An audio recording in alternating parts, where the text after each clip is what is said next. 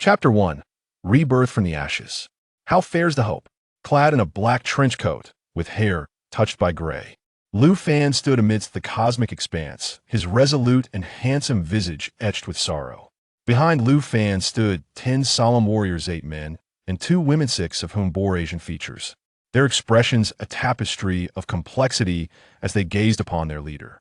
The 11 stood against the backdrop of an expansive cosmic void, with a breathtaking azure planet shimmering behind them. The vacuum of space and its weightlessness had no effect on their presence. One of the women spoke slowly. "Leader, the Hope has activated the wormhole and entered an unknown universe. The 3,000 seeds of humanity have been dispatched. Whether they live or die now rests in the hands of fate. We have done our utmost. Indeed, we have done our utmost. It is I, Lu Fan, who am powerless. My gradual concessions have led humanity toward extinction. I, Lu Fan, am the center of all humankind." Lu Fan's voice resonated with a melancholic gravity, filled with despair and reluctance. Suddenly, a distant black dot materialized in the vastness of space, drawing the attention of all present. The dot grew larger, revealing an astonishing colossal beast, as immense as a planet, with an innumerable array of slightly smaller creatures trailing behind it. One of the towering European men stepped forward, his fervent gaze fixed upon Lu Fan's silhouette. "Ha ha, great leader! In this lifetime, I, Poseidon, serve only you. Though all of humanity scorns and vilifies you, it is their ignorance of your greatness that blinds them. Over the past 3 centuries, you have contributed immensely to both humanity and the Galactic Federation. Your life has been a testament to your selflessness, yet those short-sighted individuals see only their immediate gains. If you were a touch more selfish, you could have abandoned the Galactic Federation long ago and sought refuge in some advanced civilization, rather than facing death alongside those petty souls. Leader, should there be a next life, I hope you can live a little more selfishly, for the sake of those who respect, honor, and love you. I, the Lord of the Oceans, Poseidon, shall take my leave first. If there's a next life, I will still gladly wield my sword at your side, slaying all the phantoms of this world for you." With a boisterous laugh, Poseidon bowed deeply to Lu Fan, and, as he straightened, a wave of arrogance illuminated his face. A ripple flickered between his brows, and suddenly, a colossal iron-bodied whale emerged in the cosmic expanse, dwarfing humanity, who appeared as mere ants in its presence. Poseidon laughed heartily, vanishing beside the whale, which opened a portal and swallowed him whole. "Brothers, see me off. In another life, I, Poseidon, will still fight alongside you as comrades and brothers." The whale's gaping maw resonated with thunderous echoes. In the next moment, the whale let out a mighty roar, its massive tail sweeping through the cosmos, propelling it toward the approaching horde of beasts. "Poseidon, may you fare well." The 9 warriors behind Lu Fan all struck their chests with their right hands, letting out a furious roar. The colossal beasts drew nearer, their size dwarfing the blue planet behind them, instilling a sense of hopelessness in all who beheld them. The whales surged towards the horde of colossal beasts, all of which roared as they lunged to tear it apart. Unflinching, the whale erupted in a brilliant display of light. In the next instant, the blinding radiance pierced the nearby cosmos, even at a distance of several hundred kilometers. Lu Fan and his companions found themselves unable to open their eyes against the dazzling glare. Boom! A thunderous roar reverberated, as ripples from the epicenter of the explosion stirred the very fabric of space. While the whale's detonation annihilated countless beasts, an even greater multitude surged forth, instantly engulfing the surroundings. "Ha ha, my turn now." Once again, that damned Poseidon stole the limelight. Behind Lu Fan, a burly man burst into laughter, crossing over the crowd. A flash illuminated his brow, and before him materialized an enormous mech, towering hundreds of meters high, shaped in the likeness of a human, its back adorned with a colossal sword gleaming with an ominous light. "Chief, I, Song Xiong, bow before you should there be a next life. I shall remain your humble pawn." The man knelt in the void before Lu Fan, bowing thrice before rising and diving into the mech. The machine roared skyward, drawing the massive sword from its back, and charged towards the encroaching beasts. Endless waves of beasts soon submerged the mech. Yet another blinding flash erupted, claiming tens of thousands of beastly lives. However, the monstrous horde seemed inexhaustible, instantaneously filling the void left by their fallen kin. Chief, this will be my last call to you. I shall take my leave now. Me too. Count me in. 6 more figures emerged behind Lu Fan, their voices ringing out as 6 towering mechs materialized in the void before them. With resolute determination, they plunged into the swarm of beasts, and once more, a blinding white light illuminated the scene, creating a vast empty space amidst the horde, the violent waves whipping Lu Fan's garments into a frenzy. At this moment, only 2 women remained behind Lu Fan, one of Eastern descent and the other of Western, both strikingly beautiful beyond compare. Lu Fan, I hate you. The Western woman stepped forward, casting a bitter glance at him. Behind her, the void shimmered, revealing a magnificent humanoid mech, its appearance breathtakingly handsome, with curves that captivated the eye and imposing wings that lent it an air of grandeur and sanctity. In an instant, the woman vanished into the mech's embrace. The mech turned to glance at Lu Fan before charging into the throng of beasts. Lu Fan, if there's a next life, would you accept me?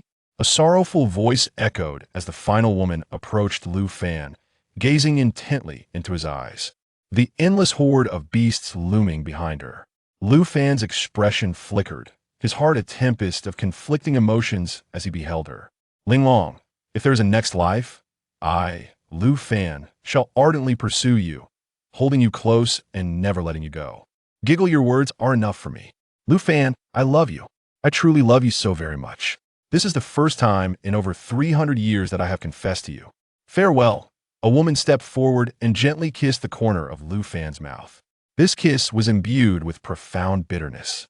She turned and summoned a graceful female warrior mech, resolutely charging into the throng of colossal beasts. As he watched the mech being torn apart and detonated by the monstrous horde, Lu Fan felt a piercing pain in his heart, akin to being stabbed by 1,000 needles. Linglong, I love you too. Tears streamed from the corners of Lu Fan's eyes, revealing to him the sorrowful taste of grief.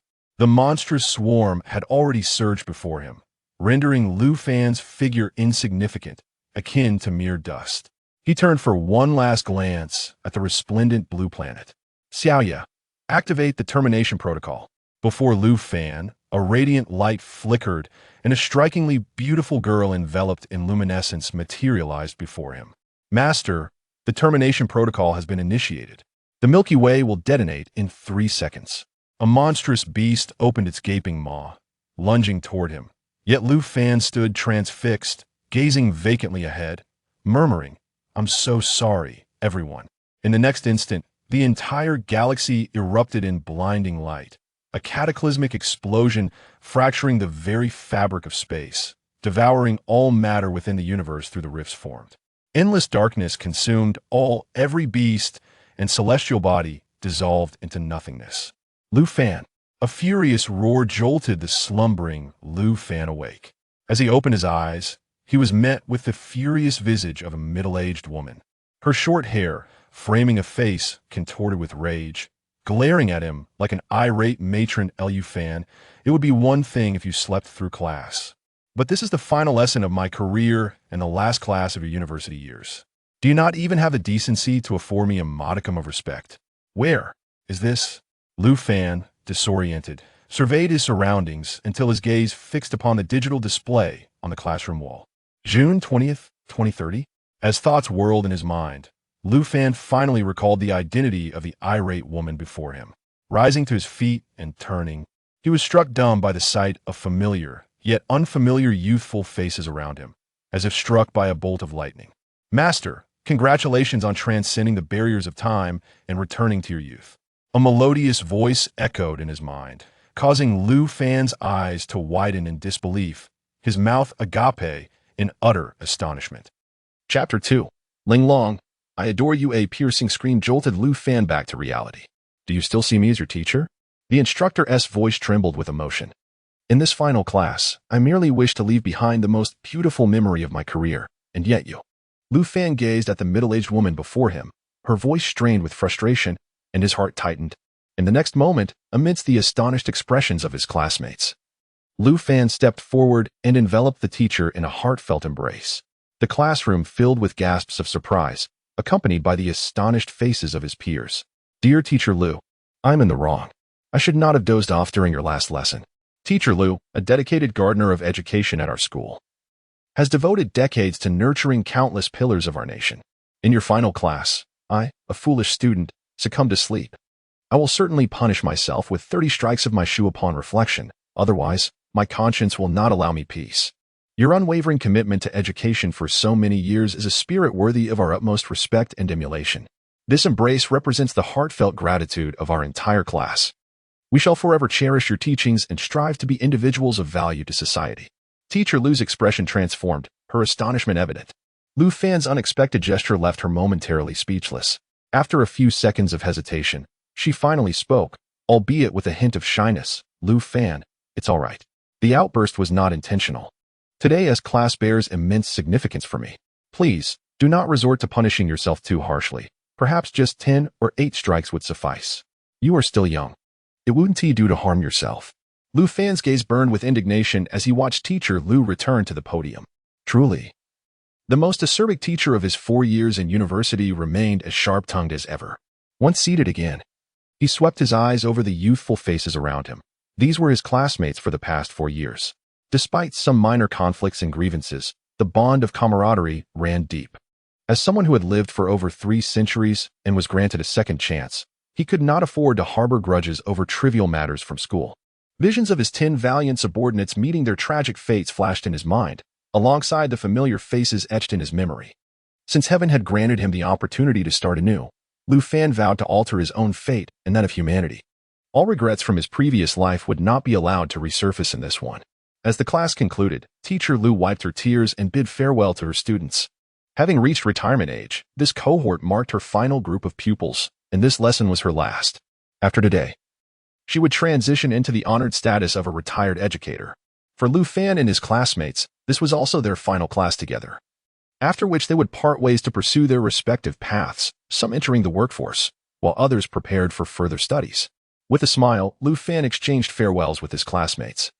Embracing even those with whom he had previously clashed, his demeanor warm and welcoming. "Lu Fan, have you lost your mind from sleep?" Wang Jun stared blankly at Lu Fan, who was embracing him. Just yesterday, they had been hurling insults at each other over basketball.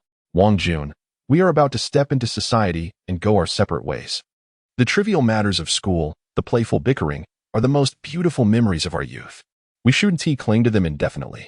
In the future, whenever you visit my city, I, Lu Fan, will certainly treat you to a meal, just like I will for all our classmates." Well said. If I continue to hold grudges, it would be my fault. From now on, let us bury the hatchet and regard each other as the classmates we have been for 4 years. Wang Jun took the initiative to embrace him once more, and they exchanged a knowing glance before bursting into laughter. As they exited the classroom, Lu Fan headed straight for the neighboring Department of Financial Management, where the one he cherished most awaited him. Mu Ling Long, the most beautiful flower of Nanda University, was renowned as a once-in-a-century beauty, with undeniable charm. She had held the title of the university's most stunning girl for 4 consecutive years, surpassing all others in beauty. Today marked her last day of classes. Tomorrow, this legendary figure would depart, granting her underclassmen the long-awaited opportunity to shine. As Lu Fan caught sight of her familiar silhouette amidst the crowd, tears welled in his eyes. The image of Mu Ling Long from his past life was etched into his very soul. He knew her better than he knew himself, familiar with all her habits, likes, and even her mannerisms. "Lu Fan, if there is an afterlife, would you accept me?" The familiar voice echoed in his mind, and Lu Fan's gaze sharpened. With resolve, he strode towards Mu Ling Long. "Since fate has granted me a second chance, I shall repay what I owe you in this life." Ling Long. Lu Fan stood directly before her. His gaze locked onto the youthful yet breathtakingly beautiful girl. Mu Ling Long, standing in the crowd, resembled a crane among chickens, a beacon of light in the darkness. Her ethereal beauty and noble demeanor evoked a sense of humility in those around her, while her white dress made her appear as if she had descended from the heavens. Mu Ling Long regarded the boy in front of her with curiosity. She recognized him as a student from the neighboring department, but their acquaintance was superficial. She couldn't even recall his name.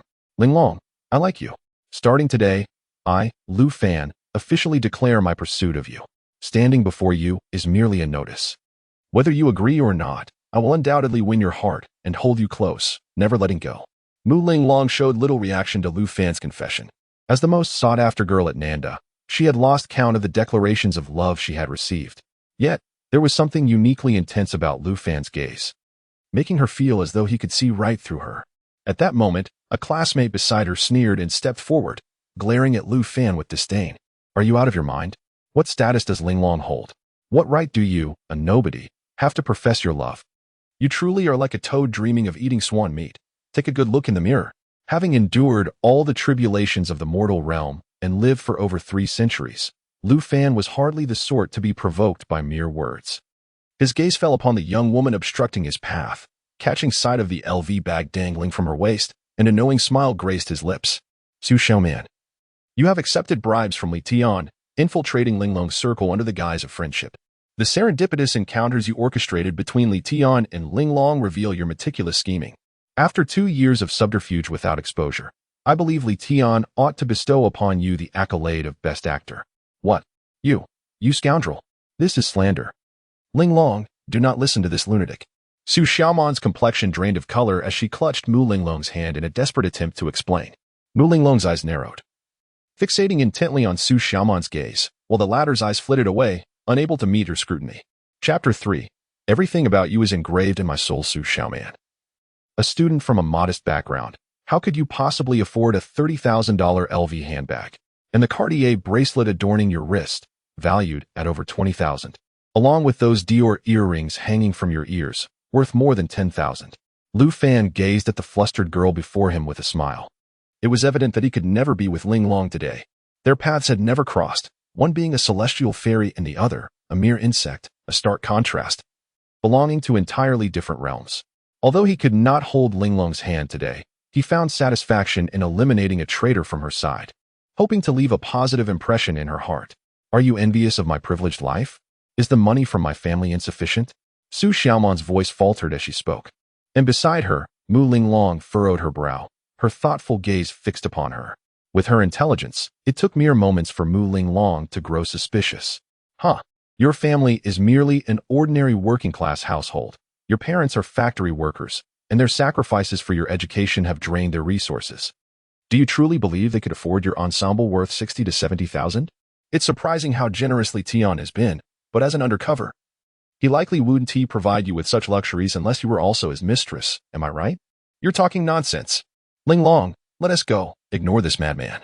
Su Xiaoman's cheeks flushed crimson as she tugged at Mu Linglong, eager to leave.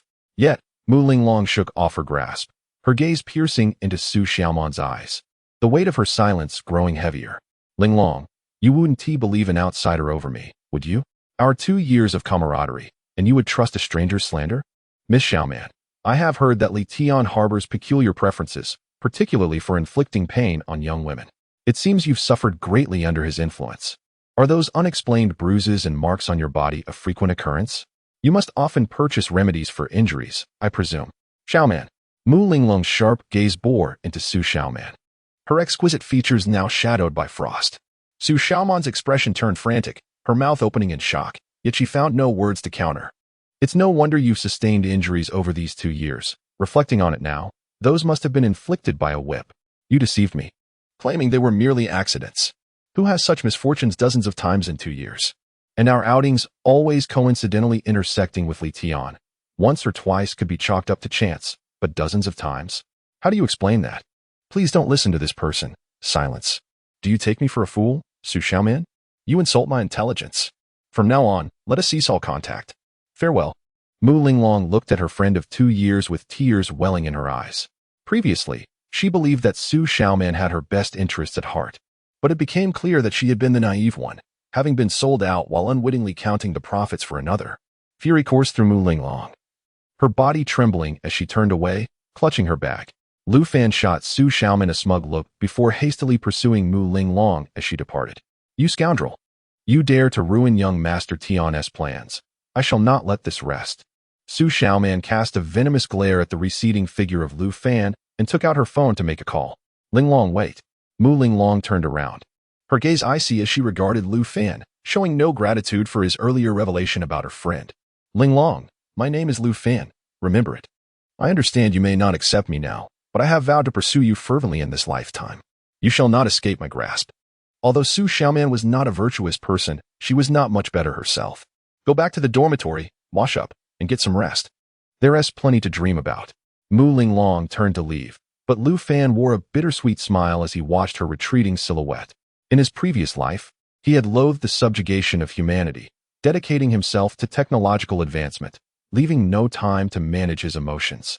He was aware that Mu Linglong had always harbored feelings for him. However, the weight of a great burden left him no energy for romantic pursuits. Linglong, if your stomach aches again, do not take the gelatin capsules. Medicine can be toxic. If you continue, your stomach will suffer. Mu Linglong, now at a distance, turned back with a fierce glare directed at Lu Fan. How do you know I've been taking gelatin capsules? Have you been investigating me? Linglong, you may find it hard to believe, but I know you more intimately than anyone else.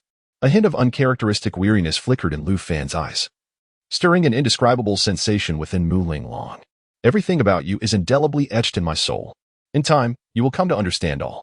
Go now. Uncle Fu has been waiting for you. Lu Fan's gaze briefly fell on a parked Maybach, beside which stood a middle-aged man in a Zhongshan suit. How could you possibly know Uncle Fu? Who exactly are you? Mu Linglong's eyes widened in shock, finally confronting the young man before her. He was not conventionally handsome, yet possessed a certain allure, particularly his deep and weary eyes. When we meet again, I shall explain. Our destinies are intertwined. This life is destined for us to be together. Please send my regards to Uncle Mu. By the way, when you see him, remind him that the land the Li family intends to develop is a trap. Once your father signs the contract, your family will be ensnared in at least 300 million in liquid assets, marking the beginning of the Mu family's downfall. With that, Lu Fan turned and walked away, understanding all too well the perils of haste after living for centuries. Hey! Mu Linglong felt a surge of curiosity sparked by his words and wished to call out to Lu Fan for clarity. But he did not respond and continued on his way. Miss, it is time to return home. The master and mistress are waiting for you to dine together. Mu Linglong turned to the speaker. Uncle Fu, do you know that young man from earlier? The young man? He must also be one of your admirers. He has quite the appealing appearance. This is the first time I have seen him. Then it is nothing. Uncle Fu, let us return home. Mu Linglong cast one last puzzled glance at Lu Fan's vanishing figure before stepping into the Maybach. Lu Fan returned to the school cafeteria, where he filled a plate with food and sat alone in a corner. Xiaoyu.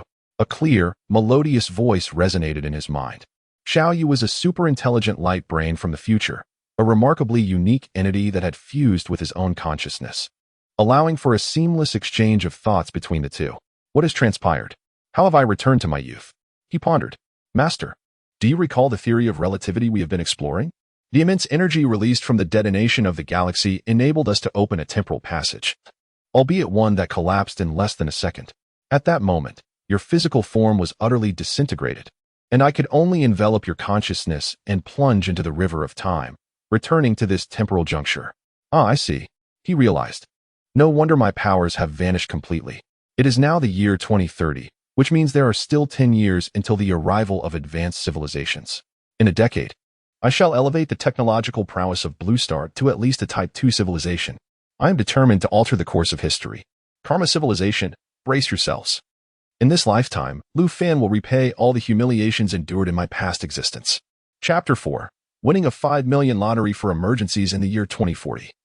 A highly advanced civilization descended upon the Milky Way galaxy. A colossal interstellar warship, as immense as a planet, anchored beyond the blue planet, rendering the inhabitants of Earth capable of witnessing the majestic vessels of this superior civilization with their naked eyes. Humanity was engulfed in terror, as ominous clouds of doom loomed over every individual. Countless mech warriors invaded the blue planet, annihilating all technological defenses in an instant. Faced with the onslaught of advanced civilization, the blue planet was utterly defenseless. Its technology proved futile against the energy weapons and shields wielded by extraterrestrial mechs. Consequently, the entire blue planet fell under the yoke of this superior civilization, with its inhabitants reduced to mere free laborers, exploited to extract resources from across the galaxy. In 2051, the vigorous Lu Fan was chosen to serve as the spokesperson for this advanced civilization. marking the onset of a 3-century-long enslavement of the Blue Planet. Bearing the weight of over 300 years of scorn, Lu Fan clung to existence, solely striving to carve out a semblance of respite for the people of the Blue Planet. Universally condemned as a traitor, he evoked both fear and hatred among the populace. Yet the 10 warriors who followed him recognized the magnitude of his sacrifices for their world. Had it not been for Lu Fan's diplomatic maneuvering, humanity on the Blue Planet would have faced extinction long ago. However, Lu Fan's enduring patience over these 3 centuries yielded little improvement. The Zerg descended upon the Andromeda Galaxy, devouring every celestial body within it. Initially, the Zerg's trajectory was aimed toward the coordinates of the advanced civilization. Yet, in the face of danger, the rulers of this civilization resorted to a most despicable act. They redirected the Zerg towards the Milky Way, transforming the enslaved inhabitants of the Blue Planet into cannon fodder, mere sustenance to distract the Zerg. Throughout these 300 years, Lu Fan endured humiliation and learned the technological knowledge of the advanced civilization. Despite their constant vigilance against him, fate smiled upon Lu Fan, leading him to discover a unique substance within a meteorite. He nurtured this substance into a super-intelligent light brain named Xiaoya, endowed with independent thought. Xiaoya possessed an astonishing capacity for learning, seamlessly accessing and duplicating all technological data from the advanced civilization once connected to the star network. Thus, Xiaoya and Lu Fan became inseparable allies, each aiding the other in their endeavors. With Xiaoya's assistance, Lu Fan rapidly elevated the technological standing of the Blue Planet. It was then that the advanced civilization, perceiving humanity as a burgeoning threat, sought to obliterate the entire galaxy using the chaos of the Zerg invasion as a cover. They issued a decree forbidding any human from venturing beyond the Milky Way, threatening dire consequences for disobedience. In secrecy, Lu Fan constructed an interstellar spacecraft, ferrying 3,000 of humanity as fine as seeds through a wormhole into the unknown reaches of the universe. Subsequently, in a fervent act of defiance, he manufactured antimatter bombs and deployed them across all planets within the galaxy. Through this desperate and brutal act, he declared war against the advanced civilization, proclaiming that humanity fears no existence, only lamenting the lack of time to elevate their technology to a Type 1 civilization before falling prey to these thieving oppressors. Perhaps divine providence could not bear witness to such injustice, granting Lu Fan a second chance at life, alongside an opportunity for all of humanity to begin anew. After finishing his meal and returning to the dormitory, Lu Fan felt his phone vibrate in his pocket. Upon seeing the name Mom displayed on the screen, his eyes instantly welled with tears, and his right hand trembled as he pressed the answer button. Mom, Xiao Fan, have you finished all your classes? Have you decided whether to pursue further studies or enter the workforce? Mom, I miss you so much. I want to go home. I can't wait any longer. You silly child, if you want to come back, just do it. Take a bus tonight, and you'll be home by tomorrow. I'll make dumplings for you when you return. Yes, home. I'll buy a ticket right away. After hanging up, Lu Fan was already on the brink of tears. In his previous life, his parents had suffered under the stigma of being traitors and passed away in despair, while his younger sister, Lu Mingwei, tragically died in his arms. To honor her memory, he had named his super-intelligent brain Xiaoya. Only he had endured a humiliating existence for over 3 centuries, bearing untold suffering and torment. Even his genetically enhanced physique could not conceal the whiteness of his hair. Opening the ticket purchasing app, he awkwardly realized that he had only a little over 100 yuan on his phone, barely enough for a hard-seat train ticket. It seemed he needed to find a way to earn some money first. Without funds, he could not advance technology. Lu Fan lowered his head in contemplation. He now possessed an abundance of knowledge from advanced civilizations, yet translating that knowledge into tangible results required both money and time. He was no longer the ruler of Blue Star he once was. Xiaoya, do you have all the network data from Blue Star? Yes, my master. I have detailed records of everything that happened on Blue Star over the past 3 centuries. Retrieve tonight's double-color ball lottery numbers. Let us aim for a quick win of 5 million. Lu Fan memorized the numbers Xiaoya provided, considering it a temporary measure. He had countless ways to earn money in mind. Any technology he developed could elevate him to the status of a world-class tycoon. There was a lottery shop right by the school gate. Lu Fan took out 2 yuan and bought a double-color ball ticket. Upon returning to the dormitory, he found that all 3 of his roommates were back as well. Their relationship was quite good. After graduating in their previous lives, they had stayed in touch. However, everything changed once Lu Fan became the representative of an advanced civilization. Friends and relatives drifted away, including the 3 roommates he had once been so close to. Reflecting on his past life, Lu Fan felt an overwhelming sense of unresolved issues. Wasn't this second chance a way for the heavens to make amends for him? Perhaps everything was destined to be. Old 3, have you made plans after graduation? Asked Shen Lang, the dorm leader. As Lu Fan held the position of third in their group, a title that had persisted for 4 years. Let us start a business. You're all wealthy now. When I find myself struggling, you must help me out. Starting a business? Given the current climate, it's not the best option. Have you thought this through, Old 3? Said Mao Junyi, the second roommate, frowning as he sat beside Lu Fan. Don't worry, I know what I'm doing. My resources are nothing compared to yours. I want to recklessly venture into chaos. Among the 4, the eldest and the second are preparing for their postgraduate entrance examinations, while the youngest, Shui Chong, has chosen to return home to inherit the family business. His family runs a sizable restaurant, a well-established brand with decades of history. For him, attaining a higher education holds little significance. Merely graduating from university is more than sufficient.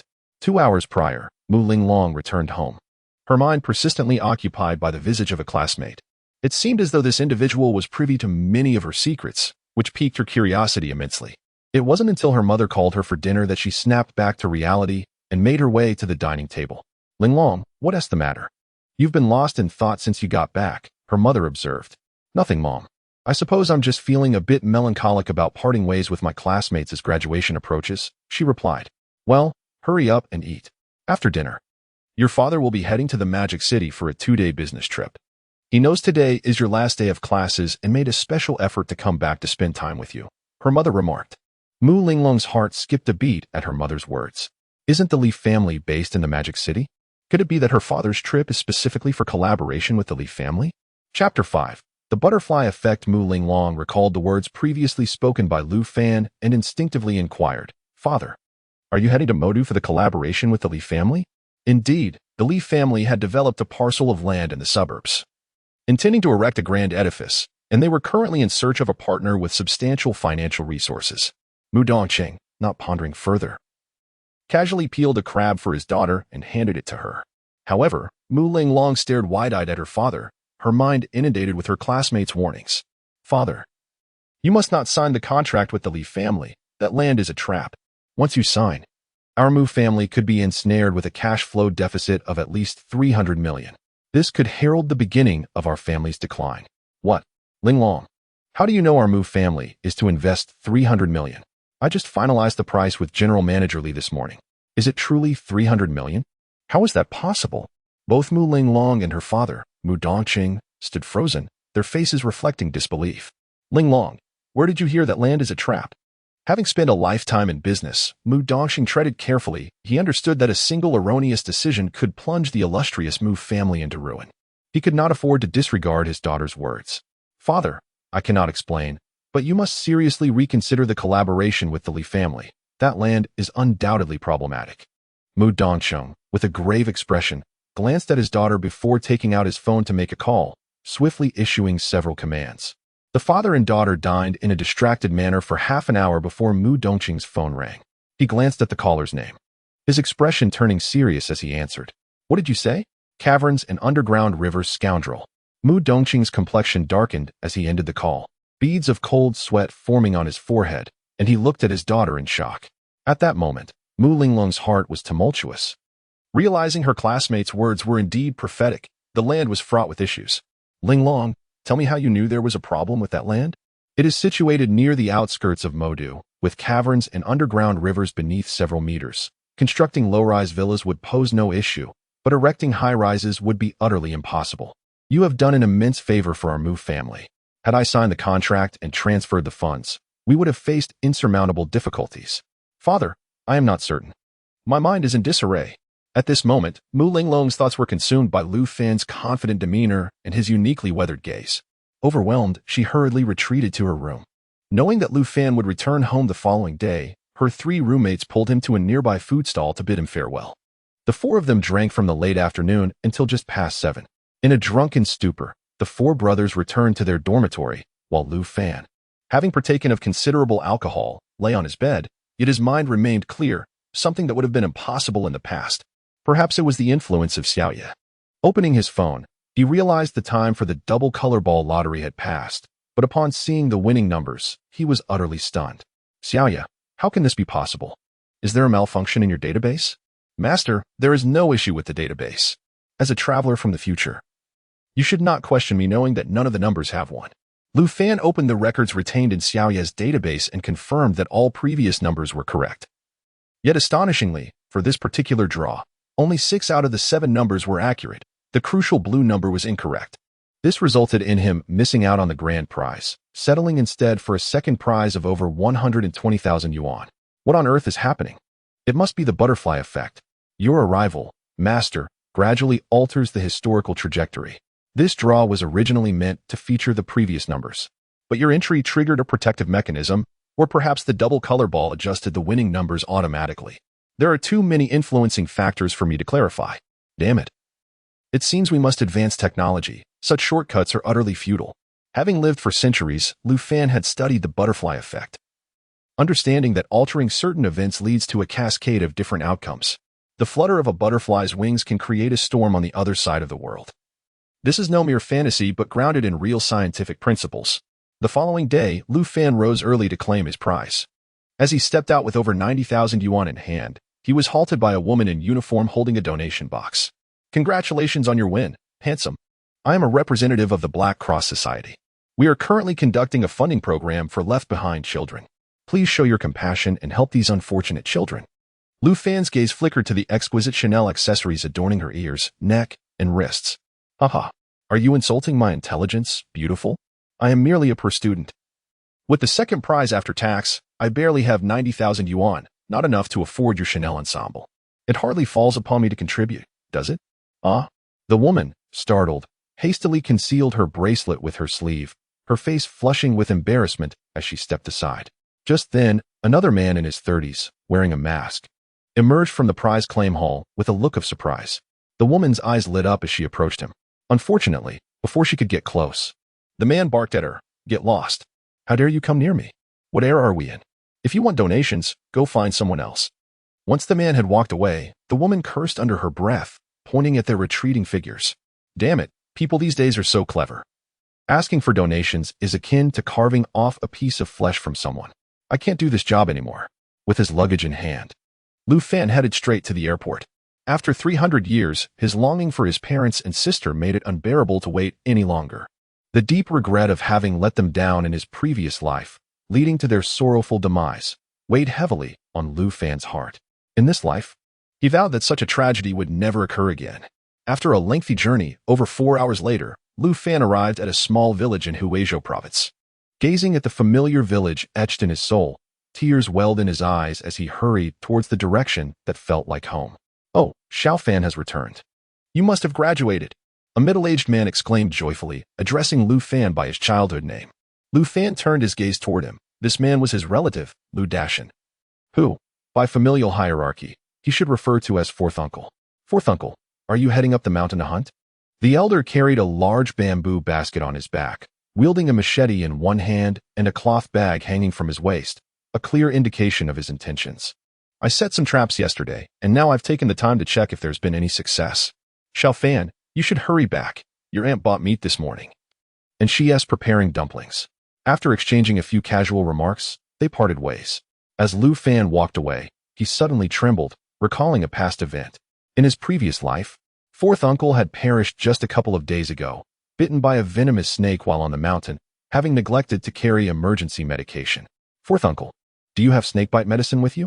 Lu Dashan was a seasoned mountain man, accustomed to encountering serpents, and he had always managed to bring back a feast.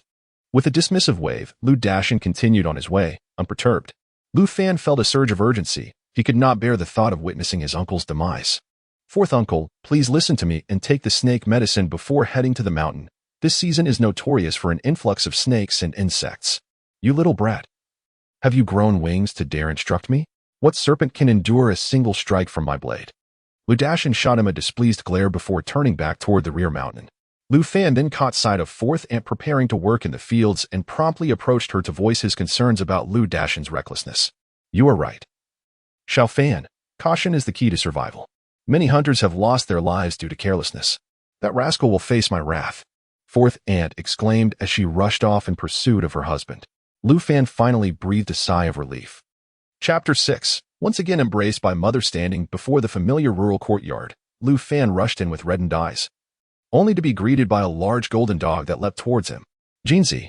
Lu Fan exclaimed, seizing the exuberant yellow dog in his arms. The dog, initially startled, immediately relaxed and affectionately licked Lu Fan's face.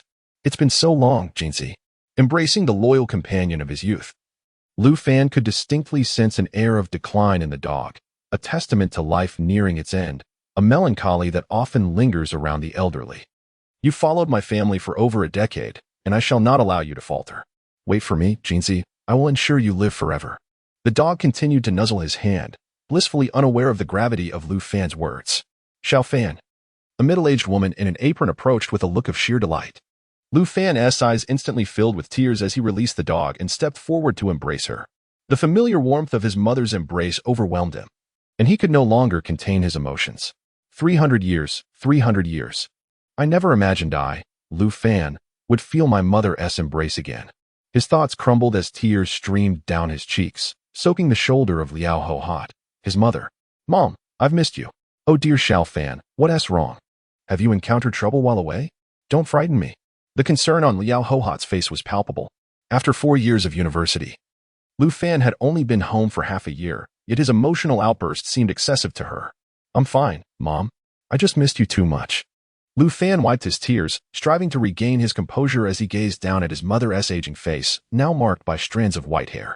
A pang of sorrow pierced his heart, but he suppressed it. I made dumplings for you, and your father has gone to buy some wine. You two can share a drink later, and we'll wait for Xiao Yu to come back and join us. It's perfect since tomorrow is the weekend and she doesn't have classes. Yes, Mom, I'll help you with the dumplings. Lu Fan took his mother's calloused hand and led her into the kitchen. They sat together at the table, finishing the remaining dumplings, until a sound from outside caught Lu Fan's attention, prompting him to rush out. Brother! A youthful and vibrant figure lunged towards him, warming Lu Fan's heart as he embraced his younger sister. Xiao Yu! Brother, you've graduated? Lu Minghua looked up at her longed-for brother with excitement. The bond between them had always been strong. Each farewell was marked by her tears as she waved him off, which inspired Lu Fan to name his intelligent holographic assistant after her. All right, Xiao Yu, you're a young lady now. Don't cling to your brother like when you were little. Hurry and help in the kitchen. Lu Fan then turned to see his father, Lu Qishan, holding a plastic bag. Years of hard labor had etched deep lines into his father's weathered face, and his sun-kissed skin spoke of countless hours spent outdoors. Dad. You've grown sturdier in the past 6 months. Have you decided what path you wish to take after graduation? Lu Qinshan patted Lu Fan's shoulder with a heart full of pride. Undoubtedly, the greatest achievement of the couple was nurturing Lu Fan into a university student. Starting a company with your classmates and delving into high-tech ventures, you need not worry, Dad. I am confident in managing my own affairs. Very well.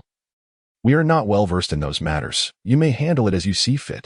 That evening, the family of 4 enjoyed a modest yet joyful dinner together, the dim lighting failing to dampen their cheerful laughter. The following day, Lu Fan rode his electric bike to the town market with his younger sister, Lu Minghua, a tradition he upheld each time he returned home for the holidays. Secretly, he purchased a new phone for his sister, a monumental gift for a high school student like Lu Minghua. Thank you, brother. I love you so much, Lu Minghua exclaimed, excitedly rushing forward to hug Lu Fan and planting a couple of affectionate pecks on his cheek. Forget that old phone. Swap the SIM card yourself. I've transferred some money to you on WeChat. Don't mention it to Mom and Dad. Buy whatever you desire. And reach out to me if you ever need more. Okay. Brother, I want to eat boiled fish for lunch. Lu Minghua gazed at her brother with wide, sparkling eyes, her cuteness irresistible to Lu Fan. He could never bear to refuse her. The memory of his sister departing this world while resting in his arms was a scene that felt as if the heavens had collapsed upon him. The successive losses of loved ones had been the root of his lifelong solitude. Otherwise, given his status, he could have chosen from any girl in Blue Star. They strolled around the town for the entire day, returning home in the evening with an array of clothes and shoes for their parents and sister hanging from the bike. Throughout the journey, Lu Minghua sang joyfully, her small hand playfully tickling Lu Fan's side. As they entered the village, they unexpectedly encountered a group carrying a stretcher returning from the back mountain. On the stretcher lay Lu Dashan, his right arm swollen and bruised. They lifted the stretcher into an approaching ambulance, which then sped away with a wail. What happened, Dad? Lu Fan quietly asked, gripping his father's arm. Though he already had a hunch about the incident, Dashan was bitten by a venomous insect. Fortunately, He had snake medicine with him, or he might not have survived. Lu Qishan sighed and departed, while Lu Fan furrowed his brow, watching the ambulance disappear. It seemed that the course of history was gradually veering from its original path. He wondered whether his arrival in this world was a blessing or a curse. At the bus station, Lu Mingwei, with tears in her eyes, clutched Lu Fan's hand to bid farewell. Lu Fan bore his own mission. He could not remain forever enraptured by familial bonds. If he failed to achieve his goals within the next decade, he would be powerless to protect everything before him, and the trajectory of history would inevitably overlap once more. As he stepped out of the station in the bustling metropolis, Lu Fan wore a complex expression, observing the vibrant cityscape. With a tattered bag slung over his shoulder, he appeared as ordinary as the throngs of hurried workers around him. Who could have imagined that beneath his unremarkable exterior lay a soul over 300 years old? Thus, he resolved to begin his conquest of this dazzling city. Lu Fan confidently stepped away, having initially contemplated 3 potential locations for his development. The capital, Beijing, was undoubtedly his first choice, followed by the economically thriving Hong Kong. However, Hong Kong was currently beyond his reach, leading to its exclusion from consideration.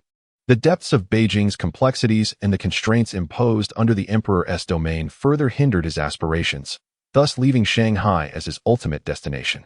Moreover, another compelling reason for his choice was that Mu Linglong would be relocating to Shanghai with her parents, and in this lifetime, she must become his woman, an inevitability that even the highest powers could not alter. Additionally, Shanghai is home to countless affluent individuals, making his ambitions there relatively effortless to pursue. The emergence of the butterfly effect heightened his sense of urgency, as events that were once destined to occur began to diverge from historical trajectories, introducing a degree of uncertainty regarding the arrival of advanced civilizations. Chapter 7. The Corrosion Resistance of Zirconium. Mr. Kong, please hold on. Kong Fengyan, puzzled after finishing work, halted as a young man in his 20s approached him with a bright smile. Who are you? Hello, Mr. Kong. My name is Lu Fan. My name is of little significance. I have a matter of utmost importance to discuss with you. What is it? A hint of displeasure surfaced on Kong Fengyan's face as he glanced at his watch. The direction of your research on solid-state batteries at Magic City's zirconium industry is misguided. I possess a far more comprehensive proposal. Preposterous. The audacity of this young upstart, who had yet to fully mature, to challenge the research accomplishments of numerous world-renowned professors infuriated Kong Fengyan. With a wave of his sleeve, he turned to leave. However, Lu Fan remained unperturbed. Calling after him with a smile, the ceramic light-blocking agent cannot entirely obscure the corrosion resistance of zirconium. If you continue pursuing this line of research, you will find that in 3 years, you will still be unable to produce a solid-state battery. This is the fundamental reason for the collapse of your solid-state battery experiments. What? How do you know our experimental progress? Startled, Kong Fengyan spun around, his gaze shifting uncertainly as he scrutinized the young man before him. A confident smile graced Lu Fan's face. As long as Kong Fengyan paused, he believed he could persuade him. Because I possess all the computational formulas for zirconium energy solid-state batteries. I have seen your promotional video for solid-state batteries online. While your direction regarding solid-state batteries is correct, every other aspect is fundamentally flawed. I know you do not believe me, but the facts speak for themselves. Mr. Kong, please take a look. Lu Fan opened his phone and presented it to Kong Fengyan, initially ready to express his anger. Kong Fengyan's expression faltered as he gazed at the array of formulas displayed on the screen, his eyes widening in astonishment. The ceramic light-blocking agent was indeed erroneous. No wonder their experiments had consistently failed. This formula, along with the molecular arrangement. Yet, Lu Fan chuckled and closed his phone, leaving Kong Fengyan anxious. Young man, do you have any other formulas? I not only possess the correct formulas, but also the complete manufacturing technology for solid-state batteries, along with the purification techniques for all necessary materials. Impossible. If you could provide a few correct formulas, I might be inclined to believe you. But no one on Blue Star has conquered the complete technology for solid-state batteries. By what right do you claim this? Disheartened, Kong Fengyan turned to leave once more. But Lu Fan's words prompted him to turn back again. Mr. Kong, remember to check your email when you return. I have sent over some materials, and my telephone number is listed at the end of the documents. With that, Lu Fan turned and departed, while Kong Fengyan called after him. But the young man was already far away. Lu Fan had achieved his objective. Now, he merely awaited a response at his residence, regardless of which industry he approached. What he lacked most was capital, for without funds, navigating this bustling metropolis proved nearly impossible. and Kong Fingyan was the target he had set his sights on. As a leading expert in the energy field, he was backed by numerous financial consortiums, particularly given the solid-state battery project he was currently researching, a colossal financial beast. Lu Fan merely needed to contact Kong Fingyan through a bridge to reach the capital behind him, allowing him to exchange the solid-state battery technology for the initial funds to launch his ascent. As an expert in the energy sector, Lu Fan was confident that Kong Fingyan would be utterly astonished by the materials he had sent. Kong Fingyan had initially intended to check the email from Lu Fan immediately. However, a phone call interrupted his thoughts. After answering the call, Kong Fingyan hurriedly departed, and upon returning home, he found his wife and children had prepared a meal. As it was his wife's birthday, the children, who had been working away from home, had also returned for the family gathering, which was the reason for his urgency. After the family had eaten their fill and settled on the sofa for casual conversation, Kong Fingyan instinctively pulled out his phone and opened it, suddenly recalling Lu Fan's mention of the email. Upon opening the email, he was left utterly stunned. It contained the correct calculations for every challenge he had encountered in his experiments, and all results were flawless. Kong Fingyan sat up straighter, becoming increasingly amazed and captivated as he read on. The email's calculations resolved many of his previously encountered dilemmas, yet crucial details were conspicuously absent, leaving him in a state of frustration. It was only upon reaching the end that he finally noticed the phone number Lu Fan had left. With a sudden jolt, he straightened up and rushed into his study, a behavior his family had grown accustomed to, merely glancing at him without much thought. Lu Fan, having eaten a light meal, returned to the hotel where he was staying and skillfully powered up the computer. Xiaoya, send a fragment of yourself into the network of this era. From now on, you shall be a deity within the internet. As Lu Fan's words fell, a strange glimmer flashed across his brow, and a beam of white light shot forth, striking the computer before him. The light vanished into the monitor, and in the next moment, a stunning cartoon girl, resembling Lu Mingyue, appeared on the screen. Master, we meet again. The cartoon girl playfully executed a couple of flips, her white dress transforming into a vibrant JK uniform adorned with white stockings and bunny ears, exuding youthful exuberance. Xiaoya, you shall remain concealed within the internet, ever ready to heed my commands. We must, by any means necessary, elevate Blue Star to a level 1 civilization within the shortest time possible. Only by achieving level 1 and connecting to the Star Network can Blue Star hope to escape the shackles of higher civilizations. Understood, Master. With our capabilities, it is absolutely achievable within 3 years.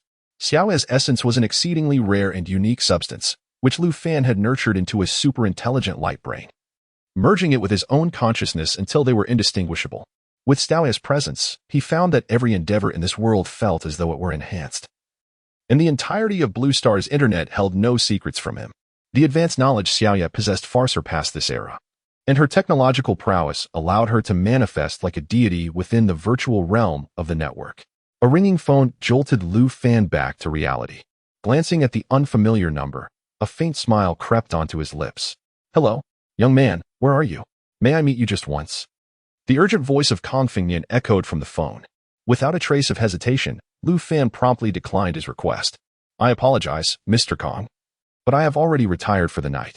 I shall arrive punctually at your research institute tomorrow morning. Young man, let us converse further. Hello? The line went dead, leaving Kong Fingyan staring at his phone in disbelief, his expression a vivid portrayal of astonishment. Chapter 8. Solid-State Zirconium Batteries. Young man, you have finally arrived. As soon as Lu Fan made his appearance in the morning, Kong Fingyan rushed over eagerly, observing the weariness etched on his face. It was evident that he had not enjoyed a restful night. Mr. Kong, I am Lu Fan. You may address me directly by my name. It was likely that you have thoroughly examined the materials I sent you yesterday. I shall refrain from unnecessary elaboration. I possess all the technical documentation regarding solid-state zirconium batteries, and I am capable of fabricating a flawless solid-state zirconium battery in your laboratory. However, I must meet your superior. Lu Fan, are you serious? You can indeed manufacture a solid-state battery? Had Lu Fan uttered such words the previous day, he would have deemed the speaker mad. Yet, after a sleepless night devoted to studying the materials, he found each formula and calculation to be accurate, allowing him to bypass numerous obstacles. Provide me with all the necessary materials, and I shall require merely 1 day to create a solid-state zirconium battery of exceptional performance, with you observing the entire process. Is that truly the case? Kong Fingyan's mind was a tempest of astonishment. Lu Fan's expression bore no hint of deceit. If he could indeed produce a battery of outstanding performance, it would be a monumental breakthrough. Not only would the new energy vehicle industry take a significant leap forward, but all electronic sectors would undergo revolutionary transformations. Within a laboratory brimming with advanced technological apparatus, Lu Fan donned a specialized jumpsuit, diligently working at an operational station. Behind him stood Kong Fengnian and a young woman in her 20s. The two craned their necks, fearful of missing any crucial detail. As they watched Lu Fan skillfully categorize and amalgamate rare metallic materials into a novel substance, his dexterity was enough to humble even the seasoned expert Kong Fengnian. The young woman beside him was utterly astonished, her disbelief evident. Initially, she had assumed that her mentor had brought in a new student. But the subsequent actions of the two men shattered her expectations. The mentor she revered was now standing behind the younger man, learning as if he were a novice. While the boy, younger than herself, commanded her mentor as though he were an assistant, all the while exuding palpable excitement. "Professor Kong, please melt this zirconium into a liquid state. It must reach a temperature of 5,000 degrees, or we cannot remove the impurities within it." Lu Fan casually tossed a piece of silver metal over his shoulder without turning back. "What? The boiling point of zirconium is only 4,377 degrees. Is it truly necessary to attain 5,000 degrees? What do you know? While it is true that zirconium's boiling point is 4,377 degrees, reaching 5,000 degrees induces a subtle yet vital transformation in its properties, which is crucial for stabilizing the internal structure of the solid-state zirconium battery. In experimentation, even the slightest deviation can lead to a significant error. No detail can be overlooked." The white-haired Professor Kong, resembling a student himself, handed the piece of zirconium metal to the nearby student, Ning Luiyue. "Take this and proceed as Mr. Lu has instructed." "Understood." Ning Luiyue gazed reluctantly at Lu Fan's operations, her understanding crystallizing in that moment. This young man was undeniably a master in the realm of energy, surpassing even her own mentor in prowess. At such a critical juncture in the experiment, her departure would be a significant loss. Lu Fan donned a pair of protective goggles, his expression cautious as he carefully dripped the liquid into another. Suddenly, his arm trembled slightly, and Lu Fan's countenance shifted dramatically as he swiftly recoiled. A thick plume of smoke erupted from the container before him, prompting Lu Fan to hastily don a mask and extend one to Kong Fengnian as well. "Damn it! I overestimated my physical condition. This body cannot endure prolonged scientific experimentation. It seems I must expedite my genetic enhancement." Despite the earlier setback, Lu Fan remained undeterred, exhaling deeply and immersing himself back into the experiment. Kong Fengnian, standing behind him, displayed an air of nonchalance. After all, experimentation is a series of failures leading to success. Even if the financial losses incurred from such failures often exceed imagination, that single misstep of Lu Fan had already resulted in a loss amounting to several thousand yuan, underscoring the intrinsic value of scientific breakthroughs. The next operation proceeded smoothly, revealing a shallow green solution before him, prompting a sigh of relief from Lu Fan. "Professor Kong, I require a shaping container. Shortly, I will need to merge this neutralizing liquid with boiling zirconium. Additionally, please prepare a high-precision electronic scale." "Certainly. All those items are available in the melting room. We can head there directly." Kong Fengnian now held genuine respect for Lu Fan. Judging by the series of operations he had performed, it was evident that the young man's expertise in the energy field far surpassed his own. Many perilous tasks required Kong to cautiously rely on instruments, yet Lu Fan executed them with his bare hands. Such proficiency could only be achieved through years of experimental practice, further elevating Lu Fan's status in Kang's eyes. Upon entering the melting room, they were immediately enveloped by intense heat, causing beads of sweat to form on Lu Fan's forehead. He glanced at the temperature on the melting apparatus before noticing a woman beside him, glistening with perspiration. 5,000 degrees must be sustained for over 3 minutes. "Please set the timer." Ning Luiyue harbored no dissatisfaction towards Lu Fan's directive. After all, her mentor was dutifully following the young man like a student. The machine emitted a series of urgent beeps as Lu Fan adeptly maneuvered past Ning Luiyue to shut off the apparatus and extract the molten zirconium within. He measured the liquid and poured it in, producing a hissing sound as smoke filled the melting room. Ning Luiyue swiftly activated the ventilation system. Lu Fan then retrieved the shaping mold and, using tongs, poured the liquid inside. "The foundational module for the solid-state zirconium battery is complete. I require some plastic casings, sensors, electrolyte, graphite, and membranes. Yes, everything is available in the laboratory. Let us proceed to the assembly room. Kong Fengnian gazed with palpable excitement at the cooled foundational module in Lu Fan's hands, though he had witnessed the entire process of its inception. Certain intricate data remained known solely to Lu Fan. If he were to conduct the experiments independently, mistakes were inevitable. An hour later, a jet-black battery, standing over 10 centimeters tall, materialized on the assembly workstation. Lu Fan retrieved a voltage tester and, upon observing the displayed values, nodded in satisfaction. Professor Kong, you may now contact your superiors. This solid-state zirconium battery boasted an energy density exceeding that of lithium batteries by 6-fold, a charging speed surpassing them by 10-fold, and a lifespan more than triple that of its lithium counterparts. Furthermore, its safety features outstrip those of lithium batteries by a considerable margin. The zirconium battery posed no risk of spontaneous combustion or explosion. How is this even possible? Kong Fengnian stared incredulously at the battery. If Lu Fan's claims were indeed true, it would signify an extraordinary breakthrough.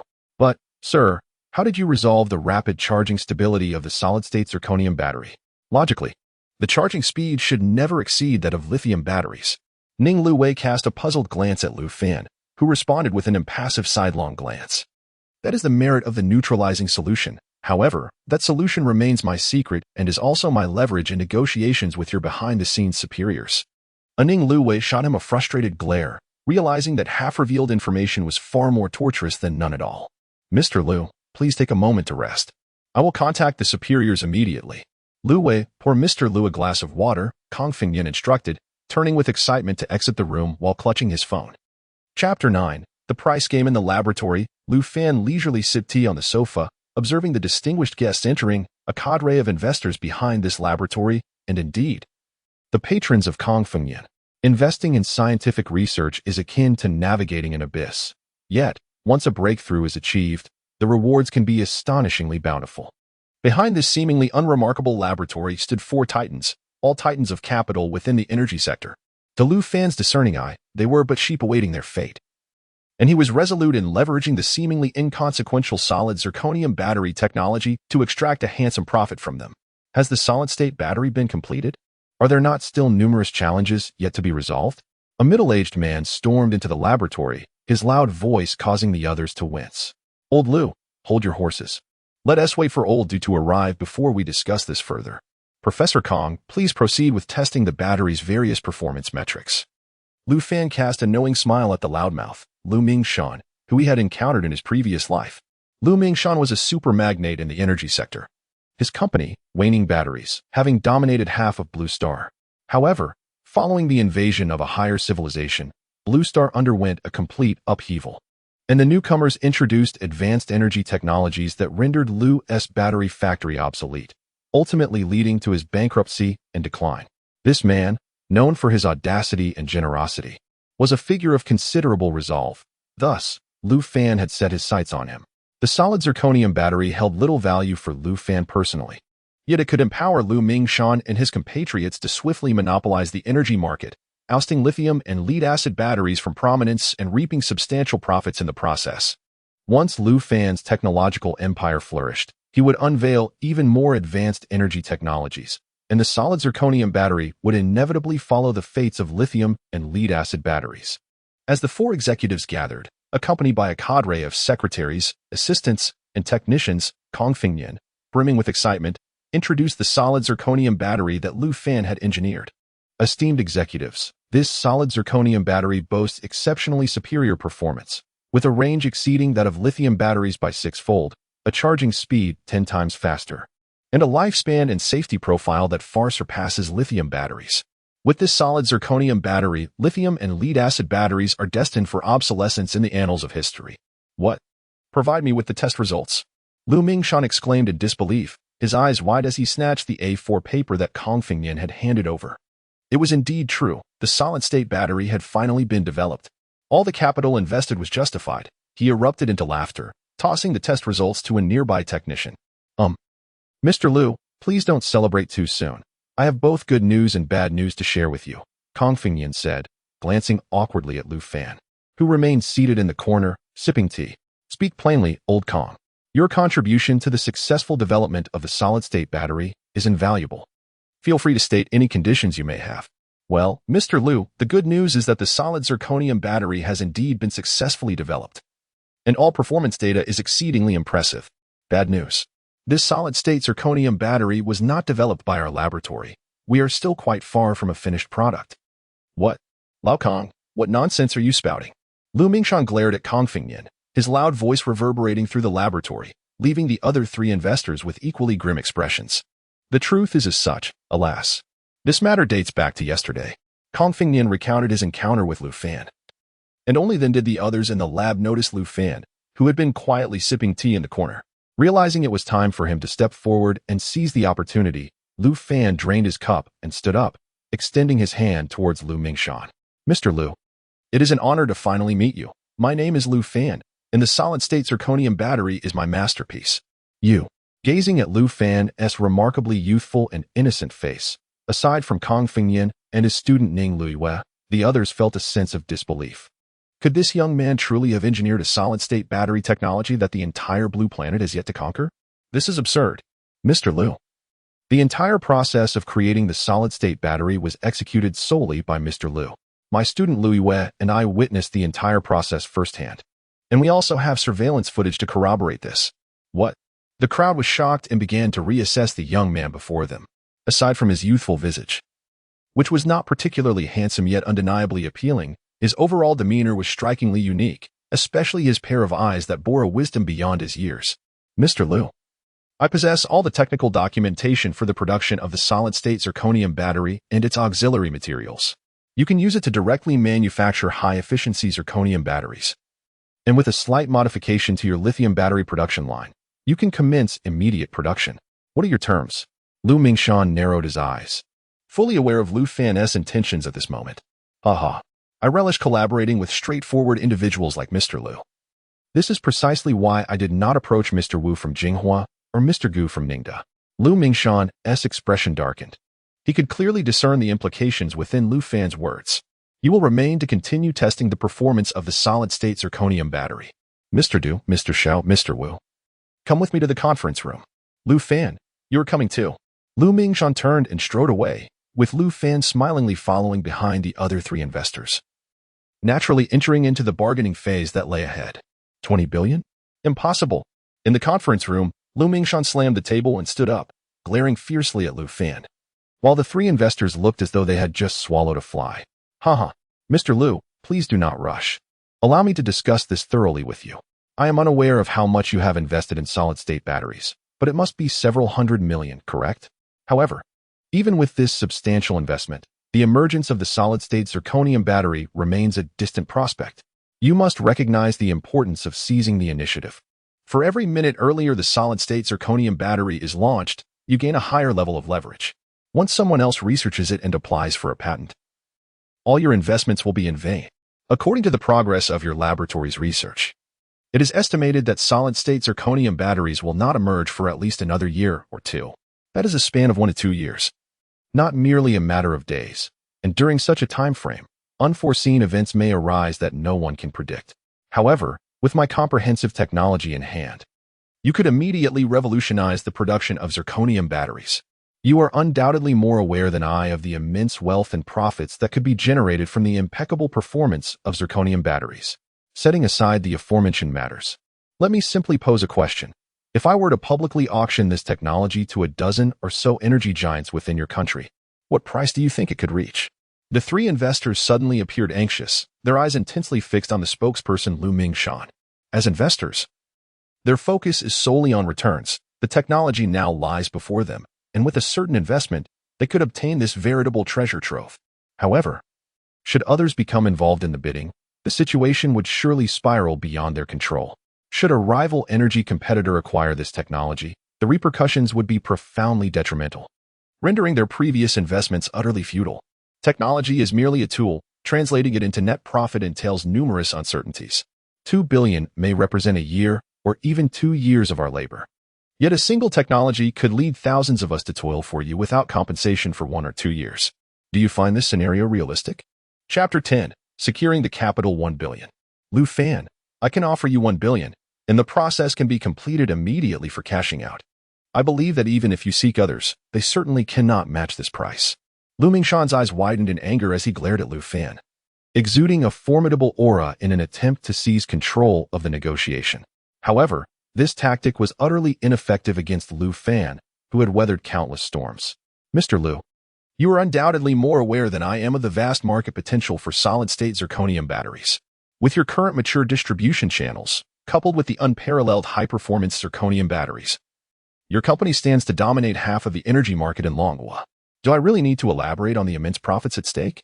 The domestic new energy vehicle sector has not seen significant breakthroughs for quite some time, leaving it in a precarious position. The advent of solid-state zirconium batteries is undoubtedly an opportunity to alter this situation.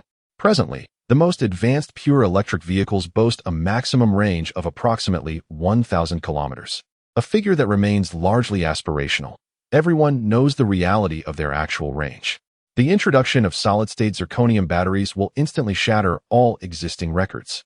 I have estimated that a typical electric vehicle, once equipped with batteries of the same specifications, could achieve a range exceeding 3,000 kilometers.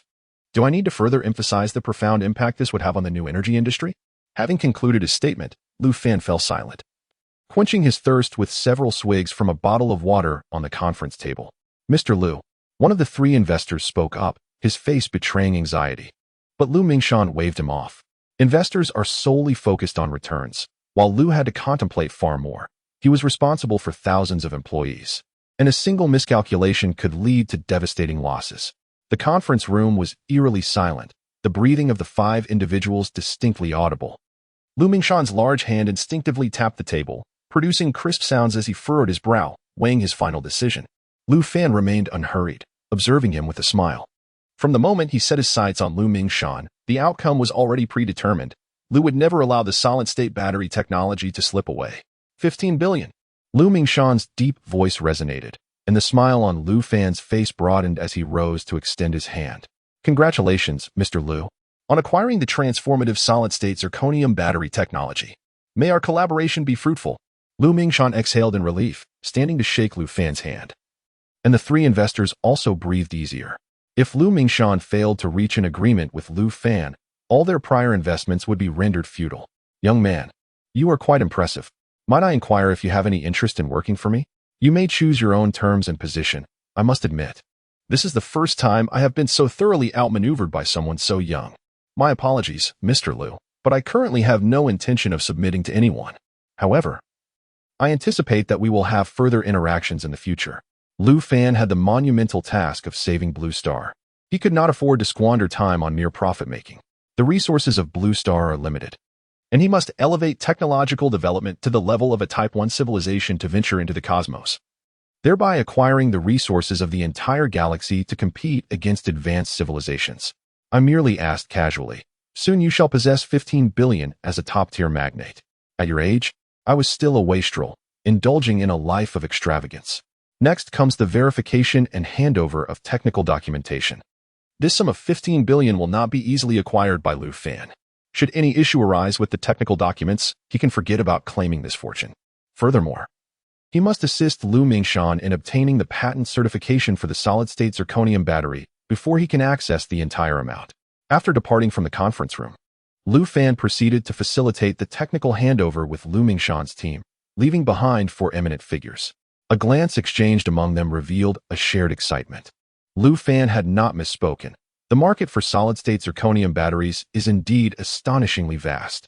Once they set their operations in motion, they could recoup this 15 billion within a month, a testament to the intrinsic value of exclusive technological advancements.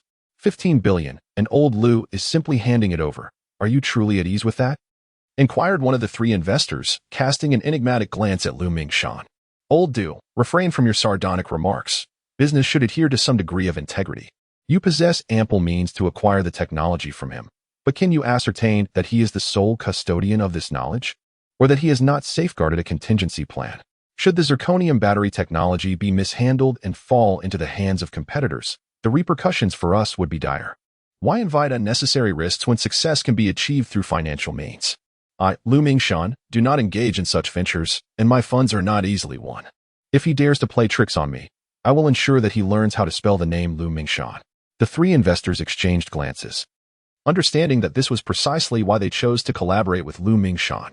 Unlike other magnates devoid of principles, he would not resort to treachery once the deal was struck. Such duplicitous behavior was virtually non-existent with him. This was also the rationale behind Lu Fan's decision to align himself with Lu Mingshan. For a week, Lu Fan immersed himself in the technical transfer procedures with Lu Mingshan, awaiting the patent approval before the entire 15 billion could be deposited. During these 7 days, Lu Mingshan adopted a multifaceted approach, concurrently managing the patent certification with Lu Fan, preparing the factory for the production of zirconium batteries, and launching a vigorous promotional campaign, culminating in a grand event to unveil their new energy initiatives. When the 15 billion finally graced his bank account, his status was elevated to that of a super VIP diamond client, complete with a dedicated customer service manager and the privilege of rapid, high-value transactions.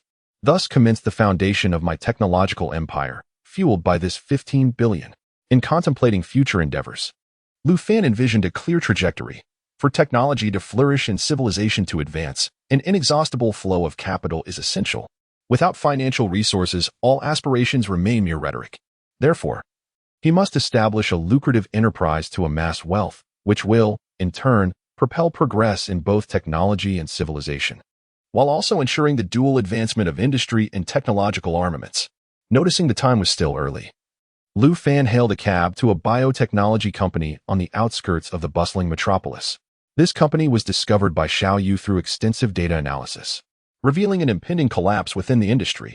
This biotechnology firm not only operates its own factory in Su province, but also has its headquarters situated in the vibrant metropolis, aligning seamlessly with his future plans.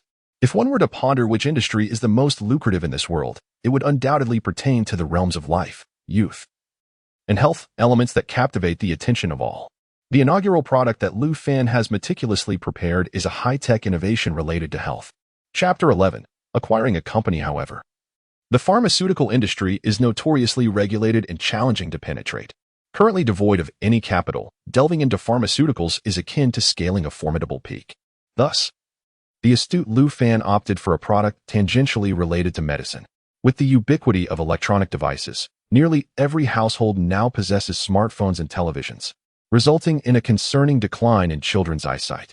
It is not uncommon to find numerous students wearing glasses in elementary schools, and by the time they reach middle school, nearly half of the class is bespectacled.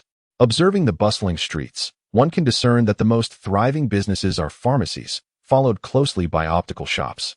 This pattern holds true in every city.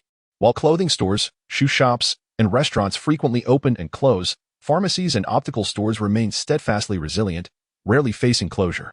This phenomenon subtly highlights some existing societal issues. Lu Fan's inaugural product is a vision correction solution. In the future, this may be deemed a superfluous item. Yet in this era, it undoubtedly represents a lucrative opportunity. This product falls within the category of topical medications, which do not face the stringent regulations imposed on oral pharmaceuticals. One merely needs to affiliate with a suitable company, and the necessary procedures can be navigated with relative ease. Moreover, the domestic myopia market in Longwa boasts over 600 million individuals, a staggering figure that constitutes a significant portion of the population. Angel Biotechnology Company Limited. Upon exiting the elevator, Lu Fan spotted a sign for the company, although the reception area was conspicuously devoid of personnel. Unperturbed, he proceeded to the innermost part of the company, passing by numerous vacant offices, the desolate scene starkly contrasting with the bustling metropolis outside. Eventually, he arrived at an office where he could hear someone speaking on the phone. "Mr. Zhang, please grant me a few more days. I am in the process of liquidating the company. As soon as the funds are secured, I will transfer the money to you without delay. Rest assured, no matter how dire the circumstances of Yudong, we will never default on our obligations to you." Lu Fan chuckled softly as he gently pushed open the office door. Inside sat a middle-aged man with a furrowed brow, his graying hair and deeply wrinkled face creating a visage of distress. Upon seeing Lu Fan enter, he widened his eyes in confusion. "Whom are you looking for?" "Of course, I am here to see you. I heard your company is up for sale." A flicker of joy crossed Si Yudong's face as he quickly rose to offer tea and water, greeting Lu Fan with the warmth one might reserve for a long-lost love.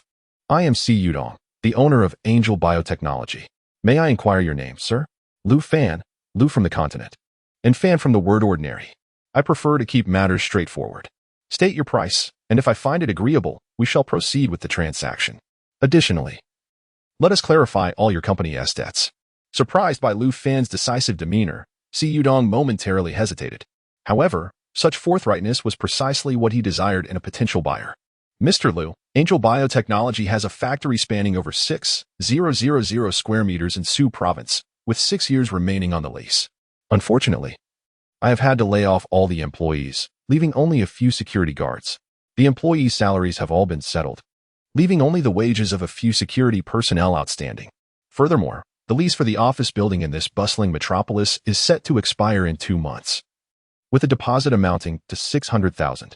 Lastly, regarding the outstanding payments to various material suppliers from previous collaborations, only the final creditor remains, with a debt of 2,800,000. I am well aware of Mr. C's predicament. I can only imagine the sacrifices you have made to ensure your employees are paid. It is no jest, Mr. Lu. I have reached a dead end. In order to cover their salaries, I have sold every valuable asset I own, including all my properties and vehicles. My wife, unable to bear this dismal existence, has left. And now it is just my daughter and I relying on each other. Since Mr. Lu is well prepared, I shall offer you a sincere price. If you are willing to accept, we can continue our discussion. The bundled price for the factory in Su Province in this office building is 17 million.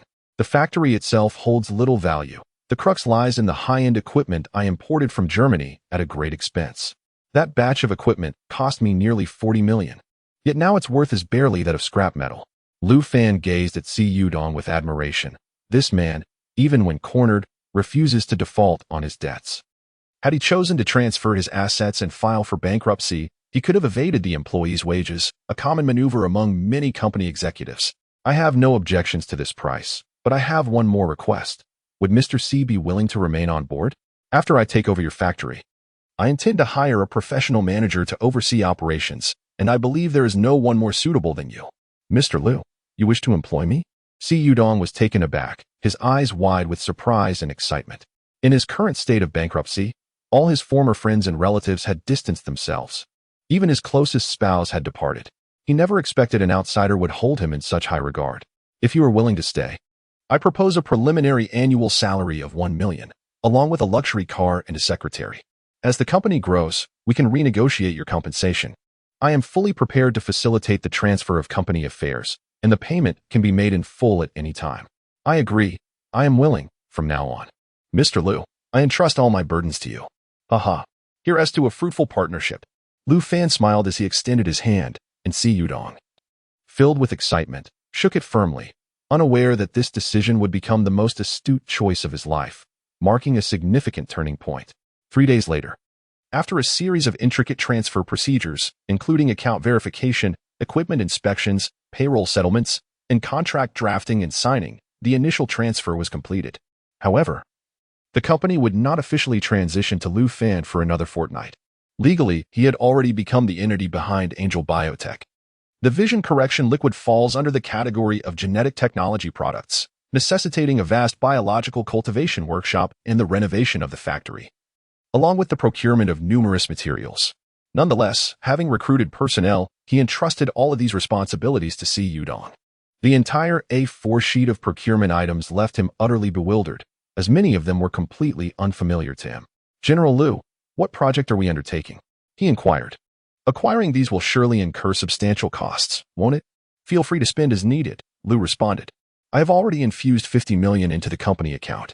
Additionally, we are commencing recruitment. Positions in management and among the staff at the factory, as well as in finance and human resources here, must be filled promptly. By the way, we are planning to establish a spacious storefront beyond the Third Ring Road, ideally with more than 6 units. Having conveyed all necessary instructions, Lu Fan hurriedly departed, as Lu Mingshan had invited him to attend today's press conference. Chapter 12. There are few things in this world I cannot accomplish at the launch event for the solid-state zirconium battery. Lu Mingshan not only summoned a multitude of journalists but also invited several popular internet celebrities and young models, making the occasion extraordinarily lively. Lu Fan arrived somewhat late, as the host was already delivering the opening remarks on stage. Below, hundreds of attendees were seated, many raising their phones to capture photos, recordings, or even live broadcasts. While Lu Fan settled into a corner, the breakthrough in solid-state zirconium battery technology signifies a revolutionary change in the energy sector.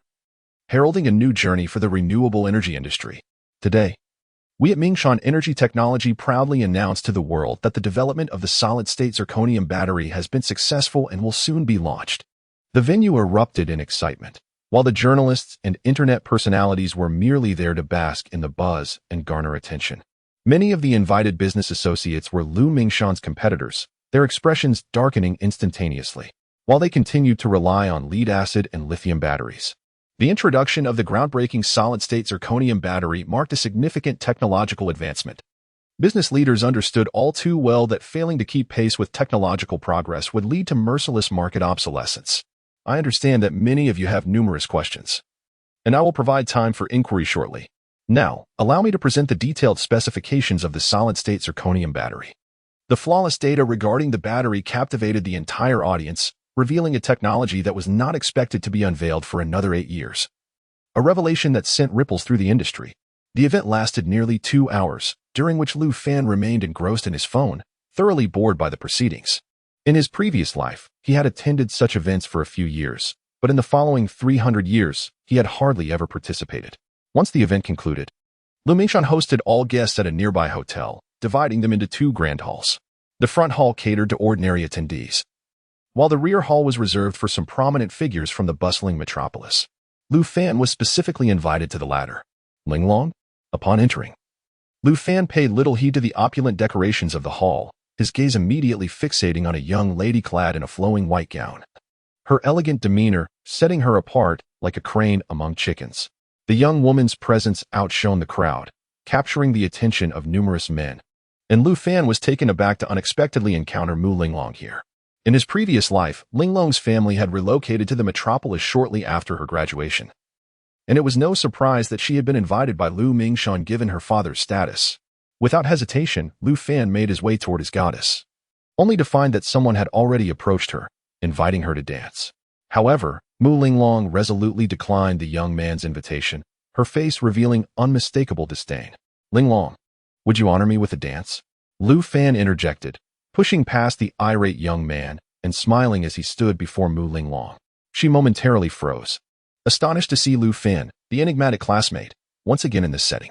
Lu Fan did not give her a chance to refuse. He stepped forward, grasped her delicate hand, and embraced her slender waist as they entered the crowded dance floor. It was only then that Mu Linglong, momentarily taken aback, realized the intimacy of their contact, causing her cheeks to flush a vivid crimson. You are truly rude. I have not consented to dance with you," she protested.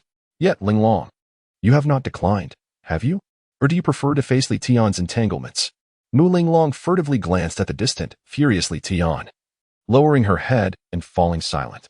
In comparison to him, she found herself more inclined towards the enigmatic male classmate before her. "How did you know that the land belonging to the Li family was a trap?" "I know far more than you can imagine, but shouldn't we dance first?" Lu Fan stood opposite her, raising his right hand to his chest while placing his left hand behind his back.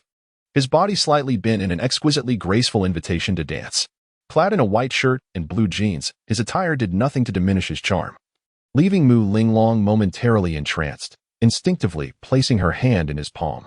As he held her hand, Lu Fan wrapped his arm around her waist and began to dance. He was well versed in the art of social dancing, moving with an effortless fluidity that contrasted with Mu Linglong's awkwardness as he guided her steps. "Linglong, you need to practice your waltz more." Lu Fan's deep voice resonated in her ear, his masculine presence overwhelming her senses. Mu Linglong felt a slight weakness in her knees. Fortunately, Lu Fan's superior skills compensated for her stiff movements. "How can your dancing be so impeccable? It's even smoother than my previous dance instructor." Mu Linglong gradually adapted to Lu Fan's rhythm, her starry eyes fixed upon his somewhat handsome face. His gaze exuded a profound confidence, as if nothing could pose a challenge to him. "I excel not only in dance. There are few things in this world I cannot accomplish, except for childbirth." "You boys love to boast." Mu Linglong shot him a disdainful glance, unaware that Lu Fan was merely speaking the truth, having lived for over 300 years and lost count of all he had learned. As the dance concluded, hand in hand, they stepped aside, only to be approached by a woman in her 30s, clad in a business attire, who blocked their path. "Mr. Lu, President Lu requests your presence in the VIP room." Lu Fan nodded, recognizing her from previous encounters with Lu Mingshan. "Linglong, come with me," he said. offering no opportunity for Mu Ling Long to refuse as he firmly grasped her hand and followed the woman. "Let go of me." Mu Ling Long shyly struggled a few times. But Lu Fan held her hand tightly, refusing to release her. "My name is Lu Fan. Please refrain from referring to me as you each time. As you venture into the business realm, it would benefit you to familiarize yourself with President Lu." "Lu Fan, how do you know Lu Mingshan?" "Haha. You shall find out shortly." Lu Fan did not respond to her words. The three of them had already pushed open the door to a VIP room, revealing a lavish suite of approximately 200 square meters. The room was adorned with plush sofas, occupied by prominent figures from the bustling metropolis, with a few foreign individuals sporting blonde hair and blue eyes nestled in the corners. "Ling Long?" A middle-aged man dressed in a white shirt and blue tie exclaimed in astonishment. His gaze fixated on the hands of Lu Fan and Mu Ling Long intertwined. "Ah, Dad, you." Mu Ling Long gasped, hastily withdrawing her hand from Lu Fan's grasp. Lu Fan cast a sidelong glance at the middle-aged man, a faint smile gracing his lips. "Lu, come over and sit. I have a few matters to discuss with you," Lu Mingshan said with a serious expression, beckoning Lu Fan to sit beside him. The gaze of more than 20 individuals in the VIP room turned toward him, each speculating the identity of this unfamiliar young man. Mu Ling Long's cheeks flushed crimson as she hurried to a seat behind her father, the duo whispering to each other with bowed heads. "Lu, this is Mr. Lee Jichuan from the Third Line Group of South Korea. He happens to be in the metropolis for an inspection, and I invited him to today's press conference." "Mr. Lee claims that our solid-state zirconium batteries have infringed upon their technology, labeling us as thieves and demanding proof of our innocence. Lu, what do you think your elder brother should say in response?" Lu Mingshan gestured toward a young man seated nearby, flanked by two attractive women in their 30s, presumably his assistants. Chapter 13, The Rabid Dog That Bites at First Glance. Ladies and gentlemen, allow me to introduce this young man, Lu Fan. His contributions were indispensable to our development of the solid-state zirconium battery, and he currently serves as the chief technical advisor for our company. Since young Master Lee has raised doubts about the originality of our technology, let us have our chief technical advisor confront him directly. Lu Mingshan pulled Lu Fan to his feet for the introduction. Lu Fan smiled and nodded at the prominent figures present, exuding an air of confidence, devoid of any trepidation. "Our Sanhang Group has successfully conquered the technology of solid-state zirconium batteries. However, at this critical juncture, our technology has been pilfered. You are the thieves who have stolen our technical documents, and I strongly demand the return of our intellectual property." Li Jichuan, visibly enraged, shouted at Lu Mingshan in a clumsy attempt at the dragon tongue, which sounded rather awkward. Unfortunately, this approach bore no fruit before the audience. Volume alone does not equate to righteousness, and Lu Mingshan was not one to back down easily. Lu Fan, on the other hand, regarded the heir of the Sanhang Group with a smile. In his previous life, he had encountered this individual only once at a gathering of influential figures, leaving him with little recollection. "Young Master Lee, if you claim we have stolen your technological achievements, then present your evidence and sue us. Why engage in this raucous display akin to a shrew?" Lu Fan's words stunned the assembly. He articulated them in the dragon tongue with remarkable fluency, leaving the two women from the Dragon Nation behind Li Jichuan in astonishment. "According to international law, the accuser bears the burden of proof. You chose to disrupt our press conference. Does that not reflect rather petty behavior?" "Nonsense. You are the thieves, and you dare to claim righteousness?" Li Jichuan leapt up, pointing an accusatory finger at Lu Fan. Unperturbed, Lu Fan casually took a sip from a cup of tea that had just been poured, their contrasting demeanors strikingly apparent. Lu Mingshan observed Lu Fan's performance with a smile, showing no signs of anxiety, for he was equipped with a translation earpiece. "Young Master Lee, if you have stolen 100 million in cash from me, please return it." "What 100 million? Li Jichuan stared blankly at the calm Lu Fan. "My 100 million in cash was stolen from my home, and you just so happen to possess an identical sum in your account. Does that not suggest you are the thief?" "What? Are you implying that your logic applies solely to yourself, while I cannot employ it?" "You are speaking nonsense. This is slander." "Ah, precisely what I wish to convey." The guests in the VIP room were momentarily taken aback, followed by a wave of laughter, while Li Jichuan glared at Lu Fan with a grim expression. "Our Sanhang Group has been researching solid-state zirconium battery technology for over a decade, a fact well known in the industry. 3 months ago, our technical documents were stolen, and you undoubtedly appropriated our mature technology to be the first to announce the solid-state zirconium battery. 10 years with no results? I shudder to comment on such inefficiency. Are your technical personnel incompetent? You claim that we have stolen your technical data. Yet you cannot even connect with your engineers to elucidate how the zirconium battery overcomes the challenge of slow charging speeds. Only if you can provide an explanation will you have the standing to accuse us of theft. Connecting is no issue. Who is afraid of whom? Li Zhichuan instructed his assistant to connect with the engineering team of the Sanheng group using a laptop. Do you think Brother Lu will pull any tricks? Lu Mingshan asked, frowning as he observed Li Zhichuan's demeanor, which suggested there was something to be concerned about. Don't worry, Brother Lu. The solid-state zirconium battery technology is unique to us. Li Zhichuan's assistant established a video link with their engineer. Professor Jean, please explain how the zirconium battery surpasses the technological barrier of slow charging. Upon hearing this, an elderly man with a head full of white hair stammered, President Li, we lost our technical data due to the theft. I cannot retrieve it in such a short time. Haha, what a farce. As the chief engineer of the Sanheng group, you need to consult documents to present your technology? Is your mind filled with nonsense? Li Zhichuan retorted harshly. I will make a concession. If you can list all the components of the zirconium battery, we can revisit the discussion of your claims of us stealing your technology. Realizing the situation was turning against him, Li Zhichuan's face darkened as he shouted at the professor on the screen, Professor Jean, disclose the complete material list of the zirconium battery, or I shall revoke your position upon my return. Wait, President Li, I can tell you that zirconium consists of zirconium elements, steel, manganese. Stop. Lu Fan interjected, drawing puzzled glances from everyone in the room.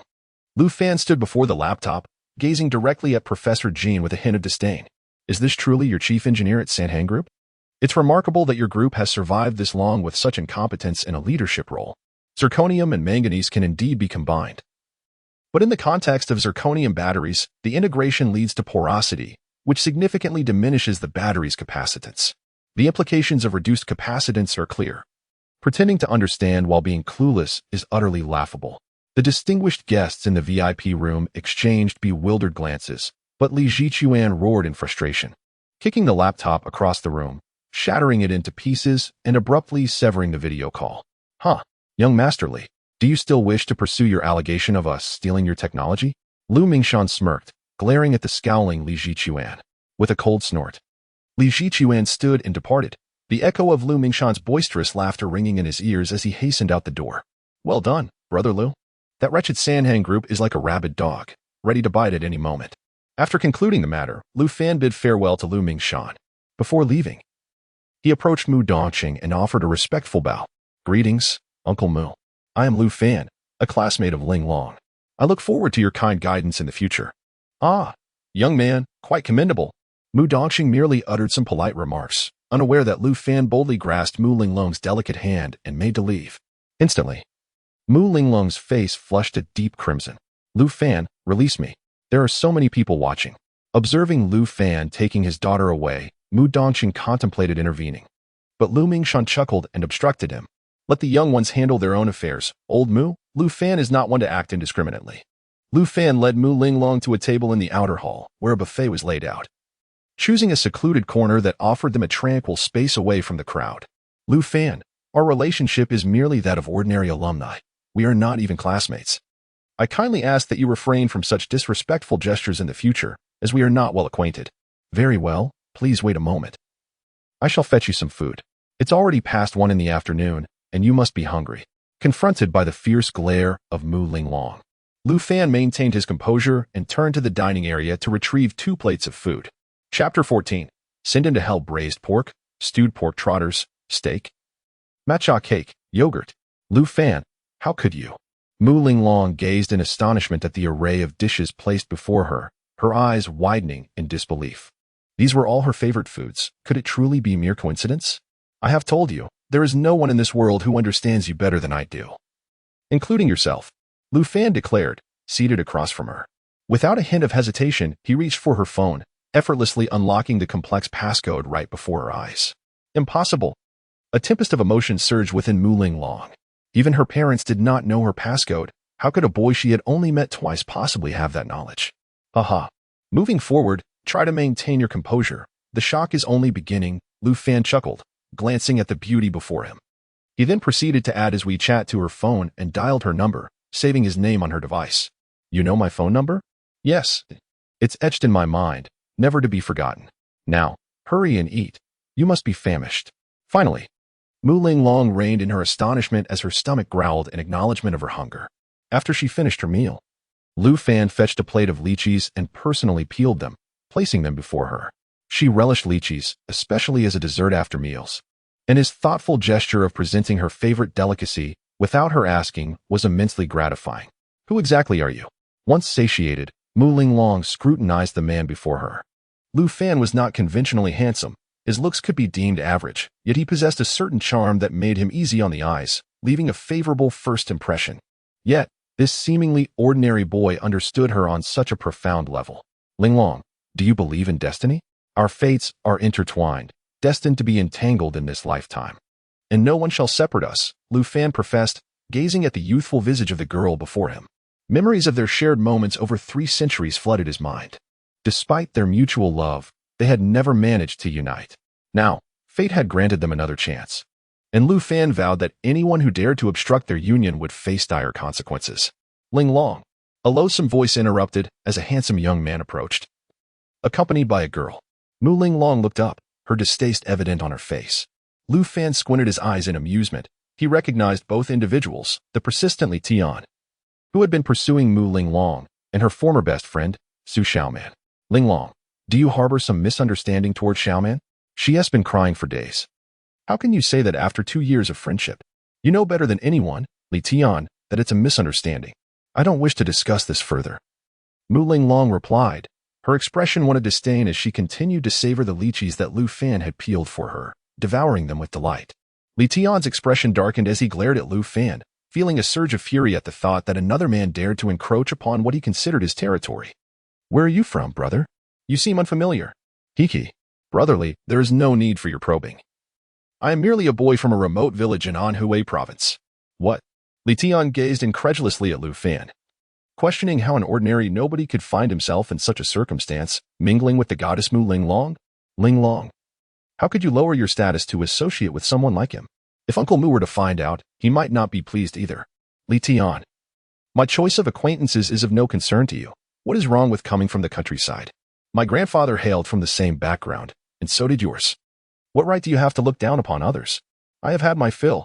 Lu Fan chuckled softly, fully grasping the implication behind Mu Ling Long's words.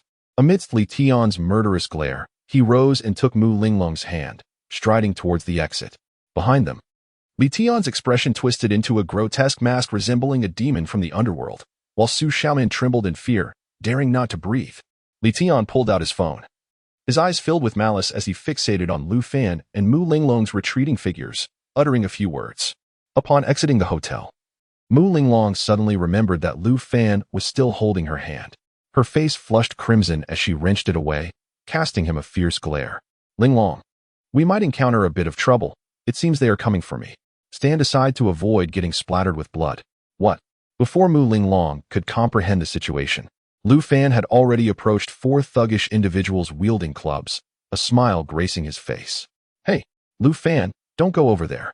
Mu Ling Long's expression shifted dramatically, concern etching her delicate features. Without so much as glancing back, Lu Fan gestured for her to remain calm, stretching his body before charging towards the 4. In an instant, Lu Fan's demeanor transformed. His eyes ignited with a crimson hue, an ominous bloodlust emanating from him as he fixed his piercing gaze upon the foremost youth. The thug, momentarily halted, appeared as though he were under the scrutiny of a ferocious tiger, his movement slowing. Lu Fan's body inexplicably surged forward, covering 2 meters in a heartbeat, as he seized the swinging steel pipe. At that moment, his wrist seemed to lose its bones, coiling around the assailant's wrist before wrenching it forcefully. A sickening crack echoed as the thug's face paled, and the next moment, a wretched scream escaped his lips. With an impassive countenance, Lu Fan snatched the steel pipe from the thug's grip, pivoting to evade a baseball bat swung by another assailant, and without hesitation, he brought the pipe crashing down upon the thug's face. Ack! The steel pipe met the second thug's visage, instantly splattering blood and flesh, rendering his mouth a grotesque mash of carnage as crimson gushed forth, soaking his body before he collapsed in agony. The final 2 thugs swung their pipes simultaneously. Yet Lu Fan's expression remained largely unchanged, his keen gaze calm to the extreme. His body twisted with uncanny agility, evading the first incoming strike. However, Lu Fan's complexion paled as he felt the sting of another steel pipe grazing his back, tearing through his thin shirt and igniting a searing pain across his back. Lu Fan wielded the steel pipe with remarkable speed, striking the heads of the two individuals, who fell to the ground without uttering a sound. Observing the four fallen figures, Lu Fan's expression was devoid of any joy. His furrowed brows indicated his profound dissatisfaction with the outcome. Lu Fan, are you all right? Oh no, you're bleeding from your back, Mu Linglong exclaimed, hurrying over with her high heels clattering against the ground. I'm fine, just a minor scrape, Lu Fan replied. His demeanor relaxed as he met the gaze of the goddess before him. After 3 centuries of experience, he had long since grown accustomed to injury. This slight pain was insignificant in his eyes. Chapter 15. Issuing a bounty in the hotel where Lu Fan resided, he sat bare-chested, receiving treatment for his wounds from the enchanting woman behind him.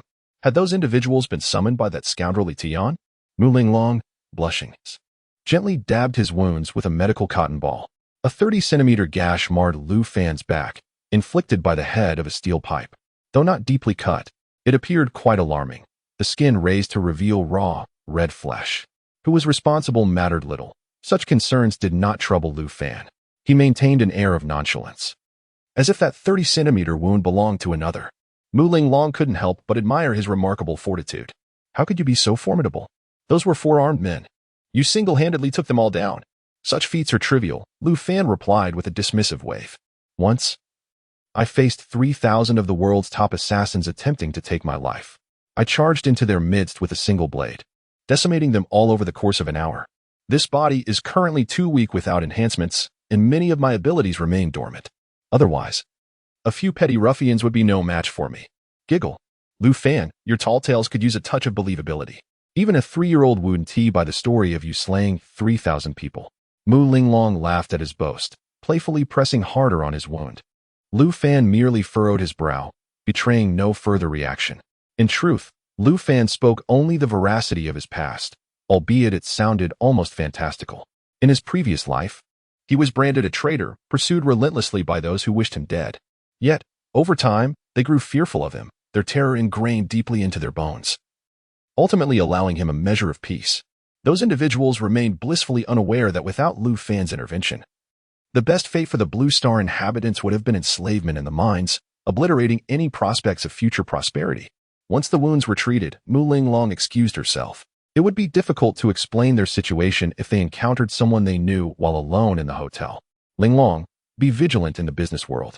Avoid any connections with the Li family and refrain from engaging in any projects associated with them. Should you encounter difficulties, do not hesitate to reach out to me. I can assist with any matters. Lu Fan instructed with a smile by the hotel room door. Uft, you love to boast. Can you even help me acquire my father's company's building? That's over 3 billion. 3 billion does seem a bit steep for me at present. Yet it's not insurmountable. Give me a month, and I shall secure it for you. Lu Fan replied earnestly, stroking his chin. Goodbye, King of Bluster, Mu Linglong teased, casting him a playful glare before darting into the elevator. Only after the elevator doors had completely closed did Lu Fan turn back to his room. Sitting on the large bed, he contemplated the road ahead. His conflict with Li Tian was now unavoidable. Lu Fan's impression of Li Tian was that of a depraved and twisted individual, capable of employing any underhanded tactics to achieve his ends. First, I must enhance my strength. This body is far too feeble. It is quite humiliating to be injured by a mere quartet of ruffians. If Song Xiang's subordinates were to learn of this, they would surely find it laughable. Shall you please search for the materials required for a Tier 1 gene enhancement serum? Certainly, Master. I have completed a comprehensive search across the internet. There are 2 materials for the Tier 1 gene enhancement serum available domestically, yet the most troublesome ingredient, the ancient bonefish, can only be found at a depth of 10,000 meters in the Gulf of Aden. This is indeed the most difficult item to procure. Is there no substitute available? Lu Fan inquired, frowning. A depth of 10,000 meters is currently a forbidden zone for humanity, making it exceedingly challenging to retrieve the desired species of fish. The so-called ancient bonefish is an extraordinarily resilient prehistoric species. Not even submarines can withstand the immense pressure at such depths, yet this fish thrives there, indicating its remarkable physical constitution. The gene enhancement serum enables humans to absorb the superior genes of various animals, thereby enhancing their physical attributes. The primary focus of Tier 1 evolution is typically the skeletal structure, and the genes of the ancient bonefish serve as the principal raw material. Master, it is possible to utilize the genes of other organisms as substitutes. However, if you wish to awaken your mental powers during the Tier 2 evolution, the Tier 1 evolution must achieve perfection. Currently, there are no genes more ideal for skeletal enhancement than those of the ancient bone fish on Blue Star. Awakening mental powers during Tier 2. Lu Fan's expression faltered. In his previous life, he awoke his mental powers during his third gene evolution, which was already considered a remarkable feat, yet Xiaoyu's calculations indicated that humans could awaken their mental powers during the second gene evolution. Once he attains the status of a Tier 3 gene warrior, his mental powers would escalate to a terrifying degree, enabling him to achieve flight and dramatically enhance his combat capabilities. Xiaoyu accessed the dark web. I wish to issue a bounty. Lu Fan powered on his laptop, and the screen illuminated. A web page opened automatically, revealing an eerie pitch-black interface that would likely deter most individuals who would assume it to be a worthless site and leave. Lu Fan waited nearly 10 seconds until a minuscule button appeared at the bottom of the page, requiring him to scroll down to see it. Upon clicking the button, another site emerged, displaying a login interface without any option for registration. Xiaoyu. Yes, Master. I have taken control of the dark web's intelligent AI. Henceforth, you will be able to log in directly without the need for intermediaries, and I will erase all traces of your activity. The web page flickered and transitioned to another screen, presenting a dim gray background that exuded an eerie aura, particularly with English text at the forefront, likely bewildering those unfamiliar with the language. Lu Fan adeptly navigated through various sections, exploring the dark web of this era. 3 centuries hence, the dark web still exists on Blue Star. However, by then, he would be the one managing it. At this time, the dark web is likely under the control of several super-rich Western families, representing the pinnacle of this world. The so-called dark web is a concealed realm within the vast expanse of cyberspace, characterized by its detachment from conventional servers. It operates on its own independent network, where, provided one possesses ample financial resources, anything can be procured. Items such as firearms, weaponry, and missiles are commonplace, alongside living organs, innocent young women, and a plethora of bizarre and extraordinary commodities. As long as the payment is sufficient, anything can be delivered to your doorstep, regardless of your location on the globe. Xiaoya, the task for the ancient fish has been released, with a commission of 10 million US dollars. Indeed, Master, the task has been successfully posted. I am currently utilizing the internet to convert your assets, dear Master. Lu Fan's phone chimed with a notification of a balance change, and in an instant, 70 million was expended, yet he did not even flinch. Chapter 16. The Big Fish is hooked. Xiaoyu, the intelligent AI that has taken over the dark web, proactively accepts virtual network tasks to earn commissions, which are stored within the dark web, proving to be of great utility in the future. Good Master, according to my calculations, there are currently 36 tasks I can undertake on the dark web, potentially yielding a staggering commission of 133 million US dollars. Do not accept them all at once. Stagger the time, aiming to complete all the tasks over a period exceeding 3 days. After assigning tasks to Xiaoyu, Lu Fan collapsed onto the soft bed and drifted into slumber. Angel Biotech is managed by Si Yudong, requiring no concern from him. He merely needs to provide the cultivation method for the vision correction liquid when Si Yudong has prepared everything. However, early this morning, Lu Fan received disheartening news. The pharmaceutical company Si Yudong contacted refused to collaborate, regardless of the monetary offer. This revelation left Lu Fan momentarily stunned. How could those who are so easily swayed by money turn down such temptation? It was akin to a famished individual finding a meat bun and choosing to disregard it. President Lu, have you offended someone? Initially, the pharmaceutical company we selected was agreeable to endorsing our product, but this morning when I presented their company qualifications, I was informed that the review was unsuccessful. Are you suggesting they rejected us after reviewing my information? Indeed, thus I surmise you must have offended someone. Leading to this targeting. Offended someone? An idea sparked in Lu Fan's mind, prompting him to have Xiaoyu investigate the company's background. To his surprise, it turned out to be a company controlled by South Korean interests, coupled with the fact that Li Jichuan from Sanhang Group was inspecting in Shanghai yesterday. Everything suddenly fell into place. President Lu, should I reach out to another pharmaceutical company for negotiations? As long as the funds are sufficient, they are usually quite manageable. No need. Handle other matters for now. Since collaboration with the private pharmaceutical company is unfeasible, let us directly approach the national pharmaceutical company. Partnering with the state is far more stable. I will take care of this, so you need not worry. considering that he had offended Li Jichuan. Lu Fan realized that even if he aligned with another pharmaceutical entity, a complaint from that individual could spell great trouble. It would be wiser to directly engage with the national pharmaceutical company for a more permanent solution, as long as the offer is substantial. He believed the state would facilitate the process, particularly for a topical eye medication. What was the name of the head of the drug administration again? Never mind. I will contact the second-in-command directly. I believe I still remember his private number. Digging into his memory for the information, Lu Fan retrieved his phone to make the call. However, halfway through dialing, he paused, contemplating for a moment before abandoning the idea. He recognized that he was merely a minor figure at this point.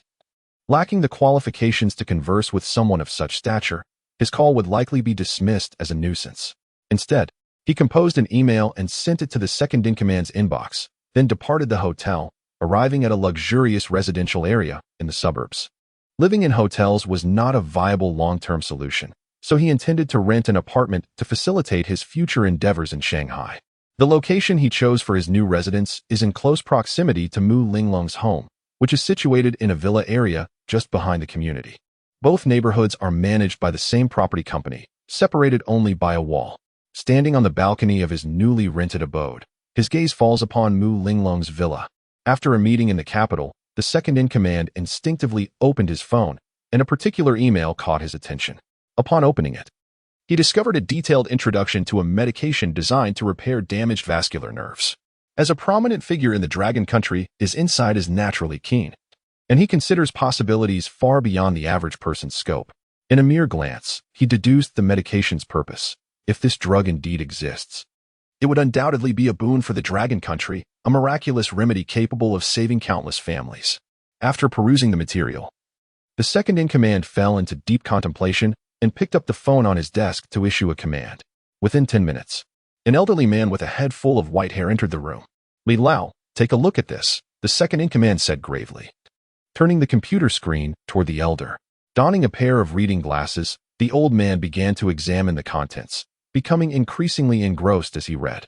The gene vascular nerve repair medication was described, detailing its principles and efficacy, yet it lacked information on the cultivation method. Furthermore, as it was a nanogene active medication, its cultivation process must be exceedingly intricate. Second-in-command, what about the cultivation method? Why haven't you shared the entire content for review? Li Lao inquired. I merely wanted you to assess the feasibility of this medication. This is what they sent me. Given the significance of such a matter, they would hardly disclose it lightly.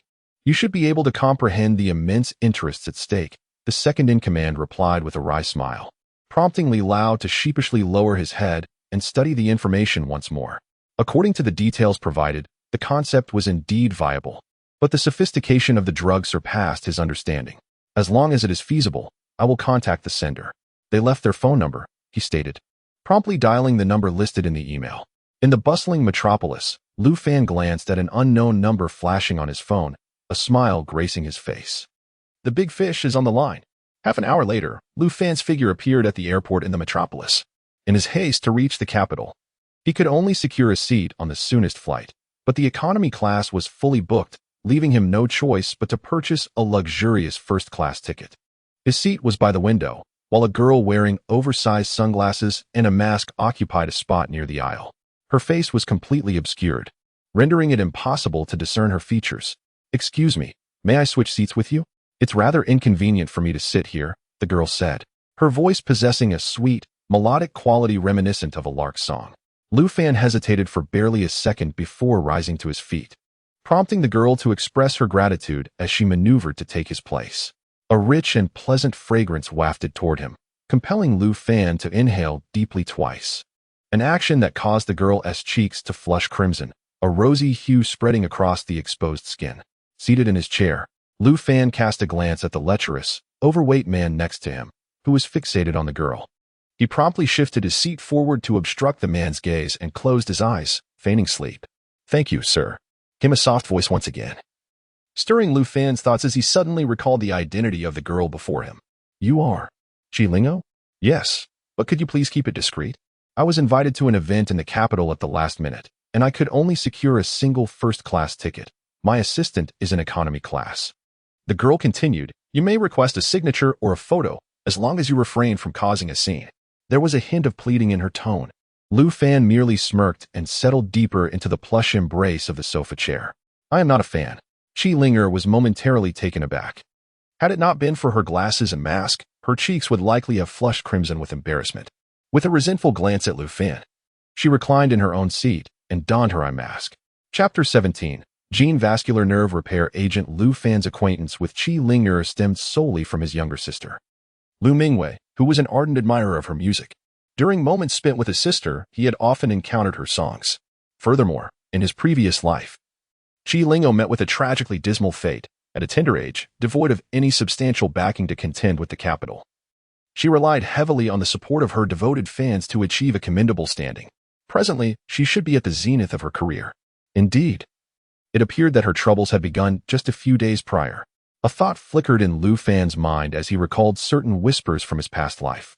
Qi Linger, renowned for her pure and striking beauty, had fallen victim to a notorious scion of the capital, who had drugged her and recorded a video, which ultimately circulated, leading to her ruin.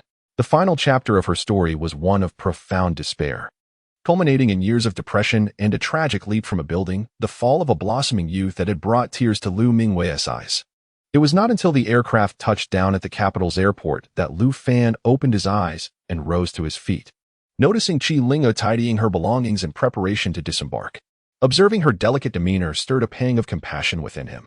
Miss Qi, your recent fortunes seem less than favorable.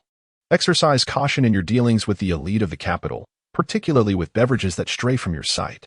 This is all I shall say. Farewell. With those words, Lu Fan turned and departed.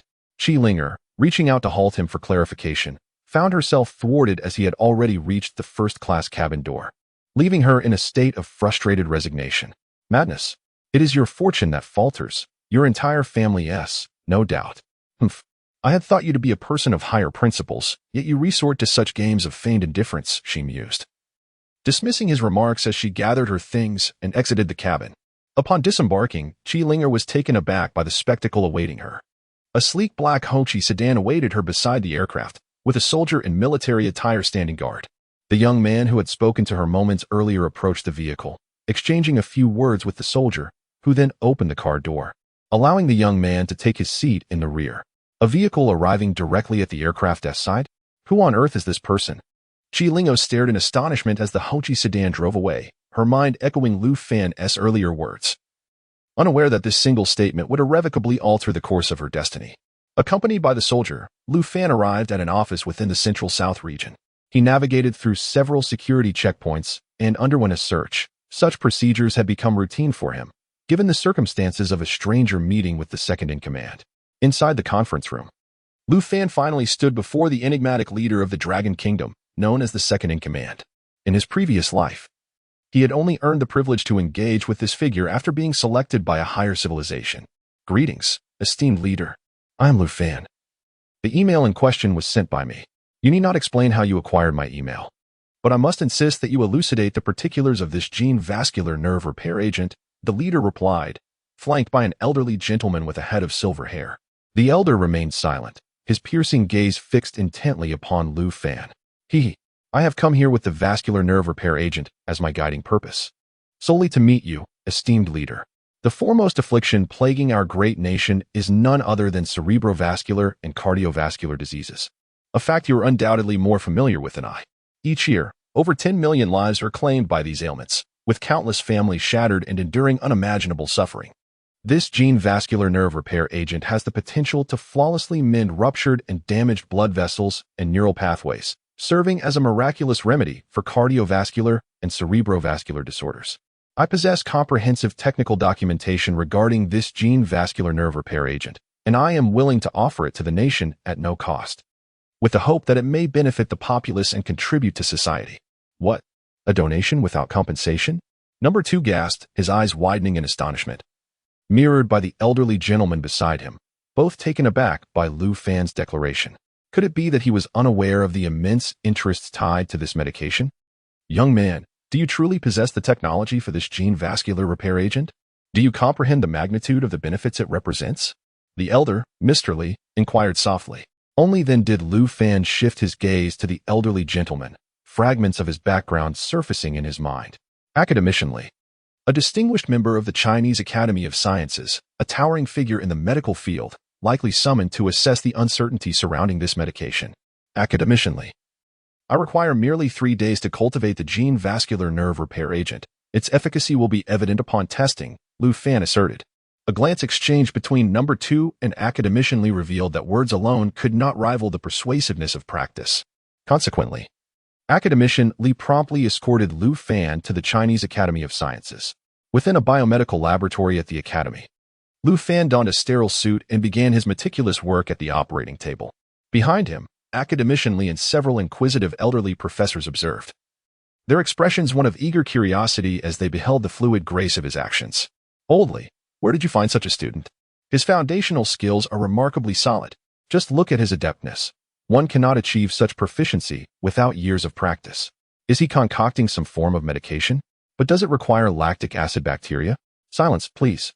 This individual is not merely my student. He is preparing a gene vascular nerve repair agent, and should he succeed, it would be nothing short of monumental. Academician Li, exasperated by the chatter, finally commanded silence in the lab. Academician Li, I require regenerated cellulose, deoxyribonucleic acid, and a living gecko. Very well. I shall arrange for these items to be delivered to you. Academician Li had begun to recognize Lu Fan's capabilities. His series of experimental procedures left no room for criticism, demonstrating an exceptional mastery in the operation of various instruments and the precise formulation of chemical materials. This alone attested to his considerable skill. Before long, all the necessary materials were procured. Lu Fan extracted a minuscule amount of blood from the gecko using an exceptionally fine syringe, subsequently injecting it into the prepared glass container. He then placed the container in a sterile environment, allowing it to undergo natural transformation. Academician Li, please ensure that this substance remains untouched. Any contact with the liquid in a fungal environment could compromise its structure and induce mutations. I must wait an additional 48 hours before proceeding with the next steps. Very well. I shall instruct the personnel to exercise strict vigilance and prevent anyone from entering. Academician Li, during my next visit, I will prepare the necessary agents. And you may select a few patients suffering from severe cardiovascular diseases to test the efficacy of the medication. It would be preferable to find individuals with significant ailments, as those with milder conditions will not adequately demonstrate the potency of my formulation. Hiki, given your confidence, I shall arrange for some critically ill stroke patients to be brought in. Should the medication fail to deliver results, it will be your reputation at stake. Quality goods withstand scrutiny, so academician Li, feel free to present your challenges. Young man, your experimental techniques are remarkably adept. May I inquire as to who your mentor is? A professor beside them interjected, causing everyone to turn their attention to Lu Fan, awaiting his response. Chapter 18. They haven't graduated yet. I have just graduated from Nanjing University. Yet my diploma has yet to be placed in my hands. I majored in computer science. What? Impossible. Your experimental techniques and your manipulation of various biological genes and mechanisms surpass those of ordinary professors. You claim to still be a student? What a deception. Several professors and experts stared in disbelief. They were not mere pretenders to expertise, but individuals of the highest caliber, employed at the Chinese Academy of Sciences. Lu Fan's methods could not possibly fool their discerning eyes. Facts speak louder than words. All my information is held by Nanjing University, and in a few days, I plan to return to collect my diploma. As Lu Fan departed from the academy, amidst the astonished expressions of the experts and professors, he contemplated the concoction he had prepared, which required 48 hours for natural fermentation and mutation. He had conducted experiments of this magnitude countless times before, ensuring that not a single error would occur. With only 2 days at his disposal, he did not intend to return to Shanghai, but instead arrived in Beijing, ready to initiate his plans in the capital. The vision correction fluid promised him boundless wealth, and with wealth came the impetus to propel the development of intelligent industry. In the forthcoming era of interstellar navigation, intelligent industry would serve as the primary avenue for pioneering in the cosmos. Many uninhabitable planets are beyond human reach due to their harsh pressure and environmental conditions. Yet these adverse settings harbor precious resources that only intelligent machinery could exploit. The resources on Blue Planet are exceedingly limited. To obtain endless resources, he must set his sights on the universe. By securing the resources from those celestial bodies, he could expedite the development of capabilities to rival advanced civilizations. As long as he remains formidable, Higher civilizations would weigh the risks and be deterred from provoking him in the Milky Way.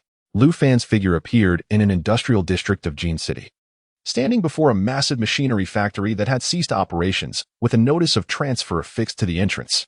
Within moments, a luxurious Alfred business vehicle came to a halt, and a middle-aged man of considerable girth alighted from the driver's seat, eyeing Lu Fan with evident confusion and displeasure. Mr. Gu Man-song had received a call about a potential buyer for his machinery factory. Initially, he was filled with excitement, hastening from Beijing at the fastest pace possible.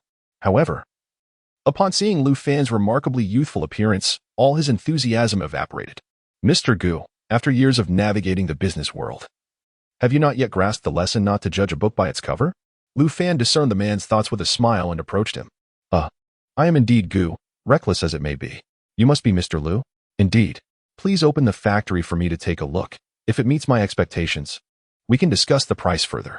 Gu Man-song nodded, approached the factory, and roused the dozing security guard in the guardhouse. As the electric gate opened, Lu Fan stepped inside. Before him lay an immense factory space, ideally situated near the port, facilitating the transportation and procurement of various goods and materials. Mr. Lu, this is our Man-song machinery factory.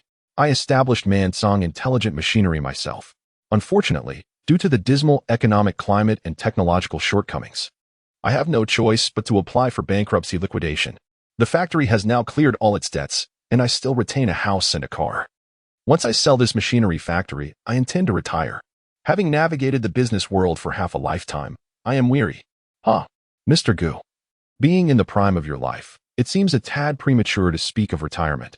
Am I correct in assuming that your ambitions remain unfulfilled? What ambitions? Merely the arrogance of youth. I once believed myself to be unparalleled. It is only through the harsh realities of life that one truly appreciates its challenges. Now, possessing a modest fortune and a stable, happy family is my greatest aspiration. Lu Fan cast a glance at him, chuckling as he entered the factory. The lights illuminated the dim space, and a robust scent of lubricating oil filled the air. The factory was laden with machines draped in canvas, while scattered steel materials accumulated in the corners. Lu Fan pulled back the canvas to reveal a well-maintained D-country hammer lathe, stable, efficient, precise, and intelligent. It was nearly adequate for use. Lu Fan circled the factory, inspecting all the lathes before entering the warehouse area, which was brimming with various precious metal materials. These were hard currencies, easily convertible to cash. Everything seems quite comprehensive. Mr. Gu, please state your price. The two men convened in the open space between the factory, where numerous steel plates were laid out. Lu Fan perched atop a stack of plates, smiling at Gu Man-song. To be frank, this man could be considered talented, having built such an extensive enterprise. Unfortunately, he had fallen victim to an unfavorable climate, as orders for machinery processing dwindled, leading to an unsustainable situation. His case was relatively fortunate. Many businesses not only went bankrupt but also accrued substantial debts, becoming discredited individuals. Mr. Lu, as you can see, all the machinery in my factory is high-end imported from D-country. I have treated them with great care, and they are still in 7 or 8 layers of new condition. The factory housed over 300 precision intelligent lathes, along with myriad materials. Just the materials alone were estimated to be worth over 10 million, and when combined with this fully automated factory, my anticipated price is 200 million. 200 million? Lu Fan fixed Gu Man-song with a bemused gaze. Compared to the previous Si Yudong, this man was undoubtedly more cunning. The inflated price was glaringly evident. Since he had approached Lu Fan, it was clear he had already inquired about the factory's market conditions, coupled with the data provided by Xiaoyu. Lu Fan had envisioned a more realistic price of 120 million. Mr. Lu, what do you think? Gu Man-song gazed at Lu Fan with eager anticipation. Mr. Gu, I can offer 120 million, which includes your price. I hope you will assume the position of CEO of Man-song Machinery Factory. I propose an annual salary of 3 million. If you agree, I can ensure the factory's funds are provided in one lump sum. What? You want me to work for you? Gu Man-song's expression fluctuated as he contemplated. The price of 120 million stirred something within him. The current environment is exceedingly challenging, and the risks of his factory make it difficult for anyone to take over such a large establishment. Mr. Lu, may I inquire about your profession? Intelligent robots, advanced machinery, and various high-tech products necessitate a remarkably robust technical team, do they not? Do you possess such a research team behind you? Mr. Gu, there is no need for you to probe. My expertise surpasses your imagination. With a full payment of 120 million and an annual salary of 3 million, I can lead your extensive machinery to unprecedented glory, a glory that exceeds your wildest dreams. Mr. Gu, I urge you to contemplate this. Upon finishing his statement, Lu Fan turned and strode towards the factory exit. Behind him, Gu Man-song clenched his teeth, hesitating for a few seconds before calling out to the departing Lu Fan. Mr. Lu, I agree. From now on, you shall be my superior. Haraha. May our collaboration be delightful. Lu Fan turned back with a smile and shook hands with Gu Man-song. With the terms settled, the next step would naturally involve the transfer of the factory's legal entity. Chapter 19. Drug testing. After 2 days of relentless activity, Lu Fan returned to the Chinese Academy of Sciences. This time, aside from academician Li, a multitude of onlookers had gathered, more than a dozen individuals, all distinguished experts and professors, most of whom were well past 50 years of age. Lu Fan cast a glance at the assembly, his expression revealing no surprise, and promptly donned a sterile suit before entering the laboratory. Upon examining the previously cultivated liquid, he noted that the original azure hue had transformed into a milky white, which now crept up the sides of the glass container. Lu, could this liquid contain some form of active factor? Indeed, he replied. I have utilized probiotics as a foundation, altering their genetic structure to cultivate mutated active repair nanogenetic entities. These entities thrive within the liquid, akin to human tadpoles, and are nearly invisible to the naked eye. Once introduced into the human body, they will traverse through the vascular and nervous systems, initiating repair processes upon encountering damaged vessels or nerves. As Lu Fan meticulously assessed the liquid's active components, the distinguished assembly behind him grasped that he was concocting a vascular and nerve repair agent. Should it prove successful, this would signify a monumental contribution to humanity. Is it nearly ready for formulation? Just one final step remains. I must employ ultraviolet light to eradicate certain mutated viruses within. If not properly managed, these viruses could instigate unimaginable changes upon entering the human body. With the glass container cradled in his hands, Lu Fan followed academician Li to an adjacent room filled with various experimental apparatuses. Under the ultraviolet sterilization lamp, the glass container was placed for several minutes, after which Lu Fan commenced the final sealing process, transferring the liquid into an array of syringes. Observing the 30-plus milky vials arranged within a box, a faint smile graced Lu Fan's face as he turned to academician Li. What about the patients you prepared? Is it truly ready? Certainly. I prefer not to dwell on the effects. Let the results speak for themselves. The patients have been arranged. Follow me. Academician Li's demeanor shifted to one of grave seriousness. Such unknown medical trials carried substantial risks, and drug testing often led to uncontrollable mishaps. He bore immense pressure in sourcing individuals for the trials, aware that he too would be held accountable should anything go awry. However, risk and reward coexisted.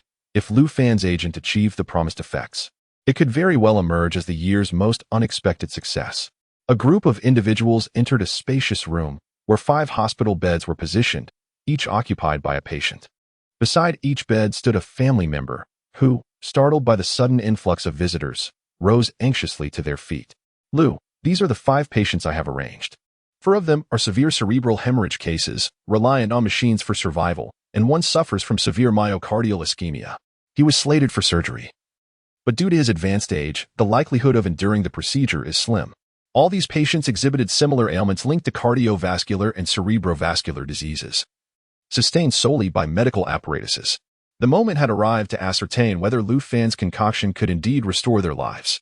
Lu Fan nodded solemnly, his gaze fixed upon the machines hovering above the 5 individuals.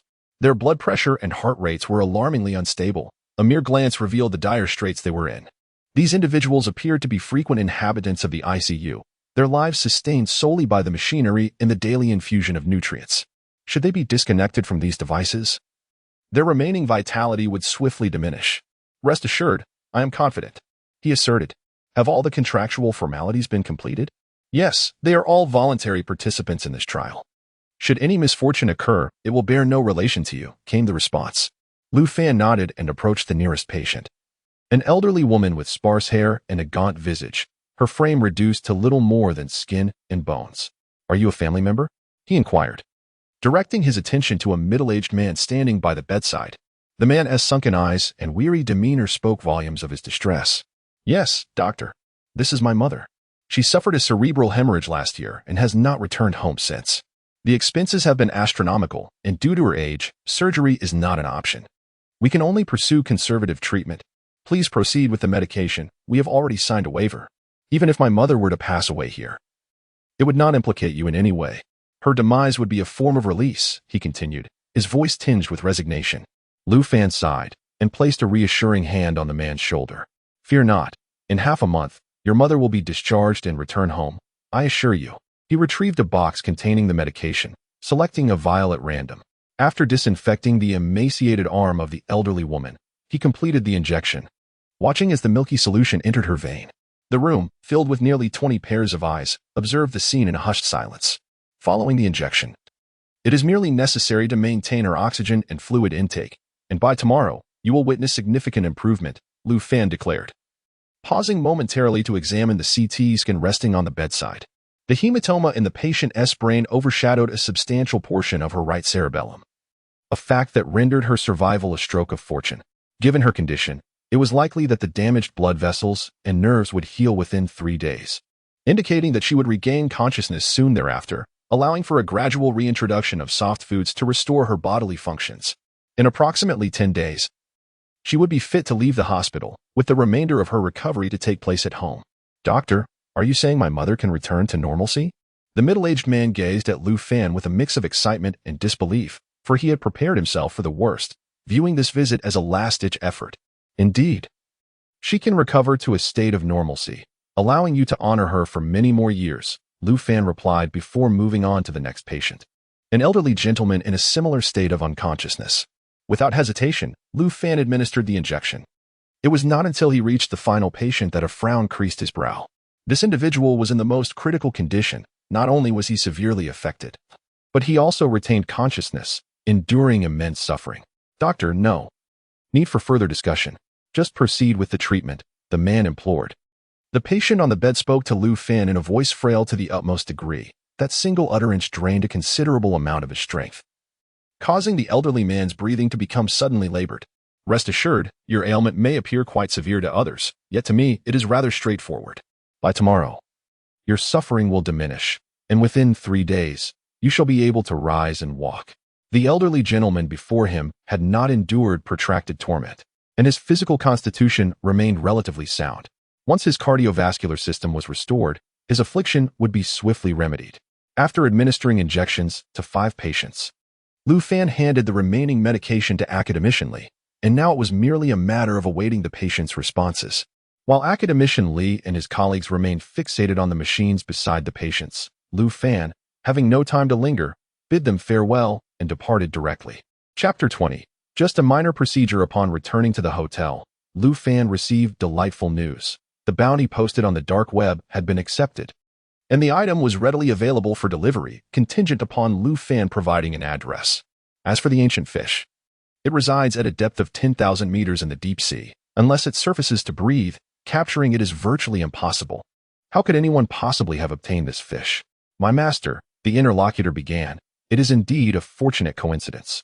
A foreign salvage team managed to catch it during their operations, which typically involved deep-sea fishing at several thousand meters. By chance, they ensnared this ancient fish while it was surfacing for air. The owner of the salvage team frequently sells dubious underwater treasures on the dark web, hence their interest in our bounty. A flicker of excitement ignited on Lu Fan's face. Possessing the ancient fish would enable him to undergo his first genetic enhancement, thus crossing the threshold into becoming a level 1 genetic warrior. The genetic warriors are classified into 10 levels, each requiring stringent conditions and an array of rare materials for evolution. Once one becomes a genetic warrior, they transcend the realm of ordinary humans, gaining formidable enhancements across all physical attributes: strength, speed, reflexes, defense, and cognitive development. Let us designate the delivery location in the Magic City. Lu Fan decided, estimating that it would take about 2 days for the item to arrive. This timing would coincide perfectly with his plans to prepare the first dose of the genetic serum at the Angel Biotechnology Laboratory. The following day, Lu Fan returned to the Chinese Academy of Sciences for the 3rd time, making his way directly to the ward he had visited previously. Academician Lee and several esteemed experts had completed their examinations of the 5 patients. Upon his arrival, he found a group of elderly individuals marveling at their results. Lu Fan, your serum is truly miraculous, exclaimed one of the doctors. In just one day, all 5 patients have shown significant improvement. Particularly the cardiovascular patient who has lost all his suffering and is now quite spirited. That is to be expected, Lu Fan replied calmly as he approached the cardiovascular patient, who was sitting up in bed, visibly animated. Dr. Lu, your medicine is indeed wondrous. I feel completely healed, the elderly man declared. Let me conduct a thorough examination first, Lu Fan said, taking a seat beside the patient. Amidst the astonished expressions of the onlookers, he grasped the man's arm to feel his pulse. What are you doing? Someone inquired, bewildered. Are you unfamiliar with pulse taking? Please hold your questions, Lu Fan interjected, closing his eyes to concentrate, silencing the room, where only the deep breaths of the patients could be heard. After a minute of contemplation, Lu Fan's expression fluctuated, revealing signs of concern. The patient's son appeared anxious, torn between the urge to inquire and the fear of interrupting. Academicianly, did the patient undergo a full-body CT scan prior to his admission? Lu Fan asked. No, his condition was too severe. We dared not subject him to excessive procedures. The images you see here are from his previous examinations at the military hospital. Was it not apparent that the patient has a tumor in his lung? Lu Fan pressed. The tumor is pressing against the heart, leading to a blockage in the cardiovascular system and resulting in severe myocardial ischemia. If I am not mistaken, this tumor appears to be malignant, situated perilously close to the heart. Had it not been for my intervention, the patient would likely have suffered a prolonged and painful demise. What? A malignant tumor? Does that mean it's cancer? The son of the patient turned pale as a ghost, while the elderly man on the bed displayed little emotion, calmly accepting the grim news. The gathered experts and professors were taken aback. A mere young man, merely in his 20s, had discerned such a plethora of ailments just from a pulse check, leaving them feeling rather humbled. Immediately conduct a CT scan of the lungs and draw blood for tests. Academicianly called for the medical staff stationed outside, and the elderly patient was swiftly wheeled away. Lu Fan then approached the second patient's bedside. The conditions of these 4 individuals had stabilized and were progressing favorably. They merely needed to follow the established protocol, with no significant concerns. After examining all 4 patients and finding no unexpected developments, Lu Fan exhaled in relief. At that moment, the CT results and lab reports for the first patient arrived. Academicianly promptly took the images from the medical staff and scrutinized them, discovering a substantial protrusion in the lung, accompanied by a shadow indicative of pathological changes.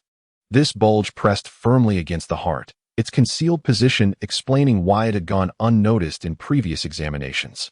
It was indeed a tumor and malignant. Having commenced its pathological transformation, fortunately, it was still in its early stages. However, the location. After reviewing the images, academicianly handed them to another expert, furrowing his brow in contemplation. Given the circumstances, surgery was undoubtedly the primary option, yet the tumor's position at the junction of the heart posed a significant risk.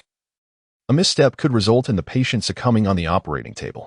Academicianly, the fact that this patient has been selected to receive treatment from me suggests a certain affinity. Allow me to perform the surgery and excise the tumor. What did you say? Are you not a computer specialist? Academicianly exclaimed, astonished by Lu Fan's declaration, fearing he had misheard. Rest assured, it's merely a minor procedure. I can resolve it in half an hour, Lu Fan replied confidently. Do not overestimate your capabilities, while the tumor itself is manageable. The location is highly precarious, and any miscalculation could lead to fatal consequences. Academicianly developed an appreciation for Lu Fan's talent. The concoction he had formulated was nothing short of miraculous, destined to save countless lives in the future. An error during surgery could irreparably ruin a life. Trust me. Do I appear to be someone who overestimates their abilities? This surgery poses no challenge for me at all. Simply assign me a nurse as my assistant, and I shall complete it in half an hour. How confident are you? 10 out of 10. The experts in the room gasped in unison. While they were capable of performing the surgery, the tumor's location would undeniably affect the likelihood of success, and even they could not guarantee a flawless outcome. Do not discuss further. I am willing to allow this young man to proceed. Just yesterday, I was in excruciating pain, wishing for a knife to end my suffering. Yet today, I feel as light as a feather, akin to a normal person.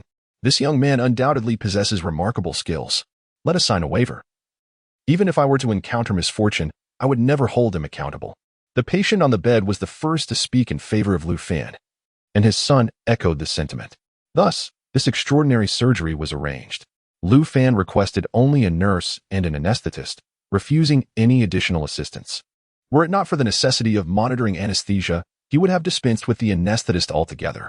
Clad in a pristine surgical gown, Lu Fan entered the operating room, accompanied by academician Li, who remained apprehensive about him, fearing that he might need to intervene should anything go awry. Meanwhile, all other experts and professors were positioned outside to observe the procedure through surveillance video. Chapter 21. Practicing medicine without a license. The nurse was a woman in her 30s, evidently possessing years of clinical experience. With a mere gesture from Lu Fan, she instantly grasped his intent and executed the corresponding actions. The anesthesia had been successfully administered, and they were poised for surgery. The anesthesiologist casually remarked before taking a seat by the apparatus, leaving the performance to Lu Fan. Lu Fan cast a glance at the data displayed on the instruments and opened a nearby box, revealing a set of silver needles he had requested from academician Li. With the finesse of a flower arranger, Lu Fan deftly picked up 2 silver needles and, without hesitation, plunged them into the patient's cardiac region. This maneuver left academician Li momentarily stunned. While the nurse's movements froze, it was her first encounter with such an audacious procedure in over a decade of nursing. "What are you doing?" Academician Li stammered, but Lu Fan paid him no heed. With swift motions, he inserted 7 silver needles around the heart, arranging them in an irregular pattern.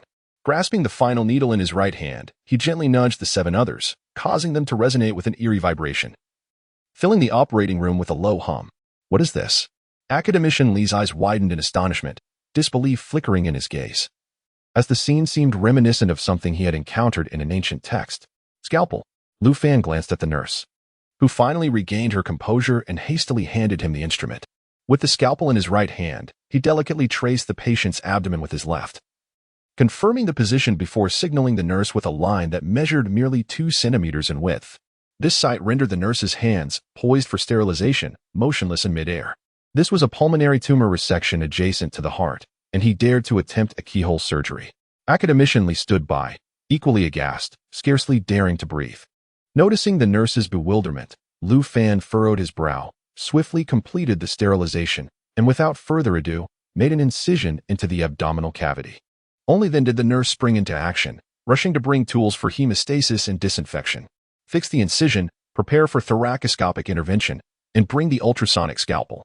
The nurse, now acclimated to Lu Fan's rapid pace, efficiently handed him the requested instruments. A long probe was inserted through the incision into the patient's thoracic cavity, and the display screen instantly revealed a high-definition view of the interior. The equipment utilized by the Chinese Academy of Sciences was of exceptional quality, rendering even the vessels within the thorax distinctly visible. Lu Fan's subsequent actions shattered both the nurse's and academician Li's understanding. With an almost perverse precision, he maneuvered the tools to push aside the lung lobes covering the heart, the ultrasonic scalpel unflinchingly excising the affected lobe, his hands steady and unwavering. As the diseased lung lobe was removed, academician Li's expression remained one of incredulity. The next steps involved disinfection, sterilization, and suturing the wound. The nurse intended to assist with the suturing, but Lu Fan provided her no opportunity, taking the suturing tools into his own hands. In a mesmerizing display of dexterity, his hands danced with remarkable speed, and within mere moments, a flawless 2-centimeter scar materialized before them. The sutures aligned with such precision that they appeared as though measured by machinery, showcasing decades of suturing expertise. Oh my, what an impeccable and swift suturing technique! Having spent over a decade in a military hospital, I have never witnessed such skill. As the operation drew to a close, the female nurse could no longer contain her admiration, her eyes sparkling as she gazed at Lu Fan's slightly handsome, youthful visage. Though she could only see half of his face above the mask, her eyes glimmered with awe. The surgery was a resounding success. The subsequent matters should require no further input from me, I presume? Lu Fan discarded his bloodstained gloves, a smile illuminating his face as he observed the astonished and dumbfounded academician Li. "Lu Fan, at which hospital did you acquire such skills? Which mentor could possibly produce a student of your caliber?" "Well, to be precise, I am currently practicing medicine without a license. I am, in fact, a legitimate top student from Nanjing University's computer science program." "What? Practicing medicine without a license?" Academician Li nearly leapt up in indignation. If this surgery had gone awry, and if the family were to seek retribution, he would find himself in dire straits. How could you dare to practice without a license? However, given the flawless outcome, Academician Lee buried the secret deep within, casting a warning glare at the nurse and anesthetist, urging them to remain silent. Both nodded nervously. Should this information leak, they would jeopardize their own careers. Upon exiting the operating room, Lu Fan was met with an array of respectful gazes. A single surgery had utterly captivated this assembly of expert professors.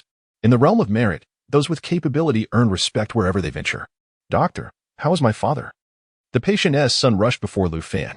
The surgery was exceedingly successful. Barring any unforeseen circumstances, your father should have no problem living another 10 to 20 years.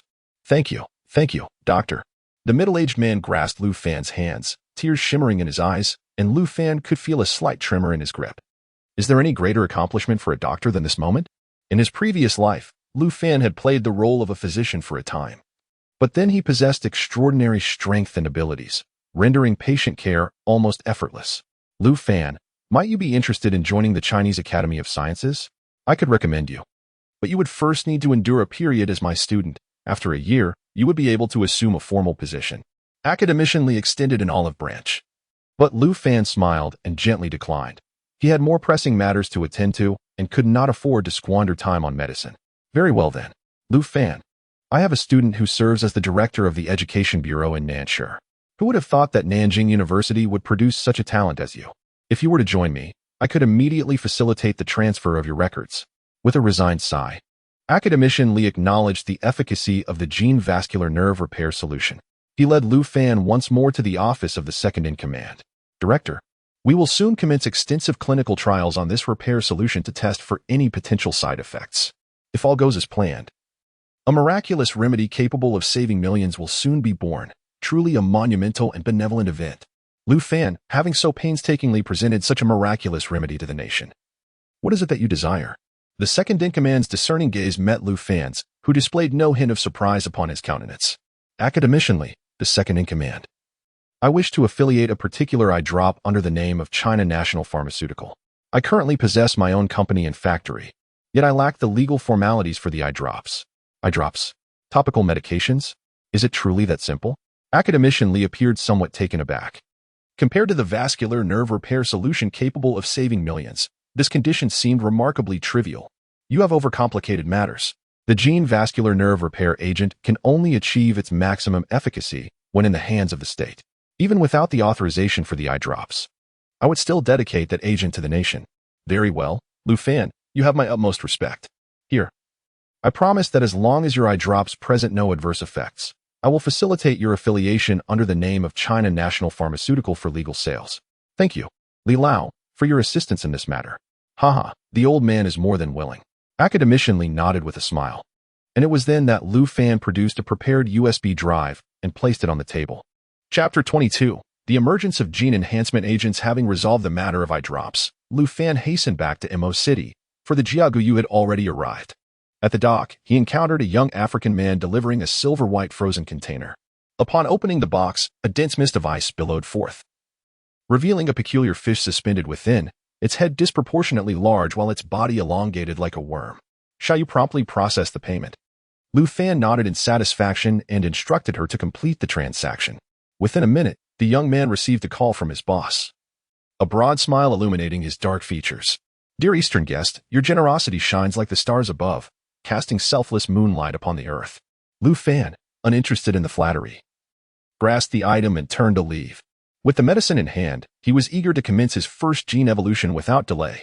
Upon arriving at the Angel Biotechnology facility, he entered the pre-prepared laboratory and promptly shut the door to avoid any disruptions. The lab was isolated from the rest of the facility, which was bustling with activity as many worked on equipment modifications, with Si Yudong visiting daily to oversee progress. This was the inception of his first gene evolution. Despite the rudimentary equipment before him, Lu Fan harbored no disdain. The instruments were vastly inferior to those at the Chinese Academy of Sciences, belonging to an entirely different echelon. However, preparing the first dose of the gene agent posed no challenge, and Lu Fan rolled up his sleeves, diving into his work. Gene enhancement agents are an essential pathway to human evolution. To attain strength, humanity must embark upon this journey, assimilating superior genes to augment their physical attributes dramatically, thus achieving a metamorphosis. For Lu Fan, the initial integration of genes aimed at reinforcing his skeletal structure. Once strengthened, his power, speed, reflexes, defense, and recovery would surge to terrifying levels, even extending his lifespan significantly. Moreover, each gene evolution would catalyze the development of cerebral domains. When human cerebral capabilities reach a certain threshold, a wondrous force emerges, which Lu Fan referred to as mental power. This mental power is an extraordinary ethereal energy radiating from the brain, possessing the ability to explore and manipulate all objects in proximity. When cultivated to a certain degree, it manifests overwhelming might.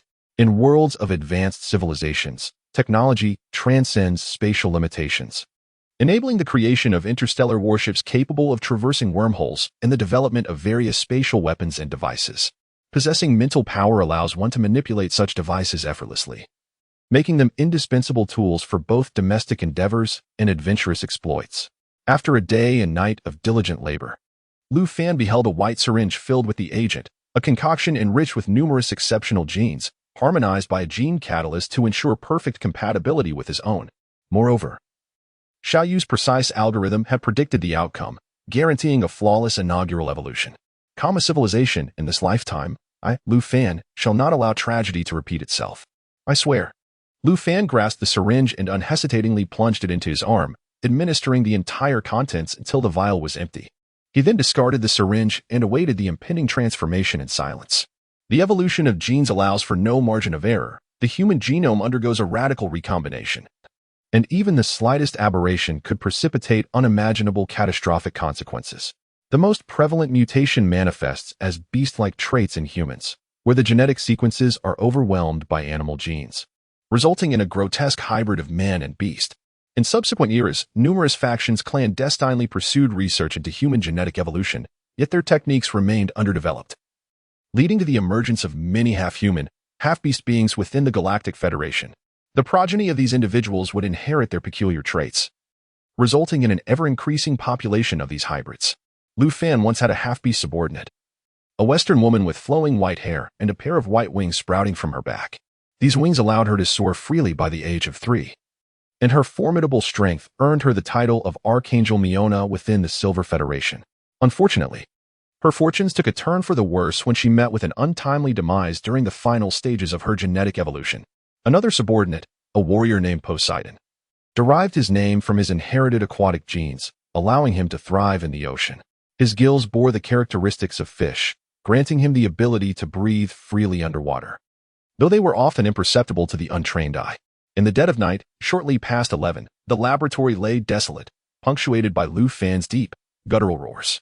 Beneath the harsh lighting, his visage contorted, veins bulging like inflating balloons, causing his form to swell ominously.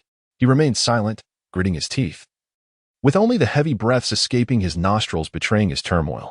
He had endured such scenes countless times in his past life, having long since cultivated a formidable resilience. With a primal growl, Lu Fan collapsed onto the tiled floor, his enlarged hands striking the ground with force, fracturing the hard tiles into a spiderweb of cracks. Raising his head, his eyes flared a vivid crimson. Had one peered within, they would witness the transformation unfolding within him, his veins, nerves, and bones all undergoing mutation. Even the minuscule cells within his body expanding rapidly. The process of genetic recombination and rebirth persisted for nearly 4 hours before the agonizing energy that enveloped him gradually subsided, and his gaze returned to a state of clarity. Gasping for breath, Lu Fan rose to his feet, his clothing thoroughly drenched. Upon lifting his head, a remarkable transformation had taken place in his appearance. Though it was still his familiar face, the optimization of his genes rendered his features more harmonious, with his facial lines now more balanced. What had once been merely a moderately handsome visage now radiated an increasingly captivating allure. He tore off his clothes, revealing a thick layer of grime that emitted a repugnant stench. Even for someone like Lu Fan, accustomed to various scenes, the odor was overwhelming, prompting him to hold his breath. He dashed towards the bathroom with remarkable speed, covering a distance of 10 meters in the blink of an eye, leaving behind a shallow groove in the tiled floor that mirrored the cracks of a spiderweb. Lu Fan's body collided forcefully with the bathroom door, causing the plastic steel door to twist and warp. He merely brushed himself off, feeling no pain whatsoever. Ignoring the damaged door, he plunged into the restroom. And after spending more than half an hour clad in shorts, Lu Fan finally emerged. His skin had suddenly taken on a fair complexion, and his muscles appeared more defined and sculpted. While not as exaggerated as those of fitness enthusiasts, his physique exuded a more perfect and harmonious balance. Chapter 23. First-level Gene Warrior. As dawn began to break, Lu Fan donned the attire he had meticulously prepared and cautiously exited the laboratory, making his way to the open space in the center of the factory. This evolution proved to be even more potent than his initial genetic transformation in a previous life. It appeared that the sooner one underwent genetic evolution, the greater the advantage. Lu Fan extended his hand and clenched it a few times, feeling the surging power within him. An urge to release a triumphant roar to the heavens overwhelming him. His body bent slightly, and in the next moment, the concrete floor erupted with a thunderous sound as he shot upwards like a cannonball, soaring to a height of over 10 meters before plummeting back down. The impact created a shallow crater, drawing the attention of the guards outside, one of whom approached with a flashlight in hand. Frowning at the prospect of drawing attention, Lu Fan transformed into a shadow, vanishing in an instant and appearing over 20 meters away beside the factory building. With another leap, he found himself at the window of the 3rd floor, and with one more burst of energy, he ascended to the eaves of the 6th floor, grasping the roof's edge and flinging himself onto the rooftop. As the first light of dawn illuminated the eastern sky, a figure darted across the rooftops with unparalleled speed, each push propelling him 30 meters or more, leaving a fleeting afterimage in the air. Lu Fan reveled in this exhilarating experience of flight between the rooftops, savoring the sheer velocity until he reached the end of the industrial area, where a park lay below. With a final surge, he launched himself from the building, hurtling over 30 meters and landing within the park. A piercing scream shattered the tranquility, and Lu Fan's expression darkened. As he attempted to react, his strength had waned, leaving him helplessly watching as he descended onto a cobblestone path beside the park. With a thunderous crash upon impact, Lu Fan quickly stood and looked up, only to be taken aback by the sight before him. A young woman clad in yoga attire was crouched in the grass, seemingly startled by his sudden arrival. Her face paled in fear as she stood up, adjusting her pants in shock. "Ah, my apologies, miss. I was merely passing by. Please continue," Lu Fan exclaimed. His face flushed with embarrassment as he averted his gaze. The enhanced vision granted by his genetic augmentation allowed him to catch a glimpse of her state, prompting him to flee in a hurry, despite the sound of her angry protests echoing behind him.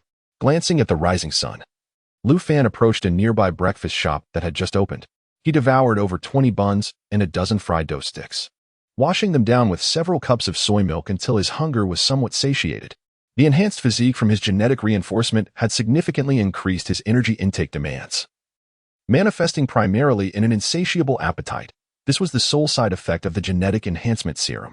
Noticing the startled gazes of the other patrons, Lu Fan felt a twinge of embarrassment.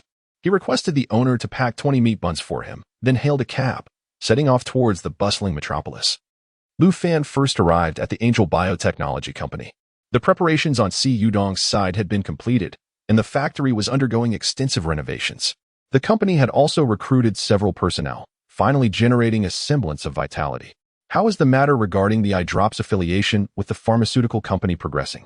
If necessary, I can reach out to my acquaintances in the industry. They might be able to assist, Si Yudong offered. No need. It has already been resolved. Someone will be coming either today or tomorrow. At that time, you can liaise with them to finalize the arrangement.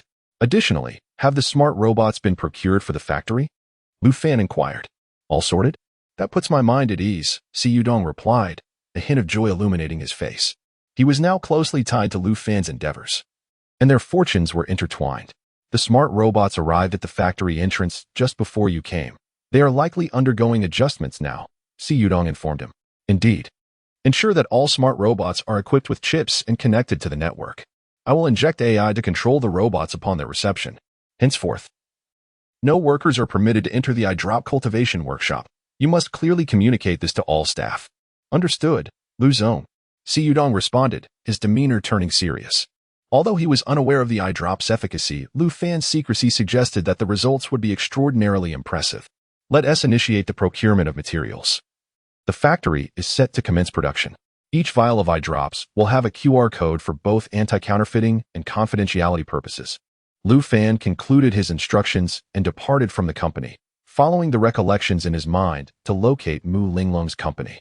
However, upon inquiring with the security personnel at the entrance, he discovered that the Mu group was not present. How can this be? Lu Fan pondered, standing before the building with a furrowed brow. His memory could not be mistaken. After undergoing genetic enhancement, his brain had developed by at least 5%, and the recollections were as precise as data retrieved from a computer. Xiaoya, pinpoint Mu Linglong's location, he commanded. Within 3 seconds, her whereabouts appeared in his mind along with the coordinates of the Mu group. Could this be the butterfly effect? Lu Fan mused as he stood before the Mu group's building. It was the end of the workday, and throngs of professionals exited the premises. His gaze swiftly settled upon a young woman in a beige office dress among the crowd. Having shed her school uniform, Mu Linglong appeared more mature, her elegant neck resembling that of a noble swan beneath her elegantly styled hair. Yet, her expression was one of disdain, and her pace seemed hurried, as she was followed by a handsome young man with an irritating demeanor who was attempting to engage her in conversation. Linglong. Lu Fan disregarded Li Tian's murderous glare and stepped forward, grasping Mu Linglong's hand. Initially surprised, her expression quickly turned crimson at his bold gesture. Lu Fan, you shouldn't. We're in a professional setting, and I just assumed the role of president. I must maintain my image, Mu Linglong protested, blushing as she pulled her hand away. Lu Fan remained unfazed, simply maneuvering past Li Tian to walk alongside her. I understand. When no one is around, I will hold your hand. Let us dine together at noon. Alas, you wretched soul, I meant to say do not grasp my hand. We have yet to reach that stage. Mu Linglong's delicate face flushed crimson, and she cast a coy glance at him, her enchanting demeanor leaving the surrounding suitors utterly mesmerized. Heh. It's only a matter of time. Let us proceed to our meal. Lu Fan, leading Mu Linglong, was about to depart when Li Tian, standing nearby, objected. Having guarded the area all morning without securing a lunch date with the goddess, he was incensed that this fellow would attempt to intercept. Am I a mere ghost? Halt. Li Tian, with a dark expression, stepped forward to block their path. Lu Fan, indifferent to him, merely glanced disdainfully at Li Tian as he approached. And with a dismissive motion, he brought his foot down heavily onto the barrier ball before him. Boom. At the moment Lu Fan's foot struck the ground, an earth-shattering explosion resounded, and the half-meter-high barrier ball was crushed beneath his foot. The square trembled as if an earthquake had occurred. My goodness! Li Tian, standing closest, let out a terrified shriek and quickly retreated, only to stumble onto the steps and fall headfirst into the greenery. The surrounding office workers gaped in astonishment, their expressions akin to witnessing a specter. Good heavens, is this still a human? Chapter 24. Is there really martial arts in this world? Come on, Linglong, Lu Fan said, glancing back at Mu Linglong, whose eyes were wide with disbelief. A faint smile graced his face as he took her small hand and led her towards a distant Cantonese restaurant. Lu Fan, how did you manage that? Mu Linglong was so astonished that she forgot he was still holding her hand, her delicate features contorted into an expression of sheer amazement. Are you referring to what just happened? Recently, I have achieved a remarkable transformation in my skills. This is merely a fraction of my abilities, and you will gradually come to appreciate my strength in the future. Is there truly martial arts in this world? Mu Linglong followed Lu Fan into a private booth in the restaurant, her expression still one of shock as he finally released her hand upon seating. Of course there is. I can leap several meters into the air, and my punch possesses the force to fell an elephant. How else would you explain these capabilities? A mysterious smile spread across Lu Fan's face as he perused the menu, disregarding the customary rule of ladies first. He understood Mu Linglong's tastes intimately and ordered accordingly. Let us have 2 glasses of honey lemon water. That should suffice. He casually handed the menu to the waiter. Lu Fan, how is it that I haven't seen you for just a few days, yet you have changed so drastically? Your face, skin, height, and physique seem entirely different, as if you have transformed into another person. Seated opposite him, Mu Linglong could not help but notice the evident changes in his appearance. This is the benefit of cultivation. Do you not think my features have become even more handsome? Cultivation enhances both strength and charisma. What you see is merely the exterior. Not only does successful cultivation bestow formidable power, but it also significantly extends one's lifespan and slows the aging process. Decades from now, while others have aged, I shall remain as I am now.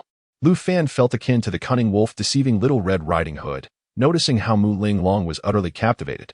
He glanced at a stainless steel spoon before seizing it in his hand, effortlessly transforming it into a metallic sphere through sheer force. Wow, that's incredible. Can I cultivate too? Of course. A triumphant smile appeared on Lu Fan's face. At this moment, Mu Linglong was easily swayed. A fresh graduate unaware of the cunning of someone who had lived for over 300 years. Just wait a few days, I need to prepare some materials. I will surprise you. Within a single night, you too can become a super expert like me. Oh, then call me when you're ready. Mu Linglong's eyes sparkled with joy at the thought of becoming a martial arts master, her heart racing with excitement.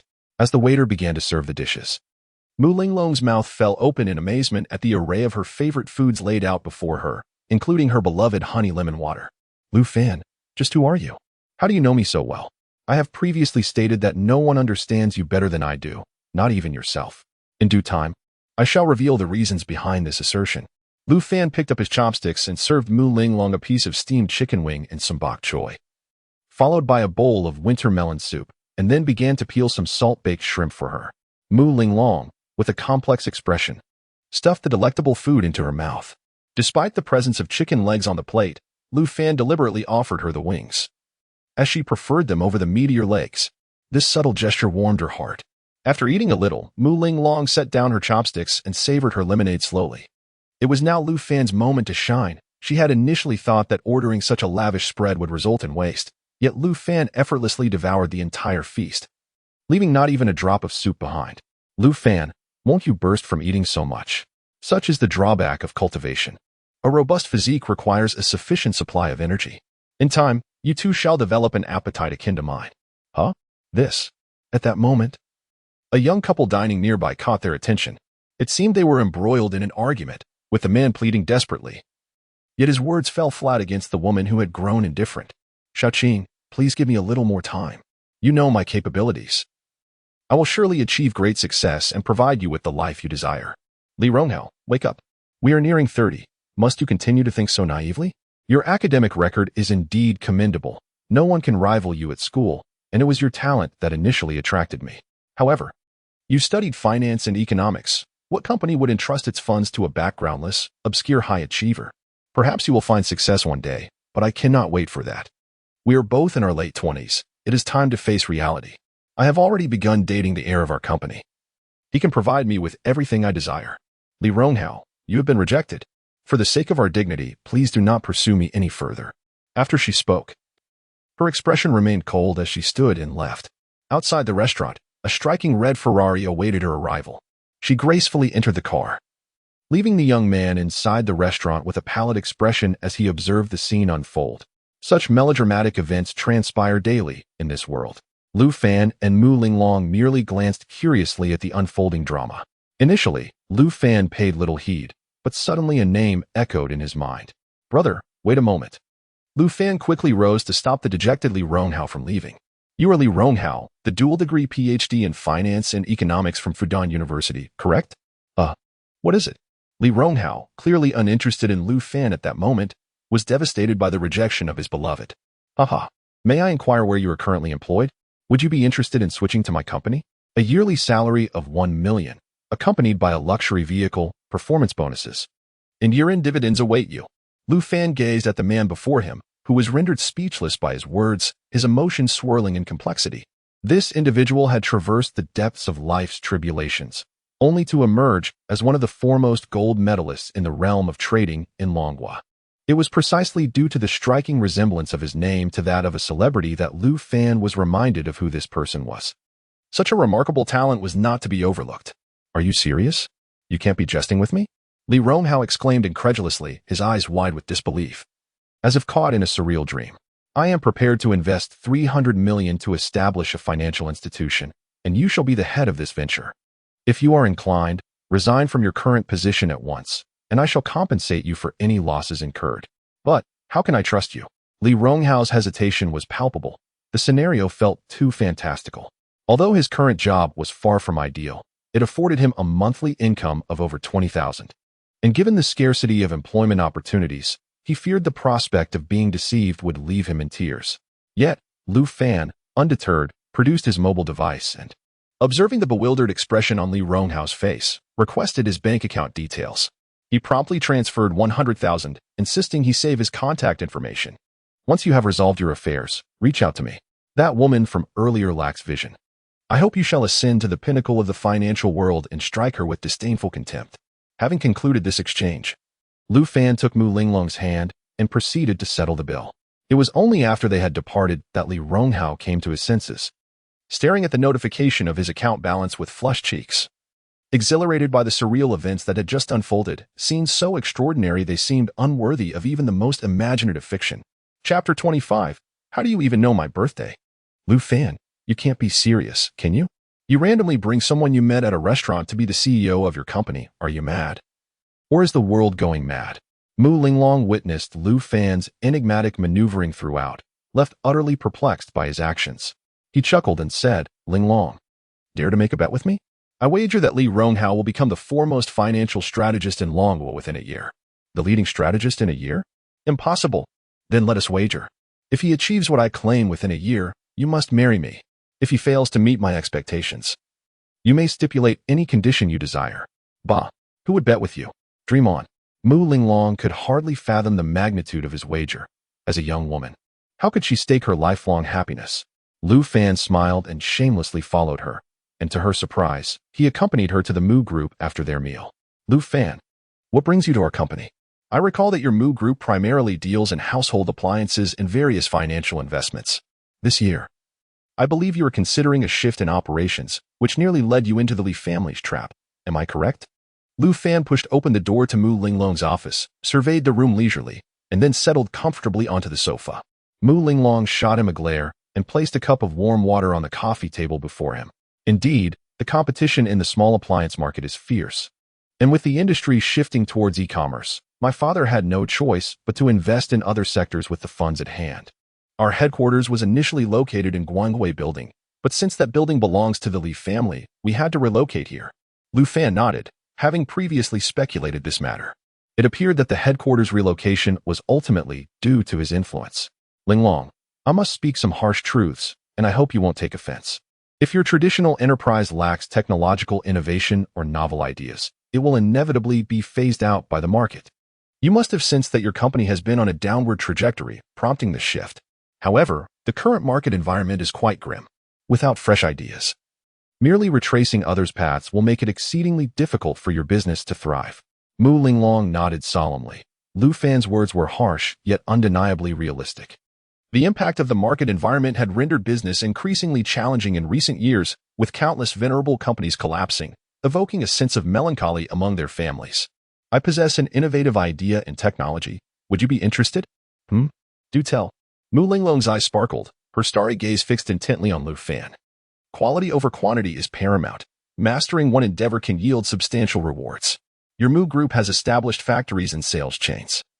I suggest venturing into the realm of simple artificial intelligence, perhaps developing AI mechanical pets or toys akin to your current products. Linglong, you must have encountered the concept of robotic dogs, haven't you? Such intelligent mechanical pets are poised to become immensely popular in the future.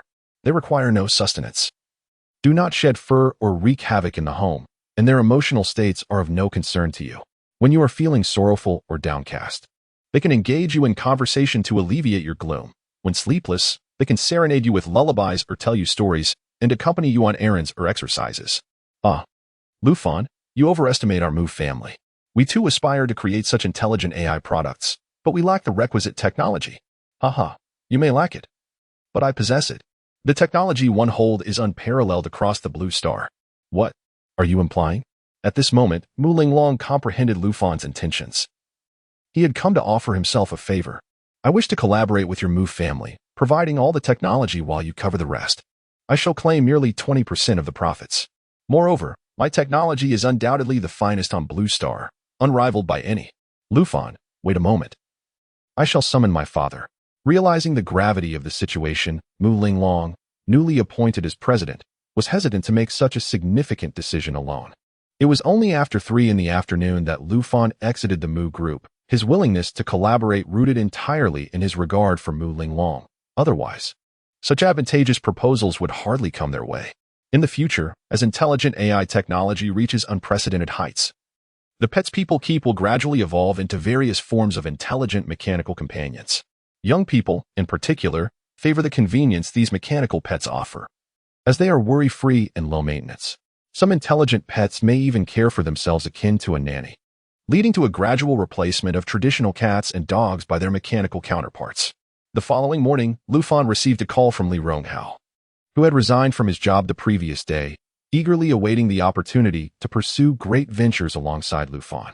Lu Fan intended to establish a financial company with him, combining Li Ronghao's trading expertise with Xiaoya's prowess in the digital realm. This synergy would undoubtedly yield remarkable success in the stock market, transforming it into a lucrative wealth-generating machine. Lu Fan could not afford to squander time in establishing businesses and thus opted for rapid profit-making avenues to gain a foothold. The sense of urgency brought by the advanced civilization loomed over him like a sharp blade. He directly injected 300 million into the financial company and guided Li Ronghao on how to collaborate with Xiaoya. While Xiaoya was formidable, it lacked a grasp of human nature, a gap that Li Ronghao's presence would fill. Once they joined forces, the outcome would be nothing short of terrifying. Ronghao, I entrust you with the management of this 300 million fund. You have witnessed Xiaoya's strength. Its algorithms and predictions for the future stock market surpass any existing entity in this world. Thus, in future trading endeavors, ensure frequent communication with it. I am confident you will create a stock market legend, and when the time comes, you shall confront that woman and deliver a resounding rebuke. Yes, thank you, President Liu, for your confidence in me. I, Li Ronghao, shall dedicate my life to your service.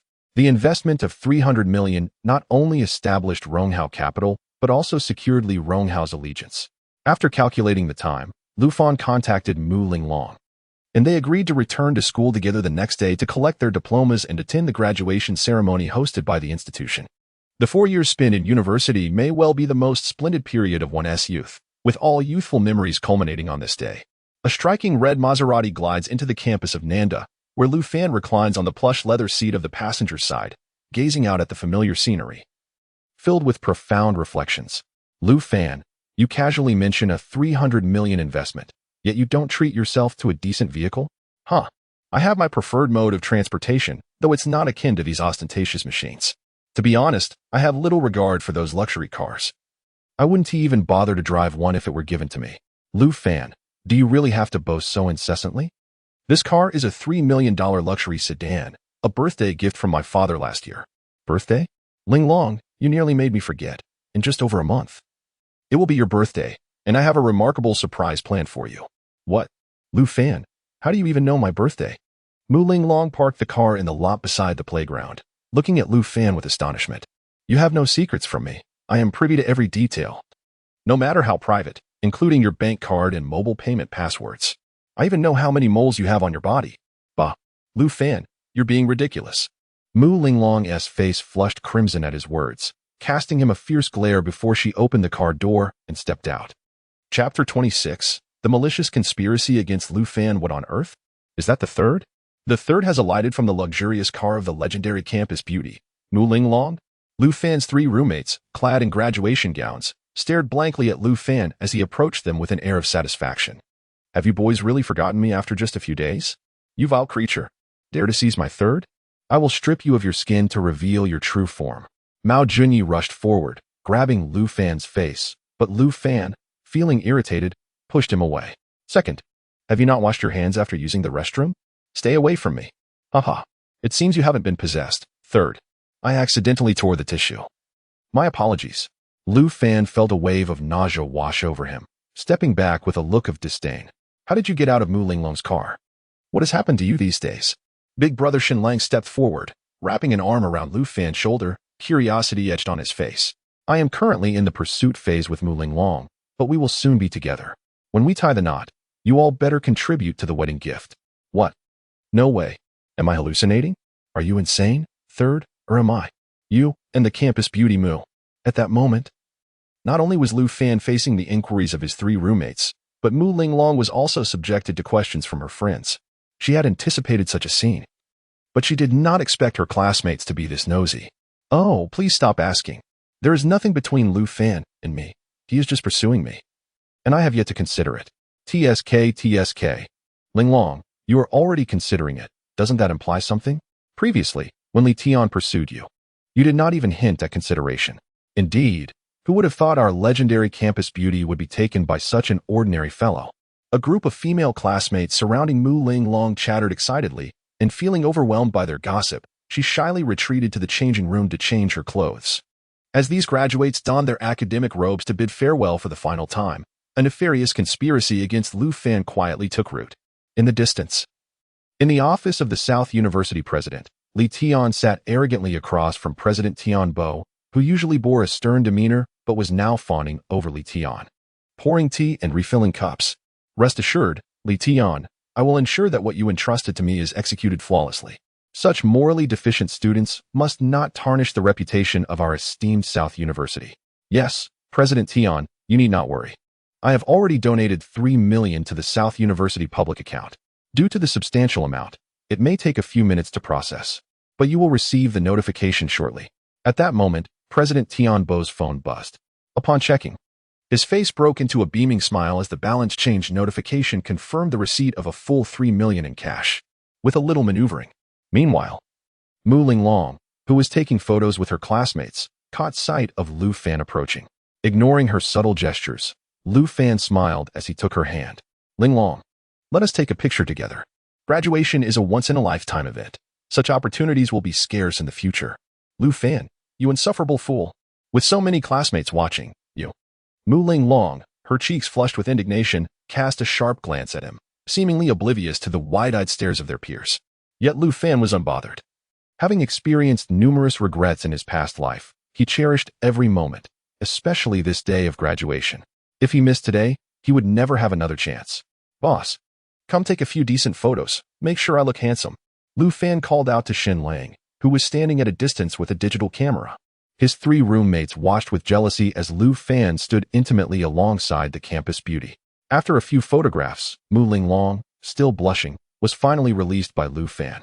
As she departed, she spitefully twisted her small hand around his waist, but Lu Fan merely smiled, showing no sign of pain. Ugh, Lu Fan, how thick-skinned can you be? My hand is sore from twisting you. My apologies, Mu Deshuewa. This is the effect of mastering my skills. Ordinary blades now struggle to harm me. Next time you wish to twist me, please give me a heads up so I can muster a proper reaction, he replied. Their playful banter appeared to others as a typical flirtation, and just then, Li Tian, who had approached, caught sight of Lu Fan parting ways with Mu Linglong. A fierce glare filled with malice pierced through the air towards Lu Fan. You scoundrel, you'll pay for this. I will ensure your disgrace, he seethed. Lu Fan relished the moment, happily capturing photographs with some close friends, but his joyful spirit was abruptly cast into despair. During the graduation ceremony, as the principal took the stage to announce the distribution of diplomas, he revealed a shocking piece of news that stunned everyone. Hello, students. I am Principal Tian Bo. First, congratulations on your successful graduation today. For years of hard work have finally borne fruit, marking the conclusion of your youthful journey. You are now poised to enter society, contributing to the nation and its people. In this season of harvest, I should not dampen your spirits. However, due to the severity of certain matters, I must take on the role of the villain. As the principal scanned the crowd, a wave of confusion swept through the students, unsure of his intentions. Principal Tian's gaze lingered on Lu Fan for a brief moment, causing a jolt of unease within him. He squinted and glanced towards another class, meeting Li Tian's venomous eyes and sinister grin. It appeared that this graduation was bound to unveil some unexpected troubles, a test of his abilities, perhaps? Lu Fan scoffed quietly, resolutely staring at the principal. Though unaware of the impending scheme, he felt confident in his capability to handle any situation. One among you has committed academic fraud in their thesis, an act that brings immense injustice and disgrace to our entire school and its students. Over the course of 4 years, a thesis serves as a personal summation. To witness a student resorting to plagiarism in such a sacred and solemn endeavor is intolerable. Our institution will not condone such behavior, nor will we allow a student like this to graduate under the banner of South University. A thunderous uproar ensued. The entire playground erupted in a frenzy. In any academic institution, plagiarism is regarded as an utterly disgraceful act, and once discovered, it invariably leads to severe consequences. The repercussions may range from academic penalties, such as warnings or probation, to expulsion, which could ruin a lifetime. University essays are not insurmountably difficult. With a modicum of effort, one can produce a satisfactory piece. However, plagiarism is an intolerable offense in any school, even if one merely uses references to construct an original essay. Please observe the evidence of plagiarism, Tian Bo declared, his voice sharp.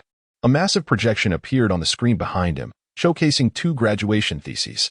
To everyone's astonishment, the contents of both documents were identical. One was handwritten, while the other had been published on a certain website. Upon examining the signature on the handwritten thesis, the campus erupted once more.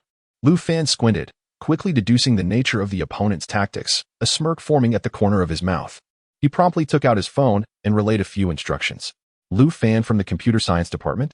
Who is that? Chapter 27. Expulsion from school. This is impossible. Shin Lang exclaimed in shock, his eyes wide with disbelief as he stared at Lu Fan beside him, only to find that Lu Fan's expression remained utterly unperturbed. Old 3. This is slander. You wrote your thesis in front of us, and we all reviewed it. How could it possibly resemble something from a website? Indeed, Old 3. Has the principal made a mistake? Lu Fan raised an eyebrow and offered a slight smile, gesturing for his 3 roommates to take a seat. I'm not anxious. Why should you be?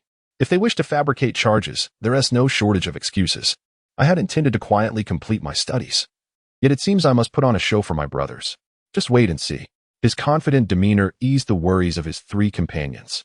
As Lu Fan turned, he caught sight of a graceful figure standing in the distance. Mu Ling Long was equally astonished, having risen to gaze in their direction. Lu Fan flashed her a smile, encouraging her to sit down. Lu Fan from the computer science department stepped forward. Principal Tian Bo bellowed in fury, scanning the crowd. Realizing he could not evade the situation, Lu Fan stood slowly. Principal Tian, are you looking for me? Impudent. You tarnish our school's reputation with your plagiarized thesis, and yet you appear utterly unrepentant. We at Nanda do not accept students like you. Lu Fan's nonchalant expression only served to infuriate Principal Tian further. The principal unleashed a tirade, but Lu Fan remained unfazed. Principal Tian, is it truly plagiarism simply because you say so? Is there not a possibility that the paper on the website was plagiarized from mine? Lu Fan, do you dare to quibble? I shall ensure you are thoroughly disheartened. Fellow students, please observe the publication date of the thesis. The screen flickered once more, ultimately locking onto the publication timestamp in the lower right corner, which clearly indicated it was released a year prior, while Nanda's submission date was merely last June, just over a month ago. In that instant, the evidence was irrefutable. Thousands of graduating students turned their gazes toward Lu Fan, their faces awash with scornful derision, while Li Tian in the crowd openly sneered. What do you have to say now, Lu Fan? The evidence is undeniable. You cannot refute it. The following is an official announcement from Nanda regarding the punishment of student Lu Fan for thesis plagiarism. Student Lu Fan has exhibited poor character and behavior within the school, having resorted to dishonesty in his graduation thesis. I hereby declare the expulsion of Lu Fan, and he shall not be awarded a diploma. Such a student does not deserve to carry the name of Nanda into society. Our institution cannot produce individuals of such low moral standing. Bravo! The principal is wise. Li Tian shouted from afar, prompting a chorus of approval from countless classmates, as Lu Fan became the target of collective disdain. If it had been anyone else, they would surely be overwhelmed, crying out in protest on the last day of their 4 years at university, witnessing their entire youth and years of study seemingly vanish in an instant. Such a blow would be unbearable for any individual. However, to everyone's astonishment, Lu Fan displayed no hint of anxiety. His smile remained unchanged as he languidly regarded the principal on stage. Tian Bo was once again infuriated by the expression of the student before him. He bellowed and summoned security to expel this contemptible student from the campus. At that moment, a business vehicle approached the school gates, and a middle-aged man hastily exited the car before it had even come to a complete stop. The arrival of this man caused a noticeable shift in the demeanor of the school officials present on stage. Without a moment's hesitation, Principal Tian Bo grabbed a microphone and rushed towards him, followed closely by the other leaders. Upon reaching the middle-aged man, Tian Bo respectfully bowed and greeted him. Director Lu, what brings you here? You could have informed me in advance about your attendance at our graduation ceremony so that I could prepare to receive you properly. Step aside. Tian Bo, I have urgent matters to attend to, Director Lu replied, completely disregarding Tian Bo. He scanned the crowd, searching intently until he finally gave up, glancing at the microphone in Tian Bo's hand before snatching it away. Hello. Who is Lu Fan? Where is Lu Fan? Director Lu's inquiry rendered the entire playground silent, and the color drained from Tian Bo and the other school leaders' faces as a sense of foreboding washed over them. Just then, Lu Fan approached the crowd with calm composure, instantly capturing Director Lu's attention. You must be Lu Fan? Indeed, I am Lu Fan. It is a pleasure to meet you. Director Lu, Lu Fan replied, extending his right hand with an air of confidence. Director Lu hesitated for a moment before shaking his hand. Lu Fan, are you acquainted with my mentor? Are you referring to academicianly? We have met a few times and have a good rapport. Director Liu gasped internally. The academician Liu Fan mentioned was indeed his own mentor, a distinguished member of the Chinese Academy of Sciences with numerous Prot.Gs across the nation. Even the highest-ranking officials addressed him with reverence. Director Liu had managed to ascend to his position solely due to the influence of his mentor. Just moments ago, he had received a call from his mentor regarding an urgent matter involving a friend from Nanjing University, compelling him to address the situation personally, especially given the weight of academician Li's words. Greetings, Liu Fan. I am Liu Chunming, a student of academician Li. Director Liu introduced himself, showing no signs of underestimating Liu Fan due to his youth. The handshake between them caused Tian Bo, who stood behind, to tremble slightly. At that moment, several vehicles arrived and parked beside Director Liu's business car, presumably his secretarial staff. He waved them off, indicating they should remain at a distance. Liu Fan, do you know what is transpiring here? With an ever-present smile, Liu Fan glanced at the anxious Tian Bo before responding slowly. I have been falsely accused of plagiarism regarding a paper I labored over for half a month, with some ludicrous evidence presented against me. The school is now threatening to revoke my student status. What? Director Liu's expression darkened as he contemplated the gravity of the situation. It was the final day for the senior students, and the cancellation of a student's academic status was a matter he understood all too well. Such an action was tantamount to irrevocably ruining a young person's future. In most educational institutions, incidents of plagiarism were often overlooked. As long as no one reported them, they were rarely considered significant. Principal Tian, what is the meaning of this? You must provide an explanation to everyone today. We cannot let a wrongdoer escape justice. But we must also ensure that no diligent student is wrongfully accused after 4 years of hard work. Director Liu, please listen to me. The evidence in this case is irrefutable. I presented it before the entire faculty and student body moments ago. We will certainly not misjudge any student, Principal Tian insisted. Director Liu furrowed his brow as he scrutinized Tian Bo, then glanced at the composed Liu Fan, whose demeanor remained remarkably unperturbed despite the gravity of the situation. One could not help but commend the man's poise. Internally, Director Liu found himself in a quandary. Had this incident not yet occurred, he could have quelled it with a mere word. However, with the evidence of plagiarism already displayed and the punishment declared, any further intervention on his part could lead to complications, potentially embroiling him in serious trouble. Chapter 28. Turning Clouds to Rain. Director Liu, allow me to handle this matter. I possess the capability to manage it effectively. My intention in inviting you here is merely to serve as an impartial party. After all, as a mere student, my words may not carry sufficient weight. Liu Fan discerned Director Liu's predicament and spoke with a smile. In truth, he had no intention of involving Director Liu. His presence was merely to establish authority. Liu Fan, if you have any objections, feel free to voice them. Today, I shall provide you with support.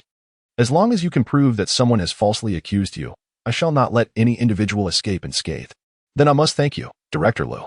There is one question I would like to pose to Principal Tian. Who is it that reported me for plagiarizing my thesis?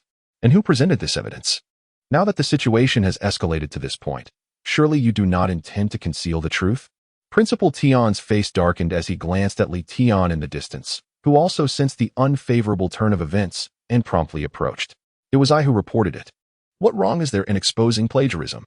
As a member of Nanda, I absolutely cannot tolerate a shameless student like you, Liu Fan. After graduation, should anyone learn that I was associated with someone as dishonorable as you, I would be utterly humiliated. Li Tian, might I inquire how it is that my thesis should only appear in 2 locations? First, on the Teaching Management Service Platform's website, and second, in the hands of the school's administrative staff? As an ordinary student, how did you come to access my thesis? Li Tian was taken aback. I certainly have no time to read your thesis. It was given to me by Tian Bo. Tian Bo, recognizing the shift in dynamics, hastily interjected. Liu Fan, Li Tian, in his capacity as a disciplinary committee member, happened upon my thesis on my computer while reporting to me. He had previously seen it on a certain website and thus concluded it was plagiarized. Ha ha ha. How fortuitous, dear principal. Liu Fan's laughter seemed to mock Tian Bo. Yet the situation had escalated to such a degree that Tian Bo had no choice but to proceed down this path. Liu Fan. No amount of cleverness will avail you. All evidence points to your plagiarism. The publication date on the website is from last year. Do not claim that you had completed your thesis by then. Principal Tian, I offer you one final opportunity. After all, this is my alma mater. And I do not wish to be overly harsh.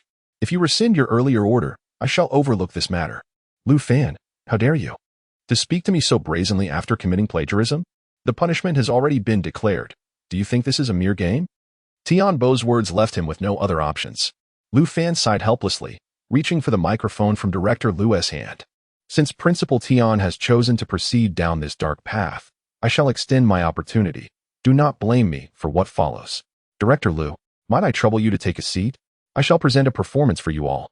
With the microphone in hand, Lu Fan strode towards the stage. Under the gaze of thousands of eyes, his expression remained calm and unperturbed. Standing at the podium, he surveyed the room, allowing his gaze to linger for 2 seconds on the concerned and anxious face of Mu Linglong before he slowly began to speak. Greetings, fellow students. I sincerely apologize for encroaching upon your precious time. I do not wish to intrude upon the sanctity of your graduation ceremony, yet circumstances compel me to present my evidence. Those who have accused me of plagiarism appear to have forgotten a crucial fact. I am a distinguished graduate of Nanjing University's computer science program. Their reliance on an obscure website to brand me a plagiarist is nothing short of absurd and juvenile. Lu Fan deftly manipulated the webpage on his computer, causing an immediate shift in expression among Tian Bo and Li Tian in the audience. Tian Bo, in a fit of rage, interrupted Lu Fan. Why do you have to access my computer? It contains vital school documents, and any loss would be on you. Lu Fan had anticipated this reaction, projecting his screen onto the large display behind him. I shall operate in plain view, with thousands of eyes upon me. Surely, no one can question my actions now. With that, Lu Fan released the microphone and swiftly typed on his laptop.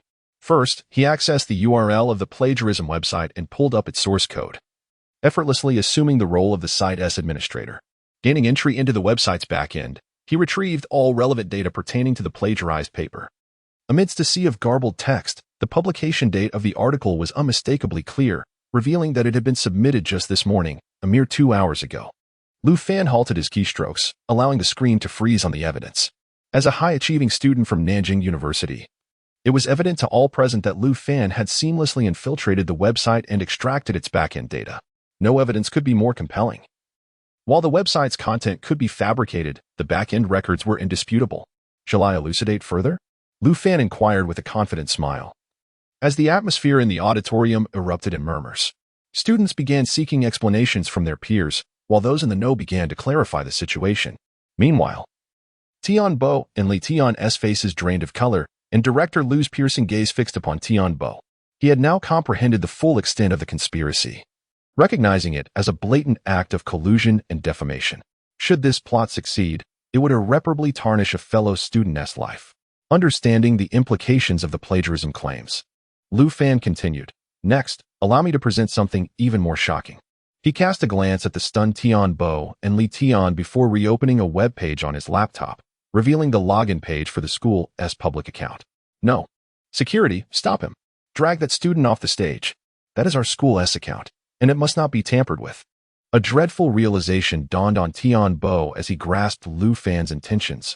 This was a relentless pursuit to annihilate any opposition. He immediately commanded the surrounding security personnel to intervene. The 4 security guards exchanged glances, feeling helpless as they slowly approached the stage, acutely aware that they were still beholden to the principal's authority. Lu Fan's hands moved swiftly across the notebook, his fingers leaving traces in the air. He was unaware of the account's login password. However, this notebook belonged to the principal, who frequently used it for work and likely logged into the account regularly. Thus, it would be possible to uncover the password through the system's records. Just as the security guard was about to approach him, Lu Fan pressed the final enter key, utilizing a string of passwords unearthed from the depths of the system to log into the account. He then opened the transaction records. 2.5 hours prior, a sum of 3 million had been transferred into the public account of Nanda University, followed by the publication of my thesis on that very website. One might wonder about the origins of such a substantial amount. Lu Fan directly accessed the transaction details, and the screen prominently displayed that the sender was Li Tian.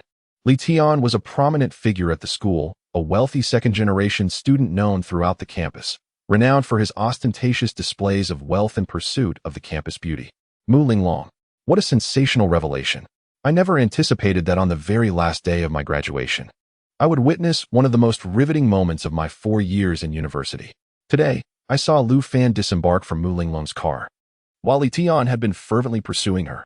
Subsequently, Li Tian transferred 3 million to the principal, and then Lu Fan was falsely accused of plagiarism and expelled. The unfolding of these events is indeed explosive. Chapter 29.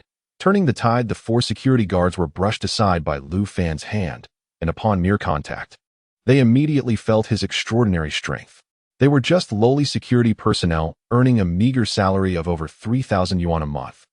Who would be foolish enough to take risks for such a pittance? The 4 of them turned on their heels and descended from the stage. At this moment, Tian Bo and Li Tian were rendered speechless by Lu Fan's astonishing display, their eyes filled with terror. The truth had become manifest, and Director Lu felt a sense of relief in his heart. With reason on Lu Fan's side, the subsequent matters would be easier to handle. Bring these 2 colluding scoundrels under control.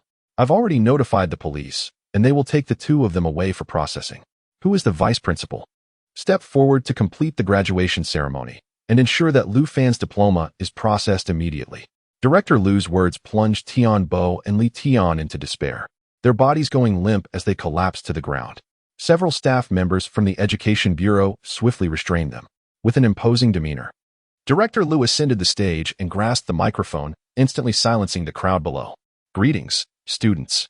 I am Lu Chuming, the director of the Education Bureau of Nan City. Today, in our university, a grievous incident has occurred, marking a disgrace for our educational system. Students colluded with the principal to falsely accuse their peers of plagiarism, a breach of moral integrity. The individuals involved will be handed over to the police in accordance with the law, and the outcome will be publicly announced. On behalf of the educational system of Nan City, I extend my sincerest apologies to all students. Our failure to uphold our responsibilities has led to this unfortunate affair. Bravo! Cheered Lu Fan's 3 roommates from the audience, reminiscent of a similar scene involving Li Tian earlier. Lu Fan, seeing the matter come to a close, quietly withdrew. In the serene grove, a favored rendezvous spot on campus, Lu Fan strolled with Mu Linglong, whose cheeks were painted with a rosy hue. Initially, Mu Linglong had resisted the idea of accompanying him to this place. Throughout her 4 years at university, she had only visited the grove twice, once out of curiosity, and this being the second. However, faced with Lu Fan's assertive nature, she found herself reluctantly yielding. Her feelings towards him were quite peculiar. Every gesture of his seemed perfectly aligned with her own character. Moreover, during their time together, extraneous words were unnecessary.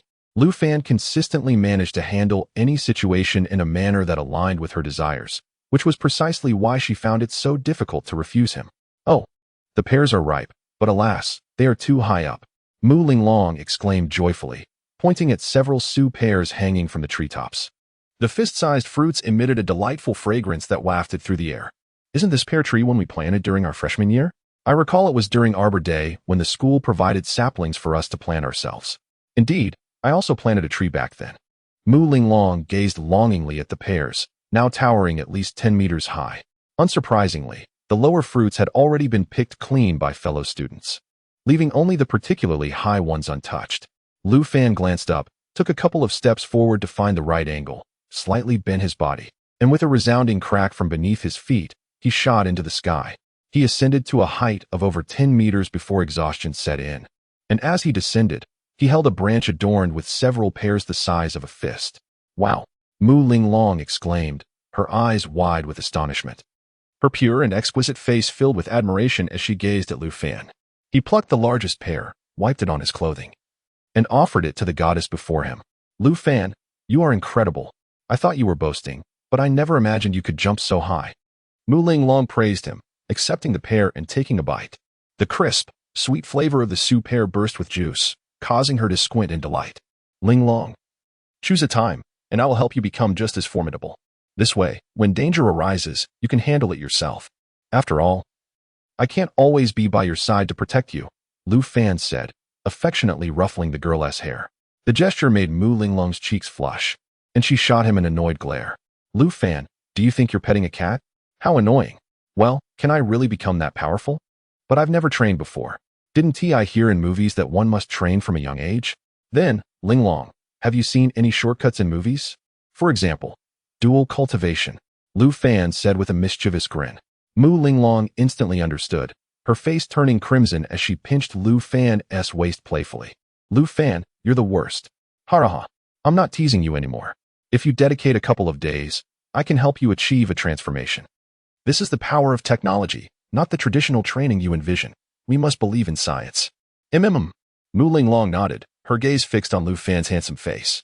Previously, Lu Fan had an ordinary appearance that was merely pleasant to the eye, but now, after genetic evolution, his features had been refined, making him increasingly attractive. Coupled with the unique depth in his eyes, he consistently captured Mu Linglong's attention. Let us go, it's getting late. I'll take you out for a meal and introduce you to a few of my roommates. Without waiting for her response, Lu Fan took her hand and led her out of the grove.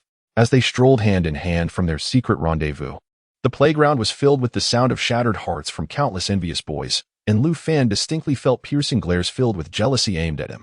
Lu Fan had arranged a gathering with 3 of his roommates, as they would soon part ways, unsure of when they would meet again. This was their farewell feast. To Lu Fan's surprise, Mu Linglong had also invited 2 of her roommates. He quickly pulled out his phone to inform Shen Lang and the others, and upon hearing that there were girls involved, the trio promptly changed the venue to a more upscale hotel. Mu Linglong, the president, led Lu Fan and the 2 girls out of the campus. Both girls were attractive, one was cute, while the other embodied a more mature allure. The cute one, Jiang Xinxin, was extroverted and incessantly chattered, while Bai Bing, the more reserved one, exuded a cool demeanor, though she was secretly quite passionate. Lu Fan, when did you and Linglong get together? For 4 years at Linglong University, there had been no rumors involving any male suitors, yet unexpectedly, just before graduation, she found herself captivated by you. Lu Fan, seated in the passenger seat, held a genuine admiration for Jiang Xinxin, recognizing that this young woman harbored no ill intentions. It was no wonder she could befriend Mu Linglong so effortlessly. Since you wish to hear about my story with Linglong, I shall oblige. As Mu Linglong drove, she discreetly tuned in, while Lu Fan leaned back in his seat, his gaze fixed on the congested traffic outside, his voice resonating with a somber tone. In the year 2040, a higher civilization descended upon Blue Star, subjecting its inhabitants to humiliation and servitude, resulting in a staggering population decline of over 200 million. In a bid to exert greater control over Blue Star, the higher civilization appointed a human as the representative of the Galactic Federation. This individual navigated the complex dynamics between the higher beings and the people of Blue Star for 330 years, during which humanity was treated like slaves. Bound and driven. On the 330th year of human subjugation, an irresistible calamity erupted in the cosmos. To safeguard themselves, the higher civilization directed this disaster towards Blue Star. The representative, armed with advanced technology acquired from the higher civilization, triggered a cataclysmic explosion that rippled through the galaxy, creating a temporal rift.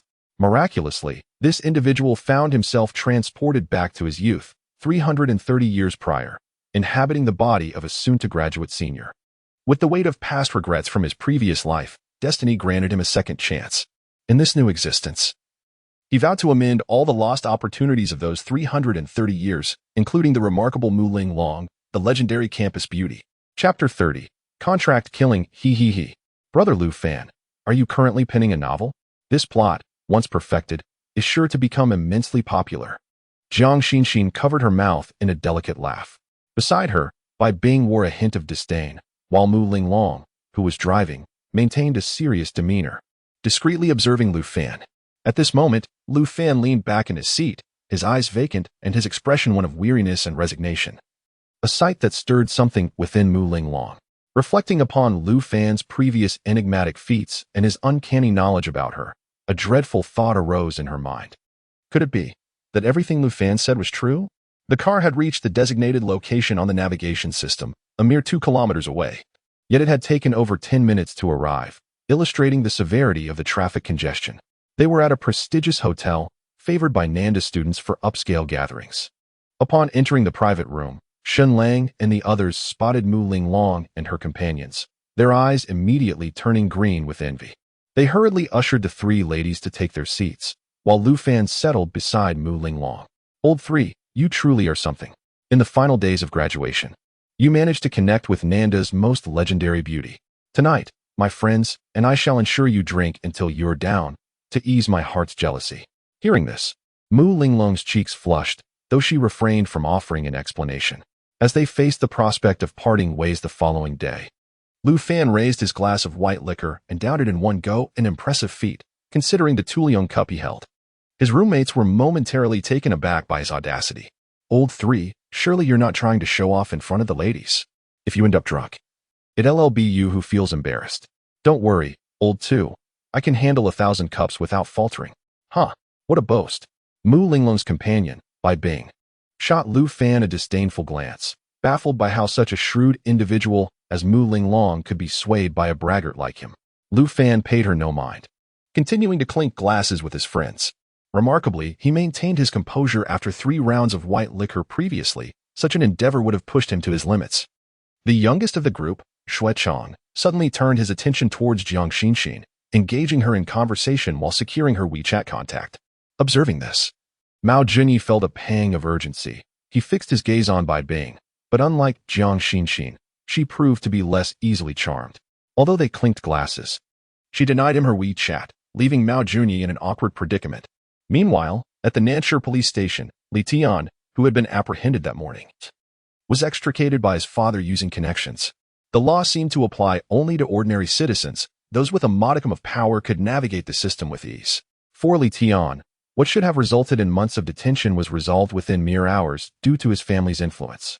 Upon his release, Li Tian's countenance was one of profound gloom.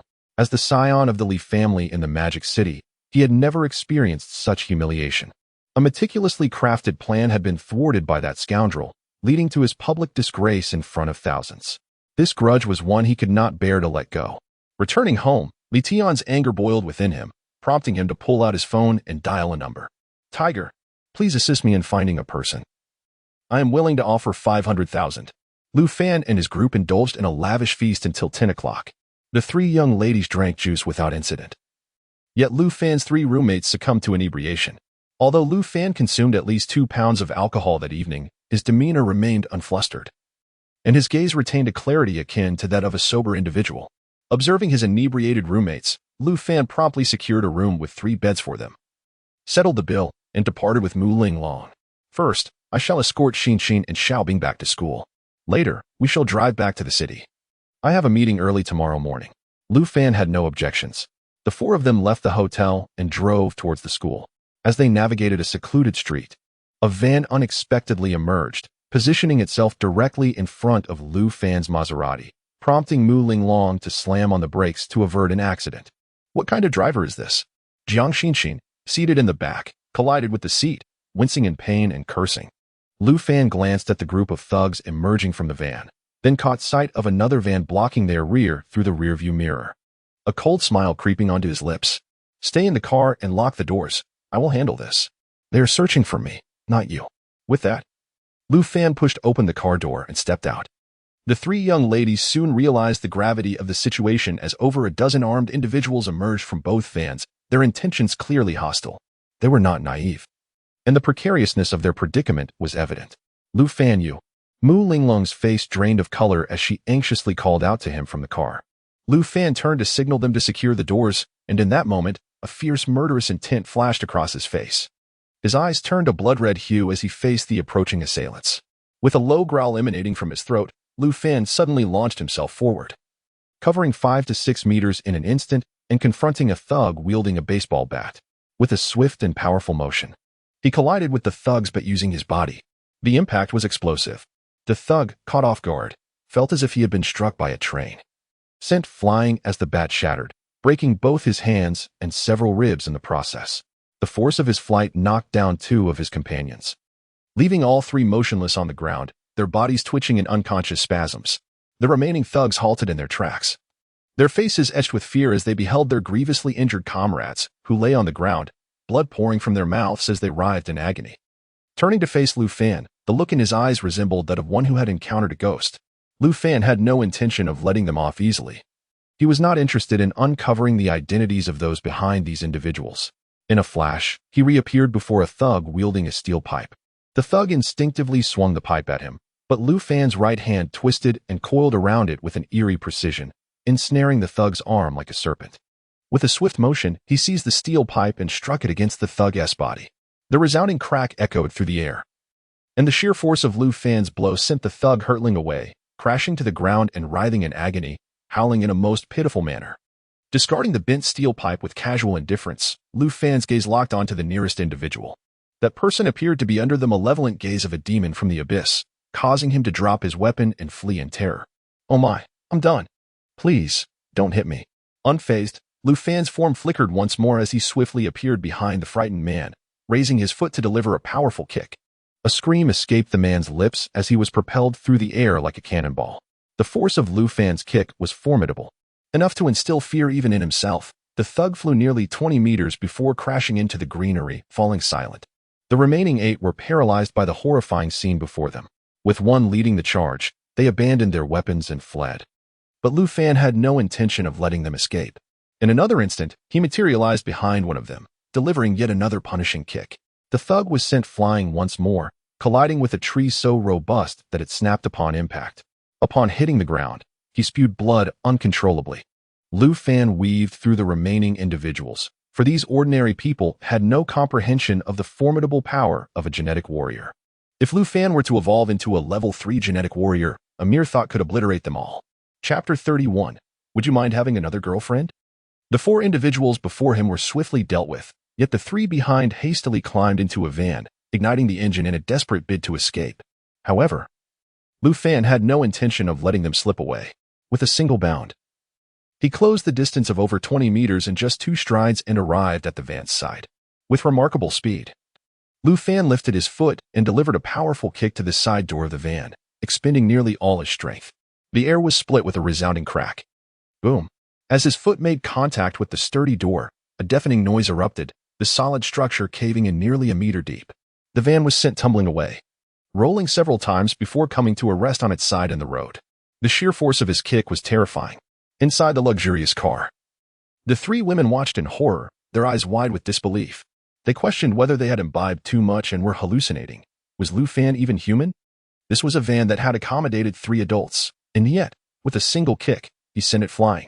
Could it be that superheroes truly existed in this world? Once again, a thunderous crack echoed as Lu Fan leaped into the air, effortlessly covering a distance of several meters to land atop the van's door. Leaning down, he seized the mangled door, letting out a low growl as he tore it off with sheer force. He reached inside and yanked out the driver, flinging him aside as if he were mere refuse, sending him crashing against a nearby wall where chunks of concrete broke away. The thug emitted inhuman cries, writhing in agony upon the ground. Lu Fan then extracted the 2 passengers from the back seat, who fainted from terror. It wasn't until they were slammed against the wall that the overwhelming pain jolted them awake.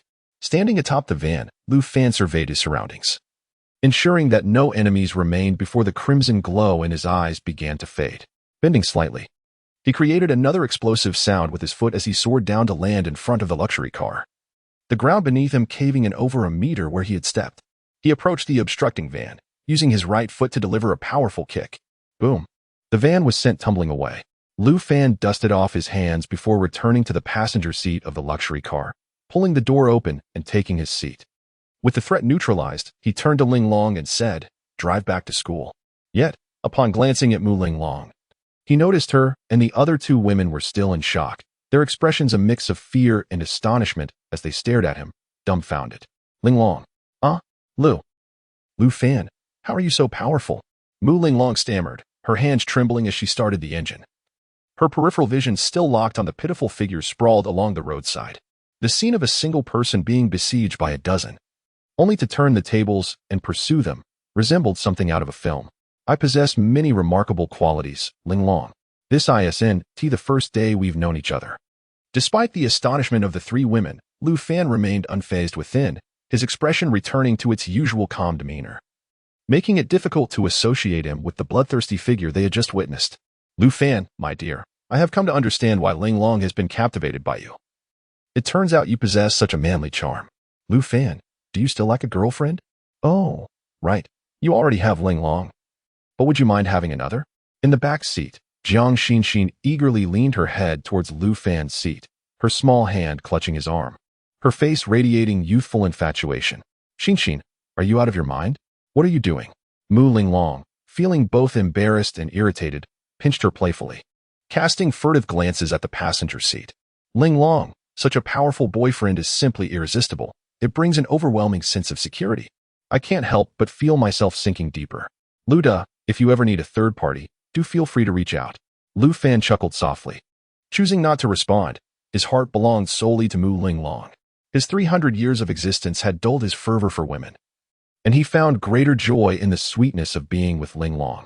Mu Linglong parked the car at the school entrance, and Jiang Xinxin along with Bai Bing reluctantly opened the car doors to leave. Throughout the journey, the two girls' gazes were fixated on Lu Fan. Yet he didn't even spare them a glance in return. The car fell into silence as Mu Linglong drove straight onto the expressway. Were you frightened earlier? She inquired. Yes, I must admit, I was a bit scared. You appeared so terrifying, like a merciless demon straight from hell, he replied. This is my survival principle. My world does not allow mercy towards foes. Any enemy who faces me will become a nightmare in their heart, never daring to confront me again in their lifetime. Lu Fan, was the story you told earlier true? She asked. You actually believe that? Lu Fan's lips curled into a sly smile, which Mu Linglong caught, feeling an alluring and devilish charm emanating from him. Suddenly, the phone of the anxious Li Tian rang, and upon checking, he saw it was the call he had been waiting for. Did Tiger kill him? Li Tian, how dare you? You told me the opponent was just an ordinary student. You deceived me, resulting in my brothers being severely injured, and now they are all in the emergency room. This isn't over between us. What? They were all injured? Li Tian exclaimed, standing up with disbelief etched on his face. You owe me the medical expenses for my brothers. Transfer 5 million to me immediately, or I will pursue this to the end. Tiger, you failed to complete the mission. I completed nothing. Your enemy is a human-shaped Tyrannosaurus. He kicked our van away, and my brother was sent flying over 20 meters. He is no human. Stop the nonsense, if you don't cover the medical expenses. Don't blame me for being ruthless. No, Tiger, I will pay, but you must cooperate with me. Li Tian's expression twisted in discomfort, feeling as though he had swallowed a fly. He had spent money yet achieved nothing, and now he was left to cover medical bills. What kind of situation is this? Yet, considering Tiger's brothers were in the emergency room, it was clear their injuries were severe, prompting a malicious plot against Lu Fan to resurface in his mind. Mu Linglong arrived in the bustling metropolis after a journey exceeding 2 hours. During the ride, the two engaged in a myriad of conversations. Lu Fan was exceptionally adept at dialogue, effortlessly captivating Mu Linglong's interest with each topic. He knew precisely when to share and when to remain a silent listener, occasionally interjecting in a manner that heightened Mu Linglong's spirits. However, just as they were exiting the highway, 4 police cars suddenly appeared, blocking the path of the luxury sedan. Lu Fan narrowed his eyes, an immediate realization striking him. Though such scenarios were cliché, they proved effective against the average individual, yet, he belonged to a different echelon. Mu Linglong's expression shifted dramatically as she observed the encroaching officers, anxiety washing over her. In a reassuring gesture, Lu Fan grasped her delicate hand and said, Do not worry. Linglong, return home and rest early. Tomorrow, I will visit Mu's corporation to see you. This trifling matter is within my capability to resolve. Have faith in me. Lu Fan's demeanor was nonchalant, exuding an air of confidence that calmed Mu Linglong. It seemed as though no predicament could daunt him. He perpetually radiated ease and self-assurance. He then opened the car door, and as 2 officers rushed forward to place handcuffs on him, he did not resist. With a calm gaze, he nodded toward Mu Linglong within the vehicle before being escorted to a police car. Chapter 32, Turning the Tide with a Resounding Thud. A stack of folders was slammed onto the interrogation table, intended by 2 officers to intimidate the restrained Lu Fan. However, Lu Fan merely squinted, unfazed by their display. This lack of reaction incited a surge of indignation in the officers, who felt as though they were mere jesters before him. Lu Fan, what is your attitude? Here, if you are a dragon, you must coil. If you are a tiger, you must crouch. Do you think you are tough? Try to fight here. The officer's bluster seemed to dissipate into the air, as Lu Fan remained motionless, his eyelids unflinching. This scene provoked the speaker's fury. The officer advanced towards Lu Fan, baton in hand, prompting Lu Fan to slowly raise his head, a fleeting glint of ferocity flashing in his eyes. If you dare to extend your claws towards me, I will not hesitate to cripple you. Go ahead, test me. The officer faltered, momentarily mesmerized by the intensity in Lu Fan's gaze, hesitating for several seconds before retreating. I need to make a phone call. Don't say I didn't warn you. Jobs are scarce these days, especially for officers who have committed offenses. Once expelled from the party, no company will take you. Do you not understand the concept of collateral damage when deities clash? The foolish who charge recklessly are always the first to fall. Impudent! How dare you speak to me like that? This is the police station. Lu Fan's words ignited the officer's rage. His face flushed crimson as he brandished his baton and charged forward. Lu Fan, unyielding, glared fiercely, his fists clenched. With a sharp tug, the handcuffs snapped audibly, the chain flying off and striking the face of another officer. As the baton swung towards him, Lu Fan grasped it firmly in his hand, crushing the solid wood with a resounding crack. The sight left the two officers dumbfounded, and the one who had swung the baton hastily retreated, fearful of receiving a blow. I require a phone call. Tonight, none of you in this precinct will escape unscathed. Those who linger by the river will inevitably get their feet wet. Lu Fan casually attempted to rise, only to find himself restrained by a metal barrier. Frowning, he seized the steel plate and violently tore it apart. Stepping forward, he seized the collar of one officer, producing his phone from his pocket and presenting it before him. Unlock it. The terrified officer stared wide-eyed, rendered speechless by fear. Lu Fan's brow furrowed as he mentally commanded, "Shall you?" In the next instant, the phone unlocked automatically and dialed a number on speaker. Lu Fan then released the officer and returned to his seat. The two officers, trembling in fear, retreated to the entrance of the interrogation room, their gazes fixed warily on Lu Fan. After a prolonged ring, the call was finally answered by a stern voice. "Who is this?" "Deputy Leader, it is Lu Fan." Lu Fan maintained a calm demeanor as he sat in his chair, while the two officers opposite him widened their eyes in disbelief, their mouths agape. The mention of Deputy Leader struck them like thunder, igniting a bold conjecture in their minds. Could the Deputy Leader be that person? Lu Fan, what is the matter? I sincerely apologize for disturbing the esteemed leader's rest at this hour. I have acquired a complete set of nanolithography technology, and if you are interested, I would be willing to offer it to the nation at no cost, assisting in the direct production of these devices. What do you think? A gasp of astonishment emerged from the phone, followed by a cacophony of commotion, indicating that the leader had likely sprung from his bed. Lu Fan, where are you right now? I will send someone to fetch you immediately. I'm sorry, esteemed leader, but I am currently in a bit of a predicament, having been detained by the Dong District Police for confronting a few ruffians. Once I am released, stop. Lu Fan, I do not care what trouble you are in. Remain where you are. Someone will be there in 10 minutes. 10 minutes to retrieve you from the Dong District Police Station, correct? The urgency in the leader's voice was palpable before the call abruptly ended. The two officers had witnessed the entire telephone exchange, beads of cold sweat trickling down their foreheads, their eyes betraying sheer terror. Even they, with their limited intellect, understood they had stumbled upon something far beyond their capacity to handle, akin to colliding with a formidable titanium alloy barrier, and that both they and their superior were likely to face dire consequences. Do you intend to continue, or shall we await my associates? Although uncertain of the identity of the forthcoming individuals, Lu Fan was confident they were not to be trifled with, perhaps military personnel or members of some clandestine organization. A smile crept across Lu Fan's face as he regarded the two petrified officers, who wiped their brows and managed to produce an awkward grin. "Mr. Lu, please. Take a moment to rest. There seems to be a misunderstanding." With that, they hastily retreated, leaving the interrogation room shrouded in silence. Lu Fan leaned back in his chair, feigning slumber. The two officers burst into the deputy director's office like wild animals, fully aware that this situation had been instigated by the deputy. "Director Lu, we have a serious problem." Awakened abruptly from his slumber on the sofa, Director Lu erupted in anger. "Why aren't you two attending to the suspects? What is all this commotion?" "Director, it's not just any suspect. It's Lu Fan." The officers recounted their earlier encounter in its entirety, instantly dispelling Lu's drowsiness, leaving him with a pallid expression as he rose to his feet. "Are you certain you didn't team us here? Could he be bluffing?" To establish direct contact with someone in the capital would require immense clout.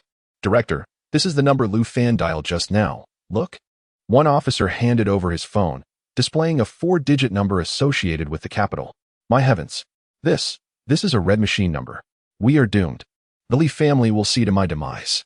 A mere glance at the number sent a jolt through Lu, nearly causing him to collapse. "You two must release him immediately." "No. I will go myself."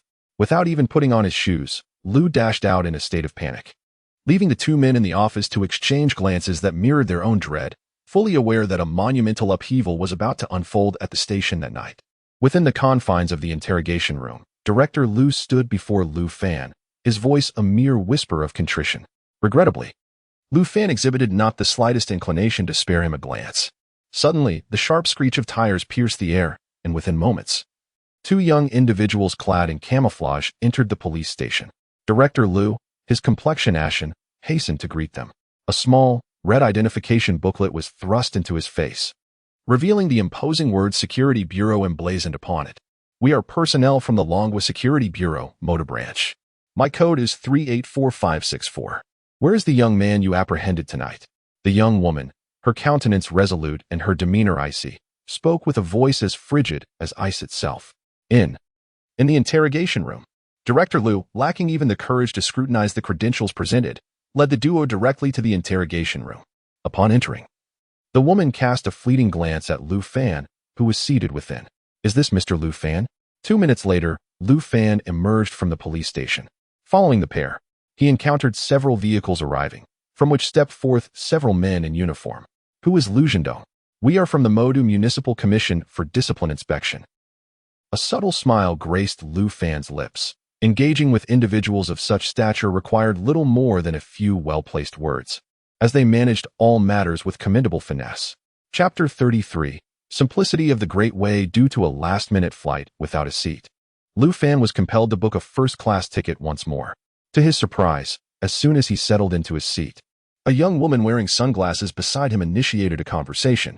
Sir, do you remember me? Lu Fan turned his head and caught a glimpse of her, a smile gracing his face. Indeed, the world can be quite small, for he had unexpectedly encountered this young lady even at such an hour. Qi Linga. Upon hearing her name called, Qi Linger beamed with delight.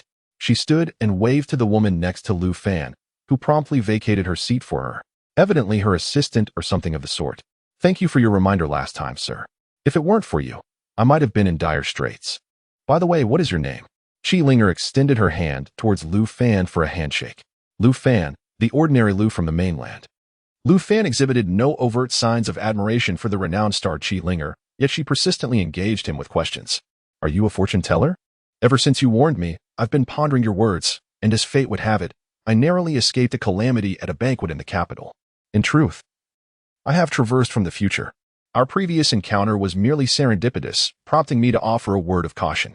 What transpired in your future occurred during those days. I wish to rest now. With that, Lu Fan donned his eye mask, signaling the end of their conversation. Qi Linger pouted, her expression tinged with discontent. After all, she was a celebrated star and beauty, yet this man seemed indifferent to her allure, even appearing slightly vexed. Her self-esteem took a significant hit. Humph.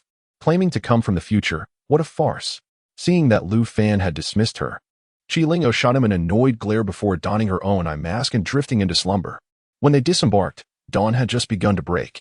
Lu Fan once again stepped into a Hongqi sedan that had been driven to the aircraft, stirring Qi Linger's curiosity about his identity.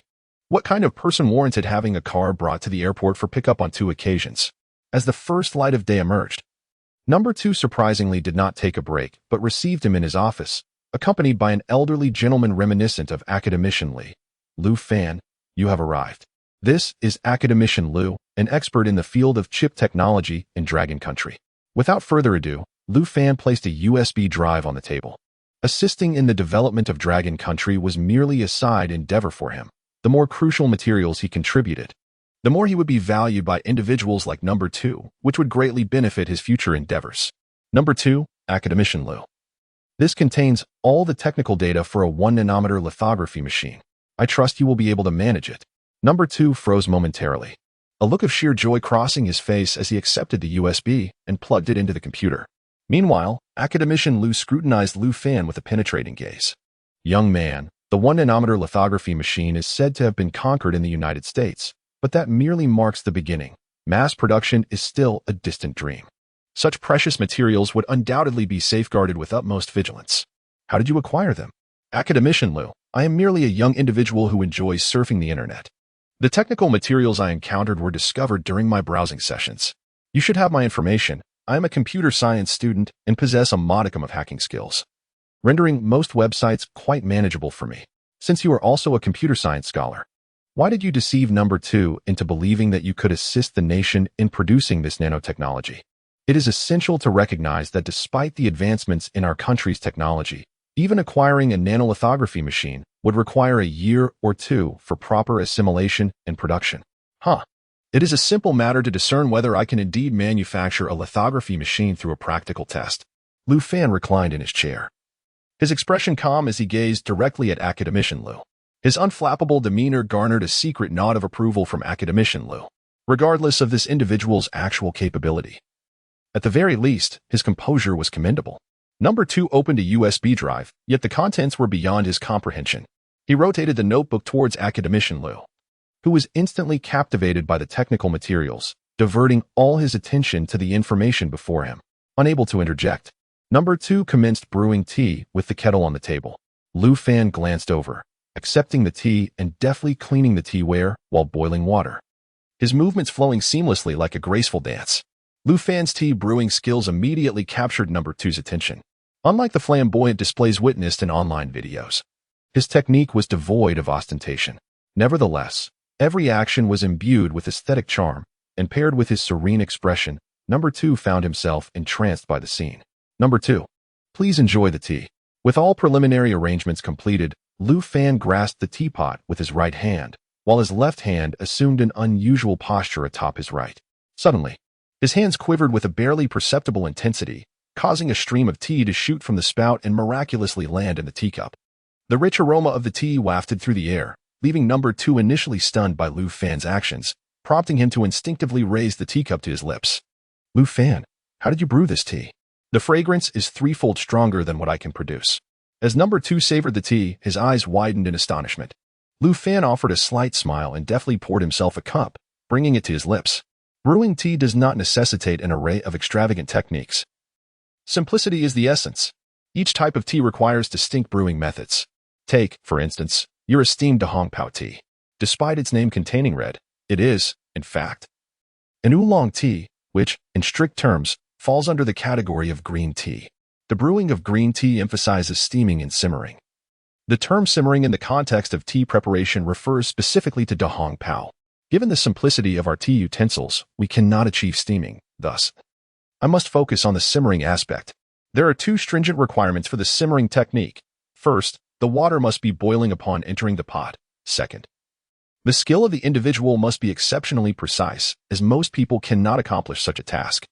I just employed a trembling technique to allow the boiling water to envelop the tea leaves, causing a secondary boiling effect within the teapot, thereby perfectly releasing all the fragrance of Dahong Pao. This technique possesses a notable drawback. The delicate aroma of the tea dissipates too swiftly. After the second infusion, the tea's unique essence diminishes significantly, and by the fourth, it becomes insipid and lackluster. Lu Fan raised the cup to his lips and consumed the tea in one swift motion, closing his eyes to savor the exquisite sensation ignited by the rich fragrance within his mouth. Number 2, momentarily taken aback, mirrored his actions and also shut his eyes. The trio remained silent. Academician Lu was captivated by the technical documentation of the lithography machine, while Number 2 and Lu Fan were lost in the art of tea tasting. Once the pot of tea was finished, Lu Fan proceeded to brew the second infusion. As boiling water poured into the pot, he adopted the same technique as before, deliberately clasping his hands together and shaking them vigorously, effectively trapping all the steam generated within the pot. Number 2, this time with widened eyes, fixated intently on Lu Fan's hands, yet regrettably failed to discern any secrets in this method. Lu Fan gently opened the cup's rim, allowing the boiling tea to surge forth, landing precisely in the cup before Number 2. This singular maneuver is one that an ordinary person could never master in a lifetime, unless, like him, they underwent a genetic evolution to attain such formidable strength. Chapter 34, Ternary Polymerized Gas. Number 2 gazed at Lu Fan with admiration. The young man remained unflustered in the face of challenges, exuding an air of calmness and composure. His extraordinary abilities and remarkable skills, coupled with his 2 selfless donations of powerful technology to the nation, rendered him a beacon of hope for the future of Long Country. If all the youth in Long Country were like him, there would be no cause for concern about the nation as prosperity. Beside him, Academician Lu stared intently at the computer screen, his eyes reddened, clearly grappling with a perplexing problem. Lu Fan's gaze flicked to the formula displayed on the screen. It pertained to materials science and represented synthetic materials that surpassed the current technological standards of Blue Star. Had Academician Lu encountered a dilemma? Indeed, this material was unfamiliar to Lu Fan. Traditionally, The primary material used in lithography machines was neon gas. How could this ternary polymerized gas possibly emerge? What academician Liu was unaware of was that the conventional primary material for lithography machines had always been neon, yet its limitations were significant. Presently, neon was only produced in Ukraine and Russia. With both countries embroiled in a fierce conflict, the export of neon gas had been severed, resulting in a global shortage that would adversely affect the production of lithography machines. The new lithography machine substitutes the rare neon gas with three common gases: argon, krypton, and xenon. This ternary polymerized gas is the resultant amalgamation of the three. The solution to this formula was somewhat unique, yet it could be approached in this manner. Liu Fan took up paper and pen from the table, sketching out the solution. Academician Liu, akin to an eager student, watched intently as Liu Fan elucidated the formula. Upon concluding his explanation of the ternary material, a look of enlightenment dawned on academician Liu's face. The individual who designed this material was truly gifted, having devised such an ingenious solution that mitigated the dependency on neon gas resources in lithography machines. Once he finished speaking, academician Liu fixed his gaze on Liu Fan. "Young man, are you truly a computer science major? Surely, you aren't deceiving an old man, are you? Your foundation in materials science surpasses my own." Academician Liu. I genuinely hail from a background in computer science. However, my interests are quite diverse, allowing me to acquire knowledge across various fields. The technology behind a 1-nanometer lithography machine is exceedingly sophisticated. Nonetheless, you may proceed to manufacture the preceding components, and should you encounter any challenges later on, feel free to consult with me. I can generally provide a solution. Academician Liu regarded Liu Fan, who radiated confidence, with a complex expression. Had another individual made such claims, he would have likely dismissed them as mere boastfulness. However, Liu Fan had just substantiated his capabilities through action. "Liu Fan, you have indeed presented the nation with a treasure of immense value. On behalf of the country, I extend my gratitude. Should you face any insurmountable issues in the future, you may contact Ice Block. I have already instructed her that, barring any illegal matters, she can assist you with most concerns. By the way, Ice Block is the head of the security bureau in the Magic City, the very woman who came to fetch you from the police station. Thank you." Number 2. Liu Fan squinted his eyes, realizing that the lithography technology had not been given away in vain. It had indeed yielded the expected returns. The wealth of technology at his disposal was so vast that he could scarcely keep track of it all. However, he had no intention of releasing it all at once. A steady trickle would maintain an air of mystery and maximize his value. Exiting conference room number 2, Liu Fan hailed a taxi and headed straight to Jean City, where the mechanical factory he had acquired was integral to his most crucial plan. The profits he earned would be reinvested here. Gu Mankan received Liu Fan's call and personally awaited him at the factory's entrance. Preparations at the factory were largely complete. Only the right timing remained before they could commence work. "Are the intelligent robots ready?" Liu Fan inquired. "The quantity of robots we ordered is substantial," Gu Mankan replied. "The team I contacted is still working overtime, and they estimate delivery in 3 days. All right, I will transfer 1 billion to the company account. Begin procurement according to the list I provide. There must be no human workers in this factory except for you. All labor must be conducted by robots." Mr. Liu, is that feasible? I'm concerned that the robot's intelligence might not meet my requirements. Just proceed as directed. The rest is up to me. You need not worry about the intelligence aspect. I have designed a flawless AI system myself. You won't have to oversee the operations. All robots will function autonomously according to the programming.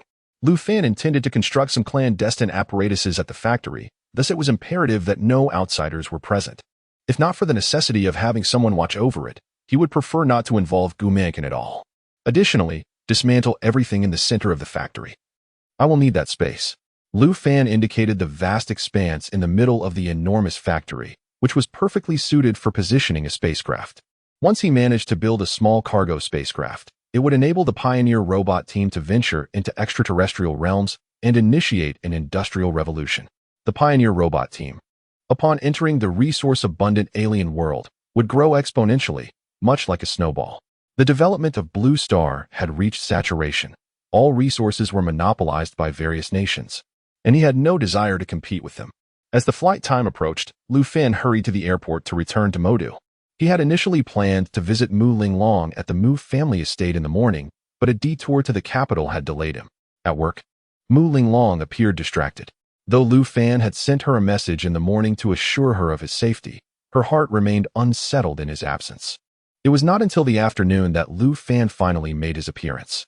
Seeing him enter the office with a smile, Mu Linglong stood up in surprise to greet him. Lu Fan, are you all right? Haha. I informed you of my safety this morning. Were you that worried about me? Lu Fan stepped forward, enveloping Mu Linglong in his arms. This startled her. It was her first experience of such close proximity with a boy other than her father. A blush crept onto her cheeks as she shyly struggled against him, but her efforts were feeble against Lu Fan's strength. Lu Fan, let go of me. Lu Fan embraced her delicate form as they settled onto the sofa, their gazes locking. Mu Linglong, feeling bashful, lowered her head, unable to meet his eyes. How is the company's transformation progressing? Lu Fan shifted his position, placing Mu Linglong's fragrant body upon his lap. His nose nestled in her hair as he closed his eyes in blissful reverie. You make it difficult for me to respond, you rascal, Mu Linglong protested, pushing against him a few times before conceding, knowing that Lu Fan's immense strength was beyond her ability to resist. A knock echoed from the office door. And before Mu Linglong could react, the door swung open, revealing a bespectacled young woman who stepped inside. President Mu, our client from Ethiopia has unexpectedly arrived. Although the staff received them, the translator they brought fell ill after landing and has been hospitalized. We cannot find a replacement translator, the girl spoke. But as she reached the end of her sentence, she sensed the unusual atmosphere, her gaze lifting in surprise. There sat her president, blushing and nestled on a man's lap. While the man looked at her with a bemused smile. President Mu, I didn't see anything. The young woman exclaimed in panic, quickly turning to leave, shutting the door behind her. This scene left Mu Linglong utterly mortified, and she pinched Lu Fan's waist with fervor. You scoundrel, you did this on purpose to embarrass me. Now that Assistant Zhang has seen us, how am I to face her in the future? Ah, Linglong, you seem to have misunderstood a crucial detail. You are the president. She is merely the assistant. It is she who should be afraid, not you. Witnessing her boss flirting with a man could lead to her dismissal if her employer is particularly sensitive, Lu Fan replied, releasing his goddess from his embrace. Mu Linglong shot him a reproachful glance and quickly adjusted her attire before calling towards the door. Xiao Zhang, come in. Chapter 35. The astonishment of Mu Linglong in the industrial district of Sioux City. Lu Fan engaged in a fluent conversation with a foreign gentleman of African descent, communicating in the obscure yet intricate Amharic language. The foreigner expressed his admiration for Lu Fan's proficiency in Amharic, continually giving him enthusiastic thumbs up and praise. Behind them, Mu Linglong gazed at Lu Fan's figure in awe, her eyes sparkling with an unusual brilliance. As the Dragon Kingdom cultivates friendships with various African nations, it has also opened the doors to international trade. The Mu family small appliances are now exported to numerous countries in Africa, which explains the visit from the Ethiopian client to the Dragon Kingdom. Lu Fan guided the foreigner through the Mu family factory, providing a thorough introduction to all the machines and products therein. The Mu family small appliances primarily include rice cookers, induction cookers, ovens, and juicers, common market items devoid of particularly innovative products or technologies. Mr. Ham, I strongly recommend that you place a larger order for juicers. The African region is abundant in fruits, and during the long, sweltering summers, nothing could be more delightful than a glass of chilled, freshly squeezed juice, Lu Fan proposed. My dear Lu, I shall give your suggestion careful consideration. You are indeed a capable individual.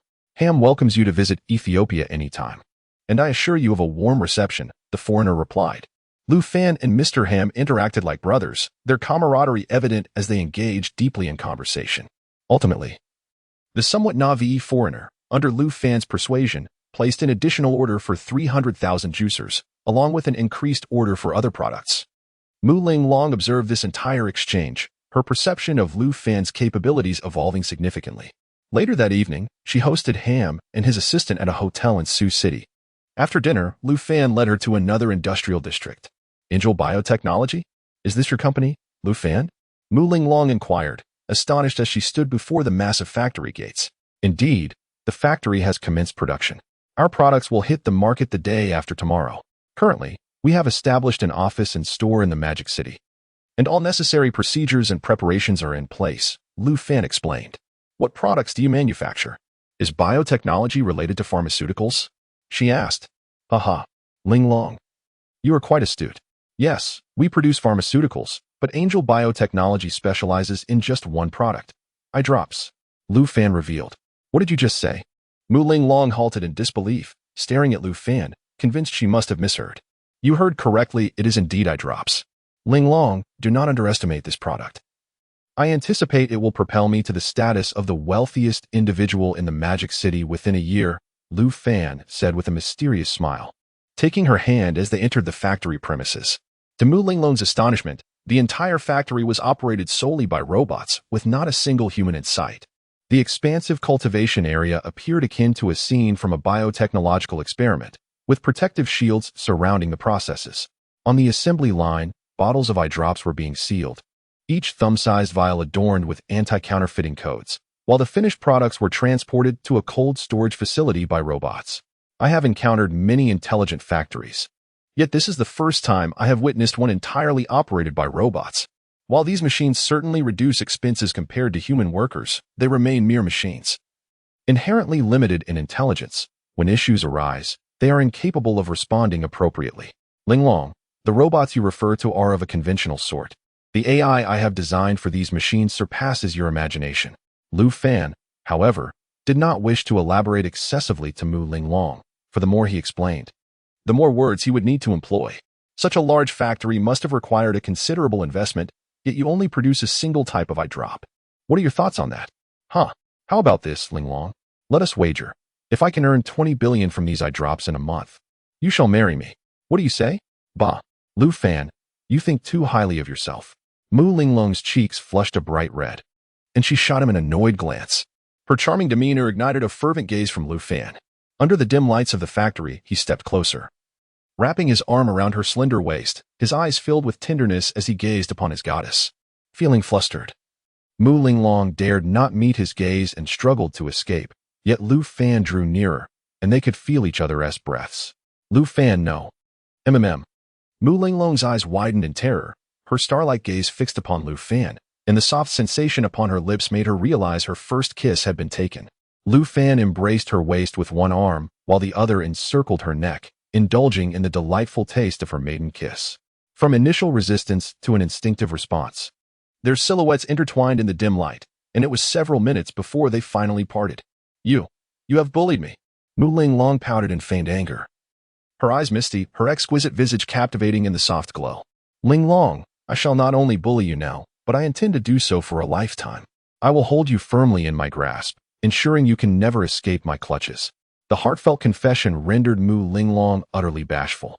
Her head bowed as she buried it in Lu Fan's shoulder, too shy to meet his gaze. That night, they stayed at Mu's villa in Sioux City. Yet Lu Fan refrained from taking further liberties with the goddess.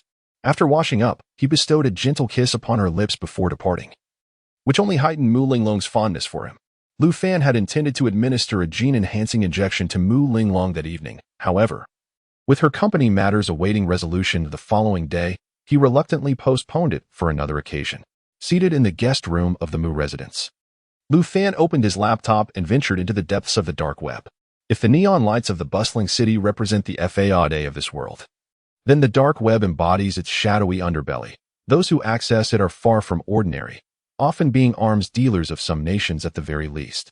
The dark web, with its dazzling array of peculiar commodities, surpasses the comprehension of any ordinary individual. Among these, the photographs of young girls are particularly favored by countless men who frequent this realm. These girls may have been abducted or groomed from a tender age for a price. The merchants behind them can deliver these individuals to any specified location. Lu Fan navigated to the miscellaneous items page and opened the listing for an island currently on sale. Observing the desolate island, a faint smile graced Lu Fan's face. Shall you acquire this Lingluo island? At this juncture, that treasure should still be on the island. Once my mode of transport is ready, I shall personally retrieve it. Understood, Master. Additionally, the piece of void stone that fell in Australia could prove invaluable to us. Shall we issue a mission to procure it with mercenaries? Void stone, you say? Lu Fan furrowed his brow in contemplation. The emergence of void stone necessitates tremendous fortuity. Its worth surpasses that of the entire blue star. This gem is born from a planet's gradual decline over countless years, amalgamating all its energy into a singular, unparalleled jewel. Furthermore, not every perishing planet can yield a void stone, It is estimated that one might emerge from every 100 naturally expired planets, underscoring its rarity. The function of the Void Stone is to create spatial devices. Advanced civilizations have long mastered the intricacies of space. However, these devices require gems imbued with spatial energy as their vessels. The significance of the Void Stone is paramount, and I cannot entrust its retrieval to others. I shall undertake the journey myself. Nevertheless, the Void Stone is located deep within the Australian rainforest, fraught with peril. I must advance to a level 2 genetic warrior before I can venture there. Shall you? Please keep a vigilant eye on the materials for the second dose of the genetic enhancement serum. Acquire them immediately upon their availability. Chapter 36. The Art of Sobering Up. The Angel Vision Restoration Store has opened its doors, yet it did so without any promotional fanfare or advertising, merely displaying the striking phrase "perfect treatment for myopia" above its entrance. This expansive establishment, comprised of 6 grand storefronts, is situated in the bustling heart of the metropolis, where the daily rental fee alone is a staggering figure beyond the imagination of the average person. However, despite its grand opening, the store saw not a single customer. In a state of urgency, Si Yudong hastily dialed Lu Fan's number. Lu Fan, engrossed in a discussion regarding a smart toy factory with Mu Linglong, was not particularly taken aback by the call. He simply acknowledged it with a casual "I understand" before promptly ending the conversation. Over 2 hours later, Lu Fan arrived at the store with Mu Linglong in tow. As they surveyed the desolate scene outside, Mu Linglong cast a peculiar glance at Lu Fan. "And you claimed you would earn 2 billion in a month, becoming the richest in the city within a year? Even ordinary folks wouldn't dare to dream that big. What are we to do now, Mr. Lu?" Si Yudong exclaimed, rushing out of the store with an expression of distress. "Why the rush? Just create another sign to hang outside. If it fails, we can compensate with 1 million. Is that really feasible? Just get it done. Once the sign is up, find a lawyer. The practitioners can sign a legally binding contract, stipulating that we will perfectly cure any vision impairment, such as myopia, cataracts, and presbyopia. If it proves ineffective after a day, we will compensate with 1 million. All right, I'm on it." Si Yudong sighed as he departed, feeling utterly perplexed by the efficacy of the eye drops. Although he had visited the factory, it bore no resemblance to the products he had previously worked on, leaving him utterly confounded. Lu Fan, maintaining an air of ease, led Mu Linglong into the store. Inside, 4 waitresses clad in elegant kipayos greeted him with respectful bows. Calling out, "Good day, Mr. Lu," he acknowledged them with a nod and proceeded directly to the second floor with Mu Linglong. "Is this our esteemed boss, Mr. Lu? He is so young and handsome, and he possesses such charisma." After Lu Fan departed, the 4 female attendants huddled together to discuss in hushed tones. "Unfortunately, he already has a girlfriend, and she's stunning. It seems we have no chance. Hiki, who doesn't he have a wandering eye? With a boss this young and dashing. Even being his subordinate would be worthwhile. Tomorrow, I'll wear a super short skirt and black stockings. I refuse to believe he won't glance our way." Lu Fan's acute hearing captured every word of the waitress's conversation, though he displayed no outward reaction, maintaining a demeanor of indifference. In contrast to fleeting desires, he found greater pleasure in the emotional connection he shared with Mu Linglong, a sentiment that brought him profound enjoyment. The pair entered an office that boasted an excellent view, with large windows overlooking the vibrant square below. "Mr. Lu, have you invested over 10 million in these 6 storefronts? What possessed you to sell eye drops in such a prime location?" Mu Linglong inquired, her expression bemused as she observed Lu Fan's busy silhouette. Yet, Lu Fan chose not to respond to her question. Instead, he retrieved a lemon and a bottle of honey from the refrigerator, along with a mortar and pestle, and began to prepare lemon water before Mu Linglong. Before long, he presented her with a glass of honeyed lemon water, served without ice. "Thank you." Mu Linglong felt a slight touch of emotion. Lu Fan had always remembered her preferences and had thoughtfully provided her with a drink without ice. This kind of attentiveness was something she had never encountered with any of the men she had known before. Lu Fan, however, did not particularly enjoy lemon water. He retrieved a bottle of red wine and placed it elegantly on the coffee table in front of Mu Linglong. With a graceful motion, he uncorked the bottle, bringing it to his nose to inhale its aroma, nodding in satisfaction. "Lu Fan, do you also know how to appreciate wine?" Mu Linglong inquired, her curiosity piqued by his actions. "Have you forgotten what I told you earlier? There are very few things in this world that I cannot master. I simply tend to be rather lazy in showcasing my talents. Today, as it is the grand opening of the shop and I am in high spirits, I shall demonstrate a special skill for you." After stating this, Lu Fan produced a stemmed glass and elegantly poured a third of the glass with red wine. He then brought it to his lips, inhaling deeply while gently swirling the liquid with a flick of his wrist. His wrist moved with a fluid grace. As if devoid of bones, the exaggerated motions captivatingly elegant, complemented by a subtle smile on his face that instantly drew Mu Linglong's full attention. Though red wine originally hails from foreign lands, it has become a global sensation, an indispensable luxury among the affluent. Approximately 6,000 years ago, a small nation known as Persia, now recognized as Iran, invented wine, which gradually spread across the world.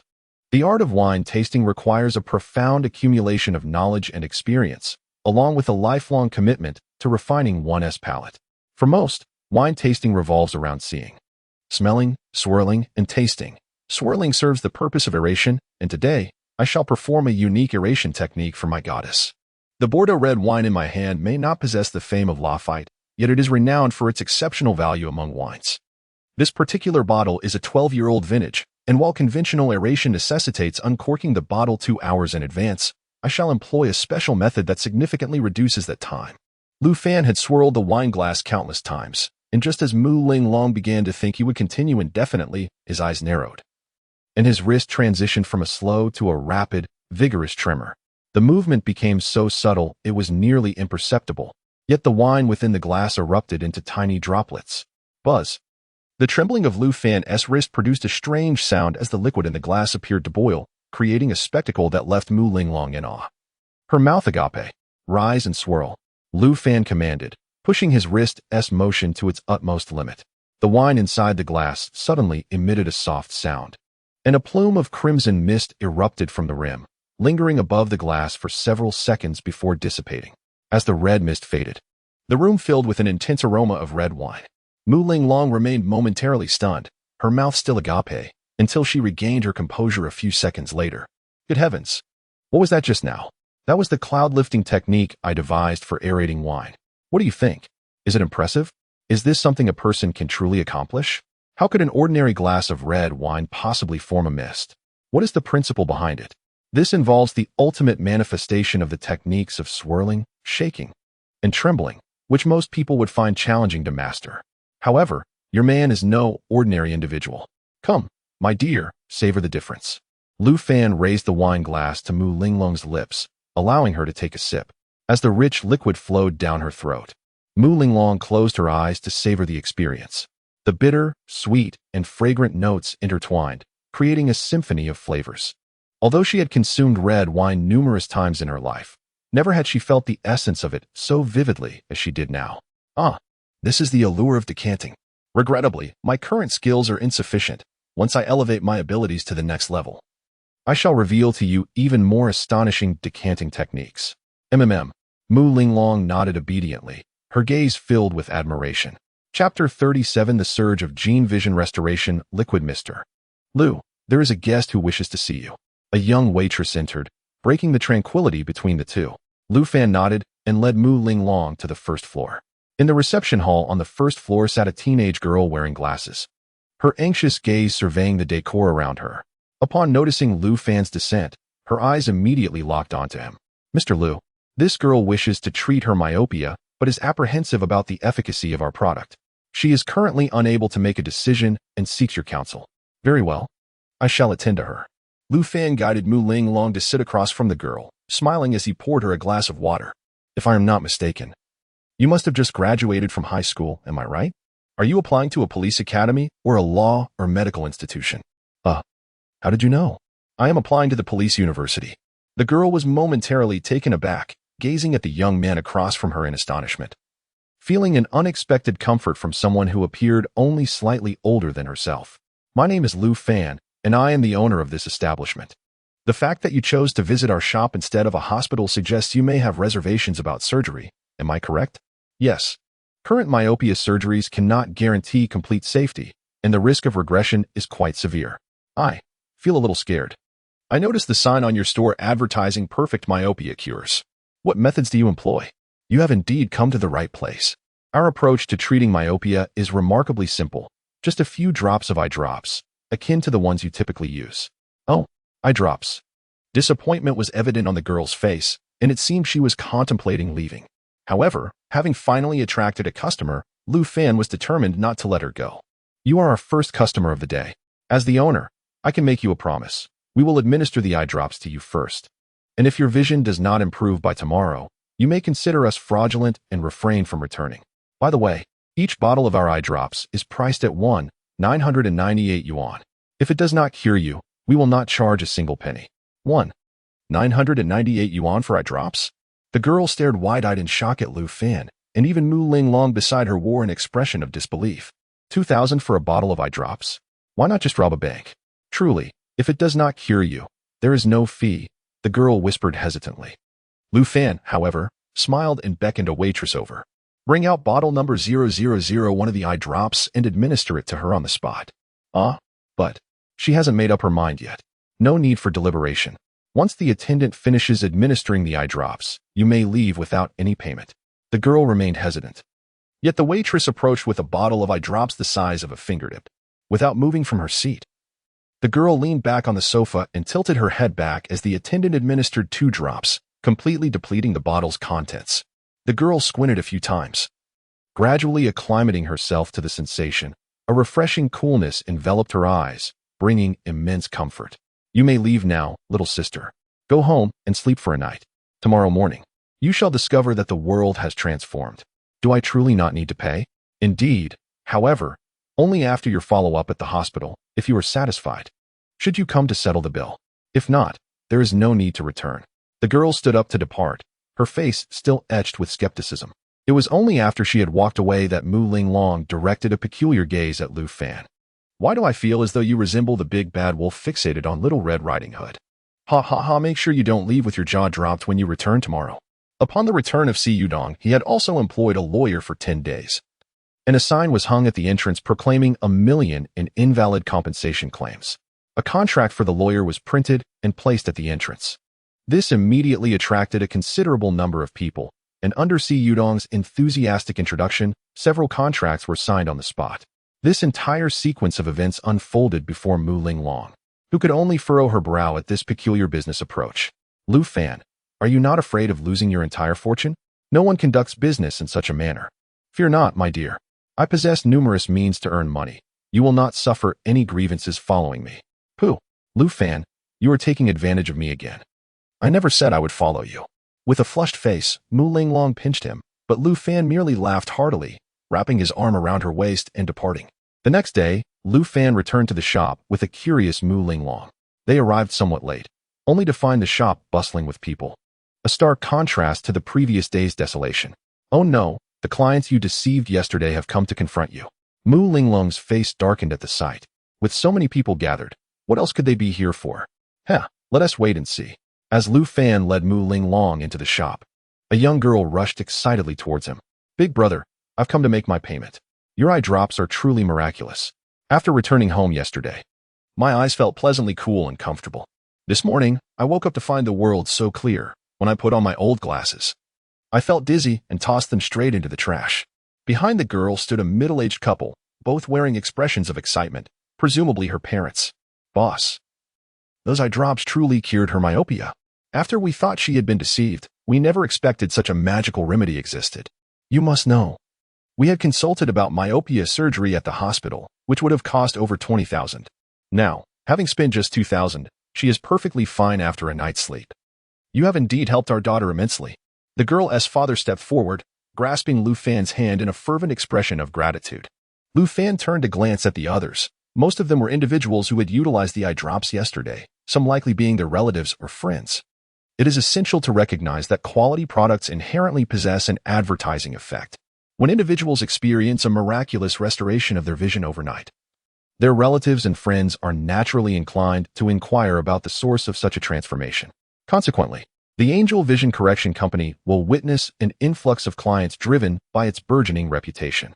Moreover, those who have regained their sight often delight in sharing their experiences through selfies and social media posts, inevitably generating a significant wave of attention. Indeed, as the day progressed, foot traffic in the store began to increase. By evening, Si Yudong excitedly reported to Lu Fan the day's achievements. Over 40 patients had been treated, yielding a revenue of 80,000, although they remained far from breaking even. Nonetheless, these more than 40 individuals are certain to attract even more clientele.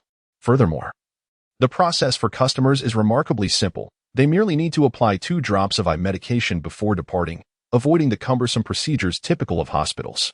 Therefore, it can be stated that the establishment can accommodate an abundance of visitors, with the only challenge being the necessary communication and explanation prior to treatment.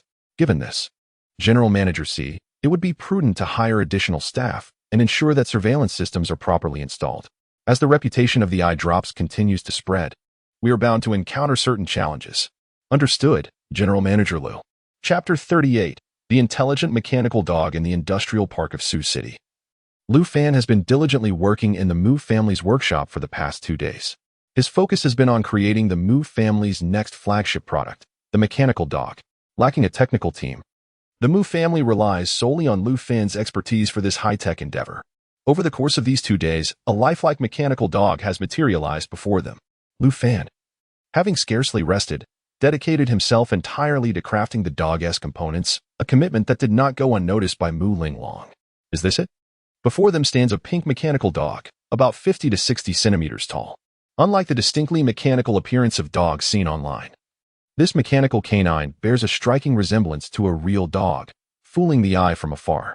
The final step is to activate the intelligent AI, the most crucial part.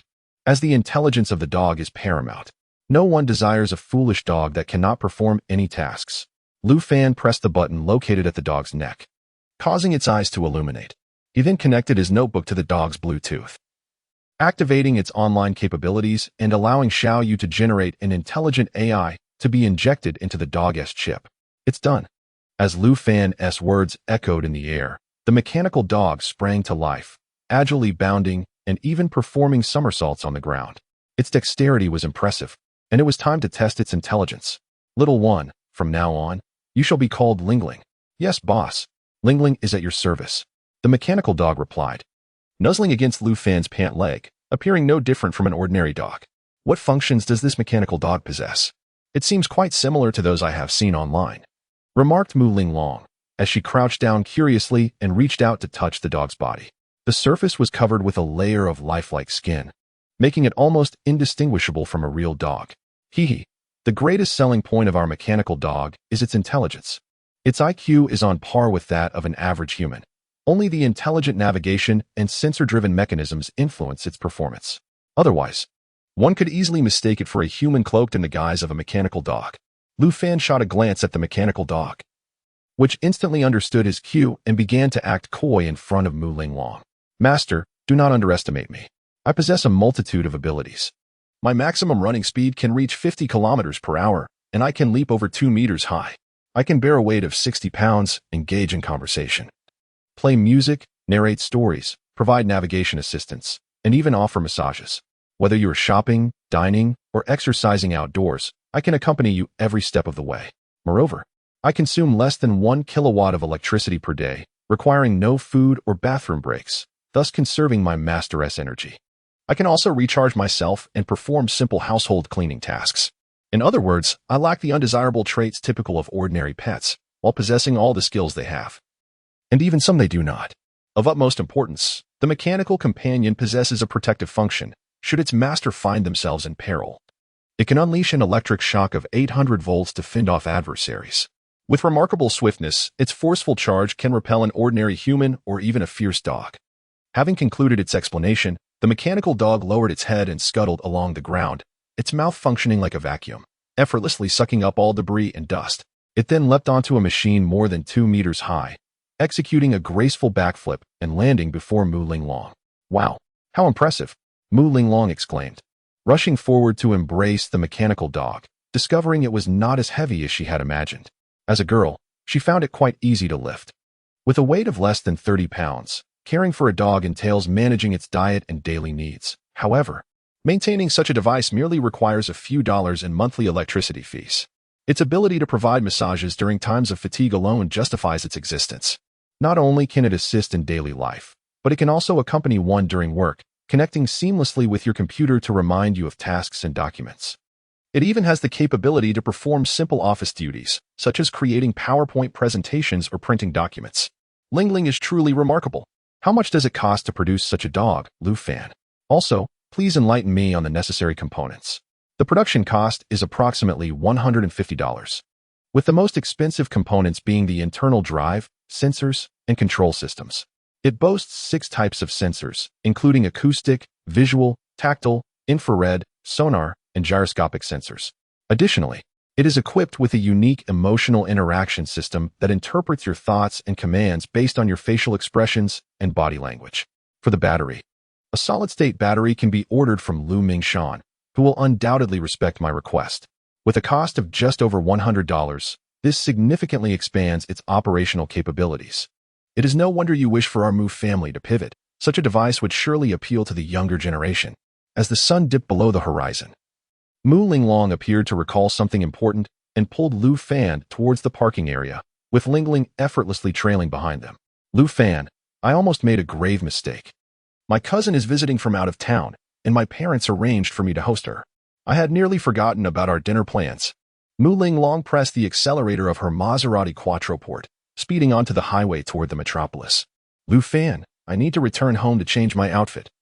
You should also opt for something more formal. Is that really necessary? It's just my cousin, after all. Do we need to dress up for her? Well, my cousin can be rather snobbish and sharp-tongued. If she says anything unpleasant during dinner, just pretend you didn't hear it. Honestly, I was reluctant to meet her. But her mother is my aunt, so I cannot refuse. Ah, I see. Observing the troubled expression on Mu Linglong's face, Lu Fan chuckled, dismissing her concerns. Having lived for so long, he had encountered all types of individuals. Dealing with a sharp-tongued and bitter woman was merely a matter of strategy. Where do you live? Right outside your home. Where do you live? Mu Linglong presumed he had not heard her question clearly and reiterated, I mean the neighborhood outside your home. You can just drop me off on your way back. After you change your clothes, take me with you. Huh? How do you know where I live? Mu Linglong inquired. Only to recall Lu Fan's extraordinary abilities, he even knew her bank card password, so knowing her address was hardly surprising. I'm staying outside your neighborhood for the convenience of our rendezvous. Whenever you think of me at night, just send a message. And I can appear in your room within a minute. In the future, our clandestine meetings will save you the cost of a taxi. Pfft. A dog cannot spit out ivory. Who would want to sneak around with you? By the way, Lu Fan, you are quite the big boss now. Why haven't you bought a car? Although a vehicle isn't a necessity, it undoubtedly makes traveling and business dealings much easier. Plus, it could be useful for entertaining clients. If you're considering it, I can introduce you to a friend whose family sells cars. Actually, I don't need a car. My own vehicle will be ready soon, and it will undoubtedly astonish you. Furthermore, I am due for another advancement in my training. After 2 more upgrades, I will be able to fly. At that point, I won't need any vehicle at all. Huh? Flying? Why don't you just burrow into the ground? Such boastful words. Mu Linglong's nose wrinkled in discontent as she shot him a glare, incredulous that he would even speak of such absurdities as flying. Chapter 39. Eccentric relatives. The Maserati Quattroporte, under the direction of the security personnel, gracefully came to a halt in front of the luxurious 5-star hotel. Lu Fan observed the opulent decor and sneered slightly. While such establishments are suitable for business receptions, dining here lacked appeal, offering little beyond exorbitant prices.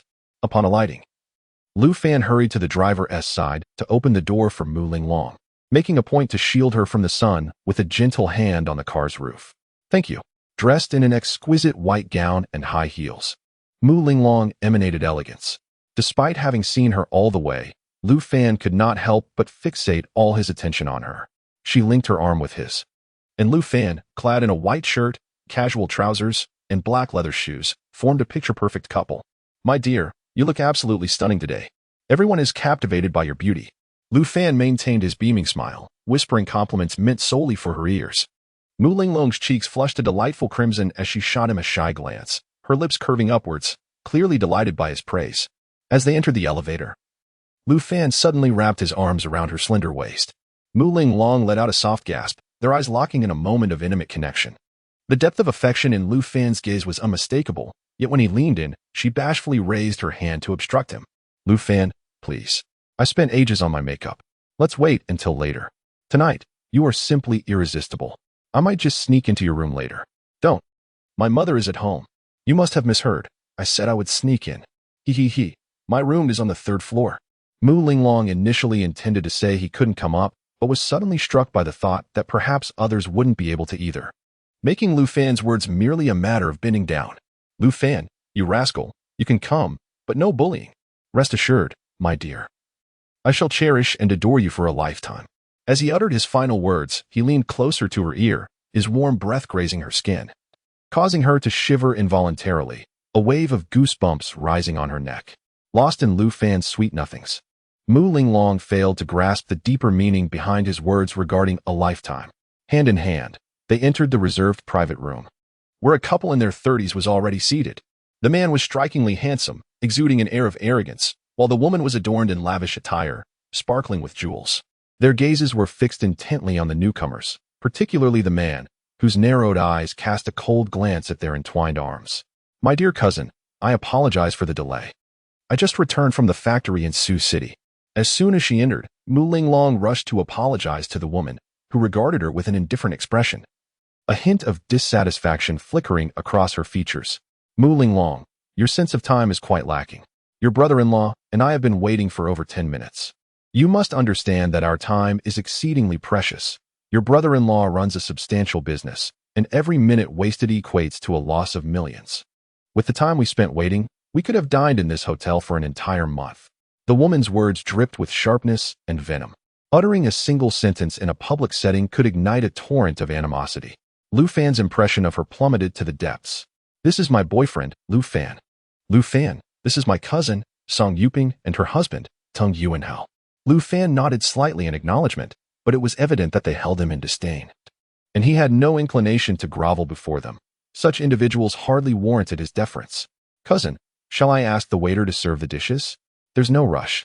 Linglong, when did you acquire a boyfriend? I was completely unaware. Tung Yuanhao's cold gaze fixated on Lu Fan, attempting to exert pressure with his imposing demeanor. Unfortunately, Lu Fan's attention remained solely on Mu Linglong, blatantly disregarding Tung Yuanhao's glare. This is my boyfriend. Do I not possess the right to choose one? Mu Linglong's tone turned frosty, and even a fool could perceive her displeasure. Beside her, Song Yuping hastily interjected to alleviate the tension. Linglong, do not take offense. We had no idea you were in a relationship before we arrived. Your cousin and her husband were merely concerned about your future. Hence their intention to introduce a promising young man to you. Your brother-in-law has already arranged for the gentleman's arrival. He should be here shortly. If we had known you had a boyfriend, we would certainly not have invited anyone over. However, since he is on his way, why not meet him? Mu Linglong's expression darkened instantly. As astute as she was, she recognized her cousin's ulterior motives. This was a ploy to barter her goodwill. Cousin, let me reiterate. I shall make my own decisions regarding my life. I do not wish for anyone, including my parents, to interfere. Linglong, you have just stepped into society and cannot fully grasp its perils. Your beauty will undoubtedly attract a myriad of unscrupulous suitors. You must discern the true nature of some individuals.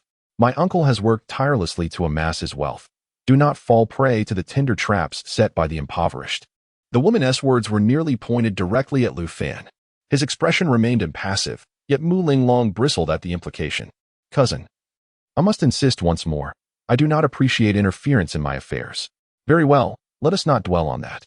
We haven't seen each other in a year. Tonight, we must indulge in a few drinks. Your brother-in-law has brought a bottle of Lafite for us. However, since he has already made arrangements, it would be prudent for you to meet this gentleman.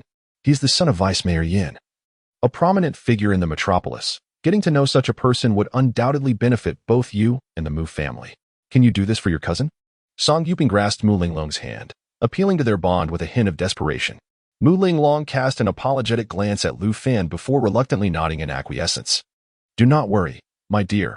Whoever is mine cannot be taken away, and whatever is not mine, I shall still pursue. A chuckle escaped Mu Linglong's lips at Lu Fan's banter just as the door to the private room swung open, revealing a haughty young man stepping inside. Brother Yin has arrived. Come, take a seat. Tung Yuanhao, exhibiting a demeanor starkly different from before, rose with an almost obsequious air and ushered the young man into the seat of honor. Upon entering, the young man's gaze was unwaveringly fixated on Mu Linglong, his countenance radiating sheer astonishment. Brother Yin, this is my wife's cousin, Mu Linglong. Her family has recently relocated to the bustling metropolis, and I trust you will extend your kindness towards her in the days to come. Of course. May I inquire who this is? Yin Tingsong cast a sidelong glance at Lu Fan, while Tung Yuanhao, with a look of palpable disdain, interjected, "Brother Yen, consider him non-existent. This fool, who seems to have appeared from nowhere, is persistently pestering Linglong. Young girls are often susceptible to flattery and can easily fall prey to unscrupulous individuals. Brother-in-law, that is uncalled for. This is my boyfriend, and if you continue to speak thus, I shall take my leave," Mu Linglong declared, striking the table with her petite hand. Her expression icy as she chastised him. It was Lu Fan's first experience witnessing her fury, and he was taken aback by the depth of emotion radiating from the enraged Mu Linglong. "Ah, Ting, there is no need for such theatrics. Let us simply regard each other as ordinary acquaintances this evening. There will be ample time for deeper connection in the future," Yin Tingsong remarked. Raising a hand to restrain Tung Yunhao, his expression laced with intrigue as he focused intently on Mu Linglong while completely disregarding Lu Fan, a mere upstart who could hardly be compared to the elite circles of the metropolis. Chapter 40. Are you not afraid of being slapped in the face? Mu Linglong refrained from storming out, courtesy of her cousin's presence. However, the atmosphere in the private room was far from harmonious, especially with Yin Tingsong, who incessantly flaunted his knowledge. After the dishes were served, he took the lawfight from Tung Yuanhao's hands, uncorking it himself while regaling everyone with tales of its provenance. The 1980 lawfight, though not as exquisite as the 1982 vintage, was nonetheless a rare gem, particularly given its years of careful cellaring. To fully appreciate such a well-aged wine, it must be decanted. Otherwise, its aromatic bouquet and flavors remain trapped, and sediment cannot be eliminated. Wow, Master Yin is truly remarkable. He clearly possesses profound expertise in red wine, exclaimed Song Yuping, her exaggerated flattery nearly eliciting laughter from Lu Fan. Was such rudimentary knowledge truly indicative of expertise in wine? Yin Tingsong, with a glass of red wine held aloft, radiated an air of haughty confidence, the deep crimson liquid clinging to the sides of the glass as he gently swirled it. The motion was indeed impressive. Swirling the wine helps to remove sediment while awakening the grape's fragrance. Normally, the decanting process takes about 2 hours, but with proper technique, it could be reduced to mere minutes. You may learn from me, he offered. Indeed, I am enlightened. Master Yin is quite erudite, unlike some who appear quite rustic, likely having never tasted wine of such value, Song Yuping remarked, prompting the server to pour more wine. Following her instructions, the server wrapped the wine bottle in a white cloth and poured 4 glasses, placing one in front of Lu Fan and Mu Linglong. Linglong, your boyfriend is in for a treat today. This wine is a treasured vintage from my father-in-law's collection. If only we had known that the 1982 vintage was superior, we would have chosen that instead, she continued. Linglong, raise your glass and let Master Yin teach you about decanting. Without proper decanting, the wine's true essence cannot be savored.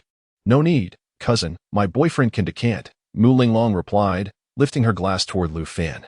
The look in her eyes was unmistakable. She was encouraging him to show off. All right, if you wish to see, I shall perform another impressive feat, even more spectacular than the last, Lu Fan said, a confident smile gracing his face as he accepted the wine from Mu Linglong. To his surprise, she immediately took out her phone and activated the recording function.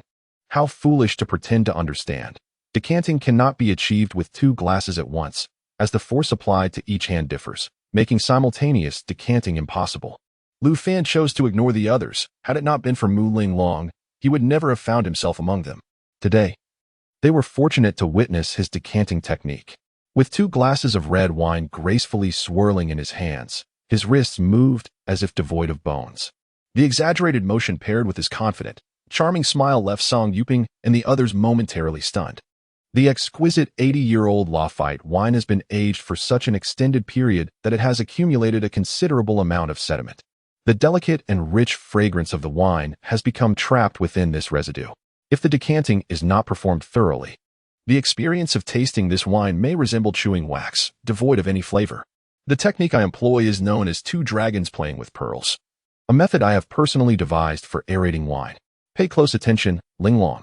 Lu Fan's hands began to tremble vigorously, causing droplets of liquid to form within the glass.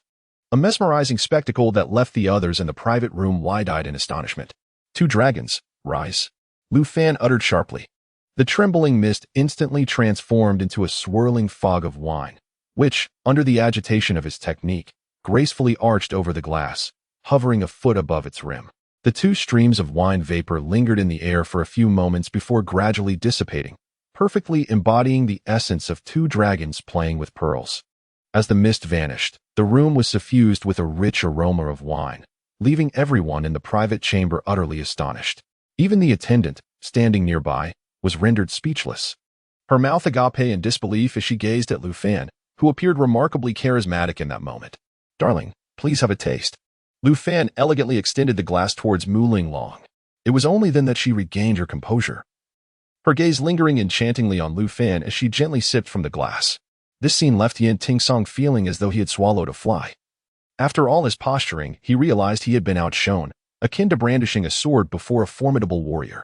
Lu Fan's decanting technique was unlike anything he had ever encountered. Despite having indulged in countless wines throughout his life, he had never heard of such a remarkable method of aeration. Ting Yuanhao, sensing the awkwardness, quickly interjected to smooth things over. "Brother Yin, this fellow is likely just a bartender. Don't such bartenders revel in showcasing these flashy moves to impress the ladies? Given our status, why bother engaging with such petty individuals?" Mu Linglong, upon hearing this, felt a surge of anger, but Lu Fan gently grasped her hand, casting her a reassuring glance. "Brother Yin, you are aware that my family specializes in unmanned aerial vehicles and electric surfboards.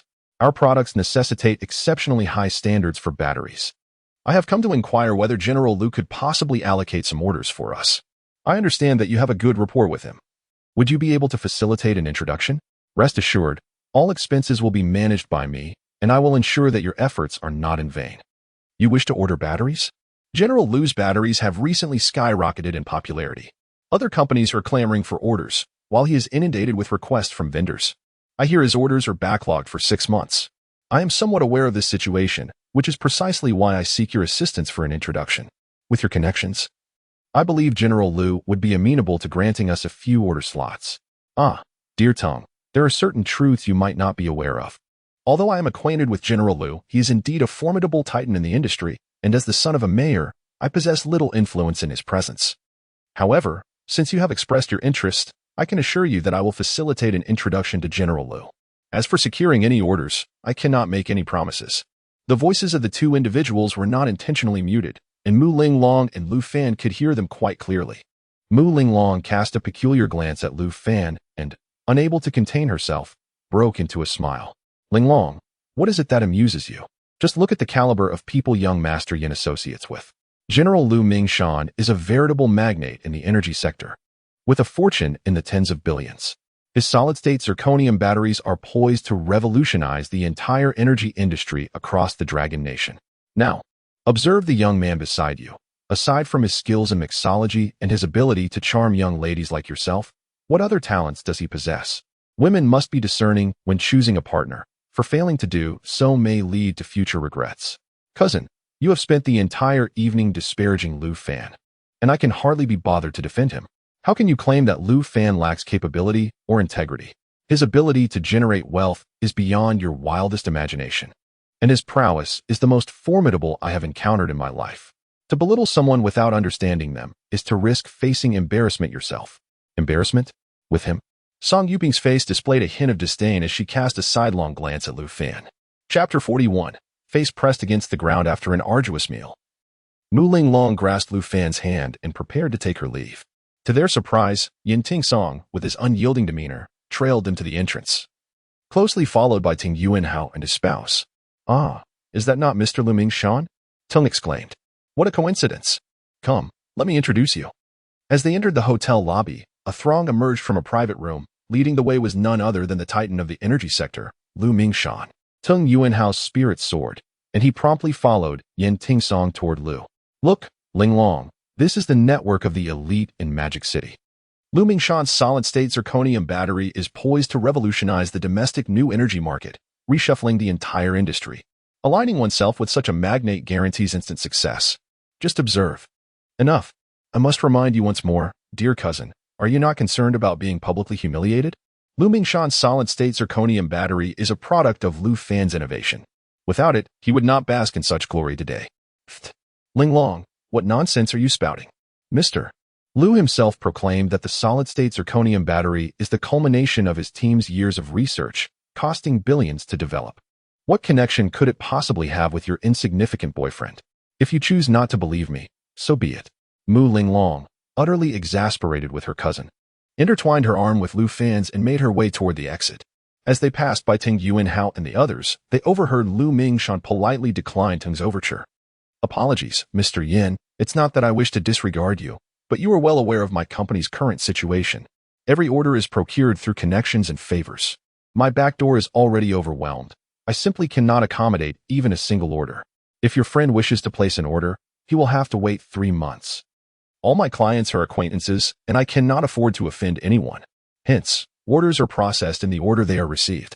With such a candid admission, Ting Yuanhao could only retreat in dismay. Yin Tingsong, having failed to achieve his objective, bore a crestfallen expression.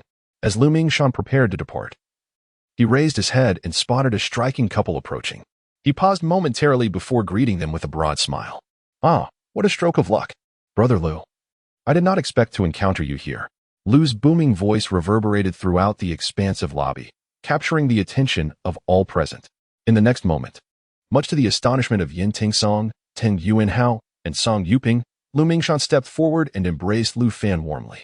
Brother Lu, have you and your wife dined? Shall we enjoy another drink? Not necessary. Lu, we just finished our meal and are about to head home.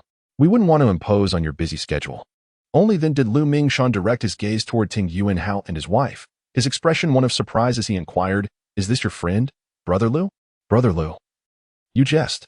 They are from a prominent affluent family, while I am merely a penniless individual. I would never engage in such opportunistic networking. Lu Mingshan, astute as ever, discerned Lu Fan's disdain for the couple with a mere sentence, his gaze shifting toward Mu Linglong. Lu, my dear brother, your discernment is truly commendable. I had intended to secure the affection of old Mu's daughter for my son, but little did I anticipate that you would seize the opportunity first. Linglong, this is Lu Ge. With a smile, Lu Fan took Mu Linglong's delicate hand, causing her cheeks to flush with embarrassment.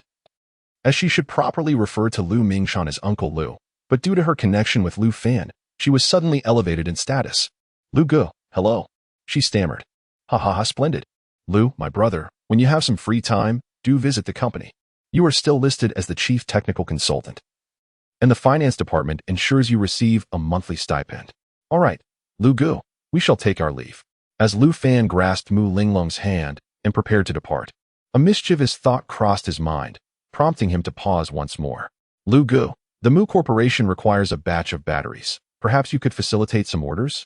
It would be rather awkward for me to decline, with my girlfriend making the request. The Mu Corporation needs batteries? Very well, I shall make a note of it. Just let your people come to my company to discuss the specifications and quantities directly. Such a trivial matter can be resolved with a mere phone call.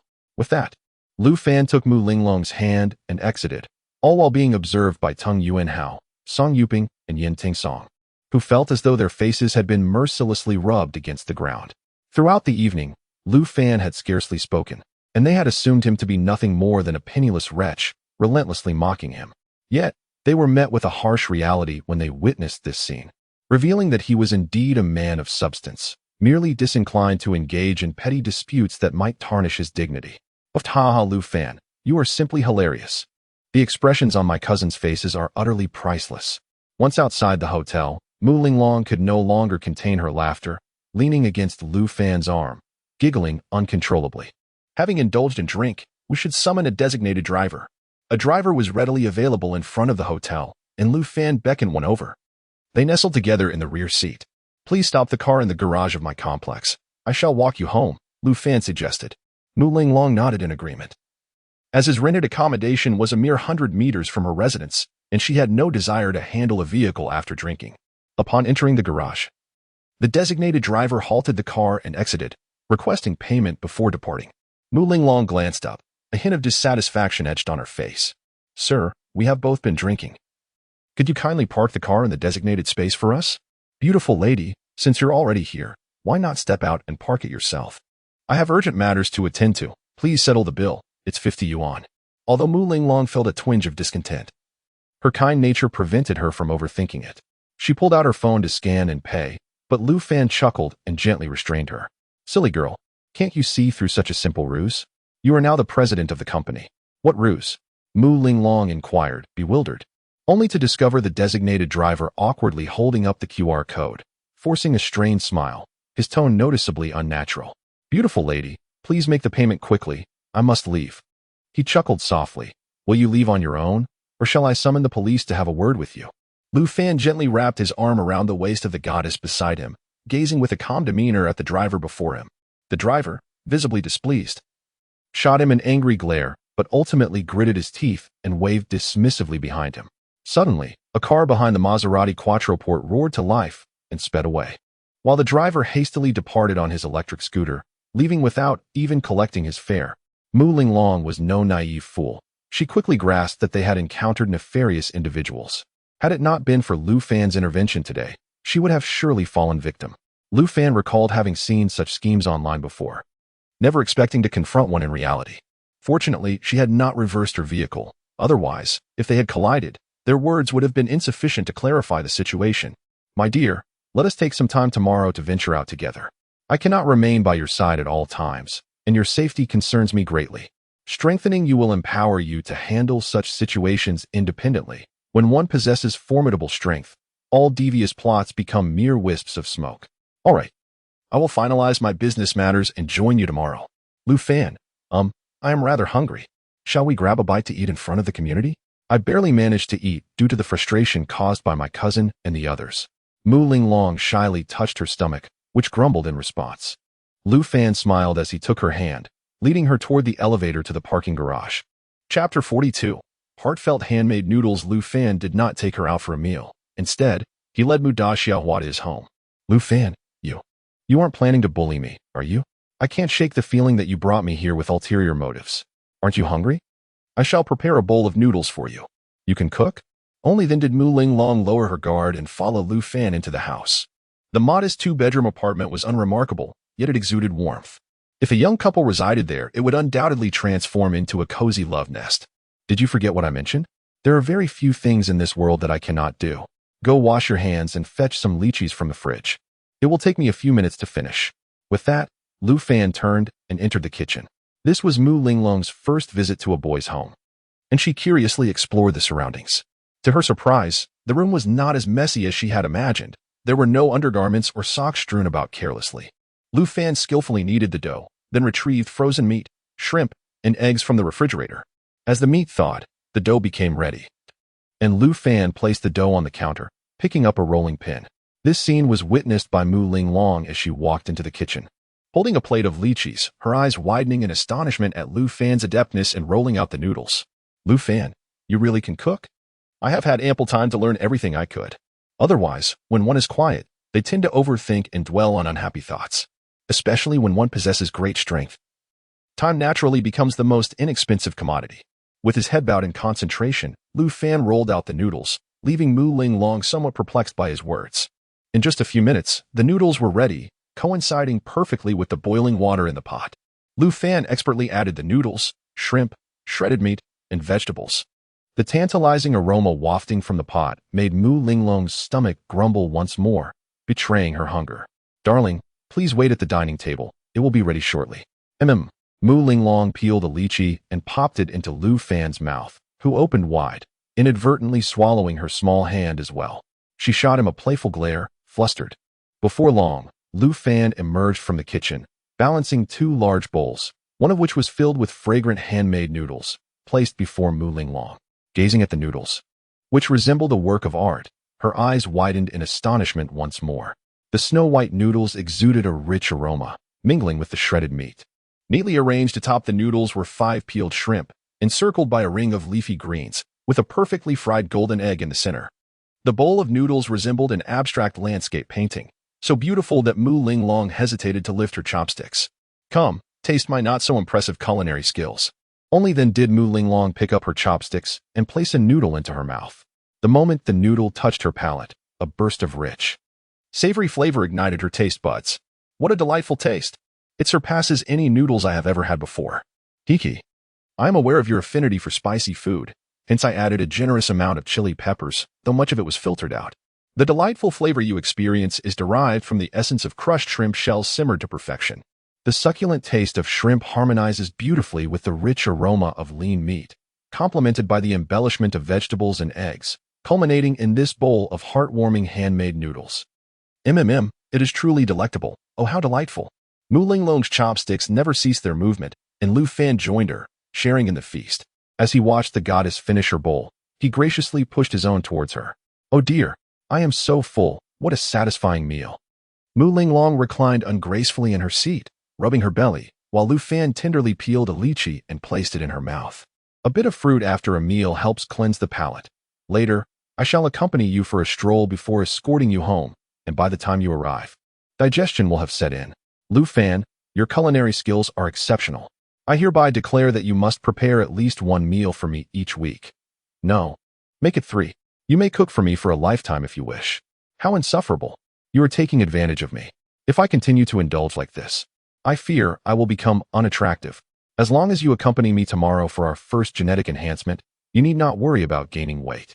After the enhancement, your body will naturally evolve towards perfection, and you will undoubtedly become even more enchanting. Furthermore, should you continue to evolve, your beauty will be eternally captured in that moment. Your words make my heart flutter. I can hardly wait to begin. Lu Fan led the satiated Mu Linglong away, strolling along the path of the community until they reached the entrance to the villa area. He watched her enter her home before turning to leave. In the deep of night, a shadow leaped over the fence between two neighborhoods, each stride covering several meters. With a few agile movements, it appeared before a villa, deftly avoiding the surveillance cameras. The shadow positioned itself at the side of the villa, bending slightly before vaulting onto the third-floor terrace, landing gracefully. The entire sequence took less than 10 seconds, a feat unattainable by an ordinary person. Approaching a lit room, Lu Fan paused to listen, confirming the presence of only one occupant before gently tapping on the glass. "Who is it?" came Mu Linglong's cautious voice from within. "Linglong, please open the small door to the terrace." Moments later, Mu Linglong opened the door, her expression one of astonishment as she beheld Lu Fan entering her private sanctuary. As he stepped inside, Lu Fan's gaze fixated on Mu Linglong's delicate form, and she suddenly recalled that she was clad in a sheer sleep dress. "Ah, Lu Fan, you actually came. One must not go back on their word, right? My precious Linglong, you are truly stunning." Lu Fan gazed in admiration at the goddess before him. Having just bathed, she exuded the fragrant scent of shower gel, her loose hair enhancing her charm. The white sleep dress clung to her knees, revealing a pair of fair, beautiful legs, and most importantly, she was in a state of undress beneath the fabric. Mu Linglong felt bashful and uneasy under his burning gaze, her hands instinctively wrapping protectively across her chest, shielding herself from Lu Fan's intense stare. "Lu Fan, you should really go back. If my mother finds out, she will surely scold me mercilessly." "Haha, you've grown up now. Your mother should be less strict with you. Rest assured, Linglong, my self-control remains robust. Tonight, I shall merely embrace you, and nothing more." "Really?" A naive expression graced Mu Linglong's face, her innocence blinding her to the deceptive nature of men. Even someone like Lu Fan, who had lived for centuries, could not escape this truth. That night, Lu Fan did not depart.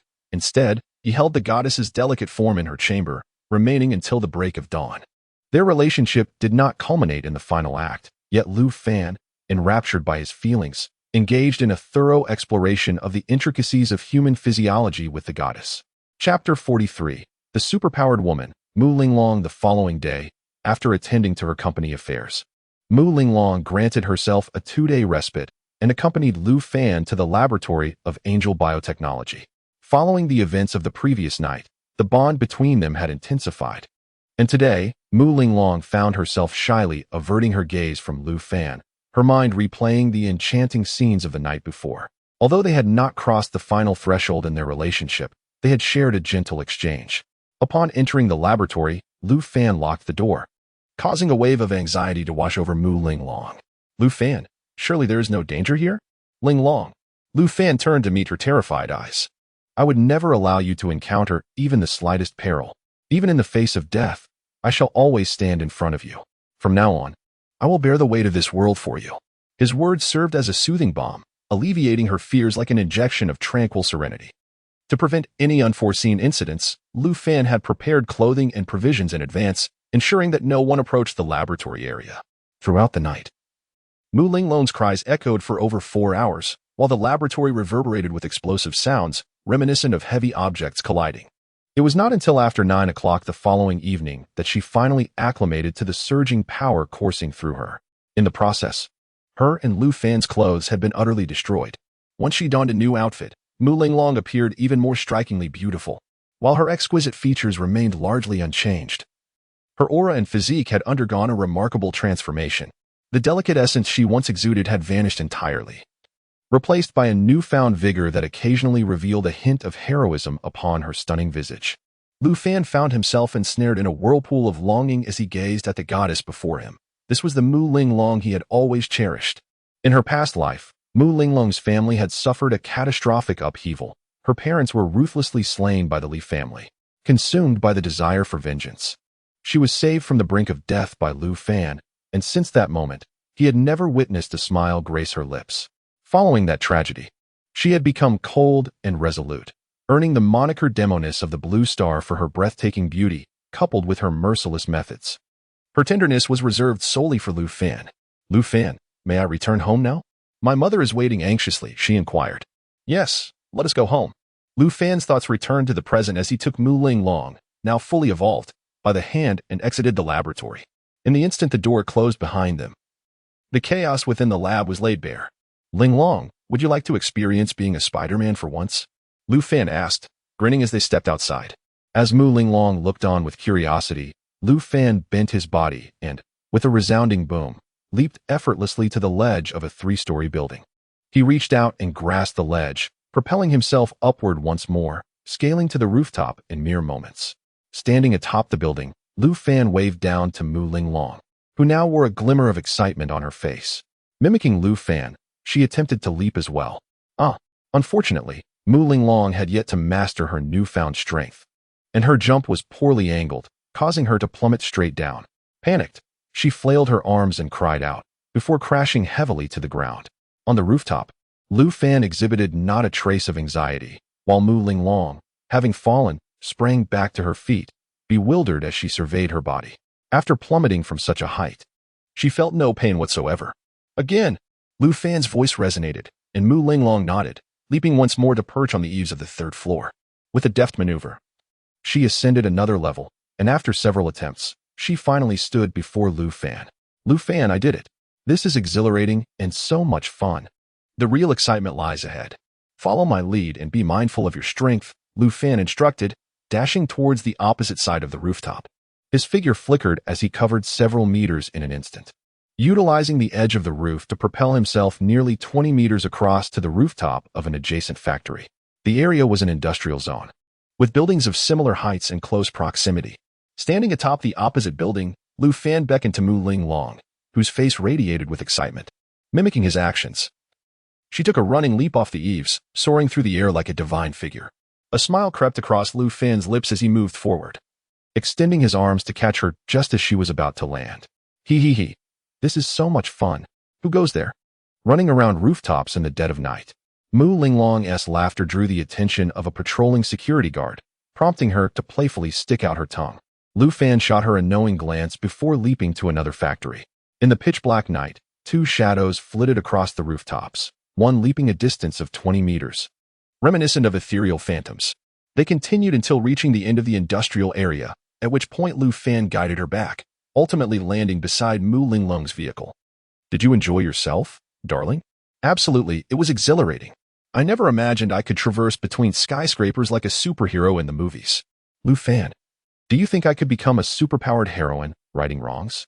You're getting ahead of yourself. With your current abilities, you'd be apprehended after saving just a few people, perhaps even subjected to research. A police officer's stun gun would easily take you down. However, aspiring to be a heroine isn't out of reach. You've only undergone your first genetic evolution. After 3 or 4 such transformations, you could effortlessly soar through the skies and embody a true, superpowered heroine, evading capture entirely. Is it truly possible for humans to fly? Lu Fan, are you serious? Of course. During your 2nd genetic evolution, I will find a way to awaken your mental powers. This will dramatically enhance your abilities during the 3rd evolution, allowing you to levitate with ease. Moreover, with formidable mental strength, your combat prowess will escalate to terrifying levels, rendering you nearly invulnerable to ordinary humans, barring encounters with cruise missiles or similar weaponry. Wow, that is incredible! Mu Linglong gasped in astonishment. Had these words been spoken just days prior, she would have dismissed Lu Fan as a braggart. Yet, after experiencing her first genetic evolution, she could now truly appreciate her newfound strength. After escorting Mu Linglong home, Lu Fan stealthily entered her room without returning to his own. Over the past few days, he had been unwaveringly assisting her in her genetic evolution, and Mu Linglong felt a deep sense of gratitude. She had hoped that if Lu Fan were to make a move, she would half-heartedly acquiesce to him. Unfortunately, despite his intentions to pursue her, Lu Fan was still encumbered by a lingering concern that the secondary genetic evolution might adversely affect her chances of developing mental prowess. The following day, Lu Fan arrived early at Ronghao capital. After several days of collaboration, Li Ronghao had adapted to Xiaoya's formidable algorithms and predictive capabilities. Coupled with his own acquired knowledge, he was thriving in the financial sector. Xiaoya's database essentially contained foresight into all future stock market trends, and Lu Fan intended for Li Ronghao to orchestrate several spectacular financial maneuvers once he had mastered the business. The initial investment of 300 million that Lu Fan had provided had already surged to 350 million after Li Ronghao's strategic sell-off the previous night. This remarkable return on investment within such a short period was astonishing. When Lu Fan encountered the young man again, Li Ronghao had shed his previous despondency, now radiating confidence and vigor. Chapter 44. The installation system of a nanolithography machine. Ronghao, you seem to be in quite good spirits, Lu Fan remarked with a smile as he sat in Ronghao's executive chair, casually perusing the trading records of the past few days displayed on the computer in front of him. President Lu, I've come to a realization. My ex-girlfriend was right. This world is indeed driven by money. Her choice to pursue wealth was not misguided. The mistake lies in my own financial struggles. I must now channel all my energy into making money. Once I am affluent, those remarkable women will inevitably gravitate towards me, Ronghao replied, laughter echoing in the air. Indeed, as the saying goes, when flowers bloom, butterflies come. It's good to see you have this understanding. However, I noticed some discrepancies in your stock records. You seem to have fixated on a rather lackluster stock, repeatedly attempting to capitalize on it. What is the story? Does this stock harbor a grudge against you? A hint of embarrassment crossed Ronghao's face as he hesitated before confessing the truth. This particular stock was, in fact, linked to the company of the man who had taken his girlfriend from him. President Lu, I must admit I acted impulsively. I promise to amend my ways. Avoid changing your focus. Instead, allocate a portion of your funds and concentrate on this stock. I wish to witness the full extent of your capabilities in harnessing intelligent AI. Let us see if you possess the prowess to short this company's stock completely. Really? Thank you, President Lu. Ronghao's eyes sparkled with gratitude. He recognized that Lu Fan was using his own resources to help him seek retribution, an immense favor given the inherent risks of the stock market. Should the investment falter, it would be Lu Fan's money at stake. Work diligently, and once you have toppled your rival, inform me. We shall witness that exhilarating moment together, where you can confront that couple with an air of triumph and deliver a well-deserved rebuke. Certainly, President Lu. I will give it my all. Ronghao's eyes welled with emotion. The humiliation of having his girlfriend stolen from him fueled his determination. Lu Fan's unwavering support moved him deeply. After leaving Ronghao capital, Lu Fan proceeded to the storefront of the Gene Vision Restoration Solution. The once quiet shop had transformed dramatically, bustling with activity. The throngs of customers made entry nearly impossible, compelling Lu Fan to use the back entrance, as the line at the front stretched over 100 meters. With traditional LASIK surgery costing between 10 to 20,000 yuan, alongside the associated risks and potential for recurrence, the allure of simply applying a couple of drops of eye solution to achieve perfect vision was undeniable. Why would anyone opt for surgery when the eye drops were priced at merely 2,000 yuan? Consequently, a multitude of visitors flocked to seek treatment, subsequently promoting Angel Vision and drawing even more clientele. Upon seeing Lu Fan, Si Yudong immediately voiced his concerns about the overwhelming number of customers and suggested opening a branch to alleviate the influx. Open a branch? Very well. Let us commence with one in the capital and subsequently establish a location in each provincial capital. You manage the logistics, Lu Fan instructed. With the directive given, Si Yudong swiftly set to work, while Lu Fan settled into the office on the second floor to review the latest financial reports of Angel Vision. Upon examination, he was taken aback by the figures before him. Yesterday, the daily revenue astonishingly reached an impressive 12 million, with over 6,000 individuals served. Among these patrons, not only were there those suffering from myopia, but also many afflicted with various ocular ailments. The genetic vision correction solution is an active gene-repairing fungus, whose efficacy extends beyond mere nearsightedness. offering a potential remedy for a range of eye diseases. As individuals age, they often encounter presbyopia, glaucoma, and cataracts. Who would not covet a single drop of eye medication that could exquisitely cure such conditions? As the industry in the bustling metropolis of Shanghai began to stabilize, Lu Fan boarded a flight to the machinery factory in Jincheng. While the enterprises in Shanghai are lucrative, the machinery factory in Jincheng resembles an insatiable financial abyss. The factory's intelligent robots are poised for action, and various materials are stacked high in the warehouse. Henceforth, Lu Fan's focus will be here. With everything in place, it is time to commence production. My mode of transportation must also be crafted. With Lu Fan's command, the machines in the factory whirred to life, producing meticulously precise components under the guidance of the robots and Xiaoya. However, upon inspecting the pile of finished parts, Lu Fan furrowed his brow. Many of the precision components failed to meet his stringent standards. Xiaoya, halt production. We must first create a high-precision lathe, as these parts are unusable. Understood, master. 2 days later, a high-precision intelligent lathe was assembled before Lu Fan by the robots. As the lathe powered up, the subsequent components exhibited a marked improvement in precision. Lu Fan picked one up, examined it, and nodded in satisfaction. Let us work at full capacity. The current modes of transportation are woefully outdated, severely hampering my efficiency. Just as Lu Fan immersed himself in the realm of precision machinery fabrication, a phone call summoned him to the capital. He had submitted all technical documentation regarding the photolithography machine to the state, yet challenges arose during its production. Although the nation resolved the issue concerning the manufacturing of components, they found themselves ensnared in difficulties while installing the production system, primarily due to the absence of individuals with experience in a nanometer-scale photolithography system. Academician Lu, left with no alternatives, turned to Lu Fan for assistance. Without hesitation, Lu Fan made his way to a military factory on the outskirts of the capital. After passing through numerous inspections, Lu Fan entered a workshop replete with various precision machines, where a multitude of experts from the photolithography industry, over 20 in total, had gathered. Lu Fan, you've arrived. Come, take a look at how we should construct the photolithography system. It is quite embarrassing that none among us possess the capability to complete this system. We cannot possibly invite experts from the Netherlands, so we had no choice but to summon you. Did you not previously assert that you could assist us in manufacturing a nanometer photolithography machine? Indeed, Academician Lu. At what stage is the production currently? The components have been largely produced, but we now face challenges with assembly and system construction. As you know, the photolithography technology in Longwu allows us to mass-produce 14 nanometer photolithography machines, and our true capability has even progressed to 6 nanometers. However, the goal of achieving a nanometer remains a distant aspiration. This technology is still some distance away from our current capabilities, leaving the construction of the system bewilderingly complex. As their operational principles differ significantly, Lu Fan nodded, having anticipated such a scenario. A nanometer-scale lithography machine comprises a staggering 120,000 components.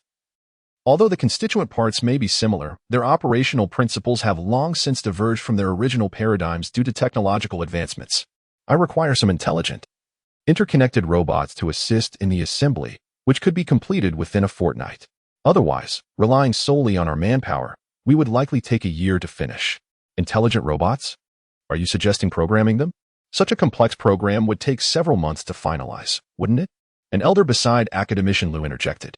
Lu Fan cast a sidelong glance at him, his gaze questioning as it turned towards Academician Lu.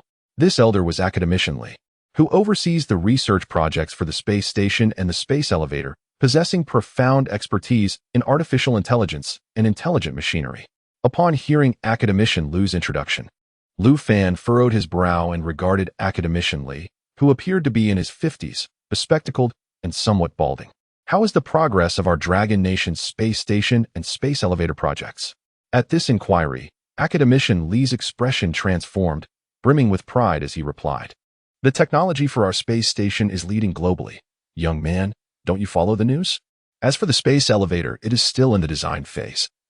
But we anticipate groundbreaking next year.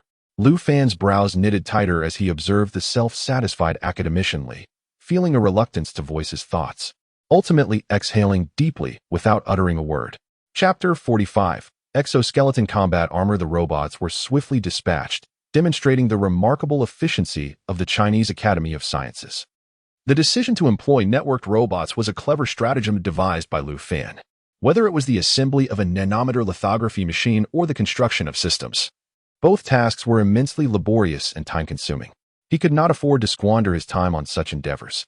With the assistance of intelligent robots, Xiaoyu could adeptly manage the construction tasks. As a super-intelligent brain, Xiaoyu's capability to control the robots would far surpass Lu Fan's manual efforts. Once the tasks were completed, Lu Fan prepared to depart, but he was discreetly pulled aside by academician Lu. "Do you harbor any doubts regarding the space station project?" he inquired. "I noticed your hesitance while conversing with old Li just now." Academician Lu, a man of considerable experience, could easily discern the expressions that flitted across Lu Fan's face. "To be candid, the space station and space elevator will eventually become obsolete," Academician Lu continued.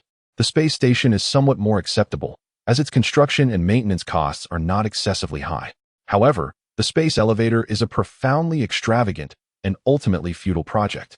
"What? That cannot be true. The space elevator is a project that nations around the world are striving to conquer, and our country is at the forefront," Lu Fan retorted. "You mustn't speak so carelessly. If old Li and his associates hear this, they will undoubtedly condemn you," Academician Lu revealed. "This is precisely why I refrained from voicing my concerns earlier. The rationale behind the existence of the space elevator is, I am sure, clear to you.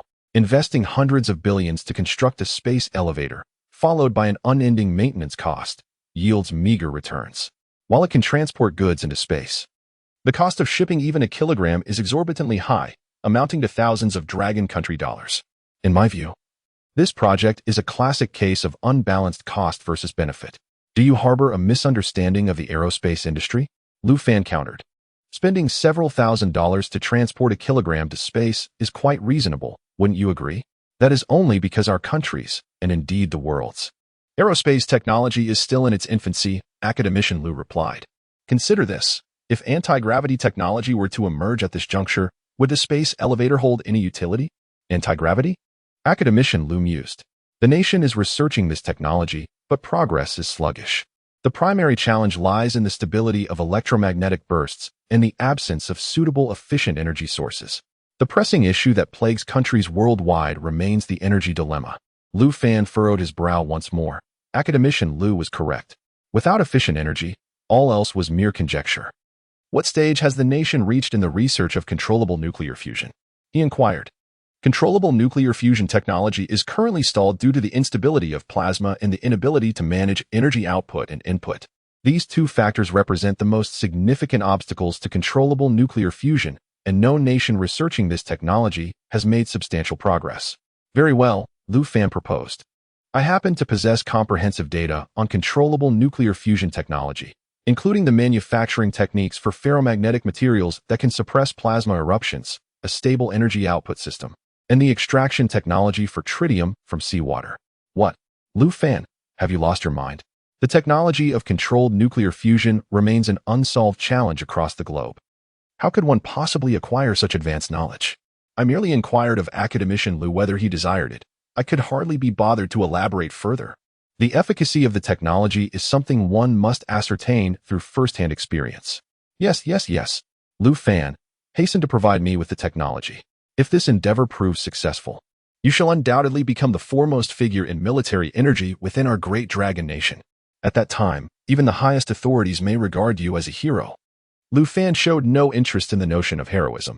With less than a decade remaining until a higher civilization descends upon us, it is indeed imperative to elevate the technological prowess of the dragon nation. Although the nation may not be able to assist him directly, should it ascend to the status of the world's strongest power, it would at least afford him a stable haven, alleviating many of his concerns. A USB drive was placed into Academician Lu's hands by Lu Fan, and as for the subsequent matters, they were no longer his concern. The technology would require extensive validation from numerous experts and scholars, and results would not materialize swiftly. Lu Fan remained in Jean City for 2 days, and it was not until the following evening that a satisfactory array of alloy components was finally fabricated. Gazing upon the 2 alloy components, valued at over 30 million, Lu Fan could not suppress a flicker of excitement. After such prolonged preparation and expenditure of effort and resources, this grand contraption had finally come to fruition. "Xiaoyu, activate the combat suits network and operating system. I wish to test its performance." "Yes, master." The combat suit's networking function has been activated, and the drive system is currently being calibrated. Calibration complete. The suit has recognized its master. You may summon the combat suit at any time via the control bracelet. As Xiaoyu's words resonated, the components on the ground suddenly illuminated. Two alloy pieces swiftly surged toward Lu Fan's legs. He raised his foot, and with a decisive click, the components seamlessly affixed themselves to his limbs, followed by two additional metallic blocks securing themselves to his other leg. Subsequently, pieces attached themselves to his thighs, waist, abdomen, chest, and arms, culminating with two metal components soaring to his head, forming a helmet. The helmet's eyes ignited. A sight reminiscent of the Iron Man suit, surely familiar to anyone who has witnessed the cinematic exploits of Robert Downey Jr. The suit, clad entirely in a deep black hue, stood like a specter, and a prominent metallic bulge on its back indicated the source of its energy. Xiaoyu, please check the energy system, anti-gravity apparatus, and drive system. Certainly, Master. The micro-controlled nuclear fusion device has been inspected and is at full energy capacity. The anti-gravity device has completed self-checks with no issues detected, and the drive system is functioning normally. Let us experiment with the capabilities of this new toy. Lu Fan murmured to himself as he stepped towards the workshop's exit. Standing in the shadowy expanse, the dark mech seamlessly merged with the night. Suddenly, Lu Fan began to rise, as if he had been liberated from the constraints of gravity. Commence! Destination, Lingluo Island, he declared with spirited fervor. However, the mech remained motionless. And Xiaoyu's voice interjected, "Apologies, Master, but the mech operates on a civilian network. If we attempt to fly to Lingluo Island, we risk losing signal en route, becoming as aimless as a headless fly." How careless of me. Inside the mech, Lu Fan wore an expression of embarrassment, having completely forgotten about the signal issue. Xiaoya operated the robots to launch two three-dimensional waveband satellites, intending to first cover the entire blue star with signal before relying on their own network. Without a signal, nothing could be accomplished. "Very well, Master," came the response. The three-dimensional waveband satellites equipped with anti-gravity devices will require 3 days for production.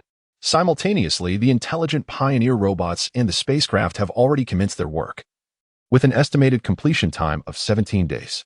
Having relayed all necessary information, Lu Fan, clad in his battle armor, transformed into a shadow and soared into the sky, vanishing into the night. Chapter 46. 3 times the speed of sound, pathetically slow above the clouds in the night sky. A suit of pitch-black steel armor soared swiftly beneath the immense full moon, cleaving through the white clouds and leaving a gaping chasm in its wake. As Lu Fan navigated his flight, he deftly evaded passing aircraft, for he had no intention of exposing this armor to the public eye. Such an act would undoubtedly provoke unnecessary complications. A glance at the auxiliary display revealed that the suit's flight speed had reached an astonishing 500 kilometers per hour, essentially equivalent to 3 times the speed of sound. Yet, 3 times the speed of sound felt lamentably sluggish.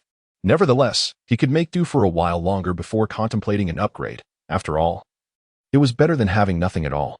With a look of disdain, Lu Fan reassured himself as he flew for a mere 10 minutes, soon hovering over the city of magic. Upon checking the auxiliary display for positioning, the armor gracefully descended onto the terrace of Mu Linglong's villa.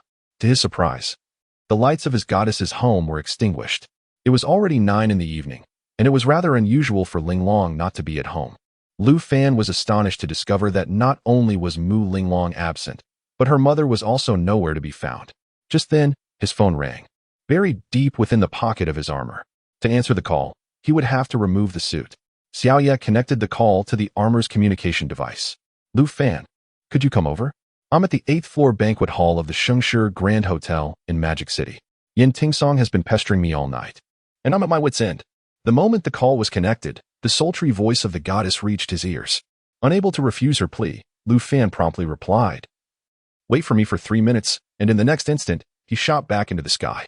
Within 10 seconds, he traversed half of the city, appearing above the very hotel Mu Linglong had mentioned.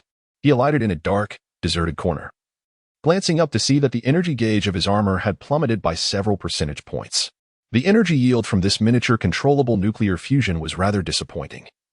He realized he needed to procure starstones from Lingluo Island at the earliest opportunity. "Xiaoya, you will need to control the armor to absorb deuterium and tritium from the ocean to replenish the nuclear fusion fuel," he instructed. Upon finishing his words, the armor swiftly detached from his body and reassembled itself. With a nod of acknowledgement, The suit bent and shot upwards, vanishing into the night sky. Only then did Lu Fan stride toward the hotel. It turned out that Mu Linglong was accompanying her parents to a business gathering in the Magic City. Mu Dongxing intended for his daughter to broaden her horizons and forge connections with influential figures in the business community. However, it was an unfortunate coincidence that she encountered Yin Tingsong, who had long harbored an interest in Mu Linglong. With Lu Fan absent, Yin Tingsong seized the opportunity to persistently bother her throughout the evening, leaving her utterly exasperated. In her heart, she felt a tinge of grievance. Lu Fan had not reached out to her in days, not even a single message to let her know what he was doing. She had initially hoped to invite Lu Fan to join her this evening, but felt too embarrassed to voice the invitation. Finally driven to the brink of endurance by Yin Tingsong's relentless pestering, Mu Linglong sought refuge in the restroom to place a call to Lu Fan. She lingered there for an additional 2 minutes before emerging, only to receive a WeChat message from Lu Fan stating that he had already arrived in the lobby. How could he have arrived so swiftly? Indeed, it took him merely 3 minutes to reach. With a look of astonishment, Mu Linglong approached the entrance of the banquet hall, trailed closely by Yin Tingsong, her persistent shadow. Lu Fan, upon spotting him standing outside the grand doors, Mu Linglong rushed towards Lu Fan, who opened his arms and embraced the goddess. This scene instantly darkened Yin Tingsong's countenance to a shade reminiscent of a charred pot. Just as the two were about to enter the banquet hall, Yin Tingsong blocked their path, his expression contorted as he glared at Lu Fan and spat. What qualifies you? A country bumpkin, to attend a gathering in the heart of the metropolis? Today's attendees are the executives of the city's top-tier companies. You are merely fortunate to have a connection with Lu Mingshan. You have no right to enter the hall. Yin Tingsong, Lu Fan is my boyfriend, and I will take him inside. What business is it of yours? Mu Linglong retorted coldly, standing protectively in front of Lu Fan, who smiled at her with a hint of admiration. Even in her fury, Mu Linglong exuded a formidable presence, especially after her genetic enhancement, which had amplified her confidence. The altercation at the entrance quickly drew the attention of all nearby guests. Noticing the commotion, Mu Linglong's parents approached the scene, and upon seeing Lu Fan, Mu Dongxing instantly surmised the reason for the disturbance. They were well aware of their daughter's exceptional qualities and had previously noted the persistent advances of the vice mayor's son towards her. As she had matured, they allowed her the freedom to navigate her personal life, trusting in her steady demeanor. However, witnessing the two young men quarrel publicly over their daughter compelled Mu Dongxing to intervene. What is happening, Linglong? As Mu Linglong's father approached, she felt a blush creeping to her cheeks and cast a furtive glance at Lu Fan, who stepped forward with a warm smile and extended his hand. Uncle Mu, it's good to see you again. Hello, Auntie, I am Lu Fan, Linglong's boyfriend. Mu Dongxing had a favorable impression of Lu Fan, and Liang Xiaohong also regarded him warmly, smiling as they exchanged greetings. Uncle Mu, please don't let your daughter be deceived by this young man. He is nothing but a poor loser. This gathering is for the elite of the metropolis. What right does he have to be here? He is deceiving your daughter's affections, relying on sweet words and a somewhat presentable appearance to manipulate an innocent girl. Uncle Mu, you must open your eyes to this. Yin Tingsong's words irked Mu Dongxing, who frowned in displeasure. He was well aware of Lu Fan's character, recognizing him as a remarkably capable young man. While Yin Tingsong's reputation was far from favorable, I typically refrain from intervening in matters concerning Miss Yin, as she has grown up and possesses the right to cultivate her own social circle. The individuals present today are prominent figures in the bustling metropolis, and it seems rather inappropriate for you to obstruct the proceedings here. Yin Tingsong was about to voice his thoughts when suddenly, a middle-aged man rushed into the hall. His demeanor animated as he approached Lu Fan with a deep bow of respect. Mr. Lu, what brings you here? I assumed you were averse to such commercial gatherings. Hence I did not extend an invitation. The newcomer was none other than Si Yudong from Angel Biotechnology, also known as Lu Fan's senior employee. As a rising star in the business realm, Si Yudong managed Angel Biotechnology, which boasted daily profits exceeding 10 million, functioning almost like a money-printing machine. Thus he naturally received an invitation. However, aware that Lu Fan seldom involved himself in company affairs, he had opted not to inform him. Never anticipating Lu Fan's appearance at the banquet. Mr. C, have you perhaps made a mistake? Yin Tingsong exclaimed, astonished at Si Yudong's deference before Lu Fan. His words somewhat stammered, as the scene left him feeling utterly bewildered. Si Yudong, a seasoned veteran in the business world, easily discerned the unfolding situation and chose to disregard Yin Tingsung's remarks, carefully observing his superior. Mr. C, please attend to your matters. There is no need to mind me. I am merely accompanying my girlfriend today. Very well, Mr. Liu. I shall not intrude any further. Do not hesitate to call upon me should you require anything. With that, Si Yudong took his leave, while Mu Dongxing gazed at Lu Fan with renewed astonishment. Is Angel Biotechnology your enterprise? He inquired. Indeed, uncle. I acquired the company not long ago. So, the recently popular gene vision correction solution is also your creation? Yes, I developed it. Mu Dongxing gasped in disbelief, compelled to reassess the young man before him. His impression of Lu Fan had always been quite favorable. The young man exuded a refreshing aura of composure that was quite endearing. Now, learning that he was the mastermind behind the booming Angel Biotechnology, it completely shattered his previous perceptions. How could such a young individual possibly establish such a vast enterprise in such a short span of time? Chapter 47. A Small Business Hee-hee. The expression on my father's face just now was quite amusing. In the center of the dance floor, Lu Fan danced gracefully with the goddess, his arm wrapped around her slender waist. Mu Linglong's smile never faltered. Lu Fan's remarkable qualities evidently pleased her parents immensely, and her tone carried a hint of joy. Naturally, with such an exceptional man in your life, how could your parents possibly be dissatisfied? Ugh, Lu Fan. You're taking advantage of me again. We haven't even begun to establish anything. So why call them father-in-law and mother-in-law? It sounds dreadful. Oh really, Mu Linglong? Don't think that just because you are the legendary beauty of Nanda, you can act as if nothing happened. You've taken advantage of me and now wish to deny it? What? Lu Fan, you. Shameless. I'll twist you into a pretzel, you rascal. Mu Linglong was taken aback by Lu Fan's audacious words. Her cheeks flushed crimson as she buried her head in Lu Fan's shoulder, unable to lift her gaze. She playfully twisted his waist with her small hands. Ouch. That hurts. My dear wife, stop. Lu Fan winced in pain. Mu Linglong was no longer the frail girl she once was. After her genetic evolution, she had transformed into a fierce, human-like Tyrannosaurus, and her grip was akin to that of a vice, nearly crushing his flesh. Lu Fan gently lifted his white shirt, revealing a conspicuous bruise on his waist. Ah, Lu Fan, I'm sorry. I forgot to control my strength. Seeing the bruise on his waist, Mu Linglong felt a pang of guilt and gently placed her hand over it, caressing him softly. Linglong, your strength is no longer what it used to be. You must exercise caution in the future. If you were to twist like that with an ordinary person, you could easily tear off a piece of flesh, and that could lead to dire consequences. They'll find out. Mu Linglong stuck out her tongue playfully, her enchanting demeanor rendering Lu Fan momentarily speechless. After their dance concluded, the two retreated to a corner for a casual chat. A waft of fragrant air brushed past as a girl in a purple evening gown appeared before them. Mr. Liu, what a surprise to see you here again. Lu Fan looked at Qi Linger before him, feeling somewhat speechless. It seemed that fate intertwined their paths, as this was their third encounter. Hello, Miss Qi. Lu Fan greeted her with a calm nod, while Mu Linglong's curious gaze flitted between the two, astonished that Lu Fan knew the illustrious celebrity. Is this Miss Mu your girlfriend? You are indeed fortunate to have such a stunning and perfect partner. Even Ling feels a tinge of inferiority in her presence. After a brief exchange, Qi Ling took her leave without lingering, and as soon as she departed, Mu Linglong eagerly inquired about their acquaintance. In truth, Qi Ling is a woman of tragic fate. Had it not been for me, she would have faced a calamity over half a month ago, leading to her withdrawal from the entertainment industry, subsequent depression, and ultimately, suicide. What? That can't be true. Lu Fan. Qi Ling seems perfectly fine now. That's because I had forewarned her of her fate. My presence altered her destiny. Thus, every time she sees me, she is the first to greet me. But Lu Fan, didn't you tell her to believe in science? It seems you're presenting this as if it were a fortune-teller's prediction. In a secluded corner, two individuals were engaged in hushed whispers when a young woman in her 30s approached Lu Fan to greet him. Mr. Liu, President Liu has invited you to join him for a drink.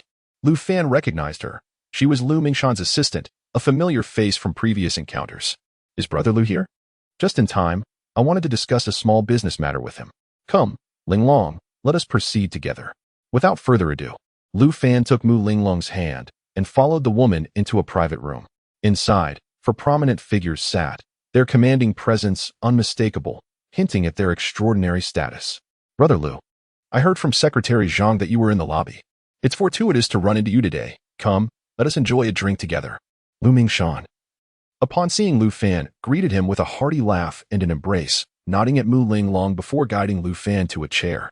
Brother Lu, allow me to introduce you. This is Mr. Ning from Ningda, the future Mr. Li, and Mr. He from Xiaoping. Even if you are not personally acquainted, you must have heard of their names. Lu Fan nodded, recognizing that these three were titans in the domestic new energy sector, alongside Lu Mingshan. Their collective influence was indeed formidable. Lu Fan approached them, extending his hand in greeting, and the three dignitaries rose in return, displaying none of the arrogance often associated with high status. It is evident that those who rise to such heights rarely indulge in hubris or offend others. Brother Lu. Since you call old Lu brother, you must extend the same courtesy to us. Let us not play favorites here. To be honest, Brother Lu, I have long admired you, and I cannot help but feel a pang of envy. Why did you not come to Ningda with your solid-state zirconium battery technology? What makes me any less than old Lu? If that technology were in my hands, I would willingly invest not just 15 billion, but 30 billion. Mr. Ning lamented, his grip on Lu Fan's hand tight. Lu Mingshan chuckled heartily at this, and Lu Fan waited for him to finish before responding. I was merely a small figure back then, hardly in a position to meet distinguished individuals like yourselves. My connection with Brother Lu arose through their laboratory. To be candid, I never expected to encounter such esteemed gentlemen today. Since we are gathered here, it must be destiny. I happen to have a colossal business opportunity that requires a few capable partners. If you are interested, we can discuss it further. A colossal business opportunity? Brother Lu, if you have a deal, just approach me privately. Surely, you trust in my capabilities and reputation? Lu Mingshan interjected, visibly displeased, casting a stern glance at Lu Fan. The latter merely smiled and shook his head. Brother Lu, I am well aware of your capabilities. However, this venture is far too vast for you to tackle alone. What? Are you looking down on me, Brother Lu? Lu Mingshan's eyes widened in disbelief, his voice booming, startling Mu Ling Long, who instinctively shivered. Lu Fan clasped her small hand reassuringly before turning his attention back to Lu Mingshan, ready to speak. Lu, if you can single-handedly absorb a business worth at least tens of trillions, we should discuss it privately. Hiss, Lu, are you intentionally teasing me?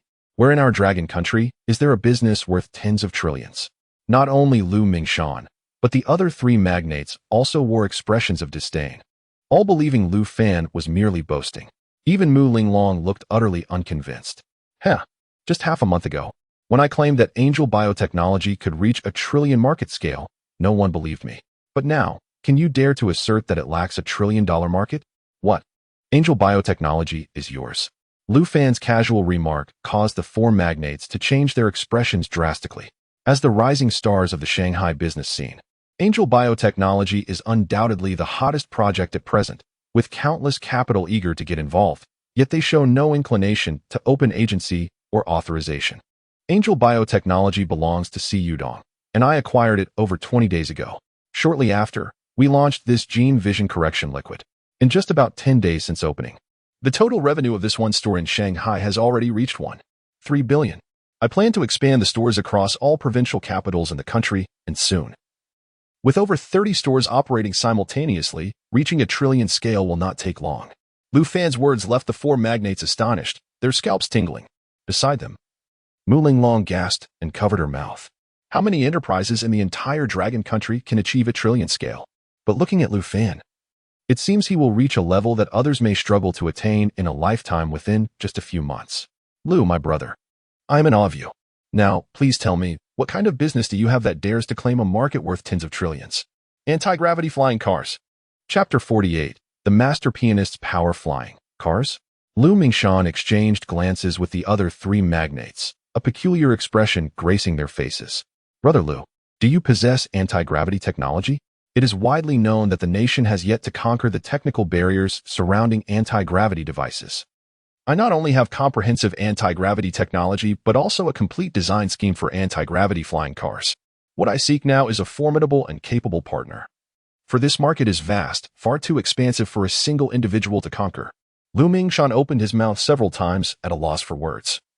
While the four magnates wore an unusually grave expression, the idea of widely promoting flying cars seems nearly impossible, as it entails issues of airspace sovereignty. To be frank, our industries have dabbled in flying cars, yet we cannot achieve large-scale promotion. Mr. He from Xiaoping frowned, and Mr. Lee from the future nodded in agreement. These matters can indeed be resolved.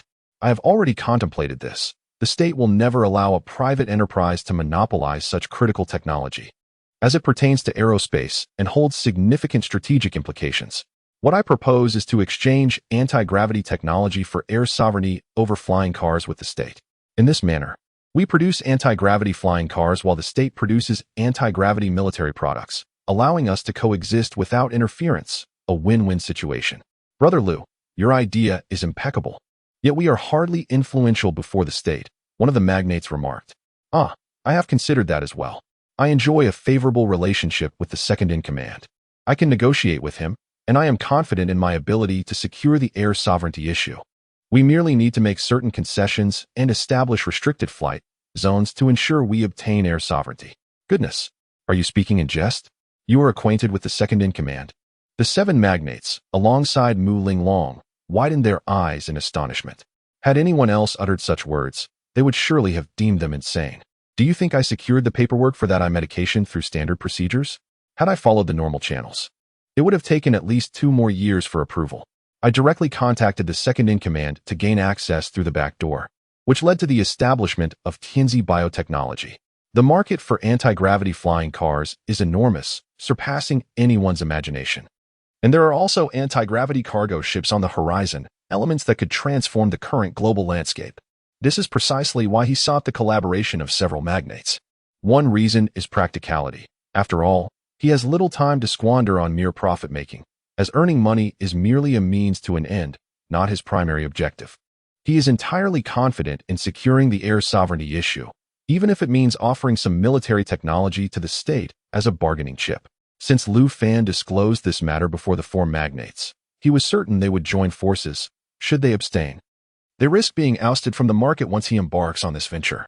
As anticipated, the 4 magnates convened and deliberated for several minutes, after which a plan that would astonish the world was born within the opulent confines of the hotel suite.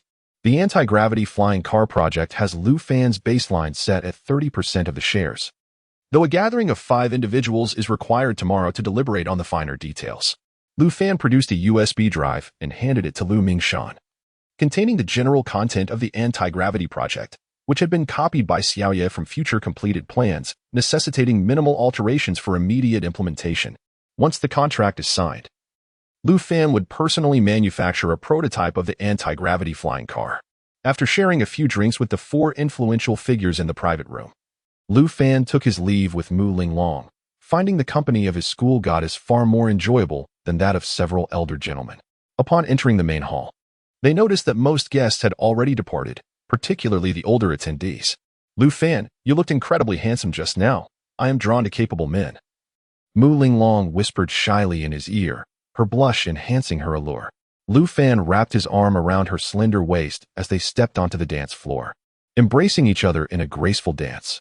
May I interpret that as a confession from the illustrious Mu school goddess? Lu Fan's hand firmly held Mu Ling Long's waist, their gazes locking in a mutual exchange of deep affection. Whatever you say is fine. You were remarkable just now, leading all 4 tycoons effortlessly. My father struggles to engage them in conversation, she replied. I possess many remarkable qualities, Lu Fan murmured softly in her ear, causing her cheeks to flush crimson, likely recalling something embarrassing. As the music concluded and the band finished their performance, Mu Ling Long's gaze fixated on a piano on the stage.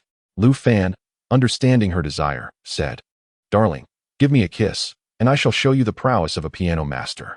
Stop teasing, Lu Fan. I simply adore piano music. The melodies produced are exquisitely beautiful.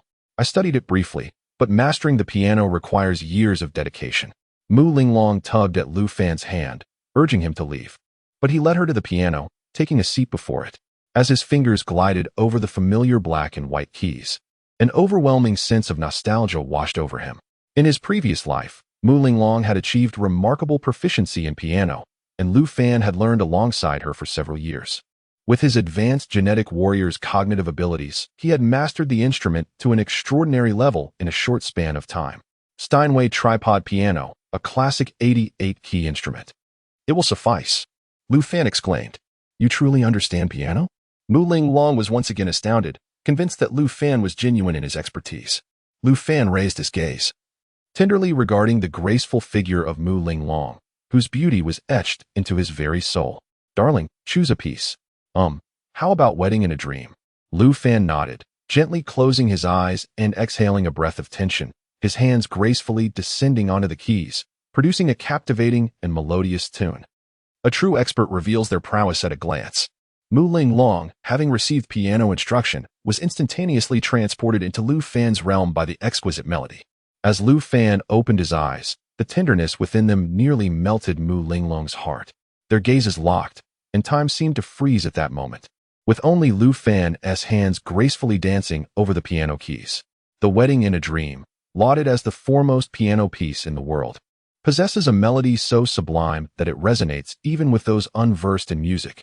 The crowd in the hall continued to swell, drawn in by Lu Fan's enchanting performance, with hotel staff standing at a distance, captivated by his artistry. Even the four influential figures, Lu Mingshan among them, who had exited the private room, found themselves entranced by the music. Countless individuals in the world may play The Wedding in a Dream, yet few can evoke genuine emotion and resonate with all present. As the 2-minute performance concluded, the audience remained enraptured by the enchanting melody. Throughout the piece, Lu Fan never glanced at the piano keys, his focus solely on Mu Ling Long as she performed. Staring blankly at him, Mu Ling Long's gaze had never wavered from his since the beginning of the piece. And as it concluded, tears glistened in her eyes. What a beautiful scene. It felt as if I witnessed a couple stepping hand in hand into the sanctity of marriage. Do you like it? Lu Fan asked with a smile, rising to gently wipe away the tears at her eyes. Overwhelmed by her emotions, Mu Ling Long could no longer contain herself. She leapt forward, embracing Lu Fan's neck, closing her eyes to offer him her lips. As the golden boy and jade girl shared a passionate kiss on stage, enthusiastic applause erupted from the audience. Even Lu Mingshan, a rough man, couldn't help but exclaim, "This Lu brother is indeed a prodigy. His piano playing has mesmerized even someone as musically inept as I am." Just look at those yearning gazes from the young women in the crowd. Had it not been for Mu's girl, they would surely have rushed to devour Lu brother. Let us go, old Lu. We shan't interrupt their display of affection. Chapter 49 Negotiation. Lu Fan could never have anticipated that a single piano melody would prompt Mu Ling Long to initiate a kiss. Indeed, women are inherently romantic and sentimental. Hand in hand, they departed the hall, surrounded by envious gazes. Even Shi Linger, who lingered in the corner, expressed a glimmer of intrigue as she observed Lu Fan's retreating figure. "Lu Fan, you rascal, you were just putting on a show again. Those women were utterly enchanted by you." Once they entered the car, Mu Ling Long playfully twisted Lu Fan's waist, albeit this time without exerting much force, resembling a light-hearted exchange between lovers. "My heart belongs solely to you. The other women are but fleeting clouds in my eyes. Have you ever witnessed me display even a hint of flirtation with anyone else?" Lu Fan's calm demeanor provided Mu Ling Long with immense reassurance, especially since she had felt a twinge of jealousy amid the fervent gazes of so many women earlier. "Where have you been these past few days? Not a single call or message. I was beginning to think you had vanished."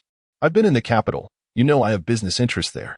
I have pressing matters to attend to, crucial to our future happiness, which is why I cannot always be by your side." A hint of remorse flickered across Lu Fan's face as he gently clasped Mu Ling Long's hand resting on the gear shift. "Well, I haven't complained. But not hearing from you for a few days left me feeling a bit unsettled. In a while, I will be traveling abroad for at least 10 days, possibly extending to a month. Should any issues arise regarding my collaboration with Lu Mingshan and his associates, I will need your assistance in managing them. Me handle it? Is that appropriate? You are my woman. Whatever arises, you can take charge. If the sky were to fall, I would be here to support you." Mu Ling Long nodded. Her cheeks flushed. Lu Fan's words were truly gratifying to her. The following day, Lu Fan took Mu Ling Long to Lu Mingshan's company to discuss the equity distribution of the anti-gravity flying car project. In contrast to the four powerful figures of Lu Mingshan, whose subordinates filled the entire conference room, the two of them appeared somewhat isolated. The atmosphere before them caused Mu Ling Long to feel a twinge of anxiety. However, Lu Fan remained unfazed as he guided her to his seat. The conference room was filled with at least 20 individuals, all subordinates of the four magnates, as the stakes involved in this equity distribution were substantial, necessitating a formidable negotiation team. Cough, cough. Now that everyone is present, let us close the doors and commence today's meeting. The content of this meeting is classified. Should any individual divulge it, I assure you that there will be no refuge for you in the entire Dragon Nation. The confidentiality agreement you just signed carries legal weight. Lu Mingshan's declaration rendered the conference room silent, and after a brief pause, he continued, Lu Fan, please share your thoughts. In matters of business, the initiative regarding the anti-gravity flying car technology lies with you. It is fitting that you speak first. All eyes in the room were fixed on Lu Fan. Had it been a younger individual, they would have likely faltered under such intense scrutiny, yet Lu Fan maintained a serene smile on his face. I will provide all the technology and negotiate airspace rights with the government. I require 35% equity. The remainder can be distributed amongst you as you see fit, whether through financial investment or factory contributions. 35%? That is simply out of the question. We, the four of us, are prepared to invest over 10 billion in cash. This is tangible capital, while you merely contribute technology yet expect to claim 35%. This arrangement effectively shifts all the risk onto us, while you need only to speak. As Lu Fan concluded his statement, one individual rose and confronted him, eliciting a slight smile from Lu Fan. Do you believe that demanding air supremacy from the state is as simple as just voicing a request? The cost I must bear far exceeds your imagination. Who among you has the capability to approach the state for this air supremacy? I would be willing to concede 10 percentage points. The individual who stood turned to his boss, Mr. Ning, who awkwardly shook his head. It is impossible for you to claim 35% without contributing a single penny. We four are investing 100 billion in cash, which means you are essentially claiming 35 billion with mere words. Such a bargain is unheard of in this world. Lu Fan reclined in his chair, crossing his legs with a smile as he surveyed the room. It seems you have misunderstood a crucial point. The technology is in my hands, and the initiative rests with me. My interest in collaborating with your four companies stems from your robust backgrounds and sales channels. Without you, I am fully capable of launching my own venture. 100 billion may be out of reach for me at present, but it is not an impossibility. 35% is my bottom line. If you insist on holding firm to that, then today's negotiations will conclude in failure. Linglong, please arrange a flight to the capital and also contact Mr. Lei and Mr. Gu. At this, Mu Linglong paused for a few seconds before obediently pulling out her notebook. This action left Lu Mingshan and his companions restless. The solid-state zirconium battery serves as a cautionary tale. If Lu Mingshan secures the solid-state zirconium battery, he would dominate a significant portion of the new energy battery market in Longhua. If Lu Fan were to be pushed to Mr. Lei in the capital today, they would likely regret it immensely in the future. Lu, my brother, why rush? Let us discuss this amicably. Grant me some leniency. And we shall also take a step back, and this matter can be resolved. Very well, since you have spoken, Lu, I cannot let your words fall to the ground. I will settle for 32%, leaving the remaining 68% for you four to divide among yourselves. Of course, how you choose to split it is up to you. Lu Mingshan and his companions exchanged glances, sighing in resignation. They had brought a team of negotiation experts, yet Lu Fan was not adhering to conventional tactics, ready to change players at the slightest disagreement, while the initiative remained entirely with him. The four had no choice but to concede. Thus, the agreement was reached. Lu Fan would take 32%, and the remaining 68% would be divided among the four prominent figures. The meeting concluded around noon, and Lu Fan declined the lunch invitation from Lu Mingshan and his associates, heading straight to the capital with Mu Linglong. Lu Fan, are we really going to meet the second-in-command? Mu Linglong asked, somewhat anxious. Since disembarking the plane, her expression had been anything but calm. The prospect of a recent graduate meeting with the second-in-command felt surreal to her. Maintain the right mindset. The second-in-command is not a voracious tiger. Your future standing will surpass any current existence. Within a decade, the entire Blue Star will look up to you. Mu Linglong could not grasp the source of Lu Fan's confidence, yet the aura of dominance he exuded captivated her deeply. After passing through several rounds of scrutiny, the two finally arrived at office number 2. For Lu Fan, number 2 was exceptionally welcoming, as his visits invariably brought immense benefits to the nation. Just the previous time, his contributions regarding controllable nuclear fusion technology had saved the country countless funds and significantly enhanced its military capabilities for many years. Seated in the office were two elderly gentlemen, Academician Lu and Academician Li, who was in charge of the space station and space elevator projects. However, at that moment, Academician Li glared at Lu Fan with evident fury. So, you finally arrived. Are you the one who deemed our space station and space elevator plans as rubbish? A mere child with a modicum of success dares to speak so boldly. If you do not provide a satisfactory explanation to this old man today, I shall not let you off lightly. Lu Fan shot him a sidelong glance, his expression devoid of anger, and, taking Mu Linglong by the hand, approached number 2 for introductions. Leader number 2, this is my girlfriend, Mu Linglong. Linglong, do say hello. Mu Linglong, feeling the weight of the imposing elder seated behind the desk, was visibly anxious, bowing deeply in greeting, her delicate face refusing to rise. Hello, leader number 2. Ha ha. Young Lu, your taste is quite commendable. Miss Mu, there's no need to be so formal, I won't bite. Without hesitation, Lu Fan pulled 2 chairs over, seating himself and Mu Linglong comfortably. Chapter 50, Securing Air Supremacy Academicianly. Please do not be upset. Allow me to elucidate my perspective, he began. Now that the space station has been constructed, we need not dwell on it. However, the space elevator must not commence construction. Otherwise, we may find ourselves pouring funds into a venture that could ultimately become nothing more than scrap metal, inviting ridicule upon ourselves. You speak nonsense. The space elevator is the culmination of our team's years of arduous labor. How can you dismiss our efforts with a mere statement? Academician Li slammed his hand on the table, rising in indignation, causing Mu Linglong to flinch. Lu Fan, frowning, gently grasped her hand, casting a calm gaze towards the second speaker. Li Lao, please take a seat and allow him to finish. At your age, do not let the younger generation mock you. It is time to temper your temper. You cannot leap to your feet at every remark. Observe how Lu Fan has maintained his composure throughout, the second speaker advised. These words rendered Academician Li's face crimson. In stark contrast to Lu Fan's steady demeanor, he felt like an agitated monkey. Taking a few deep breaths, he returned to his seat. Lu Fan, unhurried, took the tea set from the second speaker's hands, expertly preparing the tea. Let us have a cup of tea to soothe our tempers. Discussion should be conducted calmly, not through shouting. The more agitated we become, the more likely we are to ruin matters. He arranged 5 teacups, and as he poured, the kettle trembled in his hands, demonstrating his remarkable tea brewing technique. The second speaker watched in awe as Lu Fan deftly lifted a cup's lid, sending a jet of tea cascading into the cup with precision. His hands moved again, filling the second cup in a similar fashion, repeating this 5 times until the kettle was nearly empty.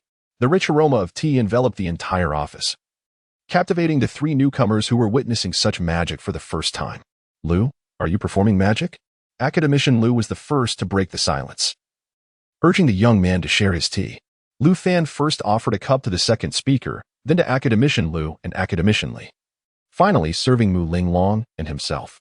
The 5 of them lifted their cups, savoring the tea in silence, the potent fragrance drawing them into a state of tranquility. Young man, do share your thoughts. If you remain silent any longer, old Li will surely become anxious, Academician Lu prompting Lu Fan to nod and begin to speak. The primary purpose of the space elevator is simply to transport personnel and materials into space. However, the costs associated with its construction and maintenance are insatiable. I am uncertain of your budget, but an initial investment of at least 300 billion is essential. Furthermore, the subsequent maintenance expenses are staggering, not to mention the costs of transporting goods into space, which are calculated at several $1,000s per pound. My purpose in approaching the second speaker today is indeed related to the space elevator project, as I am on the verge of introducing a flying car utilizing anti-gravity technology. I trust one need not elaborate on the significance of such technology? Impossible. The research into old Jia's anti-gravity technology is far from fruition. There is no way it could be released into the market so soon. Academician Li exclaimed, disbelief etched across his face. Lu Fan shot him a sidelong glance before responding. I did not claim that the anti-gravity technology was derived from him. Academician Li finally grasped the implication. The advent of anti-gravity technology heralds the dawn of an era of universal flight, signifying an unprecedented surge in national military technology. Henceforth, all military apparatus will be equipped with anti-gravity devices, transforming them into aerial military forces. Former naval vessels and aircraft carriers will metamorphose into airborne battleships and aerial carriers, with speeds escalating beyond tenfold. Subsequently, the aerospace cargo transport sector will undergo a comprehensive revolution, rendering countless products obsolete, including space elevators. In an unusual display of contemplation, Academician Li remained silent, his expression grave. The breakthrough in anti-gravity flight technology will render the transportation of goods into space as effortless as eating or drinking. Transporting 100 pounds of cargo to space may only require minimal energy. Academician Li, In such a scenario, is there still a necessity for space elevators? Lu Fan, do you truly possess complete anti-gravity flight technology? Director number 2 gazed at Lu Fan in astonishment. If this were indeed true, Lu Fan would achieve a monumental feat indeed. I possess a comprehensive set of anti-gravity technology, complete with supporting whale explosion propulsion technology, which I am willing to donate to the nation at no cost. With these advancements, a slight modification to the aircraft carrier will instantly transform it into an aerial carrier. However, I must stipulate certain conditions. What conditions? Director number 2 urged. Speak freely. As long as it is not too excessive, I can assure you on behalf of the nation. Director number 2, anti-gravity technology is divided into military and civilian applications. I wish to develop the civilian sector independently. I have already contacted 4 domestic renewable energy giants to collaborate on the development of anti-gravity flying cars. My sole request is to obtain the airspace rights for these flying cars. Airspace rights? Director number 2 furrowed his brow in contemplation. Ordinarily, such rights would not be relinquished to civilian enterprises. However, given the critical importance of anti-gravity technology to the nation, surpassing even that of lithography machines due to its implications for military power, he understood the gravity of the situation. I am aware of your concerns, so I propose a compromise. The nation could designate certain no-fly zones, preventing our anti-gravity flying cars from entering these restricted areas while permitting flights in others. Universal flight will inevitably become a reality in the future world. If our nation, manhwa, achieves this milestone first, the international influence it wields will be significantly amplified. Imagine the disparity. While other nations are still engaged in industrial development, we will have already entered the era of universal flight. How will those nations and their citizens perceive this gap? Lu Fan, I am unable to make this decision unilaterally. I must convene a top-level meeting. Lu Lao, you may return to your duties for now. I will contact number 1 to convene a meeting. And you too must attend as well. Lu Fan nodded with a smile, pouring another cup of tea for Mu Linglong. As the moment to meet the esteemed No. 1 approached, Mu Linglong's face flushed with excitement. As Lu Fan and his companion departed from the National Conference Hall, dusk had already settled. They had spent the entire afternoon engaged in discussions, and Lu Fan felt immensely gratified with the outcome. This conference had seen the participation of the foremost figures from various fields, raising the stakes to an unprecedented level. Throughout the proceedings, Lu Fan maintained a composed demeanor, exuding neither subservience nor arrogance, while Mu Linglong, in contrast, was so anxious that she could scarcely articulate her thoughts. With air supremacy secured and anti-gravity technology relinquished, Lu Fan promptly reached out to Lu Mingshan to share the splendid news. Lu Mingshan was taken aback by Lu Fan's remarkable efficiency. Having finalized equity distribution in the morning in Magic City, Lu Fan had, by afternoon, successfully obtained the most challenging aspect of air supremacy in the capital. This turn of events prompted the 4 eminent figures to reassess Lu Fan, recognizing that he was not merely a young individual providing technology, but rather a person of genuine capability. Chapter 51, Launching Satellites as if in play at 10 o'clock at night, at the June City Machinery Factory. Lu Fan and Mu Linglong stood in the courtyard where a robot placed 2 metal lumps, each the size of shoeboxes, at their feet. What is this, Lu Fan? After dining in the capital, Lu Fan had led Mu Linglong directly to June City. Upon their arrival at this hour, she was astonished to find the factory ablaze with light, devoid of any human workers. Every task was performed by robots. This is called a satellite. As the saying goes, before the army moves, provisions must be prepared. This is the very sustenance of all intelligent technology. Do you take me for a 3-year-old? Aren't satellites launched by rockets? If you said this was a shoebox, I might believe you. Ha. Then allow me to show you how this satellite is launched. Lu Fan commanded Xiao Yu in his mind, and the metallic boxes on the ground suddenly transformed. The boxes opened to reveal several propeller-like blades, while 4 tubular structures extended from beneath, and a radar-like device unfolded beside them. In the blink of an eye, the unremarkable iron boxes morphed into miniature satellites. The 2 satellites slowly ascended into the night sky, vanishing from their sight in an instant. Mu Linglong stood beside him, her mouth agape in astonishment, unable to process what she had just witnessed. Sometimes, size does not equate to capability. These miniature satellites possessed all the functionalities of traditional rocket satellites, representing technology far beyond this era. Their blades served as solar panels, while they were equipped with anti-gravity flight devices and solid-state zirconium batteries. Crucially, this was a 3-dimensional bandwidth signal satellite, a product of an advanced era compared to the satellites currently in use internationally. Merely 2 satellites could provide global signal coverage without any blind spots. Master, the satellites have entered orbit. Henceforth, our intelligent products will achieve comprehensive signal coverage. Xia Yu's prompt elicited a smile from Lu Fan. Is that it, then? Other satellites launch with grand displays, flames lighting up the sky. Yet yours feels like child's play? You've overcomplicated this. In the future, technological tools will become increasingly compact. Though small as a sparrow, it possesses all vital organs. And its functionalities surpass any larger satellite. Come, let me show you something even more impressive. Lu Fan led her into the larger courtyard behind the factory, where a colossal steel framework lay at its center. Dozens of robots were busy welding and cutting within the framework. What? Lu Fan, are you constructing a ship? The massive vessel, nearly 100 meters wide, was being built on land. What are you thinking? Ah, you've become clever this time. Indeed, this is a ship, but it is a spacecraft destined for outer space. What? A spacecraft? How is that possible? Mu Linglong stared in disbelief at the enormous steel skeleton before her. Wasn't spacecraft construction the domain of developed nations? When did a private factory acquire the capability to build a spacecraft? In a fortnight. This spacecraft shall embark on its journey into the cosmos, and in 20 days it will grace the skies above Venus. Henceforth, the mineral resources of Venus shall become my private possessions. I intend to construct a celestial fortress upon Venus, establishing this spacecraft as a bridge connecting the blue planet to Venus, transporting resources that are absent from the latter. Lu Fan's words sounded to Mu Linglong like an arcane manuscript, and it took her quite some time to regain her composure. How could you possibly possess such advanced technology? She pondered. From what I know, none of these technologies are simple. The nation has not even managed to develop them.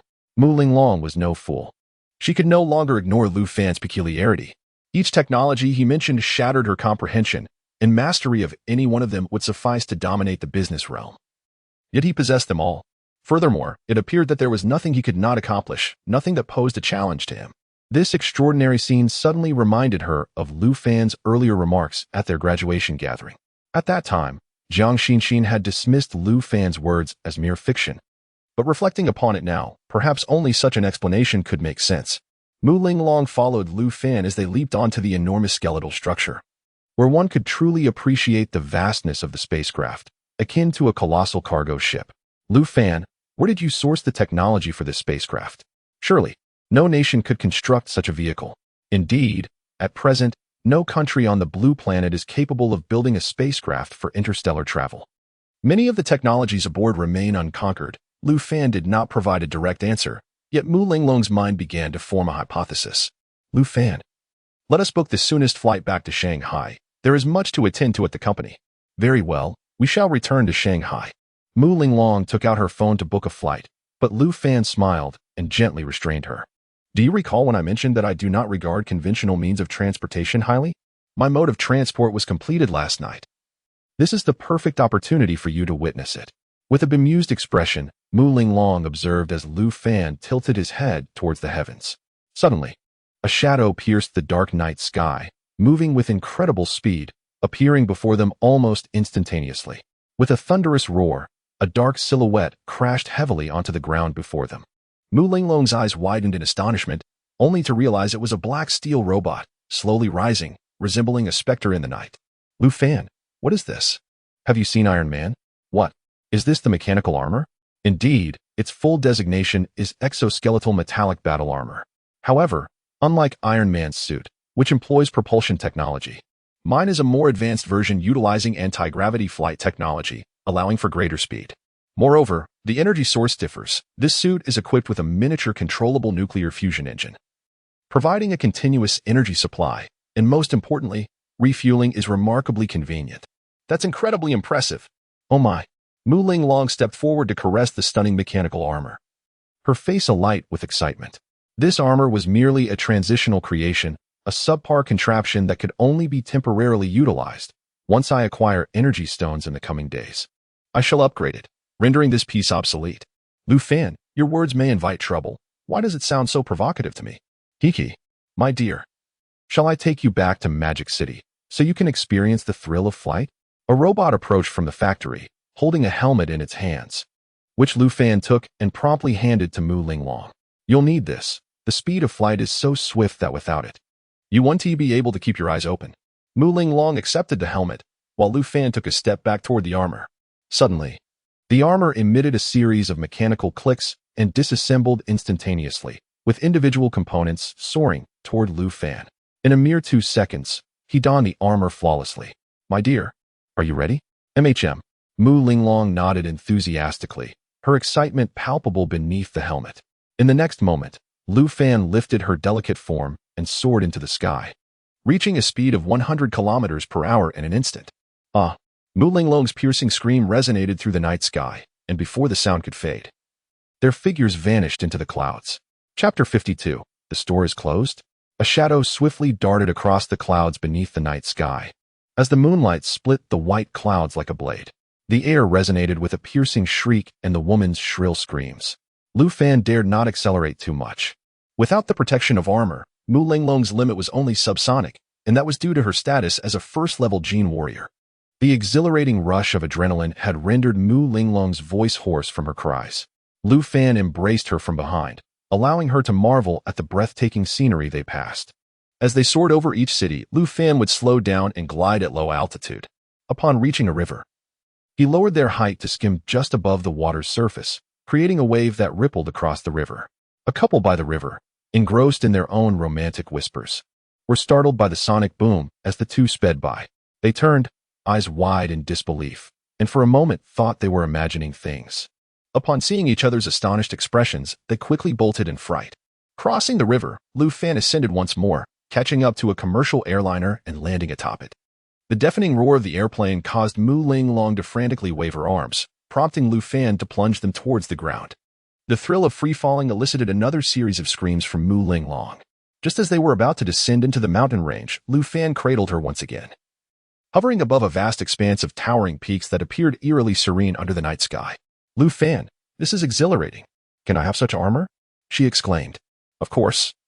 My dear, I would move heaven and earth to grant you the stars above. However, the armor will take some time. In fact, there are even meshes beyond the armor, which are the ultimate weapons for humanity. Lu Fan held Mu Linglong tightly as they took flight again, flying for 3 hours until they finally arrived in the bustling metropolis. It was the early hours of the morning, yet the city remained ablaze with lights. Instead of taking her home directly, Lu Fan descended upon the pinnacle of the Pearl Tower, the tallest building in the city. Beneath them lay the tower's apex, with wild winds and clouds racing past, while planes occasionally zipped by. This was Mu Linglong's first time viewing the city from such a vantage point. The neon-lit urban landscape below felt infinitely distant. Lu Fan, it's late. Please take me home to rest. Lu Fan nodded, lifting her once more as they soared into the sky, appearing above her villa in mere seconds. The expansive terrace on the top floor provided an excellent landing space for the armor. Once the armor was shed, Lu Fan guided Mu Linglong into her bedroom. Lu Fan, I need to wash up and rest. Aren't you going home? Kiki, my dear, did you enjoy yourself just now? Lu Fan's face bore an enigmatic smile that sent a shiver down Mu Linglong's spine. Why yes, I had fun, now that you're pleased. Isn't it time for me to be amused as well? Let us start with a bath. No. Lu Fan, please. Amid Mu Linglong's soft resistance, Lu Fan scooped her delicate form and dashed into the restroom. The following day, Lu Fan once again convened with Lu Mingshan and the others to deliberate on the specifics of the anti-gravity flying car project. The flying car was set to employ autonomous driving technology, with the intelligent AI utilizing avatars created by Xiao Yu. Just as the five were concluding their discussions and settling down for tea, Lu Fan's phone rang. Glancing at the caller ID, he noted it was Si Yudong's call, and without much thought, he pressed the answer button. President Lu, the joint enforcement team from the Bureau of Industry and Commerce, Fire Safety, and Food and Drug Supervision intends to seal our store. I suspect these individuals are acting under orders. As they entered the store and immediately began fabricating reasons to create trouble. Lu Fan paused momentarily, his expression remaining calm as he replied, understood, and promptly hung up the phone. Brother, do you need assistance?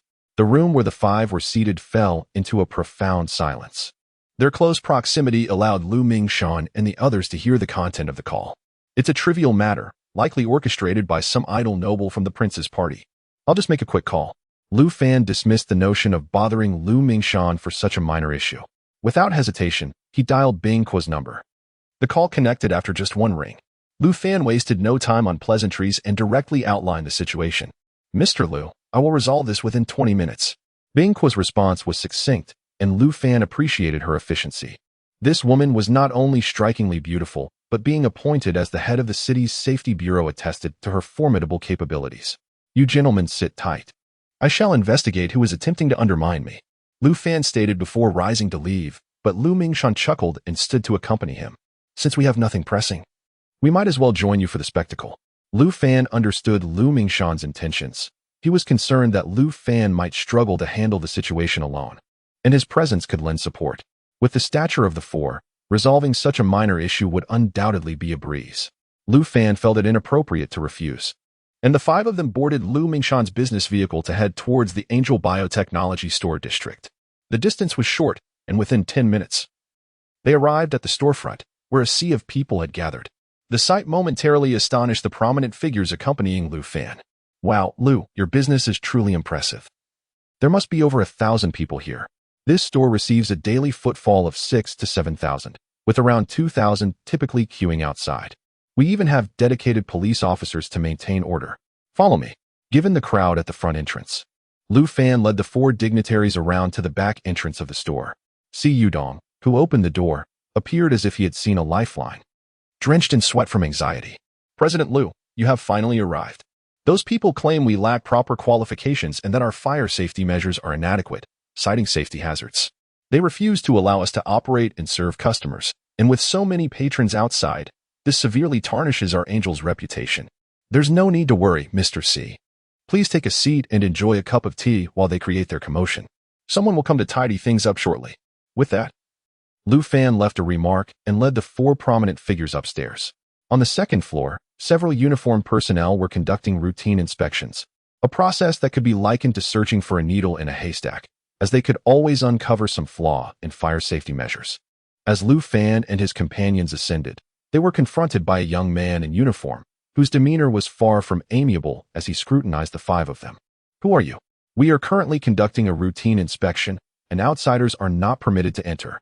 Lu Fan, barely sparing him a glance, forcefully brushed past him, opening the door to his office and ushering Lu Mingshan and the others inside. The young man, his expression darkening, moved to confront Lu Fan, but the latter stood resolutely in the doorway, his gaze icy and penetrating. An overwhelming sense of trepidation washed over the young man, causing him to retract his outstretched hand in fear. Lu Fan then shut the door firmly and secured it with a lock, confident that these individuals would not dare to vandalize property, especially in a location laden with surveillance cameras.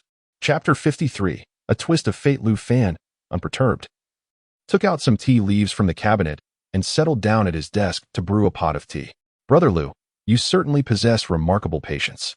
If it were me, I would have confronted them head-on by now." "Indeed. A bunch of petty individuals wielding their trivial authority like a feather as if it were a scepter. Brother Lu, should you require assistance, do not hesitate to speak. My companions and I would resolve it in no time." With a gentle smile, Lu Fan addressed his four elder brothers. "Today, I shall present you with a unique performance." He gracefully began to cleanse the tea utensils, and the four men exchanged curious glances before taking their seats. Lu Fan elegantly picked up a purple clay teacup, adding the tea leaves. Once the water boiled, he held the steaming cup with both hands in a Tai Chi posture and spun it with force. The teacup began to whirl rapidly, soaring above his head and astonishingly suspended in midair for 2 seconds before landing back in his hands. The miraculous scene left Lu Mingshan and his companions wide-eyed in astonishment.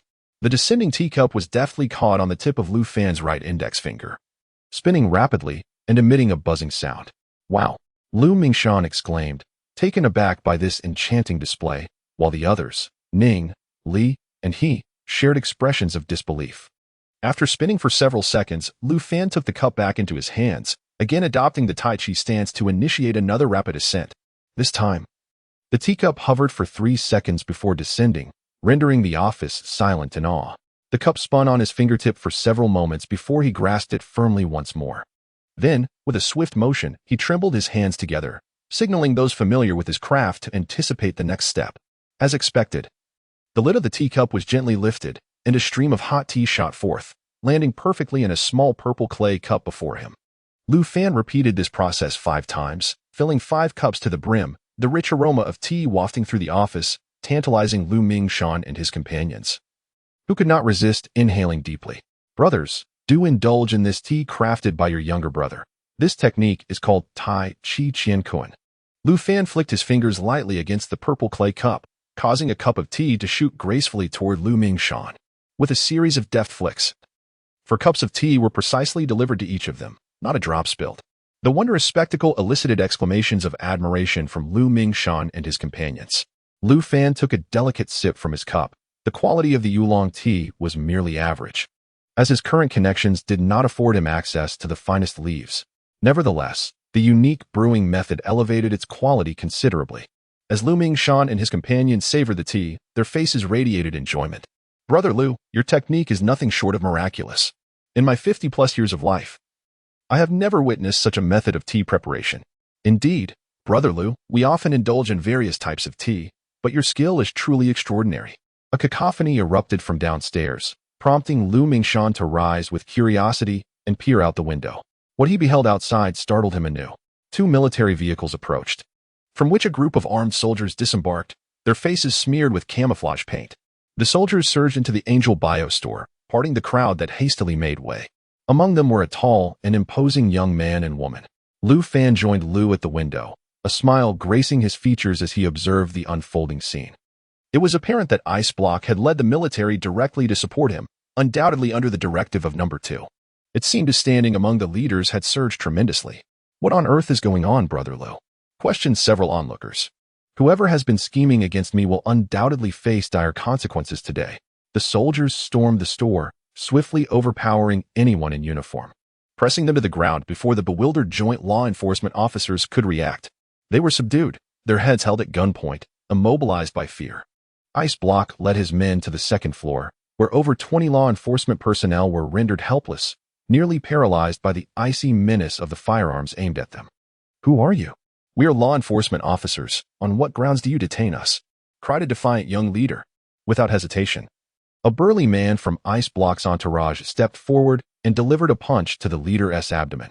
With a sickening sound, the young man doubled over, spewing a torrent of vile substances, while Ice Block took a few steps back, visibly repulsed. Lu Fan, having opened the office door, witnessed the scene unfold and could not suppress a smirk. Mr. Lu, how do you intend to handle these individuals? The leaders seek your counsel, Ice Block inquired. Approaching Lu with a respectful bow, conduct a thorough investigation and proceed according to standard legal protocols, Lu Fan replied. Understood. I will take these individuals away. Mr. Lu, you may instruct your staff to continue operations. I assure you, such incidents will not recur, Ice Block declared, gesturing to the soldiers, who began to escort the law enforcement personnel away. This spectacle left Lu Mingshan and his companions in awe of Lu Fan. They too could manage such affairs, but not with the same level of audacious violence. How could he mobilize the military to apprehend law enforcement officials without fear of inciting military political discord? Brother Lu, are you leveraging connections within the military district? This is quite a taboo, they voiced, concerned. Not to worry, their identities are distinct. They are no ordinary soldiers, and none dare challenge them. Brothers, let us resume our tea, Lu Fan replied nonchalantly, dismissing the matter as trivial. Meanwhile, in the municipal affairs building of the Magic City, Yin Yuanan, engrossed in his duties, suddenly received a phone call. As he listened to the unfolding narrative on the other end, his expression darkened. Upon hanging up, he slammed his fist on the desk in fury and stormed out. Half an hour later, Yin Yuanan arrived at a villa in the suburbs, charging inside and heading straight for the second-floor room. Seizing a broom, he kicked open the door, and the scene within ignited his rage further. The air was thick with the scent of youthful hormones, as a young couple lay entwined on the spacious bed. Their slumber was abruptly interrupted by the sound of the door crashing open, revealing the furious figure of Yin Yuanan. What the hell are you doing, Dad? The young man exclaimed in disbelief. I am not your father, you insolent brat. You will be the death of me. Yin Yuanan could no longer restrain his fury. He seized a broom and swung it mercilessly at the young man on the bed, targeting his head with reckless abandon, heedless of the potential for grave harm. A pained scream escaped the young man's lips, while the woman beside him shrieked in terror, hastily gathering her clothes and fleeing the scene. I will kill you, you scoundrel. Yin Yuanan's eyes blazed with rage as he relentlessly struck with the broom, not ceasing until it splintered in his grasp. The young man lay on the bed, bloodied and trembling, cradling his head in fear. Chapter 54. The Consequences of Disobedience. Old Yen, what on earth are you thinking? Look at what you've done to our son. If anything happens to him, I will not let this go. A remarkably well-preserved middle-aged woman rushed into the villa, her heart seized with fear as she beheld her bloodied son. She hastened to his side, unleashing a torrent of reproach upon her husband. This is all your fault. Hu Meiling, our son is in this state because of your indulgence. Do you have any idea how hard I've worked to attain the position of vice mayor? You two are determined to drive me to ruin. Yin Yuanan's furious roar echoed through the room, sending shivers down the spines of the mother and son before him. What on earth has transpired? Can't we discuss this calmly? Ask your precious son, he retorted. I advised him to rein in his mischief and refrain from engaging in illicit activities. Wandering down dark paths invites trouble. Yet he disregarded my warnings. And now he's landed us in dire straits. My vice mayoral position is on the line. How infuriating. Had I known my son would act in such a manner, I would have cast him against the wall long ago. I am so unwilling to accept this. Yin Yuanan collapsed onto the floor, sobbing and wailing in despair. The sight rendered the mother and son utterly speechless. Yin Tingsong, his face smeared with blood, frantically recalled his actions over the past 2 days. It seemed the only notable event had been a dinner with a few influential figures, during which he had requested their assistance with a local entrepreneur. Beyond that, he had merely indulged in flirtations and revelry, hardly engaging in anything excessively reckless. Could it be that the issue stemmed from that entrepreneur? Old Yen, please do not frighten me. What has truly happened? The woman rushed to Yin Yuanan's side, embracing him tightly as she cried out. Gradually, clarity returned to Yin Yuanan's gaze. Have you orchestrated a scheme against the Angel Biotechnology store? Do you comprehend the immense power backing them? Just moments ago, 3 departments attempted to enforce a shutdown, only to be met by 2 military vehicles. Over 20 armed special forces soldiers apprehended the personnel from those departments and escorted them to the military district. The situation has escalated dramatically. The leaders of those departments have gone to the military district to demand their release, but have been denied entry at the gates. This could result in significant repercussions. A sudden screech of tires interrupted his lamentation. Yin Yuanan swiftly rose and rushed to the window, drawing back the curtains. The scene outside plunged him into despair. 2 cars were parked before the villa, and 4 uniformed officials, identification badges prominently displayed, emerged. Most alarming of all, the vehicles bore insignia from the Disciplinary Inspection Commission. This is the end. Hu Meiling, once I leave, hurry to find the old master. He is our only glimmer of hope. Otherwise, the Yin family is doomed. The 4 officials pushed open the unlocked door and entered, regarding the family with stern expressions. Vice Mayor Yin, we are from the Disciplinary Inspection Commission. We require your cooperation in an investigation. Please accompany us. You understand the protocols. We would prefer not to complicate matters, so we must confiscate your communication devices. 2 of the officials stepped forward, seizing Yin Yuanan's phone and standing behind him, their gazes fixed intently upon him. Yin Yuanan's complexion turned ashen, his body swayed, nearly collapsing to the ground. With a resentful glance at his bloodied son, he followed the 4 staff members as they departed. Old Yen, the piercing wail of his wife echoed behind him.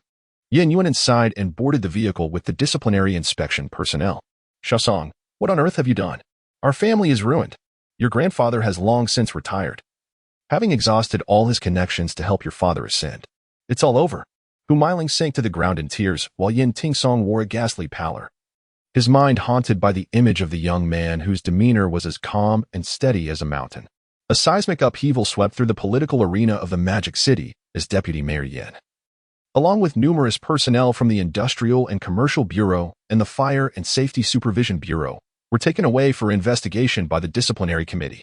This operation left the entire political sphere in a state of unease, prompting capable individuals to inquire about the origins of the turmoil. Upon discovering that it was all connected to Angel Biotechnology, many displayed expressions of regret, particularly regarding the strict discipline of their offspring. How could someone of Deputy Mayor Yan's stature have a foolish son who caused trouble day in and day out, thereby jeopardizing his promising future? Lu Mingshan and 3 other influential figures convened once more, their faces reflecting astonishment. Who would have thought that Brother Lu is the true heavyweight? The deputy mayor was directly sent to the disciplinary committee simply for meddling with his store. Yin Yuanan's prospects appeared bleak. His father-in-law had been retired for far too long and had exhausted his goodwill. At such a juncture, it was undoubtedly too late to salvage the situation. Thus, Nurturing one's children effectively is preferable to committing any transgression. What are these young people thinking? Are their minds filled with mush? Is it not sufficient to enjoy life instead of driving their fathers to despair? Indeed, one of the men remarked, we must also educate our children properly. If they misbehave, they should be disciplined severely, lest they inadvertently bring calamity upon the entire family. Meanwhile, Lu Fan remained oblivious to the events unfolding in the Magic City. At that moment, he donned his armor and soared to an island in the Indian Ocean, an island he had acquired, known as Ling Luo Island. Stretching over 30 kilometers in length and several kilometers wide, the island was elongated in shape. Upon landing, Lu Fan discovered signs of human presence. The interior boasted various rudimentary facilities, and it seemed the last traces of human activity were not too far removed. Remnants of a campfire and footprints in the ash still lingered. Could it be that someone had encountered a maritime disaster? Or perhaps crew members from a passing cargo ship had disembarked?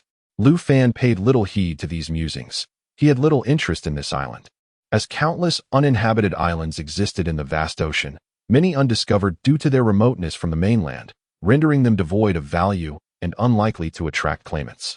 In search of energy stone deposits, Lu Fan floated above the desolate expanse of the island, where rugged mountains were overgrown with weeds and trees.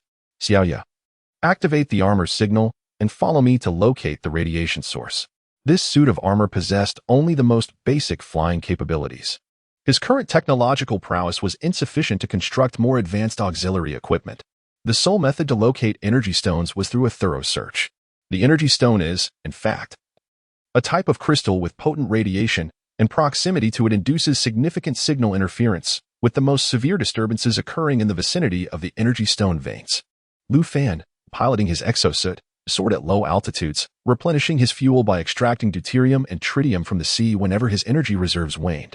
As night fell, he had yet to locate the source of radiation. Gazing into the inky darkness, Lu Fan made his way to the shoreline, where he cracked open a few coconuts to stave off hunger before lying down to rest. The following morning, he resumed his search, and it was not until midday that the alert from Xiaoyu sounded.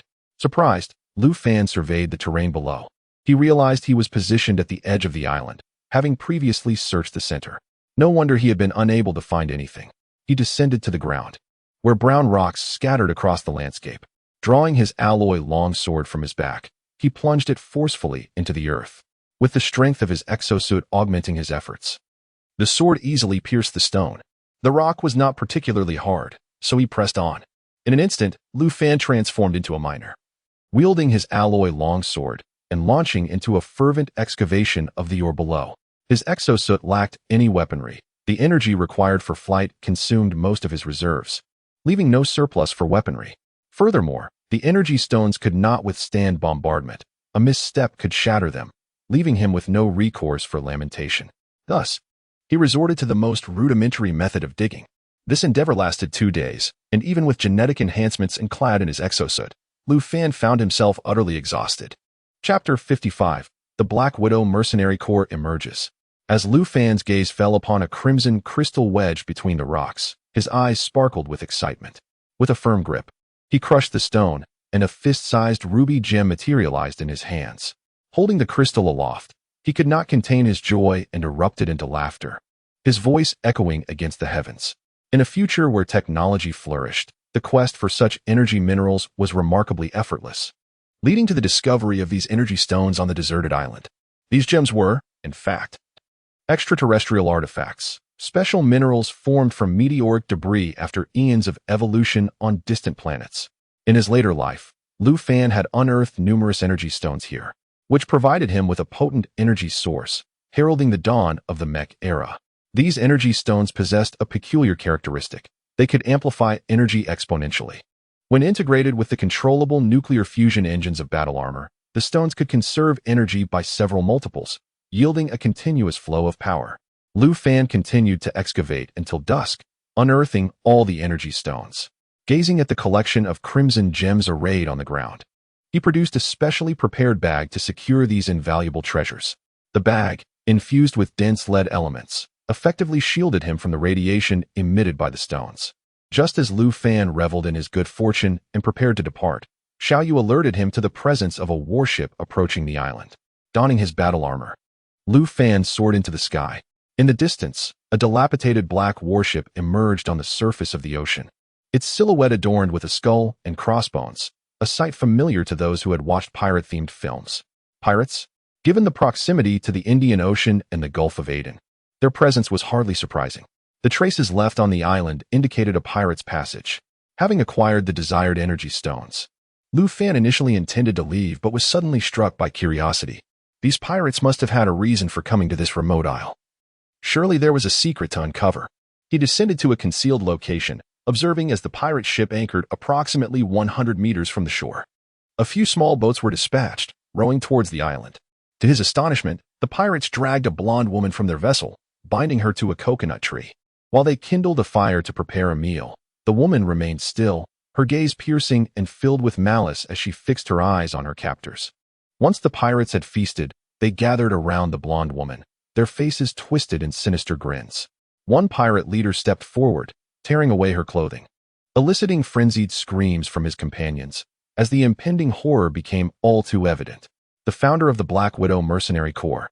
Soon you shall be the entertainment for our bearded pirate brethren. Ha ha ha. Initially indifferent to the unfolding scene, Lu Fan was momentarily taken aback by the leaderess words.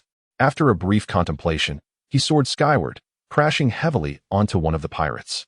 The immense force obliterated the foe, turning him into a gruesome pulp. Blood sprayed across the surroundings, drenching the other pirates in gore.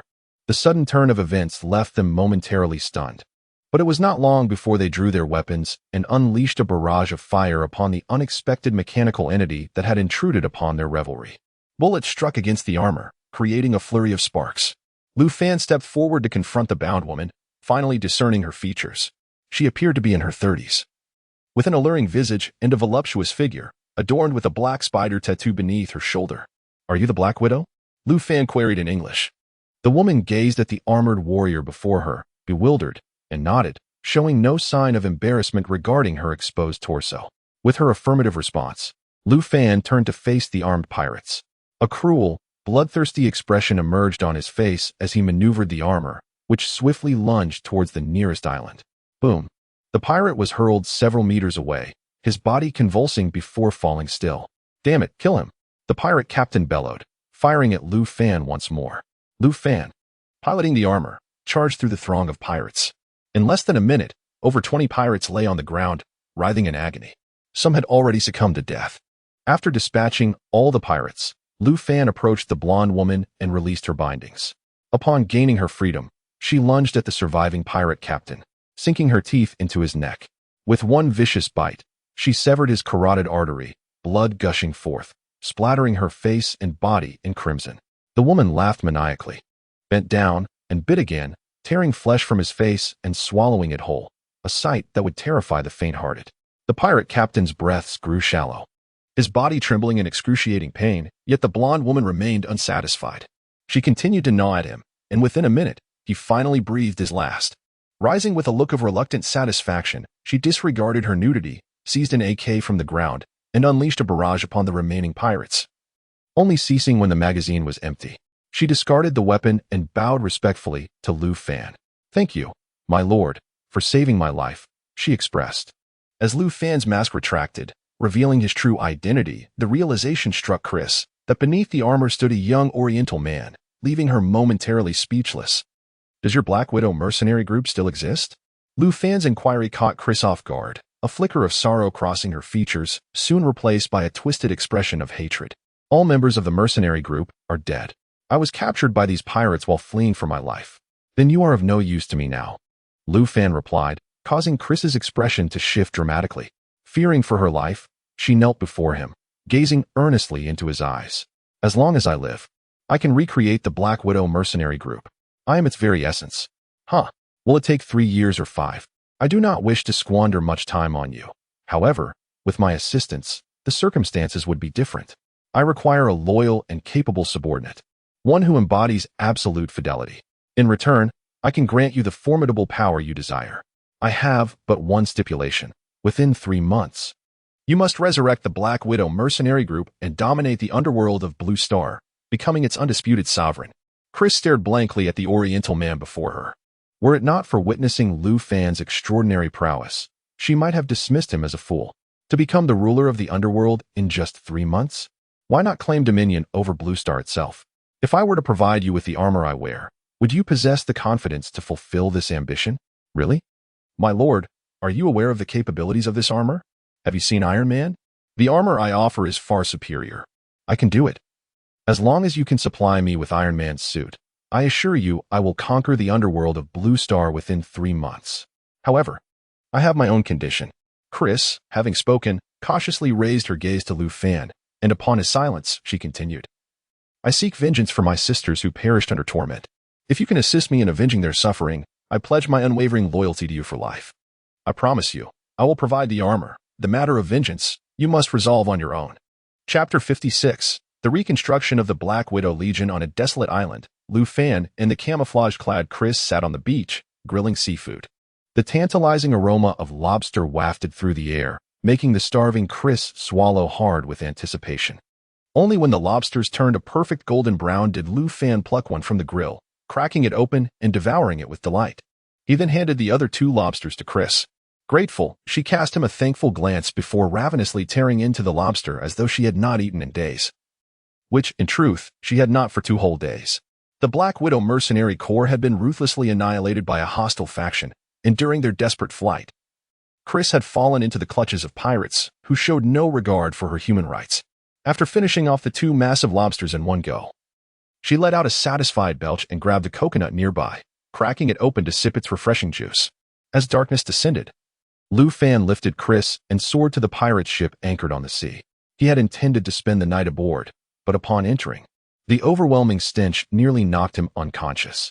Frowning at the squalid state of the pirate vessel, Lu Fan sensed Chris's understanding of his dismay. Sir, this island serves as a temporary stronghold for the pirates, and it conceals some of their plundered treasures. There are a few aboard this ship as well.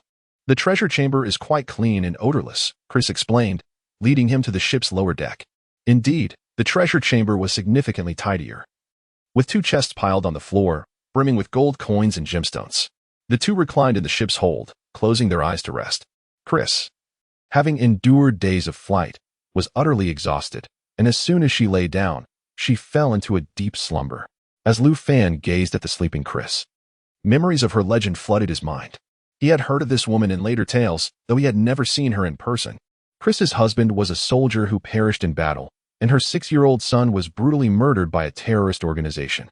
The torment she endured drove her to madness, propelling her into rigorous training to enhance her strength, ultimately leading her to establish the Black Widow Mercenary Corps, gathering a band of fearless women who navigated the underworld. Under Chris's leadership, these women executed assassinations and kidnappings, earning a notorious reputation in the underground world of Blue Star. The very terrorist organization that had slain her son was obliterated under the wrath of the Black Widows. It appeared that these fierce women had drawn the ire of powerful figures, resulting in their global notoriety. The bounty on Chris's head had reached a staggering $30 million, which was also the reason for her survival. Otherwise, the pirates would have tortured her to death upon capture. The following day, Lu Fan and Chris indeed unearthed the location of the pirates' hidden treasures on the island. Chests filled with gold coins lay before them, and Chris's eyes sparkled with desire. Lu Fan carried all the chests aboard the ship and navigated away from the island. Observing Lu Fan's adept handling of the transformed warship, Chris's expression revealed a hint of astonishment. Nearby stood Lu Fan, clad in black armor that resembled a dark specter, gripping a peculiar bag in his hand. The ship, along with all its possessions, is under your command, Chris. I have but one request, to swiftly re-establish the Black Widow Mercenary Corps and dominate the underworld of Blue Star. My lord, that armor. A hint of anxiety flickered across Chris's face. Without the aid of the armor, her path would undoubtedly be fraught with challenges. She was currently under a bounty of $30 million, essentially a walking treasure, and should she appear in the public eye, she would inevitably face attacks. But the armor has arrived. Lu Fan's expression remained serene as he gestured toward the sky. Chris followed his gaze, her eyes instantly brightening. A streak of red light shot through the air, moving with unparalleled speed. Just as her eyes caught a glimpse of the light, it halted and gently descended onto the deck of the pirate ship. My lord, is this for me? Chris's voice trembled as she fixated on the beautifully curved red armor on the deck. The armor was clearly tailored for a woman, boasting elegant lines and delicate features that exuded femininity. Embedded in the back of the armor was an alloy longsword, which, under the armor's strength, would transform into an indomitable blade.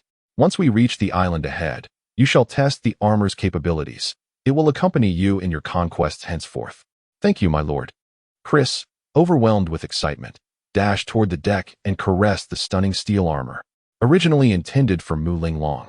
The armor was fortuitously repurposed for Chris's situation and delivered here after some modifications. This armor was a level above the one Lu Fan wore, equipped not only with a powerful energy conversion chamber, but also various weaponry systems. As time drifted by during the monotonous voyage, a desolate island emerged in Lu Fan's line of sight. He anchored the pirate ship over 100 meters away from the island and donned the armor. Soaring toward the land, Chris, still processing the moment, was suddenly enveloped by the crimson armor, ascending into the sky and landing gracefully on the island's sandy shore. Chris, this armor shall henceforth be your combat companion. It features an array of weapon systems, and its operation is remarkably intuitive, enhanced by an intelligent AI. Should you have any questions, simply communicate with it. Lu Fan removed the armor and handed Chris a bracelet, which served as the remote control for the armor. Chris, her face flushed with excitement, donned the bracelet and stood before the armor. With a press of the activation button on the bracelet, the armor disassembled into individual components, which swiftly enveloped her. In an instant, Chris was fully adorned in the armor, standing before Lu Fan. The helmet was equipped with a thought-sensing system. Whatever operation you wish to perform can be executed by merely imagining it, as the armor will read your thoughts. The armor nodded, and in the next moment, it shot skyward. Due to its incredible speed, the armor's movements were somewhat frantic, creating a rather comical spectacle. Lu Fan observed the scene before him with an impassive expression. The design of this battle armor was remarkably user-friendly, far superior to his own. Anyone of reasonable intellect could swiftly adapt to it. Indeed, after soaring through the sky, Chris had almost completely mastered the rhythm of flight, landing gracefully before Lu Fan. She unsheathed the alloy longsword from her back and stepped forward to strike at a coconut tree on the beach. The longsword effortlessly sliced through the tree, which was as thick as a human waist. In the next instant, the coconut tree collapsed with a resounding crash, its cut smooth and even. From the shoulder of the battle armor extended a cannon as thick as a human arm, energy gathering within it. A moment later, a crimson energy sphere shot forth, hurtling towards the distant mountain peak. Boom! The island erupted with a tremendous roar, and the mountain was obliterated in an instant, while the ground beneath Lu Fan trembled violently, as if in an earthquake. Impressive. However, my lord, the energy of this battle armor is nearly depleted. Chris's awkward voice echoed from within the armor. Having merely flown a few circles and fired a single shot, the energy was astonishingly low, with the energy bar in her augmented vision indicating barely over 10% remaining. With an expression of calm, Lu Fan retrieved a red crystal from his pocket and approached the back of Chris's armor. There, he found a small bulge, the location of the energy source. As he opened the energy source, it revealed a brilliant blue miniature controllable nuclear fusion reactor. Lu Fan inserted the red crystal into the energy source, which then sealed shut once more. Chapter 57. Betrayal arises from insufficient leverage. Chris, henceforth, do not recklessly tamper with this energy source. Should energy levels dwindle, allow the armor to submerge in the sea to replenish its fuel. The weapon you wielded earlier is known as the energy cannon, a technological marvel akin to a laser weapon, which consumes the armor's energy. Furthermore, there exist laser beams and intelligent microcloud bombs. The former is employed for pinpoint assassination, concentrated barrages, or missile interception, while the latter is utilized for precise armor penetration strikes. The energy cannon is reserved for large-scale bombardment and annihilation. Despite the infusion of energy stones, Chris's armor energy levels did not replenish. However, subsequent energy consumption would be significantly reduced. Previously, a single shot from the energy cannon would deplete approximately 30% of energy, yet now, a standard shot requires less than 1%. Such is the miraculous nature of the energy stones. Having elucidated all pertinent matters, Lu Fan ascended into the sky in his armor, vanishing instantly from sight. On the pirate ship, Chris gazed pensively in the direction of Lu Fan's disappearance, then turned her attention to the armor beside her. She had believed her demise was imminent. Yet in her final moments, she encountered an extraordinary fortune. With this formidable armor, she was destined to swiftly reclaim her former glory. Could it be that this gentleman entrusts such a divine artifact to me without reservation? Or does the armor conceal some contingency plan of his? Chris was not naive. She quickly surmised the implications. Such a precious suit of armor was undoubtedly priceless. If Lu Fan dared to bestow it upon her, it was certain that he had left behind a safeguard. This was only natural. Indeed, that was the case. Regardless of how she utilized the armor, there would be no issues. However, should she act against Lu Fan's interests, he need only summon a thought, and the armor would obliterate her in an instant. Having endured countless betrayals, Lu Fan was acutely aware of humanity's darker nature. Loyalty is often dictated by the weight of betrayal's leverage. Even the closest of companions may choose treachery when faced with sufficient incentive. Previously, Lu Fan had a fiercely loyal female subordinate whom he had rescued along with her entire family, nurturing her into a legendary warrior. Yet, when the enemy seized her family and threatened their lives, she resolutely chose betrayal. In the aftermath, Lu Fan avenged himself, vanquishing all adversaries, while the girl, kneeling before him, took her own life. Though her betrayal was not of her own volition, she bore the consequences of her choices. This expedition to procure energy stones was remarkably successful. Not only were all stones retrieved, but also a seed of a war general, which Chris would cultivate to become an invaluable ally in the future. Now, it remained to be seen how she would perform. Should she excel, he would bestow upon her immense power. Conversely, if betrayal were to arise, Lu Fan would not hesitate to eliminate her. Upon returning to Jean City, Lu Fan retained a few energy stones, as the spacecraft was nearing completion. At that time, one stone would be utilized for the ship, and a new generation of armors, both male and female, was also in the process of being crafted. At that moment, in Long Country, it was morning.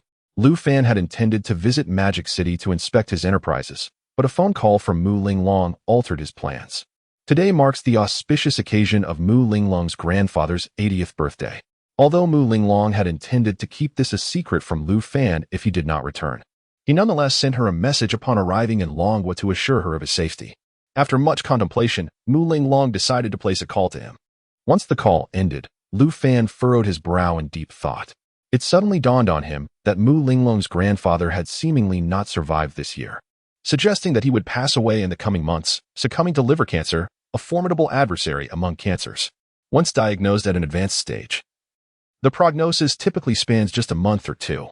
Given the timeline, it seemed likely that Mu Linglong's grandfather was already in the early or mid stages of this affliction. Let us assess the situation as it unfolds, Lu Fan murmured softly to himself as he donned his battle armor and soared towards Su Province.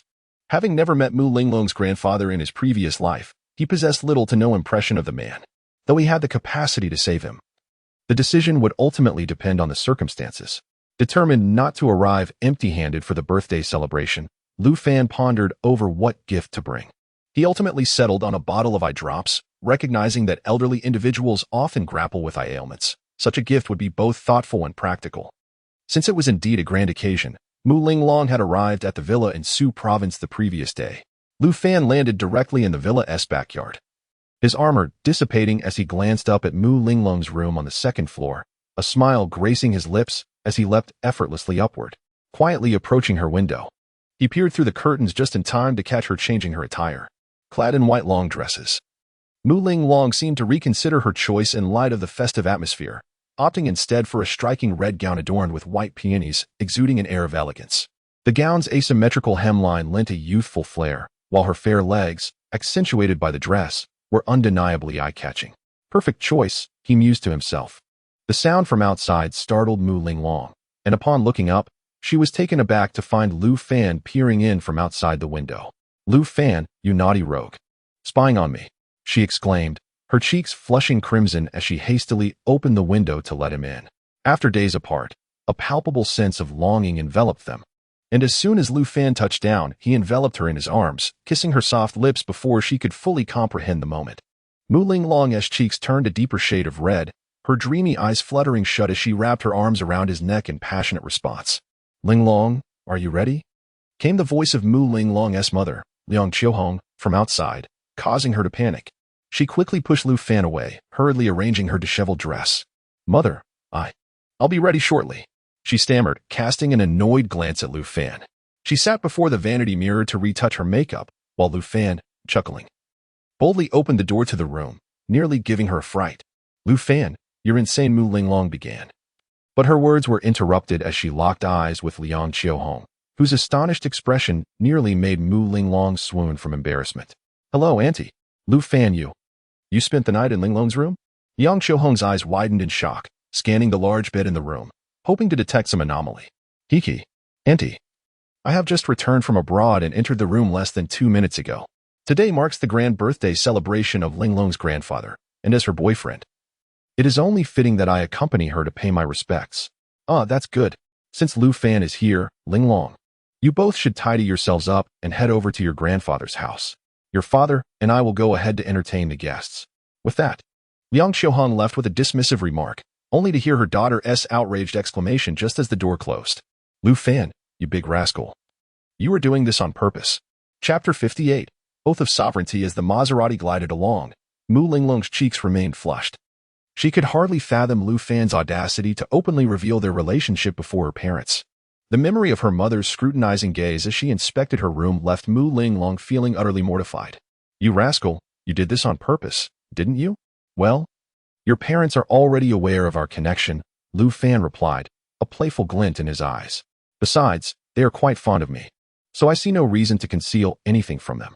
Furthermore, I intend to assert my claim over you, signaling to them that we share a bed." A smile flickered across Lu Fan's face. In his previous life, he had made Mu Linglong wait for over 3 centuries, and they had never united. In this life, he would allow no disturbances to their bond. Anyone daring to interfere in their relationship would face dire consequences. "How is your relationship with your grandfather?" Lu Fan inquired, noticing Mu Linglong's lips pressed together in contemplation. He was astute enough to discern the underlying tension from her mere expression. "Just ignore anything unpleasant you might hear. You know how the older generation can be, stuck in their antiquated beliefs, favoring sons over daughters. My mother, unfortunately, has health issues and could only bear me, which has caused my grandfather to look down upon both her and me. As a result, my father often faces his ire as well. If my father were not utterly devoted to my mother, they would have divorced long ago." Lu Fan nodded thoughtfully, understanding why Mu Linglong seldom mentioned her grandfather. In their future, she occasionally referenced him, leading Lu Fan to have little impression of the man. Mu Linglong hailed from Su Province, embodying the quintessential elegance of a Jiangnan woman.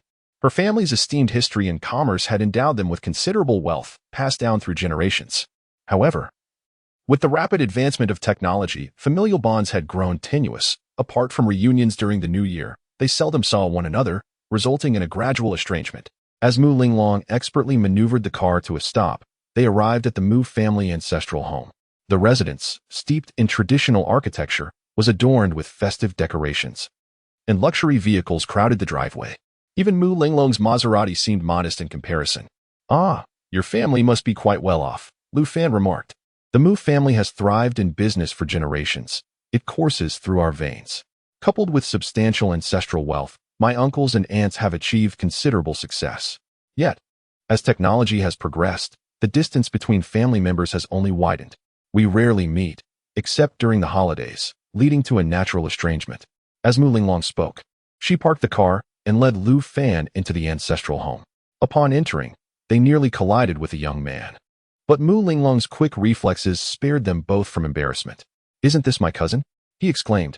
"After 2 years apart, she has blossomed into such beauty. Who is this beside you?" A young man with dyed yellow hair, exuding a nonchalant demeanor, leered at Mu Linglong with inappropriate intent. Lu Fan stepped forward, positioning himself protectively in front of her, causing the young man to finally notice this unfamiliar face. "This is my boyfriend," Mu Linglong declared, tugging at Lu Fan's hand as she attempted to leave. However, the young man's words plunged her spirits into despair. "Cousin, you may not be aware that Grandpa has arranged a marriage for you, right? I hear the other party is from the top echelon of the elite in the magical city. Bringing home a man without a word to Grandpa is akin to slapping his face. You know his temper. If you value your well-being, you'd best have your friend leave promptly." "What?" Mu Linglong's delicate face turned ashen, while Lu Fan gently grasped her small hand, whispering words of comfort. "It's all right. If the sky falls, I shall be here. I'm curious to see which young lord dares to vie for my woman." Lu Fan, "Wait, my grandpa." "Linglong." Lu Fan interjected with a smile, his sunny confidence restoring some comfort to her troubled heart. Before they could enter the hall, Mu Dongxing approached with a stern expression. "Linglong." "Lu Fan, I just received some troubling news. The old man has arranged a marriage for Linglong, likely to aid the eldest in his business transition through this union. You both need to brace yourselves. Dad, I already know, Mu Linglong replied. Mu Dongqing was taken aback, letting out a resigned sigh. His influence in this family was practically non-existent, and he could only return under the auspices of the Mu surname. Upon entering the hall, Mu Linglong led Lu Fan to greet Elder Mu. As soon as it was revealed that Lu Fan was her boyfriend, the room fell into an immediate hush. Linglong, what did you say? A month ago, I asked the third uncle, and he said you were single. When did you get a boyfriend? And why didn't you tell me? Elder Mu's voice was laced with anger as he confronted Mu Linglong. This was Lu Fan's first encounter with her grandfather. An elderly man with sparse white hair, his complexion yellowed and skin dry, displaying the symptoms of liver cancer, likely in the early to mid-stages. Lu Fan pondered internally whether to voice his thoughts, but Elder Mu's next words abruptly quelled his intentions. Linglong, you are too young to grasp the treachery of this world. Do not be deceived by the flowery words of a poor boy. The Mu family is a prestigious lineage. Not just anyone is worthy of our attention. I have arranged a marriage for you with the son of a prominent figure in the magical city. He will be arriving shortly to celebrate my birthday. Listen to your grandfather and send this man away. I will offer him 200,000 as compensation. Grandpa, I am already 22. Do I not have the right to choose my boyfriend? Mu Linglong summoned her courage to meet Elder Mu's gaze, marking the first time she had ever stood up to him. Impudent. Linglong, you bear the Mu surname. Without the old man, where would your current wealth and status come from? You have enjoyed the privileges bestowed by the family. What is the sacrifice for the family? Once again, it must be noted that the individual in question is the scion of a prominent figure in the magical metropolis. To secure a union with her is a stroke of fortune earned through countless prayers in a past life, a blessing that others can only yearn for in vain. The thunderous roar of Old Master Mu sent a tremor through Mu Linglong, her eyes glistening with unshed tears. Lu Fan reached out to clasp her delicate hand, the perpetual smile on his face vanishing as he stepped forward to meet Old Master Mu's gaze with an expression of indifference. Since you claim to have arranged a marriage for Linglong, let the suitor come forth and face me. I am most curious to see if he possesses any extraordinary abilities. Impudent wretch, who do you think you are to speak here? Be wise and depart at once. Here, take this check for 200,000. Do not delay, Master Yi. The words of Old Master Mu darkened Lu Fan's expression. Had it not been for Mu Linglong, why should he deign to regard such a person? Such a character would be better off meeting an early demise and being reborn, sparing the world the waste of their existence. Chapter 59. Is the eye drops fake? The young master of the magic city has arrived. Suddenly, a voice echoed, announcing the entrance of a slightly plump young man clad in a black short-sleeved shirt and long trousers. This was undoubtedly the choice made by the esteemed Old Master Mu for his granddaughter Mu Linglong. Lu Fan, recognizing the individual from a previous gathering hosted by Lu Mingshan, cast a lingering glance in his direction. Old Master Mu glared at Lu Fan with contempt before rising to personally greet the young Master Yi. A stark contrast to his previous behavior of remaining seated while others celebrated his birthday. As the representative of the Mu family, I extend my warmest welcome to young Master Yi. Ah, Old Master Mu, you are too gracious, exclaimed young Master Yi, swiftly assisting Old Master Mu back to his seat. Lu Fan's impression of this elderly gentleman plummeted. His obsequiousness to the powerful was utterly distasteful, revealing a lack of principles in pursuit of personal gain. Old Master Mu inquired, Pray tell, young Master Yi, which of these young ladies is the fiancée you mentioned? Young Master Yi's gaze swept over the crowd before honing in on Mu Linglong, who shone most brilliantly among the 6 or 7 young women present. However, upon noticing Lu Fan beside her, he furrowed his brow in confusion, as if recognizing him from somewhere. An awkward expression crossed Old Master Mu's face as he sighed and introduced, This is my granddaughter, Mu Linglong. What do you think? Does she catch your eye? That fellow beside her is an unknown young man, likely a charlatan who has enchanted Linglong. I shall have him thrown out at once. Wait. Old Master. Young Master Yi, increasingly intrigued by Lu Fan's familiarity, halted the elder and approached Lu Fan with a puzzled expression. Brother, have we met before? Yes. At Lu Mingshan's solid-state zirconium battery event. Lu Fan prompted, and young Master Yi's eyes brightened with recognition. I remember now. The gathering was quite large. But you and Miss Mu were invited to the VIP room. I wondered why you seemed familiar. So, does this mean you and Miss Mu are an item? Young Master Yi's gaze flickered to the intertwined hands of the two. Are you interested in making a move? He teased. Not at all. I am not one to covet another's affections. Miss Mu possesses celestial beauty, and had she been unbetrothed, I would surely have taken an interest. However, since you have taken the lead, it appears we are simply not fated. Young Master Yi, this fellow has not been approved by our Mu family. Old Master Mu began, but young Master Yi interjected, there is no need to speak further. With such an admirable suitor as this young man, why seek another? Anyone who has close ties with Lu Mingshan cannot be an ordinary individual. My purpose here is solely to celebrate Old Master Mu's birthday. Let us leave it at that. Young Master Ye's words caused Old Master Mu to scrutinize Lu Fan more closely, wondering if this young man truly possessed some hidden significance. Dad, the auspicious moment has arrived. Let us commence the birthday celebration. These matters can be addressed later, interjected Mu Linglong's uncle, prompting Old Master Mu to nod in agreement. The subsequent events consisted of the younger generation expressing their birthday wishes and presenting gifts. Lu Fan, seeking a moment of privacy, pulled Mu Linglong into a corner and retrieved a bottle of eye drops from his bag. Linglong, please deliver this eye drop to your grandfather for me. I shall refrain from appearing and causing him any inconvenience. Lu Fan harbored no desire to bow before the old man Mu, who, in his opinion, did not deserve such reverence. Linglong nodded, stowing away the eye drops and casting him a glance laden with regret. As a prominent family, the Mu clan's offerings were generally extravagant, often featuring antiques worth millions. When it was Linglong's turn to present her gift, she produced a jade paperweight alongside Lu Fan's eye drops. Grandpa, may you enjoy blessings as vast as the eastern sea and longevity akin to the southern mountains. This is a gift from my boyfriend Lu Fan and me, a Tang Dynasty jade paperweight and a vial of eye drops that cure all ocular ailments. Her words rendered the room silent for a brief moment, soon followed by a wave of subdued laughter. What is the meaning of gifting a bottle of eye drops for Grandpa's birthday? Are you suggesting he should apply them? The elder Mu's face darkened, his displeasure evident as he glared at Linglong. Grandpa, these eye drops are the recently popular angel vision correction liquid. I know you suffer from presbyopia with just one drop. Your vision can be restored to its optimal state overnight. What? Is this the eye drop from Angel Biotechnology? Aren't those prohibited from being taken out? At that moment, a young boy with dyed yellow hair burst into the room, rushing forward and bowing thrice before Elder Mu, panting as he sought to claim credit. Grandpa, I know your eyesight is poor. I specifically asked a friend to procure a bottle of the all-cure eye drops, the very ones that are trending. Angel Vision. His words hushed the hall, all gazes turning to the boy and Linglong, both brandishing identical vials. The boy, noticing the uncanny resemblance, approached Linglong with astonishment etched on his face. Cousin, how could you possibly have those eye drops? My brother insisted that he alone had the means to acquire them. Surely, yours must be counterfeit. Linglong shot a bewildered glance at Lu Fan, whose gaze was fixed on the boy's vial. The authenticity of the anti-counterfeit mark was undeniable. Xiaoqiang, from whom did you obtain those eye drops? Angel Vision Correction Liquid is strictly for on-site use and absolutely not for external distribution. Have you been deceived? Nonsense. Cousin, yours must be the fake. I obtained this directly from the South City branch of Angel Biotechnology, and the manager there is a good friend of mine. Only a select few can acquire such a treasure. I see. Linglong cast a meaningful glance at Lu Fan. Ha ha ha. My dear grandson cares for me.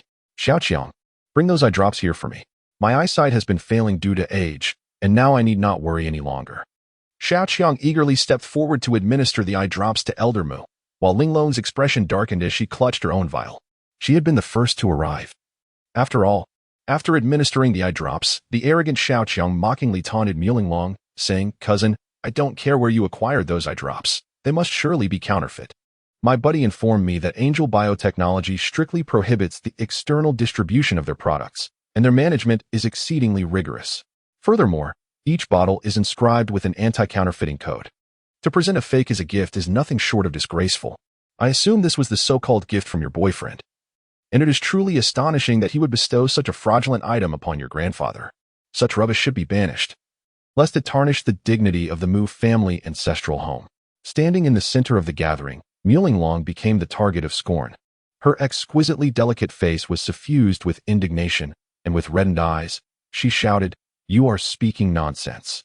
Lu Fan is the owner of Angel Biotechnology. How could the eye drops he provided possibly be fake? Chapter 60. The shameless elder Mu Linglong's words suddenly silenced the entire room.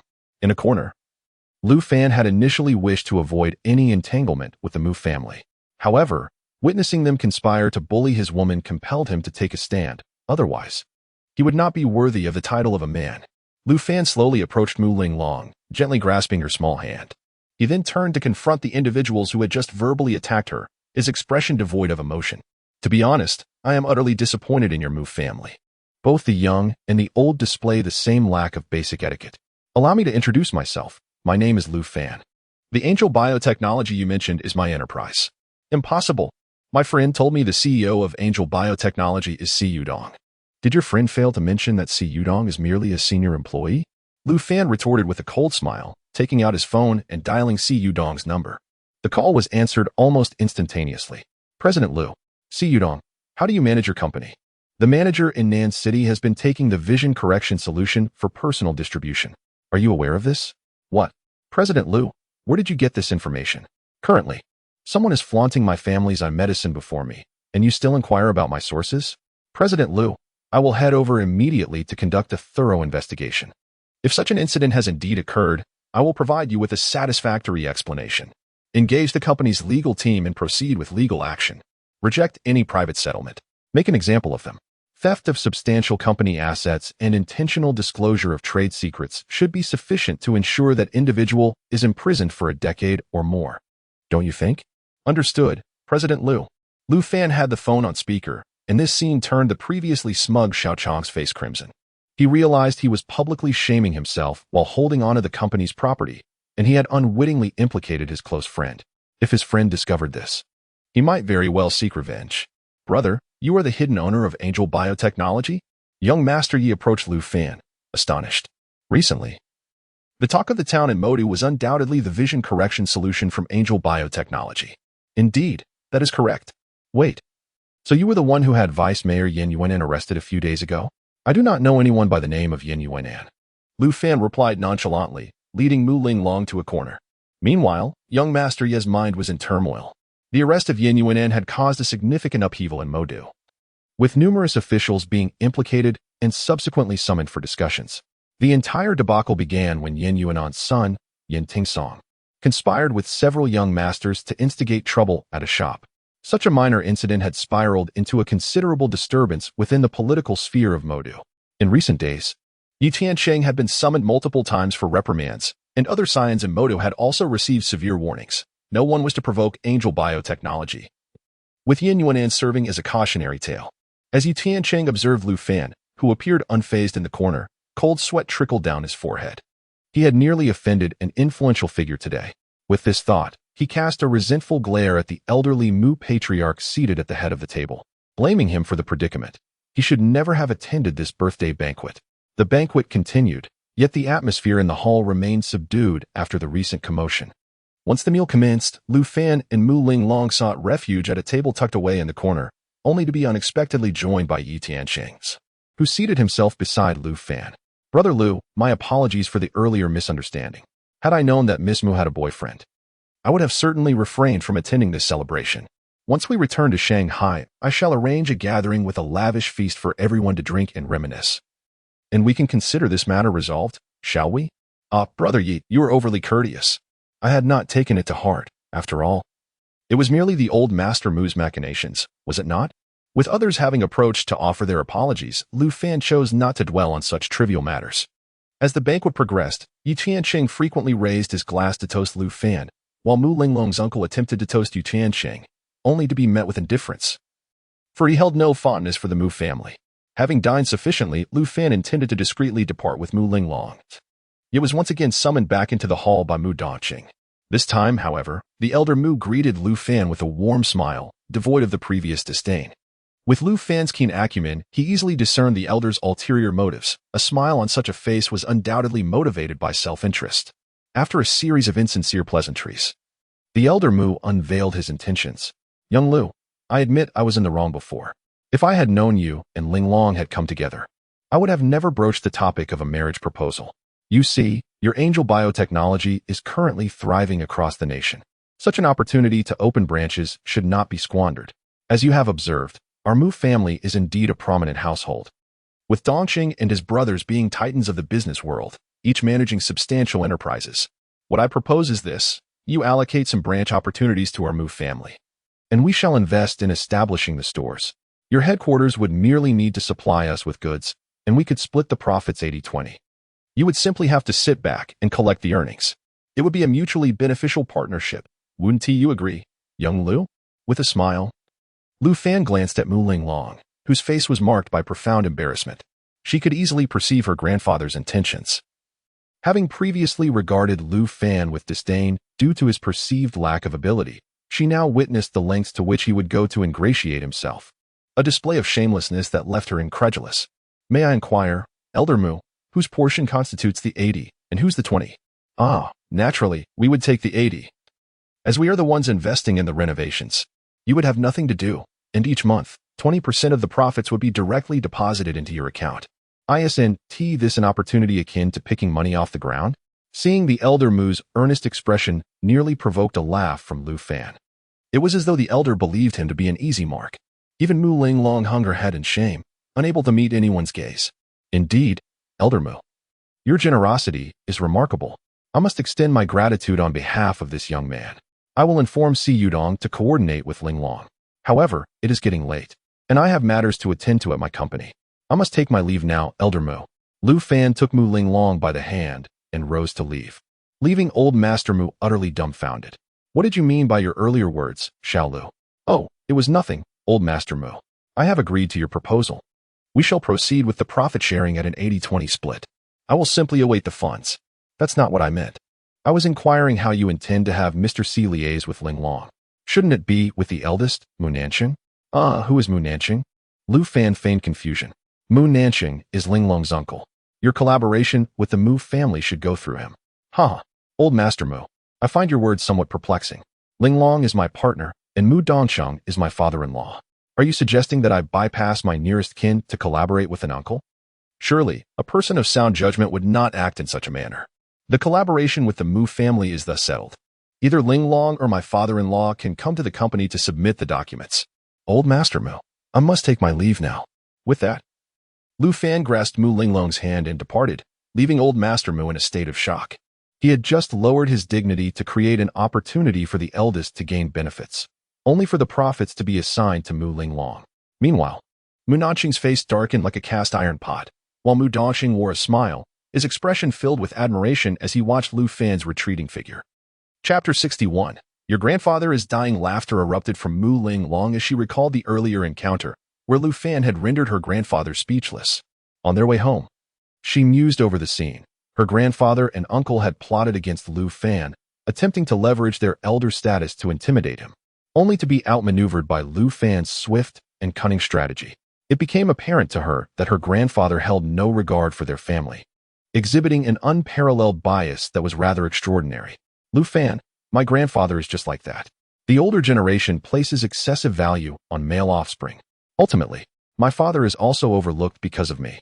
Do not stoop to his level. We may not even see him again, she remarked with a hint of sarcasm. The next time we meet, it might very well be at your grandfather's funeral, Lu Fan quipped. What? No matter how unpleasant my grandfather may be, he is still an elder. How can you wish death upon him? We simply need to avoid him, she retorted. I did not curse him. Your grandfather is in the mid-stages of liver cancer. It is likely that he has only 3 months left, Lu Fan stated matter-of-factly. Gasped. Mu Linglong was taken aback, her foot instinctively slamming the brake, her face a mask of shock as she stared at Lu Fan. Are you telling the truth? She asked, her voice trembling. Drive first. It's not safe to linger here, Lu Fan replied, gesturing towards the traffic that had backed up behind them as several drivers honked impatiently. Your grandfather indeed has liver cancer, and his time may come before the new year, he added. Impossible. My grandfather has always been in good health. Just look at how he behaved today. He hardly seemed ill. She protested. That old fellow is not particularly close to you. Why concern yourself? Life and death are merely part of fate, Lu Fan shrugged. No. He is my grandfather after all. I must inform him of this. Early-stage liver cancer can be treated, especially since our family is not short on funds, she asserted. Switching places with Lu Fan as he took the wheel, she took out her phone and dialed her grandfather's number, while Lu Fan smiled and activated the speakerphone. What is it, Linglong?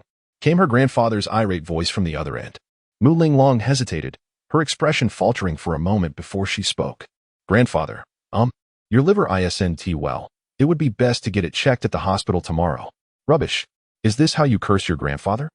Not only are you a financial burden, but you also fail to secure any benefits for the family with your choice of boyfriend. Get lost. His furious roar echoed before he hung up, leaving Mu Linglong staring at her phone, tears welling in her eyes. Now you see. Don't harbor any illusions about your grandfather. People's mindsets are challenging to change. If he reaches out to you, it will undoubtedly be driven by self-interest, Lu Fan remarked. Mu Linglong nodded, the last remnants of familial affection for her grandfather fading away. Upon returning to the bustling city, her spirits were low, rendering her unable to focus on company matters. Lu Fan took it upon himself to uplift her mood, taking her out for shopping, movies, and all the delightful activities a couple might enjoy together. As night fell, Lu Fan initially planned to take Mu Linglong for a romantic dinner. But a phone call from Yi Tianqing disrupted his intentions. Brother Lu, I know you have returned to the magical city. Why not come by my farm tonight with your wife? I have plenty of delightful activities that will surely ensure you both have a splendid time. Lu Fan initially intended to decline the invitation, but upon glancing at Mu Linglong, he changed his mind. All right, send me your location, and I shall head over now. Lu Fan drove Mu Linglong's car along the route provided by Yi Tianqing, reaching the outskirts of the city. Before him lay a winding mountain road, ascending towards a brightly lit hillside. Were it not for the illumination, Lu Fan might have thought he had taken a wrong turn. This place is quite remote. It seems to be bordering Su Province. Indeed, beyond this mountain range lies Su Province. The magical city lacks mountains. The highest elevation is merely a couple of 100 meters. Navigating the serpentine road and passing through a checkpoint, they eventually arrived at a bustling, expansive square. Stepping out of the car, they were both astonished by the scene before them. The hillside was alive with luxury cars and beautiful women.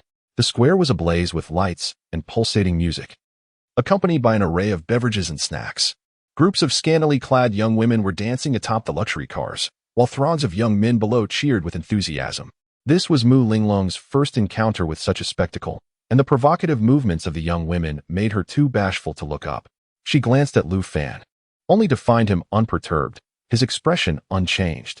Brother Lu, sister-in-law, you have arrived. Welcome to my humble Junlin farm. Yi Tianqing emerged from the crowd, warmly inviting them into a hall adjacent to the square.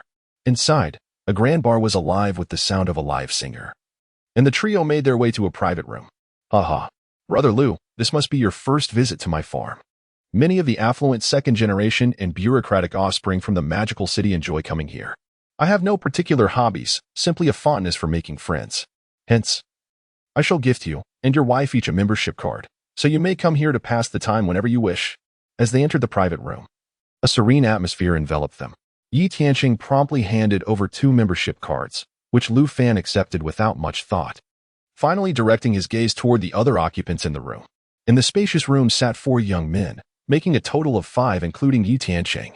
The 4 young men gazed in admiration at Mu Linglong, though they quickly diverted their attention. Brother Lu, these are my close companions, LV Liang, Zhang Hao Ji Wei, and Lu Kai.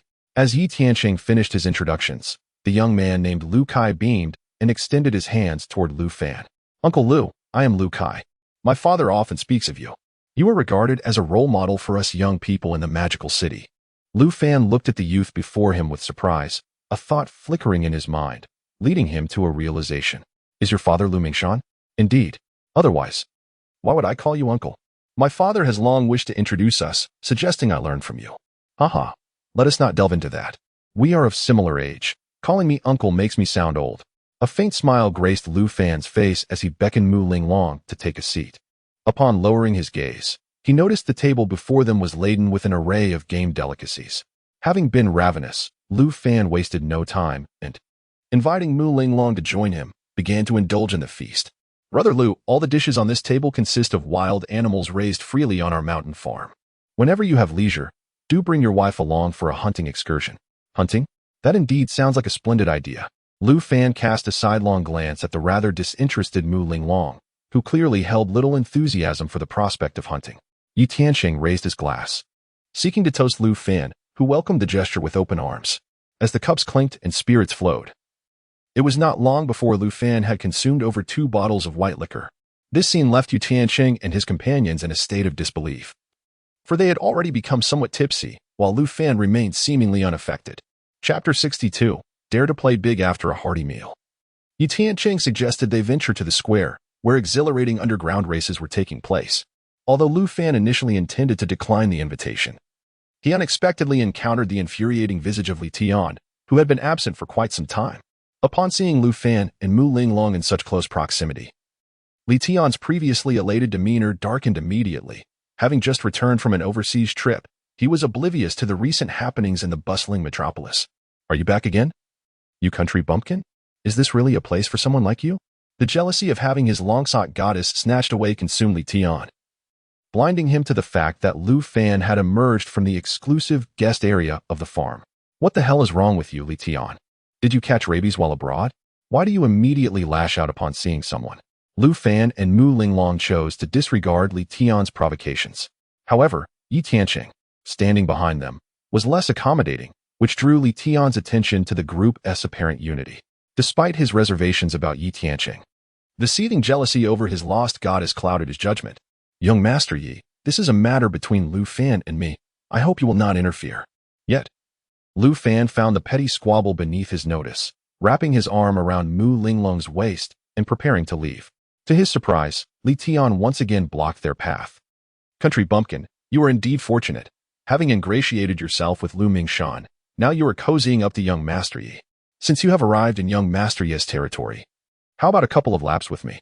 Lu Fan contemplated declining once more, but Li Tian pressed a button on his key fob, causing a distant Aston Martin to emit a series of beeps. With a smug expression, he looked at Lu Fan. Oh, young Master Li, have you acquired a new car? A couple of laps could be arranged, but I wonder if you dare to play for higher stakes? Seeing Lu Fan engage, a flicker of excitement crossed Li Tian's face. What do you have in mind? Do you truly believe a bumpkin like you possesses anything of value? This car is worth over 12 million. I will wager 20 million for a race. If you lose, the car is mine. If I lose, the money is yours. Young Master Yi will serve as the referee. What? You, a mere bumpkin, possess 20 million?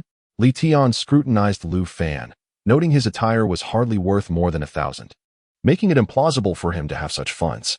Huh? Li Tian, did you flush your brain down the toilet while relieving yourself? Brother Lu's words alone are worth 10 million, with young Master Yi here to vouch for him. If he cannot produce the money, I shall cover it for him. What do you have to fear? Indeed, no one dares to default on debts in my domain. If Lu Fan cannot produce the money, I will gladly cover it. But since you have agreed to the wager, we must draft a written agreement to prevent any future disputes. Lu Kai and Yi Tianqing, reveling in the drama, egged them on, knowing full well that Li Tian could hardly withstand such provocation. Very well, let us wager. A faint smile graced Lu Fan's face, while Mu Linglong beside him wore an expression of concern. To be honest, she disapproved of the reckless rivalry among the wealthy elite, particularly when such high stakes were involved. In her view, regardless of who emerged victorious, it all seemed rather childish. Lu Fan, do you know how to race? She inquired, her tone laced with skepticism. Remove the do, and let your man demonstrate what it means to be the world's #1 racer. Observing Lu Fan's aura of confidence, Mu Linglong fell silent. Before her stood a man who appeared capable of anything. Thus far, she had never witnessed Lu Fan falter. After signing the agreement, Yi Tianqing and the others were taken aback to learn that Lu Fan intended to race Li Tian in Mu Linglong's Maserati Quattroporte against an Aston Martin. The Maserati, merely a luxury sedan, paled in comparison to the performance capabilities of the Aston Martin supercar. It was evident that the two vehicles were not in the same league, and Lu Fan had already lost half the battle before it even began. Brother Lu, why not use my Porsche 911 instead? It's comparable to Li Tian's Aston Martin. The track here is a professional circuit, specifically designed with numerous challenging turns. Your Maserati simply cannot compete, Lu Kai suggested, handing Lu Fan the keys with a peculiar expression. However, Lu Fan smiled and declined. No need, today. I shall show you all how a Maserati can outpace an Aston Martin. Lu Fan gestured for the still-dazed Mu Linglong to take the passenger seat, a sight that left Yi Tianqing and the others speechless. Was he simply throwing money around? 2 million. Just like that? What was the difference from receiving it for free? Lu Fan, this car isn't suited for racing. It's only good for city roads. The essence of racing lies in skill, experience, and understanding of the vehicle, as well as courage. And I possess all of these in abundance. Just wait to receive the sports car, darling. With an air of nonchalance, Lu Fan fastened his seatbelt and drove to the starting line. Upon hearing that a 2 million gamble was about to unfold, a bet between the Maserati and the Aston Martin, The crowd in the square erupted with excitement. Yi Tianqing, as the owner of the estate, swiftly announced the betting event, resulting in a flurry of wagers. Observing the fervor, he approached Lu Fan's window, his face a mask of concern. "Brother Lu, do you feel confident? I just checked, and nearly everyone is betting on the Aston Martin to win. If you lose, you'll be bankrupt." "Haha, Yi Tianqing, remember that you owe me a favor. The winnings this time will be entirely thanks to me." Lu Fan disregarded him, determined to win not only a supercar for himself, but also ensure Yi Tianqing reaped substantial profits. "Lu Fan, should I place a bet as well?" Mu Linglong timidly asked, pulling out her phone to glance at him. "Haha, sure, bet on our victory, and I guarantee you'll walk away with a fortune." Mu Linglong scanned the QR code displayed on the large screen, placing a wager of 200,000 online. Lu Fan's odds stood at 7-1, while Li Tian's had plummeted to a mere fractional return. The Aston Martin was parked beside the Maserati, and as the window lowered, Li Tian's smug face emerged, exuding confidence in his impending victory. "Thank you for the generous gift of 20 million. If you find yourself unable to procure it, I can certainly recommend a place where you might sell yourself for a decade or so to gather the funds. I almost forgot to mention that I recently traveled abroad to learn racing under the tutelage of a world-renowned driver. You are destined to lose, my friend." Lu Fan chose to disregard the empty bravado, for actions speak far louder than mere words. Let us hope that when this fellow faces defeat, he does not weep. A bikini-clad model approached the two vehicles, signaling them to prepare. Lu Fan maintained a calm demeanor as he ignited the engine and engaged manual mode, revving the engine to unleash a thunderous roar, only to be momentarily overshadowed by an even mightier sound. The Aston Martin's exhaust erupted with a deafening roar, spewing forth blue flames that incited the surrounding crowd into a frenzy of cheers. Li Tian, in a display of ostentation, extended his hand and waved to the onlookers. In a shocking turn of events, the bikini model boldly unfastened her top in full view of the crowd, leaving the passenger, Mu Linglong, blushing and exclaiming her disapproval. Stealing a glance at Lu Fan, she was astonished to find his composure unshaken, his eyes revealing not a trace of disturbance. As the bikini model tossed her top aside, the moment it touched the ground, the Aston Martin and Maserati surged forward amidst a cacophony of roars. The Maserati's grip paled in comparison to that of the Aston Martin. From the starting line, the Aston Martin swiftly pulled ahead by a full car length, and as it accelerated, it left the Maserati trailing by several meters. A stark contrast that vividly displayed the clear superiority of the two vehicles. Chapter 63. The world's greatest driver Lu Fan. Are we about to lose? Mu Linglong clutched the overhead handle tightly, her gaze fixed on the Aston Martin of Li Tian ahead, as its window rolled down to reveal an international gesture. Ah, indeed. In terms of straight-line performance, the Maserati cannot compete with the Aston Martin, leaving our chances of victory reliant on the challenging curves ahead. Hold on tight, darling. The first bend approaches. The Aston Martin began to decelerate in preparation for the turn, yet Lu Fan pressed the accelerator to the floor, showing no sign of slowing down. The Aston Martin executed a spectacular drift through the corner, swiftly accelerating away, while the Maserati maintained a firm grip on its taillight, completing the drift at an even more extreme angle. The co-pilot, Mu Linglong, turned pale with fright, gripping the handle with unwavering resolve. When she looked up again, she was astonished to see the distance between the two cars had significantly diminished. Lu Fan's foot remained firmly on the accelerator, and the Maserati's speed soared to 260 kilometers per hour. Though this pace could not compare to flying in battle armor, the visceral sensation of being so close to the ground sent adrenaline surging through one's veins. Lu Fan, the speed has reached 270 kilometers per hour. It's still early. Lu Fan's expression remained unchanged throughout. To him, this speed was inconsequential. With deft coordination, he maneuvered the steering wheel and engaged the handbrake, smoothly navigating several corners until the gap between the two cars shrank to mere meters. Lu Fan, ahead lies a U-turn. Slow down. A hint of a smile graced Lu Fan's face. This was the moment that tested skill. The speed had climbed above 270, and as the U-turn loomed, Lu Fan showed no intention of decelerating, causing Mu Linglong's heart to leap into her throat. 280 kilometers per hour, Lu Fan. In response to Mu Linglong's frantic cries from the passenger seat, Lu Fan merely smiled, finding the perfect angle. His left hand twisted the steering wheel to the limit, while his right hand deftly pulled the handbrake. The Maserati, at an extreme velocity, grazed the innermost part of the U-turn, drifting out and overtaking the Aston Martin. Ah, Lu Fan, we surpassed him, Mu Linglong exclaimed, excitement bubbling within her. Lu Fan's lips curled in a smile, while behind them, the Aston Martin showed signs of being overtaken once more. Another bend approached, and Lu Fan executed a flawless drift, leaving the Aston Martin trailing 20 meters behind. Inside the Aston Martin, Li Tian gritted his teeth, his expression contorted with fury, his eyes ablaze. To lose to the Maserati in a race would be a laughingstock if it were to be disclosed. The winding mountain road ahead was filled with sharp turns, occasionally presenting daunting U-turns and consecutive S-bends.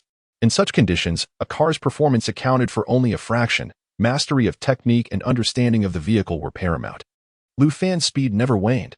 Whether navigating U-turns or S-bends, he drifted through at the most extreme and perfect angles, leaving the Aston Martin far behind. Lu Fan. Ahead lies the Devil's Bend. The so-called Devil's Bend refers to a series of perilous curves adjacent to a cliff, where a single miscalculation could lead one to plummet into the abyss below. Although the mountain is not particularly high, an ordinary person would have no chance of survival if they were to roll over. Lu Fan's expression remained unchanged, and even a hint of a smile graced his lips. His foot firmly pressing the accelerator without the slightest hesitation, let alone applying the brakes, as his speed soared to an astonishing 290 kilometers per hour. In the passenger seat, Mu Linglong could not contain her inner fear and let out a piercing scream. Yet, Lu Fan remained unfazed, deftly adjusting his angle and swiftly maneuvering the steering wheel, while his right hand engaged the handbrake. The rear of the car skidded perilously close to the cliff's edge as he drifted through the turn and charged into the next bend. Behind him, Li Tian in the Aston Martin was left in a state of disbelief, astonished that the Maserati ahead had navigated the Devil's Bend at 290 kilometers per hour without even a flicker of brake lights. What did this signify? Damn it, a madman. This was a lunatic. Even the world's top racer, Jack, would not dare to attempt such a feat. As the Aston Martin finally emerged from the Devil's Bend, the Maserati had already vanished from sight, prompting Li Tian to roar in frustration, violently slamming the steering wheel. At that moment, it was not only Li Tian who felt despair. The spectators in the square, who had been watching the surveillance footage, were rendered speechless by Lu Fan's audacious maneuver. The massive screen displayed a speed of 300 kilometers per hour, blinding everyone with its brilliance. This was a simulated racetrack, not a straight road. The race was designated for 3 laps, yet before completing the first, the Maserati, once underestimated by all, had already left the Aston Martin far behind. How could they possibly continue from here? The Maserati is coming, someone shouted, causing everyone to lean forward, straining their necks to catch a glimpse along the track. Whoosh! Beneath the lights, a crimson blur raced past in an instant, the extreme velocity whipping up a gale that lifted the skirts of the women lining the roadside. Yet they remained oblivious, all captivated by the fleeting silhouette of the Maserati and the screen displaying a speed of 308, along with a time of 3 minutes and 21 seconds. Yi Xiao, has Lu Gu become the embodiment of the world's greatest racer? Lu Kai murmured in astonishment, his companions behind him equally incredulous. Little Kai, you may have misunderstood. The limit for the world's top racers drifting through curves is merely 270 or 80 kilometers per hour. Lu Gu has surpassed my comprehension entirely. Since the construction of this track, we have hosted numerous international racers, yet the fastest time recorded is 3 minutes and 32 seconds. Moreover, Lu Gu is driving a Maserati Quattroporte, not a professional racing car or a modified vehicle. Goodness, that fellow Li Tian will surely be devastated. I heard he saved up for a year to purchase this Aston Martin. Lu Kai chuckled. I can already envision the expression of despair on Li Tian's face. It seems this race was his proposition in the first place. This is what happens, one leaps high only to fall hard. As Yu Tianqing and the others engaged in idle chatter, Li Tian's Aston Martin finally sped past them, only to be met with a chorus of boos from the crowd, all of whom had placed their bets on the Aston Martin to win. Young Master Yi, it has just dawned on me the meaning behind Brother Lu's words earlier. It appears that tonight, you shall indeed reap extraordinary rewards, all thanks to Brother Lu's efforts. Yu Tianqing also recognized this realization, his face flushed a vibrant crimson, and he could not contain the joy radiating from him, ultimately erupting into hearty laughter. In the second lap, Lu Fan's speed surged to a new echelon. His formidable memory had engraved every detail of the road conditions, allowing him to anticipate each curve with precision, preparing himself accordingly. The Maserati's velocity escalated to a staggering 301 kilometers per hour. Chapter 64. Testing the mother-in-law's limits in the final lap. Lu Fan astonishingly caught up with Li Tian's Aston Martin once again, observing the Maserati Quattroporte that had left him in the dust for an entire lap. Li Tian could only bury his head in his arms on the steering wheel, weeping bitterly. I saved for a whole year. How I despised this. At that moment, he was engulfed by regret and humiliation, his vehicle reduced to a mere spectator on the roadside, tears flowing in silence. The square was teeming with people, most of whom had bet on his defeat. Should he venture into the square now, he would undoubtedly be accosted by an enraged crowd. As Lu Fan sped past the finish line, he skidded several hundred meters before coming to a halt and returning. The reception he received was one of wild jubilation. Yi Tiancheng had somehow procured fireworks to adorn the sides, while a group of scantily clad ladies gathered, eagerly awaiting Lu Fan's descent from the car. Although Lu Fan had a stunning beauty in the passenger seat, it was entirely possible that these ladies might prefer a chance to spend the evening with the world's foremost racing god. They would surely vie for his attention. Regrettably, Lu Fan merely lowered the window and summoned Yi Tiancheng, having no intention of exiting the vehicle. Brother Yi, I leave the remainder to you. I'll just take my share of tonight's earnings, but do ensure the paperwork for the Aston Martin is in order. And don't forget to transfer my wife's winnings as well. With those parting words, Lu Fan pressed the accelerator, his Maserati roaring away, leaving behind an indelible crimson silhouette. Hooray! We won. Lu Fan and his team triumphed. As the car sped out of the estate, Mu Linglong could no longer contain her exhilaration.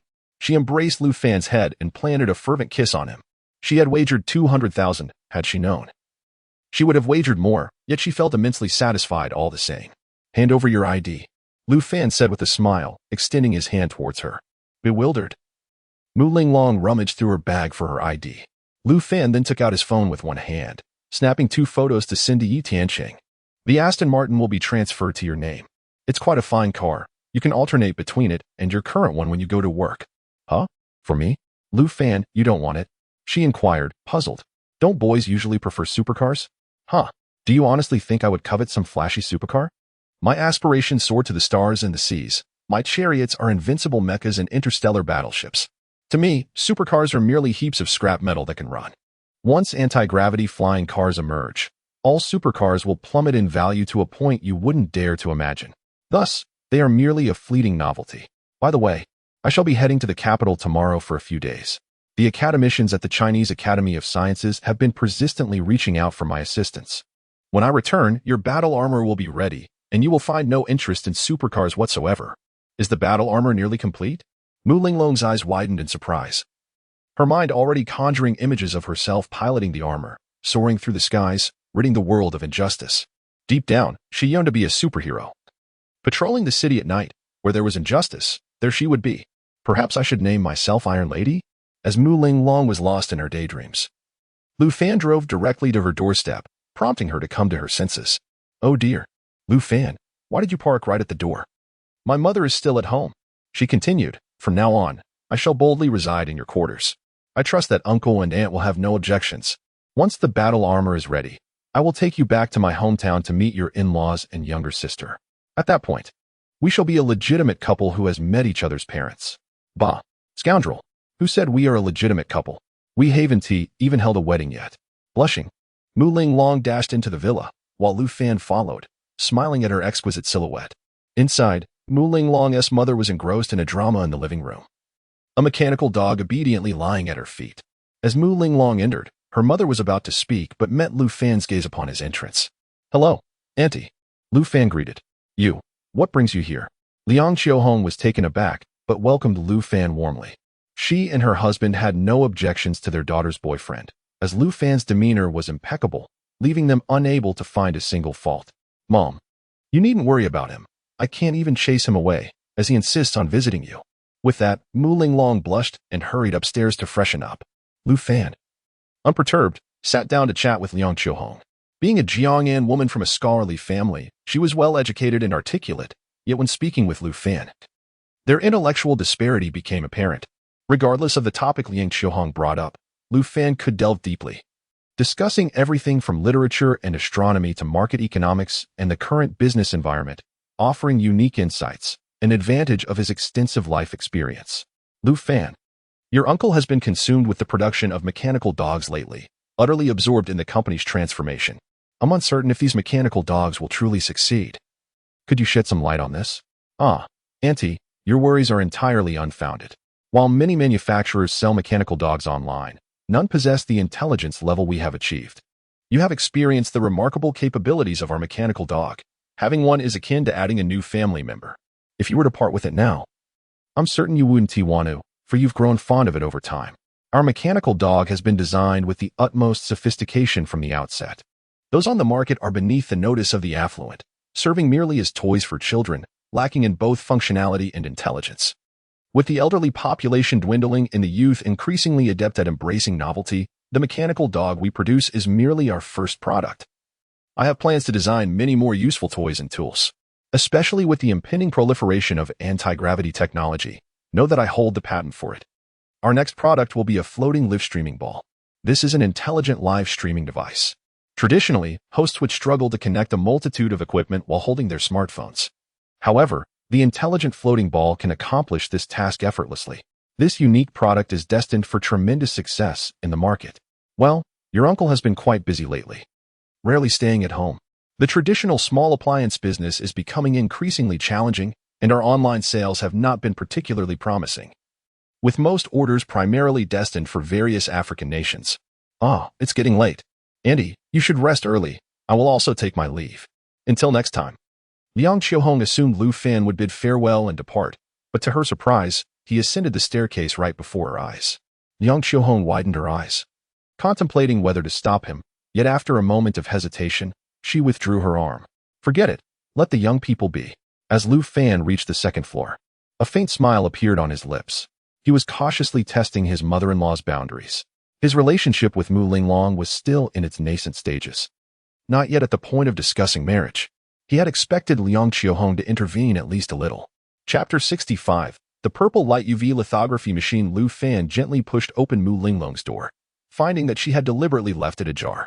As he entered, he beheld Mu Linglong seated at her vanity, clad in a delicate white silk nightgown, drying her hair. Her long hair cascading down her shoulders presented a sight so enchanting that it was intoxicating. Lu Fan quietly locked the door behind him and approached her from behind, catching a glimpse of himself in the mirror. Startled, Mu Linglong paused her hairdryer, her expression one of astonishment.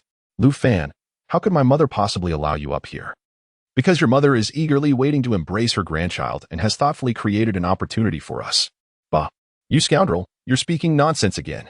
With a smile, Lu Fan stepped forward, took the hairdryer from her, and began to dry her damp hair. As he gazed at the exquisite beauty of the young woman in the mirror, his thoughts drifted back to his past life. Compared to the vibrant youth of today, the Mu Linglong of the future endured great suffering. All her family had perished, leaving her in solitude.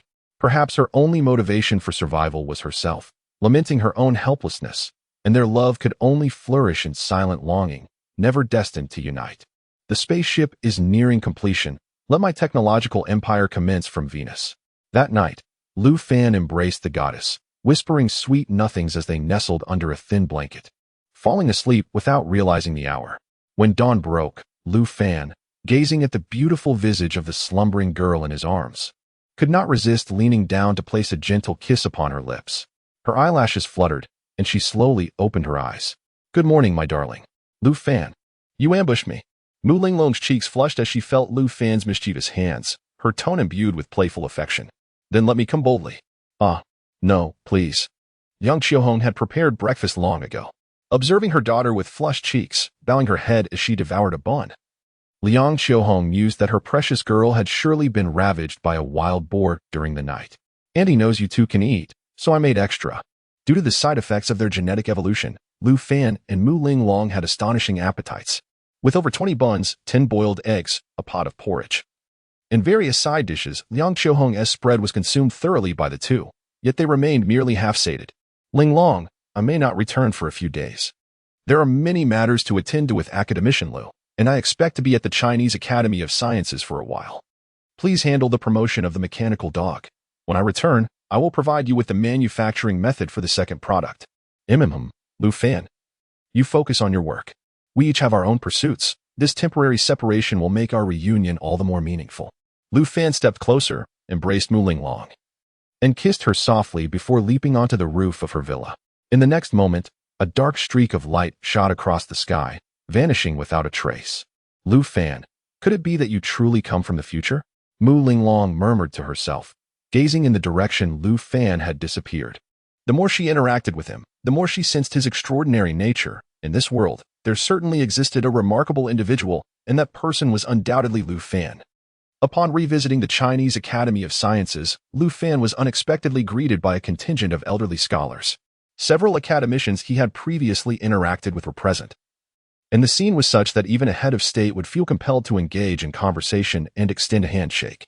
Notably, academicianly from the medical field and academicianly from the aviation sector were among those gathered. Lu Fan was particularly eager to inquire about the status of the gene vascular neuroagent he had contributed. Academicianly, the gene vascular neuroagent must be nearing the testing phase. Correct? I wonder when the nation plans to introduce it to the market? Lu Fan, fret not. The medication is currently following the necessary procedures, and the factory is working tirelessly to produce stock.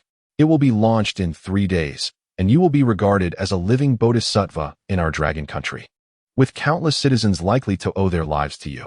I am indifferent to the notion of being a bodhisattva. I simply wish to understand the pricing. If the medication is priced excessively, it would contradict the altruistic intent behind my donation to the nation.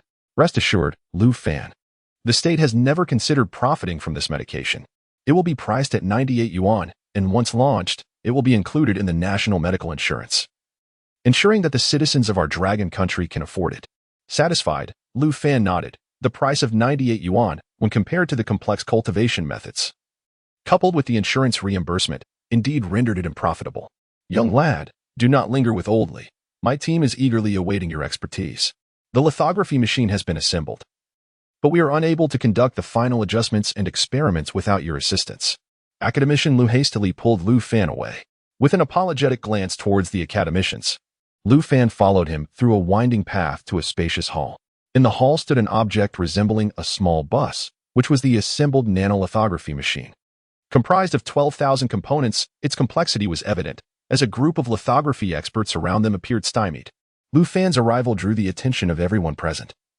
Each individual was older and more qualified than he, yet this collective of experts found themselves at a loss before the lithography machine. Could it be that a young man like him possessed the capability to resolve the issue? All skeptical gazes converged upon Lu Fan, who, undeterred, approached the assembled machine to examine it closely. Academician Lu, have you attempted to power it on? Not yet. Since its assembly, it has remained untouched. The technology exceeds our understanding significantly, and we have yet to grasp many of its principles, so we dared not operate it for fear of undoing all our hard work. Nodding in acknowledgement, Lu Fan directly connected the lithography machine to a power source and initiated its startup. He then approached the touchscreen display, skillfully navigating its interface, programming as he explained its operational methods. Academician Lu, this nanolithography machine is a Ziguang UV lithography system, boasting a precision density of 1 nanometer, truly a pinnacle of blue star technology. Its motors, sensors, power supply, and encoders are distinct from those of the lithography machines you are accustomed to. To operate this machine, we must first calibrate its alignment system, exposure control, and scanning control. Lu Fan's hands danced across the touchscreen, deftly crafting obscure lines of code, while the onlookers, all of whom were at least doctoral candidates, struggled to grasp the intricacies of his operations. Once the 3 systems were configured, the next phase involved layout design, encompassing the silicon wafer layout, hierarchical layout, and photomask layout. I shall refrain from elaborating on the other parameters, as I trust you are all familiar. I am currently designing a chip for a phone card with a precision of 1 nanometer. This chip differs significantly from the ones you are accustomed to. Please observe. Lu Fan gestured for a colleague nearby to insert the necessary silicon wafers, photoresist, photomasks, and light-blocking plates for chip fabrication, before directly activating the photolithography machine he had just programmed. With a resounding roar, the machine came to life, and as the ultraviolet light flickered from its apex, a series of crystalline chips emerged from the output bay where Lu Fan stood. These chips, reminiscent in size to a standard SIM card, were entirely transparent and adorned with intricate golden circuitry. Chapter 66. A 1 nanometer chip, has it truly come to fruition? What an exquisitely refined 1 nanometer chip. Academician Lu, overwhelmed with excitement, stepped forward to examine a chip, his aged face flushed with enthusiasm. It is precisely this innovation that has hindered the development of the chip industry in Longwa. Both the Netherlands and the United States have meticulously erected technological barriers to safeguard against Longwa's advancements. At last, manhwa possesses its own 1 nanometer lithography machine, and in this moment, everyone in the room shared a profound sense of accomplishment. Though there are some imperfections, the precision of the ultraviolet light is lacking, and the mass plate material does not meet standards. Academician Lu suggested that a few improvements could be made. Wonderful, wonderful. Thank you, Lu Fan. I never expected you to possess such profound expertise in lithography machines.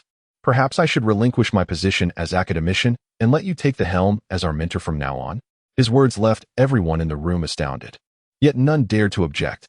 Just moments ago, Lu Fan had demonstrated his true capabilities, earning their utmost respect. In academia, merit reigns supreme. However, Lu Fan felt a bead of sweat forming on his brow. Burdened with the mission of saving Blue Star, he could hardly afford to waste time on lithography machines. You jest, academician. I am merely here to assist you. Once you have mastered this 1 nanometer lithography machine, I shall take my leave.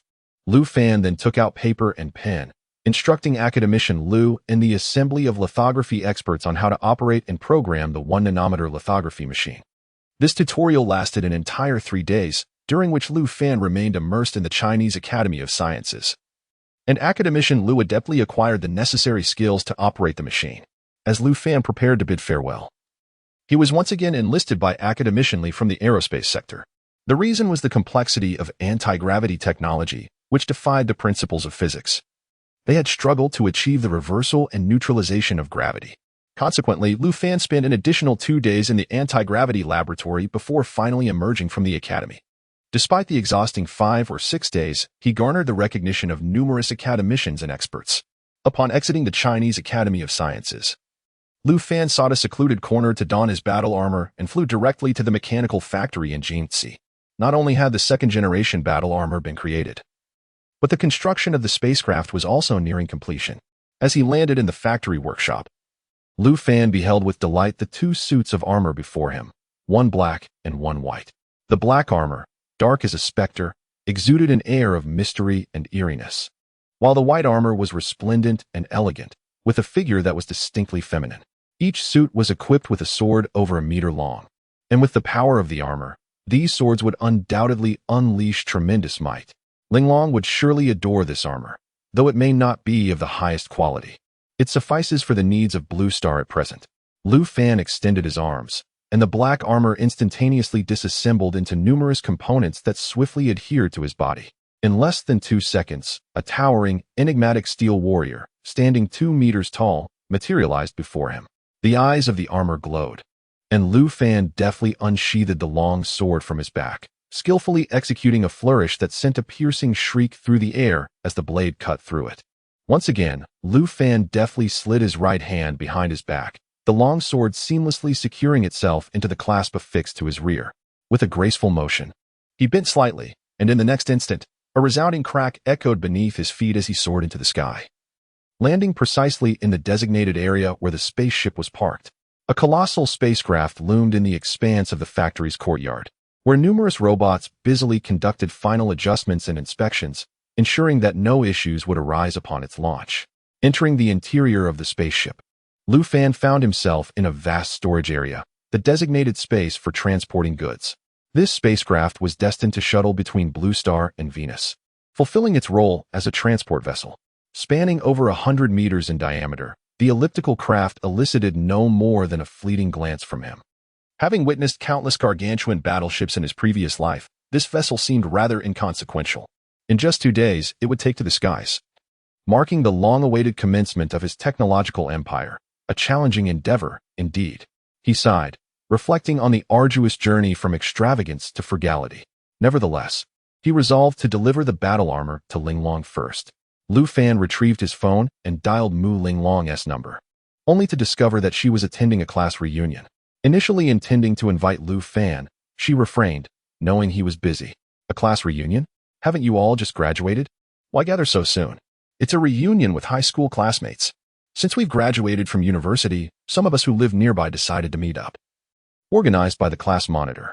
A couple of my closest friends who I haven't seen in years are also attending, and I couldn't bring myself to decline. Lu Fan, do you think you could come? Is that so? Are you being pressured? Is there a male classmate pursuing you? In an instant, Lu Fan pieced together the situation. Given Mu Linglong's beauty, it was almost inevitable that she would become the center of attention at such gatherings, attracting the admiration of male peers. Indeed, after much hesitation, Mu Linglong revealed the truth. The reunion was orchestrated by their high school monitor with the intent of drawing attention to her. During high school, students may not possess a profound understanding of society, but upon entering university or graduating, they gradually encounter the realities and harshness of life. Many classmates, once carefree and jovial, found themselves swiftly propelled into well-established careers through familial connections, while others, like Lu Fan, faced a more mundane existence filled with uncertainty about the future. Such experiences often catalyze a swift maturation among students, who, through societal trials, inevitably learn the intricacies of flattery and the nuances of human interactions. Upon graduating, Mu Linglong ascended to the role of a female executive managing thousands of employees, instantly elevating her status in the eyes of ordinary individuals to that of a societal luminary. Thus, her classmates' perceptions of her were markedly altered. Throughout the evening, the incessant flattery and obsequiousness of her former peers rendered them almost unrecognizable to her. She had anticipated that the reunion would serve as an opportunity to reminisce about their youthful days and rekindle old friendships, yet it had devolved into an arena of sycophancy, a reality she found difficult to accept. Lu Fan glanced at the white female battle armor standing beside him, a subtle smile gracing his lips.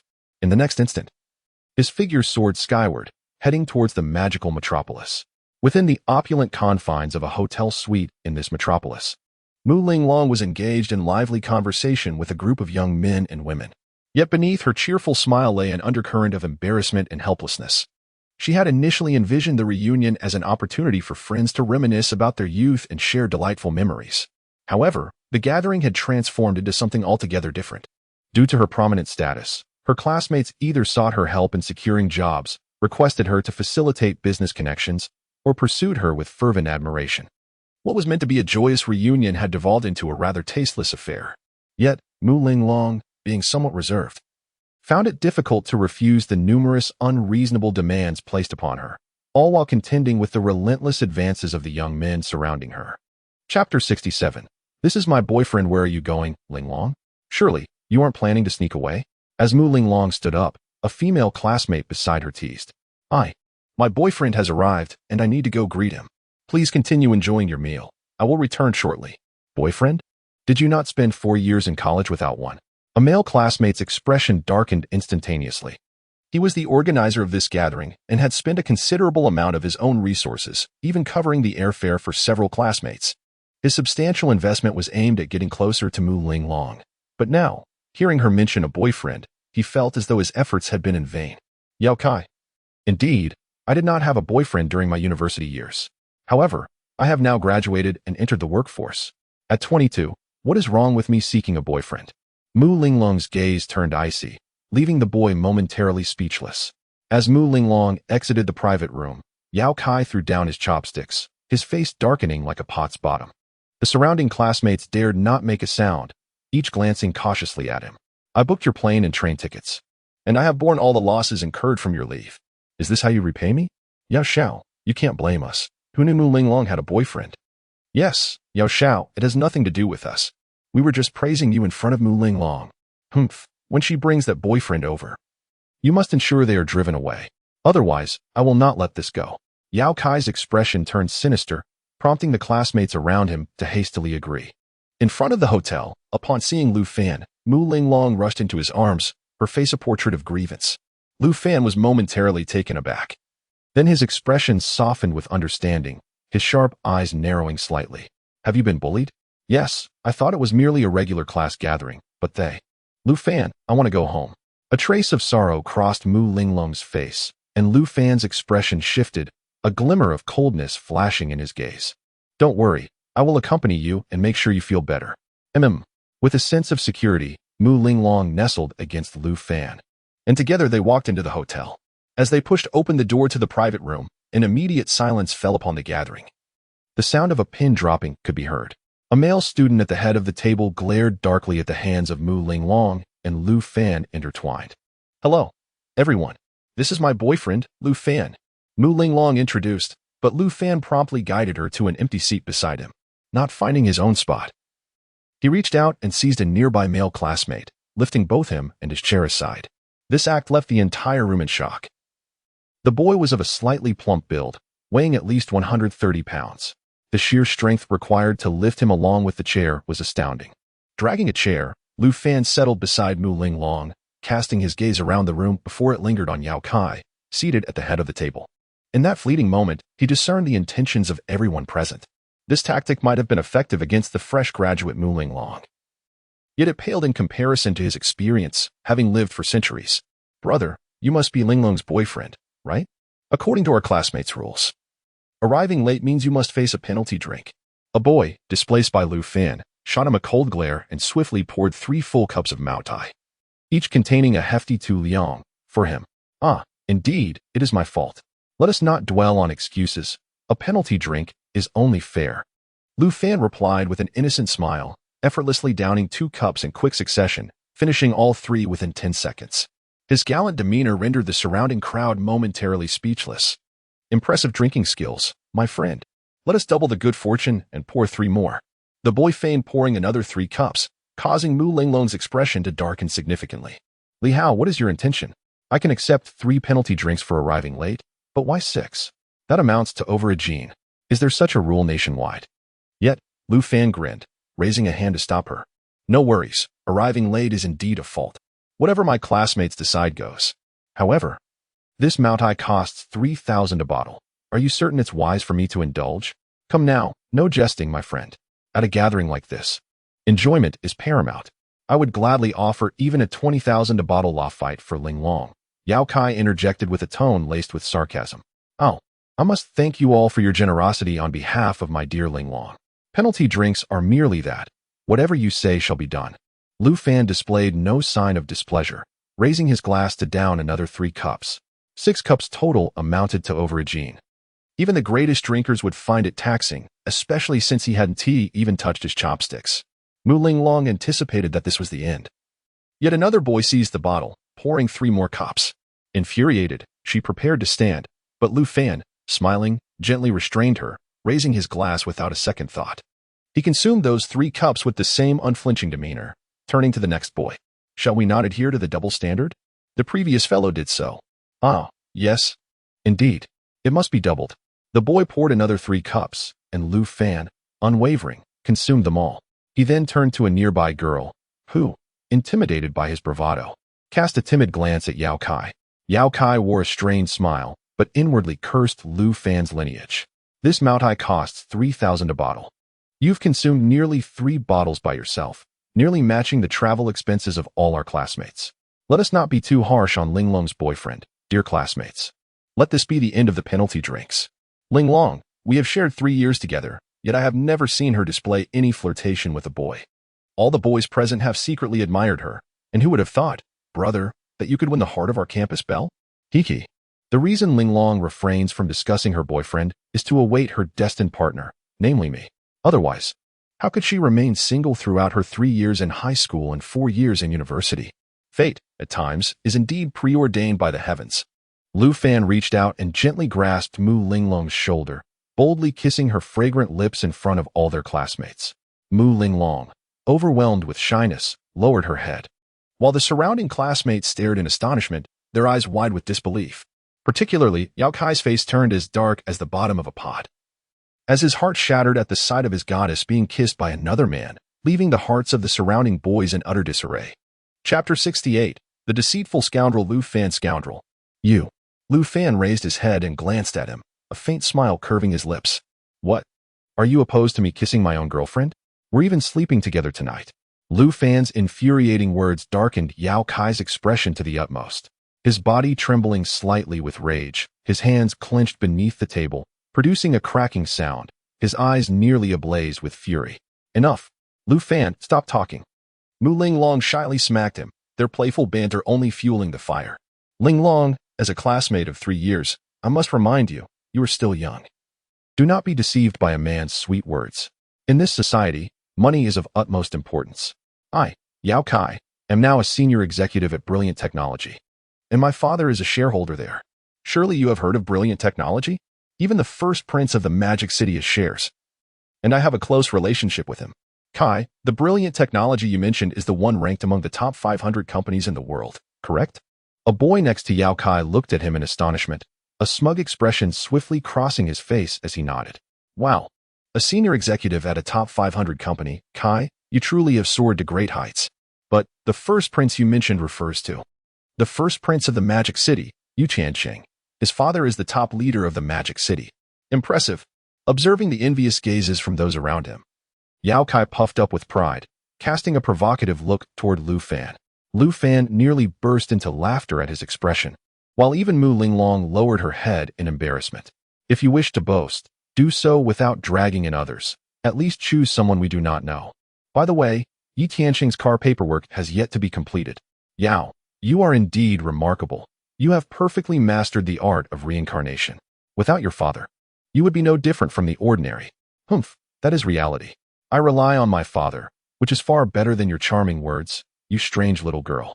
To deceive a girl is indeed a skill, especially one as affluent as Linglong. Many may not be familiar with the Mu Group, but Linglong is the only child at home, and the Mu Group is worth billions, although it cannot compare to publicly listed companies. Everything in the company bears the Mu name. If I win Linglong's affection, that fortune will eventually be mine. This is what one calls reaping both wealth and beauty. Billions? The classmates around them widened their eyes in astonishment, struggling to comprehend such a vast sum, for even a mere 10,000 would be challenging for them to gather. Yao Kai, having suppressed his anger all evening, could no longer contain his jealousy at Lu Fan's words. He slammed his palm on the table, rising to his feet. Trembling finger pointed at Lu Fan. Scoundrel, you have audaciously revealed your true thoughts. As classmates, we absolutely cannot allow you to deceive Linglong. Everyone, join me in condemning him. However, none of the other classmates stood to support him. It was evident to all that Mu Linglong's attitude was clear. Only Yao Kai, blinded by jealousy, was leaping around like a foolish monkey. At that moment, Lu Fan's phone rang. Upon checking the screen, Lu Fan cast a peculiar glance at Yao Kai, who was nearly driven to exasperation by him, for the call was from Yi Tianqing. A sly smile crept upon Lu Fan's lips as he placed the phone on the table and activated the speakerphone. Mu Linglong, seated beside him, noticed the name displayed on the screen and shot him an annoyed look, fully aware that he was about to stir up trouble. What's up, brother Yi? Lu Gu. I have taken care of all the paperwork for that Aston Martin you won. That scoundrel Li Tian tried to play tricks on me, but I caught him and gave him a good beating, and now he is behaving himself. The car has been transferred into Sister Linglong's name. Where should I deliver it? Just park the car in Linglong's company garage. By the way, brother Yi, I have a high-ranking executive from Hui Wang Technology in front of me, claiming to have a close relationship with you. His father is a shareholder in Hui Wang. Oh, and this fellow's name is Yao Kai. As Lu Fan spoke, he deliberately glanced at Yao Kai, whose eyes widened in shock. A ludicrous thought crossed his mind. Could the person on the other end truly be Yi Tianqing, the Prince of Modu? What Yao Kai, Li Kai? I don't recognize them. There are plenty of imposters in Modu flaunting my name. Lu Gu, you must keep your wits about you and not fall for any tricks. You scoundrel, how could you possibly know young Master Yi Tianqing? You are merely a deceitful scoundrel who preys on young girls' affections. The person on the other end must be one of your accomplices, right? Do you think we are all fools? Yao Kai could not believe that the illustrious Yi Tianqing could be on the line, especially right after he had mentioned his name. Such coincidence seemed implausible. Who the hell is calling out Lu Gu's name? Where are you? I'll come over personally to see who dares to label Lu Gu a fraud. Lu Gu, you just said his surname is Yao, and that his father is a shareholder in Hui Wang. There is only one shareholder with the surname Yao. Are you, by any chance, the son of Yao Yiming? Yao Kai, right? I'll remember you. Tomorrow's shareholder meeting will be an opportunity for us to become better acquainted. It seems I need to reassess Yao Yiming's 1.5% stake. These words struck Yao Kai like a thunderbolt. He was utterly dumbfounded. How could this person know his father's name and that a shareholder meeting was scheduled for tomorrow? This could only be Yi Tianqing, the Prince of Modu. Lu Fan casually ended the call, a grin plastered across his face as he regarded the pale-faced Yao Kai. This was what one might call poetic justice, pretending to be grandiose only to find oneself outmatched. Yao Kai, that fellow Yi Tianqing has quite a temper, as you just heard. He recently dealt a beating to someone named Li Tian. I suggest you dress warmly when you go to the company tomorrow. It might soften the blows. On behalf of my dear Linglong, I would like to extend my gratitude to all of you for the 3 years of camaraderie. However, gatherings with ulterior motives should not bear her name in the future. As for the position she promised some of you, those are trivial matters. If you wish to join the Mu Corporation, feel free to report there tomorrow. However, once one enters the Linglong company, one must adhere to the company's regulations. If one aspires to become a managerial supervisor, it is advisable to return home, refresh oneself, and retire early to bed. Perhaps dreams may indeed materialize. My mother-in-law has prepared soup at home, so I bid farewell to Ling Long and took my leave. Farewell, my fellow classmates. After Lu Fan finished speaking, he took Mu Ling Long by the hand and departed, denying their classmates even a moment to respond. Mu Ling Long obediently lowered her head, following him. She had long desired to leave, yet felt reluctant to do so in front of classmates she had not seen in years.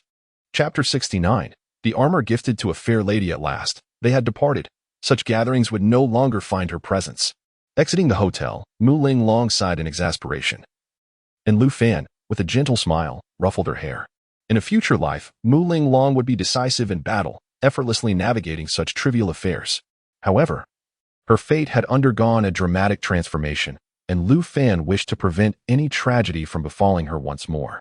In this lifetime, Lu Fan intended for Mu Ling Long to remain a carefree young girl, bearing the weight of the imminent significant events alone. Ling Long, allow me to take you somewhere. Observing Mu Ling Long's sour mood due to her classmates' schemes, Lu Fan led her into a secluded corner. A streak of black light flashed across the sky as a suit of armor descended before them. Mu Ling Long's eyes sparkled. This armor was evidently unlike the previous one. So astute was she that she instantly recalled Lu Fan had promised to gift her armor upon his return. Before Mu Ling Long's eyes, Lu Fan donned the new suit of armor and, with a swift motion, lifted her into the air. Moments later, they landed in a secluded area on the outskirts of Magic City. Beneath the moonlight stood an immaculate white suit of armor, its curves exuding a feminine grace. From afar, Mu Ling Long squealed in delight upon spotting the armor. As they touched down, Mu Ling Long dashed forward, enveloping the white armor in an exuberant embrace. Her joy reminiscent of a child's unrestrained glee. Hee Ling Long, why not try your new toy? Lu Fan presented a wristband, personally fastening it around her wrist. This was the intelligent wristband for remote control of the armor, designed to be waterproof and worn at all times. The operation of the armor was remarkably simple. As Lu Fan lifted the visor of his armor, he patiently explained the controls to Mu Ling Long. With her current intelligence, she swiftly grasped the techniques. And with a burst of excitement, she pressed the wristband. Instantly, the white armor disassembled into components, gracefully flying to her figure. Each piece seamlessly adhered to her form. Completing the assembly, while the armor's eyes illuminated with a radiant glow, activating in mere seconds. Initially, Mu Ling Long took a few tentative steps on the ground. And soon she acclimated to the controls, launching into rapid runs and leaps. Ling Long, try the long sword on your back. Do you not aspire to be a steel lady? Lu Fan's voice resonated in her ears through the armor. Momentarily taken aback, Mu Ling Long unsheathed the long sword with a swift motion, gripped in the armor's hands. It felt as though it were an extension of her own, and she could distinctly sense the textured grip. With a gentle swing towards a nearby sapling, the long sword glided through the wood with barely a hitch, cleaving the trunk, as thick as an arm, cleanly in two, leaving a smooth cut. This longsword, crafted from nanomaterial, posed no risk of damage. It was dozens of times sturdier than the hull of a spacecraft, effortlessly slicing through metal and iron. Mu Ling Long nodded, her voice a melodic command as she swung her longsword forcefully towards a nearby rock, effortlessly cleaving the boulder, which was larger than a human head, into two neat halves. What sharpness! She exclaimed, a chuckle escaping her lips. This is merely a testament to your immense strength. The power of your battle armor amplifies your abilities to such a degree that even a solid iron block would succumb to your blade. Now, let us test the skies. My dear, as Mu Ling Long sheathed her sword, a thought flickered through her mind, and her body began to ascend gently. Initially, she felt a twinge of apprehension, reluctant to soar too high, but within a minute, she adeptly mastered the functions of her armor. Every command was executed through her mental consciousness, which was received by the cognitive sensor, transmitting precise directives to the armor with remarkable simplicity and speed. In a fit of exhilaration, Mu Ling Long shot upwards. Heading toward the clouds, Lu Fan, encased in his black armor, smiled faintly, donning his visor as he followed her into the sky.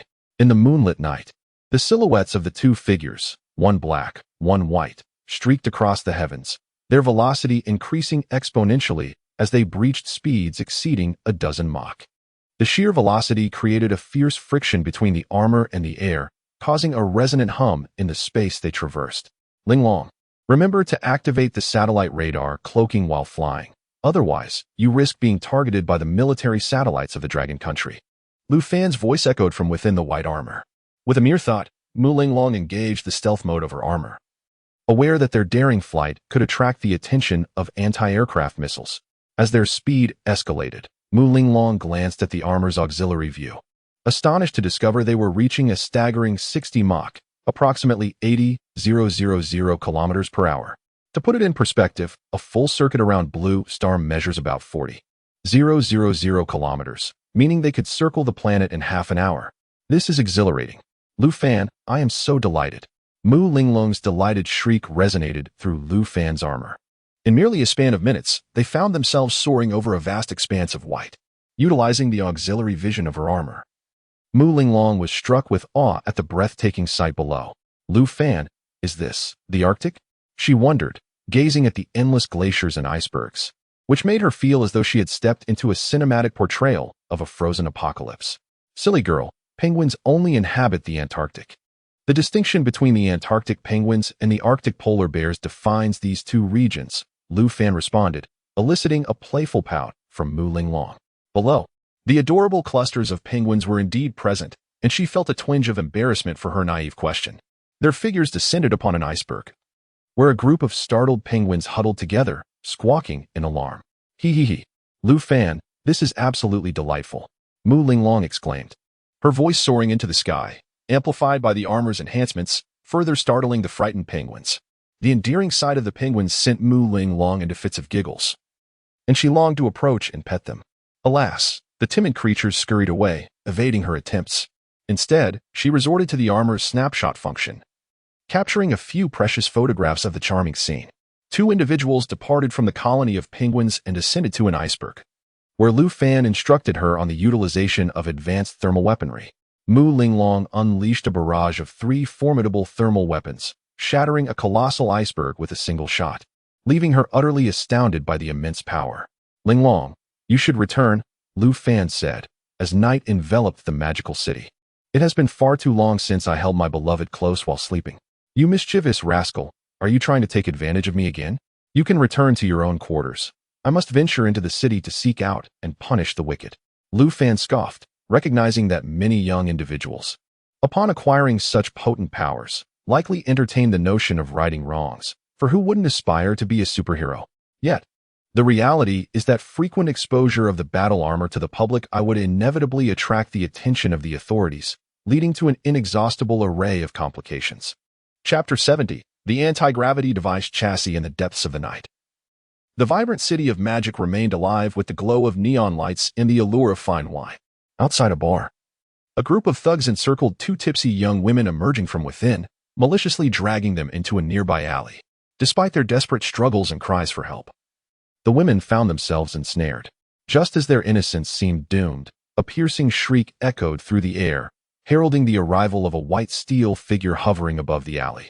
The thugs, momentarily stunned, halted their assault, while the 2 frightened women gazed up in bewilderment. Bullying women is tantamount to courting death. The mechanized armor emitted a mechanical voice, and in the next instant, it surged forward, delivering a swift strike to one thug, sending him careening away with a harrowing scream. Another kick dispatched another thug, and soon, all 6 lay sprawled on the ground, writhing in agony. Leave at once. It is unwise to linger in such perilous places at night, the armored figure admonished the astonished women. Nodding in a daze, they retrieved their bags and fled, one of them delivering a swift kick between a thug's legs, causing him to double over in excruciating pain, eyes wide with terror, emitting a wretched wail. Inside the armor, Mu Linglong observed the scene, bemused by the ruthlessness of the young woman's strike. As the 2 women hailed a taxi on the street, the armored figure bent slightly before soaring into the night sky. On an elevated highway, a vehicle collided violently with a barrier, smoke billowing ominously from the crumpled hood. Trapped inside, a couple struggled in agony, unable to escape as the vehicle threatened to ignite. Outside, traffic police shattered the windows, but their efforts proved futile, with both individuals pinned inside. As flames began to lick the vehicle, a streak of light descended from the heavens, resembling a celestial being. In an instant, the armored figure landed gracefully before the car, its feminine contours evident in the design. The officers and onlookers stood in stunned silence as the armor stepped forward and grasped the mangled door. "It's jammed." "We should wait for the fire department," one officer began, only to fall silent in disbelief as the armored figure effortlessly wrenched the door off as if it were mere paper. Assessing the trapped couple, the figure then reached out, dismantling the airbag and steering wheel with ease. Realizing the couple could not yet be extricated, the armor drew a long sword from its back and with a swift motion, severed the central console, exposing the entrapped legs. As the console fell away, their lower bodies were finally free to the air, while flames flickered ominously from the engine. The officers, now alert, rushed forward to pull the couple to safety, away from the impending danger. As the white armored figure witnessed the rescue of the two individuals, he nodded toward the traffic police officers, and in an instant, his form surged into the sky, vanishing into the night. Below, a throng of onlookers and occupants of halted vehicles raised their phones to capture the extraordinary scene. Just as the armored figure disappeared, the stricken vehicle erupted in a massive explosion, shattering into fragments. The faces of the traffic officers and the injured drivers turned pale with terror. Had it not been for the intervention of the mechanical armor, they might have faced grave peril. In the morning, Lu Fan hurriedly made his way to his two companies in the bustling metropolis. Ronghao Capital had firmly established itself on the right path. Lu Fan reviewed the latest accounts, noting that an investment of 300 million could now be liquidated for approximately 400 million. Recently, the dynamic duo of Li Ronghao and Xiaoyu had caused quite a stir in the stock market. Xiaoyu's database contained all future market K-line charts. However, the stock market is inherently volatile, and an influx of capital could alter the trajectory of these charts. Yet, Xiaoyu could provide a general trend. And coupled with Li Ronghao's brilliance, they had achieved a remarkable profit of 100 million over the past month. Upon examining the company of Li Ronghao's rival, a peculiar smile crept onto Lu Fan's face. Li Ronghao had been stirring the pot in the rival company's stocks, leading to a mix of profits and losses. However, the major shareholders were undoubtedly suffering significant losses, as the volatility had caused a 20% decline in their stock value. What does a 20% loss signify? It is akin to having $10,000 and losing $2,000 without any action taken. Who wouldn't feel the sting? Exiting Ronghao Capital, Lu Fan turned his attention to the Angel Biotechnology storefront, which was still teeming with crowds. Police maintained order at the entrance, and following the previous incident involving Yin Tingsong, the entire metropolis was aware of the formidable power backing Angel Biotechnology, deterring any misguided troublemakers. With everything seemingly falling into place, Lu Fan proceeded to the anti-gravity vehicle manufacturing plant in Sioux City. Lu Mingshan and 3 other magnates had invested billions to establish 2 massive production lines, which were nearing completion. As the technical director, Lu Fan was there to impart his expertise in anti-gravity technology.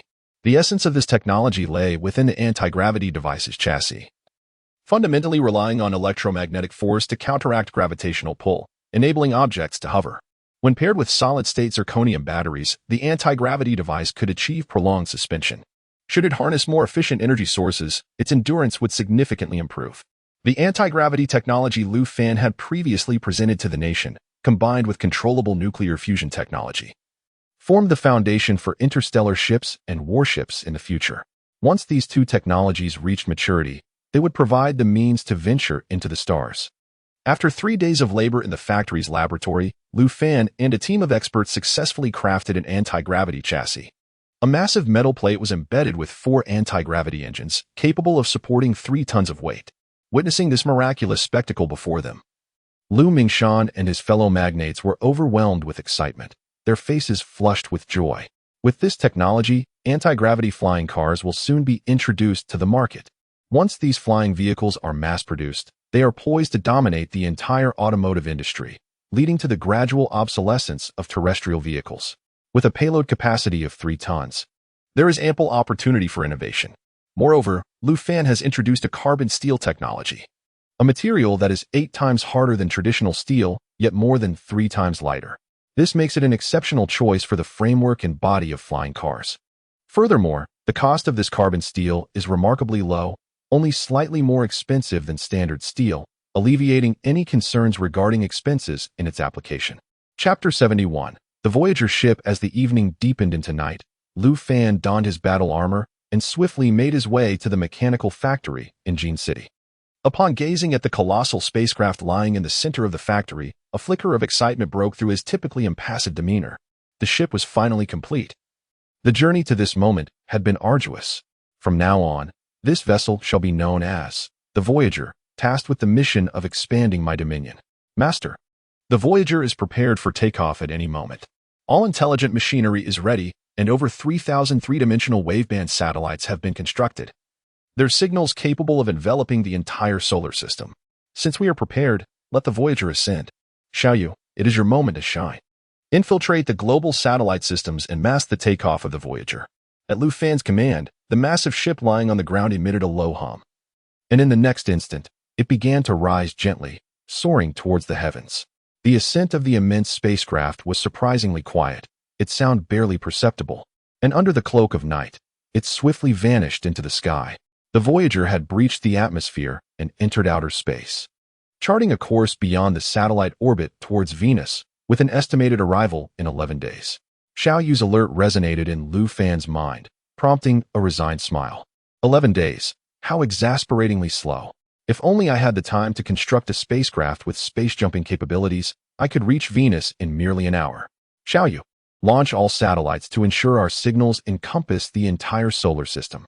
In the next moment, a warehouse door slid open, revealing a swarm of small, spherical machines, each equipped with large solar panels to guarantee their perpetual power supply in the void of space. The satellites surged forth in a magnificent display, an awe-inspiring sight that would undoubtedly elicit gasps from any onlookers. Yet, Lu Fan remained impassive, for the launch of the Voyager symbolized the dawn of his technological empire. From this point forward, the boundless resources of Venus would serve as his personal garden. Given time, the Pioneer team would expand its influence to neighboring planets like a rolling snowball. Once he constructed medium-sized spacecraft equipped with space-jumping technology, he could seize the resources of the entire galaxy in the shortest span, marking the onset of his explosive rise. As the clock struck 1 in the early morning, Lu Fan was preparing to return to his residence in Magic City for some rest, when unexpectedly, Mu Ling Long sent him a message. Lu Fan, I can't sleep. I'm so restless. Well, haven't you become quite addicted to playing the Iron Lady lately? If you can't sleep, go out and punish the wicked. Ugh. Perhaps my thinking is too naive. Society hardly needs superheroes anymore. Lu Fan, come keep me company. I'm feeling so bothered. All right, give me a few minutes. I'm currently in Jean City. Without delay, Lu Fan donned his battle armor and soared towards Magic City. Recently, the figure of the Iron Lady has captivated the entire realm of the Dragon Kingdom, with videos and photographs of her inundating the internet. While a single post might be dismissed as a fabrication, the multitude of varying angles shared by hundreds affirms the existence of this Iron Lady, who tirelessly appears in the metropolis at night, administering justice. Mu Ling Long, initially enthusiastic about such matters, often found herself engrossed in her endeavors until the late hours before returning home to rest. However, the reality unfolded in a manner she had not anticipated. Lu Fan descended upon the terrace of Mu Ling Long's residence, shedding his armor before entering her sanctuary. At that moment, Mu Ling Long, clad in a pristine white nightgown, lay curled up in bed, lost in a daze. What troubles you, my dear? Lu Fan inquired with a warm smile as he embraced the goddess's delicate form. Mu Ling Long seemed to find solace in his arms, her eyes reddening as a veil of mist enveloped her gaze. Lu Fan, I can no longer be the Iron Lady. It has become too infuriating, she lamented, recounting the events with a woeful expression. Even the worldly wise Lu Fan was rendered speechless upon hearing her tale. It turned out that Mu Ling Long had saved dozens of lives during this period, yet not all expressed gratitude. The most unfathomable aspect of humanity is the capriciousness of the human heart. A couple she rescued from a burning vehicle on an overpass exemplified this. As their car was on the verge of exploding, Mu Ling Long had valiantly pried open the mangled doors and central console, successfully extricating them from peril. However, post-rescue, the couple edited the footage of the incident and shared it online, omitting the footage of the subsequent explosion. Astonishingly, they now lay in a hospital, alleging that the Iron Lady had recklessly damaged their beloved BMW, valued at over $300,000, and demanded compensation for their ruined vehicle. Onlookers who witnessed the scene expressed outrage towards the couple, asserting that had it not been for the Iron Lady's intervention, they would have perished in the flames. This scenario mirrored the despicable phenomenon of those who exploit kindness for personal gain. Nevertheless, the couple escalated their claims, asserting that their vehicle had been operating smoothly until the Iron Lady, in her quest for notoriety, orchestrated their accident. Seizing the opportunity, they demanded compensation of $350,000 for vehicle damages, $1,300,000 for personal injuries, and $280,000 for emotional distress and lost wages. It is easy to imagine the fervor with which Mu Linglong reacted upon discovering this news. After selflessly saving their lives, she found herself wrongfully accused. Had it not been for her, they would have been consumed by flames. Lu Fan, I was so enraged that I couldn't even eat dinner tonight. I tossed and turned in bed, unable to sleep. How can such shameless individuals exist in this world? I saved their lives, and they turn around to extort me. It nearly drives me to madness. Mu Linglong lamented, nestling into Lu Fan's embrace, her eyes brimming with unshed tears. Linglong, my previous insistence on restraining your impulsive actions was rooted in this very notion. The human heart is the most intricate of enigmas. Your perspective is overly simplistic. Performing a good deed does not guarantee a corresponding reward. In our society, instances of ingratitude and betrayal are all too common. There are shameless individuals who firmly believe in a singular principle: everything is subject to exploitation. Have you ever encountered the news about a policewoman who was wrongfully accused after assisting an elderly man? She helped the fallen elder, only to be accused of having knocked him down, with demands for compensation for medical expenses and emotional distress amounting to tens of thousands. Ultimately, the policewoman retrieved surveillance footage to exonerate herself. In response to her indignation, she took the elder to court, seeking $5,000 in damages for her emotional suffering. And she emerged victorious.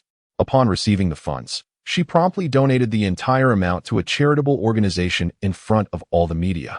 With this act, the policewoman sent a stern warning to those unscrupulous elders. False accusations come with a price. One can only imagine the profound sense of injustice and sorrow that weighed upon her heart. Any person in her position would likely feel an overwhelming surge of frustration. Chapter 72. The deceitful duo. These individuals are exceedingly vile. The female officer acted rightly and should pursue substantial compensation. However, the more I contemplate this situation, the more infuriated I become. I saved their lives, yet they are attempting to extort me. It feels as though something heavy is lodged within my heart. Mu Linglong wore a sorrowful expression, her helpless gaze tugging at Lu Fan's heartstrings. From now on, Linglong, you shall simply embrace your role as the esteemed female CEO. Treat your combat armor as a mere plaything, while I shall handle the couple who has provoked your ire. My precious darling, I cannot bear to see you wronged. Instead, await the moment I seek retribution on your behalf. Are you truly planning to confront them, Lu Fan? She inquired, her voice laced with concern. They disseminated videos to tarnish your reputation online. Thus, I shall return the favor using their own tactics, he replied with a mysterious smile. When it comes to navigating the digital realm, I am their forebear. There is nothing I cannot accomplish on the internet.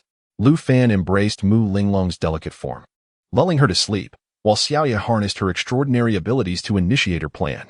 She unearthed the complete video of the incident on the elevated highway and, utilizing a defunct video account, disseminated it. Subsequently, she amplified the video's exposure, ensuring it reached the vast expanse of the internet. Virtually everyone online received notifications of this video, and those who encountered it could not help but vocally condemn the couple. It was a quintessential case of rabid dogs biting without reason, extorting others without justification. The footage clearly illustrated that it was their own negligence, missing the exit and executing a perilous turn that had led to the collision. In that critical moment, the steel heroine had rescued them, mere moments before their vehicle erupted into flames. Had it not been for her intervention, they would have perished in the inferno. It has become evident that not everyone is deserving of salvation. Individuals such as these would be better off consumed by the flames, lest they continue to endanger others in the future. Consequently, the tide of public opinion shifted overnight, with scorn directed squarely at the deceitful couple. Some enterprising bloggers rushed to the hospital in the city, eager to live stream and garner attention. Upon awakening in the morning, the couple was startled by the scene before them. Numerous influencers armed with live streaming equipment crowded around their hospital beds. Greetings, deceitful duo. I am the battlefield reporter, Uncle. May I inquire if, while extorting your savior through your videos, any shred of guilt has crossed your minds? Deceitful duo, come over here. I have over 10,000 viewers in my stream, representing the entire online community as I extend my regards to your entire lineage. One particular host, emboldened by the situation, approached the couple's bedside and, without hesitation, spat in their faces, declaring, "Apologies for the offense, dear guests." Only then did the couple, having been momentarily stunned, react with fury, attempting to retaliate. However, they soon remembered their injuries, bandaged and immobilized, rendering them powerless against the host's taunts. Gratitude to the generous viewer for the sports car. If you have any requests, do not hesitate to ask. The deceitful duo cannot pursue me, so we are not afraid of their retaliation. The request to smear the urine bag from the adjacent hospital bed onto the face of the unsuspecting victim was utterly repugnant. Nevertheless, the allure of monetary gain ensnared the perpetrator. Observers, brace yourselves. In the midst of the terrified expressions of the couple, the streamer audaciously approached the neighboring bed, seized the elderly man's urine bag, and yanked it off, subsequently slathering the contents across the face of the man among the couple. The bag burst, splattering urine across the man's visage, his body, and the bed itself, transforming the room into a fetid nightmare. Yet, this grotesque spectacle incited frenzied excitement among the viewers of the live stream, with gifts raining down in the streamer's chat. The man, now drenched in urine, erupted in a furious bellow, drawing the attention of the attending nurse, who promptly expelled the group of streamers. However, as one streamer exited the ward, they collided with an elderly woman carrying a bedpan. A sudden impulse prompted the streamer to snatch the pan from her hands and return to the room, dousing the couple with its contents. The room erupted with piercing screams and raucous laughter from the other streamers. Oblivious to the impending chaos, the couple remained unaware of the consequences they were about to face. As time passed, the throngs of onlookers grew, with many enraged individuals seizing the opportunity to storm into the couple's room, hurling refuse and unleashing a torrent of invective. "Yuval couple, your moral decay has set our nation's ethics back a decade." Awakening the next morning, Mu Linglong felt a slight lift in her spirits. Yet the disconcerting images from the previous night still gnawed at her. "Awake, my dear. I have something intriguing to show you. I assure it will elevate your mood." Lu Fan retrieved his phone, displaying a collection of video clips amassed by Xiaoyu, showcasing the live events in the hospital room. The couple, now the target of widespread ridicule, were bombarded with refuse and detritus from the online community. As Mu Linglong watched the cathartic scenes unfold in the videos, a smile gradually graced her face. "Lu Fan, how did you manage this? In just one night, the tide has completely turned. Remember the strength of your man. There are few things in this world that I cannot accomplish. Should you need assistance, I am your go-to. Now, let us head to Sioux City to meet your father. I intend to present you with our next blockbuster product." With the vigorous promotion of Mu's intelligent robotic dog, priced at 388 yuan, the product surged in popularity across the internet, with sales skyrocketing daily. Mu Dongxing spent his days at the factory in Sioux City, overseeing operations, relishing the success of the robotic dog and eagerly anticipating Lu Fan's next offering. In mere minutes, Lu Fan and Mu Linglong arrived in Sioux City, the mobility of their battle armor significantly reducing travel time. Lu Fan presented a metallic sphere resembling a children's crystal ball to Mu Dongxing, who gazed at it with a look of perplexity. "Is this truly the second product you guarantee will be a sensation? It appears akin to a child's toy." Hiki. This device is known as the Intelligent Live Streaming Orb. As its name suggests, its purpose is quite evident. With the advent of the internet live streaming era, the number of streamers in our country has surged to tens of millions.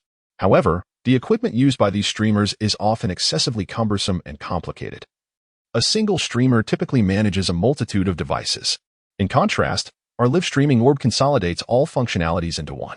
Lu Fan casually pressed a button on the orb, which features a circular base and is topped with a spherical 360-degree camera, capable of capturing an exceptionally wide angle. Chapter 73. Meeting the in-laws. The live streaming sphere levitated and began to circle around the room as Lu Fan promptly activated the live streaming interface on his phone. The screen displayed an exceptionally clear live feed, showcasing the perspective of the streaming sphere. "Uncle, the primary allure of our streaming sphere lies in its intelligence.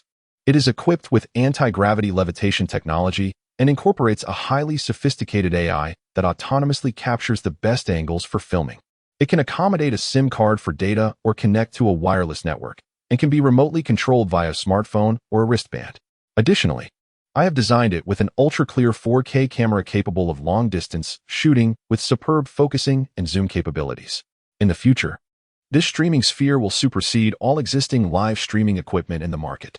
Mu Dongxing gazed excitedly at the streaming sphere hovering above, fully aware of the immense potential of this innovation after a lifetime in business. The streaming sphere is destined to be an even more sensational product than robotic dogs. This venture is exclusive, with no similar products currently available in the market, rendering them devoid of competitors. Meanwhile, Mu Linglong remained silent, her beautiful eyes discreetly observing Lu Fan, her affection evident even to the most oblivious. After entrusting Mu Dongxing with the technology and production details of the streaming sphere, as well as some essential considerations, Lu Fan departed with Mu Linglong. The two arrived at Lu's ancestral home in Huizhou province, as Lu Fan had long intended to introduce Mu Linglong to his family. Although she felt a bit shy, Mu Linglong was now Lu Fan's legitimate girlfriend, and meeting his parents was an inevitable step. To prepare, she had brought a large box filled with various gifts, which she had clutched while traveling in her battle armor. They descended the hillside adjacent to Lu's village, a mere 3-minute walk from home. Having received prior notice, Liao Hohad had already prepared a feast, slaughtering chickens and bringing out the wild rabbit and wild boar meat from previous hunts. Lu Mingyue, Lu Fan's younger sister, had changed into a new outfit and eagerly awaited at the door, as Lu Fan had planned to return that weekend, coinciding with her holiday from school. Lu Fan, I'm a bit nervous. What if your family doesn't like me? Darling, you must trust in your charm. The legendary campus belle of Nanda University. Do you truly believe anyone would dislike you? As they walked, Lu Fan greeted everyone they encountered.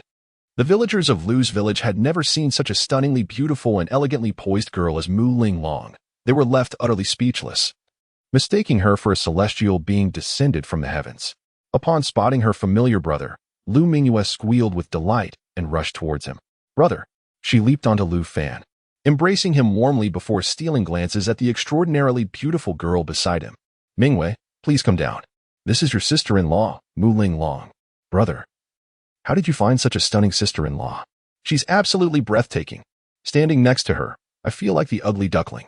Lu Mingyue descended from her brother and gazed at her sister-in-law, who possessed an elegance and beauty akin to that of a celestial being, causing her to stammer with nervousness. Sister-in-law. Lu Fan gently ruffled her hair, prompting Lu Mingyue to obediently murmur, Hello, sister-in-law. Hello, Mingyue. Your brother often speaks of you, Mu Linglong said warmly, extending her hand to grasp Lu Mingyue's petite hand. At that moment, a large yellow dog bounded over, affectionately rubbing against Lu Fan's leg. Lu Fan stroked the dog's golden head, his face filled with nostalgia. This dog, Jinzi, had been a cherished companion for over a decade, and its fur was beginning to turn gray, a poignant reminder that it would soon reach the end of its life. Jinzi, I have prepared a gift for you, Lu Fan said, fearing the passage of time. He promptly produced a walnut-sized capsule containing a genetic enhancement serum for animals.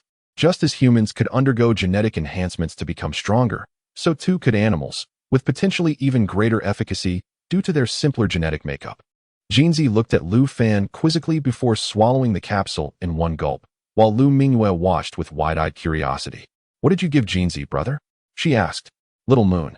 Jinzi has been with our family for over a decade, hasn't it?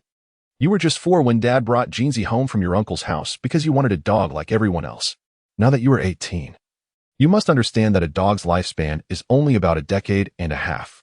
Look at Jinzi's fur. It has started to gray and shed, signs that its life is waning. It is likely that Jinzi will pass away within a year. As Lu Fan gently stroked Jinzi's head, the dog remained calm and unperturbed. Even in the presence of Mu Linglong, a stranger, an intelligent dog like Jinzi would not bark at someone when its owner was present. It would only defend its territory in the absence of its master. What? Jinzi is going to die? Lu Mingyue was momentarily stunned, her eyes quickly filling with tears. Jinzi had been her companion throughout her childhood, and her bond with the dog felt akin to that of family. When she was chased by a neighbor's aggressive goose, it was always Jinzi who rushed to protect her. While playing in the hills, Jinzi had repeatedly chased away venomous snakes and wild boars, valiantly safeguarding its beloved owner. Do not worry, Little Moon. The medicine I just gave Jinzi is designed to alter its genes. Over the next few days, Jinzi will undergo some extraordinary transformations, such as increased intelligence, a larger physique, and shinier fur. These are all normal phenomena. From now on, Jinzi will always be by our side and will not perish.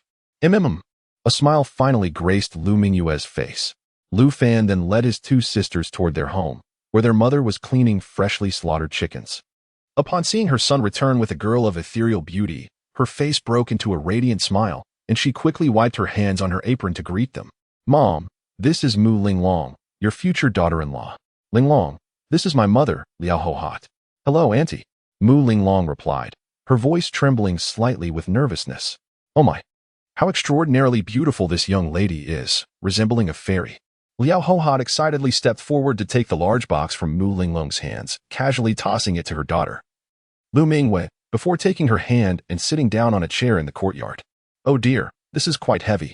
What on earth is in here? I hardly felt its weight when sister-in-law was carrying it, but now it seems so burdensome. Hee hee. It is all a gift from your sister-in-law. Filled with several pounds of gold, along with various items such as cigarettes, wine, and tea. Lu Fan placed the box aside in a discreet spot. But Lu Mingyue hurriedly approached to lift the box and carry it indoors. The mention of several pounds of gold from her brother had alarmed her. She feared that if she lost it, her mother would surely be furious. Chapter 74. A Single Person Ascends. And all beasts rise. The sound of a motorcycle echoed outside the courtyard as Lu Qingshan entered, carrying a large bag. He nodded at his son before turning to see Mu Linglong seated in the yard, her beauty rendering him momentarily speechless. Hello, uncle. I am Mu Linglong, Lu Fan's girlfriend. Ah, please, sit down, my dear. Fan, quickly attend to her. Why are you just standing there? Lu Qingshan was taken aback by Mu Linglong's grace and beauty. In his many years of life, he had never encountered such a stunning and poised young woman, causing his weathered face to flush slightly. After some polite exchanges, Mu Linglong began to distribute gifts from her box, which she had meticulously prepared in advance. She had inquired about Lu Fan's preferences, and he simply suggested that if she wished to impress, she should opt for something luxurious, as she had the means and the villagers loved to compare. Auntie, here's a set of Chanel cosmetics for you, and this is a 6-piece gold jewelry set. I wasn't sure of your preferred style, so if you don't like it, I can exchange it. Mu Linglong cautiously revealed 2 boxes, feeling somewhat anxious. She believed that gifting gold felt a bit too ostentatious. Had it not been for Lu Fan's insistence, she would have hesitated to present such gifts. Meanwhile, Liao Hohat had yet to open her box when a group of elderly neighbors ambled in, some carrying children. Sister-in-law, we heard that Fan has brought home a fairy, and we all came to have a look. Lu Qingshan swiftly motioned for Lu Mingyue to bring out chairs and distributed sunflower seeds and milk candies he had bought earlier.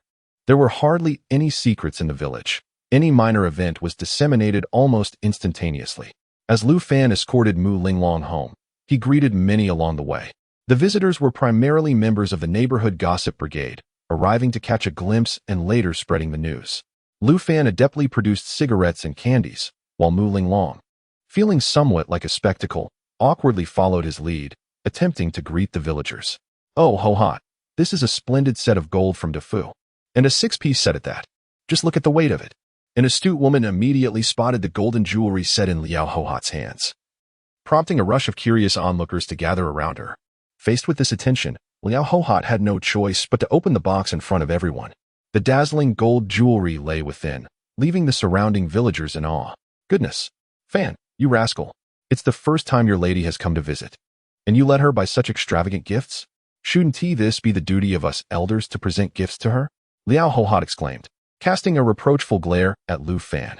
According to tradition, it was the responsibility of the mother-in-law to bestow gifts or red envelopes upon the daughter-in-law, not the other way around. Don't worry, Mom. Linglong's family is wealthy and doesn't mind such trifles. My fiancé is the president of a major corporation in the city, overseeing thousands of employees. Lu Fan wore a serene smile on his face, fully aware that his mother merely spoke for the sake of conversation, her lips nearly stretching from ear to ear. In the countryside, he understood these subtleties well. His mother was inevitably prone to comparisons. You have thousands of subordinates? My goodness. Xiao Fan, how did you manage to find such a beautiful and wealthy wife? Being handsome has its advantages. Lu Fan's remarks sent ripples of laughter throughout the courtyard, while Mu Linglong shot him an embarrassed glare. Mu Linglong then retrieved cigarettes, liquor, and tea from the box. Lu Qingshan, upon seeing the red Huazi cigarettes, took them into the house without daring to open them. To his surprise, Mu Linglong handed him a small box.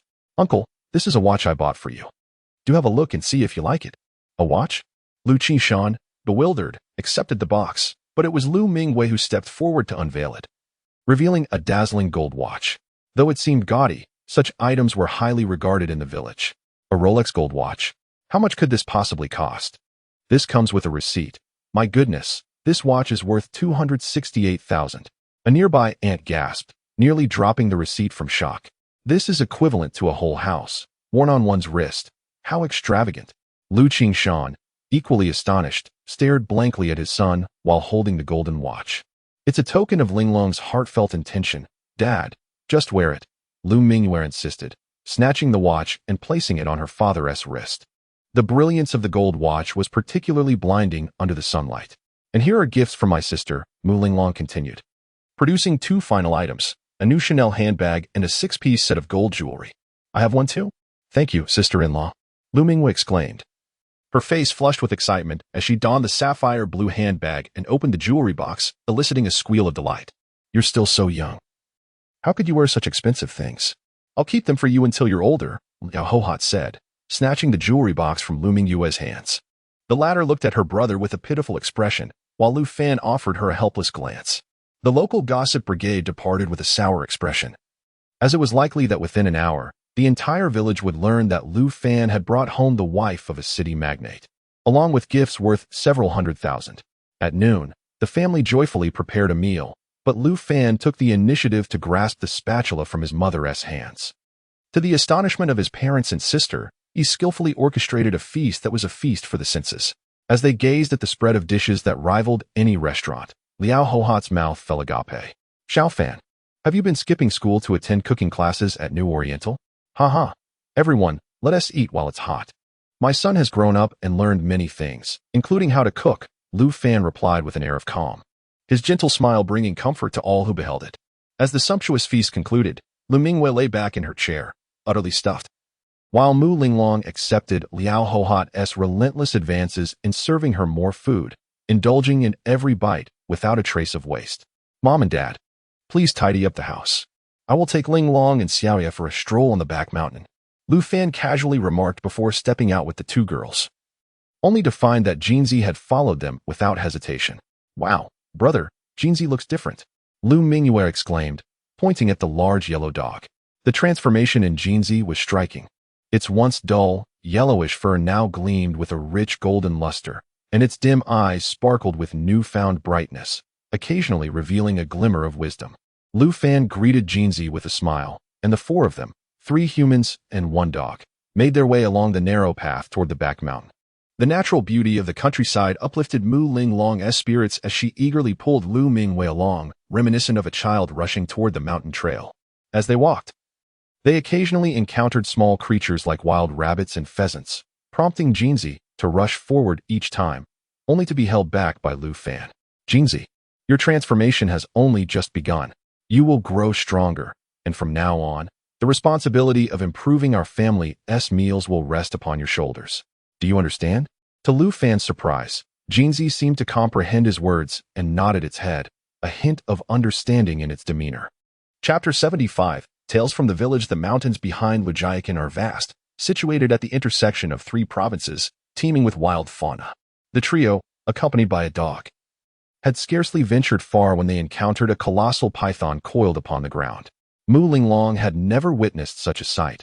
Upon seeing the serpent fixated on her, she instinctively sought refuge behind Lu Fan. In contrast, the siblings, Lu Fan and Lu Mingyue, remained unfazed, with Jinzi even displaying a glimmer of excitement, clearly harboring intentions to confront the python. Such a creature has thrived to such a size. Let's spare it, Lu Fan remarked, casting a glance at the giant snake and guiding Mu Linglong to circumvent it. However, after taking only a couple of steps, Lu Fan abruptly halted, grasping Mu Linglong's small hand. What is wrong, Lu Fan? Mu Linglong inquired, her face a mask of confusion.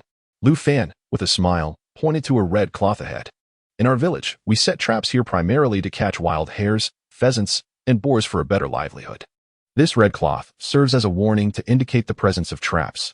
Lu Fan then picked up a twig and cleared away some dead branches from the ground, revealing a deep pit beneath. Over a meter deep, it posed no threat to humans, but was capable of ensnaring wild hares and boars. Isn't the government prohibiting the capture of wild hares and pheasants now? Mu Linglong questioned, her brow furrowing. Haha, Linglong, you may not comprehend the meaning of the mountains are high and the emperor is far away. The villagers are so impoverished that they can hardly make ends meet. Who cares about such prohibitions? Besides, there's only one surname in Legiacan. Everyone comes to the mountains to gather what they can. Do you think anyone dares to report it? Furthermore, those enforcers in this remote area often turn a blind eye. As long as no one complains, they want to extend their reach here. Oh, how many people reside in your village? Mu Linglong's interest in the rustic village was palpable, prompting Lu Fan to share more captivating tales. Legiacan has over 100 households, roughly 300 to 400 individuals. Everyone shares the same surname. While they may squabble over trivial matters in daily life, when it comes to external threats, they unite as one. I recall an incident from 7 or 8 years ago when two outsiders attempted to abduct a child, a 13-year-old girl. She was a year younger than me. They were cornered on the road out of the village, just as my uncle was returning from the market. And then what happened? Mu Linglong asked curiously, noticing the amused expressions on Lu Fan and Lu Mingyue's faces. Sister-in-law, the outcome was that the two kidnappers were brutally beaten to death. Their bodies discarded in the mountains to be devoured by wolves. It was actually the kidnappers' accomplices who reported them to the police, which is when the authorities finally arrived. Really? Just like that? They were killed? The police didn't take you away? Mu Linglong exclaimed, her eyes wide with astonishment. The realities of such events felt utterly foreign to her, making the revelation all the more striking. Cackling with laughter, Mu Linglong was astonished by the turn of events. The police, undoubtedly unwilling to accept their inability to locate the murderer, convened a village-wide meeting at the ancestral hall of Lu family village that fateful night.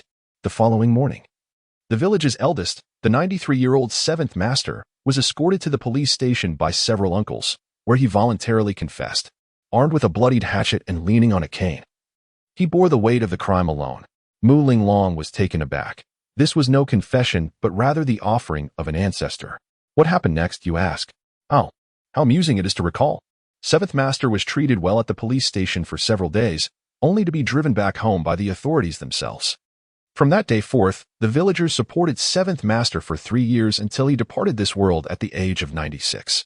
On the day of his funeral, the entire village, young and old, gathered to bid farewell, their procession stretching from the foot of the mountain to its peak. How marvelous this tale is! Mu Linglong marveled, insisting that the Lu siblings continue. 3 years prior, a van appeared in the village, intent on stealing dogs. Coincidentally, it was market day, and the able-bodied villagers were away in town, leaving their homes vulnerable. Many beloved pets were taken, though Jeansy miraculously escaped confinement in the yard. Fortunately, a few children spotted the thieves and alerted their parents. Some uncles working in the fields witnessed the van speeding out of the village. And since the neighboring village had a good relationship with theirs, they promptly called to intercept it. Thus, the two dog thieves found themselves in dire straits as they reached Yu Family Village, where a throng awaited them. The villagers of Lu Family Village swiftly organized reinforcements, encircling the van with hundreds of able-bodied men from both villages, leaving the thieves paralyzed with fear. And what befell those two? Mu Linglong widened her eyes at Lu Mingyue. No, we live in a society governed by law. Such brutalities cannot be tolerated. However, we did not allow the thieves to escape unscathed. The villagers tied the two culprits to a telephone pole, and the esteemed 9th grandpa of the village, wielding a hammer, struck their knees. What? So merciless? Cackling with laughter, Mu Linglong continued. 9th grandpa, with age diminishing his eyesight, took several attempts before finally shattering the thieves' kneecaps. By the time the police arrived, the two had succumbed to unconsciousness from the pain. In the aftermath, the police took 9th grandpa into custody. Yet being a senior citizen and a ward of the state at 91, he was released after 2 days. The dog thieves later took 9th grandpa to court, demanding compensation for their medical bills and disability benefits. To the court's inquiry, 9th grandpa replied simply, not a single cent to spare, but if they desired his life, they were welcome to take it. Consequently, the court officials left his home in defeat, and thus the world gained 2 cripples. Now, 9th grandpa enjoys his daily 2 cups of wine, and my brother always brings him some inexpensive cigarettes and liquor when he returns. The other relatives also lend a helping hand, though not in abundance. Essentials like rice and flour are never lacking in 9th grandpa's household. Is it truly possible for such events to unfold? Who claims that the villagers are foolish? This is clearly a manifestation of employing the most simplistic methods to exploit legal loopholes. Such tactics are hardly inferior to those of any lawyer. Are there still such occurrences? Xiaoyu, do share a couple more tales with me. Hee. Sister-in-law, you are overthinking it. Since then, our neighboring villages have gained quite the notorious reputation. Who would dare to engage in unlawful activities here? The villagers have inscribed slogans at the village entrance. Anyone caught stealing dogs or chickens will have their hands severed, and those apprehended for abducting children will be beaten to death with sticks. The village is now remarkably safe, and other nearby communities have followed suit. In recent years, we have not experienced any incidents of dog theft. Chapter 76. Your entire family has AIDS. Mu Ling Long was still savoring the tale from earlier when a figure emerged on the mountainside. A young man with a dark complexion was descending with a bamboo basket, coincidentally crossing paths with Lu Fan and the others. Brother, it's that detestable Lu Zheng. Lu Mingwei expressed her disdain for the individual, pulling Mu Ling Long behind Lu Fan with an aversion clearly etched on her face. Lu Zheng, having spotted the two beautiful girls, approached with a gleam in his eyes. Ah, so it is my dear sister Mingwei? Why are you hiding behind your brother? Come, let me see if you've developed any further, he exclaimed, his gaze falling upon the ethereal beauty of Mu Ling Long, rendering him momentarily speechless. Brother, let us go? Encountering this scoundrel is truly unlucky, Lu Mingwei urged, dragging Mu Ling Long away. Lu Fan cast a sidelong glance at Lu Zheng, a flicker of something unusual in his expression. Lu Zheng, have you been fooling around in town? Have you noticed a sudden decline in your health, becoming easily susceptible to colds and fevers? What's it to you? Have you forgotten your surname while attending university? You don't even greet your brother when we meet. Is this what they teach you at school?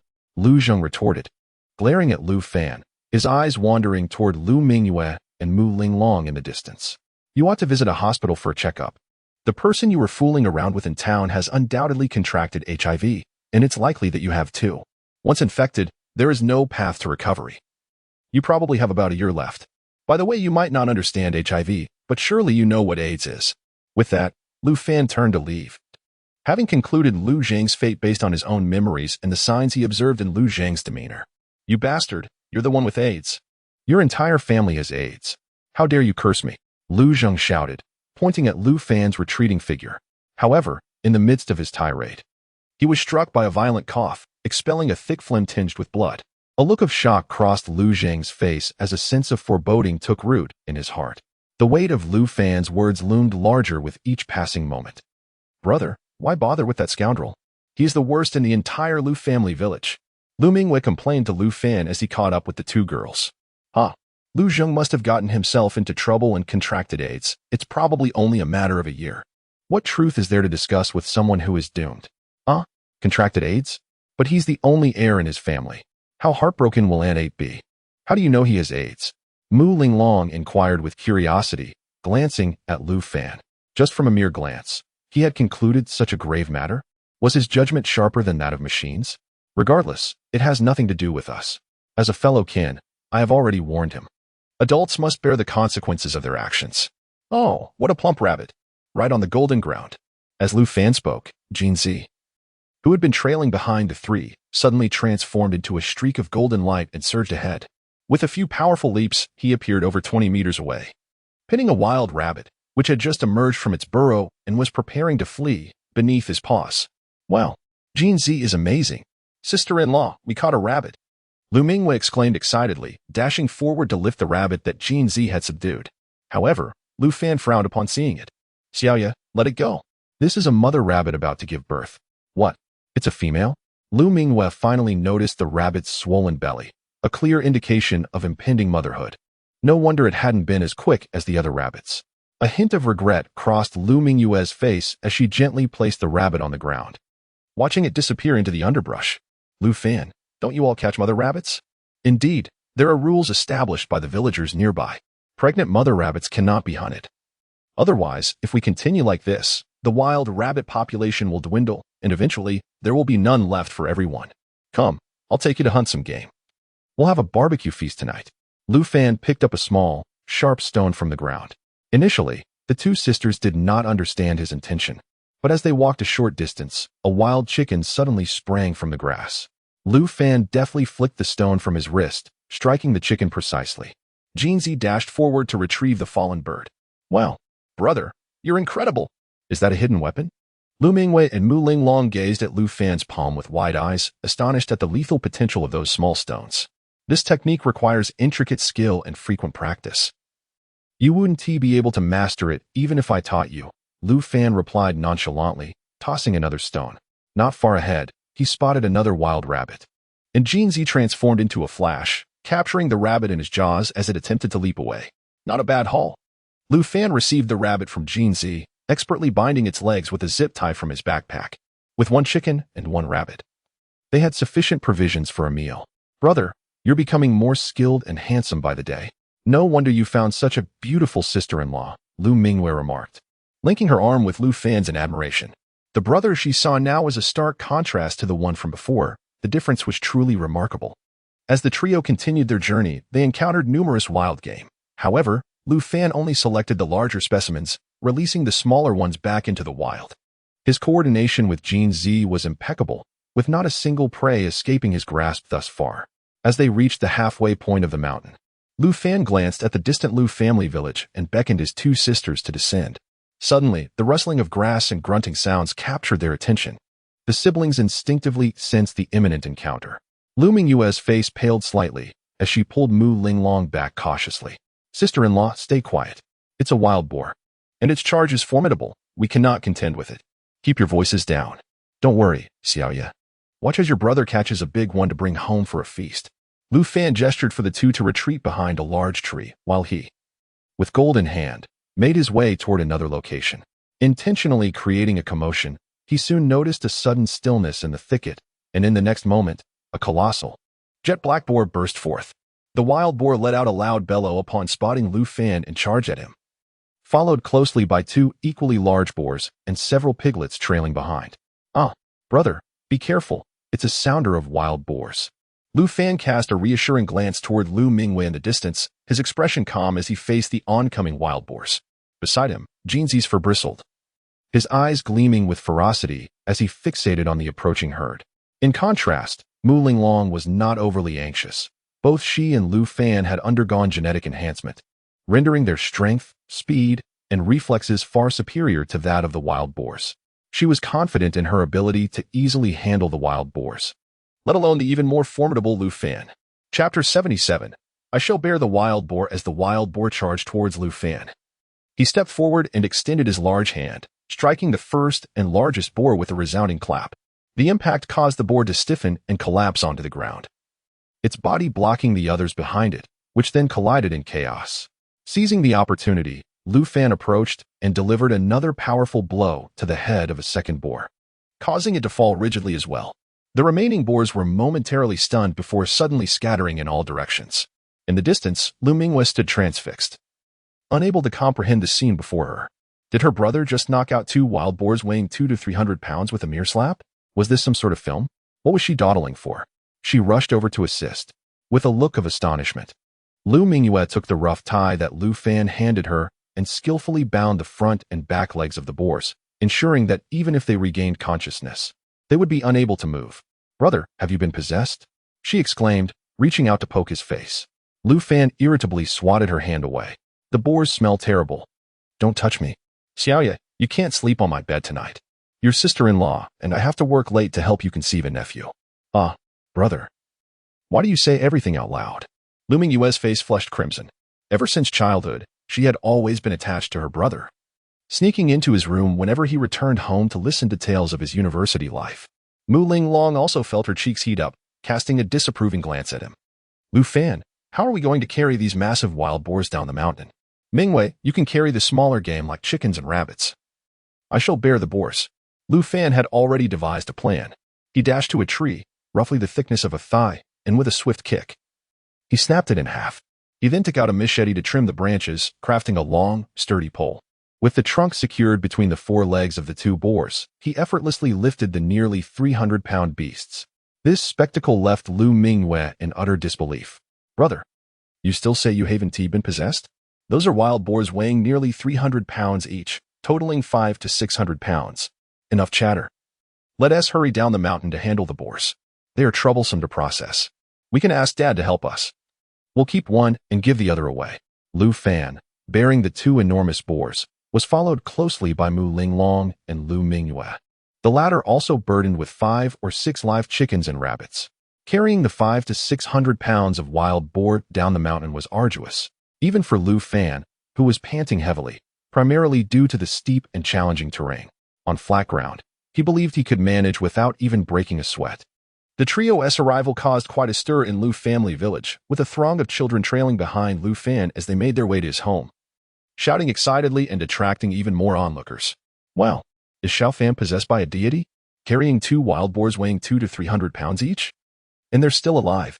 What kind of skill is this to capture wild boars alive? On her back, Xiaoye carried 5 or 6 lively wild chickens and hares.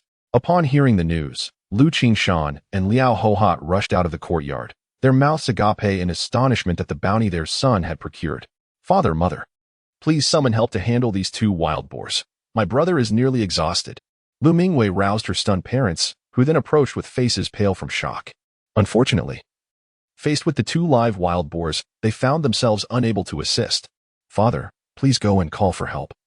Let 3rd uncle and 4th uncle come to deal with the boars.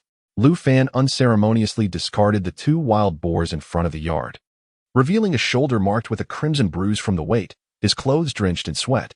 He plopped down onto the chair his mother offered, gratefully accepting the water Mu Linglong handed him, gulping it down. The entire Lu family village buzzed with excitement as several capable hunters swiftly carried the wild boars away for processing. Some women set about boiling water in preparation for butchering. An exhilarated Lu Qingshan instructed his wife, Liao Hohat, to set up a large iron pot at the entrance, preparing for a village feast that evening. Within an hour, the 2 wild boars had been skinned and prepared. 1 boar was set aside for salting, while the other was divided, half for a feast and half to be given away. With some time to spare, Lu Fan hoisted a piece of wild boar meat weighing 3 to 4 kilograms, leading Mu Linglong toward the village. Passing by a small shop, he purchased 2 packs of inexpensive cigarettes and 2 bottles of 21 proof liquor. Are we visiting your grandpa, Gio? He asked. Yes, but he won't accept anything too extravagant. I always bring him a few humble gifts when I return, Lu Fan replied. The 2 arrived at a modest 2-room house where an elderly man with completely white hair reclined in the shade of a tree, using a tattered fan to swat at the flies. Grandpa Gio, I've come to see you. Lu Fan called out. Ah, it's you, Xiao Fan. And this must be your enchanting bride. You are indeed fortunate to have found such a beautiful wife, the old man exclaimed. His health was evidently robust. His vision and hearing were sharp, and he even offered a chair to Mu Linglong. Lu Fan pressed the cigarettes and liquor into the old man's hands, eliciting a wide smile from him. Grandpa Gio, this is freshly slaughtered wild boar meat for you to taste, Lu Fan announced, tossing the meat into the old man's freezer. These appliances were all provided by the government. The benefits for the 5 guarantee households were indeed commendable. The state not only constructed houses but also supplied household appliances, rice, flour, and cooking oil without fail. Ha ha ha, Xiao Fan, well done. I just heard from your aunt about your endeavors. In my youth, the old man began to ramble on. However, Lu Fan sat by, smiling and listening attentively, occasionally chiming in with compliments to provide emotional support. Brother, trouble. That scoundrel Lu Zheng has reported us for killing wild boars, and he's now leading the police to arrest 3rd uncle and 4th uncle. Lu Mingyue rushed over in a panic, her words causing Lu Fan's brow to furrow as he quickly deduced the gravity of the situation. Having drawn attention to himself, that scoundrel Lu Zheng, consumed by jealousy, resorted to reporting the unlawful hunting of nationally protected animals. Such matters can escalate significantly, should it attract considerable notice. It is not unusual for offenders to face 2 years of imprisonment and hefty fines. What? That rascal Lu Zheng dares to engage in such treachery? Is he intent on betraying his roots and forsaking his heritage? The old man decided to investigate. Upon hearing this, the elderly Juyai, who was reclining in his chair, sprang to his feet in indignation. He dashed to the kitchen, seized a half-meter-long machete, and charged out, displaying none of the frailty one might expect from a man of over 90. Brother, you must go and check. The police are seeking to trouble you. Lu Zheng has explicitly stated that you illegally captured that wild boar. Xiaoya is fine. It's nothing serious, so do not fret, Lu Fan remarked, a faint smile gracing his face as he led his sister and Mu Linglong back home. Chapter 78. Take him away. The entrance of Lu Fan's home was surrounded by the villagers of Lu family village. 2 police cars were obstructed by the crowd, and 4 officers, observing the scene before them, felt a twinge of headache.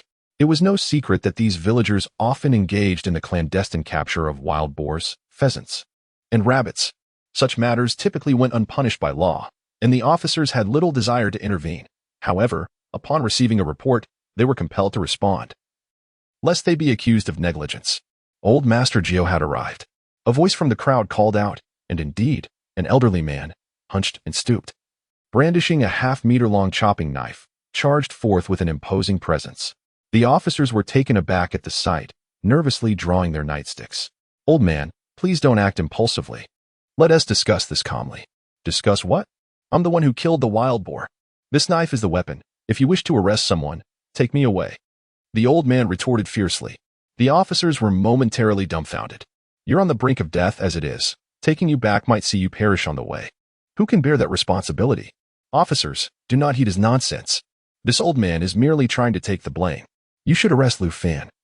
He is the true mastermind behind the wild boar captures." "Scoundrel! Lu Zheng, you traitorous wretch. Have you forgotten your own surname? If you have any guts, never show your face in Lu family village again, or I'll break your legs." Old Master Jiu shouted, brandishing his knife at Lu Zheng, who quickly sought refuge behind the officers. The 4 policemen glared at Lu Zheng with displeasure, realizing he was a troublemaker bringing them into this mess. "Officers, I am the one who captured and killed the wild boar. Lu Fan merely assisted me in lifting it. All 378 members of Lu family village can attest to this," Old Master Jiu proclaimed, raising his knife to the sky. Instantly, the crowd echoed his words, shouting in unison, "Indeed, it was Old Master Jiu who captured the wild boar and killed it. If you wish to arrest someone, take him away. We merely helped carry it at his command." "Correct, officers. Old Master Jiu is the true culprit. Take him away." Old Master Jiu, in full cooperation, approached the 4 officers, dropped the chopping knife, and extended his hands, requesting to be handcuffed. The officers exchanged glances, hesitant to act.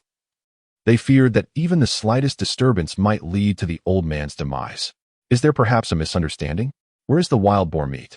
We should first take it for testing. Once the results are in, we can discuss any arrests." Eventually, one of the officers, his face grim, stepped forward.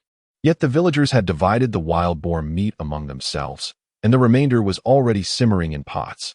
They couldn't simply fish it out from someone else cooking. "Officers, Lu Fan has wild boar meat at his home. You must search there. You will undoubtedly find it." Lu Zheng's eyes glinted with a devious idea, oblivious to the daggers of disdain cast upon him by the surrounding kin. "Ah, we did not bring a search warrant this time. Let us return, apply for a search warrant, and come back to investigate." The leading officer concocted an excuse and drove away in a vehicle, leaving behind the discarded, unwanted pigs, while Lu Zheng stood there, dumbfounded, watching the police car vanish from sight. "Lu Zheng, I swear I will make you pay for this, you scoundrel." Before the police could distance themselves, a middle-aged man roared and charged forward, delivering a swift kick to Lu Zheng, who was sent sprawling several meters away. As he let out a cry, a group of people rushed in, raining blows upon him. "Go on. Beat that bastard to a pulp." In the distance, Lu Mingwei waved her tiny fists, shouting encouragement. If not for Lu Fan holding her back, she would have rushed in to deliver a few kicks herself. The comical scene left Mu Linglong utterly astonished. Indeed, it seemed that impoverished and harsh environments breed unscrupulous individuals. These people rallied together, fearing nothing, and with hundreds pointing fingers, claiming it was all the doing of the Ninth Master, who would dare to arrest them. Such blatant schemes left law enforcement utterly powerless. "Haha. Now you see the strength of clan unity," Lu Fan remarked with a smile, leading her back to his home. As for Lu Zheng, he merely received a good beating. The villagers were cautious not to be too harsh, especially with his parents nearby, thus preserving some semblance of face. That evening, the entire Lu family village celebrated with a grand feast, serving an abundance of wild boar dishes. Lu Fan had transported all the goods from the small convenience store, distributing them generously among the villagers. He made his rounds, offering $20 bottles of liquor to each elder, managing to consume several pounds without a hint of alteration in his demeanor. Mu Linglong, a young lady raised with a silver spoon in her mouth, had never witnessed such exuberance. Seated with a few girls, she was also coaxed into drinking quite a bit. However, her genetically enhanced physique rendered her impervious to intoxication, as the alcohol dissipated rapidly regardless of the quantity consumed. By 10 o'clock that evening, the last table of drunken men finally dispersed, and the leftover food was packed away, leaving the tables and chairs haphazardly strewn about. Lu Fan then led Mu Linglong back to his room, entering in full view of Liao Hohot and Lu Mingwei. Their exchanged glances causing Mu Linglong's cheeks to flush an alarming shade of red. "Lu Fan, you rogue. Auntie and sister are watching. I could have just slept with Xiaoyu instead. What's the fuss?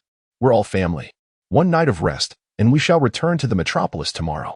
A brief taste of rural life suffices. We truly belong to the city. Besides, the readers may not appreciate this, would they? Indeed. There are numerous matters awaiting my attention back at the company. Lately, the sales of robotic dogs have surged, and we must also promote the live streaming balls vigorously. Lu Fan's humble abode, while not extravagant, was decorated with warmth. And Mu Ling Long exhibited no signs of disdain as she examined the numerous awards adorning the walls, accolades spanning from elementary school to university. I didn't realize you were so academically gifted. It seems you were always at the top of your class since elementary school. Heh. Otherwise, how could I have been admitted to Nanda? And how could I have captured the heart of the legendary campus beauty Mu Ling Long? How dare you? You call me fat, and yet you're the one gasping for breath. Shameless. Lu Fan suddenly reached out, pulling her into his embrace. Their eyes met, and a hint of panic flickered across Mu Ling Long's face. Lu Fan, what are you doing? Stop. Lu Fan, you're incorrigible. How annoying. Mu Ling Long was not an innocent child. Being a frequent user of Douyin, she was well aware of the implications behind Lu Fan's teasing words. Hiki, let us rest for now. We'll consummate our union once you awaken your spiritual powers. Mu Ling Long began to understand the reason Lu Fan had not yet taken their relationship to the final step. She was eagerly anticipating the awakening of her spiritual abilities. The fact that Lu Fan had managed to restrain himself until now spoke volumes about the depth of his affection for her. Any other man would have long succumbed to her allure. Settling into a comfortable position in Lu Fan's arms, she nestled against him, her hand clasped in his, and blissfully drifted into slumber. Lu Fan gazed upon the sleeping goddess in his embrace, gently kissing her soft lips. His weary eyes turned towards the moonlight streaming through the window, and his thoughts wandered to Xiaoyu. Chapter 79, The Materials for Secondary Gene Evolution Master. While you were indulging in libations, I discovered the primary ingredient for the secondary gene serum, the walrus dolphin. This elusive marine creature is currently believed to be housed in a warehouse in Somalia. Due to its enigmatic nature, the captain who captured it has shared photographs online. Several marine biologists are already in negotiations with him. We must procure this walrus dolphin before any transaction occurs. Somalia? If memory serves, Chris is currently there, correct? Indeed, Master. According to the location of Chris's battle armor, she is situated within the Somali region. Moreover, she has been utilizing her armor with great frequency lately, dispatching numerous foes and rivals. She now reigns as the most formidable queen of the underground world in Somalia. In that case, let us ascertain whether my young maid harbors any treachery. Lu Fan gently released Mu Ling Long from his embrace. Although her eyes remained closed, it was evident she had awakened from her slumber, reaching out to Lu Fan in a tender display of affection. My dear, I have matters to attend to. If I am not back by dawn, please wait for me a little longer. Mu Ling Long murmured, her eyes still shut. Lu Fan leaped from the window, and in the corner, the silhouette of Jinzi emerged. Upon recognizing Lu Fan, Jinzi lowered its head and nuzzled against his pant leg. Observing Jinzi, Lu Fan noted that its evolution had progressed to the mid-stage, resulting in a significant increase in size. By dawn, its parents and sister would surely be astonished. He affectionately ruffled Jinzi's head and gazed skyward, where a dark streak of light shot forth. Startled, Jinzi crouched defensively, emitting a low growl. Jinzi, this is my toy. Remember my appearance from now on, understand? Lu Fan's soothing words calmed Jinzi, and in the next moment, the black battle armor descended upon him, coalescing into a towering figure of obsidian steel within the humble courtyard. Jinzi looked on, puzzled by its master's actions, unable to comprehend the spectacle. Lu Fan waved at Jinzi before launching skyward. Upon reaching a certain altitude, he unleashed a resounding blast, vanishing into the night sky. Somalia, one of the most chaotic nations on Blue Star, is a melting pot of mercenaries, terrorist organizations, warlords, and pirates. While it is a no-go zone for ordinary citizens, it serves as a veritable paradise for those with a penchant for conflict. Here, if one possesses skill and wealth, one can act with impunity. The law holds less value than a loaf of bread. It was night in Somalia, 5 hours behind the Dragon Kingdom. Recently, a new force known as the Black Widow Mercenary Corps has emerged, previously operating in the Middle East. The Black Widow primarily engaged in protective and assassination missions and participated in warfare. However, they have now made a powerful entry into Somalia, having slaughtered over 300 members of a significant local island organization and seized their territory. Notably, the leader of the Black Widow, Chris Marion, carries a bounty of $30 million, rendering her a veritable gold mine and attracting the envy of many factions. At the inception of the Black Widow Mercenary Corps in Somalia, a coalition of warlords and pirates launched an assault against them. However, over 300 armed men were decisively vanquished by a solitary woman clad in iron armor. Subsequently, this formidable woman stormed the stronghold of the two factions, annihilating all their subordinates, and publicly proclaimed that the Black Widow Mercenary Corps was actively recruiting women of any nationality. She promised that those daring enough to kill, fight, and embrace madness would find anything they desired within the ranks of the Black Widow. With the sacrifice of over 1,000 lives, Chris solidified the formidable reputation of the Black Widow Mercenary Corps, attracting countless women who found themselves unable to survive. One must not underestimate these women, those whose husbands and children had been slain and whose bodies had suffered indignities at the hands of scoundrels when driven to madness, cared little for their own lives and became even more ruthless than any man. In a military camp in Mudug, Somalia, Chris, with her flowing golden hair, was bathing in a pool, attended respectfully by two beautiful young white maidens, while a bright red iron suit stood nearby. Adorning her delicate wrist was a bracelet, the key to controlling the armor. Even while bathing, she dared not remove it, her gaze often drifting toward the crimson armor. The surface of the armor bore slight abrasions, remnants of a recent explosion encountered during an assault on an enemy base. She had believed she would perish in the blast, yet was astonished to discover the armor's formidable protective capabilities. It had flung her several meters away, leaving only superficial damage. This minor imperfection pained her deeply, as she regarded the armor as her very life. Even her subordinates faced her wrath for the slightest contact. "Chris," a male voice called out, prompting an immediate reaction from the three individuals in the room. The seemingly fragile young maidens swiftly drew handguns from their thighs, while Chris instinctively activated her bracelet to summon the armor. To her shock, the once obedient suit remained completely still. Her spirits plummeted, but she sighed in relief upon seeing the entrance of a figure clad in black armor. "Aisha, Ollie, stand down and holster your weapons," Chris commanded the two maidens. Then, to their astonished expressions, she stepped out of the bath and knelt respectfully before the black armor. "Welcome, my master." At that moment, Chris stood before the imposing figure, entirely unclad, yet she remained unfazed by the exposure of her mature and alluring form. "How is the situation on the battlefield?" The armor swiftly detached, revealing a young man of Eastern descent. The two white maidens gazed at him in shock, their minds swirling with unspoken thoughts. "My master, all is well. The Black Widow has been restructured under my command, with over 100 recruits. Previous enemies have been vanquished, and nearby warlord factions have been eliminated. The Black Widow is now the most formidable mercenary organization in Somalia." As Chris spoke, she remained kneeling, her head bowed, her mind still grappling with the earlier incident of her inability to control the armor. Indeed, he had left a contingency in the armor. Quite impressive. Lu Fan cast a glance at the bath before him, nonchalantly shedding his garments and stepping inside. Two white maidens opened their mouths to protest. Yet upon seeing their leader still respectfully kneeling, they dared not utter a word. As Lu Fan entered the pool, Chris hesitated for a moment, then rose to rejoin him.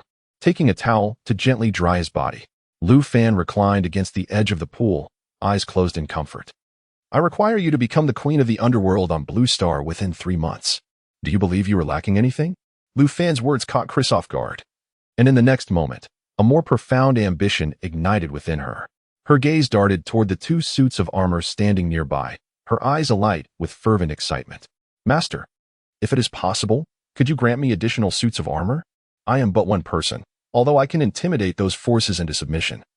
Training my subordinates requires time. The armor would allow them to instantly transform into goddesses of war.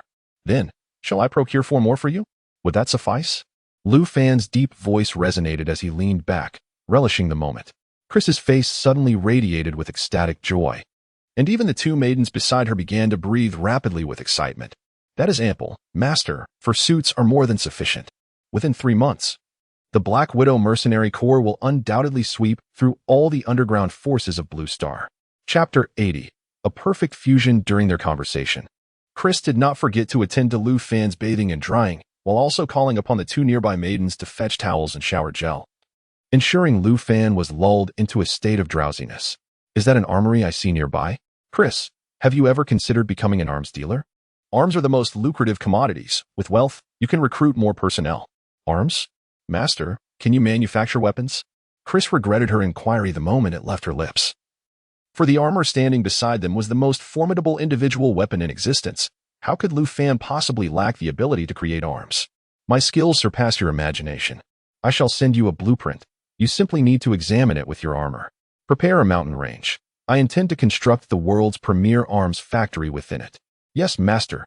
Chris's eyes sparkled with excitement. Selling arms truly represented the pinnacle of power. Being a mercenary group would always pale in comparison to those true titans of industry. As Lu Fan stood, Chris assumed he would serenade her, a delicate blush adorning her enchanting face as she lowered her gaze. Lu Fan felt a tremor course through him, his mind waging a battle between reason and desire. A pure, ethereal visage surfaced in his thoughts, prompting him to exhale deeply and gently push Chris away. Assist me in donning my attire. I must depart. The 4 suits of armor will arrive here in 2 days, and once they do, they shall be entirely under your command. As for their allocation, that is entirely at your discretion. Within a year, I desire Black Widow to ascend as the foremost arms dealer on Blue Star. Yes, master. Chris licked her lips, a hint of regret flashing across her face as she signaled the blushing maiden nearby to assist. The 3 knelt, helping Lu Fan into his garments. Stepping forward, the black armor disassembled and enveloped him entirely. It wasn't until Lu Fan had vanished completely that Chris rose, her demeanor respectful, and stepped back into the bath.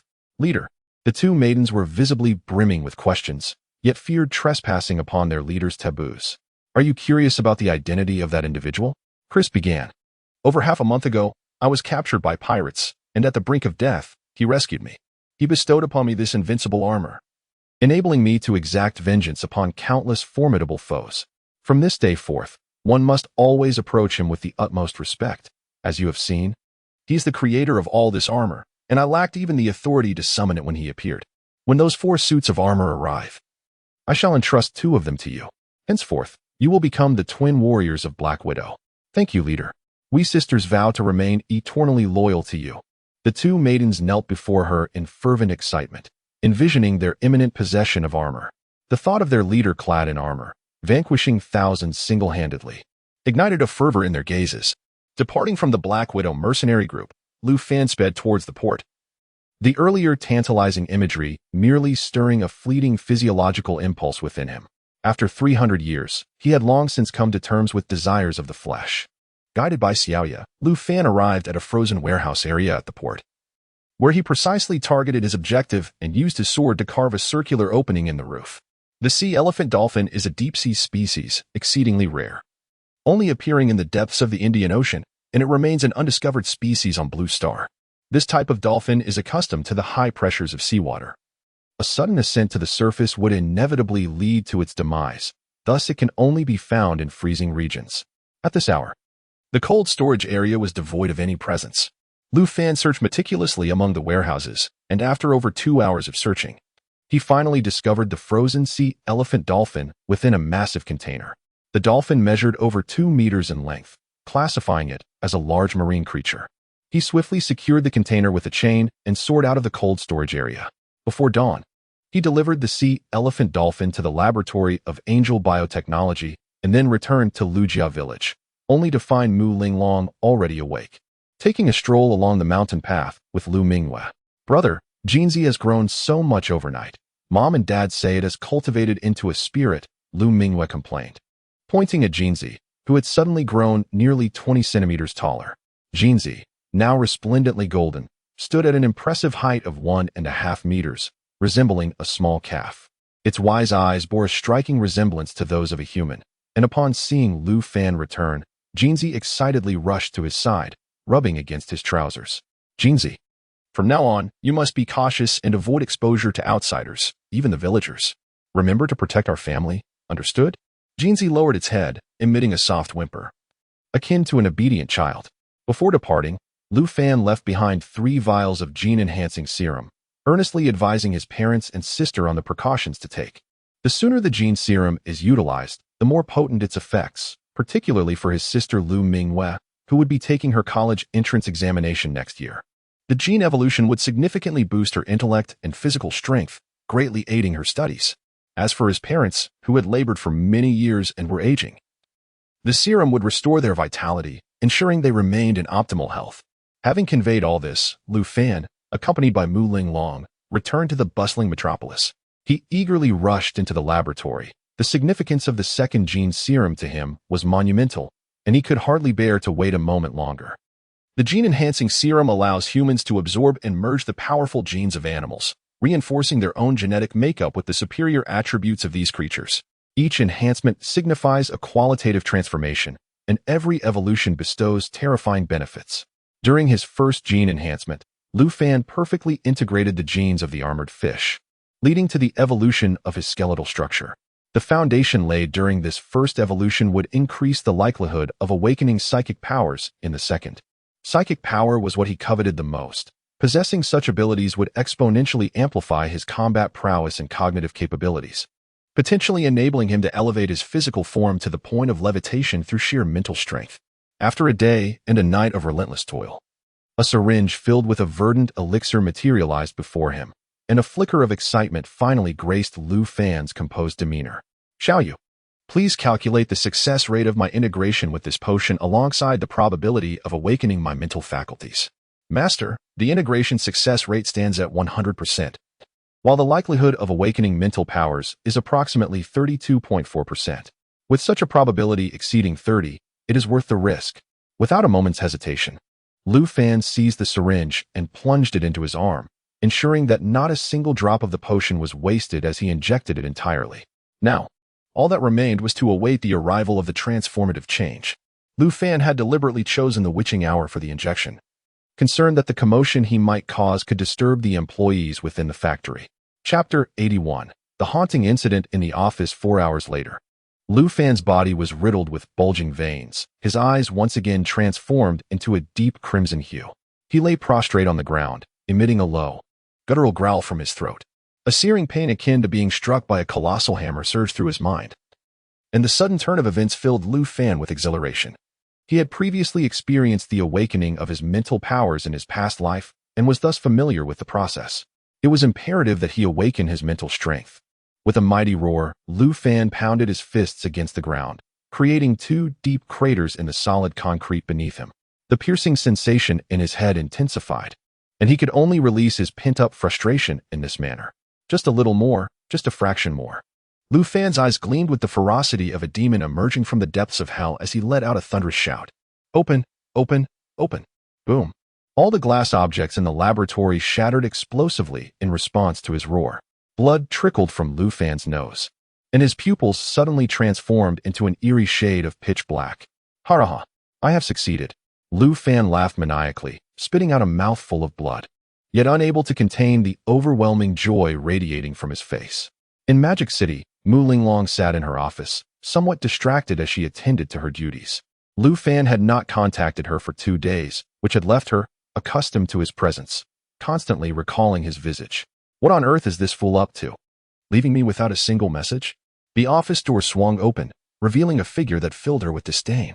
Lu Fan, having adapted to the explosive power of his second evolution, donned his battle armor and returned to Magic City. Initially intending to inspect the company, he quickly changed course upon realizing he hadn't seen his goddess in 2 days, and without a moment's hesitation, he turned and soared towards the Mu Group. The employees of the Mu Group recognized him, and naturally, no one dared to obstruct his path. Upon arriving at Mu Linglong's office, the president's secretary stood up to block him, her expression betraying hesitation. "Mr. Lu, Mu Zong's cousin is inside, and Mu Zong." Lu Fan glanced at the secretary's face and instantly understood her meaning. He smiled reassuringly. "No worries, watch me send him packing." He pushed open the door to Mu Linglong's office, his gaze locking onto a young man seated on the sofa. Lu Fan had encountered this individual at the birthday banquet of Old Master Mu. Merely observing Mu Linglong's expression of disdain made it clear how detestable this person was. "Lu Fan, you're back?" After 2 days apart, Mu Linglong's heart soared at the sight of her beloved, her exquisitely beautiful face brightening instantly. "Yes, I just returned. I came to see you as soon as I could." Lu Fan bypassed the young man on the sofa, taking Mu Linglong's delicate hand in his own. The fervent affection reflected in their eyes clashed together, causing the young man's face to darken with displeasure. "Linglong, I'm still here, and after all, I am your brother. What do you think of my earlier proposal? As the saying goes, the fertile water does not flow to outsiders' fields. My intention in seeking your collaboration is to benefit our family. Mu Shan, you should relinquish any hopes. I will never acquiesce to your demands." in our times of adversity. Not a single relative offered assistance, and now that we have successfully transformed and our products are thriving, you opportunistic relatives only come around to take advantage. Do you truly believe I am a fool? Our business is flourishing, so what gives you the right to intrude? Mu Linglong's unrelenting words rendered Mu Shan's expression exceedingly grim. Realizing he could not gain any advantage from his cousin, he quickly shifted his focus to Lu Fan. Brother-in-law, after all, we are relatives. Your eye drops have been selling remarkably well. Would you consider granting me a share of the franchise opportunities? I promise not to adhere to the profit-sharing ratio that grandfather mentioned last time. I will cover the opening costs, and we can split the profits 50-50. How does that sound? Mu Linglong hastily signaled Lu Fan, yet he simply smiled while wrapping his arm around her waist, sitting across from Mu Shan. Cousin Mu Shan, let us not discuss the franchise for now. I have something else I wish to discuss with you. Observing Mu Shan's bewildered expression, Lu Fan's lips curled into a mysterious smile.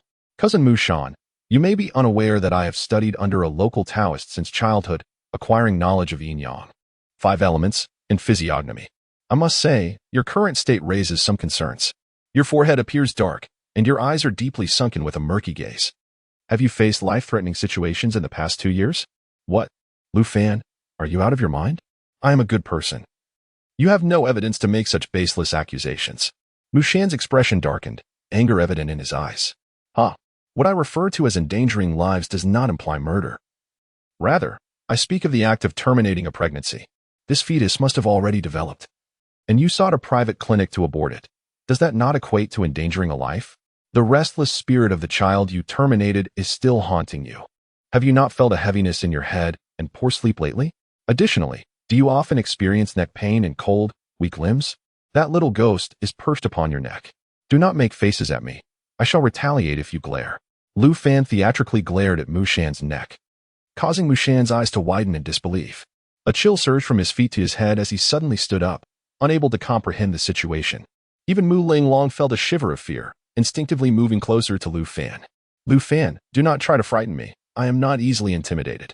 There are no such things as ghosts in this world, for I am an atheist. Since you are an atheist, allow me to employ a few techniques to reveal its presence. However, your mortal eyes may not perceive it, but experiencing it is quite simple. Lu Fan did not give Mu Shan a chance to refuse. He formed a hand seal, and in an instant, the office was engulfed in darkness. A fierce wind swept through, sending papers flying into the air, oddly suspending them mid-flight. But that was not all. Mu Shan's collar was inexplicably tugged upward by an unseen force. His eyes widened in terror, a profound sense of fear enveloping him, causing his legs to tremble and his teeth to chatter. A bead of cold sweat trickled down his forehead, and he opened his mouth to scream. I advise you not to scream, for if your cries disturb him, the consequences of his wrath may be unbearable for you. Lu Fan's words instilled fear in Mu Shan, who quickly covered his mouth, his body going limp as he collapsed onto the floor. Beside him, Mu Linglong was equally frightened, burying her head in Lu Fan's embrace, too terrified to lift it. Sister-in-law, help me. Please don't scream. He is just a child. If you let him play a little longer, he will leave. Lu Fan chuckled as he held Mu Linglong's delicate form, the darkness in his eyes deepening. Wailing softly, Mu Shan, now thoroughly terrified, lost control of his bladder.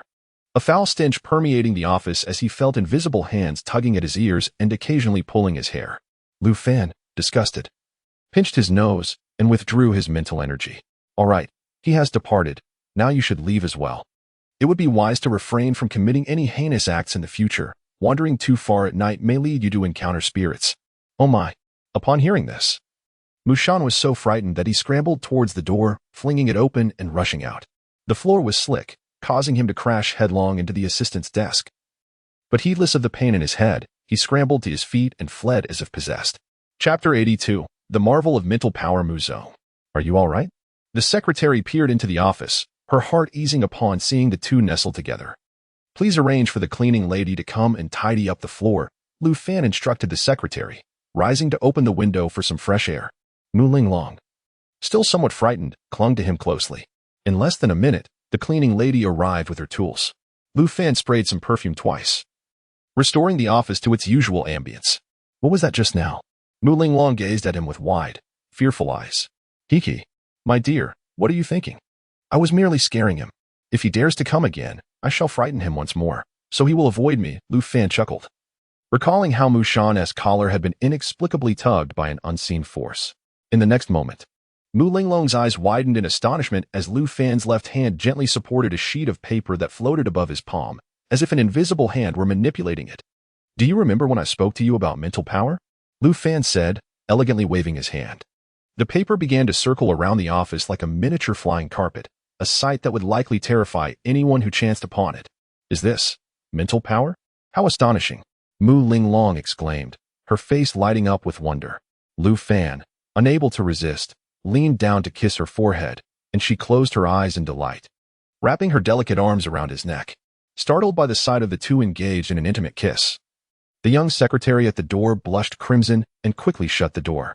After several minutes, Lu Fan finally released a blushing Mu Linglong, who shot him a playful glare while adjusting her skirt.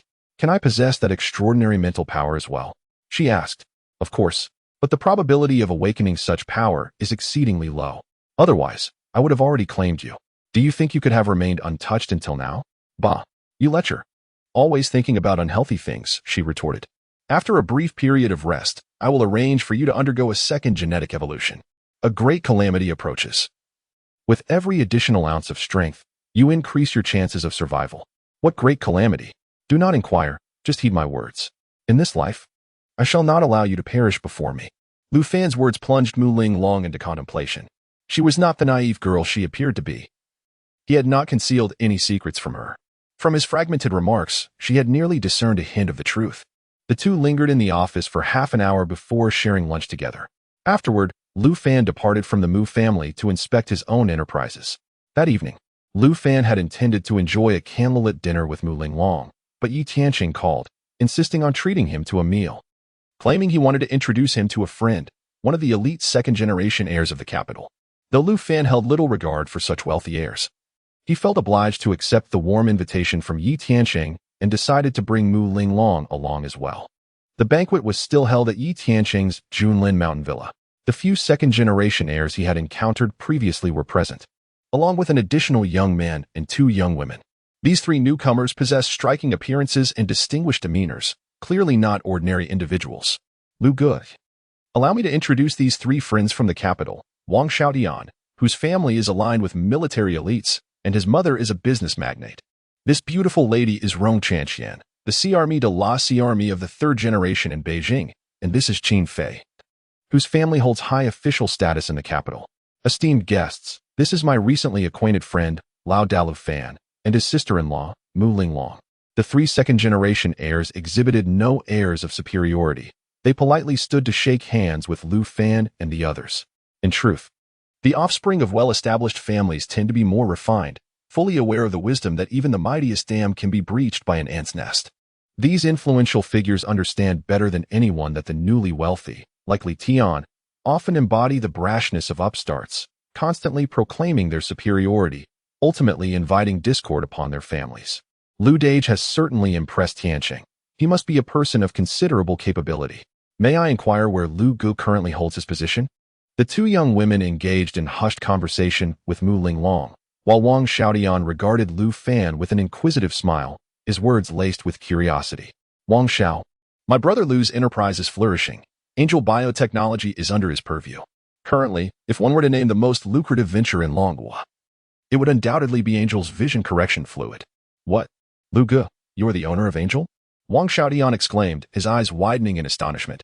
The Angel Vision Correction Fluid had garnered immense recognition throughout Longhua, its entry into the market having disrupted the status quo, leading to the closure of numerous optical shops and crowded ophthalmology clinics. Some calculations had indicated that the revenue from Angel's Vision Correction Fluid, with over 30 stores nationwide, reached a staggering daily sales figure exceeding 300 million. It was astounding to realize such a legendary figure was seated right before him, prompting even Wang Xiaodian to regard Lu Fan with newfound respect. Small enterprises cannot compare to you privileged heirs born with golden keys. I am merely trying to scrape by with modest ventures, Lu Fan remarked, eliciting a wave of incredulity from the surrounding elite. Could you refrain from such ostentation? In truth, what Lu Fan impressed me with the most was his extraordinary racing prowess. When it comes to racing, Lu Gu is undoubtedly the best in the world. I have witnessed countless races, yet no one surpasses Lu Ji's skill. World's best? Tianqing, you cannot be serious, Wang Xiaodian responded skeptically. Wang Xiao, you may doubt it. But Lu Kai and his brothers personally witnessed Lu Gu push a Maserati to 301 kilometers per hour through a treacherous curve. You have experienced the track at my villa. Lu Gu maintained 301 without any deceleration. You are aware of Li Tian from the Li family, right? He insisted on provoking Lu Gu, which led to Lu Gu revealing his true capabilities. He used his sister-in-law's Maserati to compete against Li Tian's Aston Martin, ultimately leaving him in the dust, winning the race against Li Tian's newly acquired supercar. Goodness, is he truly that formidable? Wang Xiaoyan's eyes widened in astonishment as he observed Yi Tianqing and the others, who appeared to be truthful, deepening his curiosity about Lu Fan. Brother Lu, we must indulge in a couple of drinks. Later on, you shall demonstrate your racing prowess to us. Perhaps another day. After all, we are here to enjoy a drink, aren't we? Lu Fan replied with a faint smile. At that moment, the waiter began serving the dishes, and Yi Tianqing brought over a case of mitai. The men started to cheer and toast, while three young women opened a bottle of red wine. As the red wine was uncorked, Mu Linglong insisted that Lu Fan showcase another wine aeration technique. Upon hearing that Lu Fan possessed a unique method for aerating wine, the affluent young men and women present became intrigued. Ha ha, since my princess wishes to witness the aeration, I shall humbly demonstrate a special skill. Fortunately, my abilities have recently surged. Otherwise, I would not be able to perform this technique, Lu Fan said with a calm and gentle smile. Today, this group of youngsters was in for a treat. Had it not been for Mu Linglong's request, they would never have the chance to witness his wine aeration technique in their lifetimes. Chapter 83 Encounter with Assassins. The technique I employ to sober up is called Flying Dragon in the Sky. Everyone, prepare to behold the spectacle with keen eyes. Lu Fan accepted the half glass of red wine from Mu Linglong, who promptly raised her phone to record the moment. The surrounding young elites appeared utterly bewildered, questioning why such a trivial act as swirling a glass warranted filming. However, their skepticism was swiftly dispelled as Lu Fan's wrist executed an exaggerated motion, causing the wine within to erupt into a mesmerizing mist.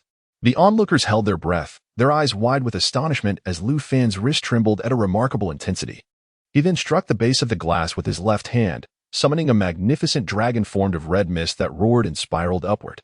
This dragon, as thick as a man's arm, danced eerily in the air before returning to the glass, where the wine released an alluring bouquet that wafted throughout the entire private room. Oh my!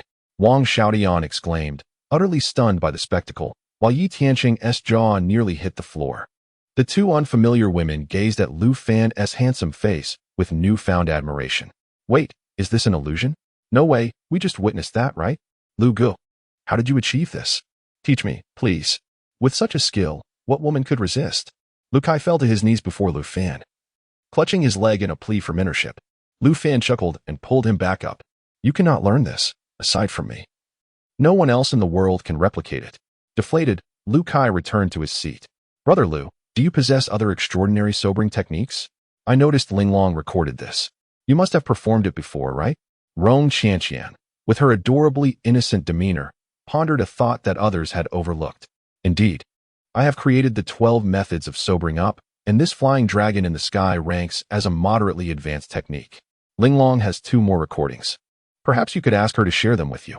Such a wondrous flying dragon in the sky is merely categorized as moderate? Wang Xiaodian's impression of Lu Fan elevated further, realizing why the most esteemed heir of Magic City was so thoroughly captivated and willing to be his subordinate. Come, let us drink. Yi Tianqing called to the group, encouraging them to begin. Initially, they believed Lu Fan excelled in racing and sobering techniques, assuming he might falter in drinking. Yet, as they indulged, they soon recognized that he was merely showcasing a casual disregard for limits. It was only when the atmosphere shifted that Yi Tianqing urged everyone to pause. Do not get too intoxicated. We have another event to attend later, and we want to be able to enjoy it if we are inebriated. Departing from the villa, Yi Tianqing summoned 2 luxury vehicles to head straight to the city. 3 young women occupied one car, while Lu Fan squeezed in with several men in the other. The vehicle had been transformed with plush sofa seating, allowing for a surprising number of passengers. As the crowd navigated the winding path down the mountainside, an unexpected obstruction of boulders suddenly appeared, blocking their way. Yi Tianqing, upon witnessing this predicament, cursed under his breath and exited the vehicle. Lu Fan narrowed his eyes, his mental acuity instinctively scanning the surroundings, and he immediately furrowed his brow. The pile of stones seemed deliberately placed, as they were all large boulders. If they had rolled down from the slopes, there would have been a mixture of sizes. Let us all get out and move them together. Tianqing needs to secure this area. Otherwise, someone might not see it and crash into it, which would be troublesome, suggested one of the group. The inebriated Wang Xiaotian stumbled out of the car, but the moment he did, an overwhelming sense of danger surged over him. Without hesitation, Lu Fan stepped onto the ground, seized Wang Xiaotian by the neck, and thrust him back into the vehicle, promptly slamming the door shut. Bang! A sharp gunshot echoed, a bullet striking the car door, leaving a small hole the size of a fingernail in the black metal under the streetlight. In an instant, Lu Fan appeared before the driver and Yi Tianqing, swiftly grasping their collars and dragging them behind the vehicle in less than 2 seconds. There's a killer, Xiaotian. You all stay hidden inside the car and don't come out. The assassin is after you, Lu Fan commanded from behind the vehicle. The car was fitted with a privacy film, rendering the interior invisible from the outside. As long as Wang Xiaotian remained inside, the assassin could do nothing to him. The group was left in shock, while the 3 young women in the rear business vehicle cowered in their seats, afraid to move. Bang! Another bullet struck the glass where Wang Xiaotian had been, but he and the others had already crouched beneath the car, rendering the bullets harmless. Lu Fan understood that the shot was merely a probing attempt by the assassin to lure Wang Xiaotian out. How dare you frighten my Ling Long? You are courting death. Lu Fan's eyes glinted with menace as he glanced at the business vehicle behind him, where the screams of the 3 young women echoed, calculating the position of the assassin. He bent slightly and launched himself forward, leaping over 30 meters to land on a stone on the mountainside. Using the stone as leverage, he propelled himself again, soaring to a tree several dozen meters away. Bathed in moonlight, his figure resembled a spectral apparition, perched halfway up the mountain. An assassin clad in a mask and clutching a sniper rifle gazed in horror at the vanished Lu Fan. He had only caught a glimpse of Lu Fan's initial leap, over 30 meters hurtling towards him, which nearly sent him into a panic. The assassin's face contorted with sheer terror as he prepared to descend from the tree to escape, utterly startled by Lu Fan's agility. Where do you think you're going? The moment the assassin's feet touched the ground, a voice resonated in his ear. Reacting instinctively, he raised his rifle, only to feel a vice-like grip on his neck, lifting him off the ground. Encountering me is your misfortune. Lu Fan seized the killer by the collar and leaped several meters into the air, expertly landing on the road below. Although the occupants of the vehicle had not noticed his departure, they were taken aback by the sight of him returning with the assailant in tow. My goodness! It appears that Brother Lu is a master of martial arts. To leap such a distance, could this be a manifestation of lightness skill? And he is carrying someone, no less. Otherwise, he might have soared even higher. Lu Fan unceremoniously hurled the killer to the ground, eliciting a cry of anguish from the assailant as he scrambled to escape. However, Lu Fan swiftly delivered a decisive blow to the back of his head, rendering the killer silent and motionless. All right, everyone, get out of the car. Lu Fan beckoned. Except for the 2 drivers who had remained sober, the remaining 6 men and 3 women had indulged in considerable libations. But the sudden turn of events jolted them back to reality. Particularly affected was their target, Wang Xiaotian, whose face had turned ghostly pale. Had it not been for Lu Fan's timely intervention, he might have suffered a fatal blow by now. Brother Lu. No. Father, from now on, you shall be my true father. Please, teach me the art of martial prowess. I wish to master that incredible leap. Lu Kai exclaimed, fervently pleading at Lu Fan's feet. Unwilling to relent. Get up and attend to the matter at hand. This killer may have accomplices nearby, and should they take a shot at you now, no one would be able to save you. Upon hearing this, Lu Kai was seized by a wave of terror, quickly rising to his feet and anxiously surveying the surroundings. Chapter 84. The Assassin Organization. Brother Lu, should we report this to the police? Yu Tianqing approached Lu Fan with a grim expression. Anyone who encounters an assassination attempt by a sniper would surely feel unwell. No need. I have already contacted the appropriate personnel to handle this matter. It's best to involve a specialized department in such cases. Xiaotian, what exactly happened? Lu Fan turned his gaze to Wang Xiaotian, who appeared quite uneasy for a long while before finally revealing the truth. It turned out that Wang Xiaotian had a confrontation with a wealthy individual from Hong Kong during a recent trip there. After gaining the upper hand, he had inflicted a severe injury on the other, thus creating an enmity. In public, injuring a prominent figure from Hong Kong was no trivial matter. The individual had left with ominous threats, vowing to take Wang Xiaoyan's life. Wang Xiaoyan initially thought it was just an empty threat, but he was unprepared for the reality of an assassin sent to kill him. Damn it, I will definitely use my influence to ruin him when I return. How dare he threaten my life? Xiaoyan, you might be underestimating the situation, Lu Fan replied, causing Wang Xiaoyan to pause in confusion. This was a professional assassin, which meant the contract had likely been posted on a hitman platform or the dark web. If this assassin failed, more formidable ones would soon appear, and the mission would only conclude upon the target's demise. In other words, you will face an unending series of assassination attempts. They may falter, but a single stroke of bad luck for you could spell the end. What? Wang Xiaoyan's complexion turned ashen, as if he had just lost his parents. Brother Lu, since you understand this so clearly, you must have a solution, right? Rong Qianqian's words brightened the eyes of everyone present. Lu Fan's enigmatic and powerful presence was magnified in their minds. He had become an idol among these young elites. Brother Lu, you must save my friend. Name your price, money is no object, Wang Xiaoyan implored. Just as Lu Fan was about to respond, two military vehicles approached. From them emerged a young man and woman, familiar faces from the security bureau, known as Iceblock. Mr. Lu. Iceblock greeted Lu Fan with respect, but her gaze shifted to the woman beside him. Miss Rong, we meet again. How could you know Brother Lu? You're not, Rong Qianqian exclaimed, astonished at the woman before her, who was known to have a mysterious identity linked to a clandestine governmental department, possessing a legal license for killing. Miss Rong, I am here to follow Mr. Lu's orders as instructed by the higher-ups. Unfortunately, I cannot disclose too much, Iceblock said, then turned her attention to Lu Fan and the assassin lying on the ground, along with the sniper rifle. She quickly grasped the situation. Mr. Lu, how shall we deal with this assassin? I will interrogate him first. Afterwards, you can take him away, Lu Fan stated, moving forward to drag the unconscious assassin upright. He delivered a series of slaps, knocking off the assassin's hat and mask, revealing a face belonging to a man of Middle Eastern descent. As the assassin Yu awakened, ready to take action, he was once again struck down to the ground by Lu Fan with a resounding slap, an act of violence that left the onlookers in shock. If you believe you can escape from me, then struggle as much as you wish, Lu Fan remarked. Hearing his words, the assassin resigned himself to the futility of resistance. Lu Fan extended his hands and pressed forcefully on the assassin's temples. The assassin felt a dizzying sensation, his thoughts becoming jumbled. When he lifted his head, he was met with the sight of the man before him, whose pupils had morphed into an abyssal black, exuding an eerie presence. The assassin's eyes glazed over, staring vacantly at Lu Fan, who spoke in a deep, resonant voice that seemed to echo from the depths of hell. Who are you? The surrounding young masters and ladies shivered instinctively. Speaking in such a tone at this hour was enough to terrify anyone. Jim, the assassin, he replied, his eyes still vacant. Lu Fan nodded in satisfaction and continued his inquiries. Where did you accept your assassination mission? What is the name of your organization? I accepted the task on the dark web. Our leader took the mission for the Blood Cross Assassin Organization. And where is your organization's stronghold? In Sada City, Yemen.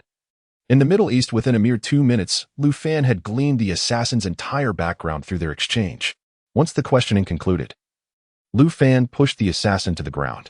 The fallen assassin took a moment, bewildered, to regain his senses, his eyes wide with terror as he looked at Lu Fan as if he had encountered a devil from the underworld.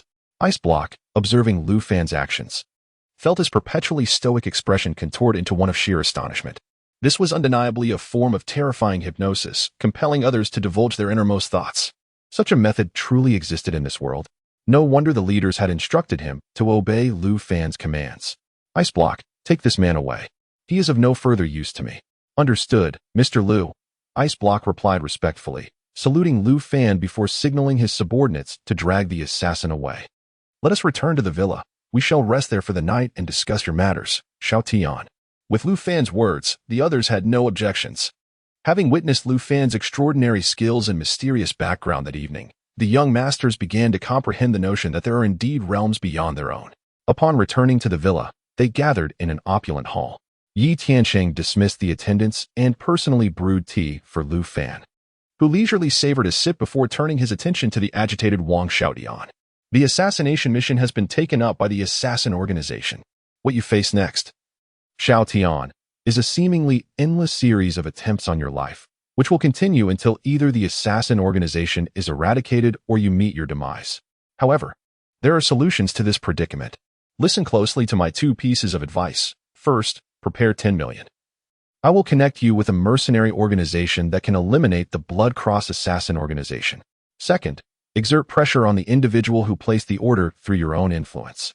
If you must engage in regular brawls, hire an assassin. He can act, and so can you. Have someone convey the message if he does not retract. You may adopt his tactics. Very well, Brother Liu.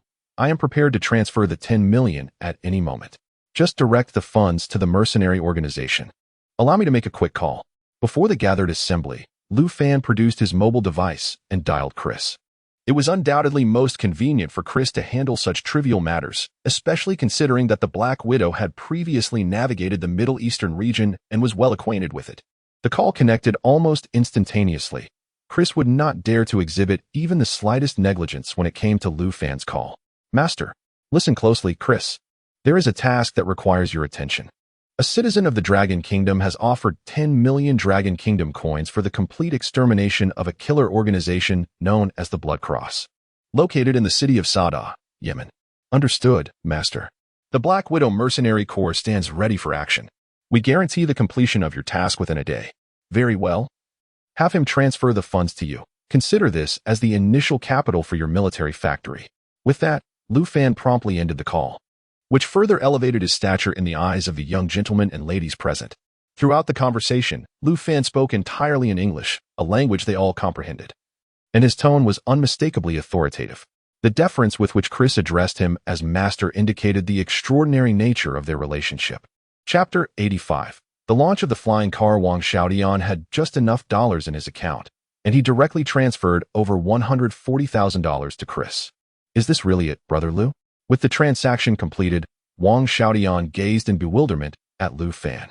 Rest assured, after they finish their task, you will receive photographs from the scene. No, Brother Liu, I'd rather not see those photos. How could I possibly doubt your words? Wang Xiaodian shuddered at the thought of viewing images of the deceased. Well then, the matter regarding the young master from Hong Kong is one you must handle yourself. I assure you, the assassin organization won't last beyond 2 days. From now on, Brother Liu, you are my true brother. Whenever you need assistance, just let me know. I, Wang Xiaodian, will always be at your service. This evening, Lu Fan saved his life and helped him through a crisis. The gratitude he felt was immense. However, Lu Fan's gaze shifted to the side, landing on Rong Qianqian. Qianqian, your surname is Rong. There is only one powerful family in the capital with that name. Who is the second in command to you? Brother Liu, you've already guessed my identity? How impressive. The second in command is my great-uncle. Haha, that aligns with my expectations. Speaking of which, I have a good rapport with the second in command. We've shared tea a few times. I didn't expect him to be your grandfather. The revelation left Yi Tianqing and his companions astonished, their jaws nearly dropping to the floor. While they indulged in frivolous pleasures, Lu Fan had already shared tea and conversation with a high-ranking official. Such a disparity was staggering. The hour was late, and Lu Fan suggested everyone should rest early. He embraced Mu Linglong and found a room for the night. The young masters and ladies were all night owls. It was barely 10 o'clock, far too early for sleep. However, feeling restless, they conferred and decided to head out for a race. In the room, after a refreshing bath, Lu Fan held Mu Linglong's slender waist, whispering sweet nothings. Her delicate face flushed crimson, her gaze sultry enough to draw water. They had soaked in the bathtub for an hour, and Lu Fan had certainly enjoyed himself. Soon, I will arrange for your second gene evolution. Awaken your mental powers sooner. I can hardly contain myself. Mu Linglong giggled, nestled in her lover's embrace. As they both felt a delightful tension. Let us rest early. Tomorrow we will attend the launch of the flying car. Old Lu and the others have worked hard for this moment. Flying cars had long ceased to astonish the world, yet they typically appeared only at technology expos. The unveiling of a flying car at a press conference piqued immense curiosity among the crowd. When Lu Fan and Mu Linglong arrived at the launch, the venue was already teeming with people. With the influence of the 4 prominent figures, their announcement drew countless spectators. When a flying car, devoid of propellers, ascended to the stage, the entire venue erupted in excitement. The vehicle not only lacked wheels and propellers but also soared through the air in utter silence. Countless journalists, influencers, and tech enthusiasts captured the moment as the advent of anti-gravity flight technology stunned everyone present. When the spokesperson announced that flying cars had entered mass production and were becoming part of everyday life, a wave of astonishment swept through the venue. The solid-state zirconium battery, combined with anti-gravity technology, enables a flight range exceeding 2,000 kilometers, sufficiently catering to the daily needs of the populace. Furthermore, these anti-gravity flying vehicles feature autonomous driving capabilities, eliminating the necessity for a driver's license. Anyone can operate them, even children. The speed of these flying cars is astonishing, reaching over 700 kilometers per hour, surpassing that of high-speed trains. As for the pricing, Lu Fan had previously conferred with 4 industry magnates, asserting that the goal was to revolutionize the existing automotive sector. Thus, the prices would remain reasonable. The base model is priced around $300,000, while the high-end version with extended range is priced at over $1 million. With such pricing, flying cars are poised to dominate the mid to high-end automobile market. After all, who would prefer the cumbersome four-wheeled vehicles when flying cars are available? Imagine 2 individuals going out for leisure, one zipping away in a flying car, while the other is still meandering along the road in a terrestrial vehicle. Surely, the latter would feel the pangs of envy. The impact of flying cars on the traditional automotive industry is inevitable. Lu Mingshan and the 4 magnates have been inundated with inquiries from various automotive leaders. While Lu Fan and Mu Linglong were exploring the exhibition hall, they encountered Yu Tianqing and his companions, who had just arrived after a night of revelry. "Brother Lu, are flying cars really about to flood the market?" Yu Tianqing's expression turned serious. He was no fool. He quickly recognized the implications for himself, given his ownership of numerous supercars. "Indeed, the era of universal flight is upon us, and you must prepare accordingly. You must have already considered this. Your sister-in-law's Aston Martin has hardly seen the light of day, Tianqing. You should sell it, regardless of the price. Just get it done swiftly." "Understood, Brother Lu," Tianqing replied. Lu Fan's words served as a reminder to keep pace with the tide of progress, lest one be left behind. With the advent of flying cars, all supercars would swiftly lose their luster, and luxury vehicles worth millions would become unsellable. The sales of flying cars are set to commence in a week's time, meaning these days represent the final opportunity. Once flying cars hit the market, the automotive industry would experience a seismic upheaval. During lunch, Lu Fan and Mu Linglong chose a charming Western restaurant for their meal. Although the cuisine was merely satisfactory, Lu Fan sought the ambience, wishing to atone for past debts to this enchanting woman in this lifetime. "Lu Fan, I've been thinking these past few days. Your hometown's back mountain is picturesque and alluring. Have you considered investing in the tourism industry? This could not only augment your income, but also stimulate the local economy, providing your parents with a sense of pride in the village," she suggested. Lu Fan smiled warmly at the goddess before him. Her thoughts were entirely reasonable. He now possessed an abundance of wealth yet had not contributed to his village. It was both a moral and emotional obligation he could not overlook. Linglong, are you aware of the adage that states, "A splendid garment does not return to its hometown, for the hometown will exhaust it all"? During my stay in Lajayakan these past few days, I have concealed every semblance of wealth, merely projecting an image of being a kept man to create an illusion of affluence. Despite our current harmonious relationship, akin to that of a family, it is inevitable that when immense interests are at stake, hostility will arise and enmity will ensue. Mu Linglong's thinking remains rather naive.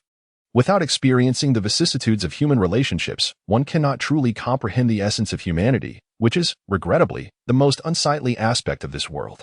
In his previous life, Lu Fan, upon attaining success, promptly invested in the tourism of his hometown, for it possessed mountains, rivers, and scenic beauty. Simply constructing a road to create a free tourist destination would instantly attract throngs of visitors, transforming Lajayakan into a coveted locale.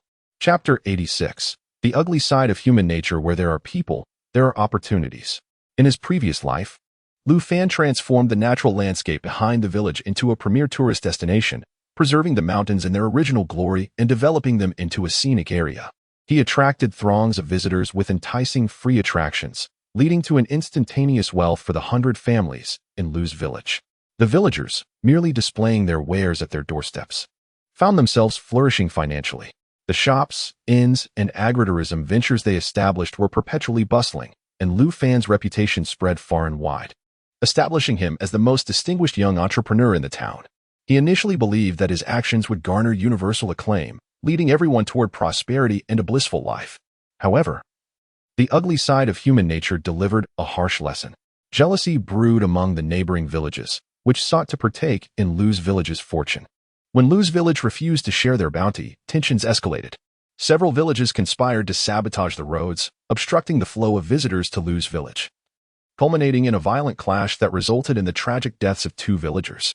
The gravity of the situation intensified with the loss of life, complicating matters further and deepening the animosity between Lu's village and the surrounding ones.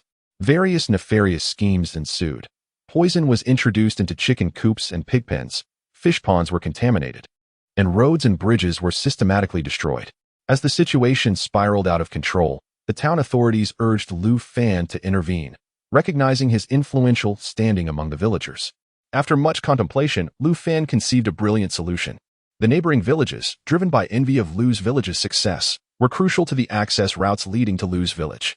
He invested significantly to help these 3 villages establish ecological farms, assisting them in cultivating and raising livestock, while simultaneously widening the roads to create greater commercial opportunities. Vendors began to line the pathways, and over time, a rustic food street emerged, just when Lu Fan naively believed that the turmoil was resolved. The insatiable greed and ugliness of human nature reared its head. Countless developers and investors descended upon the 4 villages, enticing the villagers to sell their properties and land. Faced with the prospect of immense profits, many succumbed to temptation.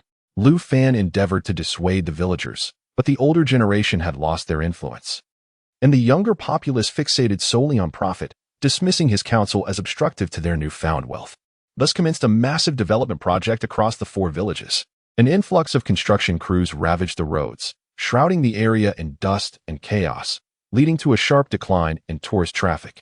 Although the villagers sold their land and homes for substantial sums, they found themselves increasingly burdened by dwindling profits from their stalls as visitor numbers plummeted. Developers reassured them that once the commercial district was completed, everything would improve, but the construction would take 6 months. When the commercial district was finally completed, visitor numbers did indeed rise significantly. However, a new policy from the developers left everyone in shock. Currently, the majority of the land and properties are in the hands of developers, and villagers who wish to set up stalls for selling their goods must pay a management fee. Naturally, the villagers are unwilling to comply. How can they tolerate being charged for occupying their own territory? The situation escalated, yet it proved futile for the developers. Having invested substantial sums in purchasing the land and properties, held the power in this matter. The villagers sought assistance from Lu Fan, but faced with such circumstances, he found himself powerless. Despite his earnest entreaties, no one heeded his advice, blinded by the prospect of immediate profit, failing to appreciate the long-term benefits of a steady income. What should have been a promising tourism revenue plan devolved into chaos. Frustrated, Lu Fan resolved to withdraw from the fray, leaving the villagers to their own devices. Although the commercial district constructed by the developers was complete, the opulent shopping area was merely designed to exploit customers, and as time passed, the reputation of the tourist site suffered greatly. Lu Fan had initially thought that distancing himself would absolve him of any involvement, yet he underestimated the cunning of the developers. During the road construction, he had appropriated a considerable amount of villagers' land, promising them opportunities to set up stalls as compensation for their losses.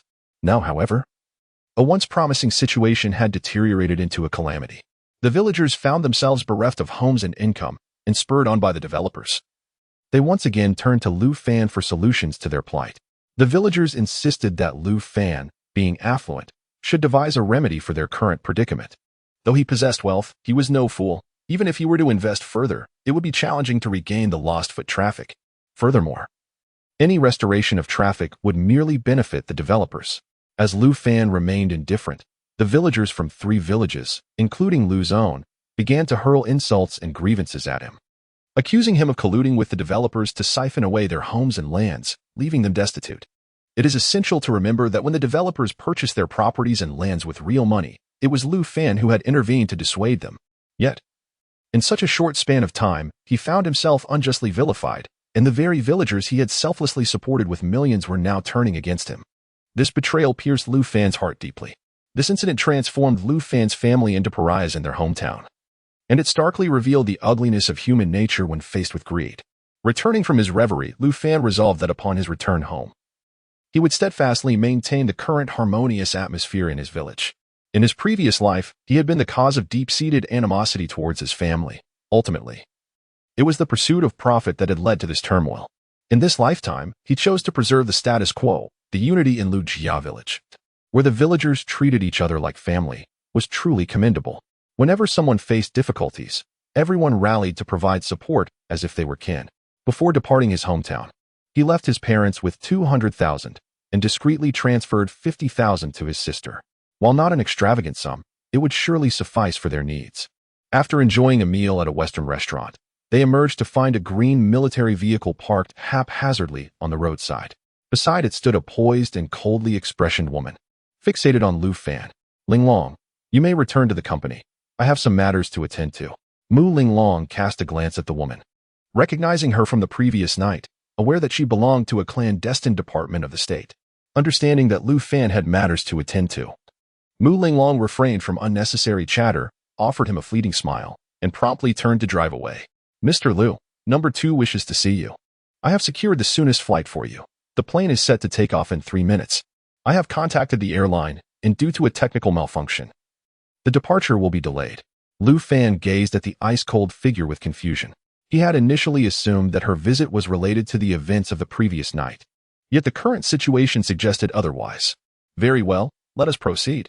Take me to the airport. Chapter 87. The fourth encounter at the airport in the bustling city. A plane was docked on the tarmac, filled with anxious passengers awaiting departure. However, the flight was delayed due to maintenance issues. A sleek vehicle approached the aircraft, and only after Lu Fan disembarked did the plane finally take off. To his astonishment, he discovered that the ticket booked for him by Bing Kwa was for first class. Even more surprising was the sight of a hat and mask-clad young woman staring blankly at him from within the cabin. Both of them froze in place upon realizing each other's presence. Given Lu Fan's extensive experiences and cultivated demeanor, there were few things that could shock him anymore. Yet, the bizarre occurrence of encountering the same person on multiple flights had surpassed his understanding. Qi Lingo could not possibly be tracking his whereabouts. He had made each flight decision on a whim. The fact that they had met in such strange succession 4 times was beyond comprehension. After a moment of astonishment, Lu Fan smiled and nodded at her, noticing that his seat was conveniently adjacent to hers. Mr. Lu, are you intentionally following me? Qi Linger asked playfully as he settled down. One could hardly blame her for speculating, as the coincidence of their encounters was indeed remarkable. If you say so, then perhaps. Lu Fan replied with a resigned smile, leaning back to feign sleep. Yet, Qi Lingo interrupted him. Mr. Lu, you could switch seats with my assistant and chat with me. It's a golden opportunity. Her gaze remained fixed on him, fueled by an intense curiosity. The charm of his smile and his calm demeanor, coupled with a hint of worldly wisdom in his eyes, was like a beacon in the darkness, irresistibly attracting her. Miss Qi, you must be aware that I have a girlfriend. It would be unwise to test a man's primal instincts. It's a game you cannot afford to play, Lu Fan retorted. Donning an eye mask and reclining on the plush seat, Qi Linger shot him a resentful glare in response. How dare you act coy while following me? You have no idea that I am an actress. Just then, a young man emerged from the restroom, and upon seeing him, Qi Lingo immediately feigned sleep by putting on her eye mask. The young man, with an air of arrogance, approached her, having noticed her disguise. Lingo, I've only been gone a few minutes. What are you pretending for? He swiftly pulled off her eye mask and mask, revealing her exquisite features. Realizing her ruse had failed, Qi Lingo could only muster a strained smile. Wan Xiao, the plane has taken off. You should return to your seat. Return to my seat? You. Get up and switch places with me. He barked, pointing menacingly at Qi Lingo's assistant, who trembled at the sudden confrontation. Casting a helpless glance at Qi Linger before reluctantly vacating her seat, the formidable heir, Wang Hanfei, whom even his own boss, Qi Linger, dares not offend, presents a challenge far beyond what a mere assistant could navigate. Qi Linger, have you given any thought to my proposal? Should you choose to be my woman? An endless stream of resources would be at your disposal. Who in this circle would dare disregard my influence? Wang Xiao, I already have someone I care for. I implore you, please refrain from pursuing me any further. Qi Lingo was acutely aware of the man's notorious reputation and his exceedingly twisted nature. Anyone who provoked him would suffer immensely. Previously, a girl she had known for years in the industry had fallen into depression after being involved with him. Nonsense. Any woman Wang Hanfei, take a liking to is untouchable. Qi Linger, spare me your excuses. You must appear in my room tonight. Otherwise, tomorrow, news of your career demise will spread like wildfire across the internet. Wan Xiao's words sent a jolt of fear through Qi Linger. her eyes reflecting a glimmer of despair as she cast a fleeting glance at the man next door, Lu Fan, hoping he would rise to her defense. Yet, Lu Fan lay there as if in a deep slumber, utterly unresponsive. Wang Xiao, growing impatient, reached out to pull Qi Lingo closer. In a moment of panic, she dashed to Lu Fan, sitting squarely on his lap. Wang Xiao, this is Lu Fan, the man I adore. You are a scion of a wealthy family. Surely you wouldn't stoop to such underhanded tactics? You're delusional. You think I could be swayed by some random man? Dream on. The sight of his chosen woman perched on another man's lap ignited a fury within Wang Xiao. Yet, the ensuing scene only served to stoke the flames of his wrath further when Qi Lingo wrapped her arms around Lu Fan's neck, kissing him directly on the lips.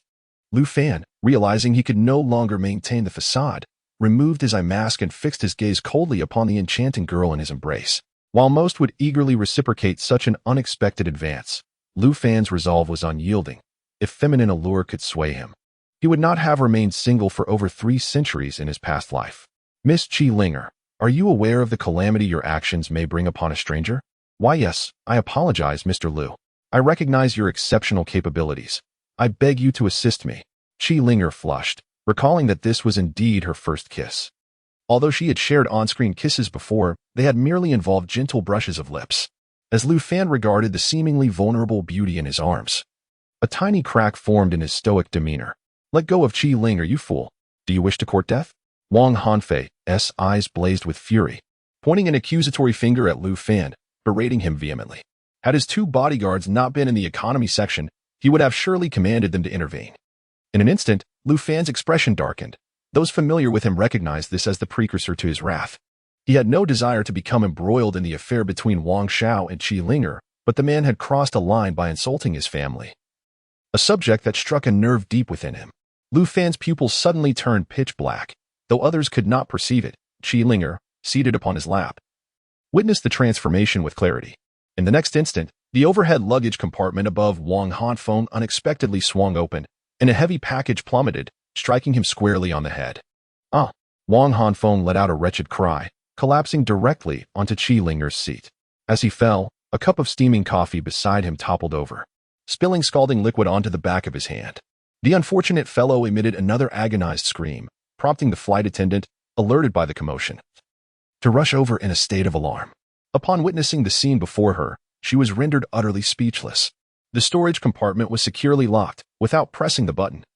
It was entirely impossible for it to open, rendering the incident inexplicably bizarre. Chapter 88. The eerie incident on the plane. As the flight attendant bent down to greet Wang Hanfeng, her name tag unexpectedly fell off and tumbled into the coffee holder. The pin on the tag twisted and detached, flying into the sofa. At that moment, the flight attendant obstructed all lines of sight, and the surrounding passengers remained oblivious to this bizarre occurrence. After a lengthy attempt to soothe him, and seeing that Wang Hanfeng was not gravely injured, the flight attendant applied some ointment to his hand before apologizing and taking her leave. Wang Hanfeng cursed under his breath, shaking his arm. His entire right hand was scorched red, and the pain ignited his anger. Just as he prepared to confront the couple responsible, a sudden, sharp pain shot through his back, akin to a needle piercing him, sending waves of agony throughout his body. Ah! Wang Hanfeng's face turned pale, his eyes widening to an unprecedented degree, letting out a ghastly scream that was almost inhuman. He felt something stabbing into his flesh and drilling into his bones, the torment reminiscent of having his marrow extracted. Unable to bear the pain, he collapsed to the floor, writhing in anguish, leaving some first-class passengers utterly stunned by the spectacle. The commotion drew the attention of 2 flight attendants, who rushed over, equally bewildered by the scene before them. Could he be suffering from some illness? One suggested, hurriedly asking if there were any doctors on board to assist. One flight attendant nervously comforted the fallen Wang Hanfeng, while the other hurried to make an announcement. Lu Fan's eyes returned to normal, his expression once again serene, the entire episode unfolding before Qi Linger. They were in a rather intimate position, with Qi Linger seated sideways on his lap, her delicate form leaning against him, her beautiful eyes fixed intently on his handsome visage, her exquisite cherry lips slightly parted in disbelief. Miss Qi Linger, how long do you intend to remain seated there? If you truly lack male company, feel free to call me tonight. I wouldn't mind indulging in a fleeting romance with a beautiful star. You scoundrel, what nonsense are you spouting? Qi Ling's cheeks flushed crimson as she shyly stood and returned to her seat. her mind racing to connect the strange events she had just witnessed with Wang Hanfeng's current state. Wang Hanfeng had cursed him, and then he had become furious. With those peculiar eyes of his, Wang Hanfeng's pain intensified, resembling possession. The more Qilinger contemplated, the more convinced she became that reality was aligning with her suspicions, her curiosity about Lu Fan's mysterious aura deepening. Indeed, there were 2 doctors on the plane, specialists in hematology and orthopedics, en route to a hospital in the capital for further training. They examined Wang Hanfeng on the floor of first class, but could not ascertain the cause of his distress. However, as seasoned professionals, they offered their insights. Based on the severe pain in the patient's cervical spine, it could potentially be arthritis or a bone tumor, possibly even an early symptom of bone cancer. Generally, such conditions would ease after a while. I recommend that you seek a comprehensive examination at a hospital as soon as you disembark. Get lost. I'll check your mother. At merely 20-something years of age, you dare to curse me with cancer? Surely, your medical qualification must have been purchased. How dare you? Wang Hanfeng, sprawled on the ground, had endured the excruciating phase of his pain, and while it still ached, it was no longer as unbearable as before. To his astonishment, upon rising, he immediately directed a tirade of insults at the doctor who had examined him. The 2 physicians, taken aback by the verbal onslaught, soon felt a surge of indignation. Here we are, selflessly offering our services for free, and instead of gratitude, we are met with such disgraceful behavior. How utterly ungrateful. Indeed, we owe you nothing, nor have we demanded any fees for your examination. Those who wish to be treated may seek our assistance. What nonsense is this? With their countenance darkened by fury, the 2 doctors departed in dismay. Nearby, 2 flight attendants promptly expressed their gratitude to the physicians, while the young man remained unappreciative. Yet, the flight attendants understood the situation. The doctors owed him nothing, and providing care was an act of kindness. His harsh words were an utter disgrace. Wang Hanfeng, having regained his footing, noticed Qilinger swiftly retreating to a seat further inside the cabin, while he plopped down in the aisle seat. His mind was preoccupied with the doctor's earlier remarks, leaving no room for interaction with Qilinger. As 2 hours passed swiftly, the airplane landed at the capital's airport. Wang Hanfeng, pale and weary, slowly rose from his seat. Those 2 hours had felt like an inferno to him, as if a needle were embedded within his bones, causing him to wail in agony. In truth, a needle had indeed been inserted, a consequence of his indiscreet words. Lu Fan's medical expertise, particularly his knowledge of acupuncture points, had led to this seemingly innocuous needle being capable of inflicting immense suffering without threatening his life. The needle, lodged in a particularly awkward vertebral space, necessitated surgical intervention for removal. However, this location was intricately linked to numerous lumbar nerves, and any mishap could result in paralysis of the lower body. Even under the skilled hands of a proficient surgeon, extracting it would likely cause damage to the vertebra, leaving him in agony for months. Following the crowd off the plane, Lu Fan spotted a red flag sedan and a group of medical personnel carrying a stretcher parked a short distance away. Qilinger, after giving her assistant a quick directive, clutched a small bag tightly and trailed closely behind Lu Fan. Wang Hanfeng, supported by his 2 bodyguards, emerged from the aircraft, each movement sending stabbing pain through his bones. Just as he exited, he caught sight of Lu Fan entering the red flag car, with Qilinger audaciously squeezing in alongside him. Frozen at the aircraft's exit, Wang Hanfeng suddenly felt a chill of dread wash over him as he clearly noted the car's crimson license plate, marked with the digits 00002. No one understood the implications of such a plate better than those in the capital S elite circles. The 5-2s signified that vehicle belonged to. Wang Hanfeng murmured in trepidation, his mind flooded with the visage of the young man. Qilinger, what are your intentions? Gazing at Qilinger seated beside him, Lu Fan maintained a composed demeanor as she forcefully squeezed into the car, once again settling herself upon his lap. I implore you, just a moment. I am willing to pay any price. Qilinger beseeched Lu Fan, her hands clasped in desperation. A veil of tears glistened in her enchanting eyes, and combined with her exquisite beauty, it would surely stir the heart of even the most stoic sage. Brother, drive on. After a brief hesitation, Lu Fan nonchalantly closed the car door and addressed the soldier at the helm. Yes, Mr. Lu. For Lu Fan, an ancient being of over 3 centuries, it was evident that Qilinger was employing a feeble ploy of deception. This vehicle was the official conveyance of the second in command, and anyone with a modicum of understanding in the capital would recognize it. By entering the car before the young gentleman moments ago, she was signaling to the outside world. Wang Hanfei had witnessed Qi Linger perched on Lu Fan's lap, and with the car door now shut, he would think twice before harboring any intentions towards her in the future. Chapter 89. I am not a good person, thank you, Lu Fan, Qi Linger exclaimed. Her cheeks flushed as she glanced at Lu Fan. Her posture was quite awkward.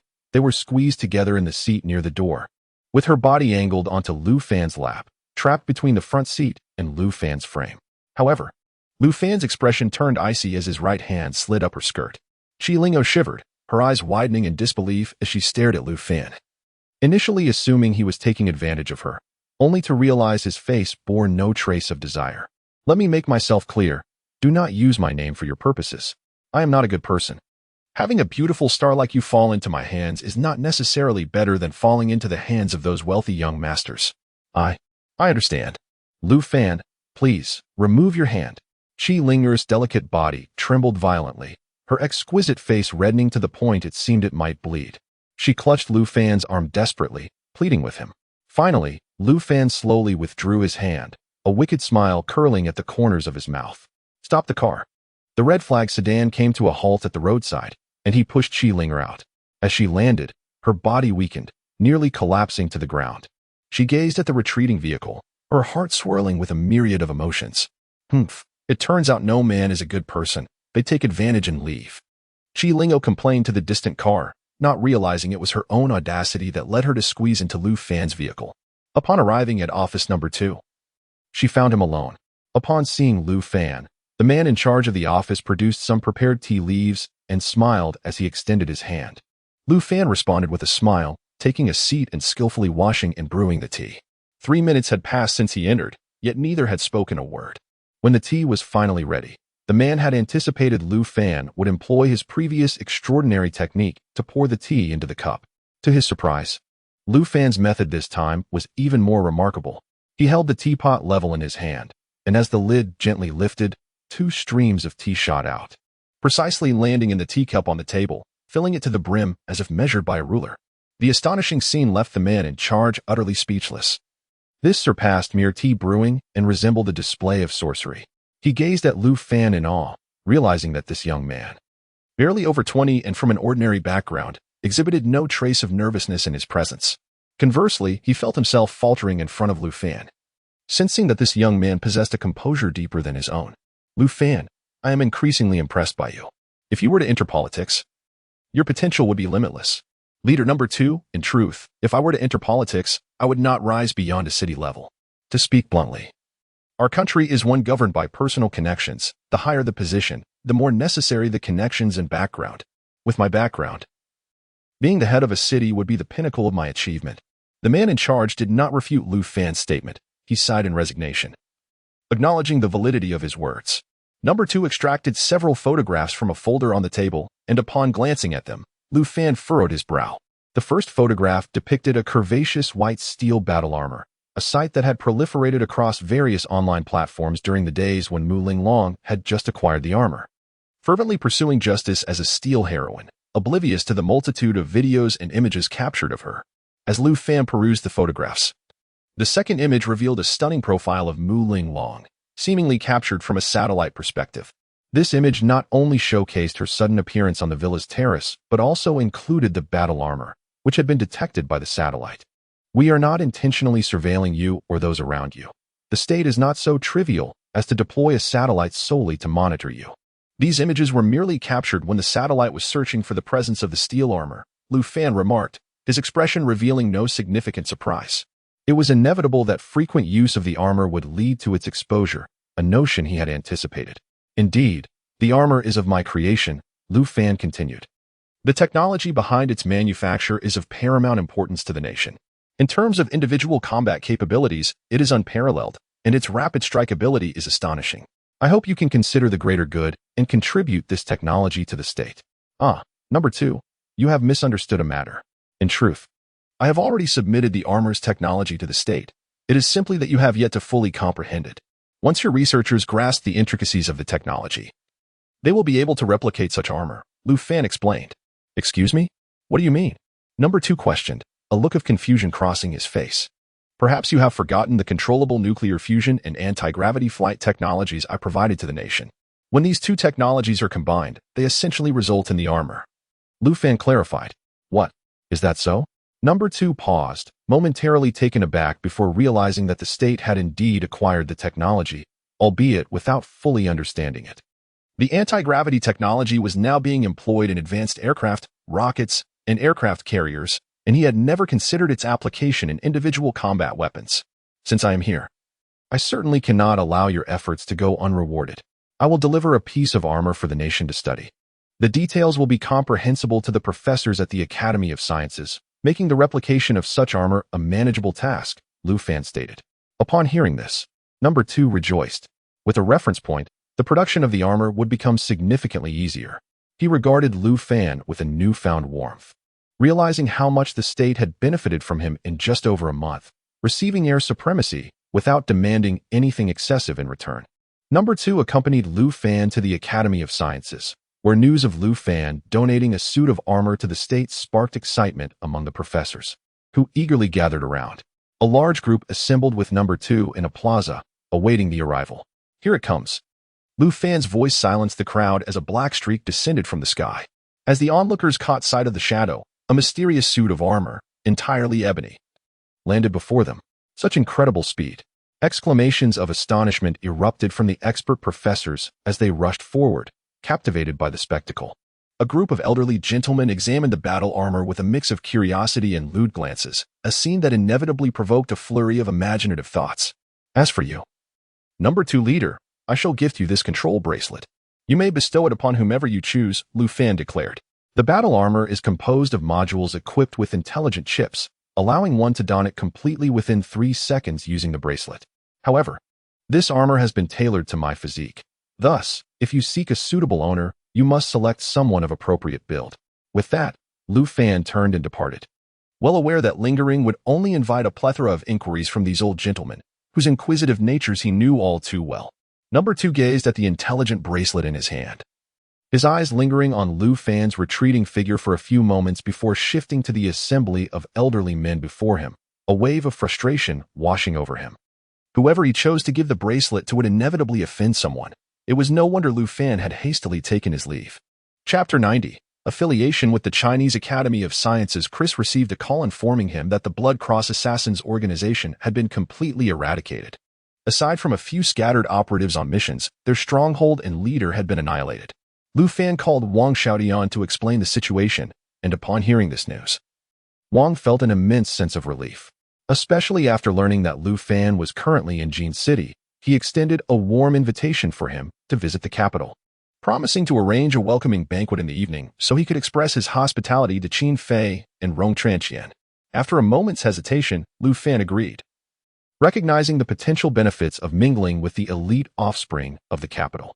In life, one never knows who might be useful in the future. Given his life experiences, he had long since learned to avoid the folly of looking down on others. He was once the epitome of this lesson, before being chosen as the son of destiny. He was scorned and overlooked by everyone.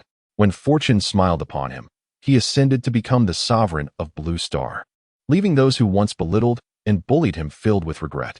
Seated in his office, Lu Fan enjoyed tea with Gu Song from the machinery factory while reviewing recent accounts. Almost all his funds had been funneled into this factory, and the procurement of precious metal materials had become an insatiable abyss. With only 20 million remaining in his account, the 15 billion from Lu Mingshan's zirconium battery venture had dwindled to this amount. Mr. Lu, your procurement list is becoming increasingly obscure, with items that are ever more costly. Not only have I reached the limits of our finances, but some of our purchases have also crossed national red lines, drawing the attention of several relevant departments. If this continues, I fear an investigation may ensue, and your secrets, Gu Song said, wearing a bitter smile as he looked at Lu Fan. He was understandably apprehensive about his position, fearing that he might one day find himself ensnared. Lu Fan's expression remained calm as he lightly tapped his fingers on the table. He understood that being in Long Country would inevitably attract national scrutiny, a possibility he had anticipated. Continue with the procurements as per the list. Financial matters are trivial. I will have Si Yudong transfer over 20 billion from the account. As for your concerns, I see them as inconsequential. Allow me to make a call. Lu Fan took out his phone and contacted Number 2, explaining the current situation. After a brief silence, number 2 devised an excellent solution. Lu Fan. Transfer the ownership of your factory to the Chinese Academy of Sciences. From now on, all procurements should be conducted under the Academy's name, while your operations remain independent. This way, you will encounter far fewer complications in the future.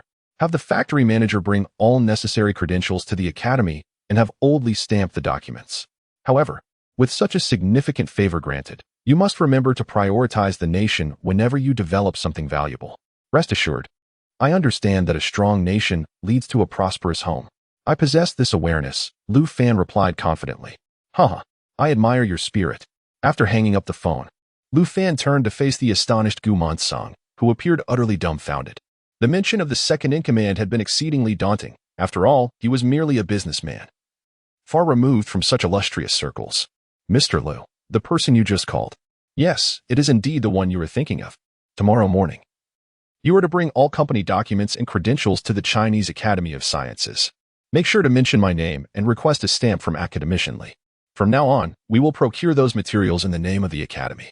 Should anyone dare to defy us, contact me directly, and I will have the second-in-command dispatch forces to apprehend them. Yes, rest assured, Mr. Lu, I, Gu, will ensure the task is accomplished. Gu Monsong's face flushed with excitement. He, a mere factory director, had suddenly transformed into the procurement manager for the National Academy of Sciences. Though only nominally, it was a title he could boast about for a lifetime. As Lu Fan exited Gu Monsong's office, he immediately proceeded to the interior of the machinery plant. The factory had now adopted a fully enclosed model, inhabited solely by robots, with not a single human in sight. Even Gu Monsong, the chief procurement officer, was barred from entering. Within the factory, the second spacecraft was already halfway completed. In the future, the transportation of materials between Venus and Blue Star would rely on these cargo vessels. While Venus was abundant in resources, many materials were still lacking and had to be transported from Blue Star. He intended to procure these items from Chris, who navigated the underworld where anything could be acquired for the right price. His role was to establish a solid foundation for Chris, while the Black Widow Mercenary Corps would naturally fulfill all designated tasks. Upon reaching the warehouse area, he found the vast space filled to the brim with black boxes, each containing three-dimensional waveband satellites, an estimated several thousand in total. Xiaoyu, all these satellites must be launched tonight. I want to achieve signal coverage for the entire Milky Way galaxy. Understood, Master. Covering the entire galaxy will require approximately 3 billion satellites. And we can only initiate this plan once the Venus base is fully established. What is the status on Venus? The spacecraft has successfully arrived on Venus, and the Pioneer robot team has been deployed. Construction of the base is currently underway. Before Lu Fan, a three-dimensional holographic projection materialized, showcasing the current state of Venus. A vast base was taking shape amidst the mountains, with intelligent machinery tirelessly extracting resources. The harvested materials were being processed and classified into various rare metals. These metals were then utilized by robots to create high-precision lathes, which in turn produced more intelligent mining robots, allowing the base to expand rapidly in a snowball effect, radiating outward towards surrounding planets. This was Lu Fan's grand design. According to this plan, within a year, he would usher in an era of interstellar navigation, officially stepping into the cosmos. In merely 3 years, he envisioned his influence enveloping the entire Milky Way. By that time, the galaxy would become his private garden. With all resources at his disposal, his true leverage against advanced civilizations. Having attended to all affairs, Lu Fan donned his battle armor and soared towards the capital. Wang Xiaodian and his companions had arrived in the capital ahead of him, meticulously arranging a welcome banquet for Lu Fan, utilizing every connection within their social circles. Moreover, Qin Fei and Rong Tranxian summoned numerous socialites from the capital to grace the occasion, bestowing ample honor upon Lu Fan. Unbeknownst to Lu Fan, or perhaps indifferent even if he were aware, he had encountered countless spectacles in his past life.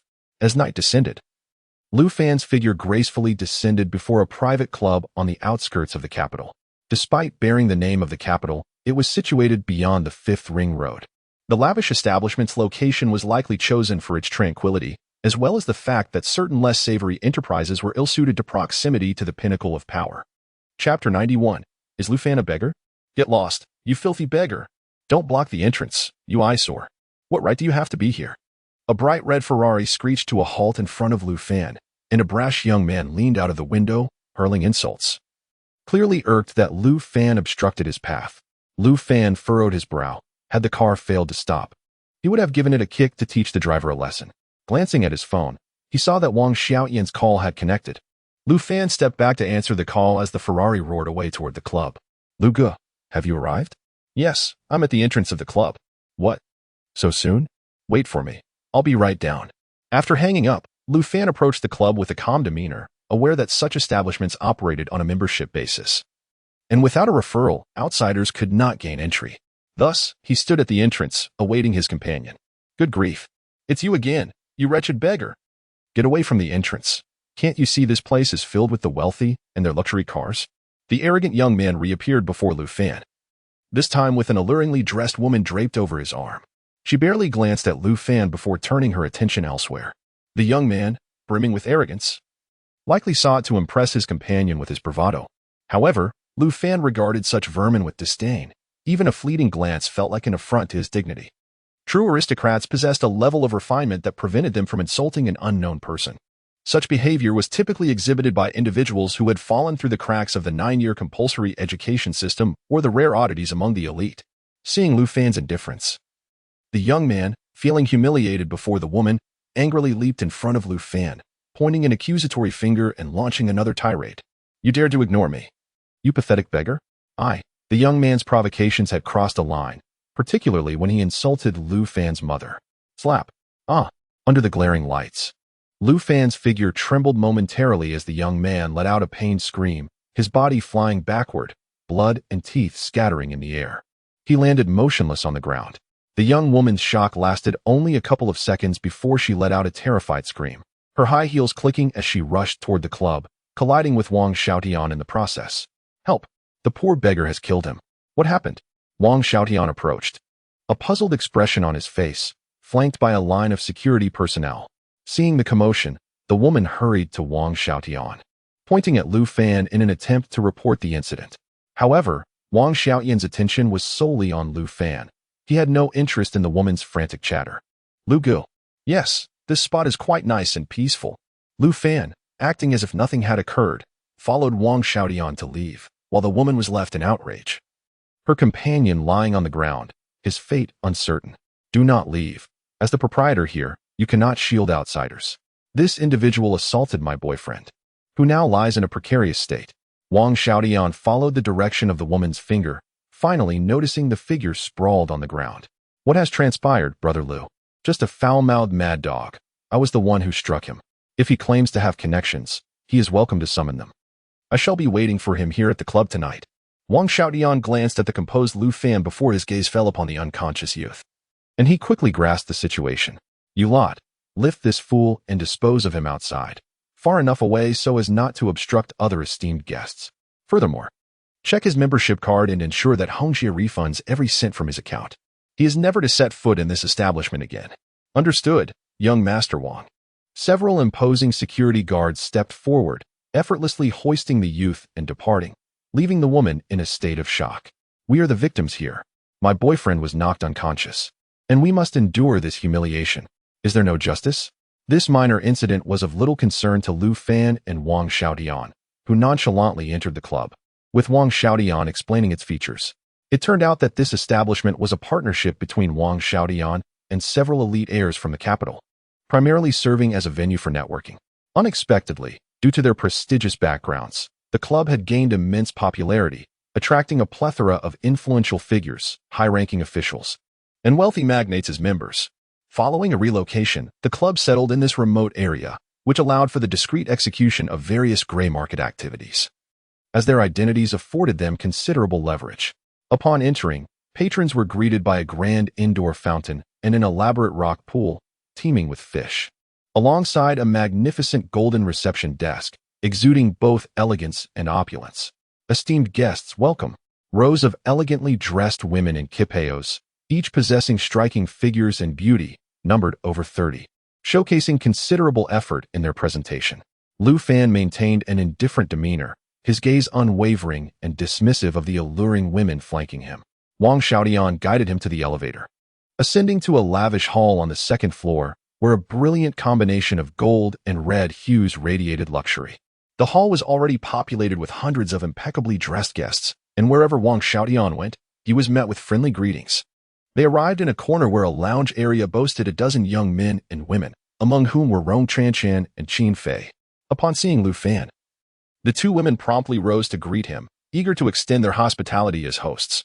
Brothers and sisters, allow me to introduce tonight's main guest, Lu Fan, who is also my elder brother during this journey in the Magic City. Henceforth, Brother Lu will be my true brother. Wang Xiaotian grasped Lu Fan's hand, his expression solemn as he made the introduction. His words left the gathered individuals momentarily stunned. Wang Xiaotian's family background was extraordinary, placing him among the elite circle of the capital's young aristocrats. His grand introduction of Lu Fan underscored the significance of this individual in his esteem. On the sofa, everyone scrutinized Lu Fan with keen interest. His demeanor was calm, and he perpetually wore a smile that invited closeness. An ethereal quality surrounded him, and his eyes, filled with a profound weariness, seemed to see through the transient nature of the world, creating an extraordinary aura about him. Hello, Brother Lu. I am Rong Jingjun. And the second one is my grandfather. To the astonishment of the younger crowd, even the most distinguished among them, a member of the princely class, rose respectfully to extend his hand to Lu Fan. A faint smile graced Lu Fan's face. This individual was presumably the cousin of Rong Chanshan. I just returned from visiting your grandfather this afternoon. I was summoned to Beijing by him. We should take the time to get to know each other better. As their hands clasped, Lu Fan's words startled the young gentlemen and ladies on the sofa.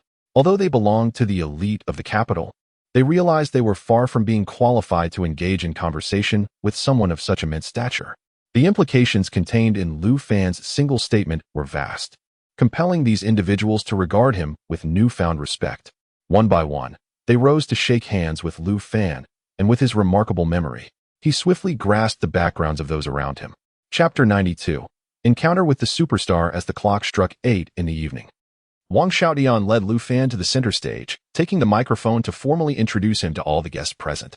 Lu Fan, with an expression of indifference, gazed down at the audience, where many familiar faces from the screen could be seen. Among them was the stunning beauty Qi Linger, who looked utterly astonished, having just met him earlier that afternoon. At the rear of the crowd stood a young man who seemed somewhat evasive, unwilling to expose himself to Lu Fan's gaze. This individual was Wang Hanfeng, who had offended Lu Fan on the plane and subsequently faced his retribution. Remarkably, he endured the pain of a thorn lodged in his side to attend the gathering, showcasing a rather bold character. Upon descending from the stage, Lu Fan was besieged by numerous guests eager to offer him toasts. He displayed no airs, readily clinking glasses and drinking, and by the time he reached the sofa area, he had consumed over 30 glasses of red wine.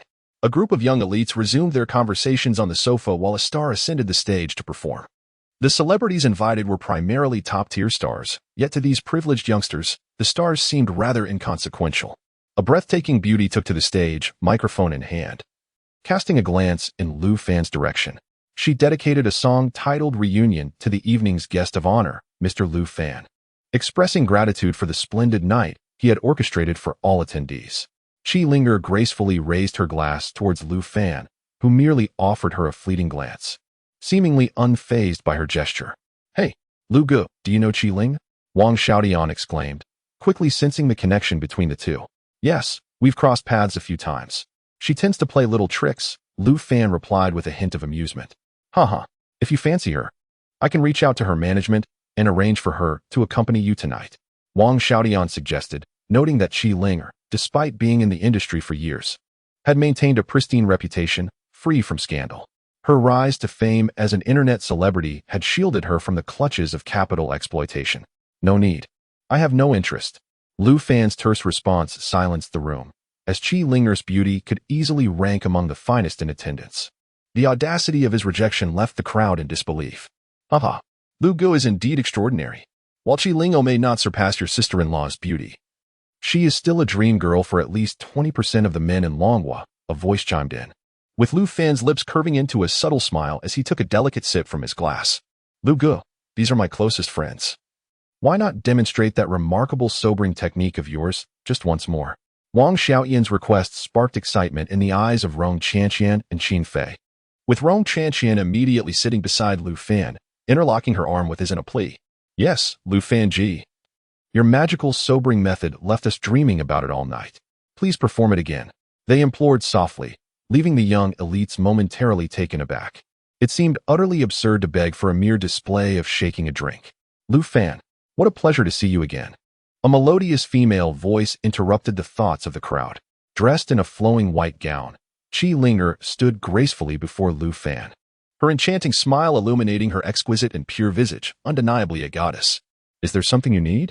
Lu Fan's expression remained indifferent as he slowly raised his gaze, devoid of any discernible emotion. Chi Linger momentarily paused, but quickly regained her smile, turning to face Wang Xiaodian. Young Master Wang, may I sit here? Miss Chi, are you quite familiar with my brother Lu? Of course, we fortuitously crossed paths 4 times on the flight, and this afternoon he graciously assisted me. I specifically came to express my gratitude. Wang Xiaodian, somewhat perplexed, nevertheless recognized the advantage of beauty and vacated his seat to sit opposite her. Thank you, young Master Wang. Chi Linger settled beside Lu Fan, leaning in closely, the alluring fragrance of her perfume mingling with her natural scent wafting into Lu Fan's nostrils. A scent potent enough to stir desire in men. You all may continue. I shall merely observe from the side, Lu Fan remarked, ignoring her presence. He glanced at the cup before him, then at the numerous pairs of eyes fixed upon him from the sofa. A smile curling at his lips as an idea took shape. If you wish to witness some techniques for sobering up, I shall perform a unique skill today. Given the crowd. However, I will need a bottle of aged red wine and a large wine glass. Upon hearing Lu Fan's willingness to perform, Wang Xiaoyan's face lit up with excitement as he quickly took out his phone to relay a few instructions. Within a minute, a voluptuous and captivating woman approached with a tray, her graceful demeanor captivating all eyes. Her fair skin and alluring figure, complemented by her features, exuded an air of seduction. Younger Master Wang, I brought a bottle of 82 Lafite, she announced with a smile. Haraha. Sister Hong, this is Lu Fan, my brother Lu. Please arrange for him to have a diamond membership. All his future expenses will be charged to my account. Sister Hong's eyes sparkled at this, and she extended her delicate, porcelain-like hand towards Lu Fan. Mr. Lu, a pleasure to meet you.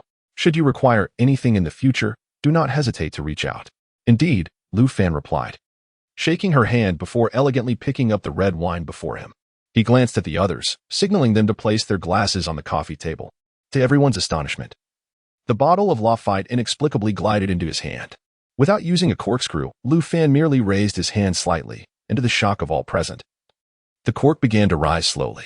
With a pop, the cork flew off and landed on the table. Rong Jingjun, startled, rushed forward to catch it, yet found no mechanism to explain the phenomenon. Lu Fan inhaled the rich aroma of the wine from the bottle, the exquisite fragrance of the 82 Lafite wafting through the air. Undeniably an exceptional vintage. The crimson liquid cascaded into the vast glass chalice as Lu Fan gently cradled the cup, swaying it with a graceful motion. A serene smile adorned his face, exuding an aura of comfort akin to a gentle spring breeze. His movements grew increasingly swift, yet retained an elegance that was captivating. There exists a myriad of methods for aerating wine, yet the essence ultimately lies within the 5 fundamental actions: shake, sway, rock, jolt, and quiver. All the elaborate rituals of wine aeration are rooted in these 5 principles. The allure of intricate wine aeration techniques captivates many as the graceful display elevates one's spirits, rendering the experience of savoring the wine all the more delightful and effortless. Chapter 93. The reappearance of divine skill. A colossal glass trembled in Lu Fan's grasp, the liquid within transforming into countless droplets, cascading like raindrops upon its surface. The vibrations of the liquid emitted a resonant hum, oscillating at a frequency that penetrated the very essence of the human soul.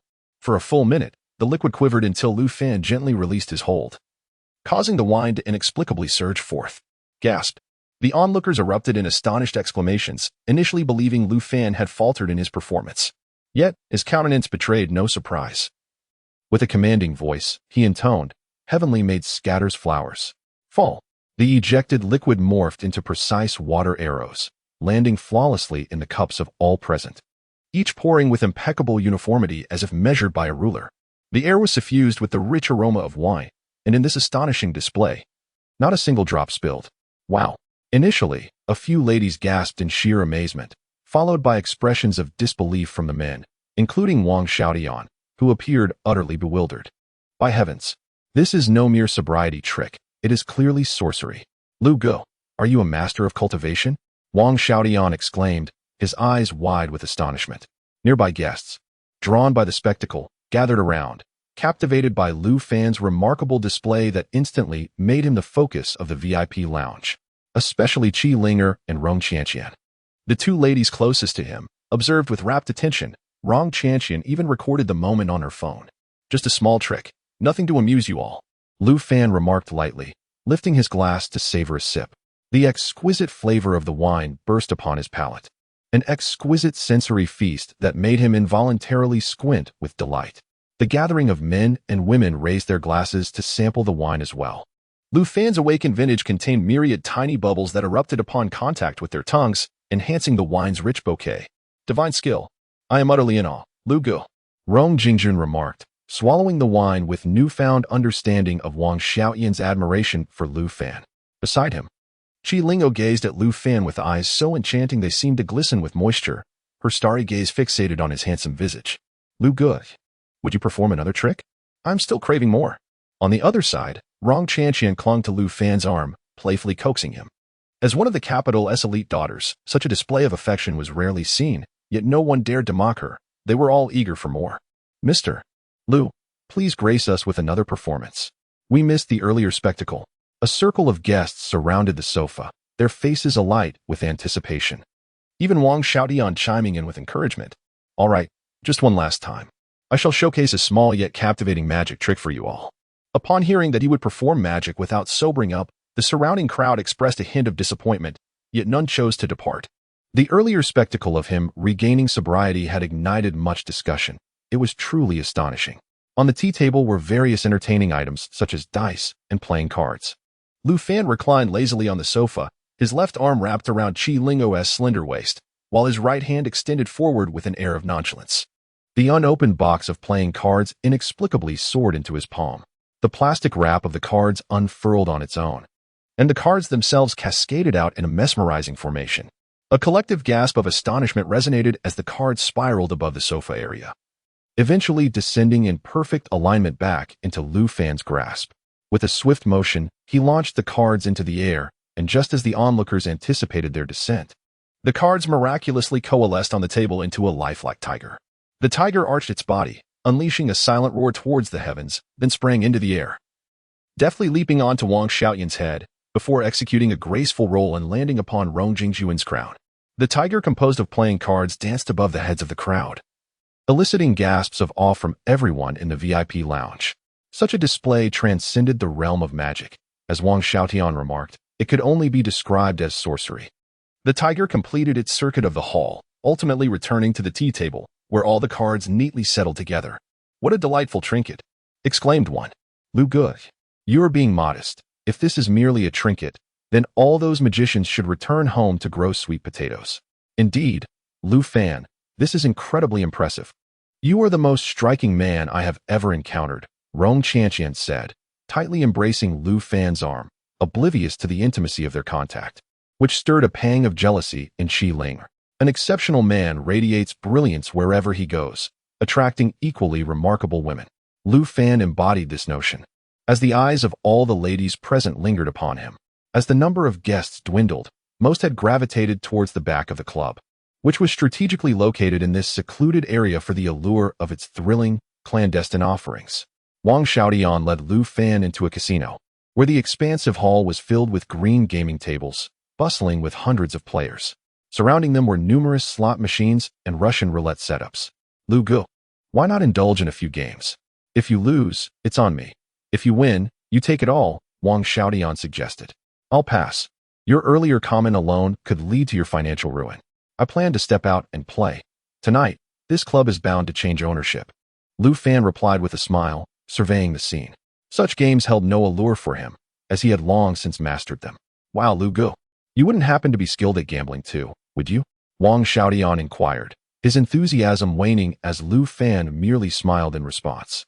Lu Fan, why not take us for a spin? These games aren't our forte. Every time I've played, I ended up losing all my pocket money, a girl chimed in. Rong Qianqian clung to Lu Fan's arm without letting go, while on the other side, Chi Linger mirrored her actions, wrapping her arm around his other limb. Chi Linger's intention was to leverage this closeness, sending a signal to the young gentleman of the capital leading them to believe that her relationship with Lu Fan was profound. After all, even Wang Hanfei, who had persistently pursued her, dared not encroach upon them. I have little interest in gambling. However, since you have initiated the conversation, it would be impolite to disregard your words. Chanqian, please exchange for 10,000 in chips. I shall assist you in winning some pocket money. Rong Chanqian's eyes sparkled with excitement as she promptly summoned a waiter, took out her phone, and exchanged for 10,000 in chips. Not to be outdone. Qi Linger similarly exchanged for 10,000 chips. Lu Fan then led the two of them to a Russian roulette table, followed closely by Wang Xiaodian and Rong Jingjun. Lu Fan, dear brother, you surely do not intend to play this, do you? It is reputedly the least enjoyable game in this establishment. Chapter 94. This is unscientific. With a mysterious smile, Lu Fan confidently proclaimed that any number he pressed would undoubtedly be a winning choice. Rong Chanqian, trusting his words, placed her 10,000 chips on number 9, while Qi Linger, with a glint of mischief in her eyes, followed suit. Brother Lu, this game cannot be rigged. How can you be so certain that number 9 will win? Perhaps luck is on our side. Lu Fan replied nonchalantly, gesturing for Rong Chanqian to release the small ball. Me? Throw it? Rong Chanqian asked, seeking confirmation from Lu Fan once more before cautiously tossing the ball. The colossal roulette wheel spun rapidly, the ball dancing like a sprite among the numbers. 9. 9. Rong Chanqian exclaimed excitedly as the wheel slowed, the ball inching closer to number 9, ultimately coming to an uncanny halt right on the spot. Wow, this is unscientific. Wang Xiaodian gasped in astonishment, a sudden realization hitting him hard. If Lu Fan could control the numbers at will, he could indeed win the entire establishment. Hooray! I've won. I demand my payout, Wang Xiaodian. Wang Xiaodian signaled the staff for her winnings. With a 37-fold payout, it wasn't a vast sum. Yet Lu Fan's restraint in not asking her to exchange $1 million saved the establishment from potential ruin that night. Brother Lu Fan. Rong Chanqian clung to his arm, shaking it once more, while Qi Lingo, her face flushed with excitement, embraced his other arm. Stop.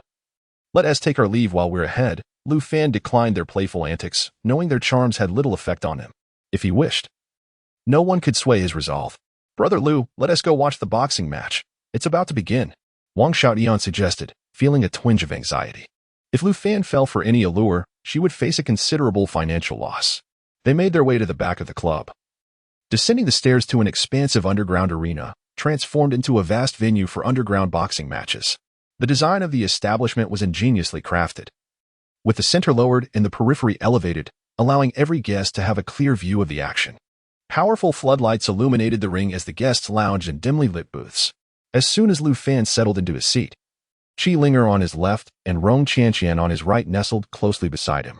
While he bore no ill intentions towards the two, he felt the need to caution Qi Lingo about her excessive jealousy. His heart belonged solely to Mu Linglong. The allure of passion between men and women held little sway over him, having endured much in his past life. He found a deeper desire in the profound connection with Mu Linglong. In a society governed by law such as the Dragon Kingdom, the existence of such an underground boxing arena was unsurprising in its popularity. For the wealthy youth seeking thrills, the visceral experience of raw combat, with blood spilled in the ring, was a potent stimulant for their hormones, particularly as fatalities often occurred in these underground bouts where no rules applied. Any means could be employed once one stepped onto the stage.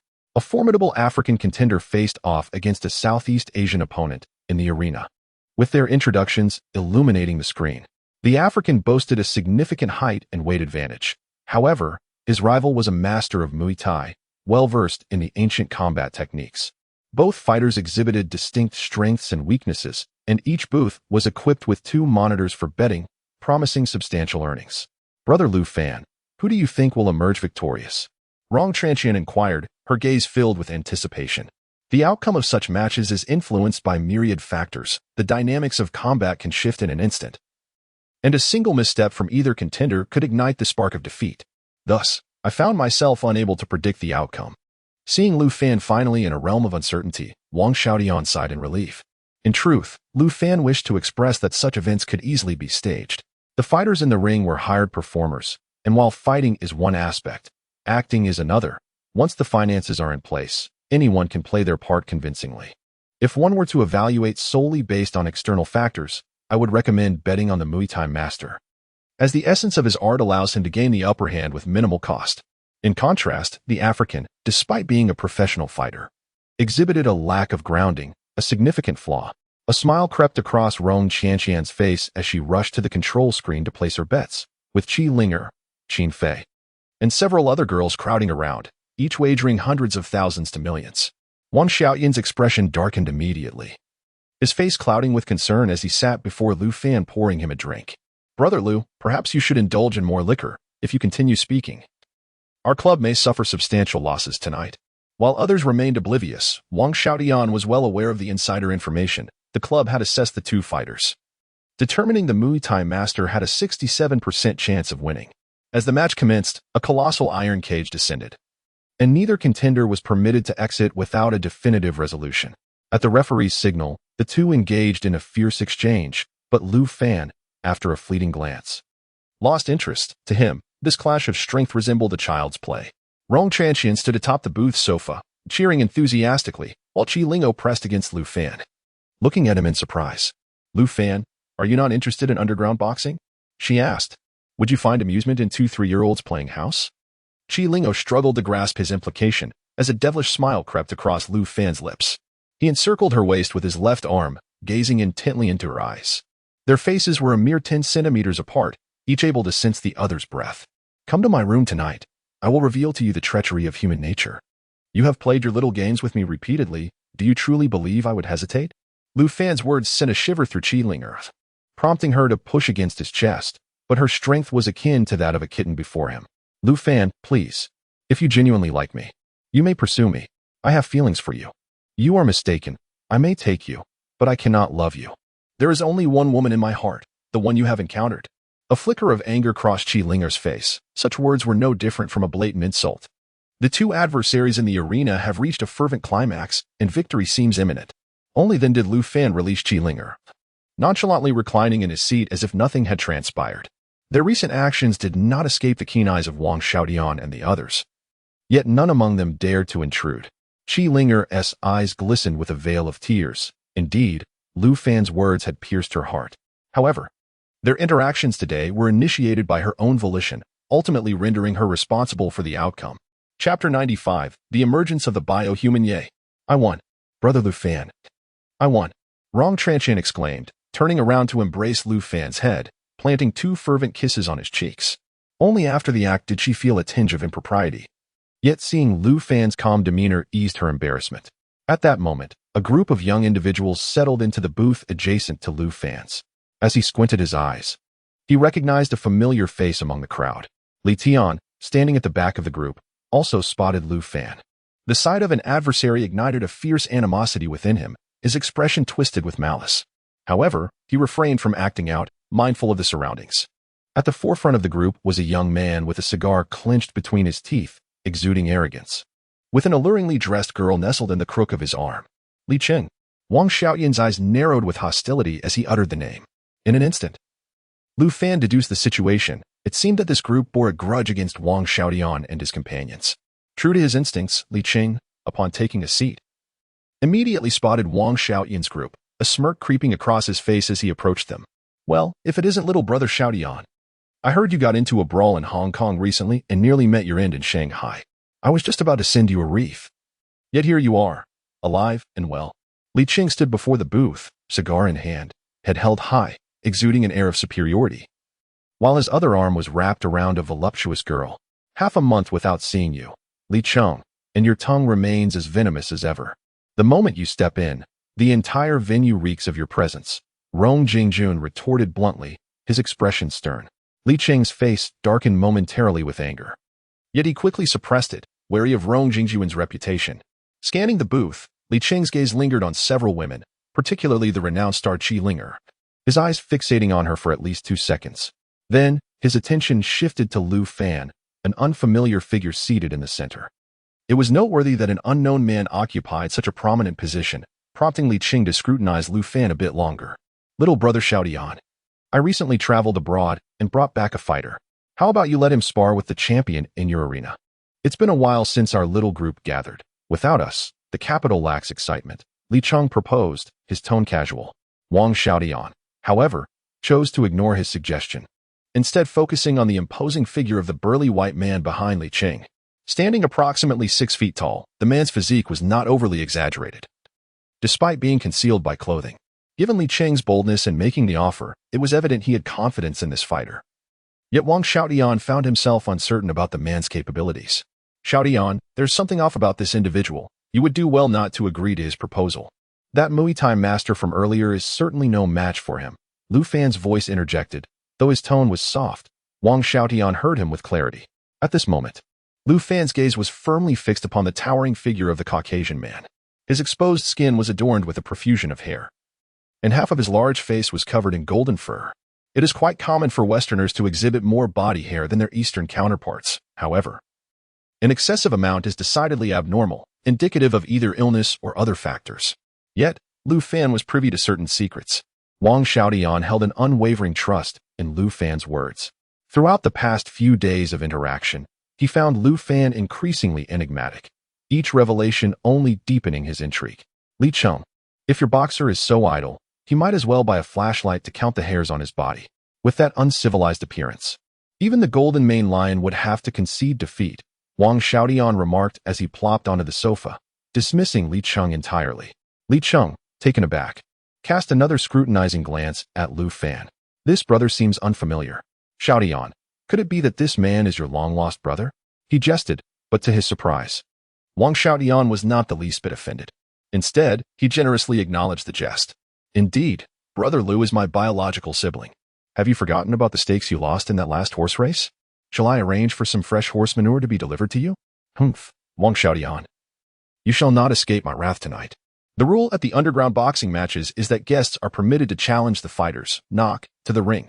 Li Cheng, incensed by Wang Xiaotian's reminder of past grievances, commanded the Caucasian fighter to leap into the arena. Wang Xiaotian's expression darkened immediately. Li Cheng's assertion was accurate. The establishment did indeed have this rule, designed initially to enhance the entertainment value, allowing some pampered second-generation individuals to show off, with little harm done. However, now Li Cheng was exploiting this loophole. The Caucasian fighter brazenly jumped into the ring, provocatively gesturing towards the Thai boxing master resting at a distance. Haha. If you possess any skill, keep your head down and refrain from showing yourself. From now on, I will have Nok make his rounds daily. Your underground boxing will not continue. Li Cheng laughed maniacally as he returned to his seat, while Li Tian, lurking in the crowd, pointed at Lu Fan, undoubtedly uttering disparaging remarks. Filled with rage, Wang Xiaotian stood abruptly, only to be restrained by Rong Jingjun beside him. The club indeed upheld this rule, and if Li Cheng insisted on this course of action, they were left with no choice but to respond. Brother Lu, could you enlighten us about the situation regarding that Caucasian fighter? All eyes turned once more toward Lu Fan. After a moment's hesitation, he began to speak. These secrets were not meant for individuals of their ilk, yet since they were presented before him, it would not harm to divulge. The potential of humanity is boundless. With the right approach, one can optimize the human genetic sequence, enabling the absorption of formidable animal genes, thus endowing humanity with extraordinary strength. Observing Not closely, one could note that his golden fur covered his entire body, surpassing the bounds of mere hairiness. He was a product of genetic enhancement. However, the technology he employed was of an imperfect nature, leading us to refer to him as a bioengineered individual, essentially a substandard specimen of such beings. Despite being a flawed creation, his strength far surpassed that of an ordinary human, making it exceedingly difficult for a Thai boxer to last even 3 moves against him. Wang Xiaotian stared in bewilderment as he exchanged glances with Rong Jingjun, while the surrounding brothers appeared to be in a state of half-belief. As Lu Fan's words seemed rather surreal. Xiaotian, regardless of whether Brother Lu is right or wrong, you must allow the Thai boxing master to take the stage, otherwise, the audience surely will not be pleased. Rong Jingjun sighed in resignation, gesturing towards the crowd, where guests were vociferously demanding the appearance of the Thai boxing master. They had come seeking excitement. Given the challenge presented, what kind of establishment would it be if they shunned the fight? Chapter 96, Battle Against the Bioengineered Human in No Time. Lu Fan's words were substantiated. The once imposing Muay Thai master was swiftly incapacitated by Nok, who delivered a single, devastating punch that twisted the fighter's arm, shattering bones that pierced through the skin, leaving him on the brink of unconsciousness due to the excruciating pain. Even then, Nok had no intention of sparing him, had the Muay Thai master not shouted his surrender and security personnel not intervened. He would have surely met his demise at Nok's hands. Victorious, Nok boasted on the stage. inciting a frenzy among the guests who clamored for the club to arrange another opponent for him. Wang Xiaoyan's expression darkened. While there were indeed fighters backstage, they were mere fillers, lacking the prowess to match the Muay Thai master. Li Qing approached once more, arm draped around a woman, his smugness unabated. Especially upon witnessing Wang Xiaoyan's displeasure. He stood before Wang, pointing and laughing heartily. "Ha! Wang Xiaoyan, let us see what you can do against me. If you don't allow a fighter to take the stage, we should first ask the guests if they agree. If a fighter does appear, I'll have Nock dismantle him right before your eyes. However, if you kneel and clean my shoes with your tongue, I might let you off the hook today. Get lost. Li Cheng, you're courting death." Wang Xiaoyan's eyes burned with fury, reaching for a bottle on the table, only to be stopped by Lu Fan, who wore an expression of effortless calm, seemingly unperturbed by this trivial matter. "Xiaoyan, let me handle this. You've called me Brother Lu. I can't let that go to waste. Brother Lu, you. Oh right. How could I forget you?" Wang Xiaoyan's mind raced back to the assassination incident from the previous night in the magical city. Lu Fan's extraordinary skills were nothing short of divine. "You are Lu Fan, correct? My cousin Li Tian claims you deceitfully acquired his ultra-luxury sports car worth over 10 million. Is that true?" Li Qing's condescending gaze fixated on Lu Fan, his expression rife with disdain. "You say that, so it must be true. What, do you wish to avenge him?" Lu Fan maintained his nonchalant demeanor, though a glint of intrigue flickered in his eyes. It seemed his funds were running low, and perhaps it was time to seek an opportunity to replenish them. A pathetic loser who relies on women to elevate himself. Aren't you eager to take the stage? I challenge you to a wager of 100. If you can't produce 150, that works too. Li Qing's words dripped with sarcasm, yet they fell flat against Lu Fan, whose expression remained unchanged. "I have 20 million in cash. You match that, and we'll transfer the funds into the club's public account. The winner takes all." "Really? Haraha. You said it yourself." Wang Xiaoyan, hurry and arrange for the money transfer. Li Cheng believed he had provoked Lu Fan into risking all his funds, unaware that he had become Lu Fan's unwitting benefactor. Without hesitation, Wang Xiaoyan called upon Hong Jia once more. She, accompanied by 2 financial staff members, swiftly executed the transfer. "Wait," Wang Xiaoyan called out, halting the triumphant Li Cheng. "Li Cheng, I challenge you to a wager. Whatever sum you possess, let us bet the same. Do you dare accept?" "What?" Li Qing gazed incredulously at Wang Xiaoyan, only to break into a boisterous laugh the next moment. The formidable Nock he had summoned was no ordinary individual. He was a beast clad in human skin, capable of single-handedly confronting lions and tigers. Nock had been procured at great expense from abroad, specifically to contend with Wang Xiaoyan. Now, to his astonishment, Wang Xiaoyan had willingly leaped into his trap, a development that filled him with elation. Upon hearing of the wager, all of Li Qing's associates gathered around, and Wang Xiaoyan's companions also stood up, leading to a staggering betting agreement of 320 million being established. Rong Qianqian and Qin Fei, 2 young women, even laid bare their dowries, contributing a total of 40 million. Although the others had little faith in Lu Fan, they still managed to stake a few million to support Wang Xiaoyan. Even Qi Linger put forth 10 million in favor of Lu Fan's victory, as his enigmatic strength instilled immense confidence in her. Rong Jingjun borrowed some money from friends, gathering 1 million, though as a scion of a wealthy family, he had little opportunity to amass wealth. This money had been saved over a long period. The remainder of the stakes was primarily covered by Wang Xiaoyan himself, who bore over 200 million of the wager.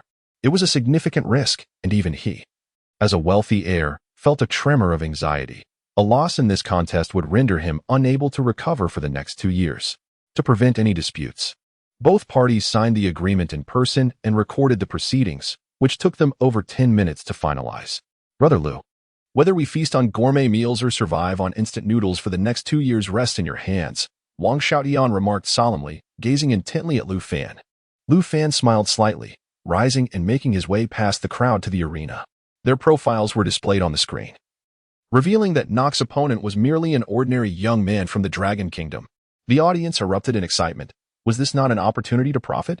One by one, they placed their bets on Nock's victory, for he had defeated Thai boxing champions in mere 2 moves. Judging by appearances, Nock and Lu Fan were not even in the same league. As the massive iron cage descended, Li Qing suddenly stood up from his seat, shouting towards Nock in the arena, "Nock, annihilate this brat. If you do, I shall reward you with $100,000. Roaring with enthusiasm, Nock's face lit up with exhilaration, his eyes glinting with a feral hunger as he fixed his gaze on Lu Fan. Are you from the Black Songi Gene Research Institute or the Giant Stone Biochemical Laboratory? Lu Fan's calm inquiry left Nock momentarily stunned, causing him to step back in disbelief, his outstretched finger trembling uncontrollably. You, how do you know about Giant Stone? Who are you? Huh, indeed, a subpar creation from Giant Stone. With such mediocrity, why would you dare to expose yourself in a foreign land? If Giant Stone's Nader were to discover your actions, he would surely dismantle you. And no, how could you possibly know Nader? This is impossible. Humph. Nard will undoubtedly remain oblivious to my whereabouts, as long as you are no longer alive. Nock forced himself to regain his composure. The murderous intent emanating from him was almost palpable. Just as the referee declared the commencement of the match, he let out a thunderous roar, his hair bristling as if he were an enraged lion. It seems he must have integrated the genes of a lion, for the tail protruding from behind him appeared rather awkward. A seemingly casual remark from Lu Fan struck Nock like a bolt of lightning, rendering him unable to bear any further conversation. He feared that continuing would leave him with no secrets at all. Die, Eastern Monkey, Nock bellowed, his feet producing a resounding crack as he launched himself toward Lu Fan, his momentum, speed, and strength formidable beyond the capacity of an ordinary person to withstand. Chapter 97. Instant kill. With a scornful smile gracing his lips, Lu Fan swiftly sidestepped as Nock lunged towards him, deftly avoiding the incoming fist. In one fluid motion, his right hand lashed out with a resounding crack, the air itself seeming to reverberate with the force of his strike. Boom. Nock, caught off guard, felt a dizzying impact to his head, his body hurtling backward. He collided heavily with the steel cage, creating a significant dent in the thick metal, a testament to the sheer power behind Lu Fan's strike. The atmosphere in the underground boxing arena fell into an eerie silence, with onlookers staring in disbelief at Nock, who writhed on the ground, groaning in pain. This formidable fighter, who had effortlessly dispatched a Muay Thai master in mere moments, was utterly incapacitated by a single slap from the young man of the Dragon Kingdom. Was this a mere figment of their imagination? Wow, Brother Lu is magnificent.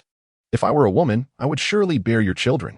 The most exhilarated of all was Wang Xiaodian, who leapt onto the coffee table before him, shouting fervently towards the ring, his excitement infectious and leaving others in awe of Lu Fan's prowess. This was no mere theatrics or cinematic stunt. A single slap had sent the 200-pound Nock flying several meters and had left a significant mark on the steel cage, all of which served to underscore Lu Fan's extraordinary strength. In stark contrast, Li Qing, seated at the adjacent booth, wore an expression of sheer disbelief, his mouth agape as he struggled to process the scene unfolding in the ring. Meanwhile, in the corner, Li Tian's face drained of color. Having recently endured the loss of a luxury sports car, he had allocated 30 million from company funds for revenge. Should he lose, he might just contemplate which river would be swiftest to end it all. I know you still possess your final trump card. Come forth. Let me witness the extent of Nard's mad dog research, Lu Fan said calmly to the crumpled figure of Nock. Startled, Nock raised his head, astonished by Lu Fan's demeanor, which remained remarkably composed. Gritting his teeth against the pain, he managed to rise. You forced my hand, you scoundrel. I shall tear you apart. Nock roared defiantly, his voice echoing like a lion's mighty roar. Observers nearby were stunned to witness his facial hair suddenly bristling and his features transforming, taking on a distinctly lion-like visage. Not only that, but Nock's physique swelled to nearly 2 meters in height, his muscles tensing and bulging like mountainous terrain. Now this is more like it. Since you have completed your transformation, it is time to lie down, Lu Fan chuckled lightly. In the next instant, a thunderous sound erupted beneath him as he appeared before Nock in a flash. Nock barely had time to widen his eyes before he felt himself being sent flying once more. Crash! Nock's body slammed against the steel cage once again. But this time the force was so overwhelming that he created a massive dent in the metal, becoming ensnared within it, convulsing in agony. Nock's body convulsed violently, blood gushing from his mouth as if it were free, pooling into a crimson mass on the ground. Observing the figure ensnared in the steel cage, the audience was struck with terror at Lu Fan's immense power. Such a display of force was monstrous. Was this still human? Lu Fan cast an indifferent glance at the dazed referee outside the cage, who finally regained his senses and excitedly shouted into the microphone, Mr. Lu Fan from Long Kingdom wins. A thunderous uproar erupted throughout the venue, filled with cheers, screams, and curses, as countless disgruntled guests hurled objects at Nock, trapped within the cage. As the iron cage lifted, Lu Fan, with a placid expression, leaped off the platform. While a group of security personnel rushed to carry the nearly lifeless Knock away, Li Cheng and his companions glared at Lu Fan with faces ashen with fury, their eyes seemingly wishing to skin him alive. In a corner booth, Li Tian sat in a daze on the floor, murmuring, "It's over. I'm finished. My father will kill me." Upon Lu Fan's return, he was warmly embraced by Rong Qianqian and Qin Fei, both sisters squealing in excitement as they rushed towards him. Even the usually aloof Qin Fei could not contain her joy, having won a fortune all thanks to Lu Fan. "Lu Fan, I adore you," Rong Qianqian exclaimed, planting a flurry of kisses on his face, while Qin Fei, not to be outdone, fervently kissed the other side. This scene ignited a furious rage in Li Cheng, who knew that remaining would only subject him to immense humiliation. With a scornful glance at not being carried away, Li Cheng quickly departed, followed by the rest of his group, leaving no opportunity for Wang Xiaodian to humiliate them. "Humph, you all got away swiftly," Wang Xiaodian thought, feeling a sense of satisfaction as he realized his overwhelming victory. The club's earnings tonight were bound to multiply significantly, given that those guests had all wagered on Nock's triumph. As Rong Qianqian and Qin Fei finished their affectionate display with Lu Fan, Wang Xiaodian excitedly approached, arms outstretched, only to be met with Lu Fan's disdainful rejection. "Get lost. What are you doing, you big man? Brother Lu, I have no way to repay you.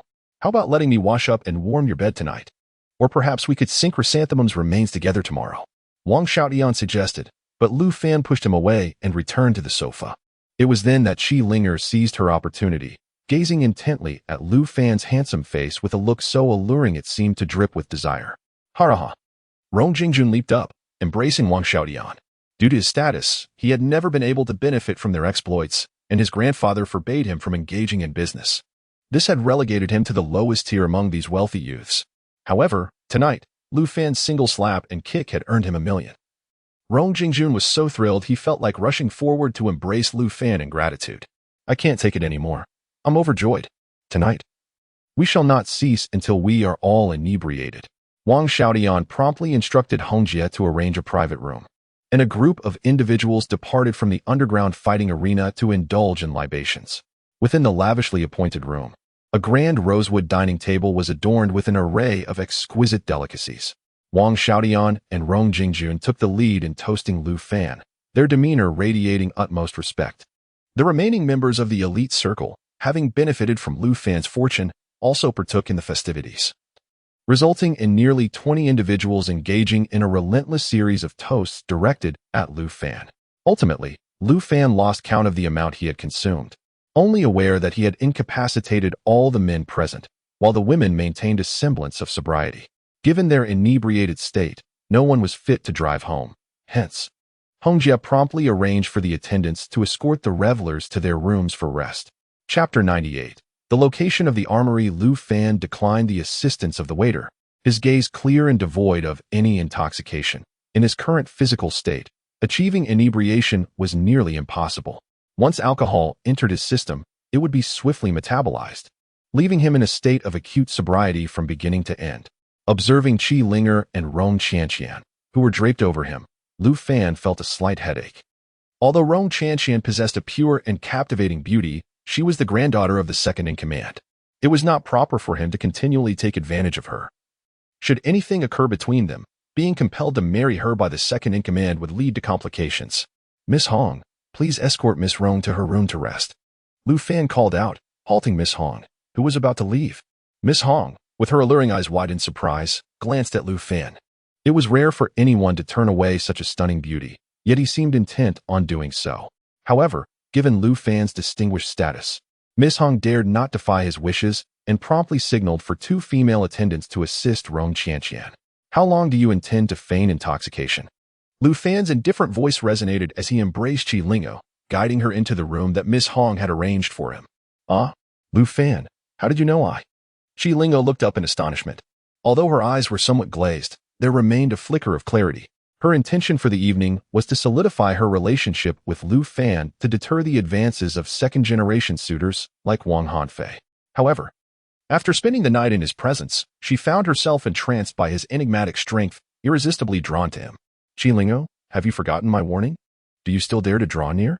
Lu Fan forcefully flung his hand, causing Qi Lingo to fall onto the soft bed, her skirt lifting due to the force, revealing her long, slender legs.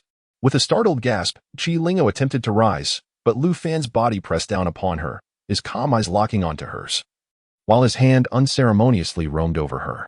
"Ah, no. Lu Fan, please." Chi Linger's cheeks flushed crimson. The alcohol had rendered her delicate and weak, and after several feeble attempts to push him away, she ultimately closed her eyes, surrendering her resistance. Her demeanor momentarily took Lu Fan aback. He withdrew his hands, standing at the edge of the bed, looking down at her enchanting face. As a national goddess, Chi Lingo was undeniably beautiful, rivaling even Mu Ling Long in her own right. Yet, in Lu Fan's heart, only Mu Ling Long held significance. The other women merely represented physical desires. Chi Linger opened her eyes in confusion, only to find Lu Fan's gaze clear and devoid of lust. "Leave to find Miss Hong and arrange for a room to sleep. Tomorrow, go wherever you must. And do not cross paths with me again. If you dare to approach me again, I will not hesitate to take action." Lu Fan's words struck Chi Linger with profound humiliation. Her clear eyes brimmed with tears, and she lowered her head, biting her lip as she hurriedly adjusted her skirt and fled the room. Until the door was closed, Lu Fan finally shed his garments and reclined on the bed. The machinery plant in Jean City remained illuminated in the early hours, with the incessant sounds of various machine tools echoing throughout. A robot pushed open the warehouse doors, and metallic cubes began to emerge in a meticulous procession, swiftly vanishing into the night sky. Upon returning to the bustling metropolis, Lu Fan inspected all his enterprises and was preparing to visit Mu Ling Long when he received a call from Chris.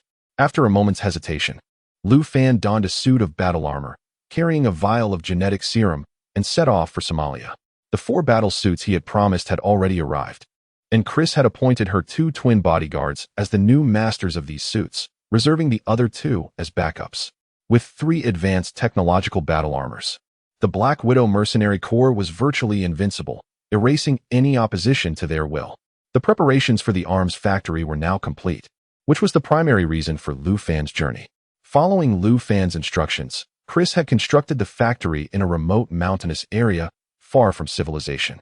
When Lu Fan arrived at the designated coordinates, he found Chris and her twin bodyguards waiting atop a hill, flanked by 3 striking red battle suits, all designed for women.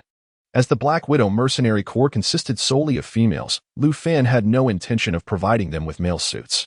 "Welcome, Master." Upon Lu Fan's descent and removal of his armor, Chris and her twin bodyguards knelt respectfully, their reverence for him genuine. As the battle suits had forged the formidable reputation of the Black Widow, Lu Fan acknowledged them with a nod and surveyed his surroundings. Nestled among the mountains, this area was completely isolated, with no signs of human presence for miles. The hill where they stood had been leveled for the purpose of helicopter landings, and behind them loomed a natural cavern, its entrance towering several meters high. "Master, this is the natural cave we selected from numerous suitable locations. It encompasses the entire mountain, and beneath it flows a hidden river leading directly to the sea. With minimal modifications, it could serve as an impeccable military base. Let us explore." Lu Fan donned his armor and soared towards the cavern, with Chris following suit after issuing a brief command to her bodyguards, who stood guard at the entrance like loyal sentinels. Inside, the cavern's expanse was remarkable. It was indeed, as Chris had described, entirely empty, with a space measuring several thousand square meters. The ground was uneven, strewn with rugged peaks, but such obstacles could easily be resolved with a few energy blasts. This location appeared to be an ancient volcano, its cavern formed by tectonic movements, now devoid of magma, with a hidden river flowing beneath, making it an ideal clandestine base. The 2 ascended into the air above the hidden river, where they discovered an abundance of fish swimming below. After a thorough exploration, Lu Fan once again removed his armor. "The location here is quite advantageous, Chris. Henceforth, let this be the site for our military factory. Have you prepared the items I requested for procurement?" "They are ready. Alloy metals and the necessary military materials are readily available for purchase with sufficient funds." Chris, having shed her battle armor, stands respectfully before Lu Fan. "Is the amount of money in your possession adequate?" "There are over $10 million, most of which was acquired from those enemies before the plundering." "Not bad. This sum will serve as the initial capital for the military factory. A mercenary group without its own industry, relying solely on accepting tasks for meager commissions, will forever remain a negligible force. Only by establishing a commercial empire and facilitating the flow of capital can one grow increasingly formidable." Wealth is the most effective means to attract more subordinates, for profit will eternally be the finest weapon to win hearts. Chapter 99. We have met the parents. Lu Fan's gaze drifted toward the distant sky, and Chris, assuming he was deep in thought, refrained from disturbing him. A black dot appeared in the sky, swiftly approaching in the form of a peculiar flying vessel. Chris and her two bodyguards exchanged alarmed glances, preparing to don their battle armor, only to be halted by Lu Fan's outstretched hand. Chris, this is the transport vehicle I have prepared for you. It is a small transport spaceship, designated for the transportation of materials and machinery henceforth. As soon as Lu Fan's words fell, the spaceship docked gracefully before the four of them, hovering above the uneven terrain. The sight of this clearly advanced technology, far surpassing that of Blue Star, left Chris and her companions in stunned disbelief. The vessel spanned over 30 meters in width, its entire body exhibiting an elliptical shape, with an impressively spacious interior. Suspended before the cave entrance, the ship's lower hatch opened, and a cadre of steel robots emerged, dragging enormous mechanical lathes behind them, instantly filling the space in front of the cave. The transport spaceship featured 2 levels, with intelligent robots handling the cargo, eliminating the need for human labor throughout the entire process. From now on, Chris, you must select some loyal individuals to manage this military factory, and do your utmost to keep its location confidential. Yes, Master, she replied. Moreover, the control of this spaceship lies in your hands. You can operate it using the wristband, and you may also grant temporary control permissions to your subordinates. A radiant joy illuminated Chris's face. Such a vessel was undoubtedly a marvelous instrument, capable not only of transporting goods, but also of ferrying large groups for remote support. Master, given the size of this flying machine, won't it be easily targeted by satellites if it appears frequently? Fear not. The ship is equipped with a satellite signal jamming system, rendering it undetectable by any satellite. Chris, I hope our military factory can commence operations within 3 days. You need not concern yourself with weapon manufacturing. The weapons we produce will undoubtedly surpass those of any military factory in the world. You only need to secure buyers. I will send you the detailed information via email. Rest assured, Master, our Black Widow Mercenary Corps currently wields significant influence in the underground world, with connections to numerous large factions. As long as the weapons are of high quality and reasonably priced, we shall have no trouble finding buyers. Lu Fan nodded, confident in Chris's capability to assemble a formidable mercenary group. Otherwise, he would not have promised her such generous rewards. Excellent, Chris. I am very pleased with your work. Today, I have also brought you a prize. Lu Fan reached toward the battle armor, which held a vial of milky white liquid. A hint of curiosity flickered across Chris's face, prompting Lu Fan to explain with a smile. Chris, do you know why I am so powerful? This vial contains a human gene enhancement serum. Injecting it will reconfigure your genetic sequence, allowing it to evolve in a more advantageous direction. In just a single day, you will transform into a being of extraordinary strength, speed, and reaction time, surpassing ordinary humanity by several magnitudes.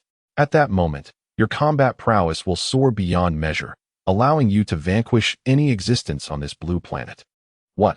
Such a potion exists? Chris gazed at the vial in Lu Fan's hand, her eyes alight with unrestrained desire, while Aisha and Eli, standing behind her, expressed their envy and longing. Yet, there was only one vial, clearly not meant for them. This was merely the first injection of a genetic serum, which, upon administration, would preserve your youthful visage indefinitely, significantly extending your lifespan and dramatically enhancing your physical attributes. For instance, a wound inflicted upon your arm that would normally require a month to heal could be restored in just a day and a night. Pledge your loyalty to me, and I shall bestow upon you the even more potent second and third injections of genetic enhancement. Furthermore, I will select loyal subordinates to serve as the reserve genetic warriors.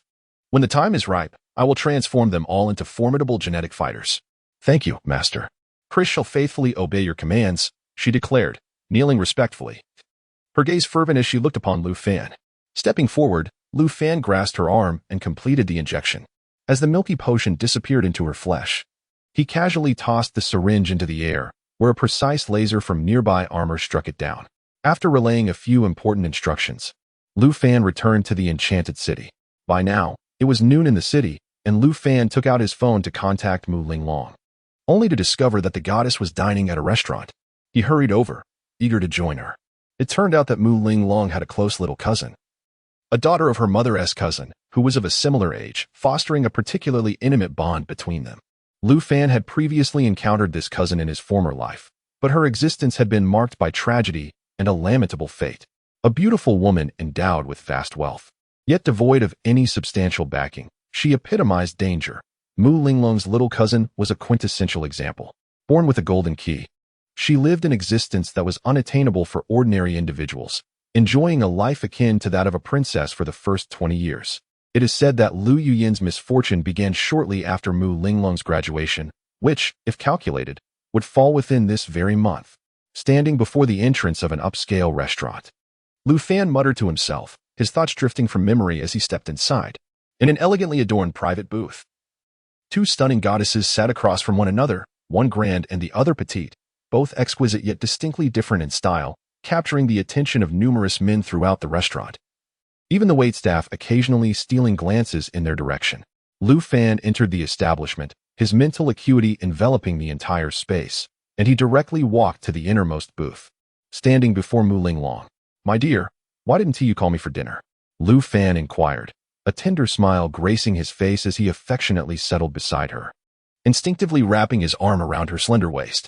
The action elicited a frown from Lu Yuyan, who sat across from them.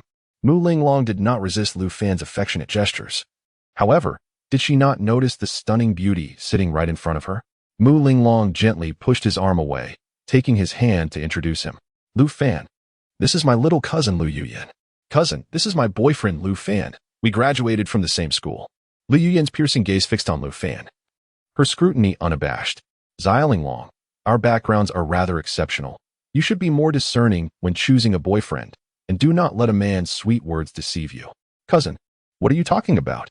Lu Fan and I have met each other's parents, and our families are well acquainted." Chapter 100.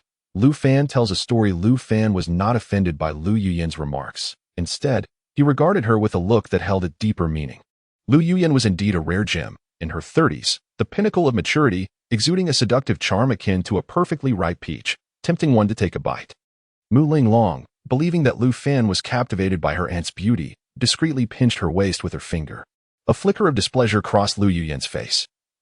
It was rather inappropriate for a man to gaze so intently at a woman, especially in the presence of his girlfriend, while fixating on another beautiful woman. Her impression of Lu Fan plummeted to an icy low. "Lu Fan, how rude of you to look at someone like that." Chuckling softly, Lu Fan finally withdrew his gaze, turning to Mu Linglong with a smile. "Linglong, you should be aware that I possess certain unique abilities, which allowed me to perceive something about your aunt." "Oh, what is it, Lu Fan? Do tell." Mu Linglong's curiosity was piqued, even after their prolonged acquaintance and countless nights spent sharing the same bed. She still found Lu Fan to be an enigma, his mysterious nature forever eluding her grasp. "Let us eat first. Waiter, I would like 4 servings of medium-rare steak." To Lu Yuyan, Lu Fan's demeanor appeared to be a calculated tactic to allure naive young women, prompting a hint of disdain to appear on her alluring face. "Although my aunt is an elder, we are of similar age, and our relationship has been particularly close since childhood. For my sake, please speak frankly." Mu Linglong's appetite waned after only a few bites of steak, her interest entirely captivated by Lu Fan's words. "Linglong, allow me to tell you a story." Lu Fan took a bite of beef and sipped Mu Linglong's lemon honey water, casting a meaningful glance at Lu Yuyan before beginning his tale. There was a girl born with a golden key, the sole daughter in her family who, after the tragic death of her parents, inherited a vast fortune. That year, the girl graduated from her graduate studies and, utilizing her knowledge, took over a colossal company, which flourished under her management. This beautiful girl, possessing immense wealth yet lacking a profound background, soon found herself the target of a meticulously crafted conspiracy. Initially, a charming and talented young man entered her life due to an unforeseen circumstance. He was exceptionally perfect, respectful, and during their dates, he never laid a finger on her. This respect endeared him to her, though she remained somewhat guarded, never revealing her family background for fear he might be attracted solely by her wealth. However, as they continued to meet, the young man never inquired about her family. He had his own job as a high-ranking executive in a financial firm, earning a substantial income. Lu Fan glanced at Lu Yuyan from the corner of his eye, noticing that she, too, was captivated by his story, as the elements he described echoed her own circumstances. And then, Lu Fan, intrigued, awaited the continuation of the tale. Mu Linglong gazed at Lu Fan with curiosity, casting a glance at the opposite Lu Yuyan. her keen intellect already piecing together fragments of the unfolding narrative. Subsequently, the two swiftly succumbed to the throes of love. The girl, at the age of 29, eventually revealed her identity after a 6-month romance, surrendering her nearly 30 years of unblemished purity amidst the web of lies spun by the young man. They embarked on a cohabitation, during which the girl transformed into a love-struck individual, her intelligence rapidly dwindling. Under the machinations of the young man, the assets of her company were systematically siphoned off for cash. In a mere year, the young man and his clandestine team had drained the girl's family fortune, amounting to billions. Trusting her boyfriend implicitly, the girl naively believed she was the sole occupant of his heart. It was only when her utility diminished that her boyfriend unveiled his true colors. By this juncture, not only had all her assets been transferred, but she also found herself burdened with billions in bank loans. The team behind her boyfriend, accompanied by legal representatives, arrived at her company to assert their claim over her possessions, prompting her realization of the deception she had fallen victim to. However, it was too late. The young man was merely a facade, meticulously crafted by his team, with every action and word premeditated. As the girl looked at her boyfriend's cold demeanor in disbelief, he callously pushed her to the ground, uttering venomous words that cut deep. You were merely fortunate to inherit your family wealth. Without it, you're nothing. Now, devoid of any money and buried under debt, I have severed all ties with you. I've long grown weary of you, and your foolishness disgusts me. The young man, along with his consortium, brazenly seized all of the girl's belongings, leaving her ousted from her company, laden with debt. Ultimately, overwhelmed by the crushing weight of her circumstances, the girl leaped from the 3rd floor of her villa, fracturing her spine but miraculously surviving. She was subsequently rescued by her closest niece, who arranged for a caregiver to attend to her. Yet, faced with the relentless onslaught of debt collection, the girl's mental state deteriorated, leading to a profound breakdown, leaving her in a daze and ultimately succumbing to madness. This state persisted for 4 years, transforming the once vibrant 34-year-old into a destitute madwoman. In a moment of unguarded misfortune, while her caregiver was preoccupied, she inadvertently activated her electric wheelchair, careening into the street, where she met a tragic end beneath the wheels of a truck, leaving no remains to recover. Ah! Mu Linglong gasped in shock, covering her mouth, tears welling in her eyes, while Lu Yuyin slumped weakly in her seat. Lu Fan raised a hand to silence her. His expression composed as he continued, the team that targeted that girl is an investment consortium known as Eagle. The young man is merely an employee of Eagle, however. His role is but facade, as his true identity is that of a recent theater graduate, a con artist meticulously crafted for deception. This time, it was Lu Yuyin from across the way who could not contain her surprise, her enchanting eyes wide with terror. What's wrong, Andy? I have matters to attend to. I must leave now, Linglong. Lu Yuyin's delicate face turned pale in an instant. She was eager to return and verify something. Recently, she had indeed begun dating an exceptionally handsome and remarkable boyfriend, and their relationship had progressed to holding hands and kissing. Most importantly, she recalled that her boyfriend had seemingly mentioned the words Eagle Capital before. Chapter 101. From now on, it's impossible to gain weight. As Lu Yuyin hurriedly departed, Lu Fan displayed no signs of surprise, calmly finishing his steak. Lu Fan, were you speaking the truth just now? Mu Linglong gazed at the man beside her, astonished. Haha, I mentioned I was merely telling a story. And stories aren't necessarily true. You're deceiving me. Lu Fan, you must know something, right? All I know is that my Linglong is the most beautiful woman in the world. Gentle, considerate, kind-hearted, well-mannered, generous, and incredibly adept at, well, you know. Bah. You scoundrel. Mu Linglong, fully aware of the lewd undertones in Lu Fan's words, shot him an indignant glare, her charm surpassing that of any flower. This diversion allowed Mu Linglong to forget about pressing him further regarding the earlier tale, and the two soon found themselves whispering sweet nothings to each other. Meanwhile, Lu Yuyin, in a state of panic, rushed into a luxury sports car in the underground garage. Grabbing her phone, she was about to dial a familiar number, but hesitated, pressing the back button instead. Her expression grew calm, and moments later, she found another number in her contacts and dialed it. 200,000. Please investigate a person named Ho Junkai. I want all the information related to him. After hanging up, a glint of malice flashed in Lu Yuyin's eyes. If what that man had said was true, she would ensure that those who plotted against her paid a dire price, even if it meant sacrificing all her wealth. In the afternoon, Mu Linglong, unusually skipping work, accompanied Lu Fan for a romantic day together. They spent the entire afternoon at Disneyland, indulging in numerous thrilling attractions. After dinner, they donned their armor and flew to a remote island in the Atlantic for a vacation. It was nighttime in the magical land of Demon, yet here it was daylight, an extraordinary scene of day merging with night, evoking a unique sensation. When Mu Linglong's phone rang, she was taken aback, for they were on a foreign deserted island where signal seemed improbable. "Answer it. I'll explain later." Lu Fan chuckled, signaling her to pick up the call. At that moment, Lu Fan, clad in shorts, exuded a robust and handsome demeanor, his muscular physique balanced and firm. Although he wasn't as exaggeratedly built as those in the gym, his harmonious lines were more aesthetically pleasing. Mu Linglong, in a captivating bikini, showcased her alluring figure, curvaceous and enticing. Her fair skin radiated blindingly under the sun, with even the capillaries beneath her skin visible. "Lu Fan, my little cousin has invited us to attend the Jade Rough Stone auction in Mandalay tomorrow. What do you think?" Mu Linglong asked, covering her phone while looking at Lu Fan. "A Jade Rough Stone auction? Haha, that sounds worth attending." Without hesitation, Mu Linglong agreed. And after ending the call, she curiously checked her phone, astonished to find it displaying full signal strength. "The signal on my phone hasn't relied on the original carrier for a long time. Remember the satellite we launched in Gene City? We are now using our own communication satellite signal, ensuring full connectivity whether we're thousands of meters underwater or deep within a mine. Are two individuals truly using a satellite alone? How extravagant!" Mu Linglong exclaimed, her eyes widening in astonishment, her adorably naive demeanor utterly charming. "Come, my dear. Let me teach you how to dive into the sea, and we shall catch some seafood for a barbecue later." Lu Fan retrieved 2 diving masks and led Mu Linglong towards the ocean. Once they submerged, Mu Linglong discovered that diving was not as daunting as she had envisioned. She could hold her breath for an astonishing duration without needing to surface.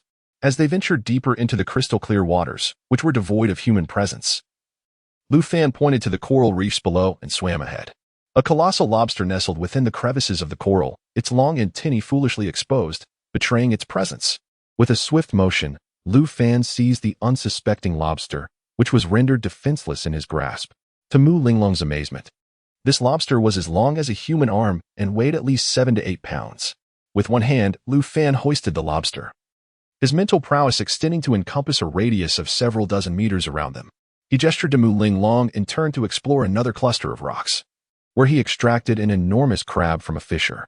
This king crab easily surpassed 10 pounds, its massive claws clamping down on Lu Fan's fingers without inflicting any harm. With these 2 substantial catches, they had more than enough to satisfy their appetites. Lu Fan flashed a grin at Mu Linglong and pointed upwards. They retraced their steps back to the sandy shore. "Lu Fan, you are incredible. You managed to catch such large crab and lobster with your bare hands." Mu Linglong, though not participating directly, showered Lu Fan with emotional admiration, gazing at him with a look of infatuation. "Haha, let us hurry and grill our feast." Mu Linglong ventured into the thicket to gather some firewood while Lu Fan commanded 2 suits of armor to retrieve their longswords and skewer the lobster and crab. One suit extended a barrel from its shoulder, firing a red laser beam that ignited the wood instantaneously. In just a matter of minutes, the lobster and crab emanated a tantalizing aroma, their surfaces glistening with a golden hue. 20 minutes later, Lu Fan laid a large leaf on the ground, and they sat down to relish their delectable meal. "So delicious. Absolutely delightful," Mu Linglong exclaimed, her cheeks stuffed full. Lu Fan pinched a crab leg, effortlessly extracting its tender meat, and lovingly offered it to Mu Linglong. After satiating their hunger, Lu Fan leaped up to a coconut tree over 20 meters high, plucking 2 substantial coconuts. The suit of armor swung its sword, carving an opening and handing it to Mu Linglong. "Ugh, Lu Fan, you've spoiled me. Look at my little belly." Mu Linglong pouted, rubbing her smooth, flat stomach. Lu Fan chuckled gently, affectionately tousling her hair, a gesture reminiscent of a father doting on his daughter. "You have consumed my gene-enhancing serum. Henceforth, gaining weight will be impossible for you. Eat to your heart's content." After satisfying their appetites, the 2 donned their battle armor and soared back to the magical city, engaging in playful banter as they flew through the sky. Mu Linglong mischievously perched on Lu Fan's back, and the velocity of their armors surged to an astonishing 30 Mach, slicing through the clouds with remarkable speed. By the time they arrived, the enchanting city was cloaked in the depths of night. They gracefully descended onto the terrace of Mu Linglong's villa, indulging in a delightful and intimate bath together before embracing and drifting into a peaceful slumber. On the flight to Naypyidaw, Myanmar, Liu Yuyan and Mu Linglong sat side by side, sharing whispers. Liu Yuyan exhibited no signs of distress from the previous day's events. Their heads leaned together in laughter and conversation, occasionally stealing glances at Lu Fan, who was seated across the aisle. Beside Lu Fan sat a charming little girl, around 10 years old, wearing a flat-topped hat and cradling a guitar in her arms. "Could you please help me place my guitar in the luggage compartment, big brother?" the girl asked, her innocent gaze fixed on Lu Fan, displaying no hint of fear towards this unfamiliar adult. Chapter 102. Do you still play the guitar? Little sister, your guitar exceeds the length of your suitcase. I fear it may not fit. However, the space in first class is ample, so you may place it on the floor. Lu Fan smiled as he accepted the guitar case from the little girl. Upon opening it, he discovered a top-tier Martin guitar. A glance at the girl's attire confirmed that she was indeed a wealthy heiress. Lu Fan stretched out his hand and gently plucked a string, instantly producing a beautiful melody from the case, causing the girl's eyes to sparkle. "Big brother, do you also play the guitar?" she inquired. "Yes, I studied it for a while. Why are you flying alone? Where are your parents?" "My mother manages a company in the Magic City, and my father conducts jade business in Myanmar, so they frequently travel back and forth. Could you play a song for me?" The little girl gazed at Lu Fan with wide, innocent eyes. He chuckled and effortlessly took the guitar out of the case. It was morning, and the first-class passengers were not resting, so playing a tune would be perfectly acceptable. "Do you really play the guitar?" Mu Linglong, seated nearby, had been observing him and couldn't help but ask, curiosity evident in her voice. Lu Fan did not respond, but flashed her an enchanting smile, his right hand gently strumming the strings. A melodious tune filled the air, causing both Mu Linglong and the little girl to widen their eyes in astonishment. Lu Fan began to play On the Banks of Lake Baikal by Li Jian, an exquisitely beautiful song that could enchant anyone instantly. The passengers in first class craned their necks to watch. Even the flight attendants were captivated by Lu Fan's performance. "In my embrace, in your gaze." Lu Fan unexpectedly began to sing along with the music. His deep, husky voice resonated powerfully, complemented by the lovely guitar melody, rendering the song in a breathtaking manner. Mu Linglong gasped, covering her mouth in shock, her eyes fixed on Lu Fan, who appeared irresistibly charming at that moment. As Lu Fan's deep voice trailed off and his guitar concluded with the final note, an eerie silence enveloped the first-class cabin. It was uncertain who initiated the applause, but soon the passengers joined in enthusiastically. "Wow, big brother, not only do you play the guitar beautifully, but your singing is also magnificent, better than those big stars," the little girl exclaimed, her excitement palpable as she grasped Lu Fan's arm, being the closest to him and deeply touched by the performance. With practice, you two shall create such beautiful music in the future." Lu Fan placed the guitar back into its case and set it at his feet. "Big brother, my name is Zhang Mingming. Do you have a girlfriend? Let's add each other on WeChat."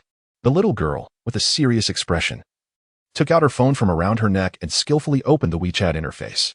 Lu Fan wore a peculiar expression, and Mu Linglong couldn't help but chuckle softly. "Hiki, that beautiful lady is my girlfriend, but we can certainly add each other as friends to discuss music." How could Lu Fan allow a young girl's heartfelt sentiments to fall to the ground? He promptly took out his phone and added her on WeChat. The girl's name was Zhang Mingming, and her profile picture depicted an adorably cute peace sign. "When I grow up, I'll be just as stunning as that lady. If you two ever break up, be sure to let me know." Lu Fan chuckled lightly, his expression revealing a hint of amusement. "All right, if we do part ways, I'll inform you." Zhang Mingming shot an annoyed glance at Mu Linglong, likely envious of her possession of such a handsome and talented boyfriend, before transforming into a curious gossip, bombarding Lu Fan with questions. She inquired about his profession, family, romantic life, and expectations for a partner. Lu Fan, undeterred by her incessant chatter, maintained a warm smile and engaged in their light-hearted conversation. "Mu Linglong, your boyfriend seems a bit unreliable. Just look at him. He is clearly a charmer. That flight attendant over there must have already written a note for him." Mu Linglong cast a glance at the flight attendant, who was indeed gazing intently at Lu Fan, a clear indication of her interest. "It's all right, cousin. If Lu Fan were indeed fickle, there is nothing I could do to stop him. I have confidence in myself." "Humph, you may be confident, but when a man gets carried away, he can't resist temptation. I don't believe he'll pass up an easy opportunity." Giggles ensued as Mu Linglong voiced her playful skepticism. "I trust Lu Fan, As the plane landed at Mandalay International Airport, Lu Fan assisted Zhang Mingming with her guitar, while the young girl also carried a small backpack. Upon exiting the airport, a man in his 40s approached with an anxious demeanor. He was presumably Zhang Mingming's father. "Thank you, young man. If you encounter any troubles in Mandalay, feel free to contact me. I can generally handle minor issues." The man accepted the guitar from Lu Fan's hands and casually handed him a business card. As they parted, Zhang Mingming looked back with reluctance, urging Lu Fan to message her on WeChat. "Off you go, great romantic. Your little girlfriend has already walked away," Mu Linglong teased. Standing beside Lu Fan, he chose not to explain, for she was merely an adoring young girl, and neither of them took it to heart. Lu Fan carried their luggage, following the two women to the parking lot, where a luxurious Mercedes awaited them. This was a staff member from Lu Yuyan's company stationed in Myanmar. As they approached the vehicle, a tall, handsome man, over 6 feet tall, exited the passenger seat with a broad smile, instantly overshadowing Lu Fan. The most captivating aspect of Lu Fan was his composed aura. His features, enhanced by genetic optimization, merely hinted at a certain charm. "Yuyan, I've already booked the hotel. It's been a tiring journey. Let us rest at the hotel first." Lu Yuyan nodded with a neutral expression and turned to sit in the back seat of the Mercedes. The handsome man attempted to join her but was promptly halted by Lu Yuyan's voice. "Junkai, you take the passenger seat." Ho Jukai was momentarily taken aback. Yet he smiled and nodded before taking his seat in the passenger side. Lu Fan's gaze remained fixed on the handsome man, who, without a doubt, was the con artist in question. His words from the previous day had undoubtedly raised Lu Yuyan's suspicions. This woman possessed considerable skills and could surely uncover something. However, since the two had yet to fall out, the implications were intriguing. Once inside the vehicle, Lu Yuyan introduced everyone, while Mu Linglong's mind lingered on Lu Fan's remarks, leaving her with no fondness for the man before her. "Hello, my friend. I am Ho Jukai, Yuyan's boyfriend." Lu Fan greeted him with a smile and extended his hand for a handshake. Eagle Capital is indeed an impressive company. Lu Fan's statement momentarily startled Ho Jukai. While Mu Linglong squinted her eyes, recalling Lu Fan's words from the day prior, she glanced at her cousin beside her, only to find her expressionless and unresponsive. "Our company is backed by several influential magnates, which grants us substantial capital. Should you have any investment projects in mind, do not hesitate to reach out to Eagle Capital." Brother Ho, you must have a remarkable position at your company, allowing you the flexibility to accompany your girlfriend at any time. You flatter me. I am merely an ordinary employee, though I do enjoy a bit more time off. Chapter 103. Do you understand, Jadeite? The vehicle came to a halt before an opulent hotel, where several individuals checked in and proceeded to a luxurious suite. The suite featured 2 bedrooms and a living area.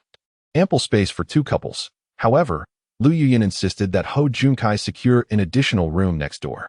After Ho Junkai departed, Mu Linglong, with a serious expression, pulled Lu Yuyan to sit on the sofa. "Auntie, that person just now." Lu Yuyan did not respond to her inquiry, but cast a complex gaze toward the nonchalant Lu Fan beside her. "Lu Fan, how did you come to know about this?" It's best not to pry into how I know.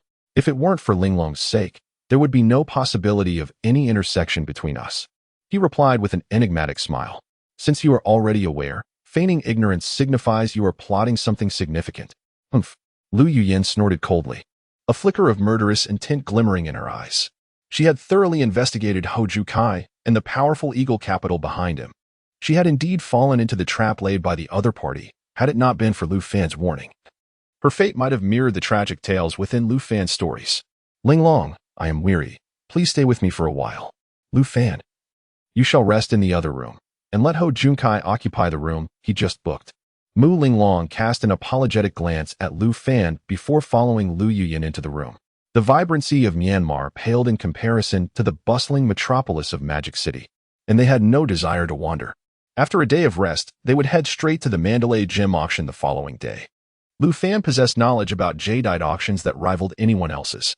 After humanity entered the grand era of interstellar navigation, he had discovered vast quantities of jadeite raw stones on a distant planet, with a high probability of uncovering exquisite jadeite. Lu Yuyan's parents operated a jewelry business, and she herself owned numerous upscale jewelry stores. Her visit to Myanmar was primarily to procure some top-tier jadeite to replenish her inventory during this auction. Jadeite raw stones were categorized into bright, dark, and semi-bright materials. Lu Yuyan's objective was to acquire some top-quality bright jadeite, The thrilling gamble of stone cutting, where one could either strike gold or face ruin, was not within her purview. Of course, she would indulge in a few bits each time she visited Myanmar, albeit with modest stakes. After paying a security deposit, the group of 8 entered the auction hall, where the ground was strewn with stones of various qualities. Each stone bore a number, and many had been opened, revealing glistening green jadeite surfaces. Little Ling Long, these are all low-end materials from the external market, previously sifted through by those stone gambling experts. The chances of finding jadeite here are significantly diminished. However, they are affordable, and if you're seeking a thrill, it might be worth a small expenditure, but do not take it too seriously. Mu Ling Long, clearly a novice at such jadeite auctions, was filled with curiosity about her surroundings. Her eyes darted to Lu Fan. Lu Fan, didn't you say you were capable of anything? Do you understand jadeite? With a light chuckle, Lu Fan's expression revealed a hint of amusement. In this world, few could claim a deeper understanding of jade than he, especially now that he possessed the power of perception, enabling him to discern the potential within raw stones with remarkable clarity. To be candid, he had ventured to the jade public auction with the intent of amassing wealth. His funds had dwindled to a mere 30 million after having squandered the 15 billion earned from the sale of zirconium battery technology.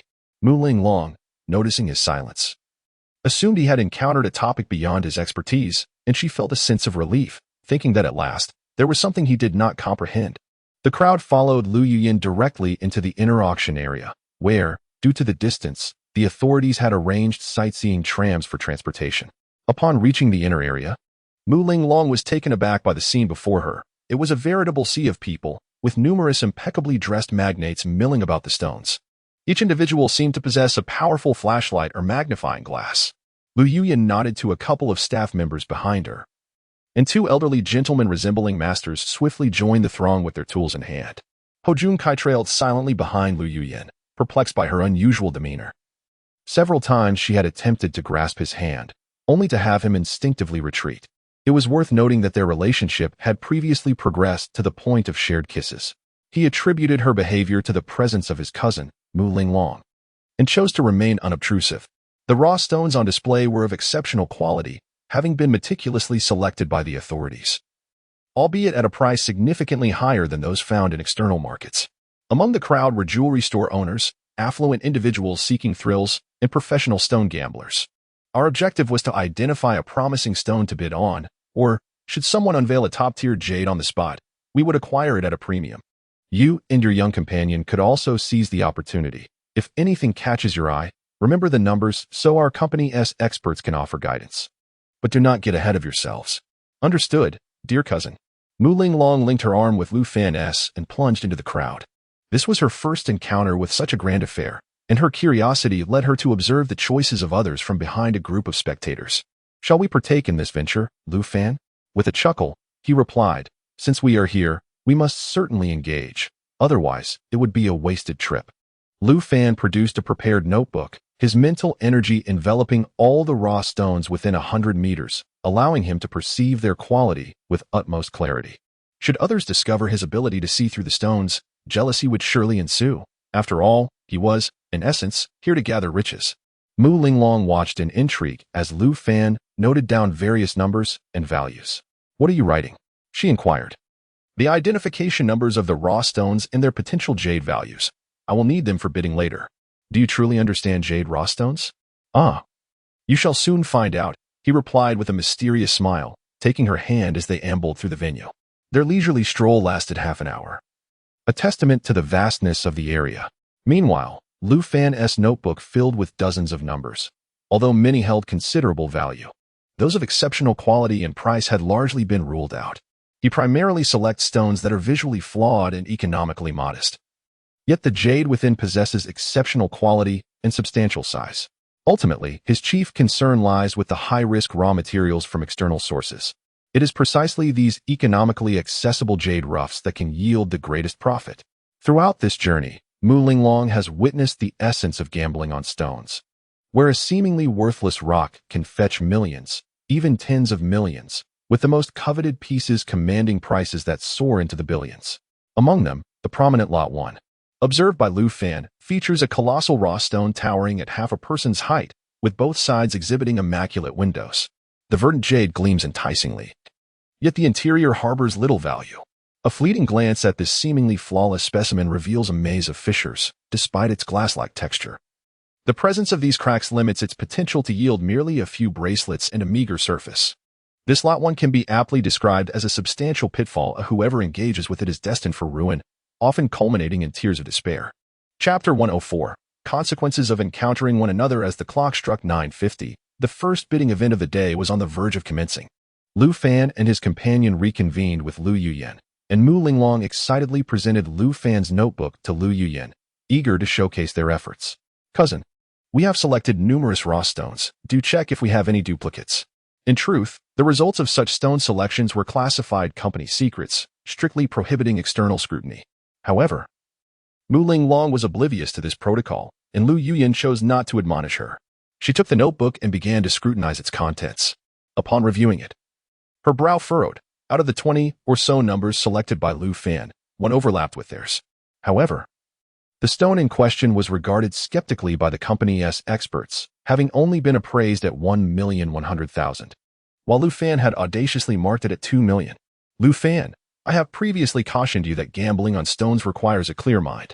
Do not let impulsiveness drive your bidding. It could lead to substantial losses, she admonished. Fear not, for the foolish have plenty of money to squander. It's merely an investment in experience, Lu Fan replied, provoking an exasperated glare from Lu Yuyan and a playful pinch from Mu Linglong. Speak appropriately, she chided. Very well. I shall speak with propriety. Miss Lu Yuyan, if I am not mistaken, you have your sights set on that top bid, correct? He inquired, a teasing glint in his eyes. How did you know? Lu Yuyan responded, her expression one of puzzlement. For Linglong's sake, I shall say this, that top bid is to be avoided. Whoever dares to engage with it shall meet with dire consequences. Nonsense. Lu Yuyan was about to retort when her mentor behind her interjected, clearly displeased. My colleague and I have been observing the top bid for over half an hour. Not only do we believe in the quality of that stone, but many other esteemed jewelers in the country share our conviction. What qualifications do you possess to challenge the consensus of so many seasoned experts? All eyes turned towards Lu Fan, who merely smiled faintly. I merely speak thoughtlessly. Heed my words at your discretion. However, Lu Yuyan narrowed her eyes and decisively crossed out the top bid from her notes. Ms. Lu, you must reconsider. We predict that the top bid will yield an exquisite ice-type jadeite, capable of becoming a premier centerpiece and generating numerous bracelets and rings. Although the price may seem steep, the potential returns are undeniably substantial. No, my decision is not swayed by Lu Fan's words. Rather, that top bid would consume over 300 million of our funds, and it is a gamble on the unknown. This fundamentally contradicts my principles. With that capital, I would prefer to acquire more clear materials to ensure we can compete when quality stones become available. The two mentors exchanged glances. The boss had made her decision, and as mere employees, they had no recourse but to comply. Lu Fan accompanied Lu Yuyan to submit their numbers to the officials. He glanced at the numbers in her notebook, noticing they primarily comprised semi-clear materials. Overall, it was evident that she was indeed following a prudent strategy, just as she had claimed. After registering, the two returned to the venue to await the final bidding results. This method of tendering is known as a sealed bid, where participants write down a satisfactory price next to the item number they desire. Ultimately, the official will select the highest bid as the winner. At 10 o'clock in the morning, the first bidding conference finally commenced, revealing the results. Lu Yuyan had bid on over 30 items, securing 7, which was within her expectations. However, what astonished her was that Lu Fan, who appeared to be a novice, won 18 bids, all of which were of inferior quality. Particularly shocking was the final flagship bid, which reached a staggering 360 million. Lu Yuyan sighed at the sight of that price.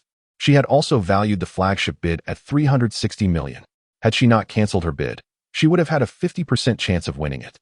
The two masters beside her glared resentfully at Lu Fan, believing that their boss's decision not to bid on the flagship was entirely due to Lu Fan's remark. Lu Fan accompanied Lu Yuyan to the officials to pay for and collect the items. However, unlike Lu Yuyan, who entrusted all her winning stones to the official transport back home without cutting them on site, Lu Fan insisted on having them all cut open. He was there to make money, and without cutting them, he couldn't sell them at a high price. As soon as it was announced that the stones would be cut, a throng of people surged forward, many even pulling out their phones to live-stream the event. How much have we spent? Mu Linglong asked, casting a worried glance at Lu Fan. Over 20 million, but I didn't pick anything too expensive, he replied. Little Ling Long, your boyfriend himself said he's rich and foolish. So why worry? Sometimes, one must incur some losses to grow. Upon hearing this, Mu Linglong's expression turned even more anxious. While Lu Fan took out a pen and began marking the stone. His action left the two masters beside him dumbfounded. Have you ever seen anyone cut a stone right down the middle? One of them exclaimed. Young man, if you truly don't understand, we can offer you guidance. A cut down the center can ruin jadeite and significantly diminish its value. Exactly. And you're merely scratching the surface of this all-or-nothing rough stone. The chances of it yielding jadeite are practically zero. Cutting it from the middle doesn't matter, but scratching the surface is just a waste of time. I have plenty of money. I'm just playing. Lu Fan's single statement nearly sent both masters into a fit of rage. Are you certain you want to cut it this way? We are only responsible for the cutting and bear no responsibility for the consequences, the cutting master said, bewildered. Looking at Lu Fan, a foolhardy young man who was not heeding their advice. If it gets ruined, don't blame us. Zhang Master, Lu Master, just ignore him. After all, it's his own money being spent, Lu Yuyin remarked, her expression also grim. She and the two masters had already cautioned Lu Fan multiple times, but he seemed to disregard every word. Cut it. If it gets ruined, it's not your concern. There are cameras here, so you can't be blamed. Lu Fan stated. Only then did the cutting master begin to operate, and all three masters started cutting simultaneously. The crowd around them instantly widened their eyes, with many holding their phones aloft. Most there simply to witness what they anticipated would be a spectacle. The young man who refused to heed warnings was likely to ruin a significant amount of jadeite. The master cutter, with a swift motion, unleashed a cloud of smoke as a substantial portion of the stone was severed, crashing to the ground. All present craned their necks, fixated on the exposed surface. What a remarkable sight, they exclaimed, for the cutting was executed with exquisite precision, neither a fraction too little nor a fraction too much, lest the gem within be compromised. Lu Fan stood with arms crossed, his demeanor unperturbed, displaying no signs of surprise. In contrast, Lu Yuyin was filled with excitement, rushing forward to illuminate the surface with her flashlight, while the two other craftsmen eagerly gathered around. Could this truly be mere coincidence? How was it possible for the cutting line to be calculated with such flawless accuracy? Young man, I will offer 5 million for this raw stone. Please do not cut it further, just sell it to me. I bid 6 million. 6,200,000. The fervent bids from the surrounding businessmen sent Mu Ling Long into a frenzy of excitement, even with her limited understanding. She recognized that Lu Fan was poised to reap a significant profit, having purchased the stone for a mere 120,000. Not for sale, continue cutting. Chapter 105. A Knife to Poverty. A knife to wealth. As the raw stone was meticulously carved according to Lu Fan's instructions, an irregular jadeite, roughly the size of a human head, emerged before the astonished onlookers. This is ice-grade jadeite. Just think about how many bangles and rings could be crafted from such a magnificent piece. Lu Yuyin and the two masters were left speechless, for the stone, which they had previously dismissed, had yielded such a substantial chunk of ice-grade jadeite. Lu Fan, if I recall correctly, you purchased this stone for 1 million, did you not? 120,000. The gasp from Lu Yuyin was palpable. This is the allure of stone gambling, transforming 120,000 into tens of millions. With this jadeite, the bidding could commence. Lu Fan's proclamation sent shockwaves through the crowd, as the eager bidders shouted their offers. 20 million. 20,300,000. Lu Fan, I will bid 30 million. Please sell me this jadeite. Lu Yuyin gazed at Lu Fan with eager anticipation, as her company desperately needed such top-tier jadeite. Lu Fan nodded. After all, selling is merely a matter of receiving payment. Lu Yuyin promptly instructed her two bodyguard-like employees to package the jadeite, and she immediately transferred 30 million to Lu Fan. This piece is also appreciated, someone exclaimed as the polishing master paused his work on the raw stone. Although the stone was only the size of a head, Lu Fan insisted he polish it meticulously, for within lay the Emperor of Jade. Any damage would be excruciatingly painful. After completing the transfer, Lu Yuyin rushed back to the raw stone, and upon closer inspection, she was utterly captivated by the intense green hue that stirred her emotions. This seemingly worthless stone, dismissed by all, had been acquired by Lu Fan for a mere 200,000. Look at that green. Could it be glass-grade imperial green? If it truly is glass-grade, then we are in for a windfall. Lu Fan is remarkable. With just these two pieces, we stand to gain immensely. Mu Ling Long, exhilarated, linked her arm with Lu Fan's, her delicate features blooming with joy. The surprises were not yet over. the master resumed his cutting. As he worked, the layers of stone diminished, and the crowd gathered around grew so numerous that there was scarcely room to stand. Glass-grade imperial green, a jadeite of 20 centimeters in size, heavens. How much could this be worth? Lu Yuyin and the two masters were utterly astounded. This priceless treasure had been extracted from a raw stone worth merely 200,000. How could one even comprehend such fortune? Esteemed aunt, how much is this jadeite worth? Mu Linglong inquired, aware of its value but lacking a concrete understanding of its worth. Lu Fan, I will offer 300 million. Sell me this jadeite. Deal, transfer the funds. Lu Fan's words sent waves of anguish through the surrounding bidders, who yearned for such a treasure, yet found themselves unable to intervene as the transaction was already secured. 300 million? Good heavens! This is far faster than picking up money. Mu Linglong's charming face transformed into one of sheer astonishment. In such a brief moment, Lu Fan had amassed over 300 million. One could only imagine how long a money printing machine would take to yield such returns. This piece too has appreciated. Having just completed a money transfer, Lu Yuyin was startled, her delicate form jolting as she rushed toward the stone before her. A stunning hue of green once again captured her attention, causing her heart to flutter. Tentatively, her small hand reached out to caress the verdant surface. Could it possibly be the glass-like imperial green? However, Lu Fan stepped forward, brandishing a pen to draw several lines on the stone, which was roughly the size of a basketball. Within it lay a jadeite piece the size of a fist, without a vigorous cut. One could only speculate how long it might take to polish it. The young man cautioned against such a cut, if the stone contained glass-like imperial green jade. A single misstep could lead to irreversible damage. It's my possession, and I am willing to take the risk. Master, proceed with the cut. If it's ruined, it's still mine. The cutting master, visibly conflicted, repositioned the stone in the machine and pressed the button to commence the cut.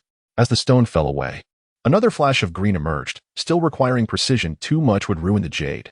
Too little would render the green invisible. Even an untrained observer could sense the abnormality. Despite his youth, the young man exuded the aura of a cunning predator, executing the precise lines that no craftsman could replicate. With each decisive cut from the master, a flawless green jadeite the size of a fist materialized before all present. Lu Yuyin's breath quickened, and she opened her mouth to bid, but Lu Fan promptly halted her. Save your money for later.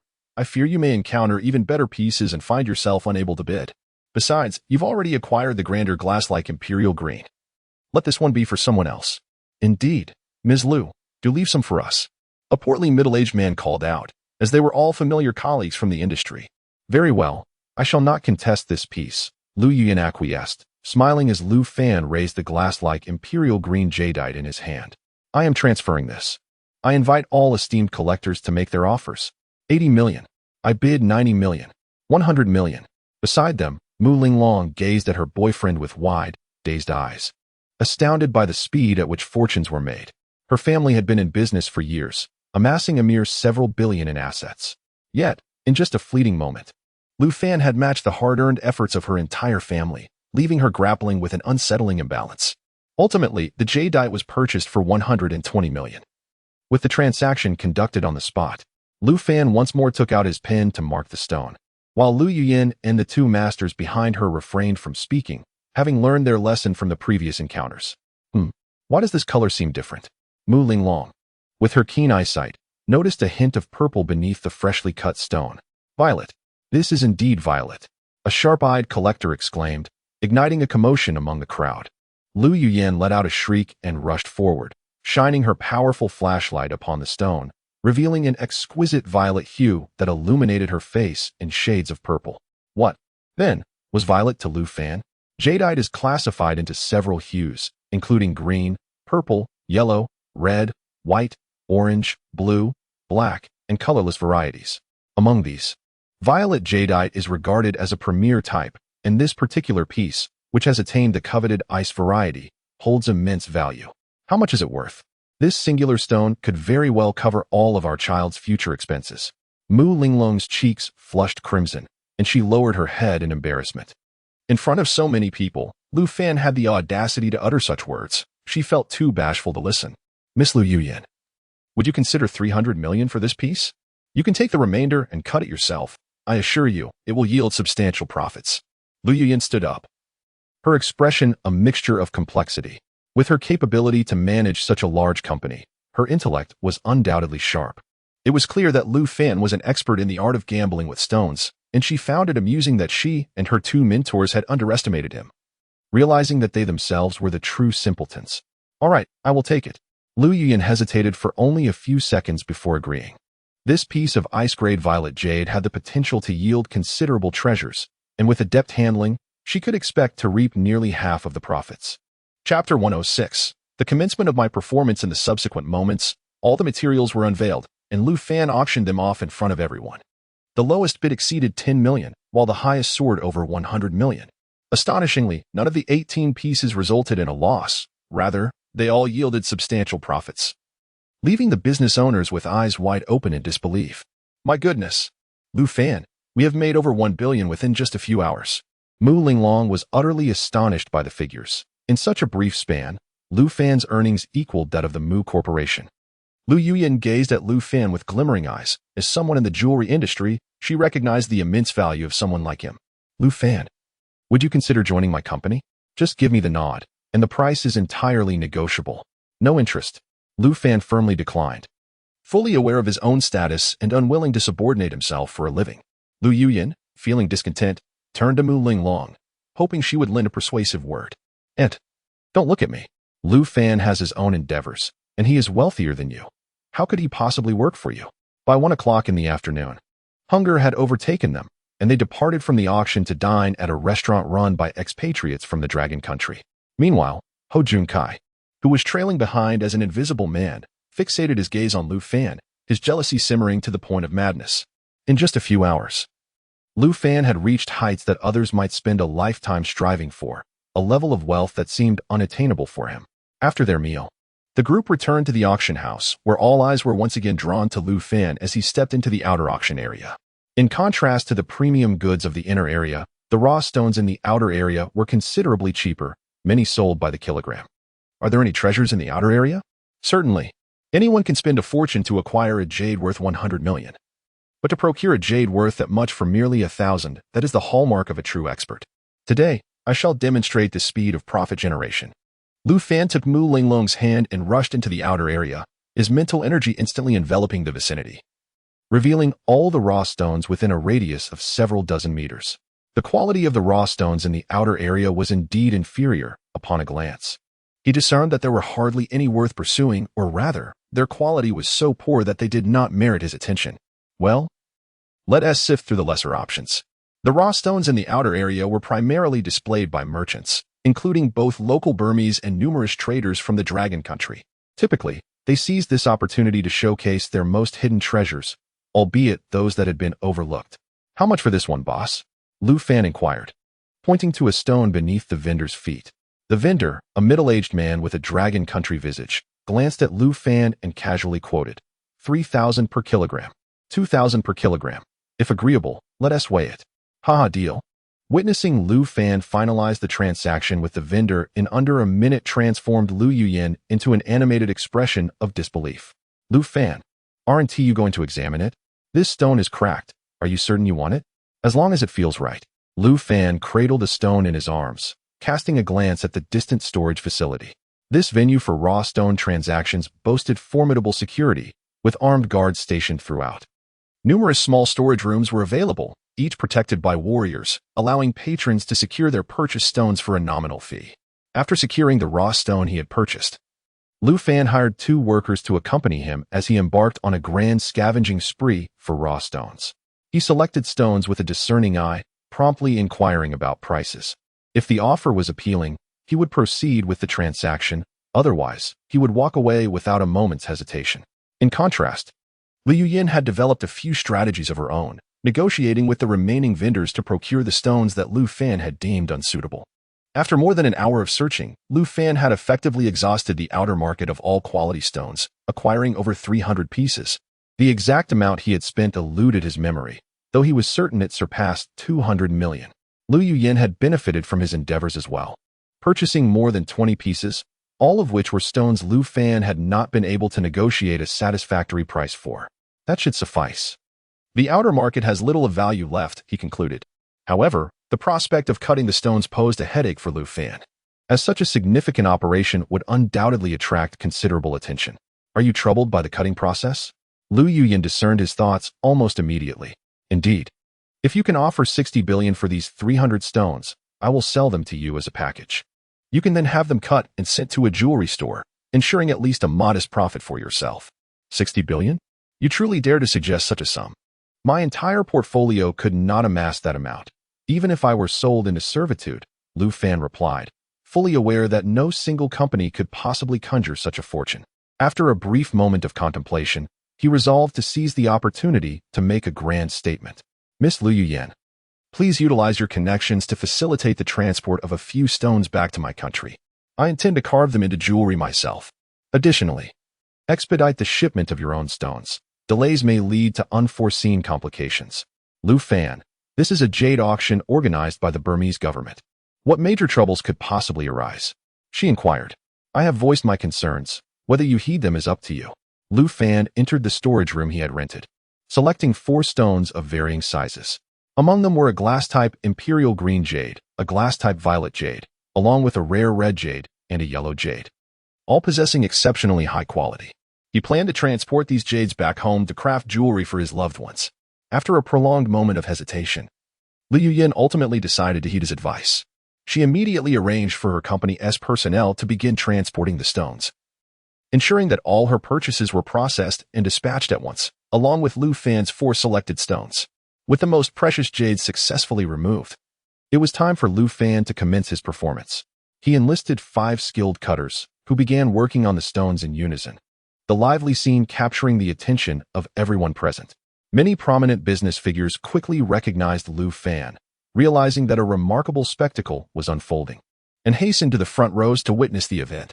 Lu Fan lowered his head and began to draw lines, aiming to save time, completing each stone in mere seconds.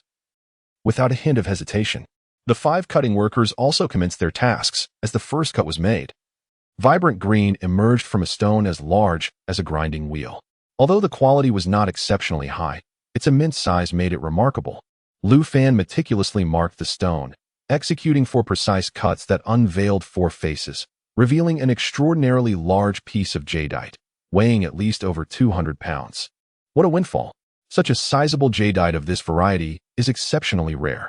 Young man, do not proceed with cutting this stone. Sell it to me for 30 million.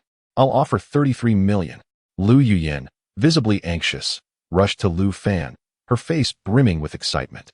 Is this stone entirely composed of this type of jadeite? Pretty much. This is all green jadeite. The central section, about the size of a basketball, boasts ice-grade quality. If you desire it, 50 million, and it's yours. Without a moment's hesitation, Lu Yuyan pulled out her money.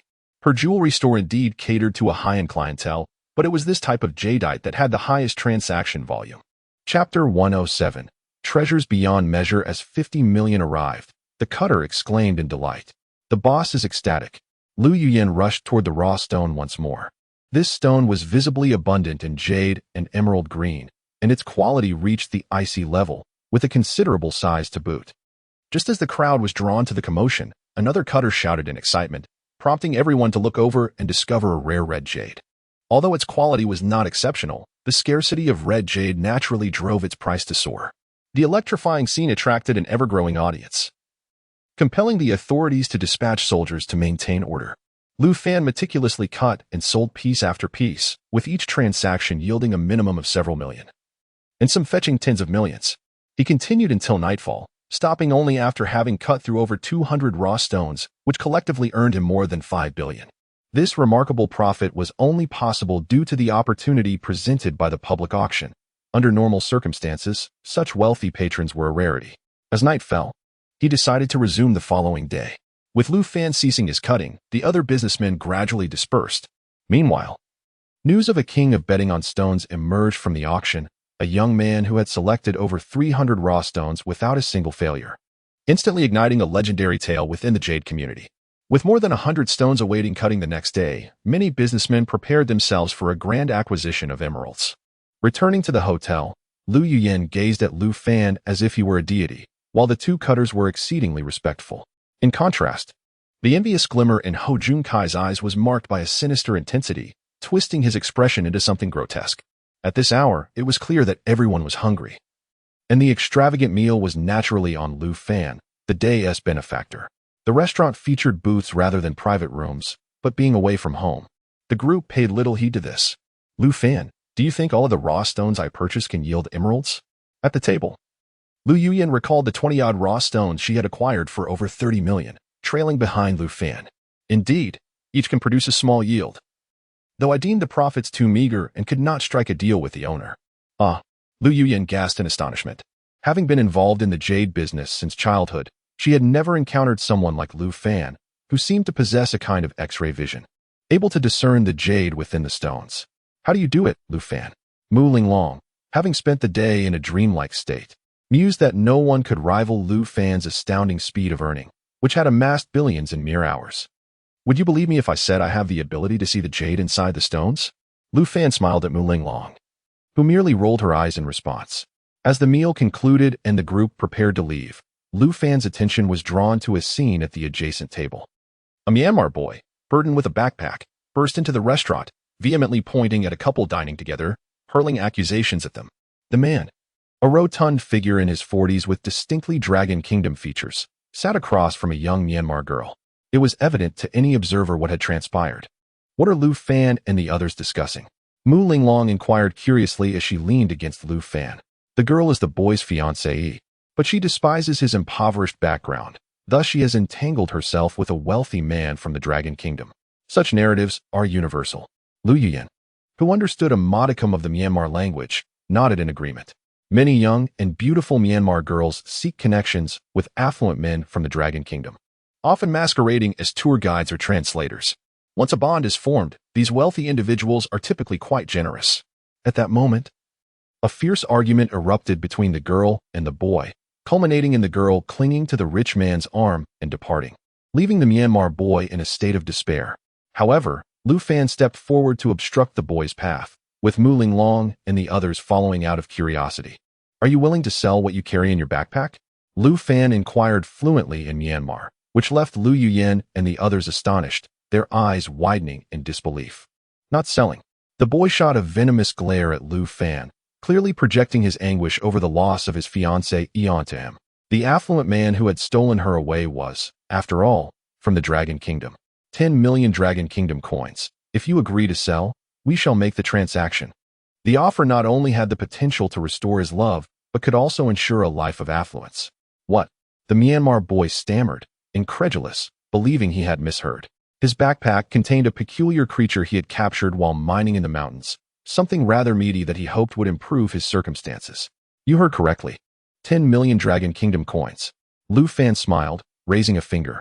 This sum was impossible to refuse for anyone with even a semblance of rationality. With such wealth, he could transform into a man of means. His fiancée would come crawling back, pleading for forgiveness, and he could vent all his frustrations and anger freely. Only then did the boy grasp the situation, promptly removing the backpack and presenting it to Lu Fan. With a narrowing of his eyes and a smile, Lu Fan accepted the backpack, while Mu Linglong and Lu Yuyan craned their necks to peer inside.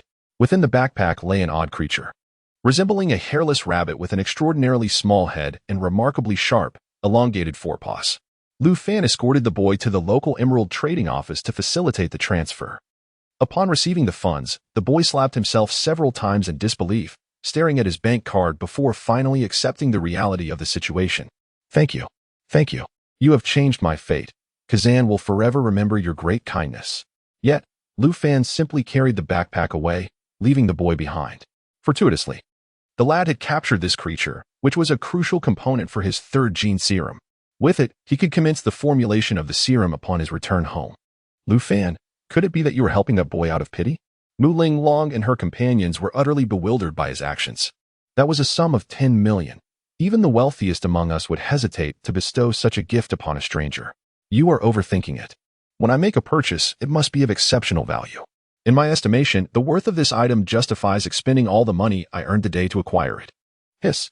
Mu Linglong exchanged a glance with Lu Yuyan, both regarding Lu Fan as if he were a madman.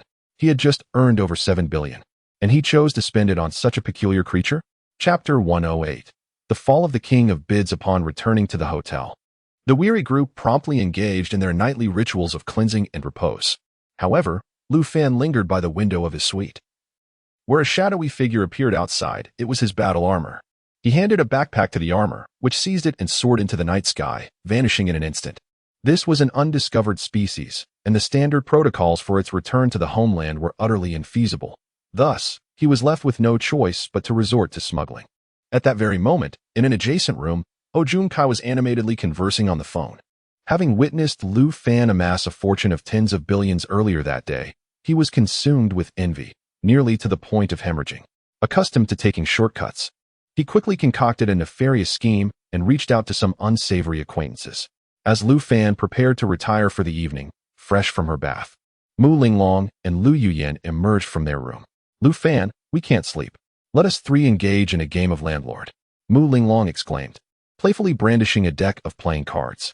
Recently bathed, she exuded the fragrance of shower gel, and her white nightgown made her appear ethereal. Her hair, cascading to her waist, still glistened with droplets of water, rendering her utterly enchanting. Lu Yuyan bore a similar appearance, though she appeared markedly more mature than Mu Linglong. Lu Fan's gaze was fixated on Mu Linglong, dismissing Lu Yuyan entirely. Joining me for landlord was perhaps the gravest decision you could make in your lives, Lu Fan quipped as he accepted the deck of cards. After expertly unwrapping the packaging, he commenced an intricate display of shuffling, the cards seemingly coming alive in his hands as his fingers danced, intertwining and folding them with grace. Captivated, the two women watched, though they had witnessed flamboyant shuffling before. Lu Fan's movements were particularly elegant. With a single hand, he held the cards, propelling them toward the ceiling, where they cascaded down like snowflakes. Just as the two women anticipated a chaotic scatter across the floor, the cards astonishingly landed neatly upon the coffee table, perfectly arranged without a hint of disorder. Wow, that's incredible. Lu Fan, when did you learn to play like this? Mu Linglong exclaimed. Have you forgotten what I mentioned earlier? There are very few things in this world that I cannot master, he replied with a smile. Mu Linglong's expression was one of astonishment. Having known him for a few months, she realized that he had yet to encounter a challenge he could not surmount. Lu Fan began to deal the cards. But his version of landlord diverged from the norm. He placed all the cards face down on the table, and when it was his turn, he simply drew the necessary card and flipped it onto the table. Do you remember all the cards in your hands? Mu Linglong watched him, bewildered by his technique. Not only my cards, but I am also acutely aware of yours. With every card you play, it is accounted for in my calculations. You two come seeking a challenge before bedtime, how amusing. As he spoke, the cards in his hand were swiftly arranged, although some were not of high value. They precisely obstructed the options available to both women, rendering them unable to play. I don't believe it. Lu Yuyan, feeling embarrassed and furious, slammed the cards she held onto the coffee table, then proceeded to shuffle them herself, not allowing Lu Fan to touch the cards at any point. This time, Lu Fan was the landlord. He simply drew a pair of threes from the covered cards and discarded them. A pair of fives. A pair of tens. Lu Fan smiled as he flipped over a pair of aces, followed by a sequence that he discarded. Just as he had stated, he did not dwell on the cards nor glance at them, yet he was acutely aware of the identity of each card. Lu Fan then played 3 cards with 1. And as Mu Linglong just managed to counter, he casually played 3 twos with a 4, followed by another 3 with 1, concluding that round. Subsequently, Mu Linglong and Lu Yuyan exhausted various tactics, yet each round ended in their defeat, as Lu Fan's every move thwarted them, causing immense discomfort within. At times, despite his seemingly modest hand, he could turn the tide and be the first to finish. After enduring over 20 rounds, Lu Yuyan angrily tossed the cards aside. I'm done. Linglong, let us go back and sleep. Over 20 rounds without a win, what is the point? Mu Linglong wore a similarly frustrated expression. She dropped the cards, and the two retreated to their room. The next day, the public auction resumed, with officials supplementing numerous rough stone sources. However, all the business owners flocked to Lu Fan. The officials, left with no choice, had to negotiate with Lu Fan to hold their sessions at staggered times, mandating that Lu Fan's stone cutting must occur after the morning opening. Bored, a group of people began to meander around the public auction again. But this time a rather peculiar scene unfolded. A throng of business owners trailed behind Lu Fan. Whenever he fixated on a rough stone for over 3 seconds, someone would promptly step forward to jot down its number. Observing this, Lu Fan realized that he absolutely could not make a move today, even if he tried. He wouldn't be able to secure any rough stones. However, yesterday's gains were already sufficient, so today would simply be about enjoying the spectacle. At 10 o'clock, As the auction commenced, the conversation between two business owners behind Lu Fan captured the attention of everyone nearby. Boss G, did you hear? Yesterday, President Quan secured the bid for the top stone and had it cut that afternoon, only to find it riddled with cracks. President Quan spat blood on the spot and was rushed to the hospital. He hasn't regained consciousness yet. I only heard about it this morning. What a pity. President Quan was wise throughout his life, yet he fell victim to this rough stone. Thankfully, we lack the means. Otherwise, it could have been us in a dire situation. Their words sent a chill down Lu Yuyan's spine. How fortunate she was to have abruptly canceled her bid for the top stone. Otherwise, she might be the one in the hospital now. 360 million. If she had lost it all, she would likely be in pain for years to come. The two masters beside her lowered their heads in shame. They had strongly urged her not to cancel the bid when the boss did, fearing that if it were secured, their livelihoods would be jeopardized. Lu Fan, thank you. Lu Yuyan leaned closer to Lu Fan, whispering her gratitude past Mu Linglong. Lu Fan's lips curled into a slight smile. This woman was relatively receptive to advice, unlike those stubborn individuals who would argue endlessly after the fact. Following the public auction, everyone surged out to the warehouse area behind Lu Fan, causing the inner auction zone to suddenly become sparse with people. The officials find themselves in a state of helplessness, as the impact caused by Lu Fan is simply too significant. Everyone has flocked to witness his raw stone cutting. The staff has thoughtfully prepared a high platform, allowing the audience to clearly observe the captivating process of cutting the raw stones. 5 skilled artisans are simultaneously at work, with Lu Fan personally marking the lines for cutting. How much do you think we will earn today? Mu Linglong's admiration for him has reached a blind fervor. Her man is so exceptional. Yet he had previously remained unnoticed at school. Let's not harbor excessive expectations today. We finished cutting the best batch yesterday, and the quality of today's materials is merely average. While there are some imperial green jade pieces, they are all relatively small in size. Chapter 109. The bandit's ambush. Could it be that he genuinely possesses the ability to perceive the jade concealed within the stone? Beside him, Lu Yuyan stared in astonishment with her enchanting eyes, while the others remained oblivious to the chilling smirk on Ho Junkai's face, who was camouflaged in the background. He occasionally took out his phone, anxious that others might discover his actions. The raw stones were indeed as Lu Fan had described. They yielded 2 pieces of imperial green. However, they were insufficient for a bracelet, merely allowing for some ring faces and pendants. The cutting of the raw stones continued until the afternoon, at which point Lu Fan promptly documented all his acquisitions, amassing a fortune exceeding several billion. Over the course of 2 days at the Jade public auction, he alone profited nearly 90 billion, making him the most substantial beneficiary of this event, second only to the Myanmar authorities. As the group jubilantly made their way back to the hotel, they remained unaware that the ostentatious display they had made was attracting imminent danger. The following morning, after concluding all matters, Lu Yuyan insisted on returning home. Having made such a stir in a foreign land, she harbored concerns about potential troubles, especially since this was not their homeland. On the way back to the airport, Ho Junkai occupied the front seat, while Mu Linglong, undoubtedly the most elated participant of this overseas journey, chattered incessantly, linking her arm with Lu Fan's. Lu Yuyan regarded Lu Fan with newfound admiration. Indeed, a capable man could conquer everything. Wait, this doesn't seem to be the route to the airport, Mu Linglong exclaimed in surprise, noticing they had veered onto a secluded path. Wang Chong, how are you driving? Lu Yuyan scolded with a cold demeanor. Ho Junkai in the passenger seat hastily clarified. Yuyan, please don't be upset. There was a traffic accident at the intersection causing a jam, so we're taking a shortcut to the airport. Yes, Ms. Lu. The accident blocked all the main roads. I had no choice but to use this detour. I wouldn't dream of delaying your flight. Lu Yuyan's expression softened slightly, while Lu Fan grasped Mu Linglong's delicate hand, a mysterious smile gracing his lips. Just as the vehicle progressed down a deserted road, a large tree suddenly fell, obstructing the path of their Mercedes. At this moment, even the most naive among them sensed something amiss, and Lu Yuyan's face turned pale with apprehension. Lu Fan. Mu Linglong's demeanor shifted to one of tension, her starry eyes fixed on him. Fear not, trust me, whatever transpires is within my control. In the front, Ho Junkai wore a mocking expression, thinking to himself how foolishly arrogant Lu Fan was, and that soon he would have cause to lament. Yuyan, remain in the vehicle for now. I'll accompany Brother Wang to investigate.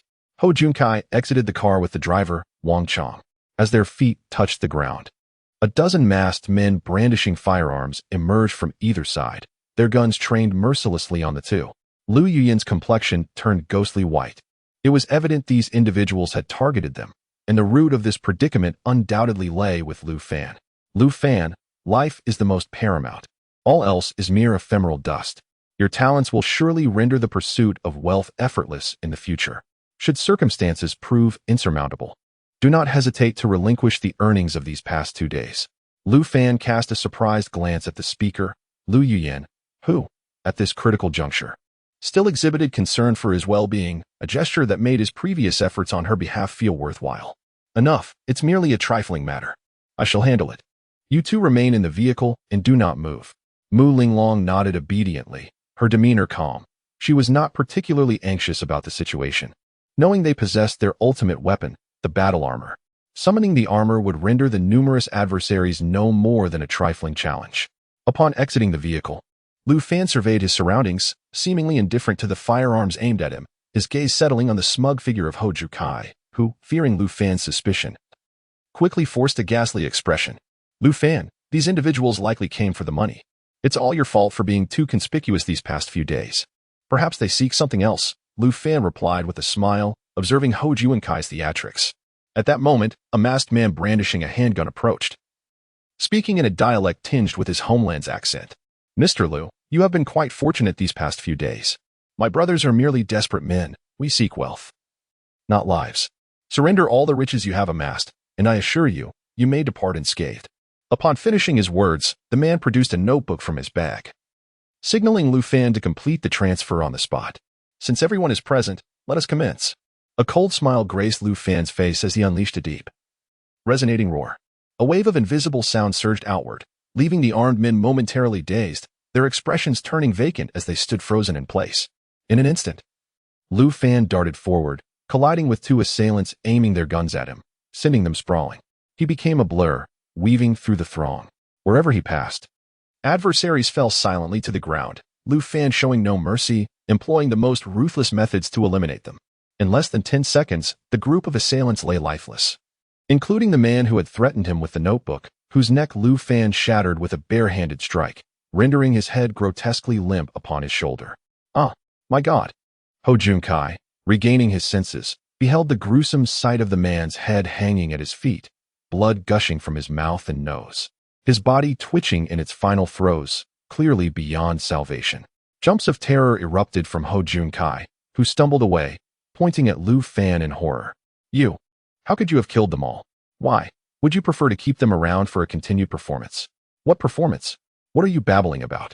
This is Myanmar. You will never escape after committing murder. You are a calamity. Hoju Kai's face turned ashen, as these were the very men he had summoned. A band of desperate rogues he had rallied from their homeland. Now, all those individuals have perished, and their companions will undoubtedly place the blame squarely upon him. Upon his return to the homeland, he shall be compelled to confront an endless array of troubles. Ha! Fool! At that very moment, several vehicles suddenly appeared on the roads ahead and behind, halting in front of Lu Yuyan's Mercedes. Instantly, a swarm of burly men wielding firearms emerged. Unlike before, these individuals were not masked, and they brandished their weapons with alarming proficiency. Their equipment was evidently of superior quality, with their AKs exuding a menacing aura. Unaware of the unfolding situation, Hoju Kai's face brightened, mistakenly believing these were the same individuals as before, and he approached them. Bang! As he drew near, Hoju Kai stared in disbelief at the bullet wound in his abdomen. A hole materialized in his shirt, and a stream of blood gushed forth. He clutched his stomach and collapsed to the ground, emitting a heart-wrenching wail. Chapter 110. A missed target? It appears that the aim was off. As Lu Fan murmured with a peculiar expression, realizing that these individuals were distinctly different from the previous group. Moreover, their Burmese features led Lu Fan to surmise almost instantly that they were likely affiliated with local forces from Myanmar. The two young women in the vehicle were visibly pale, terrified by the scene before them. Nonetheless, Mu Linglong comforted Lu Yuyan, saying, "Cousin, rest assured, Lu Fan possesses the capability to rescue us." A leading figure among the Burmese stepped forward, brandishing his firearm and bellowing at Lu Fan, "Everyone, comply and you may survive. Come with us." However, Lu Fan merely smiled at him, dispatching an attack command to Xiaoya in his mind. Suddenly, a barrage of concentrated laser beams descended from the sky, each striking precisely at the vital points of the armed assailants. One assailant, reacting quickly, aimed his gun at Lu Fan, but in the blink of an eye, a laser beam pierced through his skull. The man collapsed to the ground, his strength dissipating as he fell, a look of unwillingness etched on his face. Within a mere 5 seconds, all the assailants lay dead. The startled driver, Wang Chong, looked up in shock, only to catch a fleeting glimpse of 2 shadows darting across the sky. "Help! Save me!" cried Ho Junkai, writhing in pain on the ground, casting a hopeful gaze towards Lu Fan. Yet, Lu Fan merely scoffed and turned back towards the vehicle. "Miss Lu, what do you plan to do about this?" Lu Fan's eyes flicked to the writhing and moaning Ho Junkai outside, a smile still lingering on his face. Was the first group summoned by Ho Junkai? Lu Yuyan, not lacking in intelligence, deduced from Lu Fan's expression and Ho Junkai's actions that this unfortunate individual had mistakenly identified the second wave as the first, emboldening him to approach the gunman. Observing Lu Fan's amused silence, her expression darkened. It was evident that this man was colluding with nefarious forces to abduct Lu Fan, seeking to seize the substantial earnings he had acquired over the past few days. Lu Yuyan stepped out of the vehicle, feigning concern as she approached Ho Junkai. "Junkai, how are you holding up?" "Yuyan, I've been shot. Call a doctor." Ho Junkai, as if grasping at a lifeline, reached out towards Lu Yuyan, but she instinctively recoiled, her eyes betraying a hint of disgust. "Junkai, wait here. I'll fetch a doctor from the city. You must hold on." Wang Chong hurriedly began to clear the bodies away, trembling as he did so, while Lu Yuyan calmly drove the vehicle, trailing behind. "Cousin, are you truly going to summon a doctor from the city?" "Summon a doctor? I would relish the opportunity to run over him a few times with this vehicle. Initially, I planned to feign ignorance, quietly gathering evidence of their illegal activities to ensure their imprisonment. Now that this scoundrel has been shot, we should head directly to the airport and return home. There's a chance he might just succumb. Is that advisable, cousin?" Mu Linglong looked back at Ho Junkai, who lay moaning on the ground, a flicker of sympathy crossing her face. "Ha ha ha. I must admit, I have developed a certain admiration for your little aunt's temperament, cunning and ruthless, with a touch of cleverness." Lu Fan laughed heartily as he embraced Mu Linglong's slender waist, acknowledging that when a woman is fierce, she can indeed be far more malicious than a man. Ho Junkai believed his girlfriend would summon a doctor to save him, only to discover she had opted to board a flight home, completely disregarding him. His fate now rested on mere luck. However, Lu Fan speculated that as long as his luck wasn't exceedingly poor, he should survive. The bullet had not struck a vital area, and as long as he didn't bleed out completely, he would certainly live. After all, this was a thoroughfare, and the presence of others would inevitably attract the military. Driver Wang Chong had exerted considerable effort to remove the bodies, and then he set off again with a few passengers. Following the earlier scare, his hands trembled on the steering wheel. It is worth noting that over 30 lives had been lost. In this era, such an event would be deemed a monumental catastrophe in any nation. The vehicle finally merged onto the main road, and as they approached a roundabout, Lu Fan's gaze narrowed. Intrigued by a decorative boulder in the middle of the road, Lu Fan extended his mental energy, and instantly, an overwhelming verdant hue flooded his mind. Even the typically composed Lu Fan sat up straight, his expression one of shock as he gazed at the massive stone behind the vehicle. "Miss Lu, what is the significance of this boulder in the center of the roundabout?" Lu Yuyan followed Lu Fan's pointing finger with a puzzled expression. "Isn't it merely a decorative landscape stone? Haven't you seen plenty of those back home?" "Landscape stone?" Lu Fan chuckled with a knowing smile, realizing he had stumbled upon a grand treasure before his departure. To think such a remarkable gem was being treated as mere roadside decor. When he had scanned the stone with his mental energy moments ago, he had detected that it was filled with glass-type imperial green jade. The jade alone could yield a piece taller than a person, and the outer layer of slightly inferior quality was still of ice type. If extracted, the total weight would easily reach several tons. With a swift thought, Lu Fan communicated with Xiao Yu, instructing her to prepare to drive the armored vehicle to retrieve this treasure under the cover of night when no one was around. His gaze shifted back to Lu Yuyan. While the jade would serve no personal use to him, it could be exchanged for a substantial sum of money. Who could be more suitable for this transaction than her? "Miss Lu Yuyan, upon our return, I wish to discuss a business opportunity with you. I possess a piece of ice-type jade weighing at least 5 or 6 tons, with the core portion reaching the standard of glass-type imperial green. The glass-type jade alone exceeds a ton. I would like your assistance in liquidating it, offering you a 20% profit." "What? 5 or 6 tons of ice-type jade plus over a ton of glass-type imperial green?"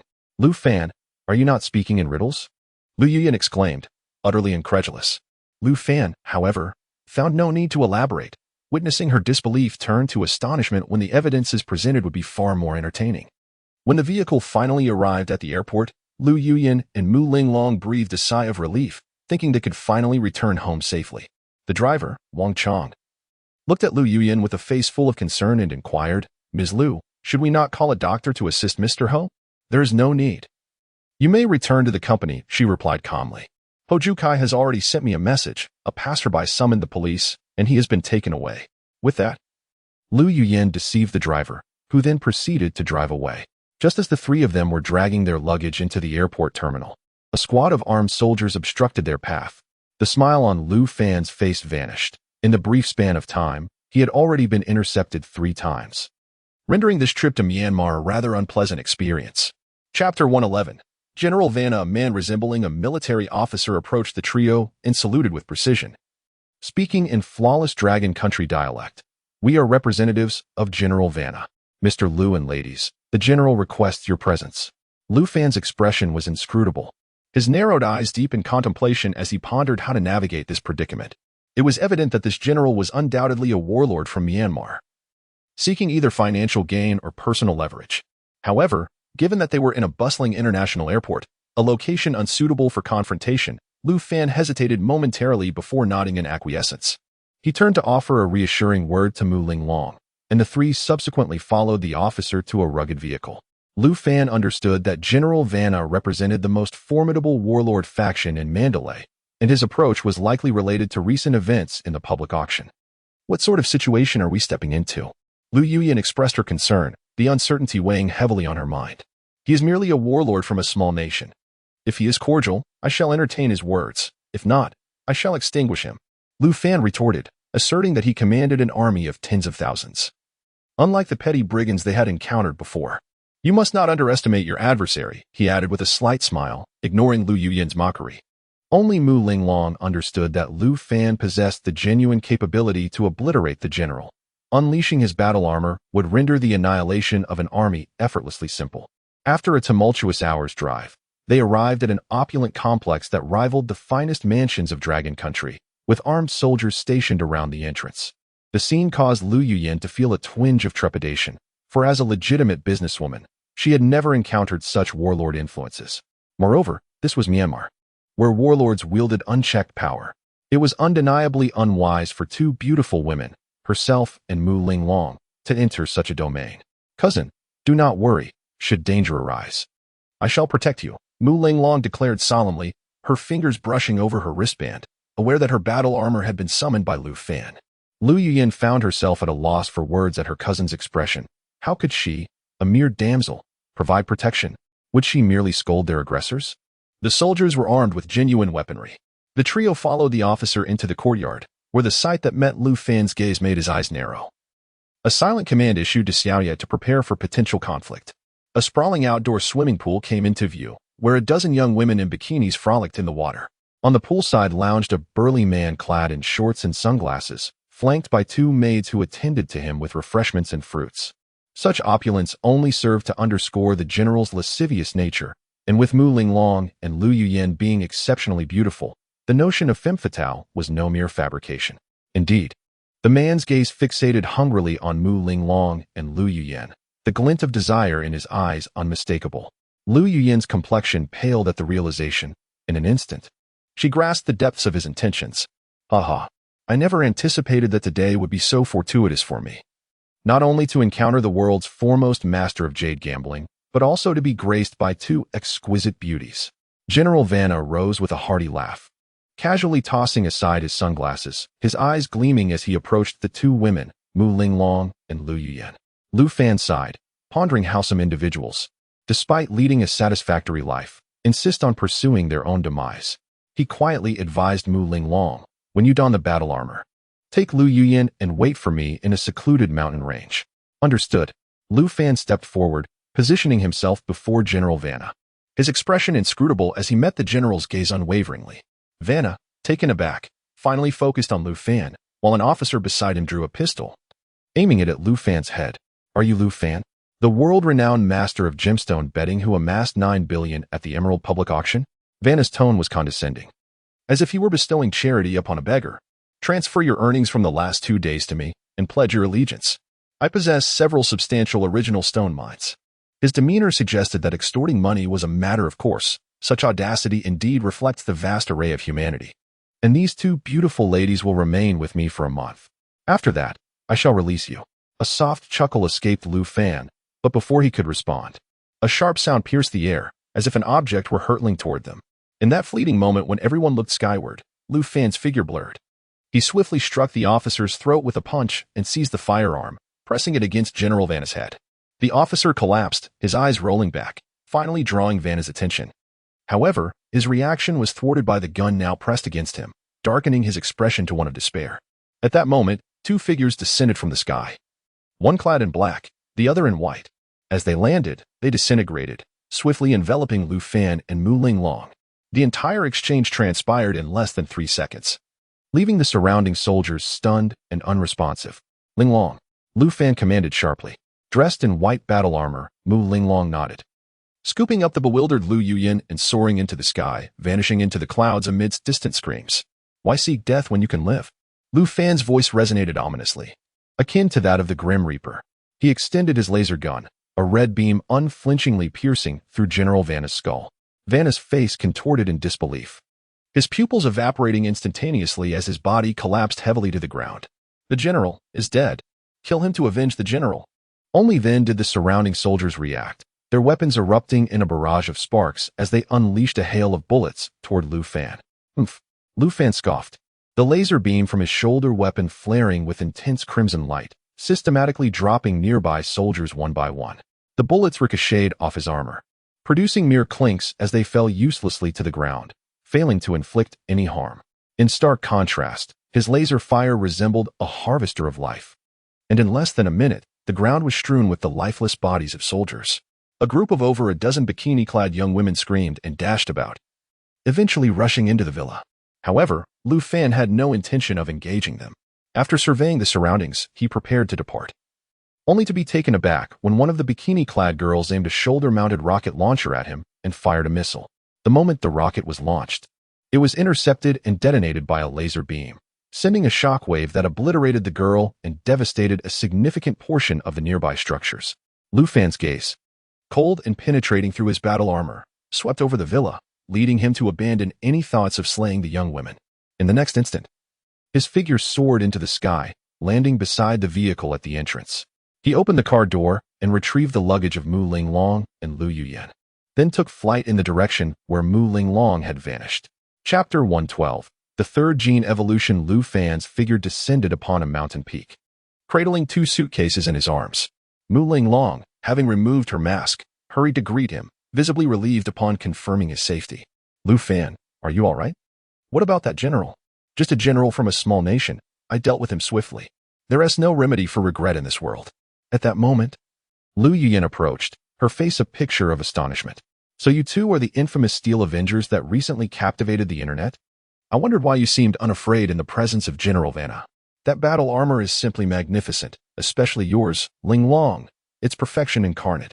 With envy sparkling in her eyes, Lu Yuyan reached out to touch Mu Linglong's armor, only to be met with an awkward dismissal as Mu Linglong brushed her hand away. Dear cousin, please don't bring up the Steel Avengers. Just thinking about it irks me. I only intended to help by opening my vehicle to rescue someone. Yet I faced online harassment demanding compensation for the damage. Since then, I vowed never to engage in acts of chivalry again. Come on, Linglong. When can I experience the thrill of your armor? I beg you, it's absolutely stunning. Let us head back for now. The regular crossing is too troublesome. Linglong, you carry Lu Yuyan, and we'll fly directly to the airport in the southern province, with 1 suitcase in each hand. Lu Fan watched as Mu Linglong secured Lu Yuyan in her embrace, and the trio soared through the clouds.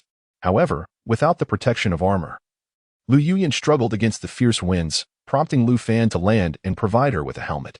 After more than an hour, they finally touched down near the southern province airport, where they boarded a flight to the bustling metropolis. Upon arrival, Lu Fan bid farewell to the 2 women and promptly retreated into his laboratory, securing the door behind him. With the materials for the third gene serum now in hand, He was eager to concoct the third strengthening potion. Once he underwent this third gene evolution, he would transcend the realm of ordinary humans. At that point, he would possess the ability to fly and could effortlessly deal with situations akin to his encounter with General Vanna. His formidable mental prowess would elevate him to a divine existence, capable of transforming even the most mundane objects into lethal weapons. Working diligently into the night, he had only completed half of the third serum by the time the clock struck 2. Suddenly, a memory flickered in his mind, the spectacular boulder he had encountered earlier that day. In Myanmar, a shadow plummeted from the sky, landing atop the colossal stone in the middle of a road. A series of laser beams erupted, shattering all nearby surveillance cameras. The shadow held a massive wire mesh net, which he spread beside the boulder before giving it a gentle push. The stone toppled precisely onto the net. In the next instant, he hoisted the net, with the boulder contained within, and soared into the night sky, vanishing without a trace. The demise of General Vanna triggered a tremendous upheaval in Mandalay, leading to the premature conclusion of the public auction, with all guests being detained from leaving. The perpetrator behind General Vanna's assassination was swiftly identified, with all evidence pointing to the master of the gambling stones, who had set astonishing records at the auction. The reason, it is said, lies in General Vanna's curiosity regarding Master Lu's abilities, which led to an invitation for him to visit. Subsequently, a conflict ensued between the two parties. The Myanmar military issued an arrest warrant for Lu Fan, yet despite a thorough search throughout Mandalay, he remained elusive. Consequently, the Myanmar military reached out to the Dragon Kingdom embassy personnel, requesting a manhunt for Lu Fan. It was only during this communication that they discovered Lu Fan's identity was classified as top secret, complicating the pursuit with an array of bureaucratic hurdles, causing the matter to become mired in delays. Unable to apprehend Lu Fan, the Myanmar government shifted its focus to the two women accompanying him. Recently having completed his third genetic evolution, Lu Fan had yet to savor his triumph when a message from Xiao Yu ignited his fury. Master, Mu Linglong and Lu Yuyan have been ordered to be arrested, and the arresting officers have arrived at Mu Linglong's villa. What? These scoundrels? Without a moment's hesitation, Lu Fan summoned his battle armor and took flight, swiftly appearing above Mu Linglong's residence. Below, indeed, 2 police cars with sirens blaring had stationed themselves outside the villa, surrounded by a throng of onlookers. Mu Dongqing and Liang Qiuhong were engaged in a heated discussion with the police, their faces etched with anger. Lu Fan first sent a message to Mu Linglong, instructing her to remain inside while he handled the situation. Upon receiving his message, both Mu Linglong and Lu Yuyan breathed a sigh of relief. Since returning from Myanmar, Lu Yuyan had not gone home but had instead been preoccupied with Mu Linglong, tinkering with her battle armor, a toy so thrilling that most would never encounter it in a lifetime, and she was determined to enjoy it to the fullest. Seeing that Mu Dongqing could no longer deter the officers, Lu Fan inexplicably shed his armor midair, his body descending gently like a leaf. The gasps from the crowd alerted the police, who were left dumbfounded by Lu Fan's gradual descent from the sky. Is that Lu Fan? Mu Dongqing exclaimed as Lu Fan landed before him. Uncle Mu, Auntie, allow me to handle this matter. Lu Fan addressed the stunned group of officers before turning to them. I have already dispatched personnel from the Security Bureau, and they will arrive in 10 minutes to negotiate with you. You cannot arrest those inside. However, the officers were not amenable to reason, their faces darkening with anger at his words. Do you dare to obstruct us? This is an arrest warrant issued by the higher-ups of the Magic City Police. Anyone who interferes will be detained for obstructing official duties. With that, one officer brandished his firearm. Although it was not loaded and not aimed at Lu Fan, the threat was unmistakable. Since you refuse to heed my counsel, proceed at your own peril, Lu Fan replied with a smile, gesturing for Mu Dongqing and his wife to step back. Seeing Lu Fan retreat, the officer, leading 5 team members, prepared to storm the villa. Suddenly, Lu Fan's pupils darkened to an abyssal black, and the 6 officers emitted a muffled groan, their bodies inexplicably collapsing to the ground as if crushed by an invisible force. No matter how they struggled, they could not move, especially the leader, whose face flushed crimson as he found himself unable even to lift his own hands. Uncle and Aunt, you may enter the house. I shall handle matters here. Mu Dongqing and his wife were rendered speechless by the bizarre scene before them, taking a considerable time to regain their composure. Upon looking up, they were startled to see that Lu Fan's eyes were entirely shrouded in darkness, an eerie sight that sent a chill down their spines. Mu Dongqing grasped the stunned Liang Qiuhong and led her into the villa.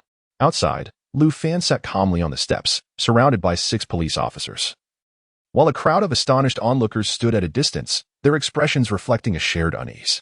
Within minutes, a military vehicle sped into view, and Ice Block, along with her partner, hurriedly exited the car and approached. The surreal tableau before them momentarily stunned the duo, prompting Ice Block to respectfully bow before Lu Fan. "Mr. Lu, what on earth has transpired? These officers seek to apprehend my woman. You must contact your superiors to ascertain who issued this order. If they cannot capture me, they intend to vent their frustrations on her. Should I not receive a satisfactory response regarding this matter, I shall be most displeased." Lu Fan's voice, though deep and measured, resonated in Ice Block's ears like a thunderclap, leaving her head ringing. Taken aback, Ice Block retreated 2 steps, her gaze darting between Lu Fan and the officers sprawled on the ground. What manner of power has this individual wielded? Could it be that there exists a force beyond our comprehension? Rest assured, Mr. Lu, I shall contact my superiors immediately and ensure you receive a satisfactory resolution. Very well, Lu Fan replied, nodding. As he rose to his feet, he inexplicably soared into the air, vanishing from sight amidst the gasps of the onlookers, and ascended to the terrace atop the building. Chapter 113. Is this still a human? Goodness, is this still a human? The burly man behind the Ice Block could not contain himself and shouted several times. It was no wonder that the second-in-command personally instructed the Ice Block to treat this individual with utmost respect. Just look at the disobedient police officers still sprawled on the ground. At that moment, the 6 officers finally managed to clamber up, their eyes filled with terror as they reached for their guns. However, the Ice Block presented a large red booklet to the leading officer. "I am the captain of the Safety Bureau's Shanghai Division, codename Ice Block, ID number 455467. You may verify this with your chief. From now on, any matters regarding Mr. Lu Fan and Miss Mu Linglong fall under our jurisdiction. Should you choose to disregard this warning, the scene you just witnessed will be your inevitable fate. You cannot afford to provoke this individual, but I have an arrest warrant." The leading officer, his face flushed, produced an arrest warrant. But the Ice Block barely spared it a glance. Mr. Lu Fan's information is classified as S-level top secret by the Dragon Country.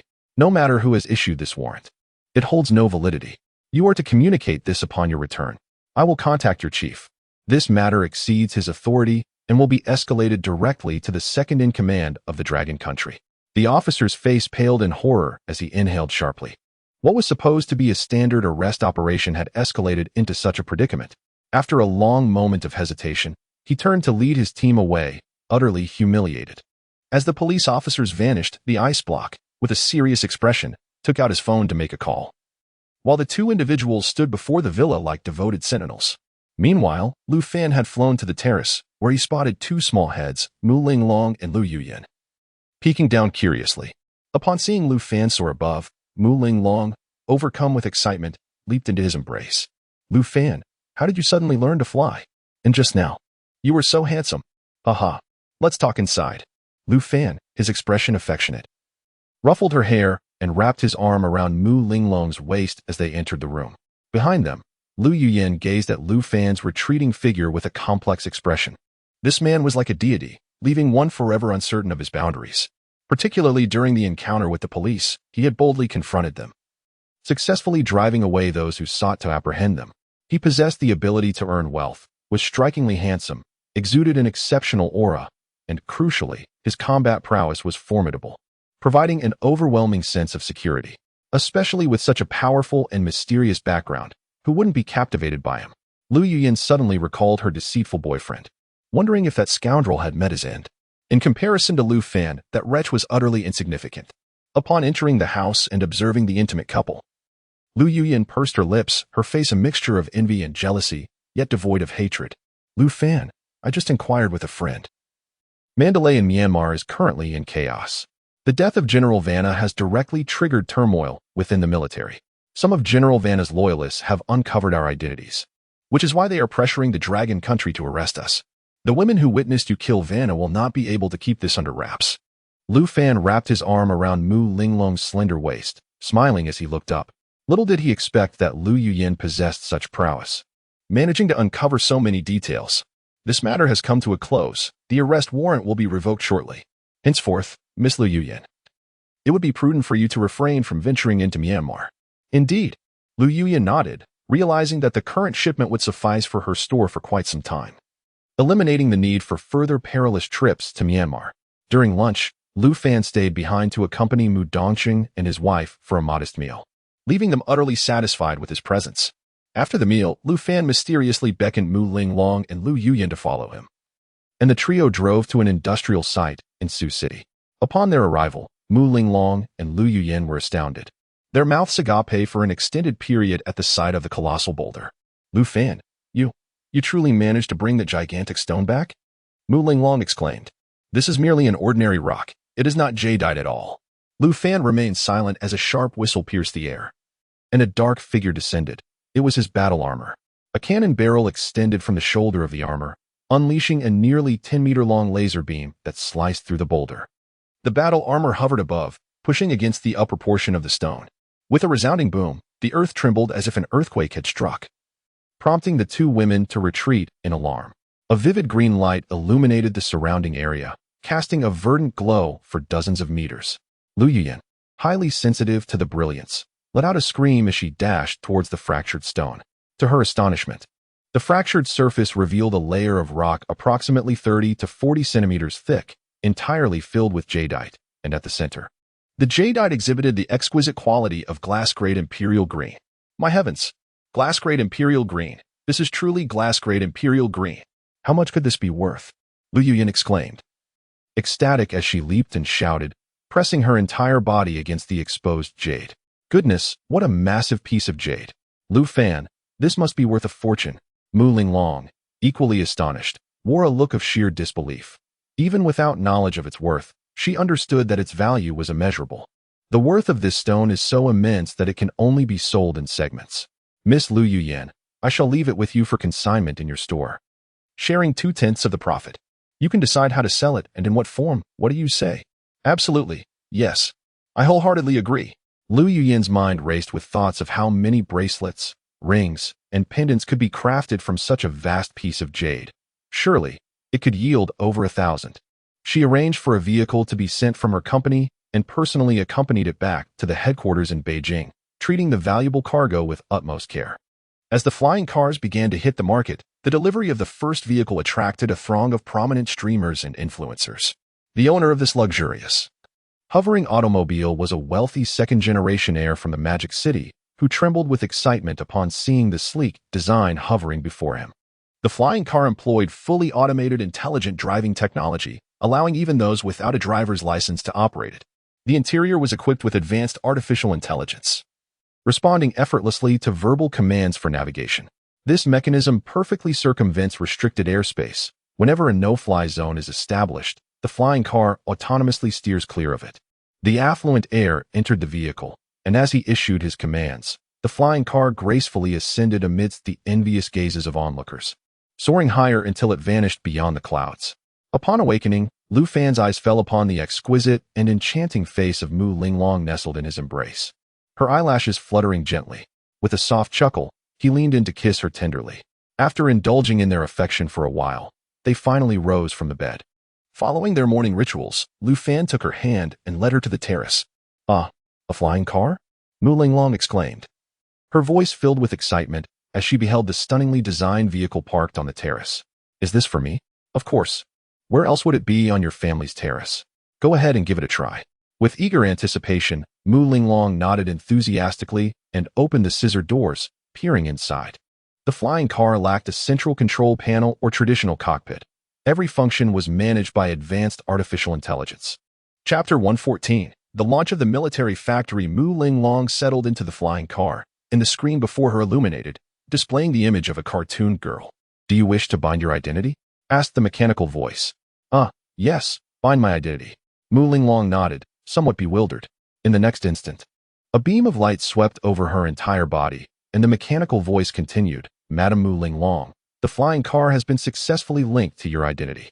Henceforth, no one shall be able to operate this vehicle without your authorization. Lu Fan also smiled as he took a seat. The vehicle boasted 6 seats and, lacking a central console, offered an exceptionally spacious interior, accommodating 6 individuals without a hint of crowding. Its exterior design mirrored that of contemporary automobiles, facilitating convenient parking. With the advent of flying cars, humanity's existence would gradually evolve from 2-dimensional to 3-dimensional. Vehicles would no longer be confined to basements and ground-level parking lots. Future garages could be situated atop buildings or on terraces, requiring merely a space for the vehicle's body to park anywhere. One could name their onboard AI, and through a wristband, simultaneously control both the armored suit and the flying car. In the future, others could operate flying cars remotely by downloading an app on their smartphones. How about naming it Lingling? Mu Linglong pondered for a few moments before uttering the name. Master, the onboard AI Lingling is at your service, it responded. Lingling, take me to Sue's breakfast shop in the city. In an instant, the flying car levitated and accelerated, soaring to several hundred meters in height, landing before the breakfast establishment in under a minute. The emergence of flying cars sparked immense excitement, as countless passers-by whipped out their phones to capture the moment. Lu Fan led the somewhat embarrassed Mu Linglong into the breakfast shop, while the flying car autonomously navigated to a distant parking space. Inside the shop, the two savored delicious crab roe buns, while Mu Linglong's mind replayed the exhilarating images of the flying car traversing the metropolis. It was astonishing to realize how swiftly flying cars had integrated into the lives of ordinary people. She could already envision the monumental changes that awaited the world. Indeed, flying cars will gradually transform human lifestyles. Future constructions will adapt accordingly, with parking spaces available on terraces and rooftops, no longer confined to underground garages. There were aspects Lu Fan chose not to disclose. The next phase for flying cars would be airborne freight transport. When flying cargo vehicles emerged, they would revolutionize all facets of human life. However, such vehicles would require more efficient energy sources, as current solid-state zirconium batteries could not sustain the energy demands. Lu Fan intended to postpone the unveiling of the next energy initiative for a while, planning to continue his collaboration with Lu Mingshan. After their breakfast, the two parted ways. As Mu Linglong needed to attend to matters at her company, Lu Fan specifically instructed her to organize company affairs in preparation for the upcoming genetic evolution. Initially, he had considered visiting his own enterprises, but upon realizing that Chris's military factory had already been completed, he hesitated momentarily before donning his armored suit in a secluded corner and soaring into the sky. Upon arriving at the military factory nestled within the mountains, Chris awaited the two sisters, Aisha and Ellie, who had been anticipating their arrival for quite some time. The three stood beside three formidable suits of armor. Master, we shall discuss further inside. Lu Fan led the way into the cave, which had undergone a remarkable transformation. The walls and floor had been meticulously leveled, and a series of light bulbs adorned the walls, illuminating the cavern as if it were daylight. Entering the grand hall, they found rows of orderly machines already in operation, with robots busily attending to various tasks. This space appeared to be the smelting workshop, where countless scraps of iron and steel were refined into robust alloys through mechanical processes. These alloys were subsequently crafted into components via lathes, which would then be assembled into complete weaponry. Lu Fan casually picked up an extravagant firearm that bore the silhouette of a handgun, yet its grip and barrel were notably elongated. This was the highly coveted Desert Eagle. Though this particular model was evidently distinct from the mass-produced variants available on the market, it was considerably larger and could accommodate a greater number of rounds, with an extended barrel that surpassed the standard length. Master, the power of this Desert Eagle is thrice that of an ordinary model, while the recoil is merely half. One of them remarked, I foresee that once it is introduced to the market, it will undoubtedly capture the admiration of gun enthusiasts worldwide. Lu Fan nodded in agreement, recognizing that the Desert Eagle still held significant appeal prior to the advent of energy weapons. Moreover, the weapon he had modified exhibited staggering power. Any ordinary individual struck by a round from its large-caliber barrel would suffer devastating damage, obliterating flesh and bone in the vicinity of the impact. Even standard armored vehicles would struggle to withstand the force of a single shot, underscoring the formidable nature of this enhanced Desert Eagle. While a conventional Desert Eagle has an effective range of no more than 200 meters, this modified version, thanks to its elongated barrel and alloy composition, boasted an effective range nearing 500 meters. Additionally, an intricate recoil system had halved the weapon's kick, rendering it manageable even for those with lesser upper body strength. Approaching another machine, Lu Fan observed the production of the AK-47, another immensely popular weapon in the marketplace.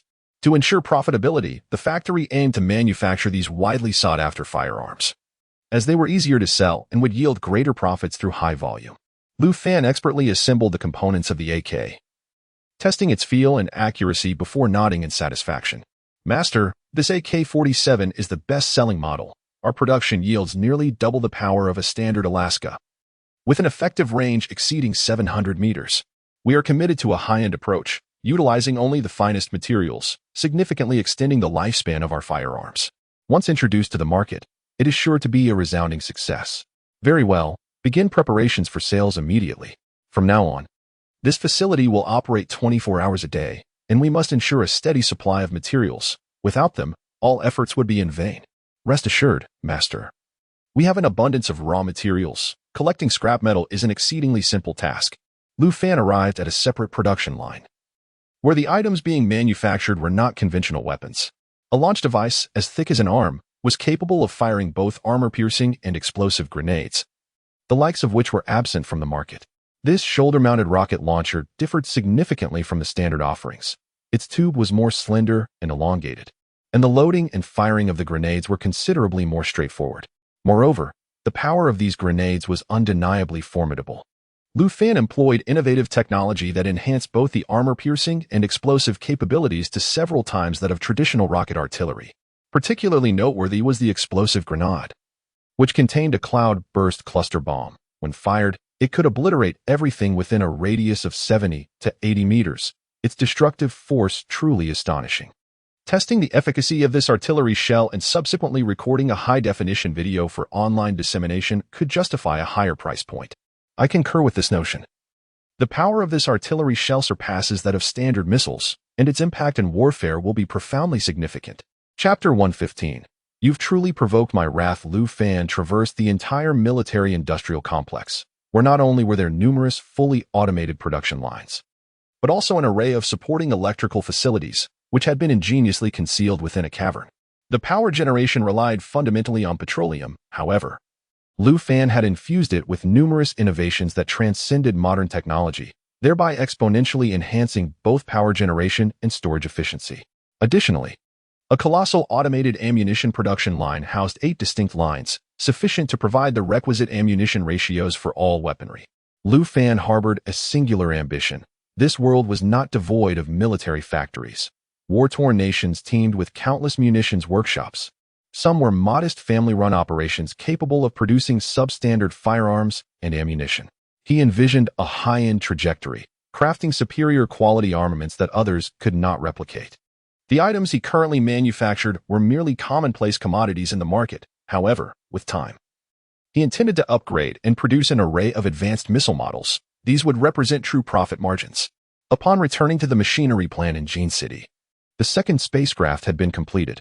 This vessel was destined to undertake transportation tasks between Venus and Blue Star, akin to the pioneering ship. However, Lu Fan planned to dispatch this spacecraft to the Black Widow. The arms factory was poised to commence generating revenue, promising a steady influx of wealth daily. A portion of these funds would be allocated for recruitment, while another segment would be dedicated to procuring various materials. "Shall you project the image of Venus?" Lu Fan commanded. Before him materialized a three-dimensional holographic projection, revealing a desolate landscape amidst towering mountains. An endless array of intelligent machines was in motion, while countless robots transported extracted raw materials. These were processed and fused into nanoalloys for the construction of spacecraft. In the distance, on a sprawling flat expanse, an immense skeletal prototype was under construction. Sparks flickered as the nanoalloy materials were welded together. This welding process was markedly different from that on Blue Star, as high-temperature flames seamlessly melted and fused the joints. This skeleton was the embryonic form of a medium-sized spacecraft, which, upon completion, would possess the capability of spatial jumps, enabling long-distance voyages. Once this spacecraft was finalized, Lu Fan's interstellar era would officially commence, allowing him to exploit all resource-rich planets within the Milky Way, rendering the modest resources of Blue Star inconsequential. Moreover, the subsequent construction of large spacecraft would far exceed what Blue Star's resources could sustain. Crafting one large vessel might deplete half of Blue Star's reserves, severely impacting its stability. Within the warehouse, three-dimensional waveband satellites had amassed thousands in stock. Lu Fan commanded Xiao Yu to prepare for the nighttime departure of both the spacecraft and the satellites. The satellites would venture into space to continue establishing a stellar network, while the spacecraft would fly to Somericles to transport goods. Having addressed all matters, Lu Fan was about to depart when he received a call from Yu Dong of Angel Biotechnology. "Mr. Lu, There has been an incident at the store in the capital. Our establishment has been jointly sealed by the Administration for Industry and Commerce, Taxation Bureau, Fire Department, and Food and Drug Administration. Previously, the store manager relayed to me that a prominent second-generation individual from the capital wished to meet me, but I outright declined the invitation, and now this situation has arisen. Another sealing? Are these individuals not afraid of the consequences? Lu Fan was instantly engulfed in rage. The City of Magic had already faced a similar ordeal, resulting in the dismissal of a deputy mayor. How much time has passed since then, and now the capital is embroiled in another scandal. Even a mud Buddha has its limits, let alone Lu Fan, who is no saint. Damn it, regardless of who you are, you have provoked me. After ending the call, Lu Fan donned his armor and rushed to the capital, landing mere minutes later in front of the Angel Biotechnology store. The 6 storefronts here had a total investment exceeding 10 million, and now throngs of onlookers surrounded the premises, with a significant portion being customers. The storefront bore ceiling stickers, and some uniformed personnel had yet to depart. A woman in her 30s was desperately pleading with the lead officer, to no avail. Behind her stood 7 or 8 employees from Angel Biotechnology, who displayed no signs of sorrow. They were merely salaried workers earning a few thousand a month, and the store's closure would not affect their meager wages. Young Ling, the pleading woman, paused, her expression shifting as she turned to face the approaching Lu Fan. You are Mr. Lu? As the store manager of the capital branch, Yang Ling's competence and qualifications had undoubtedly been rigorously evaluated. Although she had never met Lu Fan in person during her time in the City of Magic, she had frequently seen him in company documents and video conferences. Do not pay attention to these insignificant individuals. They hold no authority. Please share with me all that you know. Lu Fan's words caused an immediate change in expression among Yang Ling and the uniformed personnel, especially the officers nearby, whose faces darkened in an instant. Lu Fan's statement was tantamount to an affront directed at them. Who could tolerate such insult? Who are you? Publicly insulting law enforcement. Officer Lee, take this man away. 2 uniformed police officers advanced to apprehend him, but Lu Fan shot them a fierce glance, freezing them in their tracks, rendering them immobile despite their futile struggles. Officer Lee, why are you hesitating? Arrest him. The officer speaking pushed Officer Lee's shoulder, but to his shock, Lee fell stiffly to the ground, bouncing slightly upon impact, resembling a rigid corpse. Wow, what? The crowd around them was taken aback. That fall appeared painful, yet the officer displayed no reaction whatsoever. Lu Fan paid them no mind, his gaze fixed on the ceiling stickers at the storefront. With a frown, all the seals bizarrely detached and soared into a nearby trash bin. Lu Fan approached the store, and the doors swung open automatically, as if welcoming a sovereign.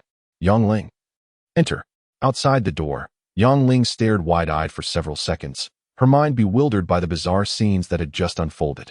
However, as the boss called out to her, she cast a glance at the uniformed personnel and followed Lu Fan's figure into the shop. Please, explain what is happening. Lu Fan sat on the empty sofa in the shop, surrounded by numerous scattered documents and tools that had likely been knocked over by those individuals earlier. Mr. Lu. The day before yesterday, a secretary-like figure came to the store looking for me, claiming that a prominent individual named Li Xiao had taken an interest in our shop and wished to discuss a potential acquisition with the owner. I mentioned this to Mr. C, who outright rejected it, not even granting that person an audience. Yesterday, the secretary returned, threatening that if we did not respond by evening, our store would be unable to continue operations today. And thus, we find ourselves in this predicament. This Li Xiao must undoubtedly be a member of the red aristocracy or the bureaucratic elite from the capital. Otherwise, he wouldn't possess such authority to simultaneously command 4 departments to jointly enforce a closure of our establishment. Mr. Lu, I have a classmate working at the capital's Bureau of Industry and Commerce. Perhaps I could leverage some connections to investigate? No need. It's a trivial matter that I will handle myself. No sooner had Lu Fan finished speaking than Yang Ling's phone began to ring. Chapter 116. The puppet master casting a glance at Lu Fan, Yang Ling promptly answered the call, only to be taken aback by the first words from the other end. Has your shop been shut down, Manager Yang? If you continue with this attitude, the capital will certainly not accommodate your Angel Biotechnology. Lu Fan possessed extraordinary hearing, and he clearly discerned the conversation on the other side of the line. If you wish to close our shop, it is not impossible. Let us arrange a meeting at a designated location. Lu Fan interjected, agreeing on behalf of Yang Ling. He could have had Xiaoyu trace the caller's information through Yang Ling's phone, but since they had reached out directly, it would be more prudent to meet in person. He would ensure they understood the meaning of encountering a formidable opponent. This is our boss, Mr. Liu, Yang Ling quickly introduced. Oh, so you are the big boss of Angel Biotechnology. In that case, let us meet at the Success Bar. The caller hung up, and Yang Ling immediately checked the details. Mr. Liu, their background must be incredibly powerful. The Success Bar is one of the largest nightclubs in the capital, located right on the 3rd Ring Road. Perhaps you should seek some connections. No need. You are coming with me. Lu Fan stood up with an indifferent expression, prompting a resigned sigh from Yang Ling as she followed him. Outside, the bizarre scene continued. The fallen old Li was being carried away for medical attention, while another officer remained frozen like a statue, immobile despite the frantic attempts of bystanders to rouse him. It was only after Lu Fan and Yang Ling had distanced themselves and boarded a taxi that the officer crumpled to the ground in terror. For those few minutes, he felt as though he had been ensnared by an inexplicable force, paralyzed save for his eyes. A quarter of an hour later, Lu Fan and Yang Ling alighted from the taxi, standing on a bustling street beneath the opulent signage of the Success Bar. It was still early afternoon, and the bar was evidently closed, although some staff members were already tidying up outside. A security personnel halted their progress. Mr. Li is expecting you. Please proceed to the 2nd floor. Mr. Li is waiting for you there. Lu Fan, with a stoic demeanor, pushed the door open and entered, with Yang Ling closely trailing behind. Her boss evidently disregarded her warnings. This was their territory, and he was clearly a top-tier young master in the capital. Their mere presence diminished their negotiating advantage. The bar's grand hall was expansive, with several attendants busy cleaning. Their entrance did not raise eyebrows. Here, a young, alluring woman stood at the 2nd floor railing, beckoning to Lu Fan and Yang Ling. Lu Fan cast a fleeting glance her way before ascending the adjacent staircase. You truly dared to come. Mr. Li is waiting inside, the woman said with a flirtatious smile, pushing open the door to a private room. 2 burly men wearing sunglasses flanked the entrance, and Yang Ling could distinctly feel the mounting pressure behind her. As Lu Fan stepped through the door of the private room, his eyes narrowed instantly upon recognizing the individual within, who appeared equally taken aback at the sight of him. Seated in the room was a young man, his arm draped around a girl, none other than Li Cheng, who had recently suffered a significant loss in a wager with Wang Xiaotian at a bar. Li Cheng, momentarily stunned by Lu Fan's entrance, soon displayed a mocking smirk, collapsing onto the sofa in laughter. The universe delivers swift retribution. I never imagined you to be the mastermind behind Angel Biotechnology. If I don't bring you to ruin this time, I shall not bear the surname Li. Lu Fan was equally astonished by the serendipity of the situation. Li Cheng, unaware of Angel Biotechnology being his enterprise, had inadvertently focused his attention on him. Moreover, with Li Cheng's formidable background, even figures like Wang Xiaotian and Rong Jingjun regarded him as a bitter adversary. In former times, Lu Fan would have had to seek assistance from number 2, leveraging his standing among those influential individuals to resolve the matter. However, now he possessed the power to command the situation. No malevolent forces could dare to challenge him before his might. A testament to the confidence of a 3rd-tier genetic warrior endowed with psychic abilities. Lu Fan's psychic energy enveloped the entire room, and 7 slender threads of light shot forth towards Li Cheng. These threads were so delicate they were imperceptible to the naked eye, especially in the dimly lit private room.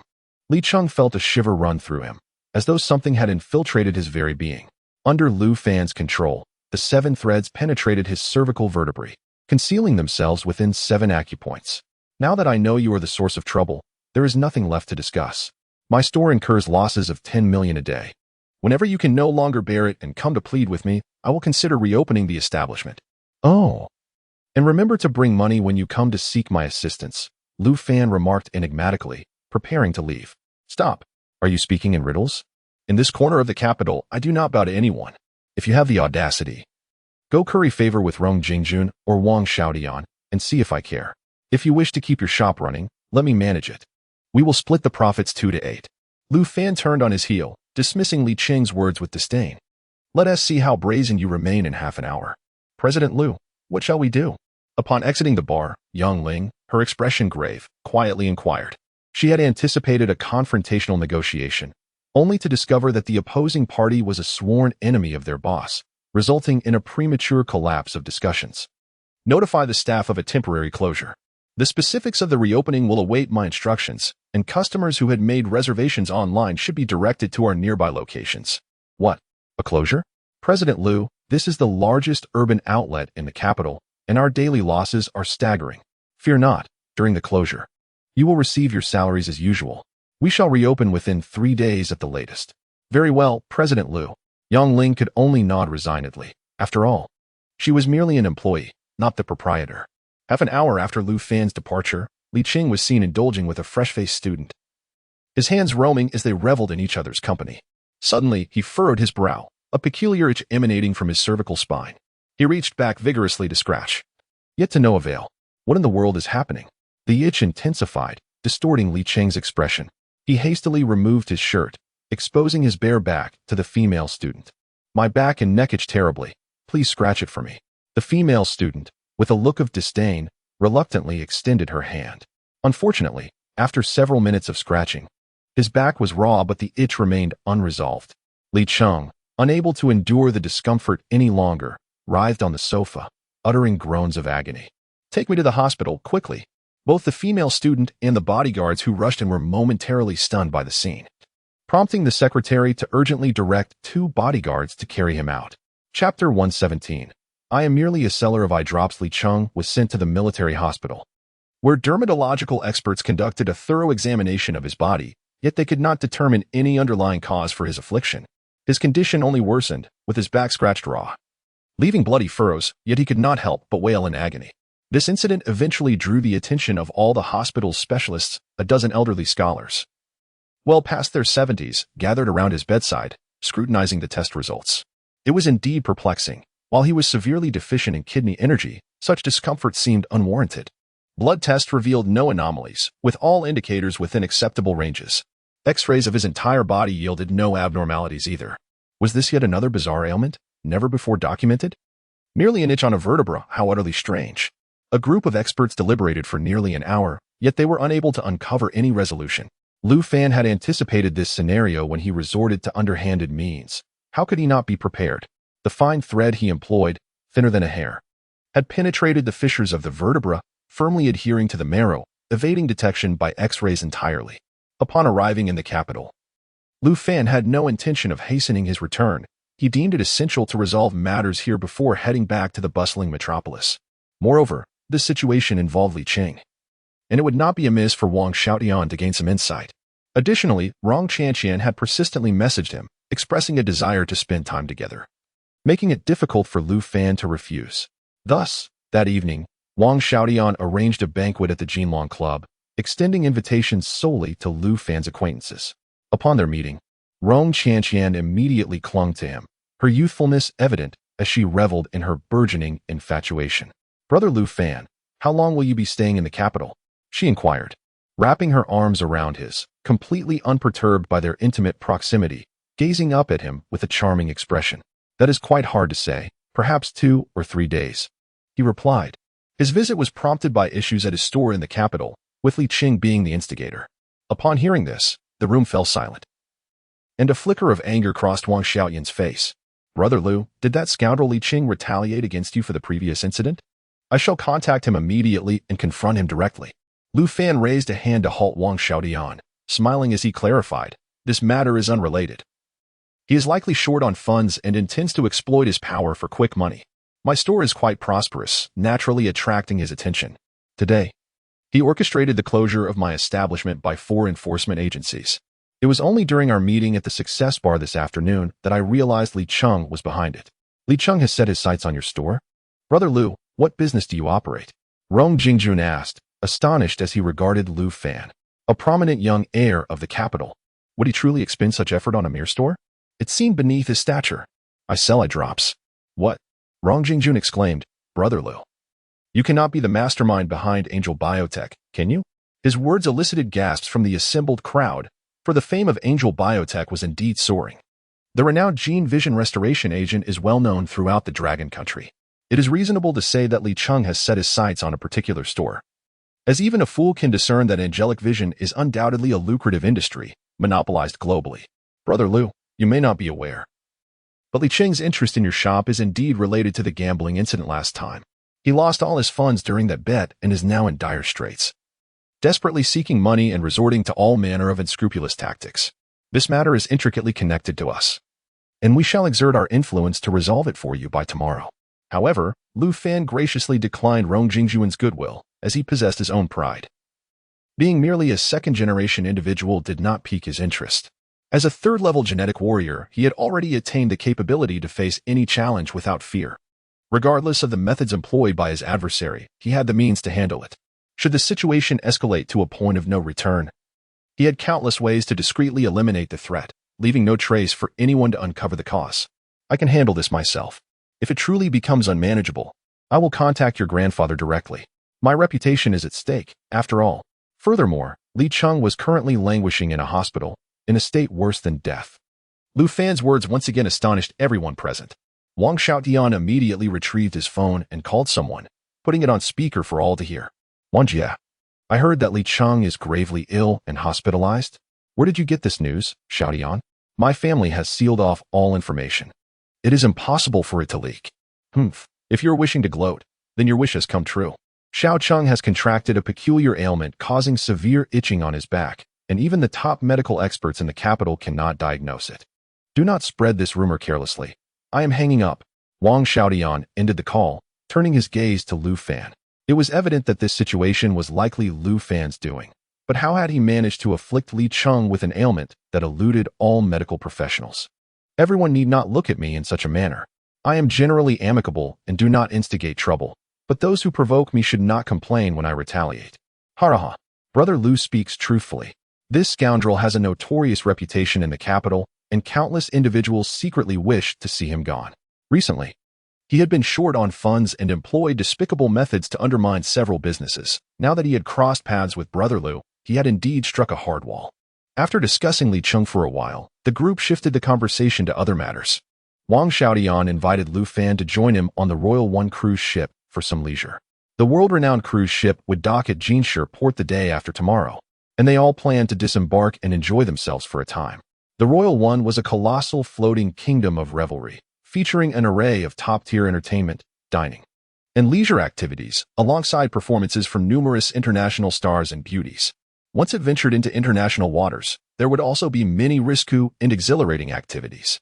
However, such luxuries were only accessible to the wealthiest, as the tickets to board were an insurmountable burden for ordinary individuals. Let us embark on this enjoyable venture together. The day after tomorrow, I shall accompany my girlfriend. Upon hearing the mention of girlfriend from Lu Fan, Rong Chanqian pouted her lips, as if they could hold a bottle. Doesn't Lu Fangij think I'm beautiful? Can I join you? She teased. Lu Fan chuckled softly as he affectionately ruffled her hair. Her thoughts still bore a hint of childishness, and in his heart, she was akin to a cherished doll, impervious to the influence of others. The entire table was well aware of Lu Fan's capacity for alcohol, hence no one dared to press him to drink further. Surprisingly, the meal unfolded with remarkable civility, and not a single person succumbed to inebriation. Chapter 118. Are you still human? After dinner, the men sought their own amusements. As the club offered a plethora of entertainment options, Lu Fan, unwilling to indulge in their decadence, found himself reluctantly dragged by Rong Chanqian to dance. In the dance floor, their figures twirled and soared, with Lu Fan's dancing skills being not merely world-class, but among the rarest of talents. Coupled with his formidable spiritual strength, Rong Chanqian felt an unparalleled synchronicity while dancing with him, a level of rapport she had never experienced before. Lu Fan, would you like to come over to my house tonight? I have a cat that can do backflips, she said, her bright, innocent eyes sparkling with charm. A soft chuckle escaped Lu Fan, yet he refrained from responding to her invitation. If the little girl standing before him were to discover that within this youthful physique resided a soul over 3 centuries old, it would surely elicit a different reaction. At the military hospital in the capital, after enduring a grueling day, Li Cheng lay exhausted, barely able to muster a sound. The torment had lasted for 10 hours, depleting every ounce of his strength. Herbal remedies were plastered on his back, while an 4-drip clung to his wrist, providing a modicum of relief from his agony. As his mind gradually cleared, Li Cheng recalled the events of the day, and suddenly his eyes widened in fury. Lu Fan. It's Lu Fan, that bastard. I want you dead, I swear I want you dead. Li Cheng erupted in a frenzied roar, instantly drawing the attention of the bodyguards stationed outside his room.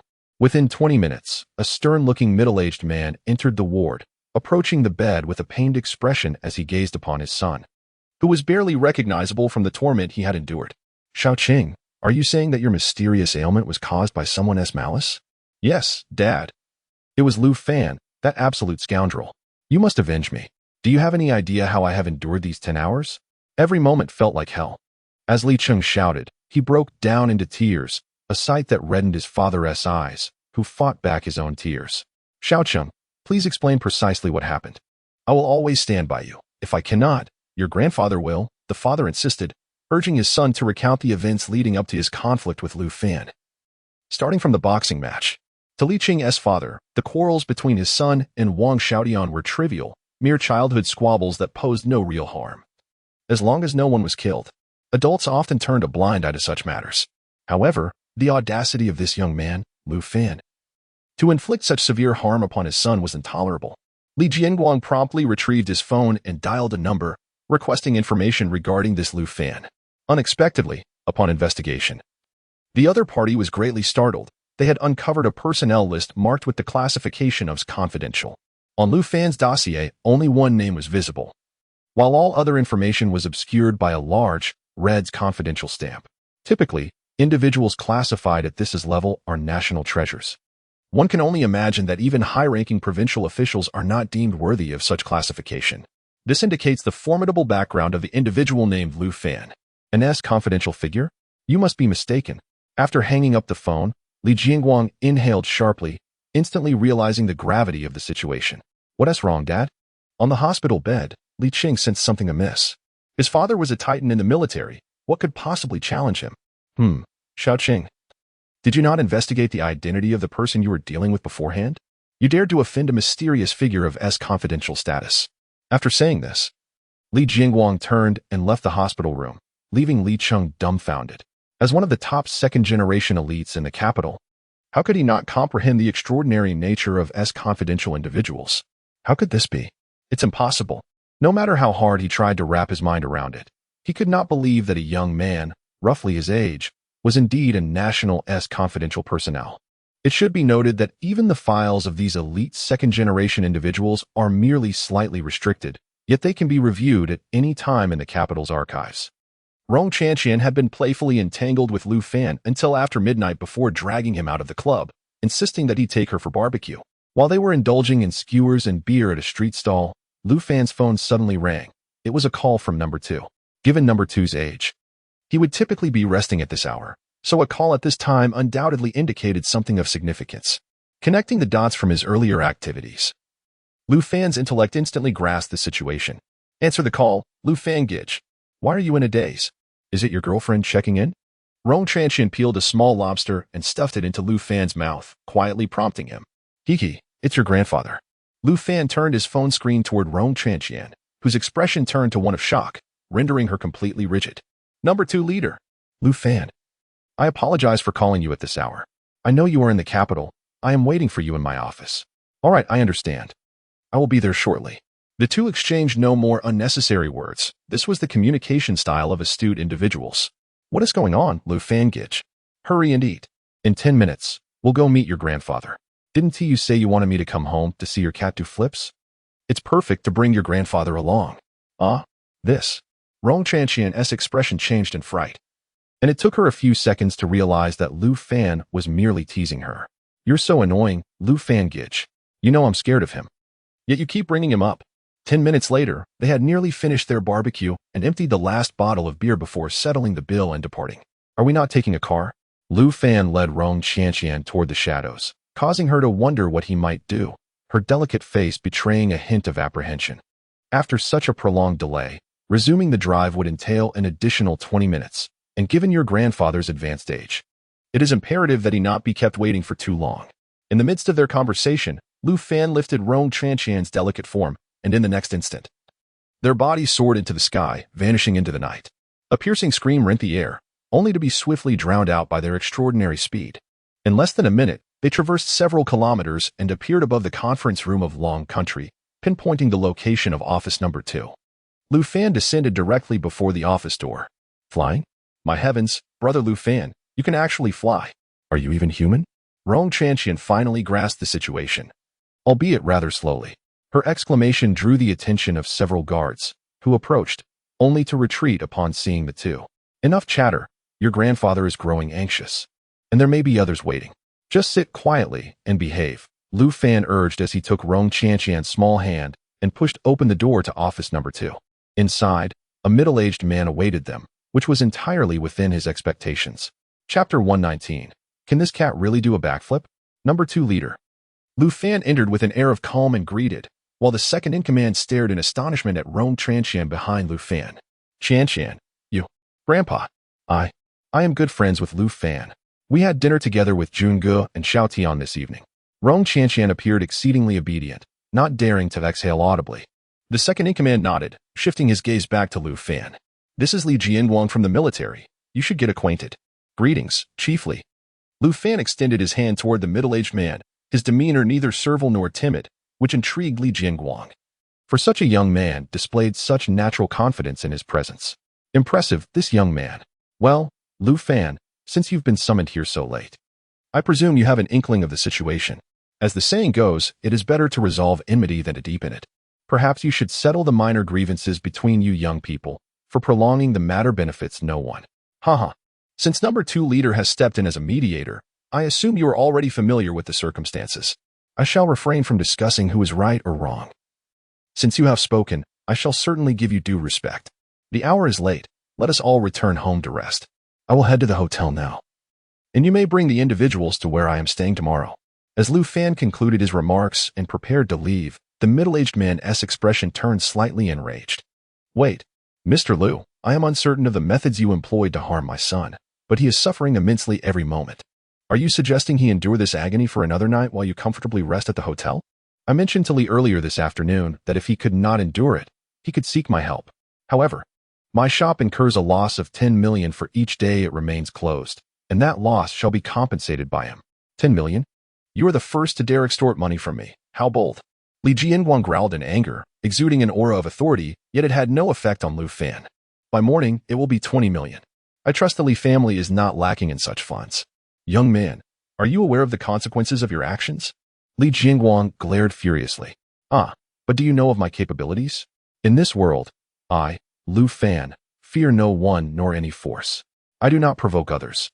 But should you draw my ire, do not blame me for the repercussions. With that, Lu Fan turned to leave, offering no respect, unfazed by the military magnate's presence. Wait, go save him now, and the Li family will pay you 10 million.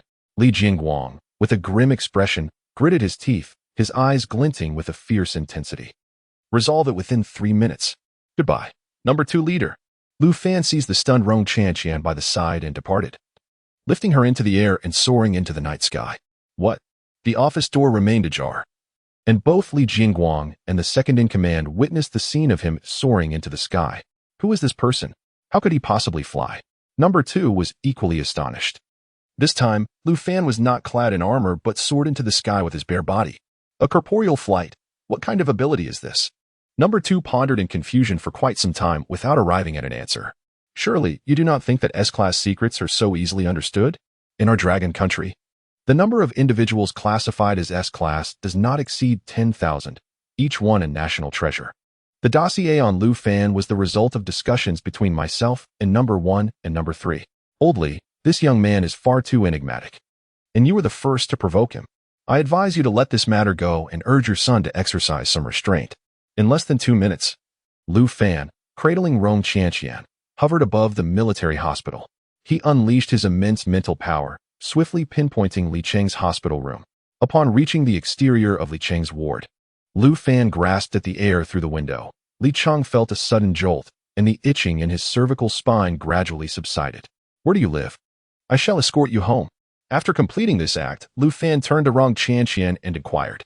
She pointed in a direction, and within 3 minutes, they descended in front of a standalone villa in the suburbs. You live alone in such a grand villa? Lu Fan asked in surprise as he observed Rong Chanqian deftly unlocking the front door with her fingerprint. He scanned the interior with his mental power, discovering that the villa was devoid of any occupants, save for a lone orange cat nestled in its cat house. This is my father's property. Don't all men enjoy keeping a hidden beauty in a golden house? This place was once where my father entertained his mistress. But after my mother found out and caused a ruckus, it was left vacant. Now, I only come here occasionally. As Rong Chanqian opened the door, the orange cat darted out, leaping into her arms, excitedly licking her small hand. Show the guest a backflip, orange, she exclaimed, with a flick of her hands. The cat indeed executed a backflip and landed gracefully on the floor. Your cat can really do backflips? Lu Fan asked, somewhat taken aback. To which Rong Chanqian erupted into a fit of giggles. What do you mean? Brother Lu Fan, are you misunderstanding something? She blinked playfully, a hint of mischief in her eyes. Since I've delivered you home, I shall take my leave. Wait, Brother Lu Fan, don't go. Just as Lu Fan turned to depart, he was urgently pulled back by Rong Chanqian. I'm just a girl living here.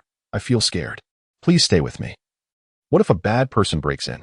Lu Fan furrowed his brow, a smile creeping onto his face. After all, this was a villa area in the capital. Did she think the patrolling security guards were inept? Yet, seeing the hopeful expression on her face, he found it hard to refuse. After a moment's hesitation, he nodded in agreement. I'll stay in the guest room. It will save me the cost of a hotel.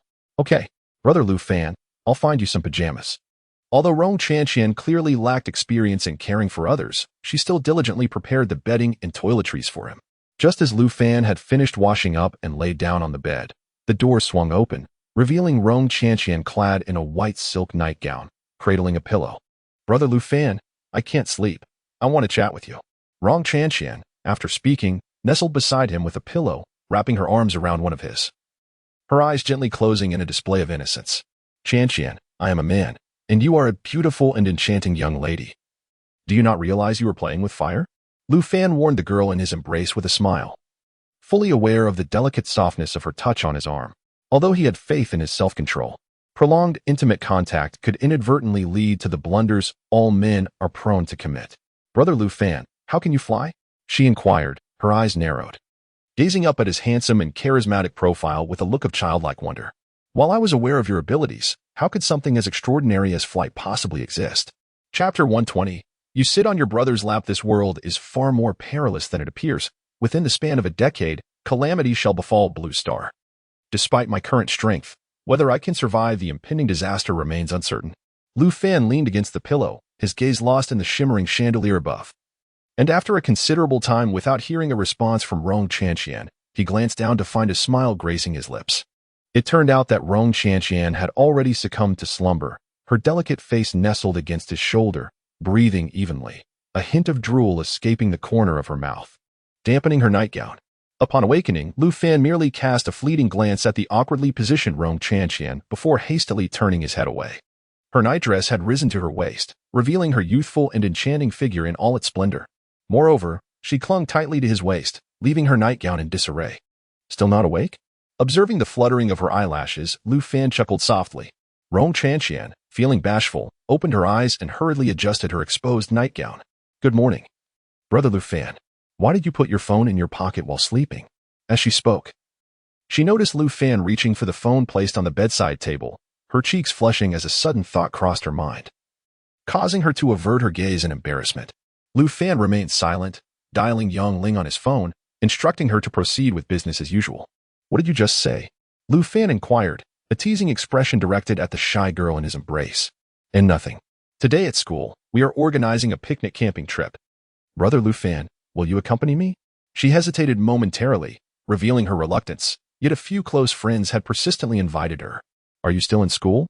Upon uttering the question, Lu Fan realized that Rong Chanqian had yet to turn 20 this year, the appropriate age for university studies. I'm mainly just there to obtain a diploma. I don't attend classes regularly. Chanqian, our relationship is not suitable. I believe it is best to maintain a distance. Overindulgence may ultimately cause you harm. Lu Fan's resolve was as steadfast as iron. The complexities of romantic entanglements failed to stir his heart.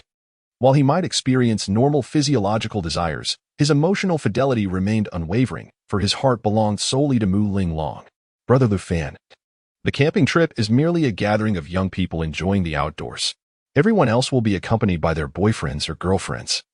And I would be ridiculed if I went alone. Please, just endure being my boyfriend for a day. I assure you, tomorrow's trip on the Royal No. One cruise won't hinder your time with your girlfriend. Rong Chanqian gazed at him with her large, innocent eyes, her expression pleading. All right, just this once. Hee. I knew Brother Lu Fan would find it hard to refuse. Rong Chanqian's face lit up with a bright smile as she sprang up. By the time they had completed their morning routines and breakfast, more than an hour had passed. Today, Rong Qianqian appeared extraordinarily youthful and radiant, adorned with a white sun hat, her hair tied in a high ponytail cascading behind her. Dressed in a white short-sleeved t-shirt and form-fitting jeans that accentuated her exquisite figure, she exuded an alluring sensuality. Complemented by pristine white sneakers and a petite backpack, she stepped into the crowd with an air of confidence, undeniably a captivating presence. Hee. Brother Lufan. Do I look beautiful in this outfit? Rong Qianqian twirled before Lufan, unabashedly showcasing her flawless physique. Youthful and radiant, she was utterly enticing. Lufan's praise brought a beaming smile to her lips. Then let us set off. The pair took a taxi to Rong Qianqian School, an elite university situated within the third ring of the capital, which encompassed both high school and college levels. Upon their arrival, they noticed several buses parked on campus.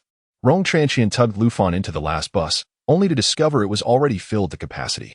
The sole available seat was next to a female classmate.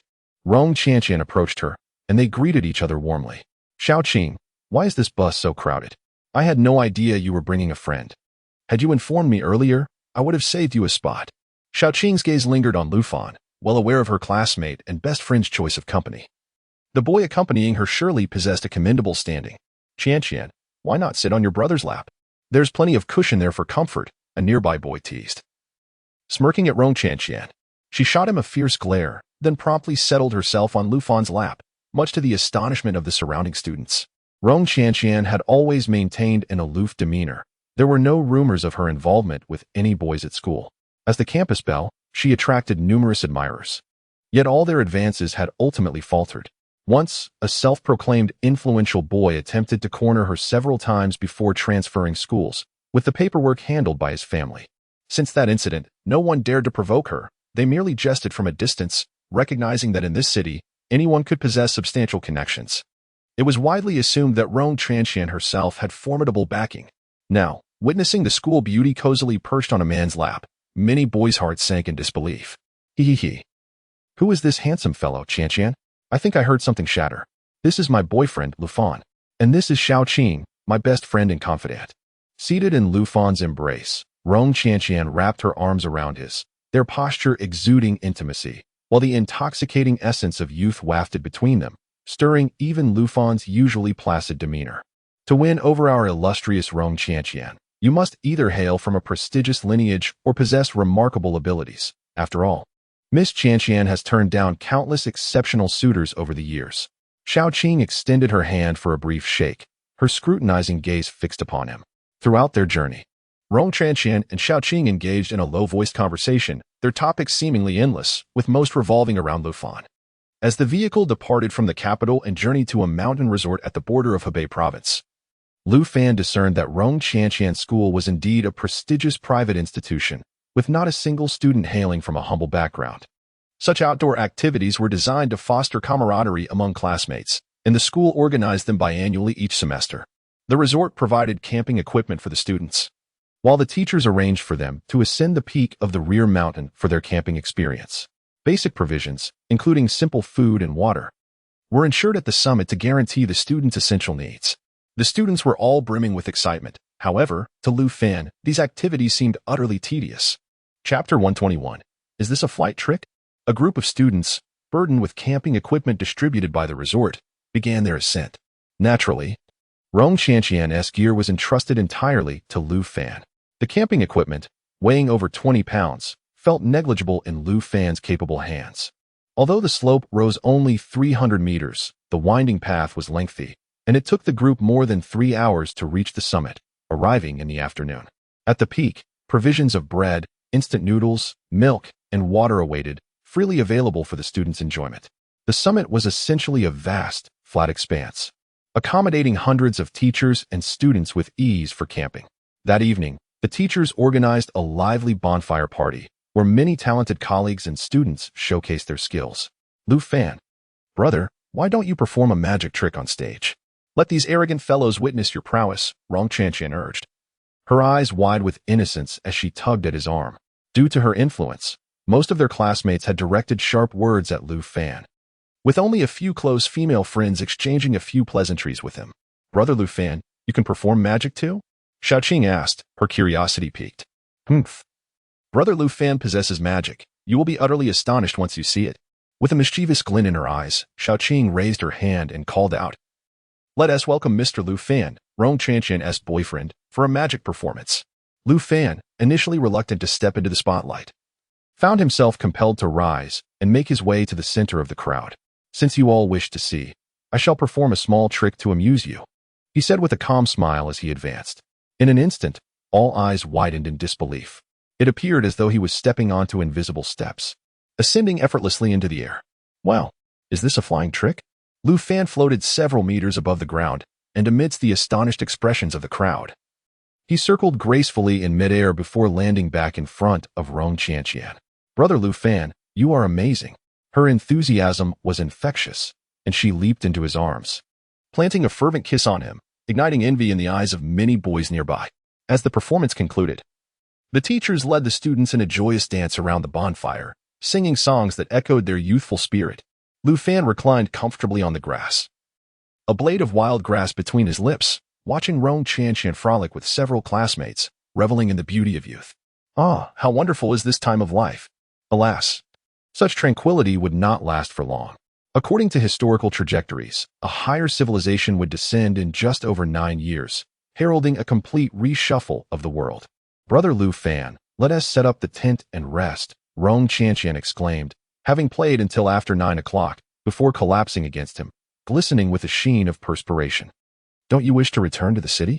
I can fly you back in just a few minutes," he offered. "No, Brother Lu Fan. Once you return, you'll belong to someone else. Tonight, you are mine." With that, Rong Chanqian pulled him up, retrieving her backpack as they joined her classmates to pitch their tent.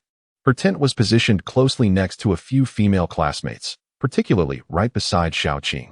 Lu Fan had initially intended to return to the capital for some rest, but Rong Chanqian insisted on pulling him into her tent. "Brother Lu Fan, let us just squeeze in here for the night." This scene incited fiery glares from the boys, who longed to confront Lu Fan. Witnessing his goddess enter a cramped tent with another man was a painful sight for anyone. The tent was merely a single-person camping tent, containing only one sleeping bag, leaving the two of them to be tightly pressed against one another. "Giggle, Chanqian, don't worry. I'm like a pig when I sleep. I won't hear a thing," came Xiaoqing's teasing voice from the adjacent tent. Rong Chanqian blushed and replied, pulling Lu Fan down onto the narrow sleeping bag. The space was so confined that she nearly lay completely on Lu Fan. "Little girl, do you realize how easily you could lose your virtue with this maneuver?" Lu Fan whispered into Rong Chanqian's ear, holding her alluring form close. Her trembling body betrayed her inner turmoil as she buried her face in his arm. "Brother Lu Fan, if you wish, I can oblige." Rong Chanqian's voice was barely above a whisper, akin to a mosquito's buzz, yet Xiaoqing in the neighboring tent overheard. "Brother Lu Fan, I can too." Xiaoqing chimed in. "Ah, Xiaoqing, you deadpan. If you don't speak, no one will think you're mute." Rong Chanqian's face flushed crimson, and she playfully punched the wall of the tent in embarrassment. "Brother Lu Fan." Rong Chanqian lifted her head, her stunningly beautiful face gazing intently at him, her cheeks glowing fiercely under the dim light. "Little girl, I have a girlfriend, and I love her dearly." Lu Fan could not overlook the affection in Rong Chanqian's eyes, but his heart was already filled with another figure. "It's all right, Brother Lu Fan. I have no plans to marry in this lifetime. A beautiful memory is enough for me. I intend to enjoy life to the fullest, and my family doesn't require me to enter into a marriage alliance." After saying this, she leaned her head closer, their foreheads touching under the soft light. At around 4 in the morning, Rong Chanqian roused Lu Fan from sleep. Although they had shared an intimate moment the previous night, Lu Fan maintained his boundaries. Furthermore, in this remote wilderness surrounded by classmates, it was impossible for anything significant to transpire between them. They walked to a large boulder nearby, and Lu Fan effortlessly leaped onto the 5 or 6 meter high stone, holding her delicate form close as they sat together.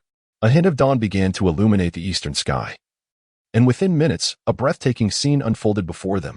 The rising sun cast a golden glow upon the surrounding clouds, transforming the world into a radiant tapestry of gold. "What a beautiful sunrise. Brother Lu Fan, I want to be going to the Royal One cruise," she remarked. "What's wrong? Don't you love to have fun?" Seeing her with Mu Ling Long must have been disheartening for her. Rather than seeking discomfort on the cruise, it would be better to study at school. Lu Fan replied with a gentle smile, embracing her delicate frame. "Brother Lu Fan, please carry me back to Beijing. Let us not return with them in the car." Rong Chanqian took out her phone and sent a message to Xiao Qing. With a graceful motion, Lu Fan lifted her delicate form and soared into the sky, vanishing into the clouds. Amidst the billowing vapor, their figures darted through the air, when suddenly, a plane approached. Its thunderous roar prompting Rong Chanqian to signal him to depart quickly. In mere moments, they landed on the terrace of Rong Chanqian's villa. You didn't sleep well last night. Perhaps you should rest a little longer, Lu Fan suggested before making to leave. However, Rong Chanqian tightly embraced his waist from behind. Brother Lu Fan, why don't we finish what we didn't do last night? With a chuckle, Lu Fan gently pushed her away, his figure shooting upwards and disappearing from her side in an instant. Brother Lu Fan, I like you, Rong Chanqian shouted at his vanishing silhouette, but alas, he had already faded from view. Chapter 122, The Royal One Cruise. Lu Fan reunited with Wang Xiaodian and a few others at a port in Jin City. Brother Lu, where is your girlfriend? Wang Xiaodian glanced at the time. It was almost boarding time, yet Mu Linglong had not arrived. Haha, hasn't she come yet? Lu Fan smiled and pointed into the distance, where a graceful figure emerged from behind a container, Mu Linglong, who had just arrived in her battle armor. Dressed in a flowing white gown, Mu Linglong resembled a celestial being, leaving the second-generation elites behind Wang Xiaodian utterly mesmerized. Rong Jingjun wore a look of astonishment, silently mourning for his sister for 3 seconds. To think that Brother Lu's girlfriend was such an ethereal beauty, Chanqian, you stand no chance. Lu Fan approached and wrapped his arm around the goddess's slender waist, introducing her to Rong Jingjun and the others. At that moment, an enormous ocean cruise ship slowly docked, towering over them at hundreds of meters high and nearly 400 meters long, resembling a floating fortress. The deck revealed a vast open-air amusement park, where numerous bikini-clad girls frolicked in the sun. Lu Fan, what made you think to bring me here for fun? Mu Linglong exclaimed, astonished by the sheer size of the colossal fortress, far exceeding her imagination of a cruise ship. They invited us, and it would be impolite to decline. Besides, it's good for you to broaden your horizons. The guests here are the elite from around the world, and getting to know them wouldn't hurt. Lu Fan guided Mu Linglong to join Wang Xiaodian and the others in line for boarding. Their identities had been pre-registered, and verification was necessary upon boarding. Moreover, the cruise fees were staggering, charged by segment. Merely traveling from Jin City to the next port, in South Korea, would cost several tens of thousands per person. A global cruise could exceed 5 million, not including the extravagant expenditures on board. After verification, they followed the crowd onto the ship, where the true magnificence of the vessel became apparent. Surrounded by towering buildings, they felt as if they were in a bustling metropolis. With a forest oasis park on the ground and an enormous amusement park in the distance, where countless men and women from various nations enjoyed themselves. My goodness, this is simply breathtaking, Mu Linglong gasped, her eyes wide with wonder, while Lu Fan regarded the 400-meter-long cruise ship with a hint of disdain. To him, it was merely adequate. In his previous life, he owned several aerial fortresses designed for leisure, each one dozens of times larger than this royal one. Everyone, please find your rooms. We will gather in the lobby later. The cruise has satellite signals, so normal communication will be fine. Wang Xiaodian called out, and everyone dispersed. Lu Fan led Mu Linglong to their room. It was a luxurious suite with a grand bed, featuring a small terrace from which they could clearly see the ocean and the amusement park on the cruise ship. This is incredibly extravagant. This trip must cost a fortune, Mu Linglong exclaimed as she explored the room, clearly delighted with her surroundings. After a few days of enjoyment, we departed as the cruise ship set its course for South Korea, followed by our country, and ultimately arriving in Kyiv, Russia. We would disembark in Kyiv after approximately 4 to 5 days, from where we would fly directly back to Shanghai. Lu Fan, let us visit the amusement park. I have heard they offer a plethora of attractions, Mu Linglong suggested. Don't forget to change into your bikini for the amusement park, she added playfully. I am already prepared. Mu Linglong opened her backpack and revealed a modest blue one-piece bikini. 10 minutes later, the two emerged from their room clad in refreshing swimwear. Lu Fan opted for a simple pair of shorts, showcasing his well-toned and muscular physique. Mu Linglong, on the other hand, was utterly captivating. Her stunning figure complemented by her angelic visage, exuding an intoxicating allure that left a nearby white waiter utterly mesmerized. The cruise ship, at full capacity, could accommodate 6,000 guests, and the amusement park was bustling with visitors. The park featured thrilling attractions designed for adult enjoyment. An exhilarating high-altitude slide spiraled down over 100 meters, and Mu Linglong eagerly pulled Lu Fan towards it. They took a ride on a raft that spiraled down the slide, the exhilarating experience prompting Mu Linglong to let out joyous screams. After several exhilarating rounds on the slide, she dragged him to try other attractions, indulging in the festivities for over an hour. As the cruise ship replenished its supplies and slowly departed the port, an extravagant maritime feast was about to commence. Mu Linglong was enjoying herself with a surfboard in the surfing area while Lu Fan lounged on a deck chair, squinting against the sun, occasionally sipping juice from the table. A call from Wang Xiaodian and others interrupted his relaxation. They were enjoying a spa massage, and Lu Fan had no interest in joining them, especially since the spa required complete nudity. Once the cruise ship left the port, it would soon enter international waters, where no nation held jurisdiction, allowing for a variety of exhilarating yet illicit activities to unfold. Suddenly, Mu Linglong's terrified scream caught Lu Fan's attention, and upon turning, he was met with a distressing sight that extinguished his smile. A young black man in shorts was blocking Mu Linglong's path, extending his arms as if to embrace her. Just as he was about to grasp her delicate form, Lu Fan's pupils darkened with fury, and the man was inexplicably propelled backward, landing awkwardly in the surfing pool behind him. The young man clumsily rose to his feet, and although the fall appeared alarming, the water cushioned his impact, leaving him unharmed. Lu Fan, that man tried to force me to go drink with him, and when I refused, he attempted to take advantage of me, Mu Linglong said, her voice filled with distress as she clutched Lu Fan's arm. Noticing the bruise on her wrist, Lu Fan's expression darkened with rage, and he turned to confront the black man. Enough, Lu Fan. This is not our territory. Let's avoid trouble. We came here to enjoy ourselves, and if you provoke him, we might be thrown off the ship, ruining our delightful journey, Mu Linglong pleaded, her eyes filled with desperation. After a brief moment of hesitation, Lu Fan relented and guided Mu Linglong back to the deck chair.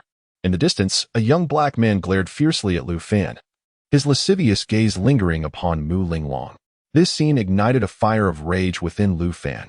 Seeking retribution, he plucked several strands of his hair, cradling them in his palm.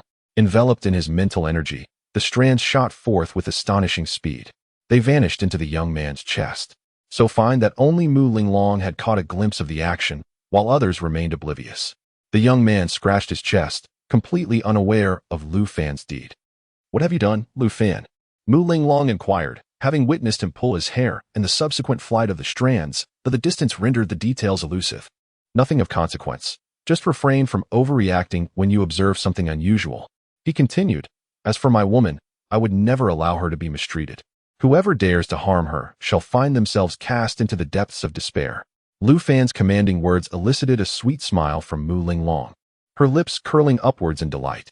Chapter 123, An Exciting Encounter. Wilbur, what has happened to you? Oh God, quickly call a doctor. The distant cries captured Mu Linglong's attention. Turning her head, she was taken aback to see the young black man clutching his chest in agony, collapsing onto the ground. His complexion grew increasingly pale, and his breaths became faint. The cruise staff swiftly gathered around. Within 2 minutes, a physician rushed to the scene. The doctor first examined the young man's eyes and then shook his head grimly. The surrounding crowd erupted in commotion upon witnessing the dire situation. The young man's face had turned a dark purple, signifying his critical condition. His pupils had dilated, and the intense pain in his chest indicated an acute heart attack. We must get him to the infirmary, the doctor ordered. Several staff members lifted the lifeless body of the young man and departed, while the onlookers huddled together, discussing the shocking incident. Lu Fan, you. Mu Linglong stared in astonishment at Lu Fan, whose demeanor remained unfazed. The earlier encounter, where the man had merely flirted with her, had escalated to a tragic end, seemingly orchestrated by Lu Fan's mysterious influence. The nonchalance with which Lu Fan regarded the loss of life struck Mu Linglong, instilling a sense of unfamiliarity towards him. To him, a human life appeared as inconsequential as a blade of grass by the roadside. Life and death are fated. One must bear the consequences of their actions. Lu Fan recognized that Mu Linglong, with her kind heart, would struggle to come to terms with such a harsh reality in the immediate moment. However, he had no intention of providing explanations. In her previous life, Mu Linglong had earned the infamous title of Shura, having commanded countless lives. One must endure trials to attain growth. In the infirmary of the Royal One cruise ship, the young black man lay naked on the examination table. As a doctor in a white coat conducted his assessment, several uniformed Caucasian men burst in, and upon seeing the lifeless body, their expressions darkened considerably. What the hell? Doctor? Orlando, what is his condition? Esteemed Captain Tomon, this young man appears to have suffered an acute heart attack. I just used the machine to check him. His cardiac vessels were severely clogged, leading to acute ischemic death. Unfortunately, the time it took for me to arrive was too late. From the moment he collapsed to the moment he breathed his last, only 2 minutes elapsed. Damn it. This Wilbur is a prince from the Congo. How am I to explain this to the boss? Freeze Wilbur's body. I will contact the boss to discuss how to proceed. The young man's death was but a minor incident, garnering little attention from the crew's passengers, with only a few nearby witnesses occasionally murmuring about the event. Following this occurrence, Mu Linglong's spirits dampened, insisting that Lu Fan escort her back to her cabin for rest. Lu Fan recognized that Mu Linglong's benevolent nature rendered her unable to accept his ruthless methods at that moment. Yet, he refrained from offering explanations. She needed to navigate this path on her own. Alone, Lu Fan made his way to the hall, where a star-studded singing performance was underway. To his surprise, he encountered an old acquaintance. Chi Lingo, adorned in a flowing purple gown, stood on stage, her melodious voice captivating the audience and eliciting enthusiastic applause. Chi Lingo clearly noticed Lu Fan as he entered, her expression momentarily frozen before a hint of a smile graced her lips. Upon finishing her song, Chi Lingo bowed gracefully and retreated, only to find herself standing before Lu Fan. Ah, Lu Fan, what a delightful coincidence. Are you here alone? I'm here with my girlfriend. He replied, but what brings you to this cruise ship to sing? Lu Fan regarded Chi Lingo with a sense of wariness. He perceived her as somewhat cunning, overly astute in her calculations. The owner of Royal Number 1 has close ties with my employer, which is why they often arrange for stars to perform here. I visit a few times each year. Since your girlfriend is here, why aren't you with her? Let me guess, are you two in a quarrel? Chi Lingo scrutinized Lu Fan's profile with an amused expression. Lu Fan offered no response, yet Chi Lingo was already convinced her guess was accurate. A sly smile crept onto her lips. It was in such moments of discord that a man's heart felt most desolate. Let us dance, Lu Fan, Chi Lingo urged, pulling him into the dance floor. An American pop star was performing, and the lively melody prompted couples to sway in rhythm. Lu Fan found himself dragged into the dance, their bodies entwined in motion. Lu Fan, my room is 665 on the 6th floor. If you're feeling bored or lonely, feel free to come chat with me. Oh, come on. Chi, do you really lack male companionship that much? You are different, Lu Fan. Our encounters are a testament to the fate that binds us, she declared. If you ever feel lonely, I wouldn't mind coming to your aid tonight. After all, you're not hard on the eyes. But let us be clear, this is just for fun. Don't think you can cling to me. Lu Fan. Chi Lingo shot him an irritated glare. What was meant to be a romantic coincidence had turned sour in his words. Humph. The more she reflected, the angrier she became. She had taken the initiative to express her feelings, yet this fool failed to grasp the sentiment. After their dance concluded, she stormed off with a darkened expression. Lu Fan chuckled at her retreating figure before returning to his room. To his surprise, Mu Linglong was not there. Using his mental acuity, he quickly pinpointed her location. It turned out that after Lu Fan had left, Mu Linglong had sat on the balcony for a while, feeling bored before donning her clothes and venturing out. Unsure of where to go, she randomly entered a room, only to discover it was a vast casino. Seizing the opportunity and in a good mood, Mu Linglong exchanged $20,000 for chips and began to play. She opted for the simplest game of betting on dice, but, alas, Lady Luck did not smile upon her. Within mere minutes, her chips dwindled to a mere $50 chip, as she absent-mindedly prepared to lose her last chip and depart. A familiar scent wafted near her, and a hand grasped hers. My dear princess, dice are not played this way, Lu Fan chuckled as he took her small hand. Placing her final $50 chip on the 13th. Unable to win with sheer size, might betting on numbers be a viable option? Mu Linglong cast a surprised glance at him. Yet Lu Fan merely smiled in silence. As the dealer finished shuffling and revealed the cards, they astonishingly totaled 13 with a 3, 4, and 6. Mu Linglong's expression froze, staring dumbfounded as her 50 chips transformed into 1,800, an impressive 36-fold return. As the next round commenced, Lu Fan confidently wagered all his chips once more on 13. The outcome revealed a 4, 4, and 5, totaling 13, yet again. The dealer raised an eyebrow in astonishment at Lu Fan's audacity, while Mu Linglong's chips surged from 1,850 to an astounding 66,600. Lu Fan's remarkable maneuvers caught the attention of several nearby patrons. The astute among them were already preparing their chips, eager to align their bets with Lu Fan's.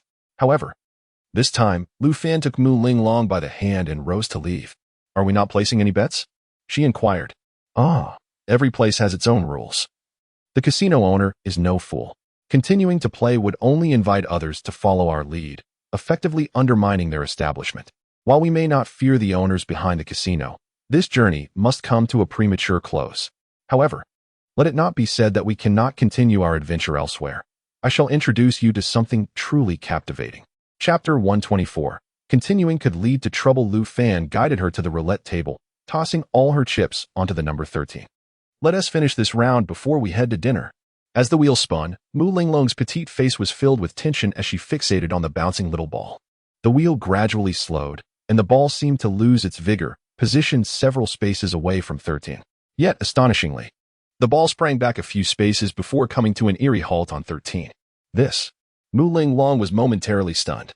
Although she had no idea how much she had won, the bewildered expression of the beautiful dealer beside her hinted at her fortune. Lu Fan, how much have we won this time? 36 times your bet. You can do the math. Gasped. Over $2 million? That's more than 10 million Dragon Kingdom coins. My goodness. Mu Linglong gasped, covering her mouth in shock. The beautiful dealer picked up her walkie-talkie to call the manager, and soon a foreign gentleman arrived. He inquired about the situation and promptly compensated Mu Linglong with her winnings. Let us go. Continuing could lead to trouble.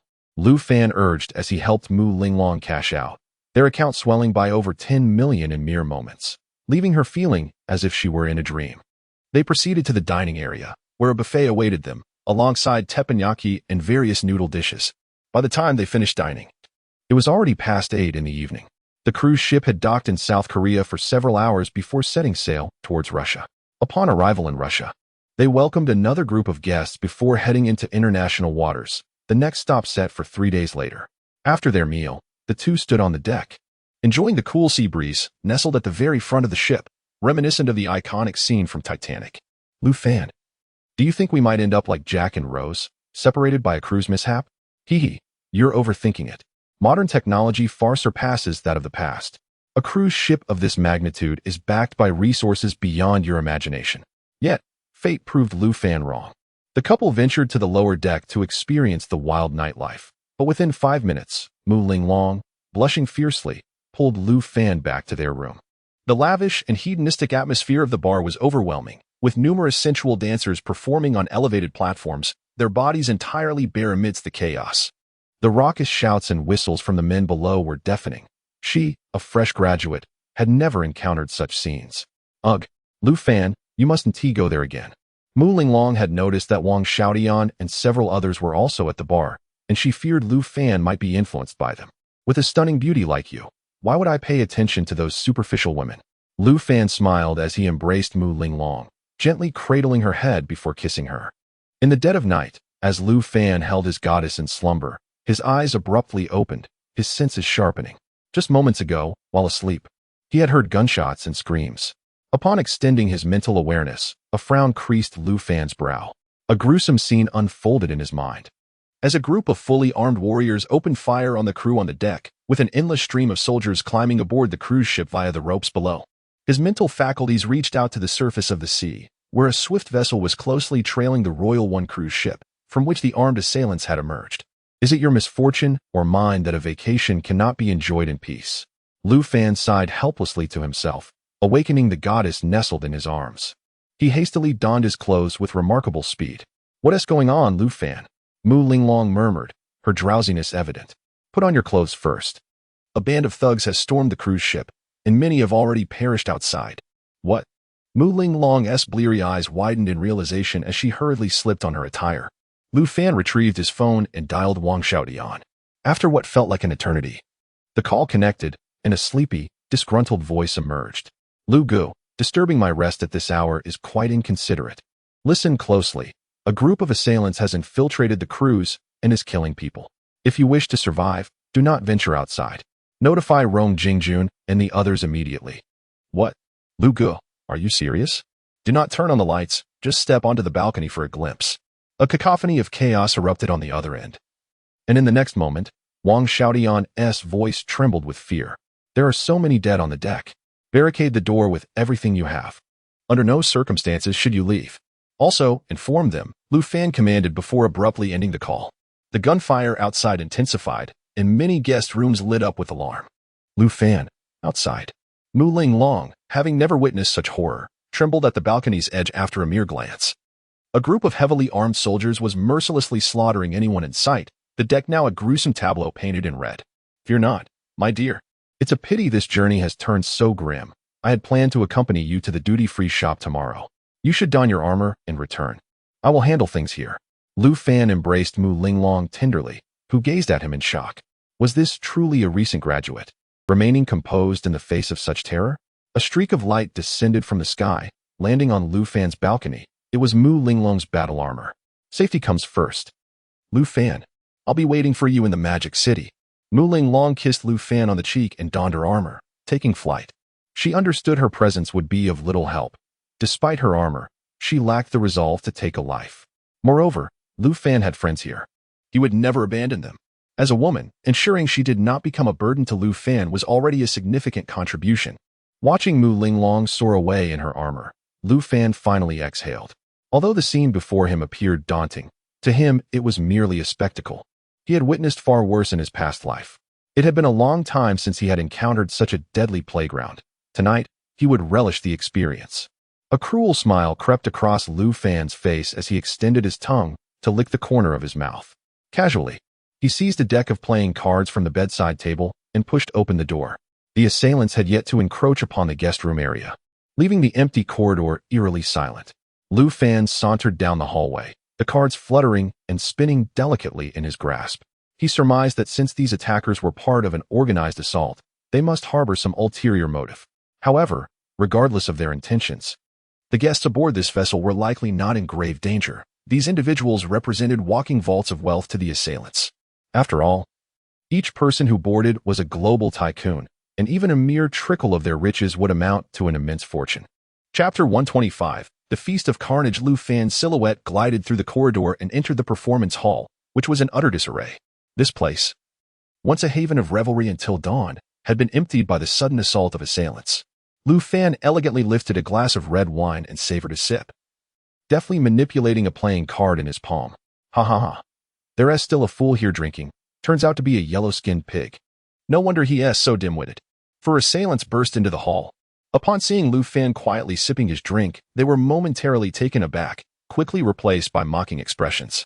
The men, tall and imposing, were clad in vibrant, grotesque face paint that appeared particularly sinister in the dim light of the night. Yellow-skinned pig, kneel and lick my shoes. Or else, I'll blow your head off. One of the towering black men, with a cruel glint in his eye, approached Lu Fan, his AK-47 pivoting menacingly toward Lu Fan's head. Yet, Lu Fan maintained his serene smile, unfazed by the threat, as a playing card mysteriously levitated in his hand. Whoosh!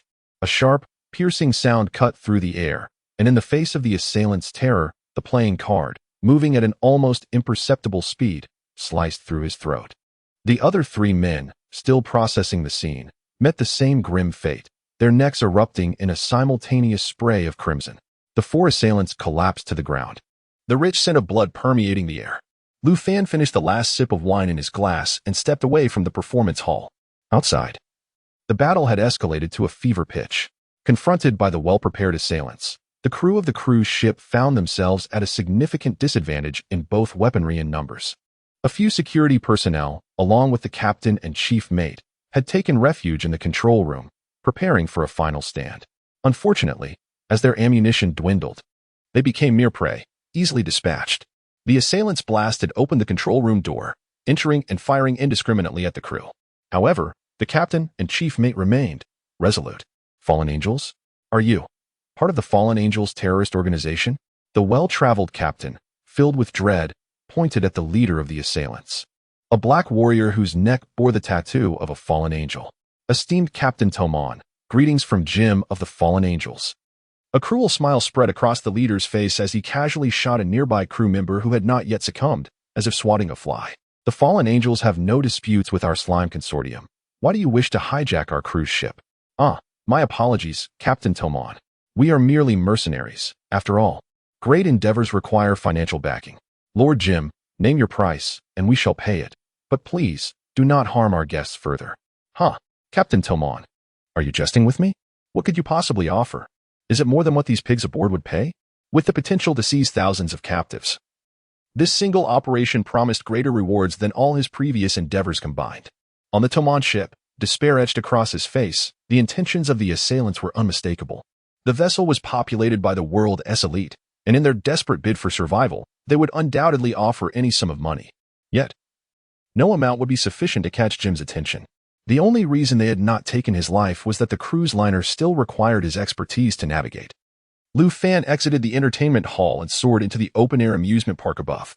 The scene before him resembled a hellish nightmare.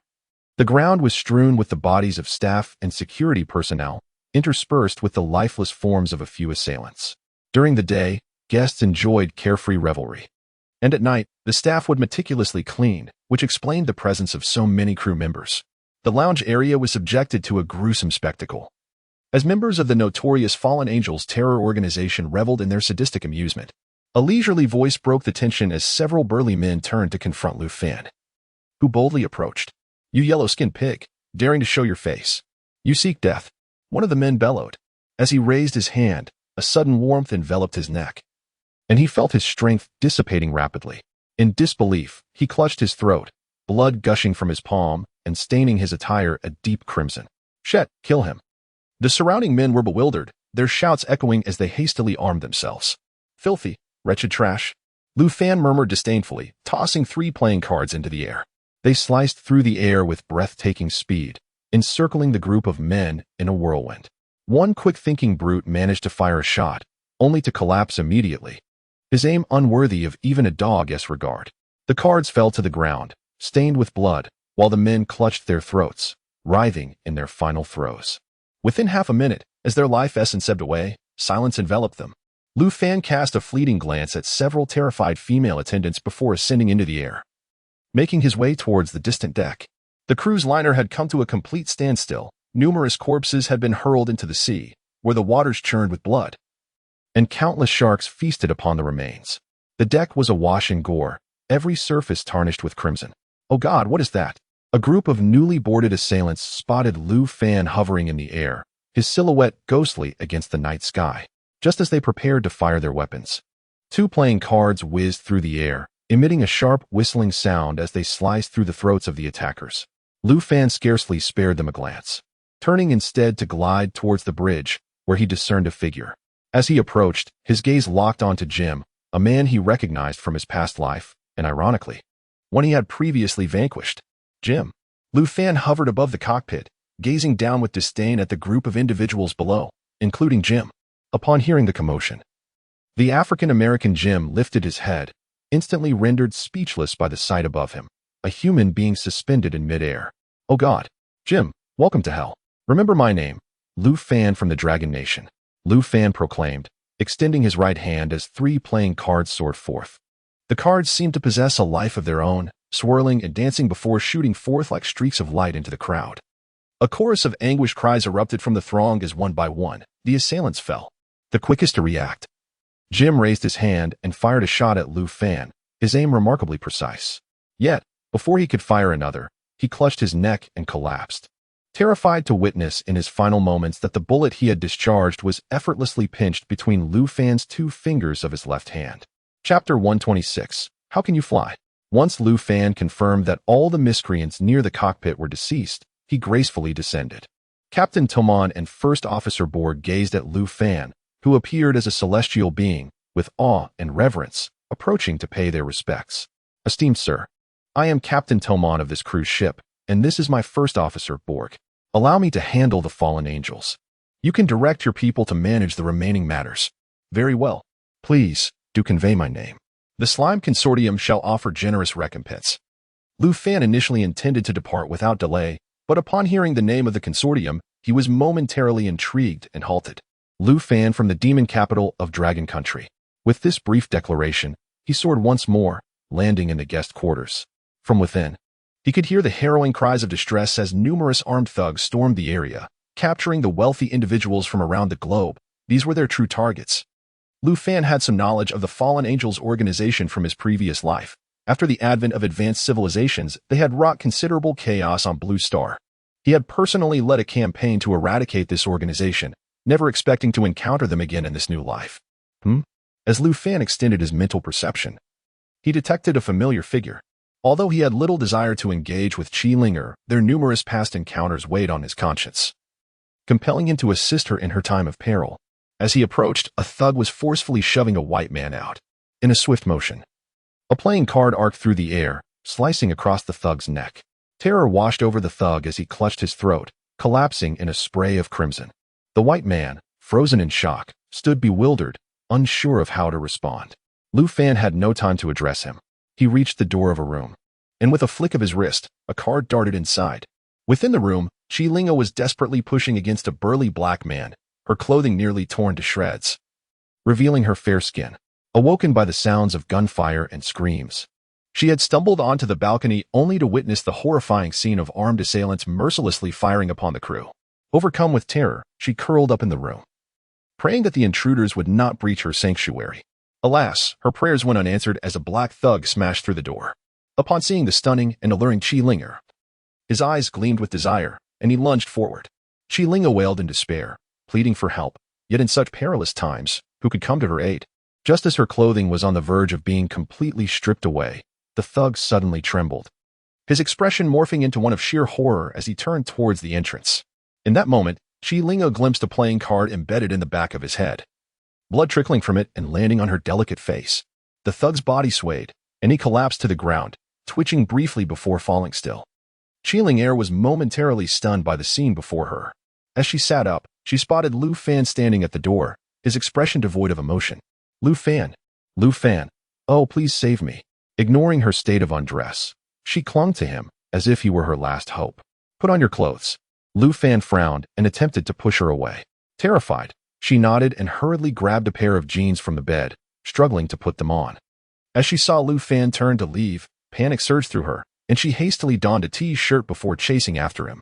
She was acutely aware that in the hands of the assailants, her chances of survival were negligible. Thus, she deemed it imperative to stay close to Lu Fan. Please, don't leave me. Qi Linger pleaded, wrapping her arms tightly around his left arm, while Lu Fan's right hand was engaged in flipping a deck of playing cards. In the midst of his actions, one card flew forth, seemingly animated, and shot into an adjacent room. A woman's anguished wail echoed from within, and upon glancing in, Qi Linger was so horrified that she nearly collapsed. The woman was a well-known European-American actress, someone Qi Linger recognized, and at that moment, she was being pinned down by a burly man. A card sliced through the air, carving a gash across the assailant's neck, blood spraying forth as he collapsed onto the actress, nearly engulfing her in crimson. Then, an astonishing spectacle unfolded before Qi Linger's eyes. The cards in Lu Fan's hands appeared as though they were imbued with life.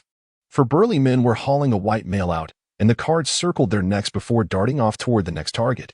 The playing cards acted like the scythe of death, claiming one villain after another. Lu Fan casually embraced Qi Linger's slender waist, his demeanor calm as he strolled through the corridor strewn with bodies.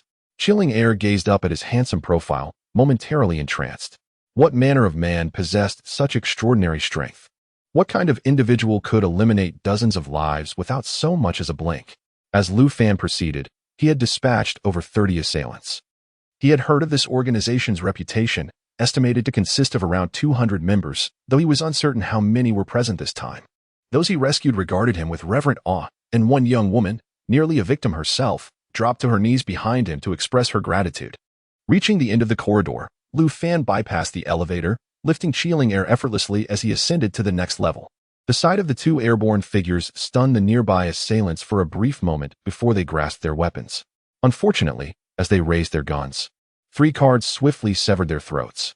The corridor was instantly drenched in the stench of blood, but fortunately, the assailants appeared to have just arrived, sparing the guests on this floor from harm.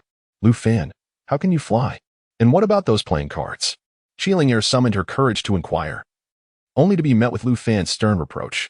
Enough of the nonsense. If you wish to survive, follow closely. Lu Fan forged his way through several layers of the guest quarters, and upon confirming the absence of any remaining assailants above, he gently descended with Qi Linger to a lush oasis parallel to the deck. Here, a group of crew staff had been herded together, surrounded by 2 to 3 dozen armed criminals who were casting wary glances in their direction. The assailants had begun to sense something amiss as the number of operatives communicating via earpieces dwindled. A cluster of them huddled together, deliberating on sending a contingent to investigate the situation, when suddenly, piercing shrieks pierced the air. 3 playing cards hurtled through the space with lethal precision, slicing through the throats of 2 to 3 dozen individuals in less than 3 seconds. As the last of the assailants fell, Lu Fan finally touched down on the ground, still cradling Chi Linger. The crew staff, previously frozen in terror by the unfolding chaos, only grasped their salvation upon witnessing the pair's arrival. With the criminals nearly eradicated, Lu Fan declared, those seeking revenge should arm themselves. Relying on others is never as dependable as relying on oneself. With that, he turned to leave, prompting Chi Lingo to hastily follow, fearful of being abandoned. Chapter 127. A night at my home. Along the journey, several lurking assailants were dealt with, under his mental scrutiny. Hardly any miscreant could evade his detection. Upon returning to the cockpit, it had been tidied up to some extent, the bodies on the floor had been removed, and there was now at least space to stand. Seeing Lu Fan's return, Captain Toman approached respectfully and greeted him. Esteemed Lu, the Royal One cruise ship owes its survival to your assistance, otherwise, we would all have perished. The ruthless scoundrels, the fallen angels, would have shown no mercy to anyone. I have already contacted the owner, who in turn has sought help from the nearest naval forces of the Dragon Kingdom. We shall soon receive aid. Indeed, there should be no surviving assailants aboard the cruise ship, but there remain quite a few waiting in the lower vessels. As long as you prevent them from boarding, the cruise ship will be safe. Rest assured, Mr. Lu, we possess the capability to deal with these brigands. We were merely caught off guard by their sudden assault. Our cruise ship is equipped for retaliation. With that, I took my leave. Lu Fan nodded, turned, and swiftly carried Chi Linger up to Wang Xiaodian's floor. Their level was quite high, and before the assailants could reach them, Lu Fan had resolved the situation, leaving these individuals fortunate enough to only endure some fright while remaining hidden in their rooms. Given the circumstances, the cruise ship could not continue its voyage, and Lu Fan was reluctant to waste time there. After informing Wang Xiaodian and Rong Jingjun, he sought a secluded corner to return to Magic City. However, Chi Linger clung to him tightly, unwilling to let go. Lu Fan shot her a helpless glare. Lu Fan, please don't leave me. As a girl all alone here, I have no means to defend myself should any danger arise. Looking down at the pleading expression of the girl in his arms, Lu Fan knew that a part of her was performing, yet he could not bring himself to abandon her. Go to your room and grab your belongings. I will take you back to the capital. All right. Thank you, Lu Fan.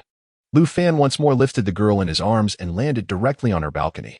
Observing the numerous bags and cosmetics Chi Lingo had, he furrowed his brow and tossed everything to her. I can't carry all this. Either take a small bag and come with me, or stay here and wait for rescue. Please, I will go with you. Chi Linger's face paled, and without a moment's hesitation, she quickly packed a few valuables into a simple backpack. She anticipated that Lu Fan would carry her and soar into the sky. She was prepared to face the fierce winds. To her surprise, a suit of armor descended onto the balcony, swiftly enveloping Lu Fan. Gazing at the imposing and magnificent mechanical armor before her, Chi Linger's mouth fell agape in astonishment. Are you coming or not? Go. Chi Lingo clutched her small bag, bundled in 3 layers of clothing, her foresight proving wise. The moment Lu Fan swept her into his arms and soared into the sky, the violent winds forced her eyes shut.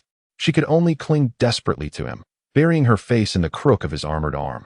The cruise ship was currently navigating the waters between Country R and Russia, perilously close to Dragon Nation's borders, hence Captain Toman's desperate plea to the Dragon Navy for aid. Though Lu Fan had deliberately slowed his flight, over an hour of cutting through the tempestuous skies left Chi Lingo limp and dazed. By the time they descended onto the rooftop of a high-rise in the capital, the city was deep into the night. He hadn't yet decided where to take her. It took Chi Linger a long moment to regain her bearings. Peering at the cityscape beyond, her delicate features finally relaxed with relief. Lu Fan, let's go to my place.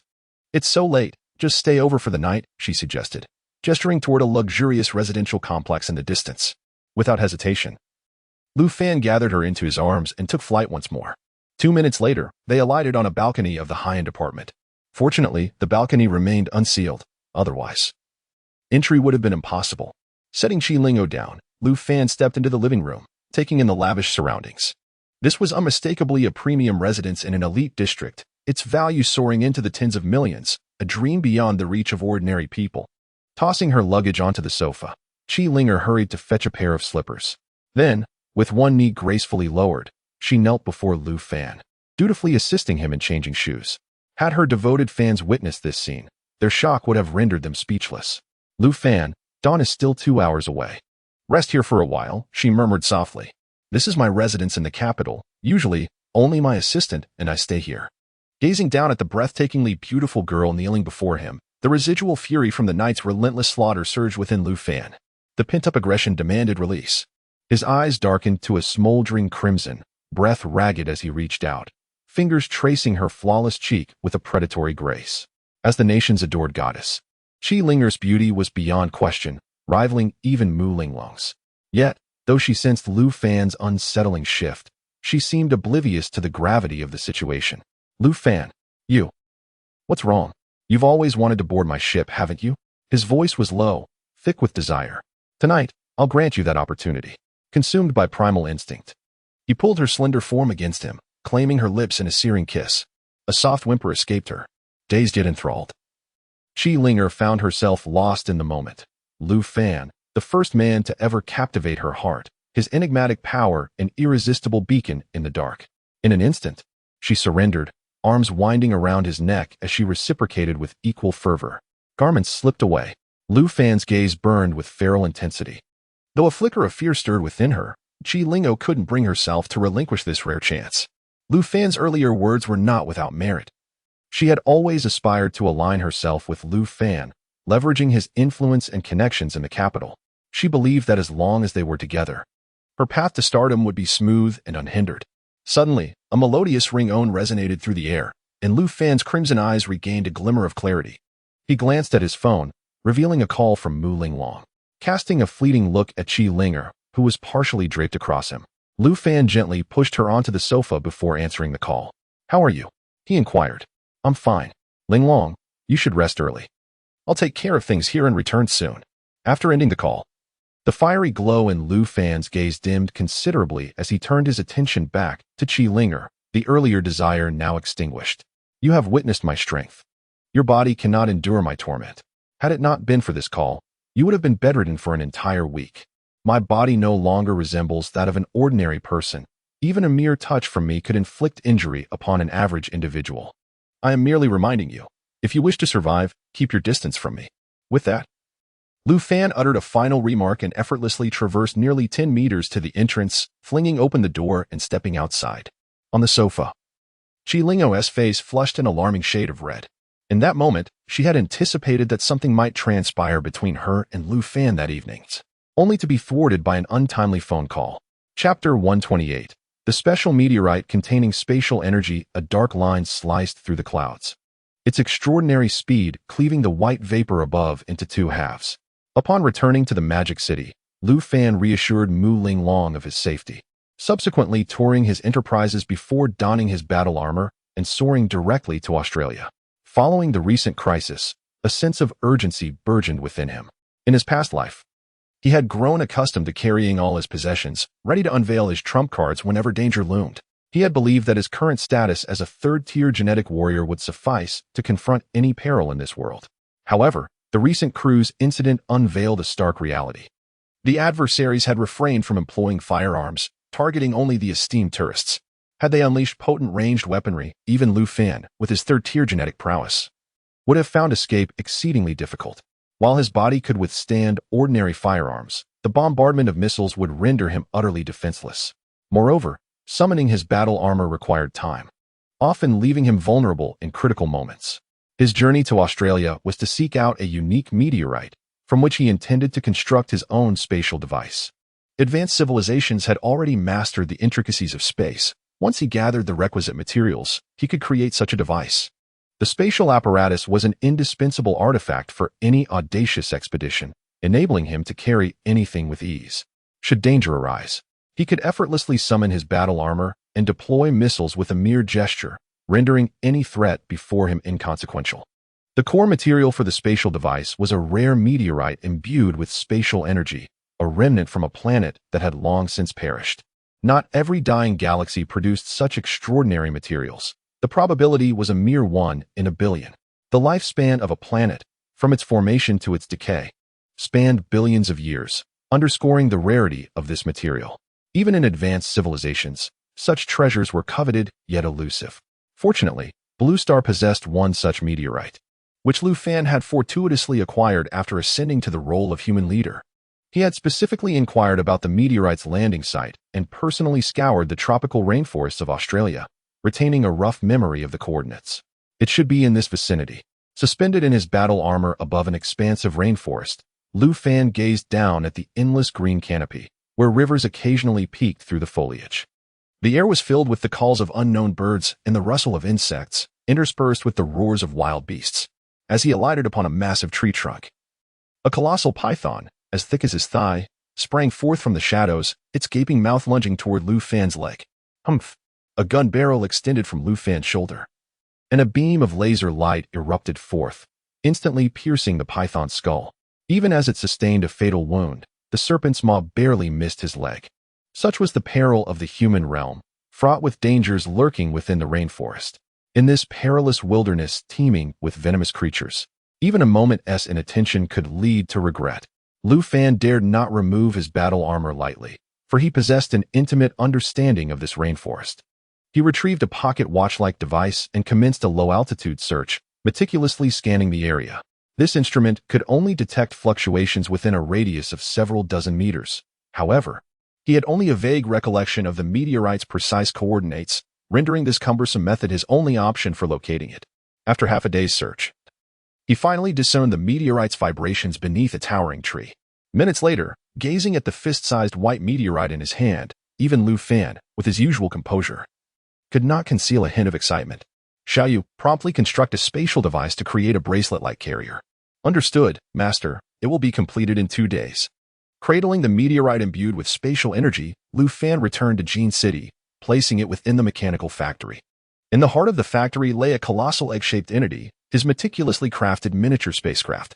The vessel employed a controllable nuclear fusion energy engine, along with anti-gravity technology and other advanced innovations, facilitating long-distance, comfortable travel within Blue Star. He then inspected the warehouse, which was once again filled with three-dimensional waveband satellites. Shall you cease the launch of this batch of satellites after deployment? The base on Venus should be completed by now, correct? Indeed, Master. The Venus industrial base is finished and is currently undergoing expansion. Future industrial manufacturing will primarily focus on Venus, while this location will produce only essential items. As night fell, the sky gradually darkened. Lu Fan soared into the air and, moments later, descended above an opulent villa district in the capital. Li Cheng. My accounts are not so easily dismissed. Below, the villa belonged to Li Cheng, a man who seemed to forget his previous injuries in the blink of an eye. Initially, he had negotiated a compensation of 10 million with Li Cheng's father, in exchange for curing his peculiar ailment. Days had passed, yet Li Cheng had shown no signs of fulfilling his end of the bargain. Lu Fan could surmise with certainty that Li Cheng intended to default on the payment. This was the very reason for Lu Fan's presence in the capital. As dusk descended, Li Cheng leisurely emerged from his villa, standing before his collection of luxurious supercars, ultimately selecting a flashy McLaren to drive away. A cold smile crept across Lu Fan's face as he observed from above. He had been contemplating how to extricate himself from suspicion, yet this man was unwittingly cooperating. Li Cheng navigated his supercar along the outer ring road of the capital, occasionally glancing upwards as flying vehicles zipped overhead, eliciting a frown of discontent. Damn it, what's the point of flaunting a broken vehicle? Once flying cars stabilize and prove safe, I'll get myself a couple for fun. These affluent young gentlemen were exceedingly cautious about their lives, despite the allure of flying cars. The inherent risks of aerial travel deterred him from purchasing one. He resolved to wait until others had tested their safety before making a decision. As the McLaren traversed the bridge, it suddenly lost control for no apparent reason. Li Cheng had yet to react when the vehicle careened through the guardrail and plunged into the relatively shallow river below. The bridge was less than 10 meters above the water's surface, which was shallow enough to submerge a person's knees. However, the McLaren, in its rapid descent, crashed into the water with such force that it was rendered utterly irreparable, the front of the car completely crumpled. Inside, Li Cheng's plight was dire. The tremendous impact left his face and body encrusted with shards of glass, blood oozing from wounds that spread across him in an instant. Had it not been for the protective airbags, he would likely have been ejected from the vehicle entirely. Chapter 129. The jade is gone? Help! Help me! Li Cheng, drenched in blood, cried out in terror before his head slumped, leaving him motionless. The surrounding crowd was stunned by the scene. Many passers-by, who had just finished dinner and were out for a stroll, quickly dialed for the police. Two brave young men leapt into the river, wading towards the McLaren in a desperate attempt to rescue the trapped Li Cheng. He was still alive, but his lower body was ensnared in the center console, lacking tools. They were at a loss for how to proceed. Let us first smash the car windows to give him some air. We mustn't let the airbags suffocate him. Together, they shattered the windows, pushing aside the airbags to create a space for Li Cheng to breathe. Within 10 minutes, police and ambulances arrived, but upon assessing the situation, they realized they could not intervene and called for the fire department. Ultimately, it was the firefighters, equipped with tools, who successfully extricated Li Cheng. However, the riverbank was a steep slope with no clear path for ascent. The 4 firefighters carrying the stretcher attempted several times to climb, but they found it nearly impossible to hoist a person while struggling for footing themselves. In the end, the team resorted to using ropes to hoist the stretcher, along with Li Cheng, up to the bridge. Just as the stretcher was about to reach the bridge, a bizarre incident occurred. One of the ropes inexplicably loosened, causing the unfortunate Li Cheng to plummet with a shriek. He crashed heavily into the knee-deep water, leaving the firefighters below gaping in shock as they scrambled to rescue the unconscious Li Cheng once more. The rescuers on the bridge were equally alarmed. If he were to die from the fall, they would bear the responsibility. The onlookers murmured among themselves, collectively observing 3 seconds of silence for the unfortunate soul. Eventually, a firefighter carried Li Cheng on his back, assisted by ropes, as they ascended the slope. After all this turmoil, the unfortunate Li Cheng was left barely clinging to life, lying pitifully on the stretcher as doctors administered oxygen and 4 fluids. Meanwhile, Lu Fan, concealed in the shadows, turned to leave. He had intended to seek out Wang Xiaoyan for a drink, but those individuals were still at sea, having been rescued by the Dragon Nation's navy, a process that required time for their return. Suddenly, Lu Fan thought of his partner, Lu Yuyan, whose company was based in the capital. It had been several days since she took away his invaluable jade. He wondered how the situation had unfolded. He retrieved his phone and dialed her directly. Lu Fan? I'm in the capital. Miss Lu, you took my treasure worth over 100 billion without a word. What are your intentions? You're in the capital? How about you find a hotel to stay in? I'll reimburse you for the hotel expenses. Stop. Lu Yuyan, have you lost your mind? Do I need your money for a hotel? I'm asking where my jade has gone. From her tone, Lu Fan sensed something amiss. Lu Yuyan had been exceedingly anxious upon receiving his call. Something had undoubtedly gone awry with the jade. I, Lu Fan, am currently dining with a client. Would you like me to send my secretary to pick you up? We can discuss matters upon our meeting. No need for that. Simply send me your coordinates, and I will arrive in a minute after instructing the secretary to stand in a conspicuous spot. Ending the call. Lu Fan's expression darkened as he soared into the night sky, vanishing in an instant. Within a luxurious hotel in the capital, Lu Yuyan was toasting a portly middle-aged man seated at the head of the table. The corpulent gentleman appeared intent on creating difficulties, leering at Lu Yuyan without the slightest intention of raising his glass. Humph, Miss Lu, you invite me to dinner yet summon someone else, and a man at that. What? Do you wish for your gentleman to come and deal with me? Director Lu, you misunderstand. As you just saw, my friend called unexpectedly. I had no prior knowledge of his arrival in the capital. He is, in fact, the true owner of the jade, and I am merely facilitating its processing and sale for a small profit. Oh, then I must meet this esteemed boss of yours. Smuggling treasures worth billions, are there truly such audacious individuals in this world? Serving a life sentence would be the least of your worries. You might even face execution. Observing the arrogant, corpulent man at the table, Lu Yuyan contemplated mentioning Lu Fan's mysterious and powerful background but ultimately decided against it. This man was merely relying on familial connections to attain his position as deputy director. Perhaps Lu Fan's formidable lineage could temper this man's arrogance. The door to the private room swung open, and a 30-something woman clad in a business skirt entered, leading Lu Fan into the chamber. Lu Fan's gaze swept across the room, quickly grasping the situation. An unsavory, overweight man occupied the head seat, while Lu Yuyan sat in a subordinate position, indicating that she was likely seeking assistance. Lu Yuyan acknowledged him with an awkward nod. Lu Fan pulled out a chair and seated himself beside her, casting a disinterested glance at the rotund man. Now, let us discuss the situation regarding my jade. Before Lu Yuyan could respond, the man at the head of the table expressed his displeasure. This young man had entered without so much as a glance in his direction, and such rudeness made him feel as if his dignity had been trampled.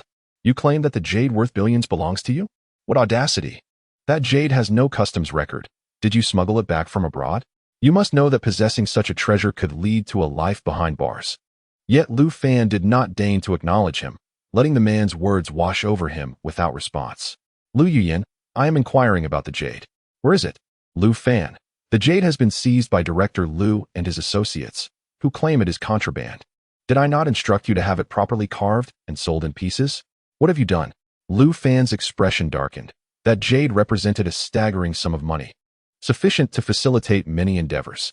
The fact that it had been mishandled by this woman ignited his fury. It was a sculptor from my company who leaked the information. The next day, several competitors arrived, demanding to share the jade. I refused, and then Director Lu came to seize it.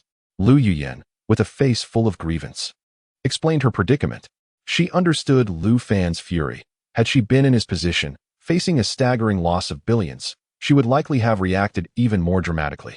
Lu Fan's gaze then shifted to the middle-aged, rotund man seated at the head of the table, whose face was as dark as a pot's bottom. It was evident to him, even without deep contemplation, what had transpired. So, you summoned this corpulent fellow, hoping to retrieve the jade, did you? Lu Yuyan, your manhwaedit is truly beyond redemption. Had I not arrived today, you would undoubtedly have faced a dire fate, losing both your wealth and your wits. That jade was clearly orchestrated by your competitors in collusion with this gluttonous man. Presumptuous. How dare you insult me? The middle-aged man, his pent-up fury ignited, rose abruptly. Pointing an accusatory finger at Lu Fan, his face contorted with rage. Insult you? You dare to seize my belongings, and I should refrain from retaliating? Lu Fan was not merely speaking. He swiftly grabbed a plate of Peking-style shredded pork from the table and hurled it at the man's face. Ah, my face. The scalding stir-fry splattered all over him, and the man, in agony, clutched his face, emitting a chilling scream. Call for your mother. Colluding with officials to embezzle my property. Who gave you the audacity?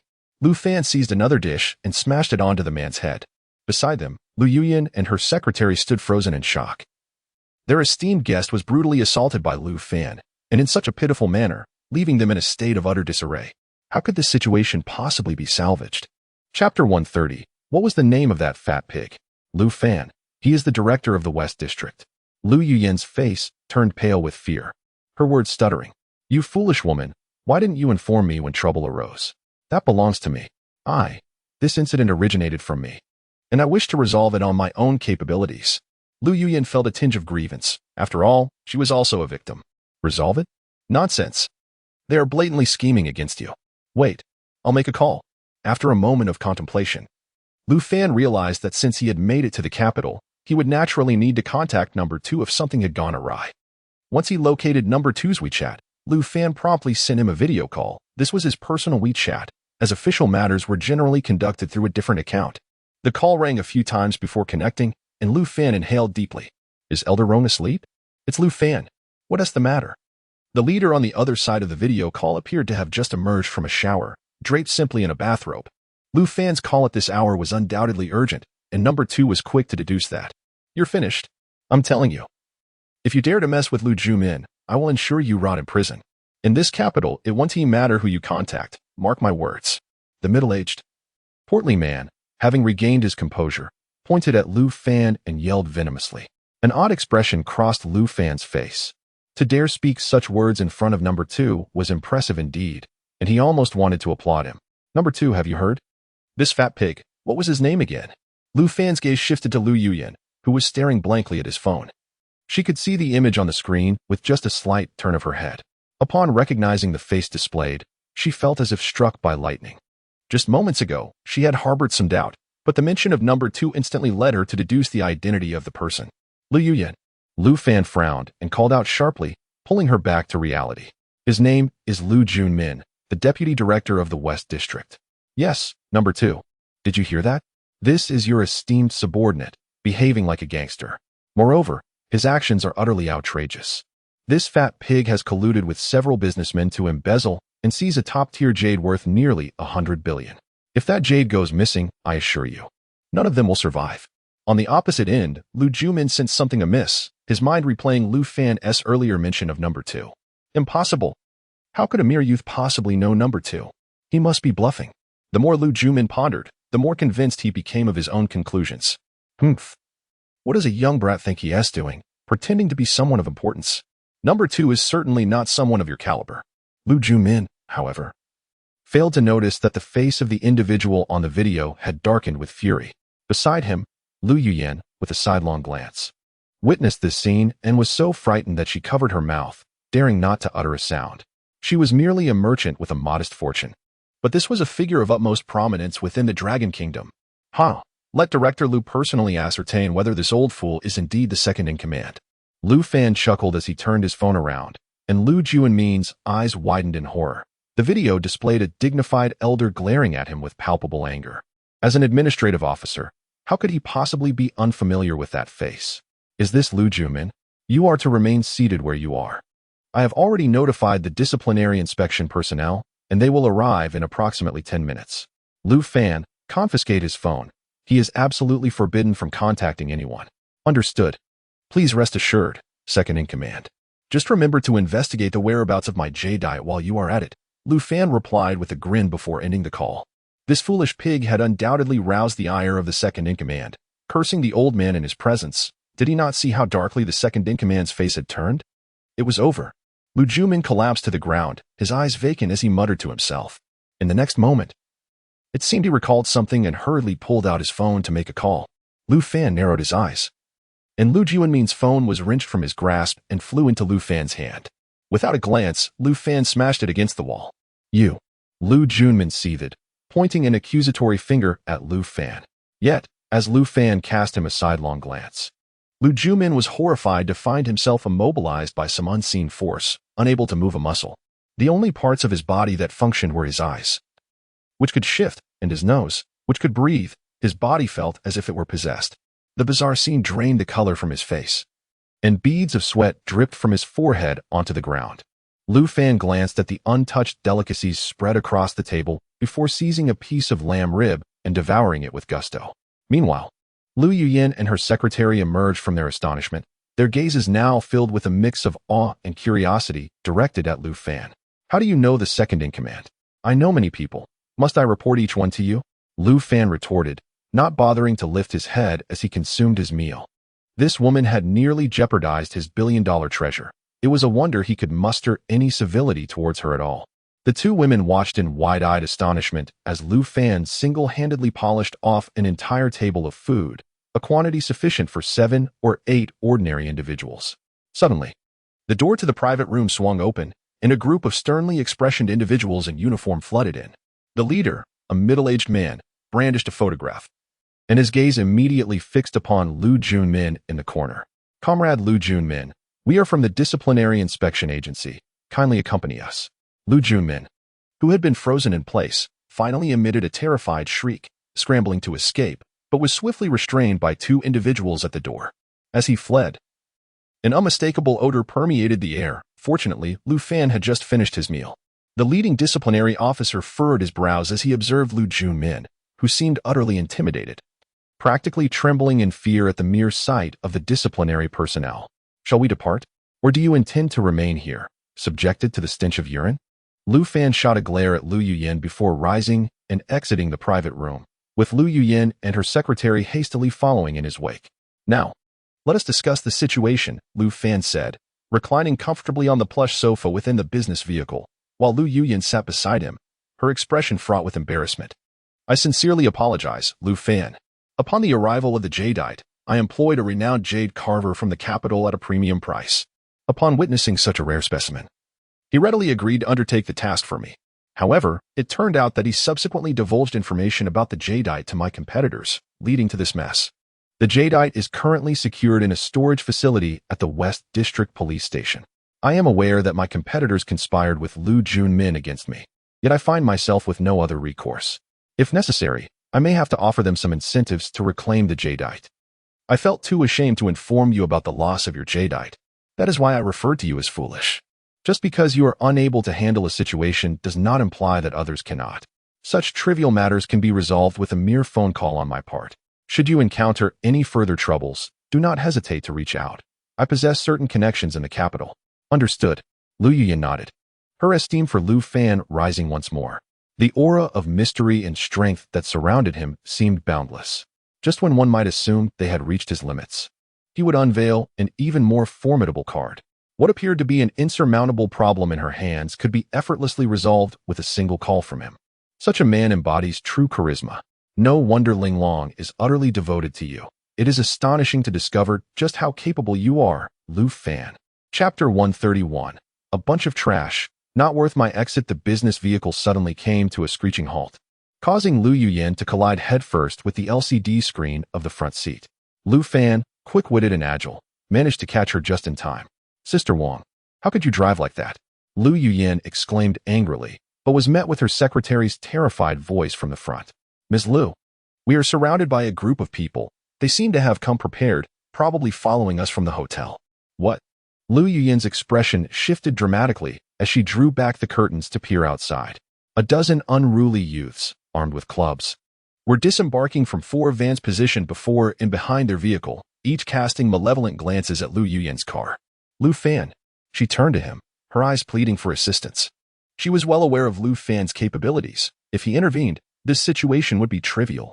However, Lu Fan regarded her with a peculiar expression until her discomfort prompted him to speak. I must ask, Miss Lu, isn't your boyfriend, what was his name, Ho, supposed to have perished in Myanmar? How do you know? She stammered. He just returned from recuperating 2 days ago. I ignored his attempts to contact me.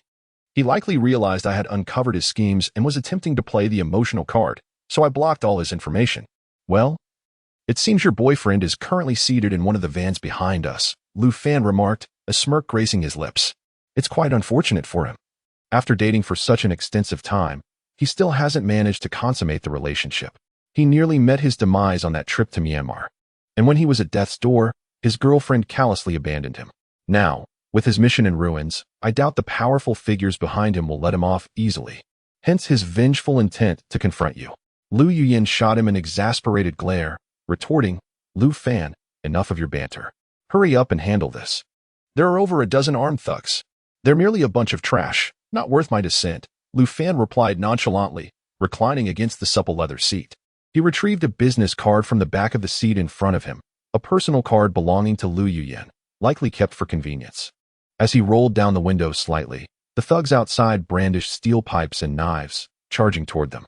Lu Fan let out a cold chuckle as the business card in his hand eerily levitated, shooting through the gap in the window with astonishing speed. Whoosh!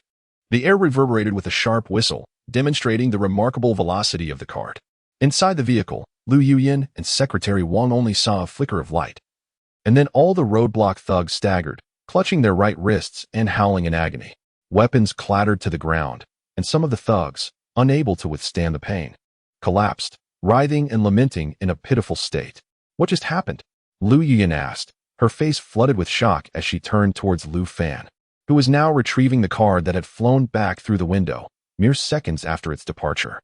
He pulled out a tissue to wipe off a drop of blood from the card, grinning as he tossed it into Lu Yuyan's hands. Don't waste it. It can still be used. Lu Yuyan let out a piercing scream and threw the business card into the trash bin in the corner. I'll help you deal with your ex-boyfriend. But remember, you owe me a favor. Lu Fan reached out and plucked a strand of Lu Yuyan's hair, which floated delicately in his palm, creating an eerily surreal scene. In the next moment, that single hair abruptly split into 7 2-centimeter-long strands, which flew out through the gap in the car window, vanishing into the ether. Simultaneously, in a van behind them, a young man with a sinister expression sat, the very same Ho Junkai whom Lu Yuyan had abandoned in Myanmar. A sudden shiver coursed through Ho Junkai as he felt a chilling aura penetrate his back. However, he was too stunned by the horrifying scene outside to pay attention to such sensations. The dozen or so burly men he had hired at a great expense were inexplicably clutching their wrists, screaming in agony. Peering closely, he discovered that all their right wrists were oozing blood, and the pain etched on their faces indicated severe injuries. As the business vehicle passed by the group of men, Ho Junkai mustered the courage to leap from the van. Upon inspection, he was astonished to find that the tendons in the right wrist of these men had been entirely severed by some sharp instrument. It was no wonder they were in such excruciating pain. What did you just do, Lu Fan? Lu Yuyan asked with wide-eyed curiosity, gazing at Lu Fan's handsome face. Feeling that he was becoming increasingly alluring, the deadly 7-star needle, an ancient acupuncture technique, sends 7 nearly invisible strands into the 7 vital points on the back, causing the victim to wither and perish within 7 days. Lu Fan, have you read too many martial arts novels? Even I know acupuncture is meant for healing. A scalpel can save lives, but it can also take them. There is much you do not comprehend. Lu Fan narrowed his eyes, too weary to engage further. Such esoteric matters defied explanation. Much like his own mental prowess, which appeared fantastically miraculous to ordinary people, yet existed in undeniable reality. The business vehicle halted in a villa district on the outskirts of the capital, and Lu Fan was surprised to realize he had been there just moments before. Li Qing resided in that very community, albeit in a different villa. Lu Fan, why don't you stay at my place for the night? This villa is spacious, and I usually reside here alone. Sure, I don't mind. I'll leave tomorrow morning. If the Jade isn't recovered in the next couple of days, let me know. I have plenty of means at my disposal. Under Secretary Wang's arrangements, Lu Fan settled into a guest room. Before dawn the next morning, he received a call from Wang Xiaotian. After being rescued by the naval forces of Dragon Country, Wang Xiaotian had finally returned home. This luxurious cruise journey had turned into a hellish ordeal for them. The entire ship was littered with corpses and blood, a scene modern urbanites would seldom witness in their lifetimes. Lu Fan met Wang Xiaotian at the Jinlong Club, where he noticed his friend appeared somewhat listless. The others had returned home immediately after arriving, lacking the energy to linger about. Brother Lu, I sincerely thank you for this journey. Without your assistance, we would likely have perished aboard the cruise ship. Wang Xiaotian said feebly to Lu Fan. Let us not dwell on trivial matters. I will not be in the capital for the next few days, and I need you to keep an eye on something for me. Lu Fan began to discuss the matter concerning the jadeite. Upon hearing that the jadeite was valued at 10 billion, Wang Xiaotian instantly perked up. 10 billion jadeite? What caliber of treasure is that? In all my years, I have yet to encounter something so precious. This time, I must truly broaden my horizons. Rest assured, Brother Lu. While I may be powerless against those ruffians on the cruise, once we return to our territory in the capital, a few merchants cannot possibly intimidate us. Chapter 132. A grand gift. Lu Fan returned to his hometown with Mu Linglong to visit his parents, this time piloting a flying car. The vehicle landed directly in front of his family's courtyard, instantly igniting excitement throughout the entire Lu family village. With the advent of the digital age, even the elderly in rural areas possess smartphones, so the news of a flying car was no surprise to them. However, witnessing it up close was an entirely different experience. In mere moments, over 100 people gathered around Lu Fan's home, creating a scene more vibrant than an auto show. Why did you buy such an expensive toy? Your father and I can't even drive. Save that money for your future wedding. Come on, Mom, this is a gift for you from your daughter-in-law. Just accept it. It will come in handy for family visits and market trips. This is an autonomous vehicle. You simply tell it where to go. No driver's license required. Plus, it will be useful for your sister's school commutes. Liao Hohot merely voiced her concerns, but she had long been coveting the flying car. Lu Fan's father stood vigilantly beside the vehicle, anxious to protect it from any potential mishaps. As afternoon approached, and it was time for Lu Mingwei to finish school, Lu Fan, eager to impress his sister, maneuvered the flying car to descend right in front of her school. Although flying cars had become widely available, they were still a rarity in this small, fourth-tier city. Much like high-performance sports cars that were commonplace in major cities, such luxuries were seldom seen in these towns. The flying car hovered a meter above the designated parking spot, instantly attracting a throng of onlookers, especially the students exiting the school, who completely obstructed the path. Mu Linglong remained seated in the car, hesitant to step out, while Lu Fan scanned the crowd with his mental prowess until he spotted his sister's figure and made his way through the throng. Xiaoyu. A familiar voice rang out from the crowd, causing Lu Mingyue's eyes to brighten as she looked up to see her brother, Lu Fan, standing behind the mass of people. Brother, why are you back? Lu Mingyue exclaimed, rushing forward to leap into Lu Fan's embrace, oblivious to the curious gazes surrounding them.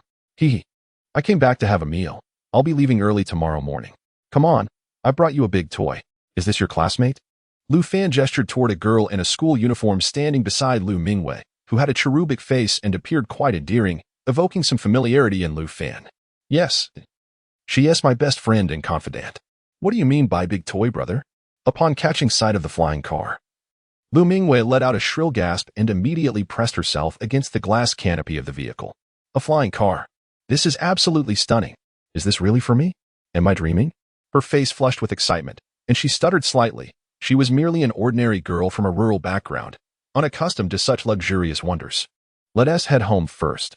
Otherwise, the school entrance will be completely blocked. Lu Fan furrowed his brow as he observed the ever-growing crowd, many of whom were capturing videos with their phones. The throng of people continued to swell. Can you take my classmate along? Lu Mingwei tugged at her equally excited classmate, her cheeks flushed with enthusiasm. Lu Fan nodded, urging the two to hurry into the vehicle. As the flying car ascended, a chorus of gasps erupted from the onlookers, who quickly moved aside, fearful that the colossal machine might plummet and strike them. Inside the vehicle, Lu Mingwei gazed out the window, her excitement palpable as she squealed and pointed at the school below, chattering incessantly with her companion. Seated beside Mu Linglong, Lu Fan beamed at the scene before him. The joy of his family was his utmost aspiration in life. To ensure this happiness endured, he vowed to protect Blue Star, resolutely preventing the tragic events of his past life from reoccurring. The flying car circled above the town twice before heading towards Lu Family Village, making a brief stop to drop off Lu Mingyue's classmate at another village along the way. During dinner that evening, Lu Fan produced 3 bracelets: Mom, Dad, and Little Sister. These 3 bracelets serve as the remote keys to control the flying car. Whenever you wish to use the vehicle, simply operate it through the bracelets. If you prefer not to wear them, you can also download an application on your phone for remote calling. As the 3 examined the bracelets, Lu Fan opened his backpack and revealed an array of exquisite boxes, instantly captivating everyone's attention. He had placed the backpack in his room upon returning, and Liao Hohat, thinking it was his personal belongings, had refrained from touching it. Gently, Lu Fan opened one box to reveal a pair of jade bangles, specifically the glass-type imperial green jade, whose vibrant hue and luster were beyond imitation by mere glass. Even Liao Hohat and Lu Qingshan, who were unaccustomed to such luxury, recognized the extraordinary nature of the items. Lu Mingyue's eyes widened with envy, while the well-traveled Mu Linglong stared at the jade bangles, mesmerized. Mom, please keep this pair of bangles safe. All I can say is that they are very expensive. You can wear them on significant occasions to elevate your stature. Oh dear, with you saying that, how could I dare to wear them? Perhaps they should be gifted to Linglong. No, I have something prepared for Linglong already. Mother, you must accept these. Lu Fan then opened another box, revealing another pair of bangles, this time in a stunning shade of purple, radiating a dazzling glow under the light. Wow, Lu Mingwei gasped, her eyes transforming into hearts. Mom, these are ice-type violet jade bangles. You can alternate wearing these 2 pairs. He continued to unveil a ring and a Buddha statue, all crafted from the finest jade. Next, for his father and sister, he had prepared a string of prayer beads and a ring for his father, and for Lu Mingwei, a pair of glass-type imperial green jade bangles along with a pendant carved in the likeness of her face. Hey, brother, is this carving not of me? Lu Mingwei stared in astonishment at the jade pendant in her hand. The pendant depicted a graceful young girl, whose features bore an uncanny resemblance to her own. The craftsmanship was exquisite, capturing Lu Mingyue's youthful charm in vivid detail. Indeed, it was sculpted in her likeness. Do not flaunt this at school. The value of these adornments could purchase several flying cars, he remarked. Wow, so expensive? Though Lu Mingwei had no knowledge of the price of flying cars, she could deduce that they were certainly not cheap. To think that such a small trinket could be worth the equivalent of numerous flying vehicles was staggering. What have you prepared for Linglong? Liao Hohat asked, observing Mu Linglong's envious expression and hastening to remind him. Haha, I'm preparing it. Let us eat first. She can admire it later in the room, he replied. Mu Linglong shot him a glance, her mind preoccupied with the contents of the bag rather than the meal before her. Chapter 133. Ronghao Capital. It was not until the two returned to Lu Fan's room that he retrieved several boxes from his backpack. Inside were 2 pairs of bracelets, a ring, a pair of beaded earrings, and a jade violet pendant. What do you think? Do you like them? This carving resembles me. Mu Linglong was the first to pick up the pendant. The exquisite maiden depicted was indeed her likeness. No, this is a celestial being from the heavenly realm. How dare you? Lu Fan, this craftsmanship. Wow, the expression is remarkably lifelike. Mu Linglong held the jade carving closer, her breath hitching in awe. The features were carved with such precision that the smile seemed to come alive, appearing as if it could leap off the jade at any moment. No matter from which angle she gazed, it felt as though the carving was gazing back at her. This is called three-dimensional sculpting, a technique I developed myself. Lu Fan, you. Mu Linglong looked up in astonishment. In the past, she might have questioned his claims, but the more she learned, the more enigmatic he became. It seemed there was nothing he could not accomplish. She had dabbled in jade carving with her little cousin, yet she had never encountered such artistry. The array of jade gifts delighted the goddess immensely, nearly prompting Mu Linglong to offer herself in gratitude, leaving Lu Fan with a simmering frustration with no outlet. Tomorrow morning. Let us return to the city for your second gene injection, Linglong. Please arrange things so that your uncle can endure a bit longer.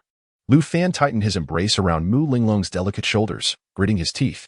A blush crept onto her cheeks, and she cast him a sultry glance. Hiki. All right. We'll begin the injections first thing in the morning. Mu Linglong giggled as she admired the profile of Lu Fan, though she too found it exceedingly difficult to resist. Such matters were mutual, after all, not solely a privilege of men. At the break of dawn, Lu Fan urged Mu Linglong to dress and rise. After enjoying a lovingly prepared breakfast by Lu's mother, the two made their way to the city. At the Angel Biotechnology Laboratory, Lu Fan personally administered Mu Linglong's second gene injection, observing as the white serum gradually disappeared. He provided her with some precautions before taking his leave.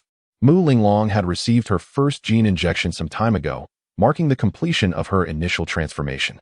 With the second injection, the likelihood of awakening her mental powers was significantly heightened, especially since the first serum she had used was the perfected version. This was the foundation upon which Lu Fan built his confidence in her awakening. If the initial groundwork was not solid, the chances of subsequent awakenings would be greatly delayed. The earlier one awakened their mental powers, the better. Each subsequent gene enhancement served as a refinement of those powers, resulting in substantial growth with every procedure. Currently, Ronghao Capital, through the collaboration between Li Ronghao and Xiao Yu, had emerged as a highly promising large-scale financial company in the city. Over the past few months, Li Ronghao had transformed a small enterprise into a renowned financial giant, with the initial 300 million in startup funds now more than doubling to 700 million. The astonishing speed at which money is earned is jaw-dropping, yet Lu Fan merely nodded slightly, displaying no hint of surprise. Mr. Lu, are you not satisfied? Li Ronghao, dressed impeccably in a suit, looked at Lu Fan with astonishment, having shed his earlier disheveled demeanor. Now, he exuded a vigorous confidence. Haha, it is not dissatisfaction. Rather, this wealth fails to evoke any emotional response within me. Mr. Lu, may I inquire if you have time today? Li Ronghao asked softly. What is it? Do you have something to discuss? Do you recall the scene of our first encounter? Such a melodramatic storyline is hard to forget. It seems you have avenged yourself against that woman, have you not? Lu Fan chuckled, gazing at Li Ronghao. My apologies for making you laugh, Mr. Lu. I now feel quite fortunate to have been rejected by her. Otherwise, I would not be who I am today. I have gradually acquired a significant stake in her boyfriend's company and just secured an 80% ownership of Nanshan Steel the day before yesterday. The remaining 20% is held by individual shareholders and poses no threat to me.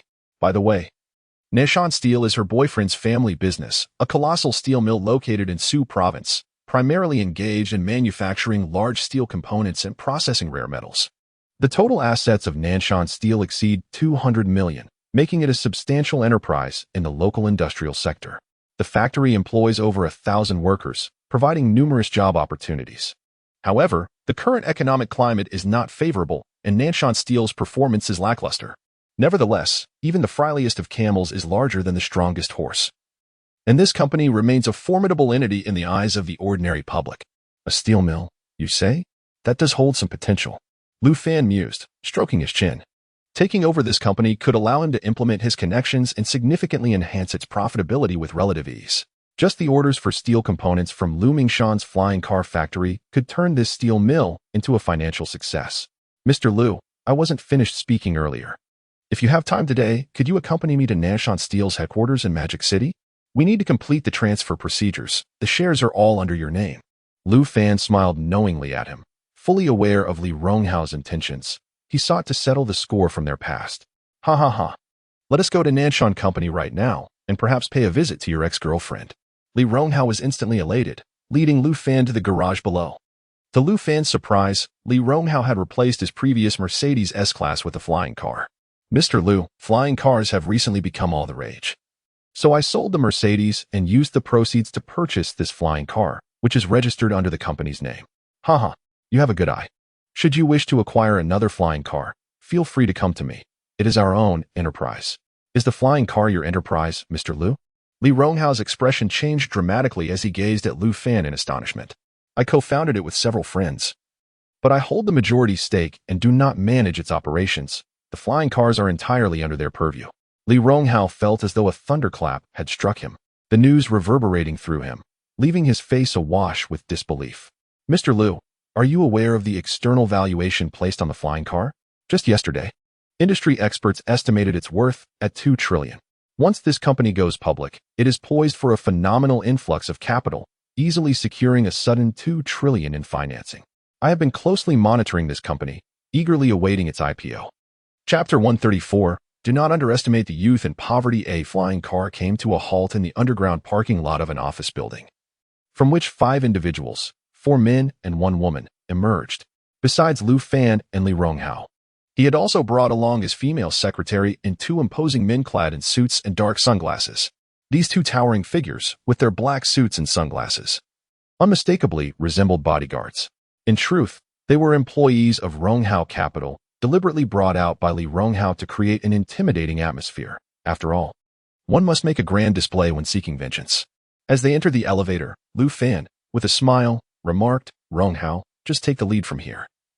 I'll be a mere shadow in your wake. Today, you are the star." "Thank you, Mr. Liu," Li Ronghao replied, his eyes glistening with emotion. He understood the depth of Lu Fan's words. As a man, he would never forget the humiliating incident from the past. It was Lu Fan who had altered the course of his destiny, granting him the opportunity to reclaim his manhood's honor. Though his feelings for that woman had long since faded, he was resolute in avenging the humiliation he had endured, for such is the dignity of a man. When the elevator doors opened, Li Ronghao led his petite secretary, flanked by the 2 dark-suited giants, directly to the reception of Nanshan Steel. "Whom do you seek?"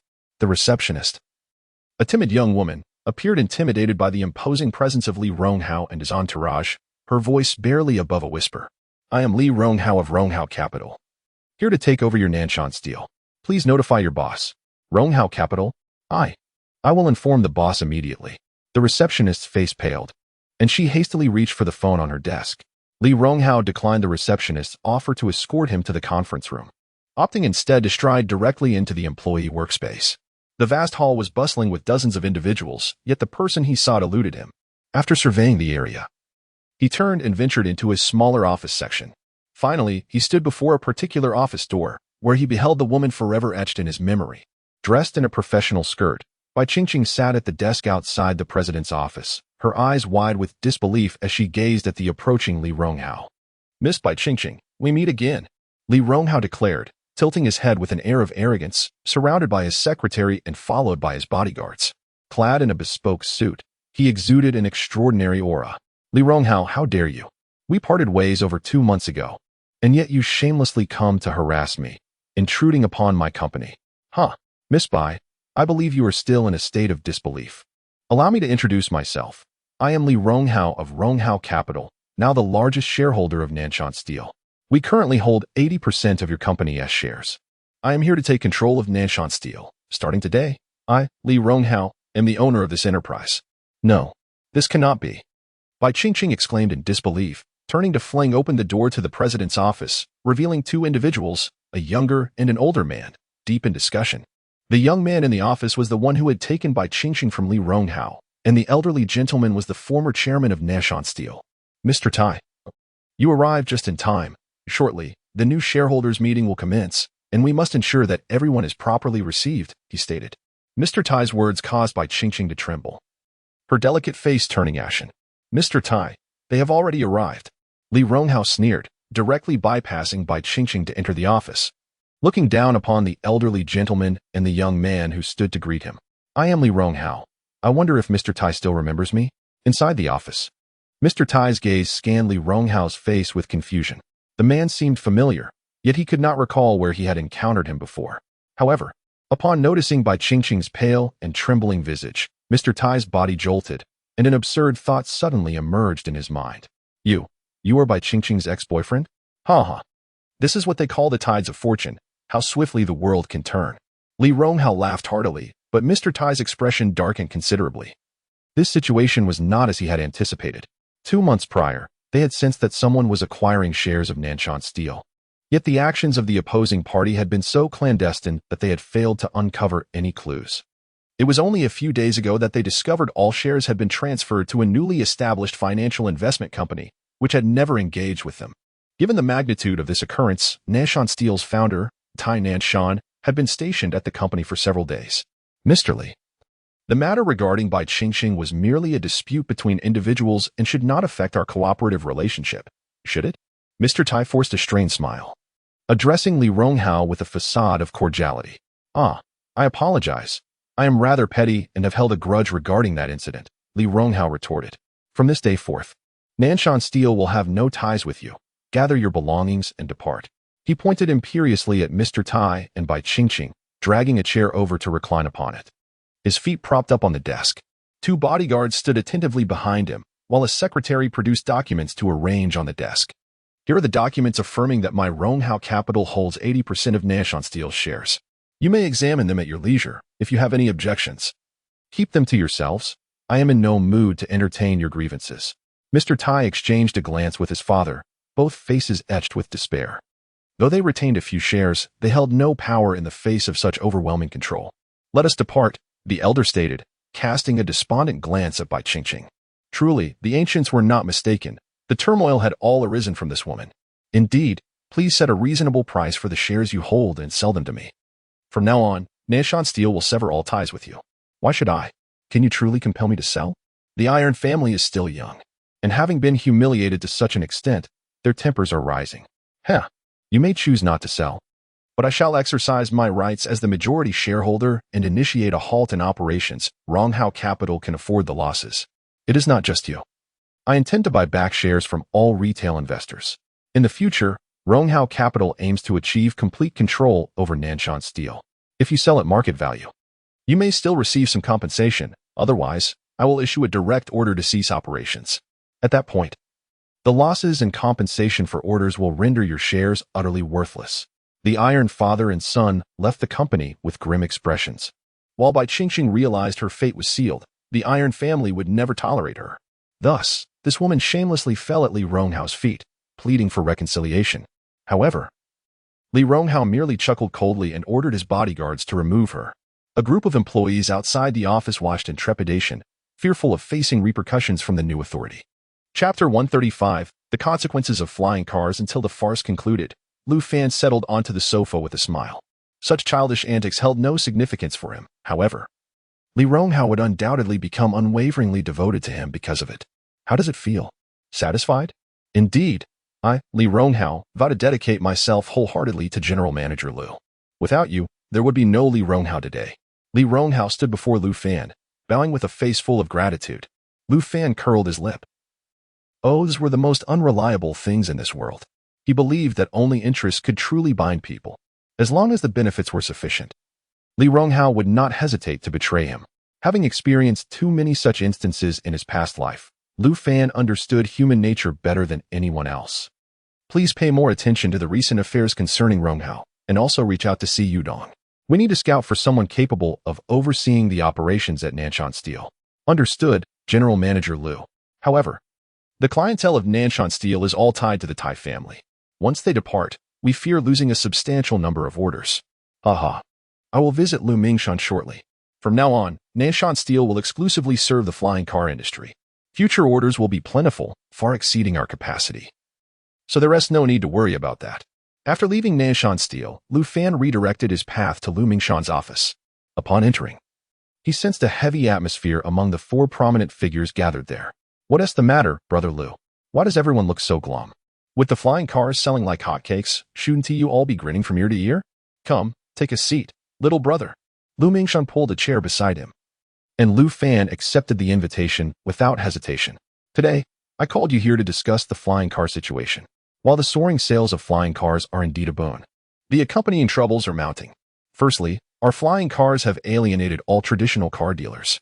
With the advent of solid-state zirconium batteries and flying cars, all other vehicle models are experiencing a drastic downturn in sales. The once thriving luxury car dealerships now struggle to attract even a single customer in a day. Additionally, mid to low-end car manufacturers are similarly suffering, especially the supercars, which have plummeted from grace.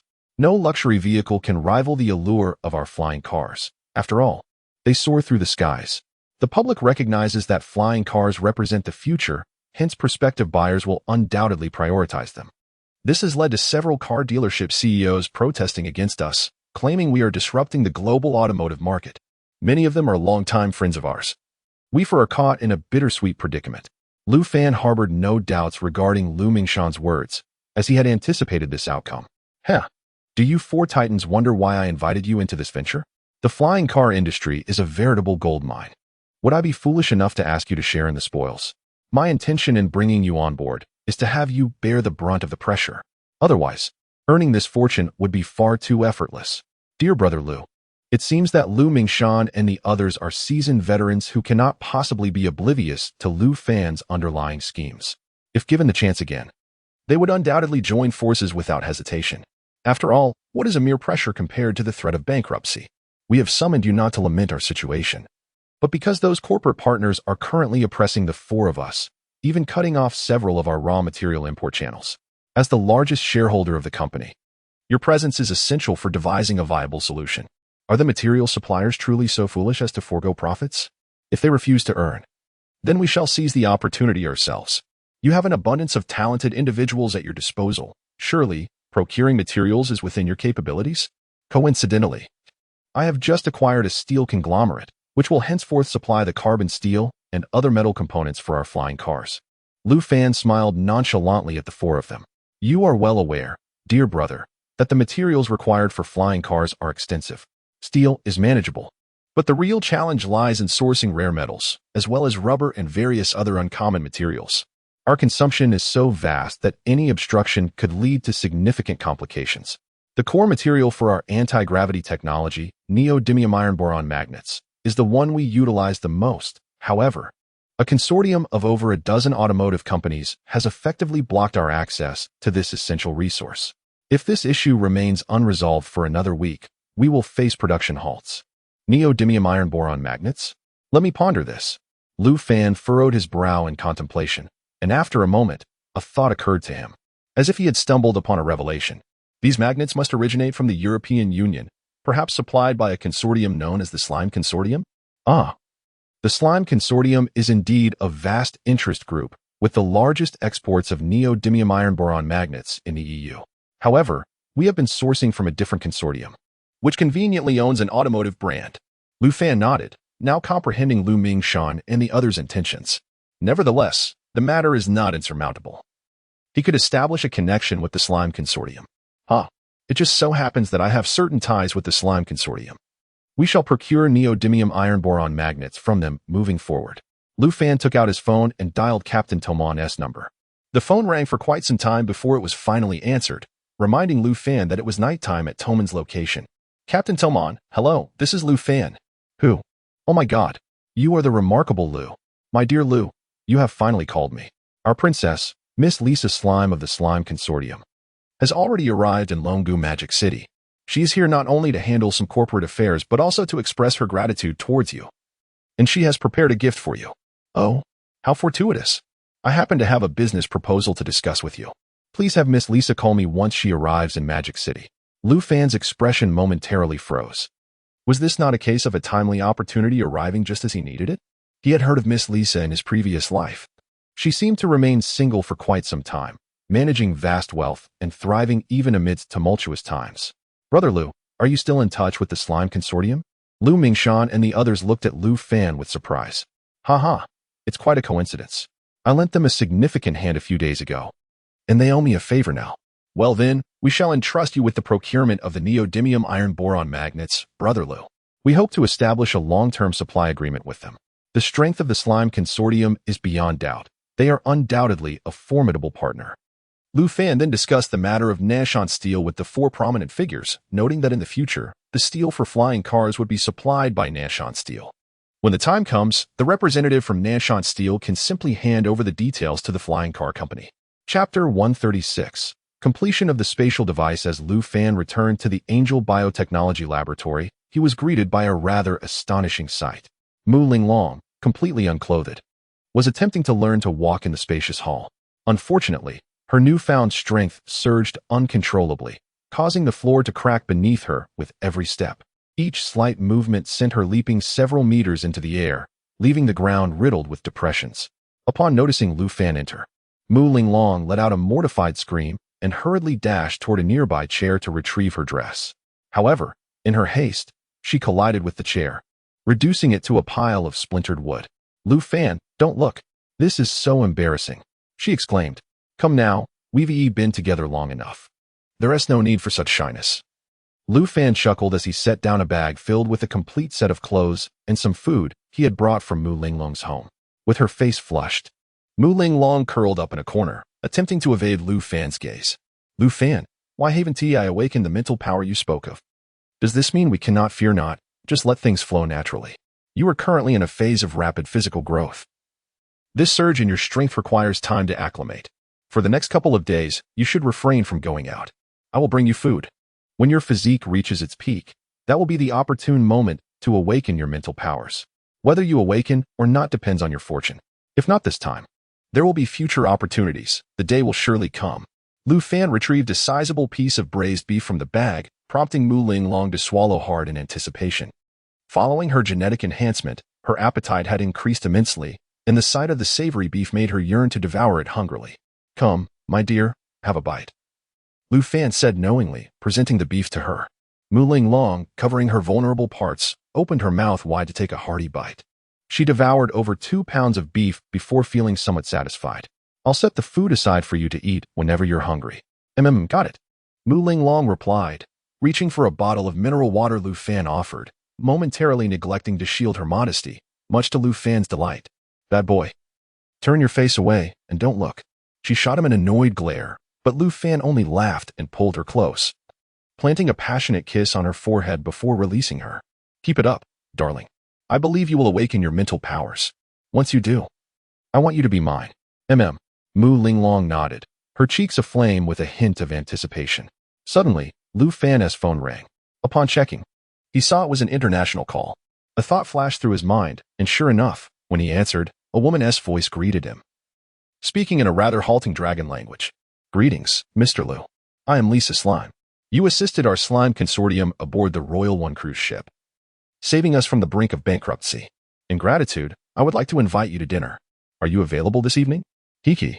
Thank you for the invitation. Miss Lisa, I am free tonight. Mu Linglong listened intently until Lu Fan hung up the phone, at which point she glared at him with jealousy. Oh, Lu Fan, are you no longer concealing your rendezvous with other women? I am still here, and yet you choose to meet with other girls. Humph, indeed, all men are the same. Lu Fan remained unperturbed, merely smiling as he gently ruffled Mu Linglong's hair. She, irritated, swatted his hand away with excessive force, producing a loud smack. Oh dear. I didn't mean to.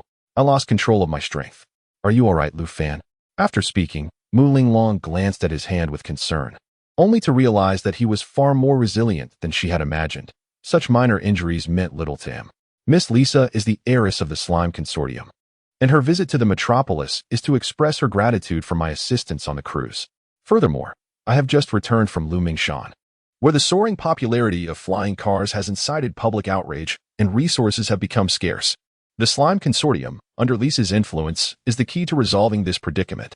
Lu Fan explained with a smile, and Mu Linglong's expression brightened. She had not intended to be jealous. It was simply that Lu Fan's open invitation to other women in her presence felt dismissive. Thus, she had spoken provocatively to elicit a reaction from him. My dear, in my heart, you will always be the most beautiful. No other woman in this world could ever captivate me as you do. You certainly know how to sweet talk. Go ahead, but be cautious. I know Western women are quite open. If you truly cannot resist temptation, be discreet and do not let me find out, or it may cause me distress. Lu Fan chuckled as he affectionately tousled her hair before departing the laboratory. If he sought companionship, he could have easily pursued Qi Linger or Rong Qianqian, both of whom were far from unattractive. After leaving, Lu Fan returned to his rental apartment, tidying up the dust that had accumulated from his prolonged absence. Typically, he either stayed at Mu Linglong's home or in hotels, seldom returning to this place. As he prepared for his evening engagement, he changed into a fresh outfit. Master, the spatial device is nearing completion. Please proceed to the mechanical workshop. Came the melodious voice of Xiaoya in his mind. Lu Fan's eyes brightened, and a rare spark of excitement crossed his usually impassive face. He donned his battle armor and flew directly to Jincheng, arriving at the precision machinery workshop where several robots were conducting final adjustments at the control panel. Before him lay an extraordinary machine, featuring a 1 square meter base with 2 massive, rotating rings hovering above it. Master, preliminary testing is complete, and the spatial device is functioning flawlessly. Please designate a storage location for the device. A storage location, you say? Lu Fan furrowed his brow in contemplation. This spatial device must be concealed in a tranquil, undiscovered location. Otherwise, should it be taken by others, he would be inconsolable, for the loss would be unbearable given his current possessions. During the next cargo transport, he planned to transport the spatial device to Venus. Has the medium for the spatial device been crafted? At this moment, a robot presented him with a bracelet. The bracelet's design was strikingly sophisticated, its black material exuding an air of mystery, adorned with ancient patterns. At its center lay a white, unidentified gem, within which mists swirled, imparting an inexplicable aura of enigma. Ha ha ha. The spatial device is finally complete. Lu Fan could not suppress his laughter as he donned the bracelet. The robot beside him placed a massive white stone into the machine on the control panel, which bizarrely floated between 2 circular rings. As the rings rotated, a peculiar force emanated from the stone. Lu Fan focused his mental energy on the bracelet, causing one of the robots before him to vanish into thin air. His consciousness connected with the gem of the bracelet, revealing an immense space within his mind. The machine served as the activator for the spatial device, capable of awakening the spatial essence of the stone. The bracelet itself functioned as a conduit for this device, with the stone on the activator serving as the mother entity, while the smaller stone on the bracelet represented the offspring, linked by a mysterious bond. Chapter 137. What kind of existence is this? A black battle armor soared into the precision machinery workshop, coming to a halt before Lu Fan. With a decisive gesture, Lu Fan reached out and grasped the armor, which vanished in an instant. Glancing at the time, he noted that it was just past 3 in the afternoon, leaving ample time before dinner. After a brief moment of hesitation, Lu Fan's figure suddenly propelled upwards, and within minutes, he arrived above the capital city. Upon reaching the headquarters of the Lu Group, Lu Fan made his way directly to Lu Yuyan's office. Her secretary, Sister Wang, greeted him with a respectful bow, her impression of Lu Fan being one of mystery, power, and an almost celestial grandeur, someone she felt she could only admire from afar. Mr. Lu. President Lu is currently attending to a client and is expected to finish in about 10 minutes. May I offer you a cup of coffee while you wait? Sure. Lu Fan replied, settling into a sofa against the wall, just a few meters away from Sister Wang's desk. As he accepted the coffee from her, he noticed a subtle change in her complexion, prompting him to instinctively scan her with his mental energy. A hint of realization crossed his face. Indeed, his suspicions were confirmed. What is wrong, Mr. Lu? Sister Wang inquired, noticing his astonished expression. Despite being the focus of his gaze, there was no trace of impropriety in his eyes. She was acutely aware of her own appearance and understood that someone as young, handsome, and formidable as Lu Fan would hardly be interested in her modest beauty. Sister Wang, have you been experiencing a loss of appetite lately? Is everything you eat unappetizing? Have you lost a considerable amount of weight? How did you know, Mr. Lu? Perhaps you should take a leave of absence from President Lu and visit the hospital for a liver CT scan. Sister Wang's body trembled at his words. As a secretary and assistant to a president, her emotional and intellectual acumen were beyond reproach. In an instant, she deduced the gravity of his expression, her once alluring face paling and her voice trembling slightly. Mr. Lu, I know you are extraordinary. You must have discerned my condition. Haven't you? Please, be candid. I can handle any outcome. It appears to be mid-stage liver cancer. You likely have about 2 months left, he stated matter-of-factly, prompting a shudder that nearly caused her to collapse. Her eyes welled with tears. Go get checked at the hospital. You can leave immediately. I will inform Lu Yuyan on your behalf. Why yes, Mr. Lu. Thank you for your concern. Sister Wang hurriedly gathered her belongings, her steps unsteady as she departed. A few minutes later, the office door swung open, and Lu Yuyan escorted a woman in her 30s out of the office. Upon noticing Lu Fan seated on the sofa, she was momentarily taken aback. Lu Fan, what brings you here? You could have called me. Just passing by, thought I'd drop in. Once inside the office, they settled onto the sofa, and Lu Fan relayed the concerning news about Sister Wang. What did you say? Sister Wang has liver cancer? How could that be? She is so young.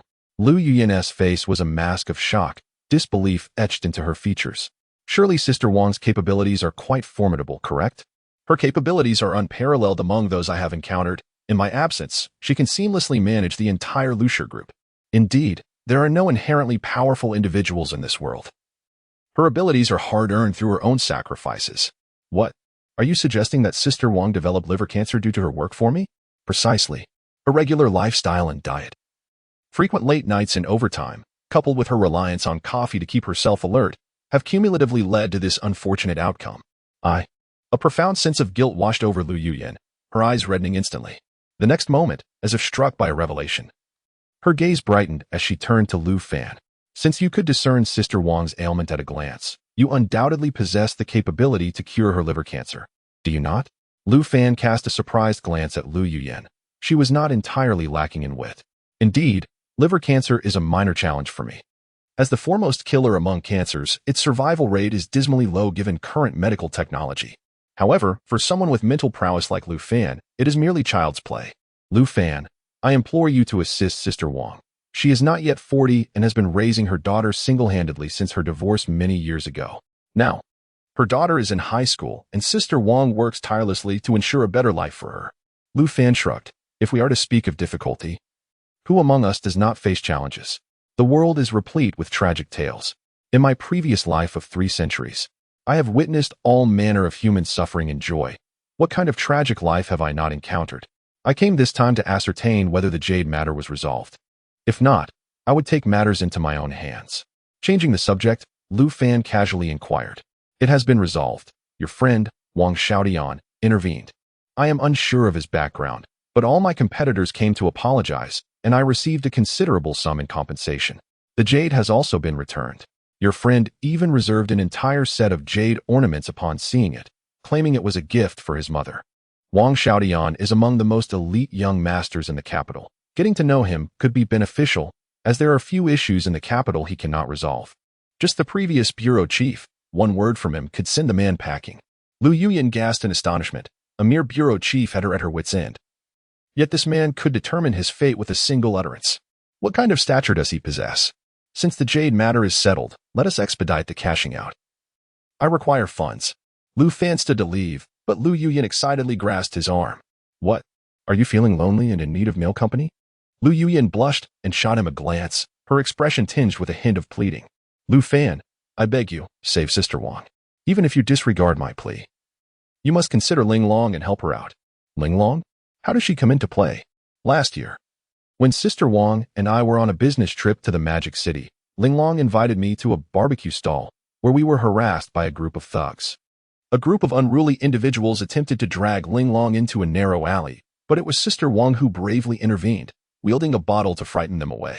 Lu Fan furrowed his brow as he regarded Lu Yuyan, hesitating for a few moments before finally nodding in agreement. Lu Yuyan was correct. Ling Long's dignity must be preserved. Very well, in the next couple of days, choose a time to visit Sister Wang's home. I shall remove the tumor then. Ah? Remove it? How? Lu Yuyan exclaimed, her eyes widening in shock, utterly bewildered. You will find out in due time. After it is removed, a mere 2 days of rest will suffice for recovery. It will not impede any important matters.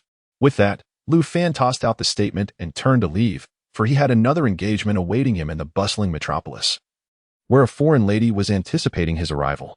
Chapter 138. Lu Fan's conspiracy. He had anticipated that Lisa would invite him to dine at a lavish hotel. But to his surprise, the address she provided led him to an opulent villa in the outskirts of the magical city. Hovering above the villa, Lu Fan gazed in astonishment at the extravagant estate before him. Nestled against the mountains, the villa was enclosed by a wall surrounding a small hill, only a few dozen meters high. The entire villa complex spanned at least several thousand square meters, akin to a grand estate. The architectural style of the villa was distinctly different from modern urban designs, suggesting it had been constructed many years prior. The vast grounds boasted rock gardens, swimming pools, and fountains, with a golf course situated in the rear. Notably, the small hill featured a staircase, a pavilion, and a fence, while at its base lay a pond covering several hundred square meters. It was important to note that this was a prime location in the magical city, and the value of such extensive land was beyond imagination.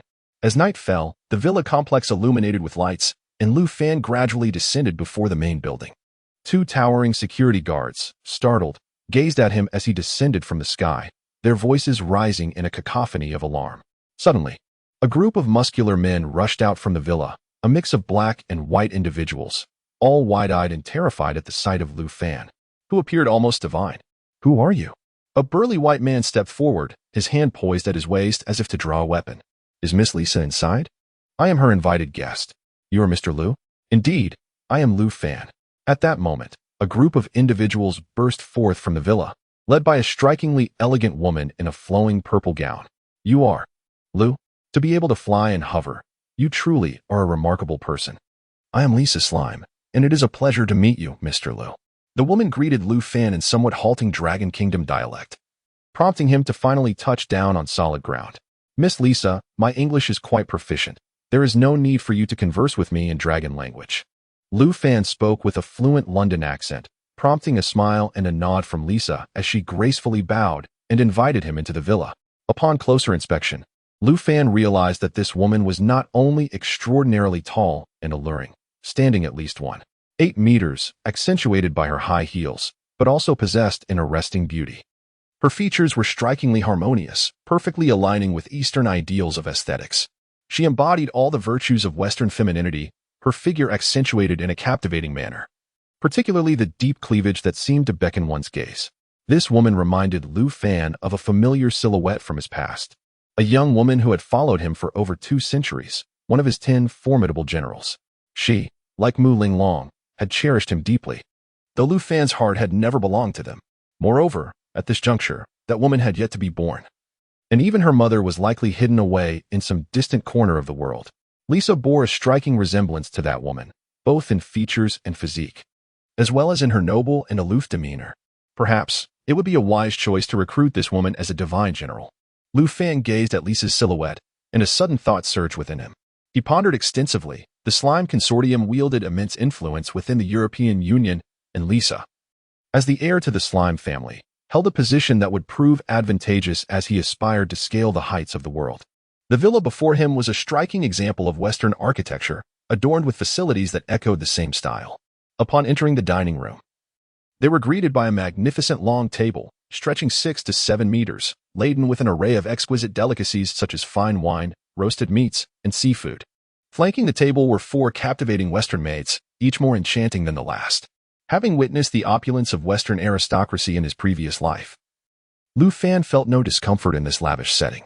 He gracefully took his seat across the long table, elegantly placing a napkin before his collar. "Lu, you are truly a remarkable man. I am utterly intrigued by the nature of your existence," Lisa remarked, her alluring eyes fixated on Lu Fan, her expression brimming with curiosity. The events aboard the Royal One cruise nearly brought calamity to the Slime Consortium. Every hall was equipped with surveillance, and she had witnessed Lu Fan's godlike prowess through the footage. In a mere 20 minutes, an ordinary deck of playing cards transformed into the scythe of death in his hands, claiming nearly 100 lives of fallen angel members. The videos had been scrutinized repeatedly by all within the Slime Consortium, leading the family's leaders to a unanimous conclusion: they must cultivate a strong rapport with this Eastern man named Lu Fan.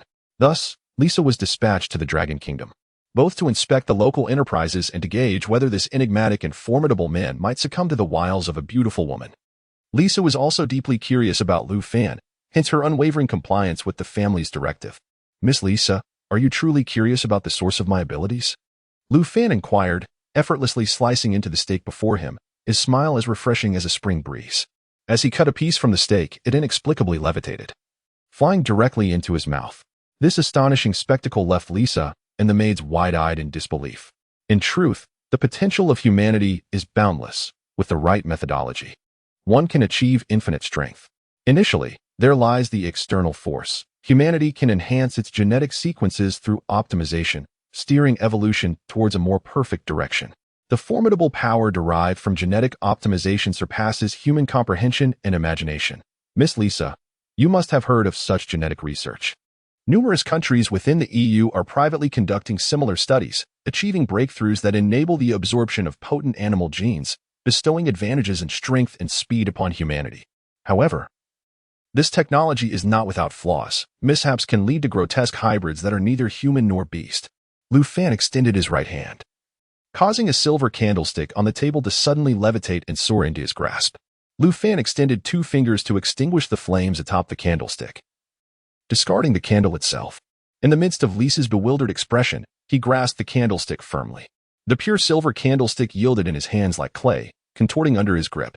Lu Fan continued to knead, and soon a spherical orb of silver emerged in his palms, its surface still bearing the faint impressions of the candlestick.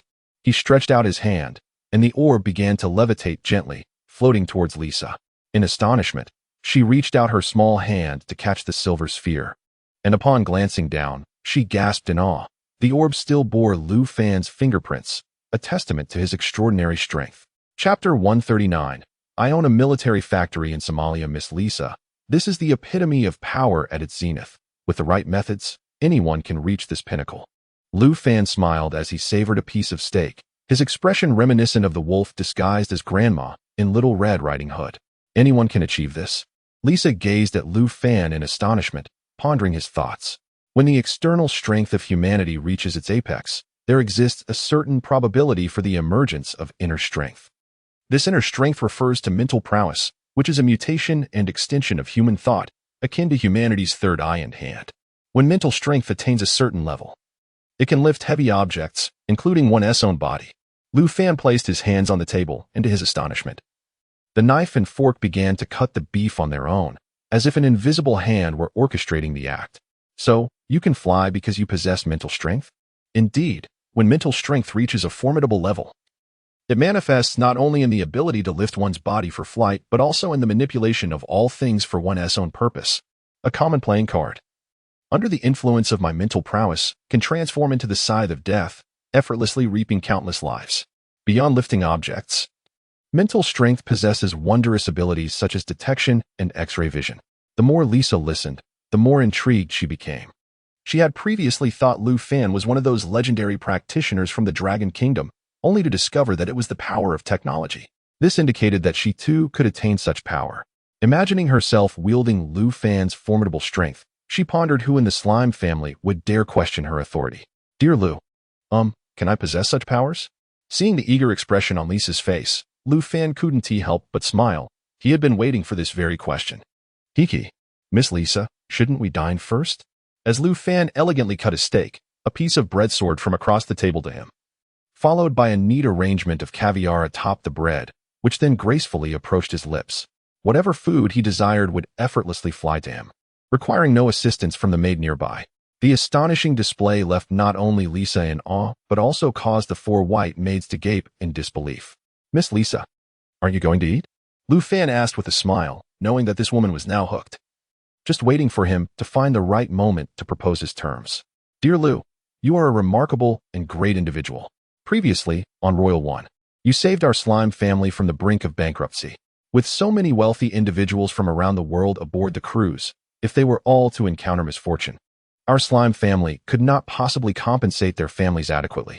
As a token of gratitude, our slime family would like to present you with a small gift, and we hope that you will accept it. As Lisa finished speaking, a man in his 40s entered, carrying a stack of documents. Hello, Mr. Lu. I am Evan, Miss Lisa's butler. Please take a moment to peruse these documents. Lisa smiled at Lu Fan and made a small request. Dear Lu, could you please use your mental power to check the contents of the document? You might find a delightful surprise. Intrigued, Lu Fan reasoned that since it was a gift, it must pertain to stocks, real estate, or some other valuable assets. Indeed, as his mental energy swept over the file, all its contents materialized in his mind. Are you gifting me this estate? Miss Lisa, your slime family is quite generous. This estate must be worth several billion Dragon Kingdom coins. The actual value of this estate exceeds 70 billion Dragon Kingdom coins. Though it is expensive, it is worthy of Lu's friendship. I wonder if Lu is satisfied with this estate. Lisa beamed at Lu Fan. How could he possibly express dissatisfaction? This would become a love nest for him and Mu Ling Long, and he could even invite his parents to stay. He had previously contemplated purchasing a property, but never anticipated that the slime family would present him with such a magnificent mansion. He understood that his overwhelming prowess aboard the cruise had completely captivated the slime family. Otherwise, they would never have been willing to invest such a significant sum to befriend him. Miss Lisa, I am exceedingly pleased with this estate. To be honest, I feel somewhat embarrassed to accept such a lavish gift. Have the members of the Fallen Angel organization been dealt with? If you find it inconvenient to take action, I can assist in eliminating these pests. Dear Lu, the members of the Fallen Angels have all descended into the abyss. they were merely pawns. The true adversaries behind the fallen angels are the greatest enemies of our slime family, and our two factions have officially entered into conflict. Conflict has ensued? Lu Fan's eyes brightened, and his mind immediately raced to his military factory, recognizing this as an opportunity to acquire a prime client. Miss Lisa, since we are at war, a substantial supply of weapons will be necessary. Do you have access to quality weaponry? Are you still engaged in the arms business? Lisa gazed at Lu Fan in astonishment. Indeed, I possess a military factory in Somalia, where the quality of the weapons produced far exceeds that of the current market offerings. If you have the time, I would be delighted to take you for a tour. Right now? Lisa asked, her attractive brows furrowing in surprise. It was the evening after all. My aircraft can reach Somalia in just over 10 minutes, allowing us ample time to return and rest afterward. Then I shall seize the opportunity to witness this for myself. Lisa's face lit up with interest. It was noteworthy that the distance to Somalia was nearly 6,000 to 7,000 kilometers. It seemed implausible that Lu Fan could claim to make the journey in just a matter of minutes. Curiously, Lisa followed Lu Fan to the estate's backyard, which featured a vast, flat golf course. Dear Lu, you're not suggesting we fly there, are you? That's nearly a 7,000-kilometer distance. Haha, haven't we arrived already? Lu Fan chuckled, pointing above. When Lisa looked up, she was immediately astounded by the sight before her.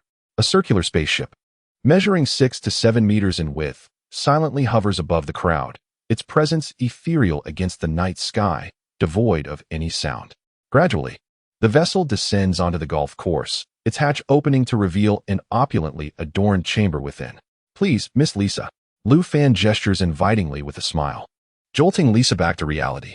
She extends her hand to rest upon Lu Fan's large hand, and together they step into the spaceship. Inside lies a lavishly decorated room, furnished with several sofas and tables, the latter adorned with an array of snacks and beverages. Chapter 140. The intelligent self-destructing ball. The spaceship ascended slowly, heading towards Somalia. At which point Lu Fan brought up the matter of the neodymium iron boron magnets to Lisa. What? The globally popular flying car is actually your venture, Lu? Indeed.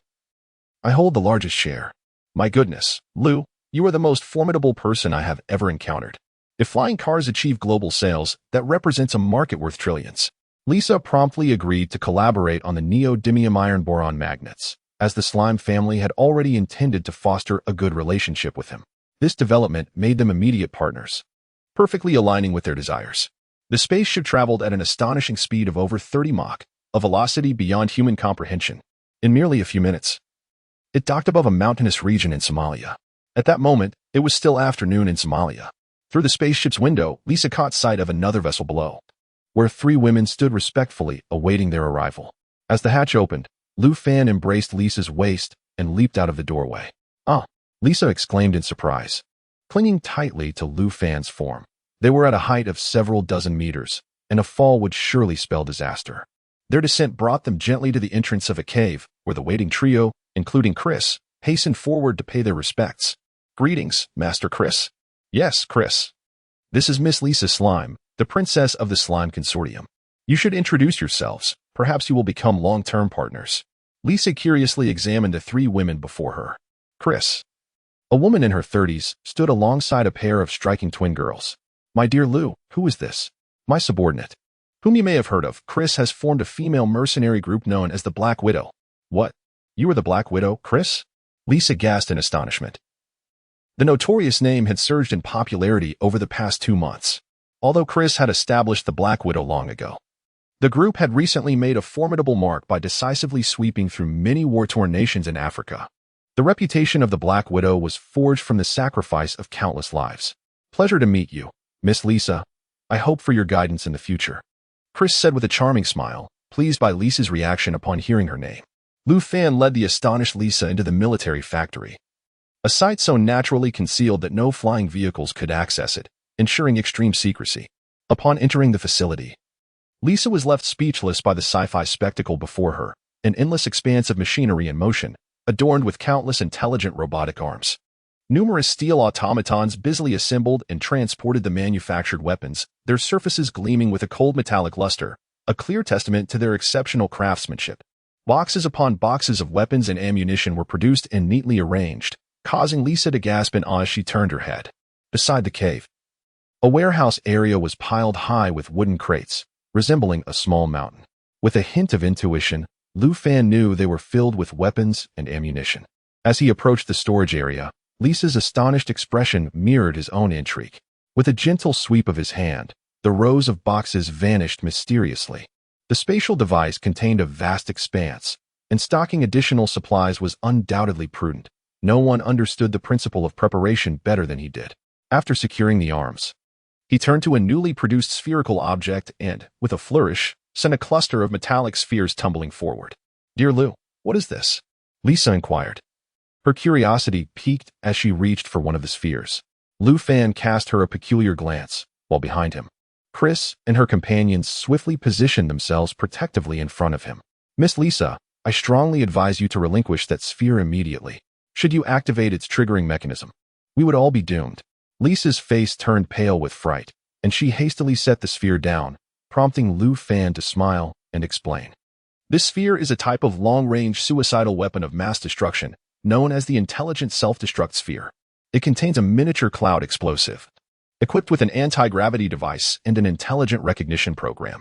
Are you familiar with the drones used in the Russia-Ukraine conflict? This device surpasses them by 100-fold. Capable of executing targeted bombings from a distance with remarkable intelligence. You could sit in a fortress in Country F and control it via phone or computer to strike at an enemy in Country D. As for its destructive power, no one within a 30-meter radius could survive unless they were sheltered behind cover. Goodness, is it truly that formidable?" Lisa thought nervously, glancing at the heap of enigmatic spheres. Just moments ago, she had been toying with a miniature missile. The thought of an accidental detonation sent shivers down her spine. "Chris, please introduce our esteemed guest to our arsenal." "Certainly, Master." Chris led Lisa through the array of weapons.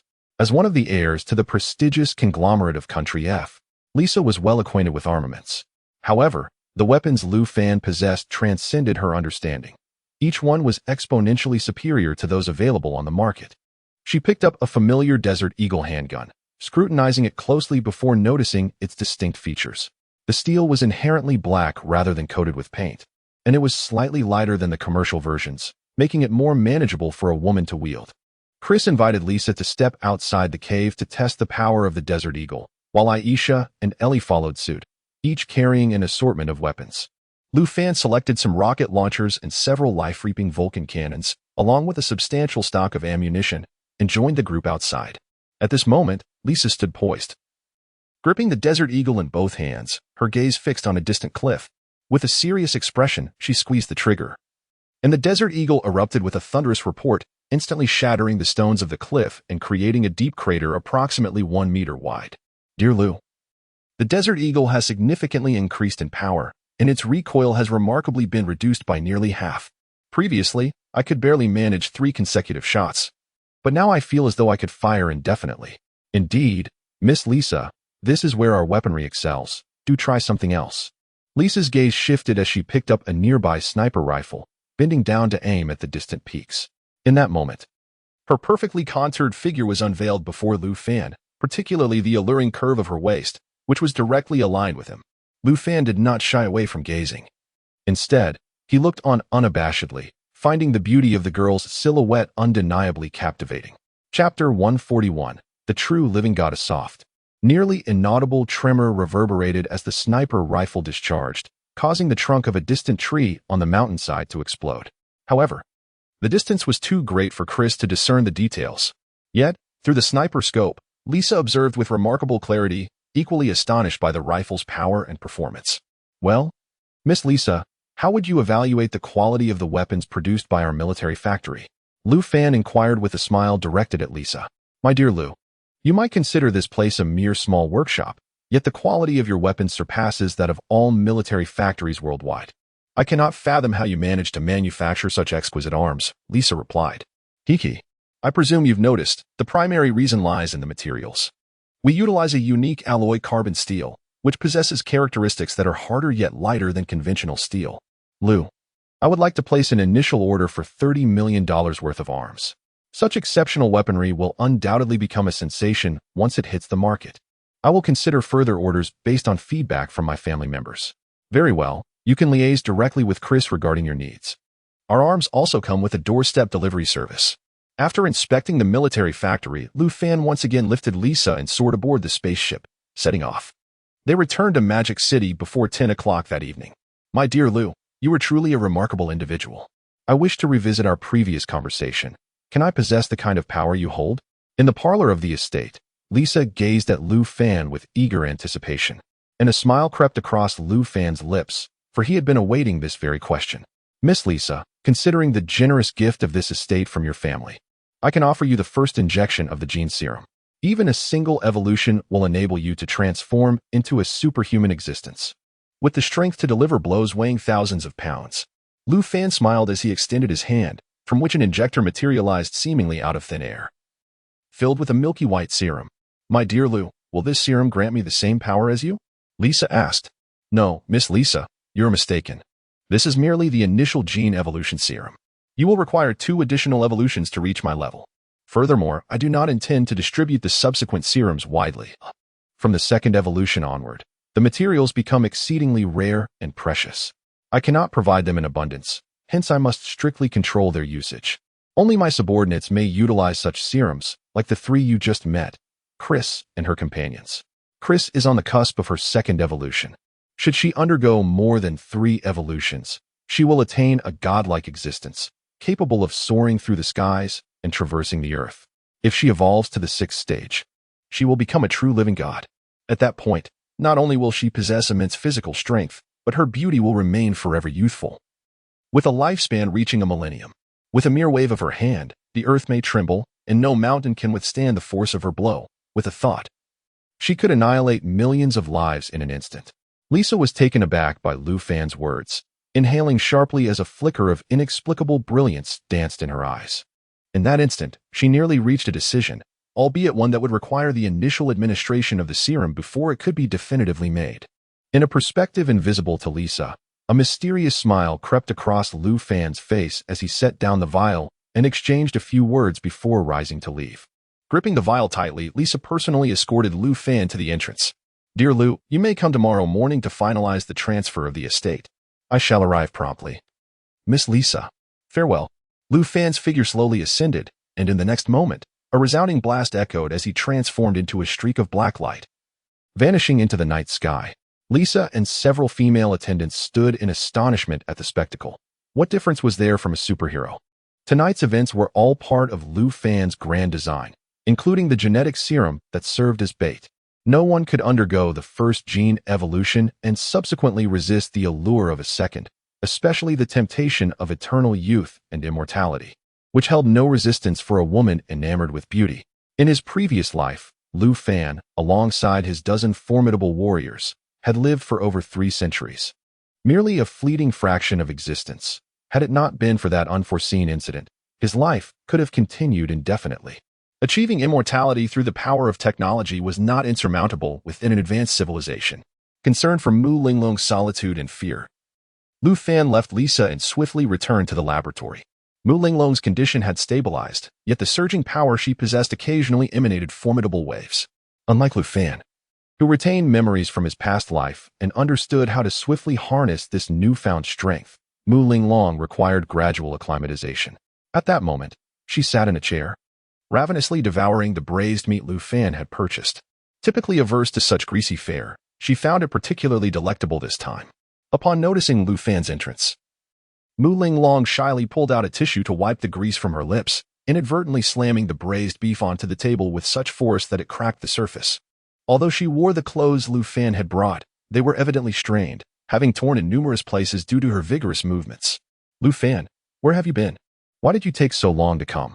I was utterly bored by myself, wanting to play on my phone, but afraid I might crush it. I feel like I could swat a cow with one hand. There's so much power in me. Hee. Didn't I mention I had a date with a foreign girl? As soon as I settled that matter, I rushed right over. Upon hearing this, Mu Linglong's expression fell instantly. Although she knew Lu Fan was teasing her, the thought of him dining and dating another girl left her feeling profoundly displeased. Ha! Lu Fan laughed heartily, ruffling Mu Linglong's hair. Her jealous demeanor was irresistibly charming. Come, let me take you home. We're going home now? However, it's nothing. Although the surge of power within you has not yet concluded, do refrain from making any excessive movements. You are essentially unharmed. Later, when we return home, I shall assist you with bathing, dressing, and resting.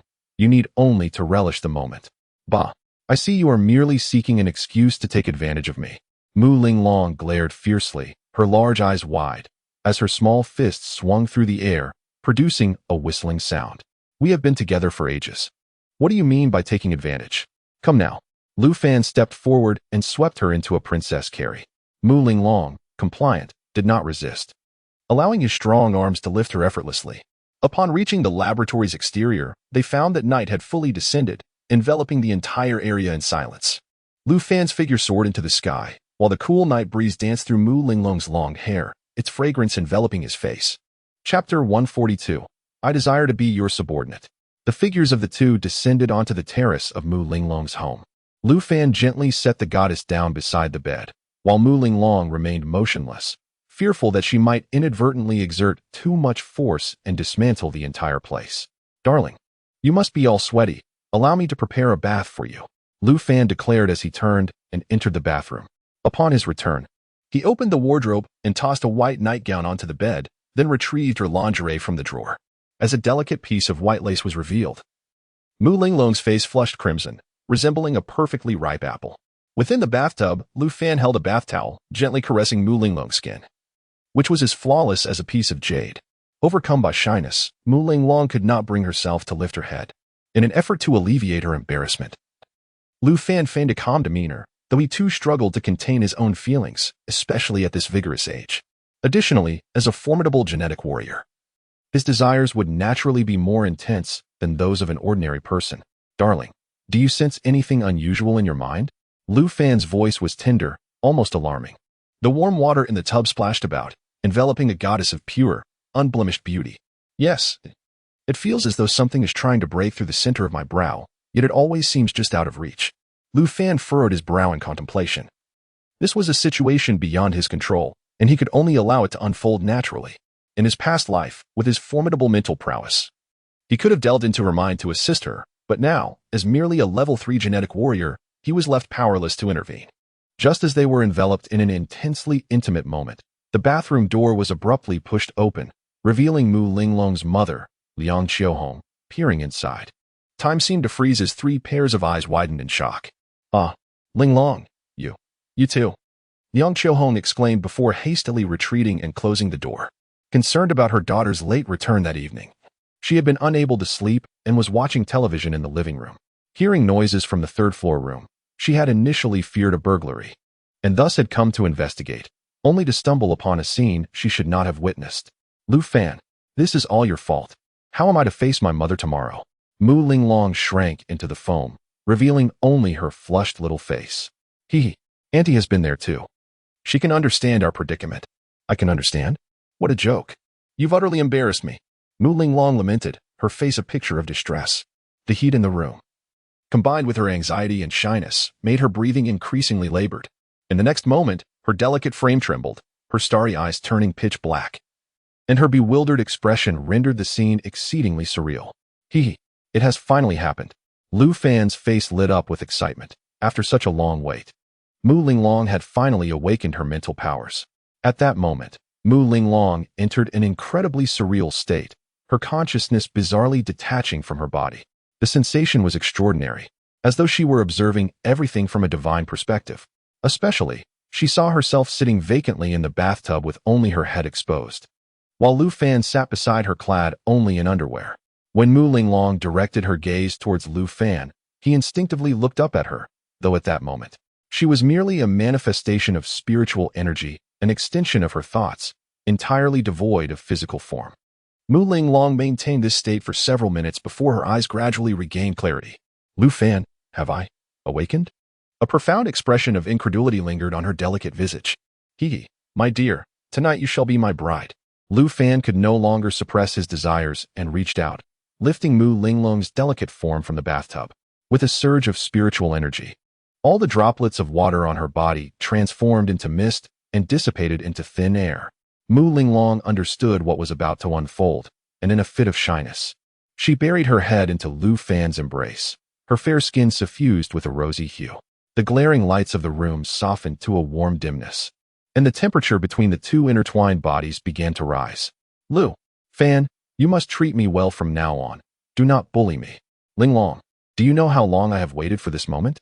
3 centuries of companionship have culminated in this fleeting glance.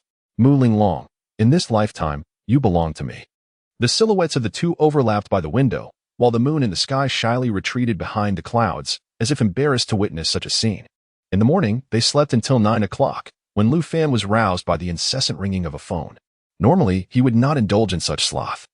But given the circumstances of the previous night, they had engaged in their revelries for several hours until dawn before finally succumbing to sleep.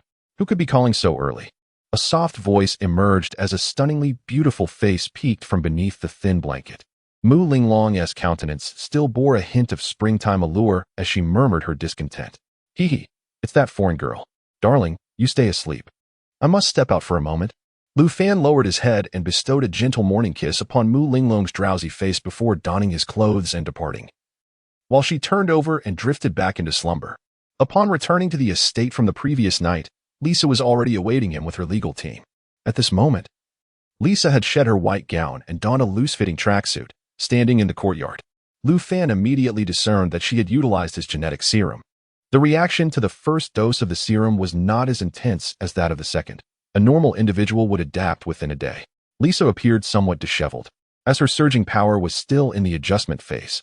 As Lu Fan approached, a convoy of ambulances arrived at the estate's entrance, transporting a group of injured bodyguards. Upon seeing Lu Fan, Lisa rushed towards him excitedly, but her swift stride was too much. She covered a distance of several meters in a single leap and, unable to maintain her footing, crashed directly into Lu Fan's embrace. He smiled gently, opening his arms wide to catch her. For an ordinary person, such a collision would likely result in several broken ribs. Dear Lu, you are truly a celestial being. The effects of that medication were astonishing. In just one night, my strength has multiplied exponentially. I recently sparred with the bodyguards, and not a single one could withstand my power, despite their being among the finest soldiers selected from around the globe. Lisa, unfazed by Lu Fan's advances, embraced his waist, her excitement rendering her almost speechless. This is merely the initial phase. The effects should be at their weakest. Yet, even with this singular instance of genetic evolution, your strength, speed, and reflexes have surged by over 30 times. Most importantly, with your genes optimized, your lifespan will be significantly extended, and from this point forward, all ailments on Blue Star shall be foreign to you. Additionally, your longevity will be greatly enhanced, barring unforeseen circumstances. You could easily live to around 150 years. This is the remarkable power of a genetic warrior. Lu, I wish to be your subordinate. Lisa raised her head, gazing earnestly into Lu Fan's face. A smile could not help but spread across Lu Fan's lips. After all the groundwork he had laid, this was the moment he had been waiting for. Chapter 143. Finding companionship in despair. Lisa, there's no need to rush. A period of time must elapse between the first and second gene evolution. If you still feel the same way after a month, come find me in Longwa. Lisa nodded, feeling a twinge of regret for her hasty decision. She should not have acted so impulsively. With the assistance of his legal team, Lu Fan completed the transfer of ownership for the estate within a morning. Given the vast expanse of the estate, transferring ownership seemed nearly impossible, and thus it was necessary to utilize legal channels for notarization. The remaining procedures would naturally be handled by the lawyers, but from that moment on, this grand estate became Lu Fan's private property. Dear Lu, now that matters here are settled, I must take my leave. It has been a pleasure to meet someone as extraordinary as you. Upon my return to my country, I shall miss you. If a month from now I still wish to serve under you, I hope you will consider my request. Standing before Lu Fan, Lisa showed a hint of reluctance as she bid him farewell. Outside, a fleet of flying vehicles awaited, along with the maintenance staff whom she would take with her. This was a decision made by Lu Fan. He was not accustomed to the care of outsiders, and with so many secrets, retaining those servants would prove quite inconvenient. Goodbye, Lisa. Lu Fan smiled and waved, choosing not to respond to her inquiry. Accepting subordinates was not a trivial matter. It was far more complex than Lisa presumed. To become one's subordinate required unwavering loyalty, meaning she and the slime consortium behind her would effectively become his vassals. Once Lisa departed, the vast estate immediately felt desolate. A spaceship descended from the sky, landing on the lawn behind the estate, from which emerged 8 young and beautiful girls. Greetings, Master. The 8 delicate voices chimed in unison, sending a shiver down one's spine, yet Lu Fan's expression remained unchanged. These 8 young women were intelligent robots produced by the Gene City Mechanical Factory, destined to become the estate's new caretakers. Employing robots as servants not only ensured safety and efficiency but also eliminated the need for wages, sparing him from unnecessary complications. Moreover, they possessed formidable armed capabilities, as they were equipped with an integrated armament system. Take good care of this estate, following the programmed maintenance protocols. If any issues arise, I will have Xiaoyu manage your chips, Lu Fan instructed before soaring into the air, heading towards the city. Arriving at Mu Linglong's office, he found her diligently practicing her mental control, seated as she maneuvered a pen across a sheet of white paper. The paper was marred with chaotic scribbles, yet she appeared to be thoroughly engaged in her practice. The sound of the door creaking open caused the floating pen to drop onto the paper. Mu Linglong looked up to see Lu Fan, her delicate features flushing with a hint of crimson, as if recalling a rather embarrassing thought. Lu, what brings you here? Have you come to check if my bride's health has improved? Though it seems I have worried unnecessarily. A level 2 gene warrior possesses a recovery capability 100-fold greater than that of ordinary individuals. Any injury can heal in the shortest time possible. So it appears you are quite well.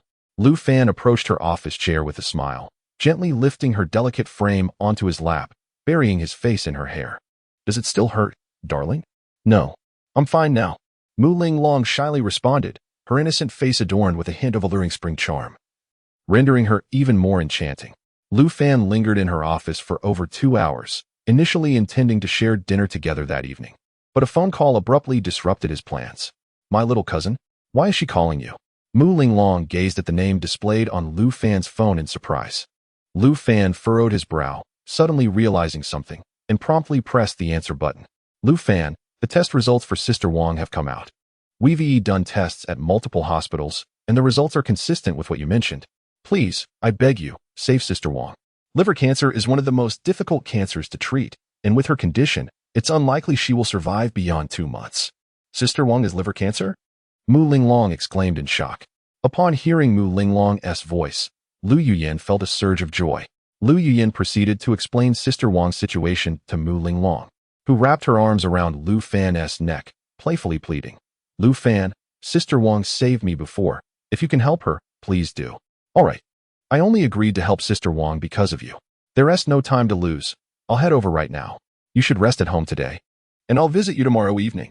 Mu Linglong nodded, her cheeks flushed, softly uttering a sound barely audible to herself. Lu Fan donned his battle suit and soared into the sky. Just as he ascended, the suit's enhanced vision locked onto a girl on a nearby rooftop. She was climbing over the railing, poised to leap into the abyss to end her life. Lu Fan's instincts prompted him to scan her emotionally.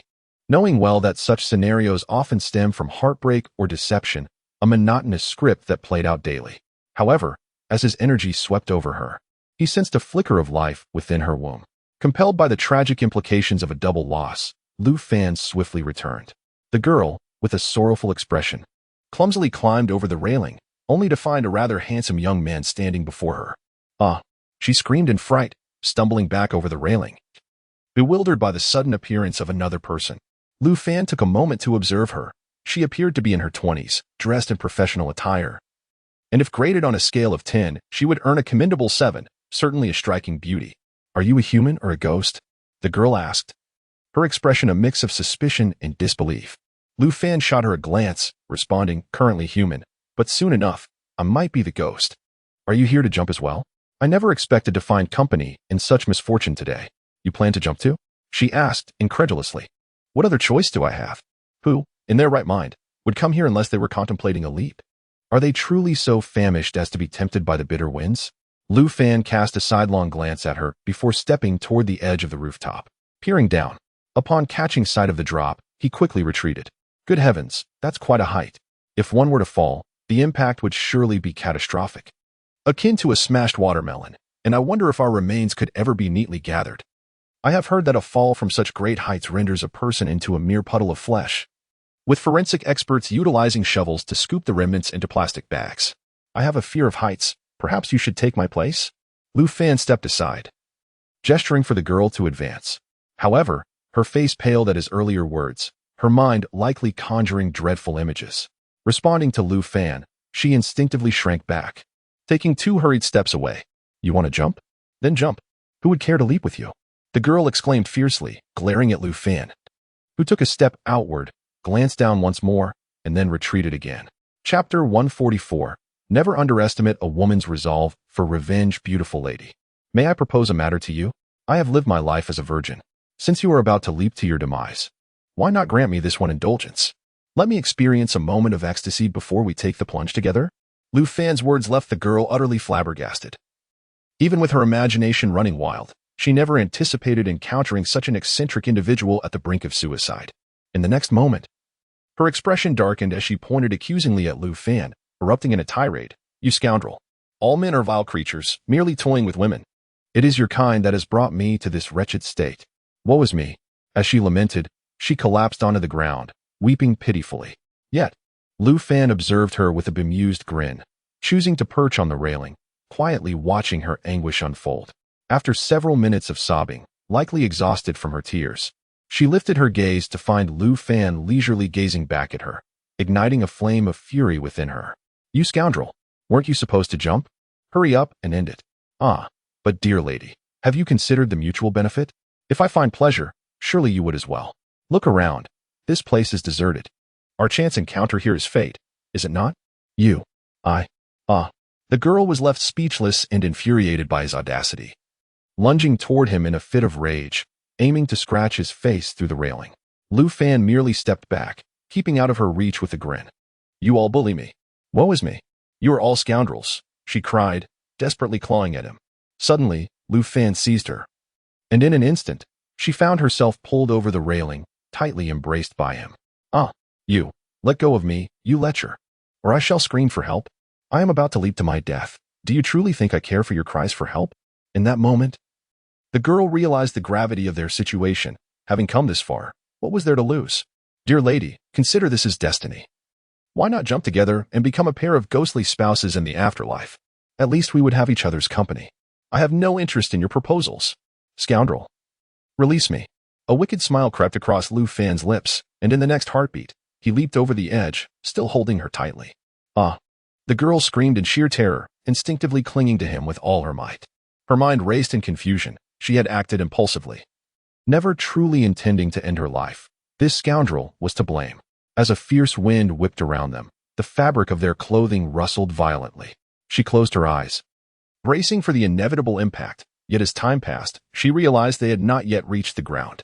Tentatively, she opened her eyes, only to be astonished to discover that she was being cradled by the insufferable man, soaring through the air.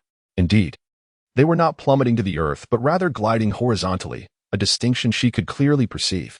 1 minute later, the figures of the two individuals descended upon a secluded hillside in the outskirts of the bustling metropolis.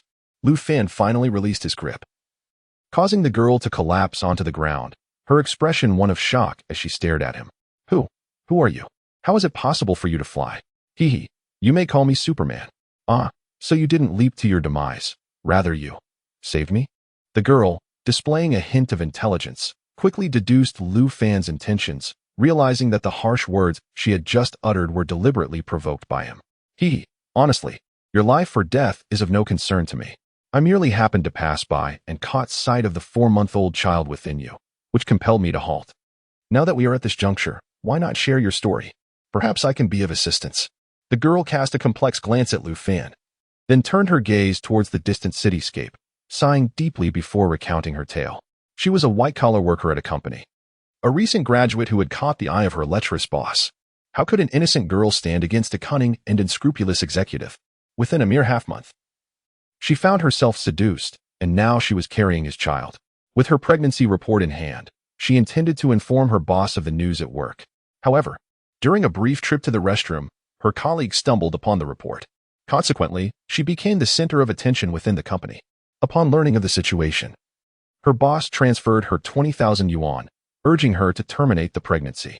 She attempted to confront him, seeking a 1 million yuan settlement for their separation. But the sly executive had preemptively set up a recording device. He threatened her with the recorded evidence, claiming he would accuse her of extortion. Having consulted a law student among her friends, she discovered that the recording could indeed lead to her imprisonment for several years. In essence, She had been toyed with for months without gaining a single benefit, and now she faced the prospect of incarceration, all while bearing the child of the man who had wronged her. In a moment of desperation, she contemplated jumping to her death. Such a cliché narrative was tiresome to Lu Fan, who had lived for over 300 years in his previous life. He stifled a yawn as he listened. If you were to die, the one who would rejoice the most would be that man, while your family would be left heartbroken. Do you consider that worth it? As a vulnerable woman, what can I do? I wish to gather enough money to terminate the pregnancy and leave the city. Yet he only offers me 20,000. What can that amount achieve in this city? Moreover, he holds leverage against me. If I speak out, he will see me imprisoned. And what is his status?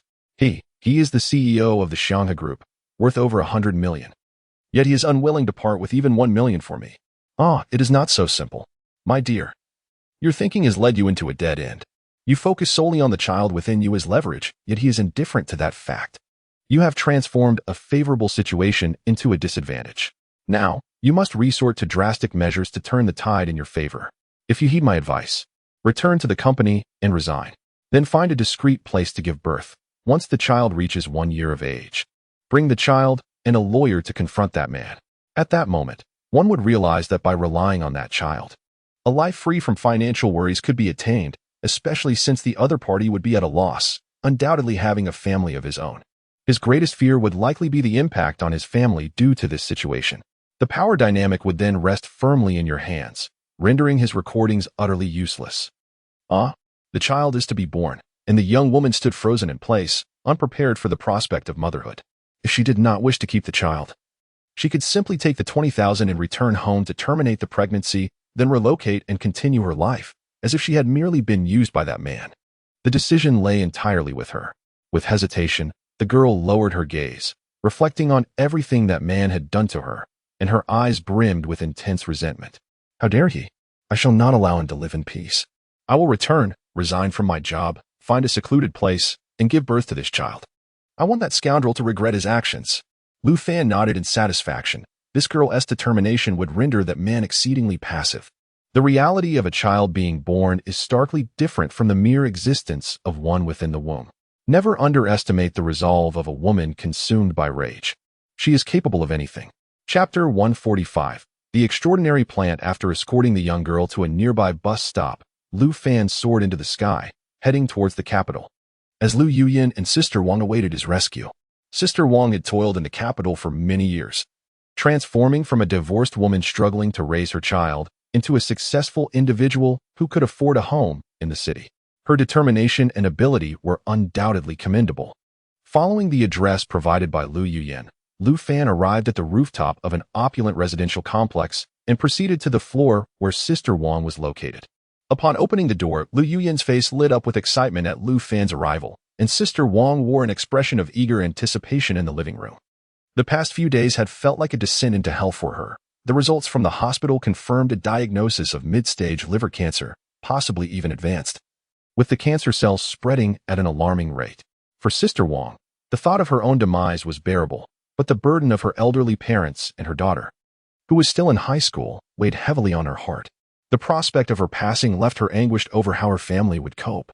Seeking treatment at the hospital meant enduring both financial strain and suffering, with only a few years of life to cling to, coupled with the necessity of resigning from her job to languish at home like a mere shell of her former self. It was Lu Yuyan who suggested seeking Lu Fan's assistance. Sister Wang had always held a profound reverence for this enigmatic man, regarding him as a living deity with an array of miraculous abilities. In the end, it was Lu Yuyan's heartfelt plea and the memory of Lu Fan saving Mu Linglong that compelled him to offer his help. As Lu Fan entered the living room, he took a glance at Sister Wang, noting the significant spread of cancer cells in her liver over the past 2 days. Lu Fan, look. Lu Yuyan's hopeful gaze was fixed on him, but he furrowed his brow, surveying the room. His unusual demeanor elicited astonishment from the two women, and in the next moment, Lu Fan rose abruptly and made his way to the balcony. On the balcony, a plethora of clothes hung, particularly a rack adorned with vibrant undergarments, showcasing both mature and youthful styles. However, Lu Fan's gaze bypassed these garments, fixating instead on a peculiar plant displayed on a shelf. The plant bore an uncanny resemblance to tree roots or a type of reishi mushroom, its reddish-brown hue exuding an air of strangeness. A flicker of emotion crossed Lu Fan's face as he directed his mental energy towards the plant, causing his breath to grow labored and his eyes to glimmer with a hint of crimson. Lu Yuyin and Sister Wang, who had followed closely behind, stood in astonishment at Lu Fan's sudden change in demeanor, clearly excited and agitated. From their vantage point, it appeared as though Lu Fan was intently staring at the colorful undergarments, his expression imbued with an exhilaration akin to that of one under the influence of an aphrodisiac. Lu Fan, are you a pervert? Bursting into Sister Wang's home and ogling her underwear? If you're feeling pent up, just save Sister Wang and indulge yourself at a club tonight. I'll cover the expenses. Can you at least refrain from looking so disgusting? Sister Wang's face flushed crimson, realizing that not only her own undergarments, but also those of her daughter hung on the rack. She felt a surge of anger, but hesitated, knowing the man before her was capable of unspeakable actions. Where did this thing come from? Ignoring Lu Yuyin's disdainful gaze, Lu Fan pointed sharply towards the lingerie, demanding answers. Lu Fan, are you unwell? The lingerie is all purchased from the mall. Where else could it come from? I never imagined you harbored such perverse inclinations. Ling Long is truly. Lu Yuyin's words faltered as she stared in shock. Lu Fan had grasped the potted plant from the lingerie rack. His eyes gleamed as if he beheld a rare treasure, gently caressing the peculiar plant before him. Only then did Lu Yuyin and Sister Wang realize that the potted plant was indeed nestled within the lingerie rack. And they had both misinterpreted Lu Fan's intentions. He was fixated on the plant itself. The two women exchanged awkward glances, with Lu Yuyin's face turning crimson. Mr. Lu, is there something wrong with this potted plant? I acquired it from a little girl during a jade exhibition in Yun Province 2 years ago with President Lu. Its unique shape captivated me, and I decided to bring it home, nurturing it on this balcony, Sister Wang explained. Lu Fan cast a meaningful glance at Sister Wang, then made his way to the living room, pot in hand. He placed the pot on the coffee table, his eyes sparkling as he meticulously examined every facet of the extraordinary plant, as if he were gazing upon an unparalleled beauty. The formation of this plant was indeed remarkable. Within it lay a meteorite from the cosmos, which, upon crashing to Blue Star, had been enveloped by this peculiar fungus and grown together. This meteorite contained vast amounts of radioactive energy, which had mutated the fungus due to its influence. Such energy is exceedingly lethal to humans. Prolonged exposure can lead to gradual stimulation from its radiation, resulting in disease. What? You mean, my illness is caused by it? And my daughter, shouting. Sister Wang exclaimed in shock, her immediate concern not for herself but for her daughter, illustrating the profound nature of maternal love. It is likely your daughter has also been affected. However, she is young and spends most of her time at school, so she may not be as severely impacted as you. Moreover, your clothing hung nearby, which also absorbed the potent radiation. Wearing them could similarly affect your health. This. Sister Wang's face paled instantly. She had merely cared for a strange plant and had nearly jeopardized the lives of both herself and her daughter. Thus, the saying goes, curiosity killed the cat. One should not bring home the unknown simply due to a fleeting sense of curiosity. Lu Fan reclined on the sofa, his gaze unwavering from the potted plant. Then I shall dispose of this harmful object. Sister Wang glared at the plant with resentment and moved to take it. But Lu Fan interjected, wait, I have not finished speaking. In this world, there exists both good and evil, light and shadow. Although this object poses a threat to human health, if utilized wisely, it could be an invaluable treasure, worth far more than that 100 billion jade raw stone. What? Now it was Lu Yuyin's turn to lose her composure. This item was one she had purchased alongside Sister Wang from a little girl during their shopping excursion. Initially, Sister Wang remarked that the little girl bore a striking resemblance to her own daughter, and she proactively raised the amount the girl proposed from 50 to 200 yuan. Sister Wang, this belongs to me. I shall grant you one wish, any wish. Lu Fan lifted his head, his expression grave as he regarded the bewildered Sister Wang, his tone brimming with audacity. Lu Yuyin, equally astonished, cast a glance at Lu Fan. Any wish? Could that possibly include gifting her the 100 billion yuan jade? Mr. Lu, I have no particular wishes. You saved my life. This potted plant was originally a source of harm to me, so you may have it directly. No. I adhere to my own principles. I must acquire this potted plant at any cost. If I were abroad, I would eradicate millions of humans to obtain it. Having secured your treasure, I am now intertwined with your karma. You may voice any wish you desire. I still possess some capabilities. As for saving your life, that was a promise made to you earlier, and it should not be conflated with other matters. Let us prioritize saving your life first. Once you are well, you may bring up your wishes whenever you find yourself in need. This wish shall remain valid with me indefinitely. With a wave of his hand, a medical box materialized astonishingly on the coffee table, leaving the two women in a state of shock. This was no mere magic trick. Such a sizable medical box could not possibly be concealed on his person, and considering this was Sister Wang's home, with Lu Fan visiting for the first time, its sudden appearance would lead them to believe in some celestial art. Chapter 146. A 5-minute procedure. What do you plan to do, Lu Fan? Lu Yuyan asked, bewildered as she gazed at the medical kit resting on the coffee table.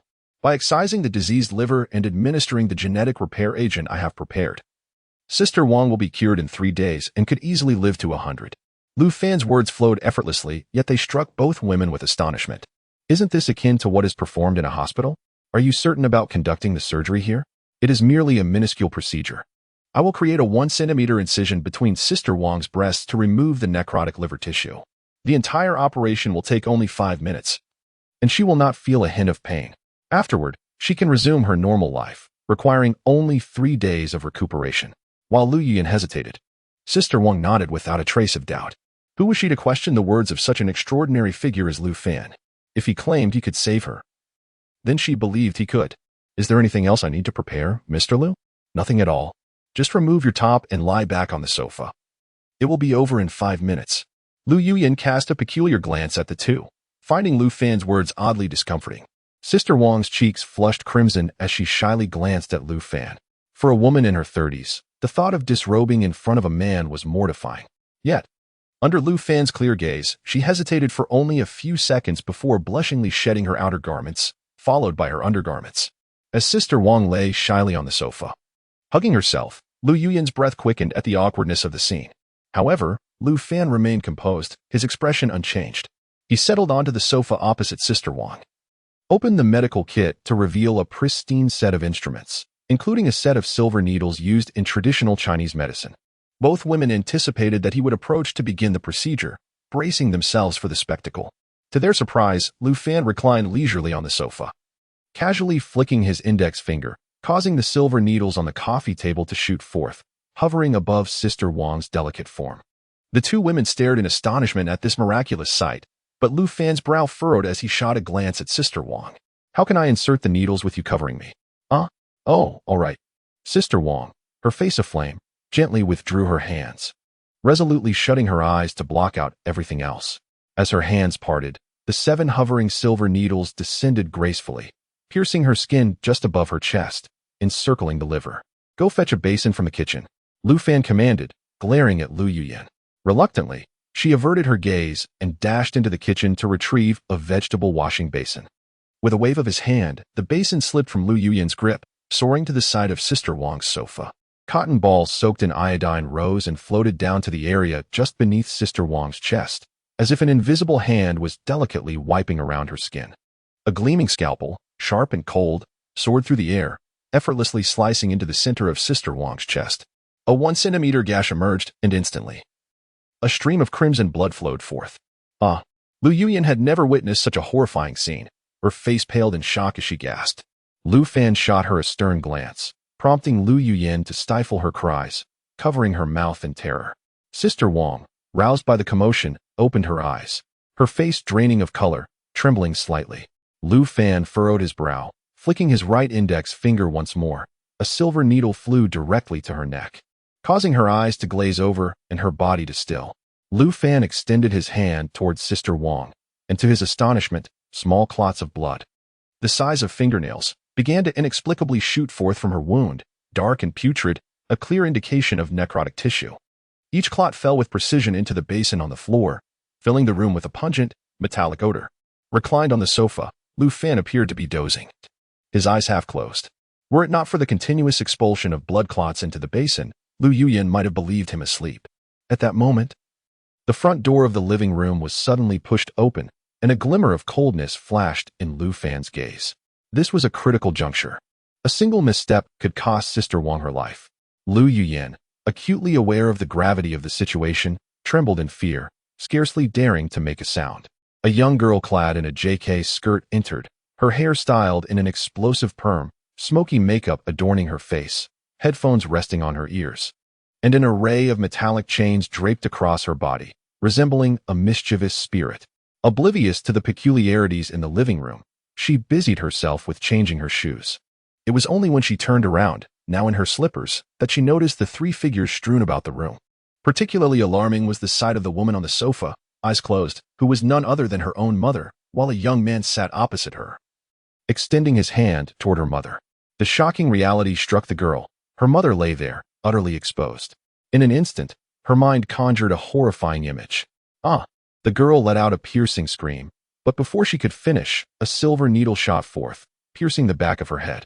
Her eyes rolled back, and she crumpled to the floor. Lu Fan's attention shifted away from the girl, refocusing on Sister Wang.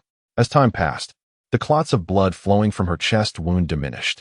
This state persisted for approximately 3 minutes until the blood clots were finally exhausted, leaving only healthy, deep red remnants. The basin on the floor now contained at least half a pound of decayed tissue, a grotesque sight. From the medical kit, surgical thread and needles soared out, deftly stitching Sister Wang's wound. In mere seconds, a flawless tendon repair was completed. After a thorough disinfection, gauze and tape flew out to bind the wound, culminating in the successful removal of the malignant hepatic tissue.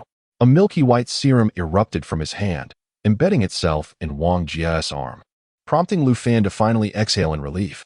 In that brief moment, he had exhausted all his mental energy, a quantity sufficient to propel him several hundred kilometers. The more intricate the manipulation, the greater the drain on his mental fortitude. At this juncture, Lu Fan expelled a deep sigh. Beads of sweat cascading down his cheeks, a rare occurrence for him. Has it worked, Lu Fan?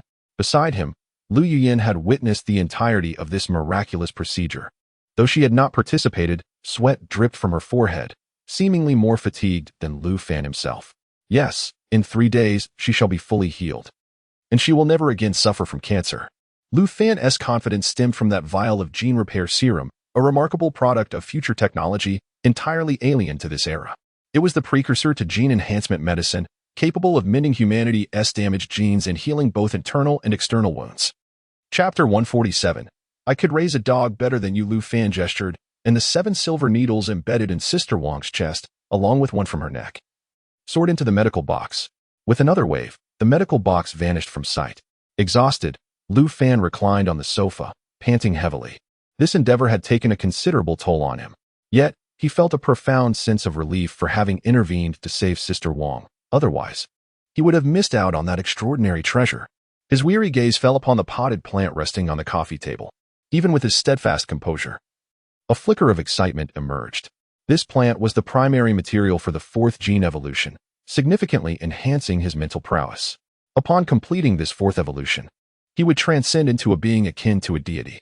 Meanwhile, Sister Wang, reclining on the sofa, emitted a soft sound from her throat. Furrowing her brow as she clasped her chest, her expression tinged with discomfort. I have excised all the pathological tissues. The temporary discomfort is to be expected. Tomorrow, you will find yourself improving. The pain will subside, and within 3 days, you shall be fully recovered, healthier than ever. Gratefully, Sister Wang glanced at him before hastily draping a shirt over her shoulders. Turning her head, she noticed the girl sprawled on the floor. With a gasp, she disregarded her own pain and rushed to the girl's side to assess her condition.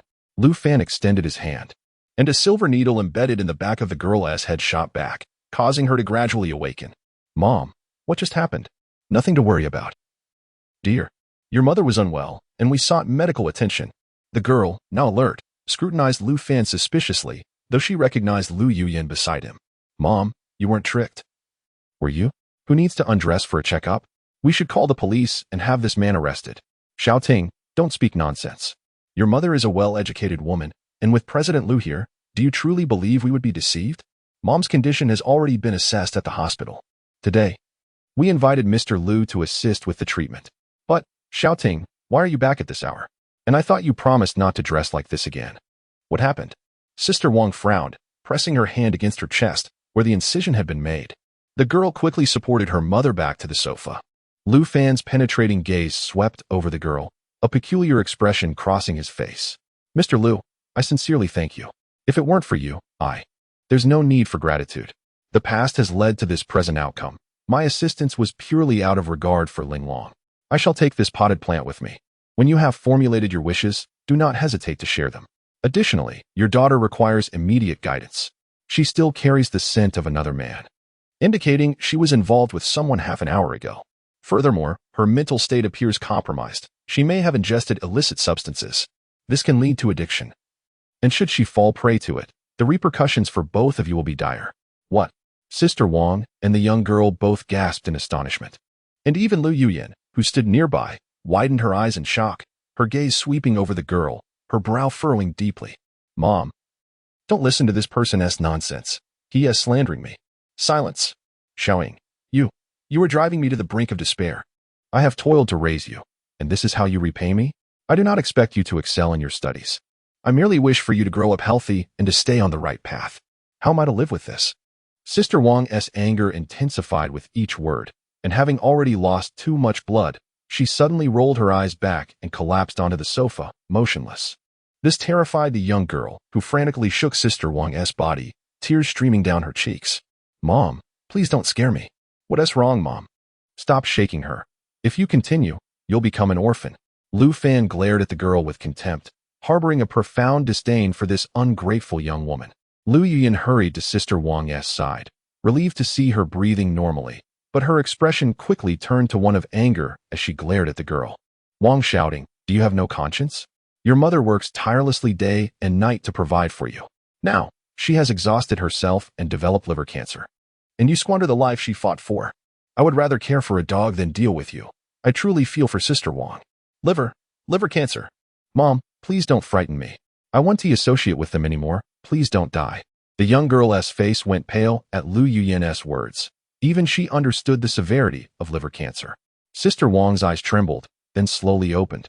Gazing at her disappointing daughter, tears cascading down her cheeks once more. Lu Fan, witnessing this scene, felt overwhelmed and stood up, grabbing a potted plant from the coffee table, intending to leave. Suddenly, Lu Yuyin's eyes lit up as if she had recalled something. Lu Fan, don't leave just yet. Sister Wang, listen to me. You cannot educate your daughter effectively. If she continues down this rebellious path, she will inevitably meet her demise. If you truly have the heart to do so, entrust her to Lu Fan for reform. You know his capabilities, and he still owes you a wish. Upon hearing this, the girl trembled in fear. Mom, don't listen to this woman's nonsense. I don't need anyone to change me. I can simply avoid them in the future. Sister Wang's expression fluctuated between hope and despair as she sighed, disappointment etched on her face, before turning to Lu Fan. Mr. Lu, is that possible? Are you certain you wish to waste this wish on reforming her? I am certain. Shouting has consistently disappointed me. If she remains this way, we, mother and daughter, will have no choice but to resort to medication for a way out.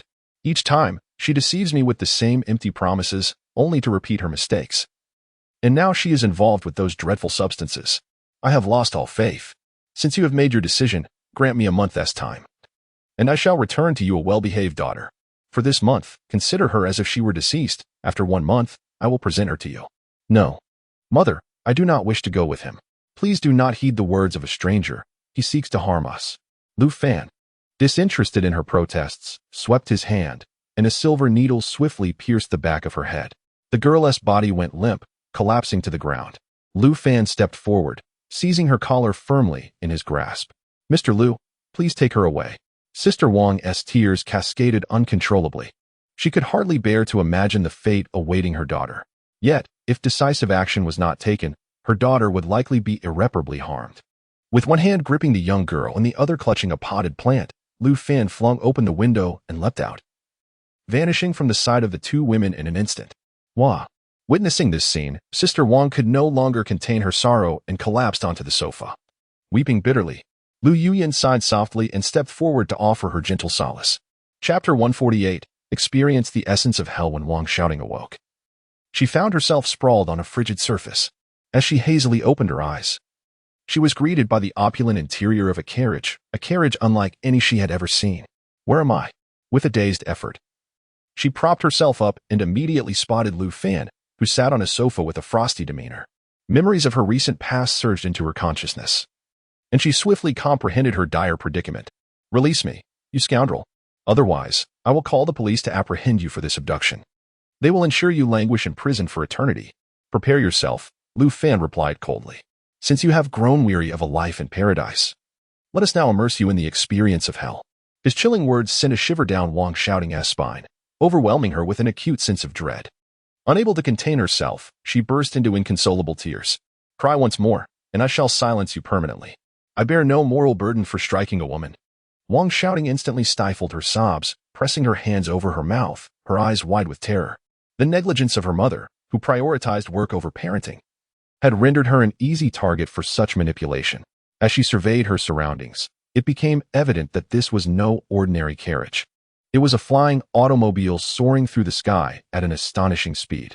Moments later, the craft descended upon a military base in Somalia, and as the hatch opened, a wave of oppressive heat washed over them. Without hesitation, Lu Fan stepped out, greeted by Chris and her twin subordinates. Master. Yes, drag the girl out. There is no need for courtesy. Chris, momentarily taken aback, peered back to see the trembling figure of the frightened girl. She stepped into the craft and, with a rough grip, seized Wang Xiaoting by the leg, dragging her out. Wang Xiaoting's school uniform was torn in the process, prompting her to scream in sheer terror. Chris crouched down, delivering 2 swift slaps to her face, compelling Wang Xiaoting to cover her mouth and sob quietly. Tears are the least valuable currency. I detest those who weep. Dare to shed another tear, and I shall continue to strike you. Chris barked at her in a broken dialect of the Dragon Kingdom, to which Wang Xiaoting could only nod vigorously, her face obscured by her hands. What is the situation with this girl, master? This girl is 18. I give you 1 month to train her to be obedient and sensible. As long as she remains alive, you may do as you wish with her. She is a rebellious soul, one who has grown defiant from too long in paradise.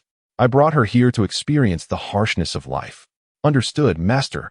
Chris licked her lips, her face contorting into a cruel and bloodthirsty expression as she leaned closer to Wang Xiaoting. I have taken countless lives, but this is my first attempt at education. I hope you can endure, little sister, for I shall introduce you to some rather exhilarating experiences.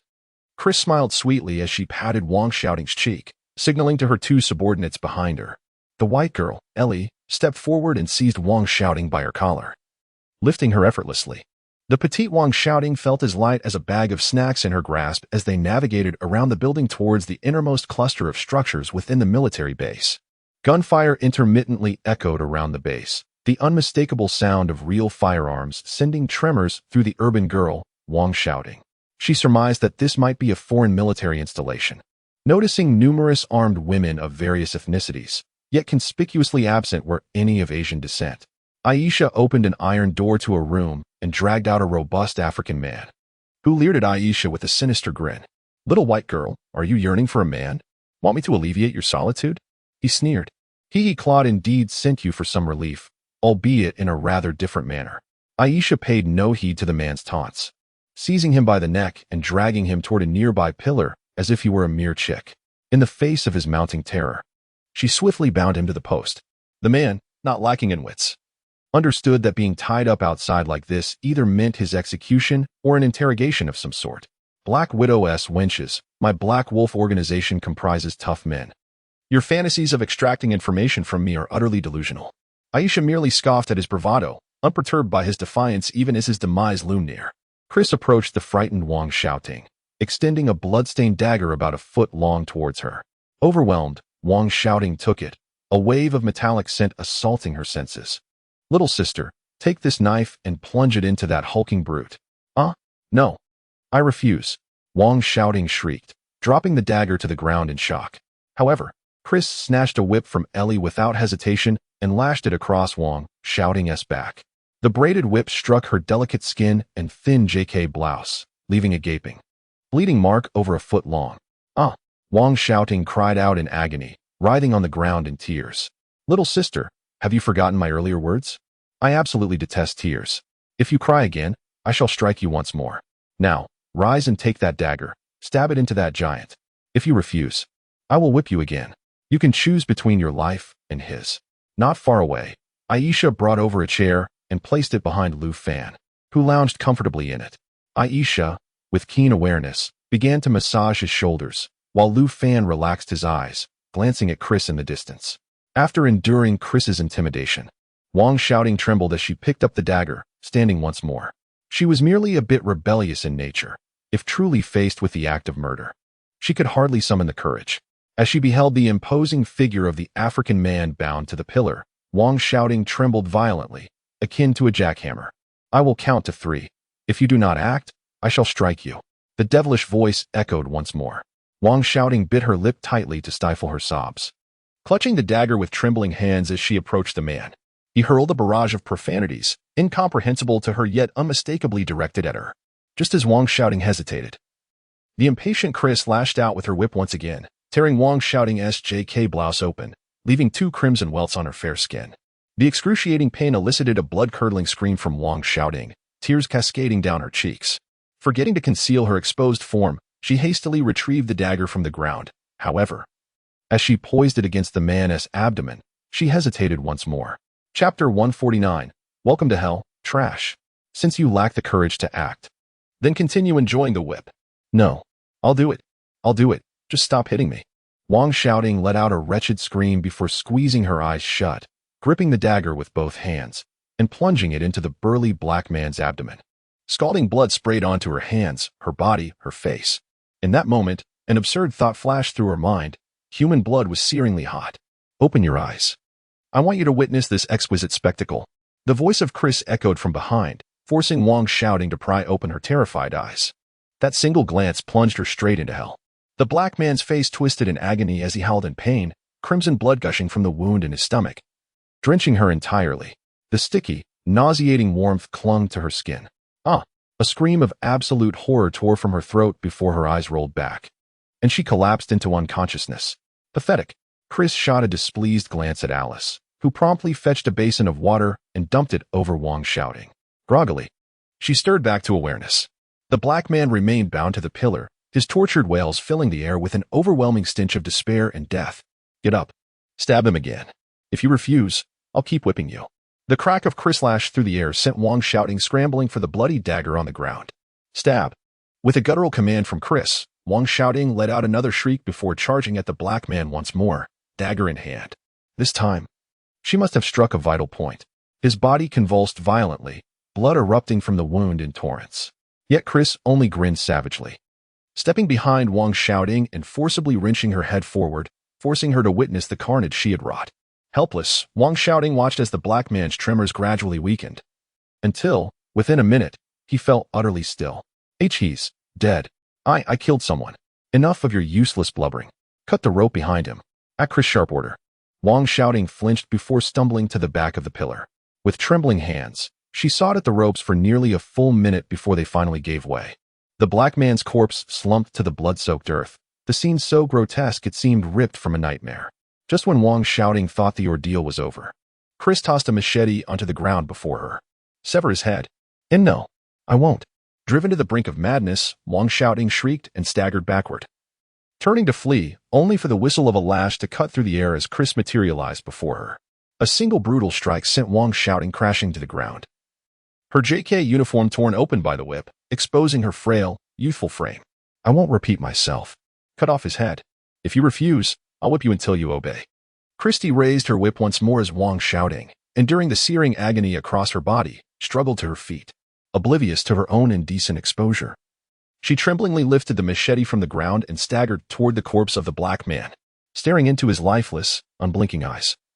The city girl hesitated. How could she bring herself to strike? Shall I do it, or will you? Christy flicked her whip playfully, her lips curled in an unceasing smirk. Her master had brought her such an amusing toy. This promised endless entertainment. Please, no more. I beg you. I'll do it. Sobbing uncontrollably, Wang shouting swung the machete with her eyes tightly shut. The sickening sound of steel sinking into flesh was accompanied by Christy's mocking laughter. Oh dear. You missed. Try again.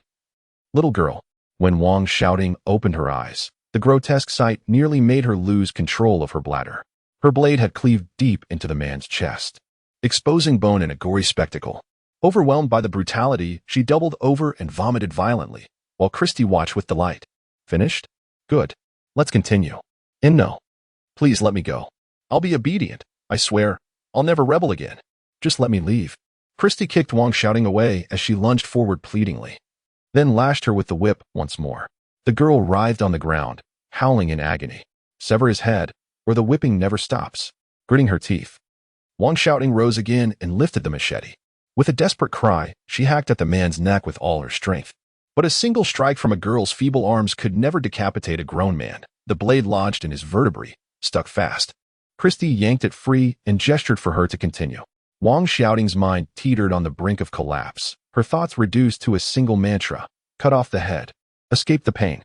After 4 or 5 frenzied swings, the head finally rolled free, though the aftermath was a nightmarish tableau of blood and gore. Class dismissed for today. Welcome to hell, little one. We'll resume tomorrow. Christy chuckled, patting Wang Xiaoting's tear-streaked cheek before seizing her by the ankle. She dragged her like a lifeless carcass into a steel cage nearby, the girl's tattered clothing barely clinging to her battered body. Too consumed by suffering to feel shame, Wang Xiaoting wailed in torment until the cage door clanged shut. Only then did she curl into a trembling ball in the corner, hot tears cascading down her cheeks. In that moment, she ached for the warmth of her mother's embrace. Lu Fan approached the cage, his expression cold as he observed the broken girl within. Christy, tend to her wounds later. Tomorrow, integrate her into your squad's training. When missions arise, take her along. Teach her to shoot, to kill. Every captive we see shall serve as her practice. As you command, Master.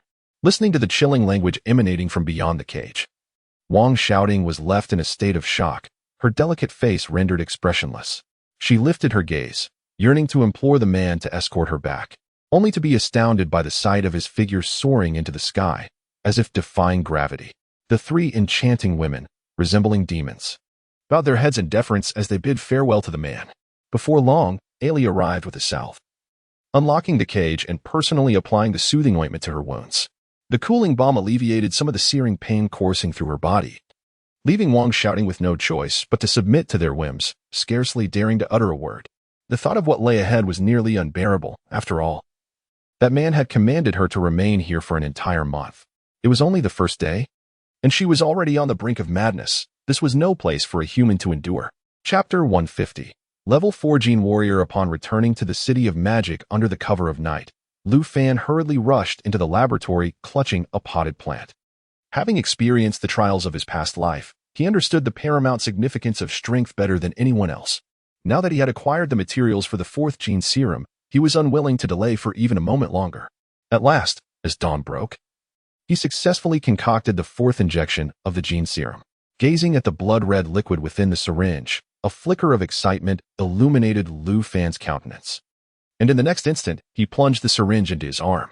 As the serum gradually vanished, Lu Fan murmured to himself, Intermediate Gene Warrior, from this day forth, I shall fear no existence in this world. Transitioning from a level 3 Gene Warrior to a level 4 signifies the ascent to an Intermediate Gene Warrior, a stage where one's might transcends the ordinary limits of humanity. Unless faced with colossal weapons such as intercontinental missiles or nuclear warheads, conventional firearms pose no threat to him. The process of this 4th gene evolution persisted until the night of the 3rd day, even with the memories of his past life. It took Lu Fan considerable time to acclimate to his newfound powers. The surge of strength caused him to grow an additional 2 centimeters, endowing him with an imposing and fierce demeanor. Although uncertain of the exact magnitude of his power, Lu Fan retained a rough recollection from his previous life. At level 4, his strength had exceeded 40,000 pounds. Coupled with his adeptness in harnessing that strength and various martial techniques, delivering a blow capable of splitting mountains was effortless.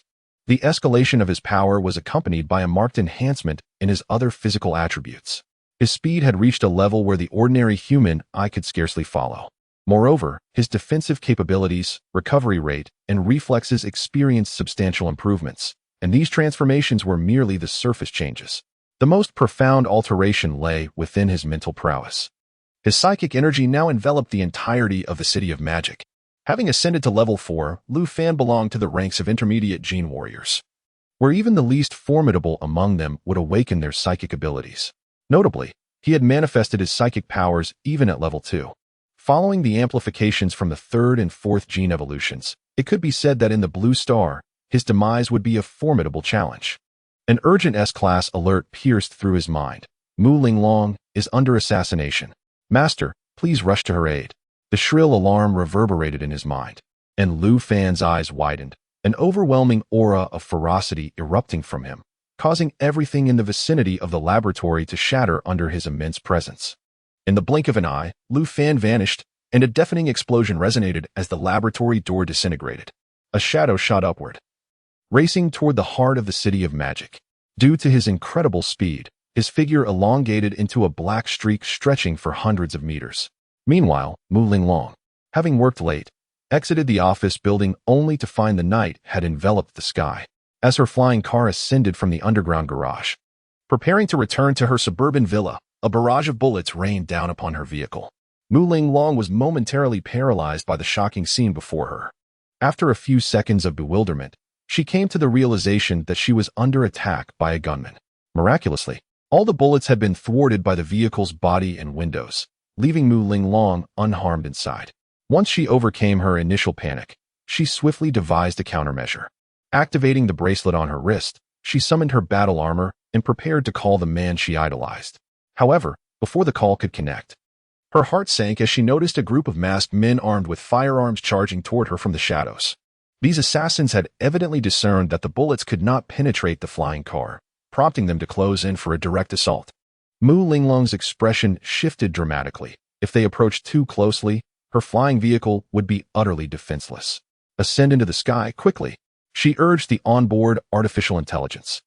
And the flying car began to levitate, preparing to escape into the heavens. At that very moment, a long plume of flame erupted from behind a distant building.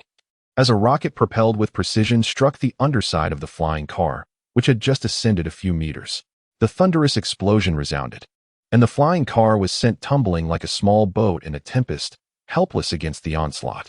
It careened several meters away, the specialized material of its body contorting upon impact, yet, fortunately, it withstood the force of the rocket blast. Now, the flying car lay overturned in the plaza before the building, its bulletproof glass shattered like a spider's web, easily removable with a firm tuck. Inside, Mu Linglong was disoriented from the violent jolt, her mind foggy as she struggled to regain her composure. Her robust physique had spared her from significant harm, as the shockwave from the rocket had been absorbed by the car's reinforced steel plating. Raising her head, she was gripped by a flicker of fear as she noticed the group of armed men had halted at a distance. One masked figure crouching low with a rocket launcher resting on his shoulder. Whoosh! Another fiery projectile shot forth, the rocket rapidly expanding in Mu Linglong's view.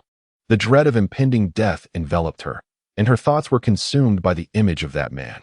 Lu Fan, I can't bear to lose you. Just as Mu Linglong braced herself to close her eyes and resign to fate, a deafening explosion echoed through the air. A figure, trailing a long black shadow, crashed down before the overturned flying car. The tremendous force of the impact created a deep crater in the marble ground, and a figure clad in black slowly rose from the pit. Lu Fan, get down, Mu Linglong shouted in shock, eyes wide as she beheld Lu Fan approaching, unaware of the rocket barreling toward his back. He returned her a reassuring smile, extending his right hand as he reached for the incoming missile. Thud! The rocket collided with Lu Fan's palm as if striking a thick leather surface. Boom! In the next instant, a blinding flash engulfed the scene as the rocket detonated. The explosive blaze was inexplicably confined within a radius of mere meters by an enigmatic force, causing only a slight tremor to traverse Lu Fan's body amidst the violent eruption. As the remnants of the explosion dissipated, Lu Fan gently waved his arm, and a heap of debris clattered to the ground, fragments that were unmistakably remnants of rocket shells. He lifted his gaze, his eyes ablaze with ferocity, locking onto the group of masked men before him. The armed men were rendered speechless, petrified by Lu Fan's godlike prowess.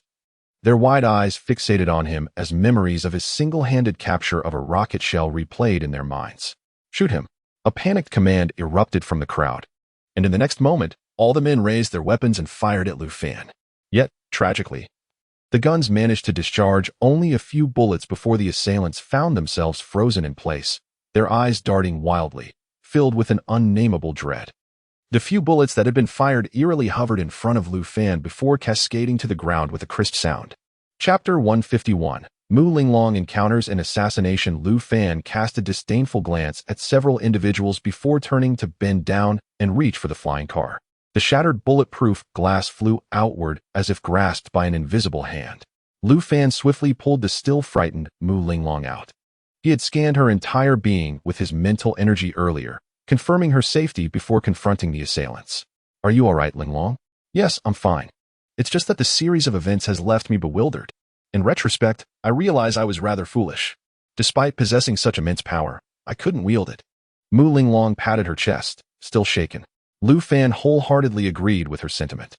A second-tier gene warrior being cornered by a group of ordinary individuals armed with firearms would indeed be a source of ridicule in the future world. Had it been Lu Fan himself, even during his second-tier days, he would have effortlessly dealt with such threats. Ultimately, Mu Linglong's prolonged comfort in urban life had rendered her devoid of any combat experience, leading to her current predicament. Darling, you drive the mech home first. I will handle things here. Lu Fan gently patted Mu Linglong's cheek. She nodded, and in the next moment, a cascade of armor components fell from above, swiftly enveloping her. Once clad in the mech, Mu Linglong arched her body and soared into the night sky, disappearing in an instant. Lu Fan's expression darkened, and a fierce aura emanated from his eyes. He extended his hand toward one of the immobilized assailants, who found himself compelled to glide into Lu Fan's grasp. His head ensnared by Lu Fan's palm.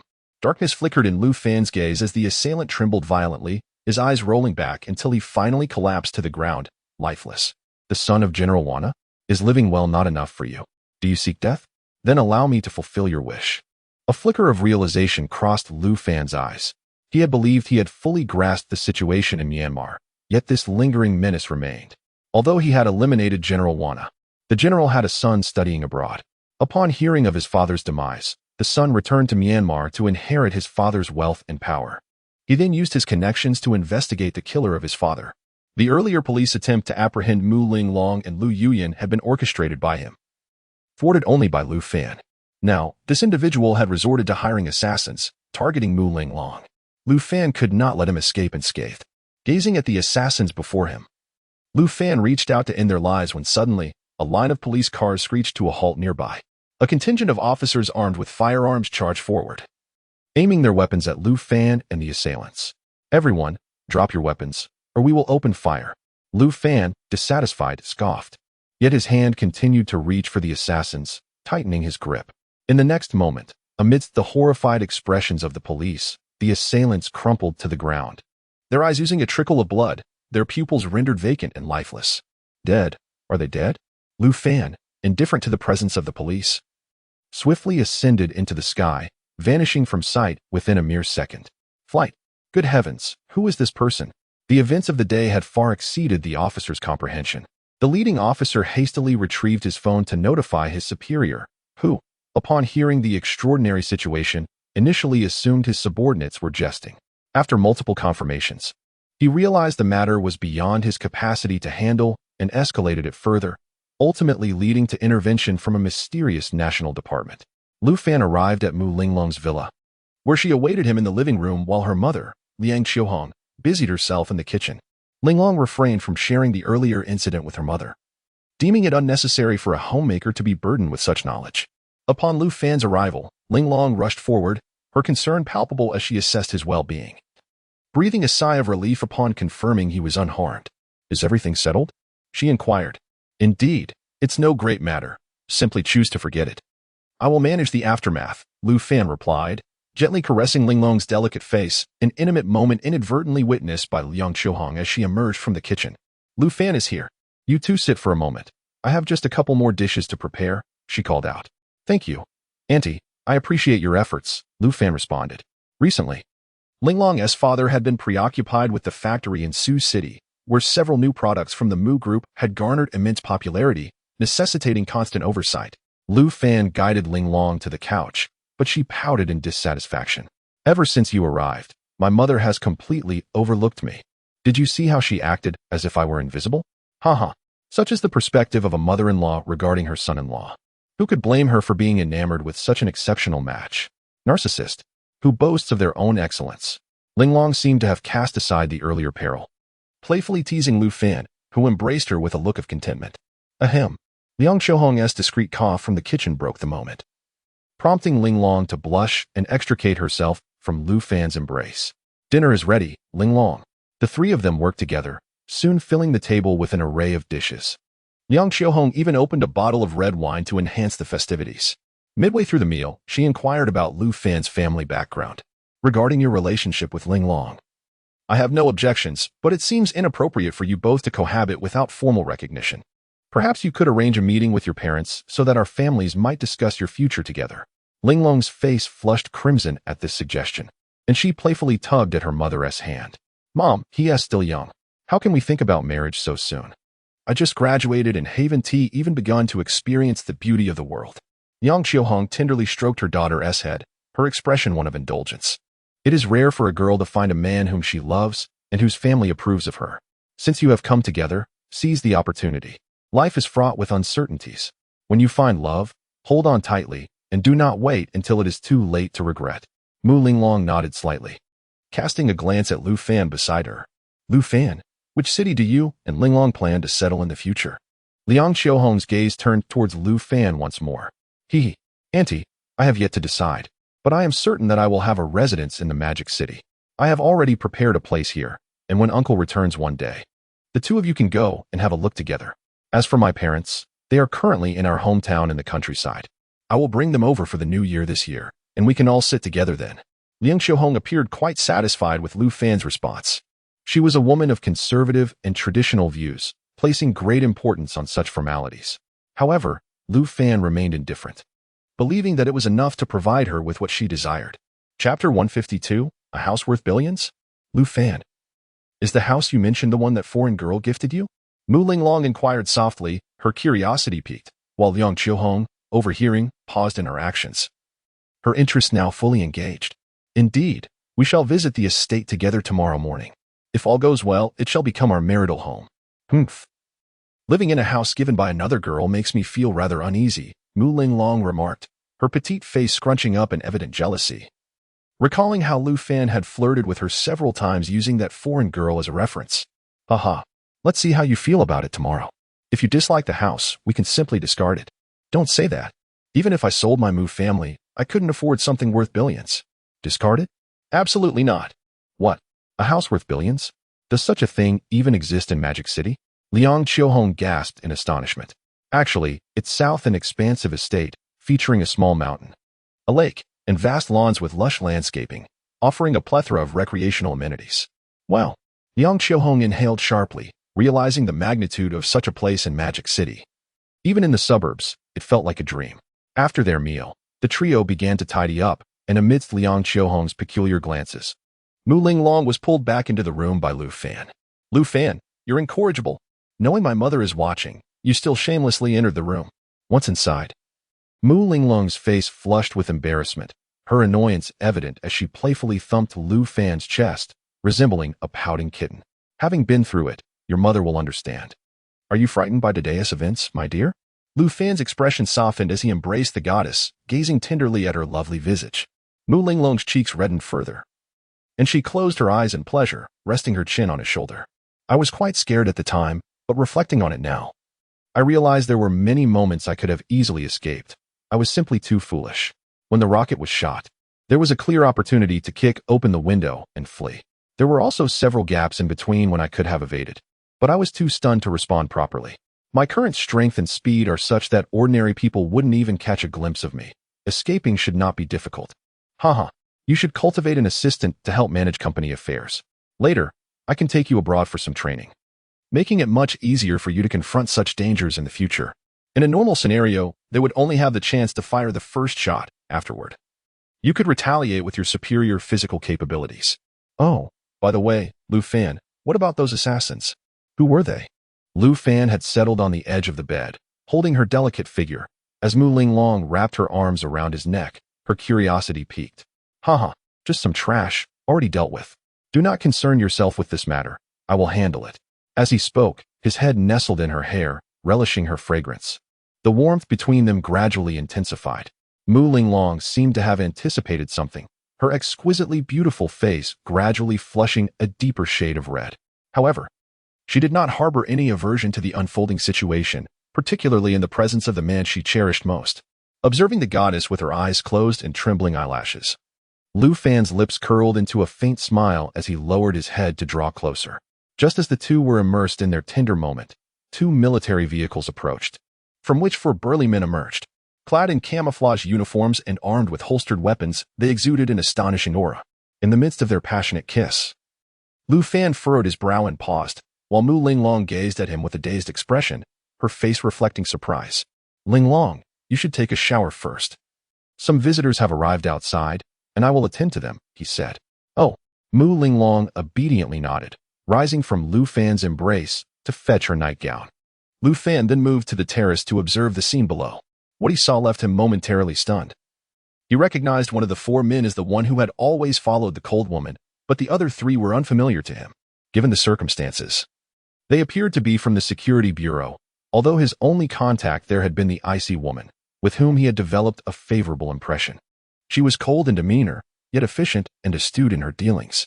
Three of the men strode confidently towards the villa's entrance, while the one who had previously interacted with Lu Fan remained firmly by the vehicle, clearly hesitant to approach the villa.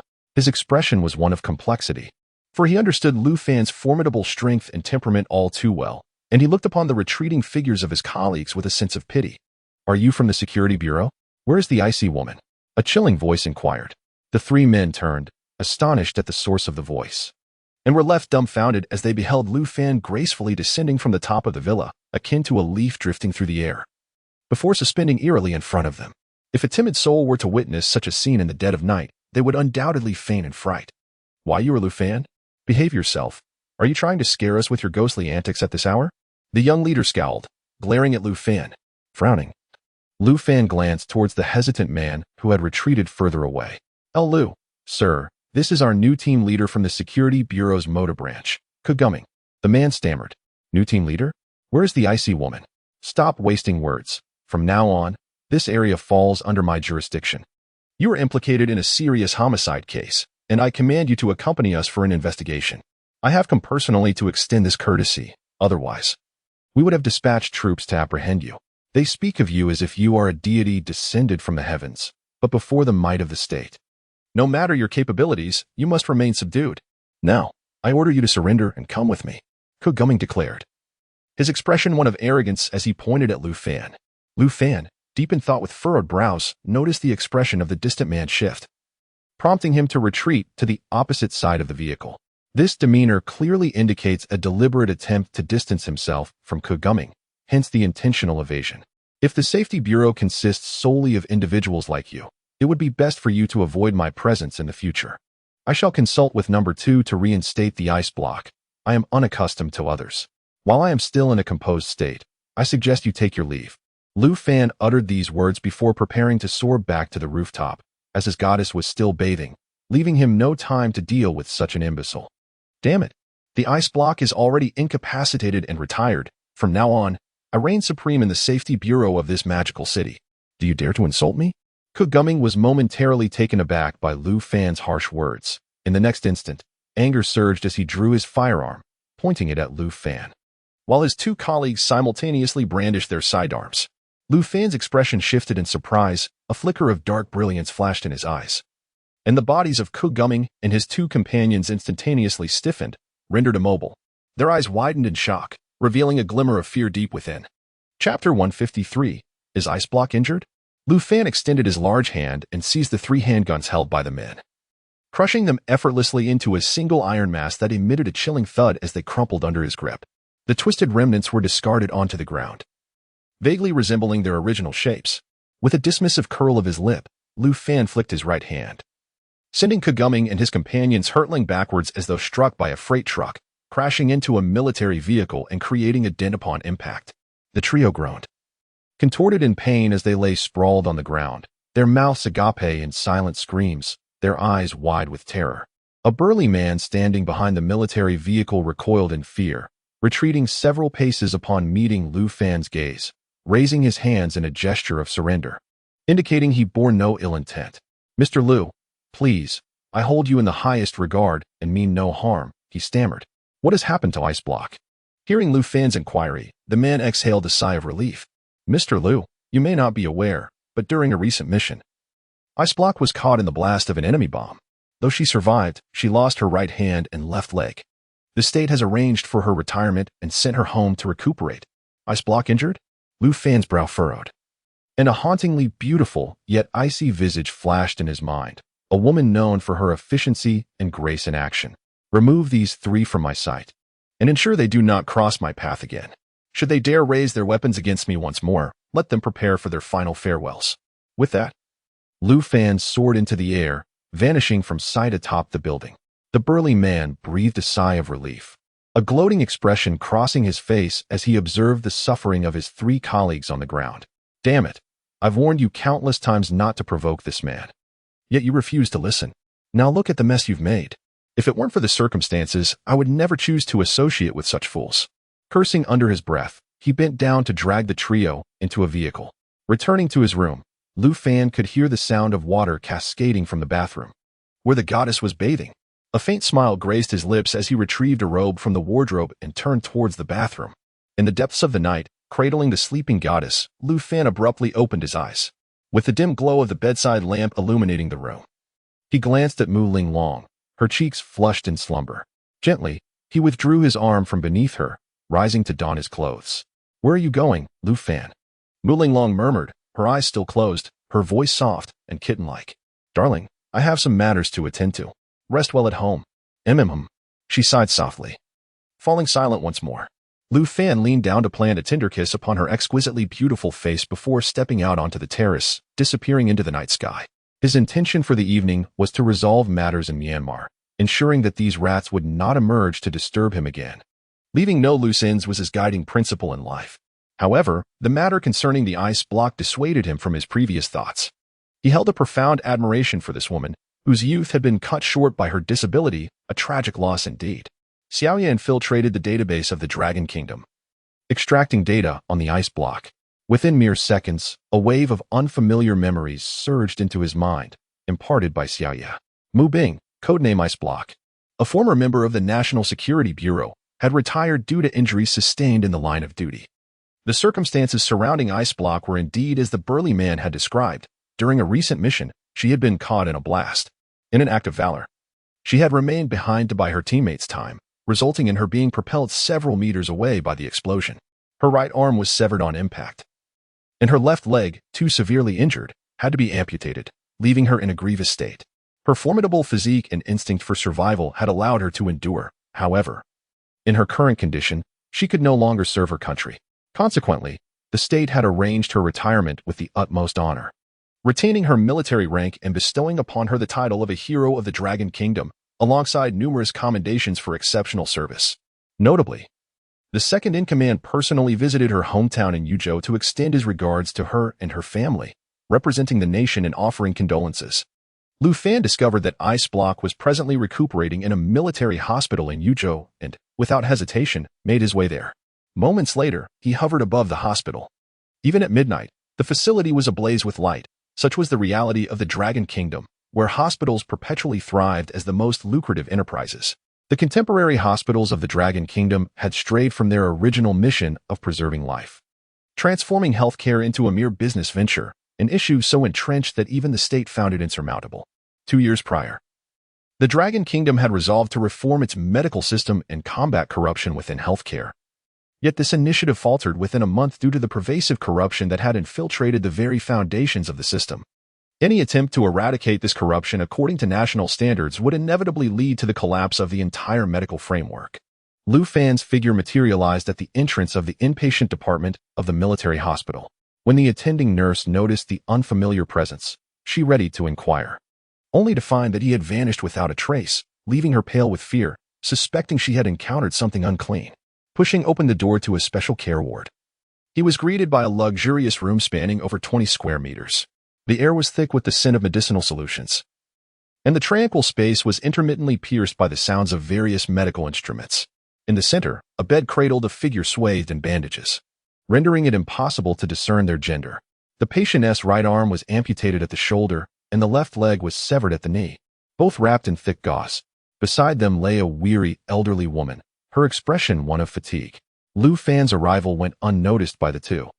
Ice Block's tightly shut eyes occasionally betrayed a flicker of pain, her once beautiful visage now marred by bandages, revealing only a face scarred by the explosion. Furrowing his brow, Lu Fan approached Ice Block's bed, silently observing her ravaged form, perhaps out of instinct honed by her profession. Ice Block sensed a presence nearby and slowly opened her eyes. The scene before her momentarily stunned her gaze, swiftly followed by a wave of emotion. She could hardly fathom that Mr. Lu, whom she revered almost as a deity, would deign to visit her. Lu Fan gestured for silence, deftly launching a silver needle that accurately pierced the neck of the elderly woman beside them. her breathing noticeably deepening. This must be your mother, I presume. You need not worry. I have merely induced her into a profound state of slumber. Upon awakening, she shall feel remarkably refreshed. Ice Block finally exhaled in relief, her expression brimming with excitement as she looked at Lu Fan. Mr. Lu, what brings you here? Chapter 154, Regaining Limbs, Ice Cube. Do you desire to restore your normalcy and become even more formidable than before? Lu Fan did not respond to her words, but instead posed a question that left Ice Cube astonished, her eyes widening in disbelief. Mr. Lu, I can help you regrow your limbs and acquire abilities akin to mine. From now on, you will soar through the skies and traverse the earth, wielding mysterious and powerful capabilities, just like me. Though Ice Cube's expression was one of excitement, she hesitated before replying to Lu Fan, taking a few moments to gather her thoughts. Mr. Lu, what must I do? A glimmer of appreciation appeared on Lu Fan's face. He admired her composure. From now on, you shall be under my command, and I will guide you in your endeavors. Mr. Lu, well, I am indeed captivated by the vision you present. My upbringing has instilled in me the values of defending my homeland. I cannot engage in unlawful activities. Rest assured, I will not compel you to partake in illegal endeavors. But I trust you wouldn't object to actions that contravene the laws of other nations, would you? For instance, eliminating a few warlords in Myanmar or targeting some tycoons in the European Union. This notion caused Ice Cube's expression to waver, achieving Lu Fan's objective. There is no rush. I will grant you a day to ponder this matter. For now, allow me to draw a small sample of your blood. Your body will require some medication and time to return to its former state. With a flick of his wrist, a blood collection kit materialized in his hands.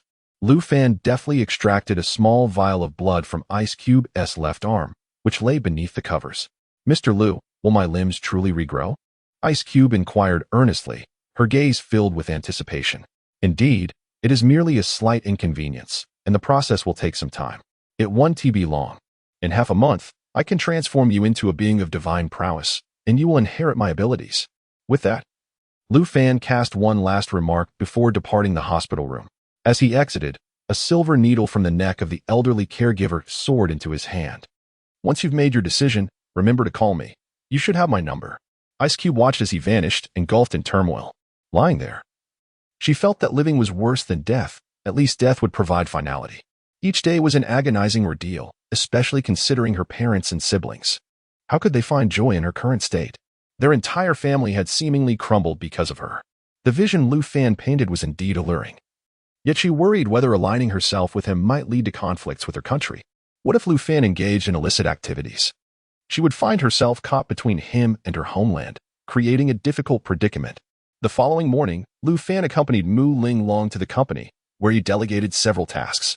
They then piloted a flying car straight to a mansion in the outskirts of Magic City, hovering above the vast estate. Mu Ling Long gazed in awe at the immense property below, her expression a testament to her astonishment. Although Lu Fan had long told her that this was a manor, and she had envisioned many scenes in her mind, it was only upon arriving here that she truly grasped the vast expanse of the estate. Good heavens! This is the magical city, not your hometown village. What fortune must this cost? Ha ha, merely gazing is uninteresting. Let me take you on a thorough tour. This will be our future marital abode. Lu Fan directed the flying car to park beside the main villa of the estate. As Mu Ling Long alighted, her eyes sparkled with delight at the sight of the fountain and rockery before her. However, her expression soured as she spotted 8 beautiful maidens standing nearby. Though she did not express her displeasure overtly, it was evident on her face. Lu Fan, you men truly share a common trait. Wealth corrupts you instantly. I am still here, and you have summoned 8 beauties. Lu Fan cast her a peculiar glance and waved at the 8 maidens, who stood respectfully before him.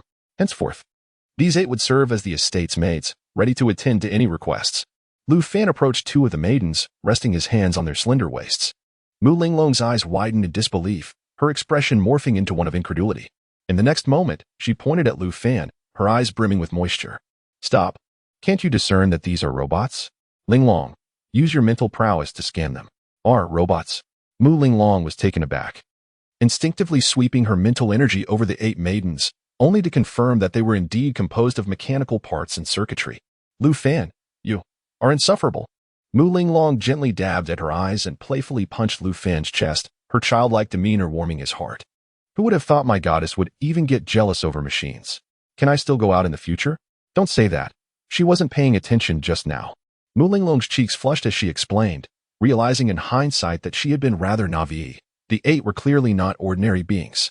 Their lifelike skin was indeed realistic, yet pale and devoid of luster, with expressions that were strikingly rigid.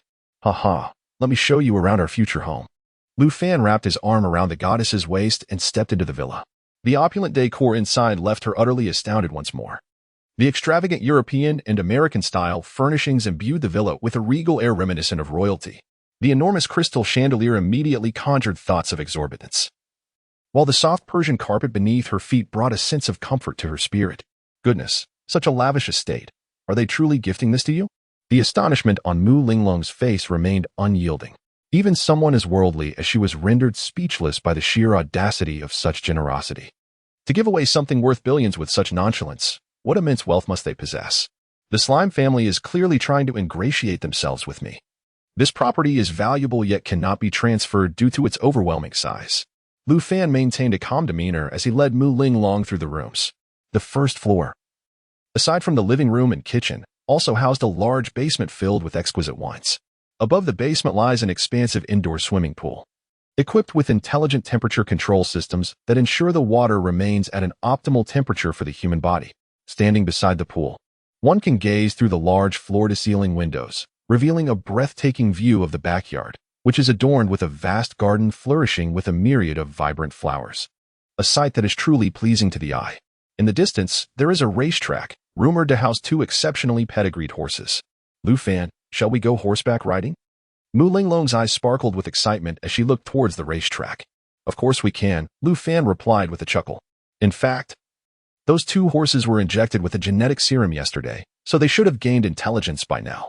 Lu Fan promptly opened the small door leading to the indoor pool, guiding Mu Linglong through the garden and towards the racetrack, which resembles a playground, featuring an abundance of flowers and an ornamental rockery at its center. Chapter 155. A grand adventure on the racetrack. 2 magnificent steeds, one black and one white, galloped past, accompanied by the melodious laughter of Mu Linglong. Although the 2 horses had only received a genetic enhancement the night before, their physiques and intelligence had already undergone a remarkable transformation, carrying Lu Fan and Mu Linglong as if propelled by arrows. After racing around the track for several minutes, Mu Linglong finally dismounted with satisfaction. The 2 horses instinctively trotted into their stable, requiring no supervision, as robots had prepared fodder for them, needing only periodic maintenance. The duo traversed the racetrack towards the rear mountain, where a vast pond lay nestled. Surrounding the pond were charming pavilions and a corridor leading directly to its center, making it an ideal location for fishing or barbecuing. Beyond the pond lay the rear mountain, modest in stature, yet lush with verdant foliage interspersed with vibrant flowers. A staircase had been constructed for ascending the hill, granting them the luxury of a private climbing venue in the bustling metropolis. Standing atop the hill, they enjoyed a panoramic view of the sprawling cityscape of Magic City, a sight to behold. Do you like it? Lu Fan inquired, wrapping his arm around the goddess's slender waist, a smile dancing on his lips. Yes, I absolutely adore it. If one didn't, there must be something amiss, she replied. And when do you plan to move in? A grin spread across Lu Fan's face, and Mu Linglong immediately grasped his intent, casting him a shy glance. Her cheeks flushed as she turned her head away. You naughty boy, don't think I'm unaware of your thoughts. I won't be moving in. My mother would never allow us to cohabit. Ha ha ha. Then let us maintain our own residences. At least I won't have to linger in your boudoir every day, he chuckled. With that, Lu Fan enveloped her petite form in his arms and soared into the air, landing on the rooftop of the villa in an instant, before seamlessly entering the master bedroom. The opulent master suite was a grand circular chamber, adorned with expansive floor-to-ceiling windows. Standing before the windows, the breathtaking view was captivating, prompting Mu Linglong to nestle in Lu Fan's embrace, relishing the moment of tranquility. However, this serene beauty was abruptly interrupted by an unexpected visitor, a flying car hovering above the estate, seemingly surveying the scene below. In a city as vibrant as Magic City, the construction of such a sprawling estate was indeed a rarity, likely unparalleled within the metropolis. Lu Fan, I had meant to discuss this with you earlier. Many of those who purchase flying cars use them for voyeuristic activities. Just like that vehicle above, the occupants are undoubtedly peering down with binoculars, mistaking those 8 robotic beauties for real people. Lu Fan furrowed his brow as he observed two young women tending to the garden in the backyard, while the flying car hovered at a height of several dozen meters, clearly engaged in surreptitious observation, channeling his mental energy. The imagery within the flying car materialized in Lu Fan's mind. Indeed, a portly young man was leering down with a lecherous expression, binoculars in hand. Indulging in his prying curiosity, although he could see nothing of interest, the situation was quite discomforting, akin to having someone watch you while you relieve yourself. How could one possibly endure such a predicament? Humph! Lu Fan let out a cold snort, and in the next moment, a young man inside a flying car emitted a pitiful scream, dropping the binoculars at his feet and clutching his head in agony as he writhed in pain. The young man's cries persisted for several minutes before he finally ceased, convinced he had succumbed to some sudden illness, compelling him to hastily command the flying car to depart. This issue is easily resolvable. I will pay a visit to Lu Mingshan shortly and upgrade the flying cars program. Henceforth, clients will be strictly prohibited from employing flying cars for illicit activities, including voyeurism near others' homes. Yes, indeed, this must be curtailed. Otherwise, those peeping will become increasingly brazen. Moreover, Lu Fan, have you forgotten someone's birthday? Mu Linglong gazed at Lu Fan with intense expectation in her eyes. He chuckled. How could I possibly forget? I have already prepared your gift. Really? Well, I have many relatives and friends coming to celebrate, including my little aunt. Can we hold the birthday party here? Of course. You are the master of this estate. As long as it pleases you, we can even bring in bulldozers to clear the place. Lu Fan affectionately patted Mu Linglong's head, but she shot him an indignant glare, feeling that the gesture resembled a father comforting his daughter. As they departed the estate, Lu Fan arrived at Lu Mingshan's company. This time, he was alone. The other three prominent figures were preoccupied with their own affairs, as they couldn't possibly sit idly together every day. Brother Lu, your timing is impeccable. I wanted to discuss something with you. Your thoughts are often different from ours, and perhaps you could devise a brilliant idea. Lu Mingshan ushered Lu Fan to sit at the tea table, and immediately, a stunningly attractive secretary approached to brew tea. Here's the situation, Brother Lu. Our four companies are facing a boycott due to the flying cars. Numerous domestic and international automakers are overtly and covertly resisting us. The flying car has monopolized the mid to high-end market, and now the nation's 4S dealerships are rapidly closing down. Those car manufacturers, in a bid for survival, are scrambling for the low-end market. Currently, in the domestic land vehicle market, only those priced at several tens of thousands can compete with us. The rest are hardly worth considering. We three have deliberated, and since the gloves are off, we intend to make a bold move. We aim to dominate the low-end market as well, but the technological aspect rests entirely on your shoulders, Brother Lu. Do you think it is possible to reduce the costs of flying cars and design a low-end version priced around 100,000? Together, we four could confidently compete with those models in the tens of thousands. Impossible. Lu Fan categorically rejected Lu Mingshan's proposal, leaving Lu Mingshan momentarily taken aback, his expression turning somewhat grim. Brother Lu, allow me to finish. The crux of flying cars lies in their anti-gravity flight chassis, along with the various smart devices integrated within. These components are intricately designed to complement one another. While the omission of one or two items may not significantly impact performance, removing too many will compromise the entire assembly. The costs associated with the anti-gravity chassis, solid-state zirconium batteries, and onboard intelligent devices alone amount to a staggering 70 to 80,000. Thus, it is inconceivable for us to reduce the sales price to 100,000, yet your previous remarks have sparked an idea. Since you are inclined towards grand ambitions, I have a wealth of concepts at my disposal. If they intend to counter the market disruption caused by our flying cars by targeting the low-end vehicle sector, then, as you suggested, we shall seize dominance in that low-end market as well. Chapter 156, another trillion-dollar market project, oh? Young Master Lu, do you have any good suggestions? Please share them quickly. Lu Mingshan's spirit was instantly invigorated as he reached for the teapot to personally pour a cup of tea for Lu Fan. The cost of land vehicles can be controlled at around 10,000, but no matter how we cut corners, our flying car cannot meet this cost. Thus, Brother Lu, your initial thought process has strayed into a misunderstanding. Since we cannot compete with them in the low-end automotive market, we can introduce a novel product to rival them. Young Master Lu, are you suggesting flying motorcycles? Lu Fan said with a mysterious smile, tilting his head back to finish the tea in his cup. Can motorcycles actually be made to fly? Lu Mingshan looked bewilderedly at Lu Fan. Brother Lu, take a look. Lu Fan rolled up his sleeves and pressed a button on his wristband, projecting a three-dimensional image before them. The image depicted an oddly shaped electric vehicle devoid of wheels. When enlarged, it resembled a jet ski, albeit outfitted with a canopy for protection against the elements. Lu Mingshan, being astutely perceptive, grasped the concept in an instant. Lu Fan's subsequent words only solidified his conjecture. Brother Lu, this is the flying motorcycle. I possess all the necessary technical data. There is no need for you to conduct research. You can commence production immediately. Moreover, the cost of each unit only amounts to a few thousand. But it has one limitation. It can only fly at a height of mere centimeters above the ground, thus it cannot ascend to great altitudes. This limitation significantly reduces its danger. Brother Lu, what demographic do you think this flying motorcycle, priced at a few thousand, would cater to? Lu Fan smiled as he regarded Lu Mingshan, who was now brimming with excitement. Young Master Lu, does that even need to be said? It's perfect for commuting. Taking children to school, grocery shopping, delivering takeout, or courier services. Especially for the motorcycle travel community, this device is undoubtedly a marvel. By the way, young Master Lu, what speed can this flying motorcycle achieve?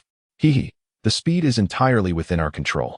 You four can discuss amongst yourselves, and I will ensure it operates at the speed you determine. Although the flying motorcycle cannot soar to great heights, it can shield against wind and rain. Overcoming any terrain challenges, it can glide effortlessly through muddy fields. Furthermore, equipped with a solid-state zirconium battery, this new energy-flying motorcycle boasts a range of over 1,000 kilometers on a full charge, which can satisfy virtually anyone's needs. A delivery person could utilize it all day without exhausting its energy. It also features an advanced radar system that automatically avoids protruding obstacles. Once it hits the market, it will undoubtedly dominate the low-end vehicle sector. Brother Lu, if it were you, would you spend tens of thousands on a land vehicle or merely 1,000 on this flying motorcycle? Haraha, young Master Lu, you truly are my lucky star. Lu Mingshan exclaimed, laughing joyfully towards the sky. He realized he could not tackle this venture alone and promptly took out his phone to contact the other three prominent figures. Even in the capital, General Ning was hastily arranged to catch the nearest flight back to the magical city upon hearing news concerning the life and death of flying cars. The three magnates rushed towards the magical city in a frenzy. As the clock approached noon, Lu Mingshan had reserved a private room at a hotel. It was not until 2 hours later that General Ning finally arrived, perspiration glistening on his forehead from the urgency of his journey. Upon entering the hotel, he vociferously complained, "Are you all trying to wear me out? I was in the capital for a meeting, and midway through it, I had to book a ticket to rush here. With my age, if I exhaust myself, I'll hold you responsible." After finishing his complaint, General Ning gulped down a cup of tea from the table and sat down, casting a disgruntled glare at the others. Haha, old Ning, you could have chosen not to return. The four of us could have divided the spoils among ourselves. Someone remarked. What is this? Another multi-trillion project? General Ning's jest surprisingly elicited a nod from Lu Mingshan. What on earth? Given the current market in our dragon country, could there truly be a market project worth several trillion? Let us allow Brother Lu to explain, Lu Mingshan continued. This time, similar to last. Brother Lu will provide the perfect technology, and we will simply invest to initiate production, forgoing any share of the profits, just as we did previously. Lu Fan nodded with a smile. Although the profits from the flying cars were distributed, he merely provided technical support, without entangling himself in other matters. With the four magnates bearing the pressure of offending their industry peers, he found himself far less burdened, merely needing to stay in the shadows and collect his earnings. Brothers, recently we have all faced immense pressure from those automotive competitors. I understand you are all harboring frustration. Thus, the next step in our plan will be the final straw that crushes them. Those companies that suppress you can only rely on low-end markets to survive. Now, we will dominate that low-end market as well, which is why I have developed a flying motorcycle tailored for it. Lu Fan activated a three-dimensional projection, meticulously explaining all the data regarding the flying motorcycle to the four magnates. Lu Mingshan was already aware of this initiative, but the other three magnates' eyes widened with envy. This represented yet another market on the scale of several trillion, akin to flying cars, and it was an innovative, groundbreaking concept. Once the flying motorcycle hit the market, all low-end vehicles, be it motorcycles or electric bikes, would be sidelined. Brother Lu, you truly are remarkable. We were previously worried that flying cars would be too high-end for the average citizen to afford. However, with the emergence of flying motorcycles, the five of us shall become the standard bearers of the global transportation manufacturing industry. Haha, it may be premature to call us standard bearers, But if my next plan succeeds, we shall solidify our dominion over Blue Star's transportation industry. Another plan? Lu Mingshan's voice boomed. And the other three gazed at Lu Fan with intense anticipation. Lu Fan, maintaining a calm demeanor, smiled before slowly revealing, the next step involves flying freight vehicles, also known as flying cargo ships or even spacecraft. Lu Mingshan and the others exchanged glances, simultaneously inhaling sharply. Lu Fan's intention to encompass all three modes of transportation, large, medium, and small, left no room for other automotive enterprises to thrive. The spacecraft initiative may still be premature.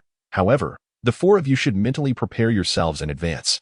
The energy requirements for the spacecraft project are excessively high, rendering the current solid-state zirconium batteries inadequate to meet its consumption.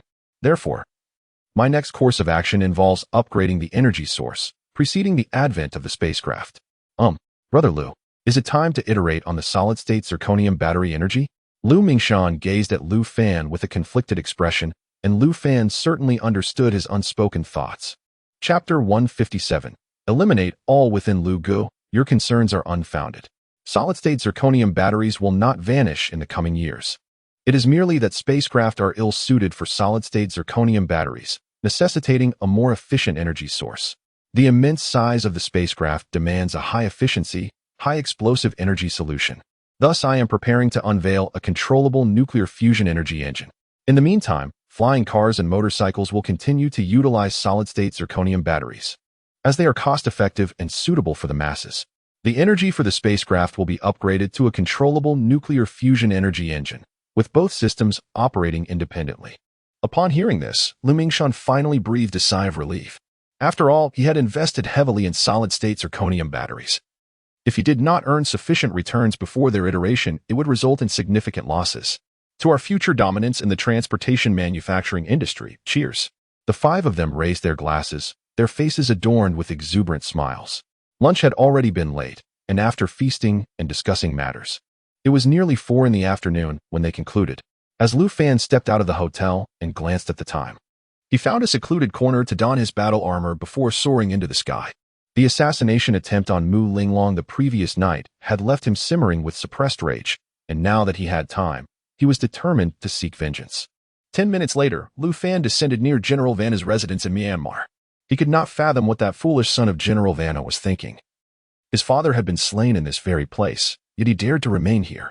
However, Lu Fan did not intend to take matters into his own hands for this act of retribution. He saw this as a perfect opportunity to summon Chris, while allowing Wang Xiaoting to hone her skills.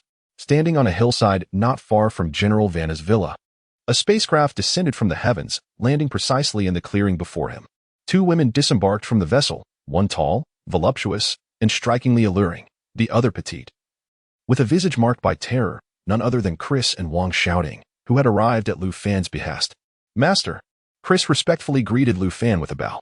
Upon noticing the dazed Wang Xiaoting beside her, she furrowed her brow and swiftly drew a whip from her waist. Startled, Wang Xiaoting trembled, quickly lowering her head to greet Lu Fan. Master, hello. Lu Fan's gaze appraised her. It was evident that the training had yielded results, though her appearance remained somewhat disheveled. The numerous whip marks on her body indicated she had endured considerable punishment. Her once fair skin now a stark contrast to its previous state, particularly her tender hands, now calloused from the exertion of just a few days. Do you see that villa in the distance, Chris? Eliminate everyone inside, and make sure she does the work. Lu Fan's gaze shifted toward Wang Xiaoting. Upon hearing the command to kill, Wang Xiaoting's body quivered in fear, her previously startled expression now fully etched with dread. Yes, Master, I will ensure the task is completed. Very well, Wang Xiaoting. Considering your training has proven somewhat effective, this time I'll provide you with a more formidable weapon. Lu Fan stepped forward with a smile, effortlessly lifting both women into his arms before ascending into the sky. Wang Xiaoting, still processing the sudden turn of events, felt herself soaring into the air, a scream escaping her lips as she clung tightly to Lu Fan's arm.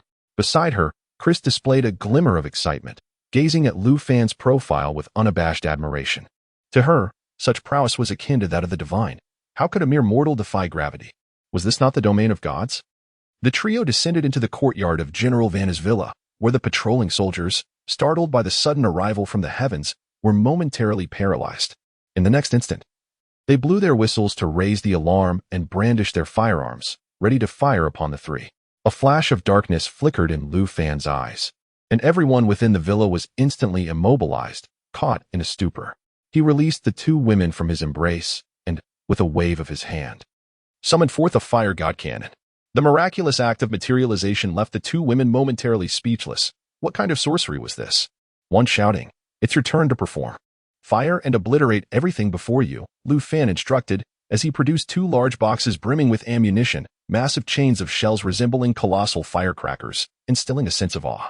Wang shouting stared blankly at the cannon set before her, utterly astonished. It was Chris who stepped in to load the bullets and disengage the safety, signaling Wang shouting to commence firing. From within the villa, a stream of armed soldiers emerged, but as soon as they stepped outside, Lu Fan rendered them motionless, his immense mental force enveloping the entire vicinity. He aimed to draw out everyone from the villa, compelling them to confront the grim reality of Wang Xiaoting's impending destruction. However, Wang Xiaoting was paralyzed by fear. Before her stood living, breathing individuals, and she found herself incapable of taking action. "Humph, have you forgotten your lessons?" Chris cracked her whip, producing a sharp sound that startled Wang Xiaoting into huddling on the ground, clutching the cannon's handle. At the urging of the whip, she let out a scream, squeezed her eyes shut, and activated the switch. In the next moment, the 6 barrels of the fire god cannon whirled into action, unleashing a barrage of bullets that erupted from the muzzle in a fiery plume a meter long, tearing into the soldiers directly in front of her. The bullets penetrated the soldiers and surged into the villa, transforming the scene into one resembling a tempest of destruction, with walls collapsing and debris exploding in every direction. This chaos unfolded in the span of merely 20 seconds, after which the bullets were expended, and Wang Xiaoting dared to open her eyes. The sight before her filled her with sheer terror. Not a single soldier among the armed men remained intact. The devastating power of the cannon had rent their bodies asunder. With one individual seemingly bisected, their innards strewn across the ground. 2 soldiers, still clinging to life, bore shattered legs, their white bones juxtaposed against the vivid crimson of their flesh, resembling a nightmarish hellscape. Overwhelmed, Wang Xiaoting turned away and vomited, expelling the contents of her midday meal. "Finished? Then let us continue." Upon turning back, she found Chris had reloaded the cannon for her. With no time to lose, Wang Xiaoting steeled herself, grasped the handle of the fire god cannon, and once more pulled the trigger. A violent explosion resounded once more as Chris instructed her to aim and fire towards the direction of the villa's rooms, where the occupants had taken refuge. A barrage of bullets rained down, transforming the entire structure into a scene of devastation, riddled with countless holes. When the last 2 boxes of ammunition were expended, the imposing 3-story villa collapsed with a resounding thud. Remarkably, despite its downfall, the villa's sturdy construction prevented it from shattering entirely. Lu Fan extended his hand towards a room on the 2nd floor, grasping at the air, and a figure burst through the shattered glass, captured in his grip. It was a young man, his face a mask of terror, wounded in the abdomen and bleeding profusely. He lay on the ground, fearfully gazing at the man and 2 women before him. Chapter 158.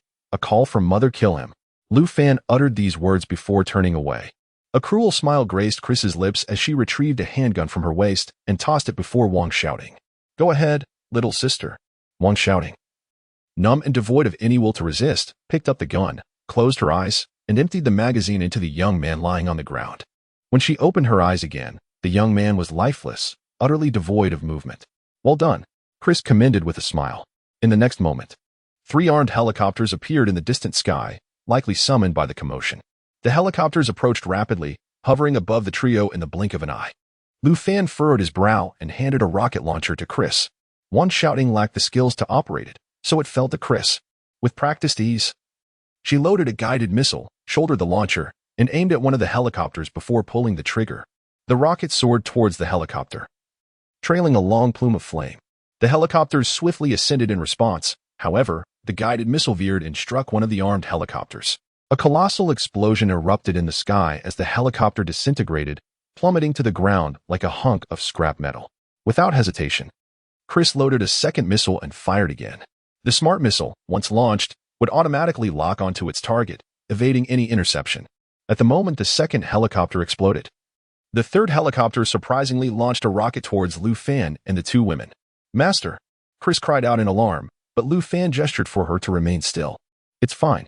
In the next instant, as Chris and Wang Xiaoting stared in disbelief, Lu Fan reached out his hand towards the incoming rocket.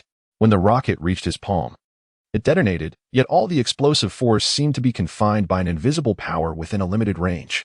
The explosion produced only a small fireball, dissipating almost instantaneously, as if it were merely a fleeting puff of air.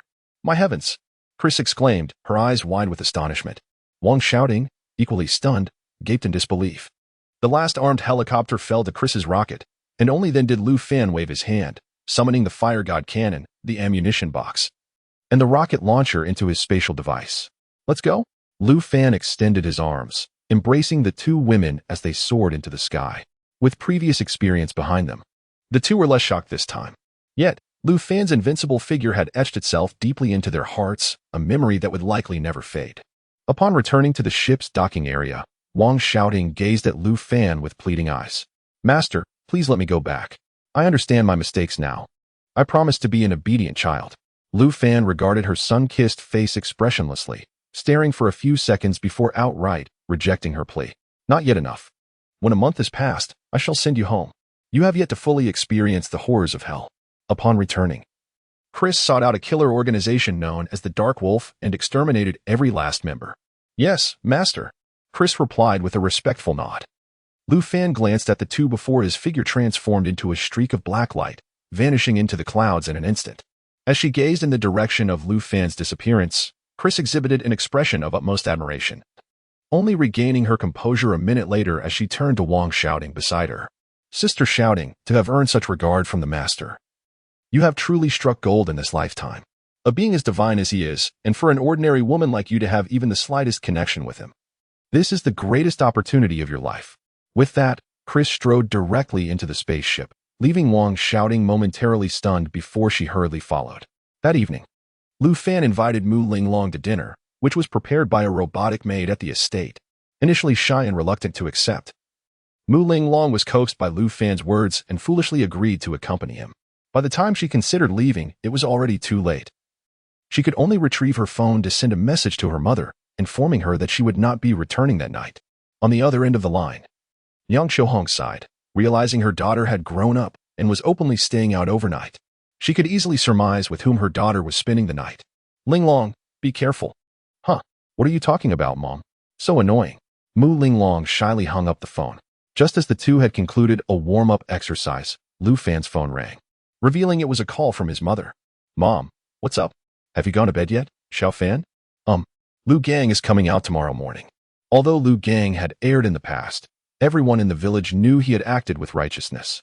With news of Lu Gang's release, "Your fourth uncle's daughter specifically requested leave to return, solely to express her gratitude for the life-saving favor from years ago. Your fourth uncle has also prepared 50,000 yuan to compensate for Lu Gang's 3 years of economic loss. It was Lu Gang who had rescued Xiao Yu when she was chased and attacked by a rabid dog from a neighboring village, and we must not forget this kindness. Your father and I believe you should drive to pick up Lu Gang, as a gesture of our family stance." Lu Fan's thoughts were instantly drawn back to 3 years prior, when he was still in school. Back then, Lu Gang had dropped out due to poor academic performance, spending his days frequenting the town's billiard halls, arcades, cinemas, KTVs, and bars, becoming a figure despised by all. Yet, Lu Gang's delinquency was governed by a strict code. He did not prey upon the weak, nor did he harass the impoverished, and he exhibited great loyalty to his brothers and family, always the first to step forward in times of need.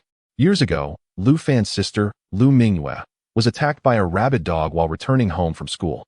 By chance, Lu Gang was returning from drinking and, without hesitation, he grabbed a brick and dispatched the dog, subsequently taking Lu Minghua to the clinic for treatment. Following this incident, Lu Fan's family felt immense gratitude towards him, and Lu Fan himself held deep appreciation for his actions. 3 years ago, on a particular evening, Lu Fan's uncle, Lu Gang, encountered a troubling scene as he returned from the town. His cousin, Lu Ling, a high school student, was being harassed by 2 drunken ruffians on the village road. Fueled by alcohol, the miscreants attempted to drag Lu Ling into a nearby cornfield. Upon witnessing this egregious act against his own kin, Lu Gang's righteous fury surged forth. With a fierce shout, he confronted the assailants, striking one with a brick and rendering him unconscious. The other, in a desperate attempt to retaliate, swung his fist at Lu Gang, but the latter countered with a decisive blow, shattering the aggressor's arm. In the ensuing chaos, one of the attackers suffered a severe concussion while the other was left permanently disabled.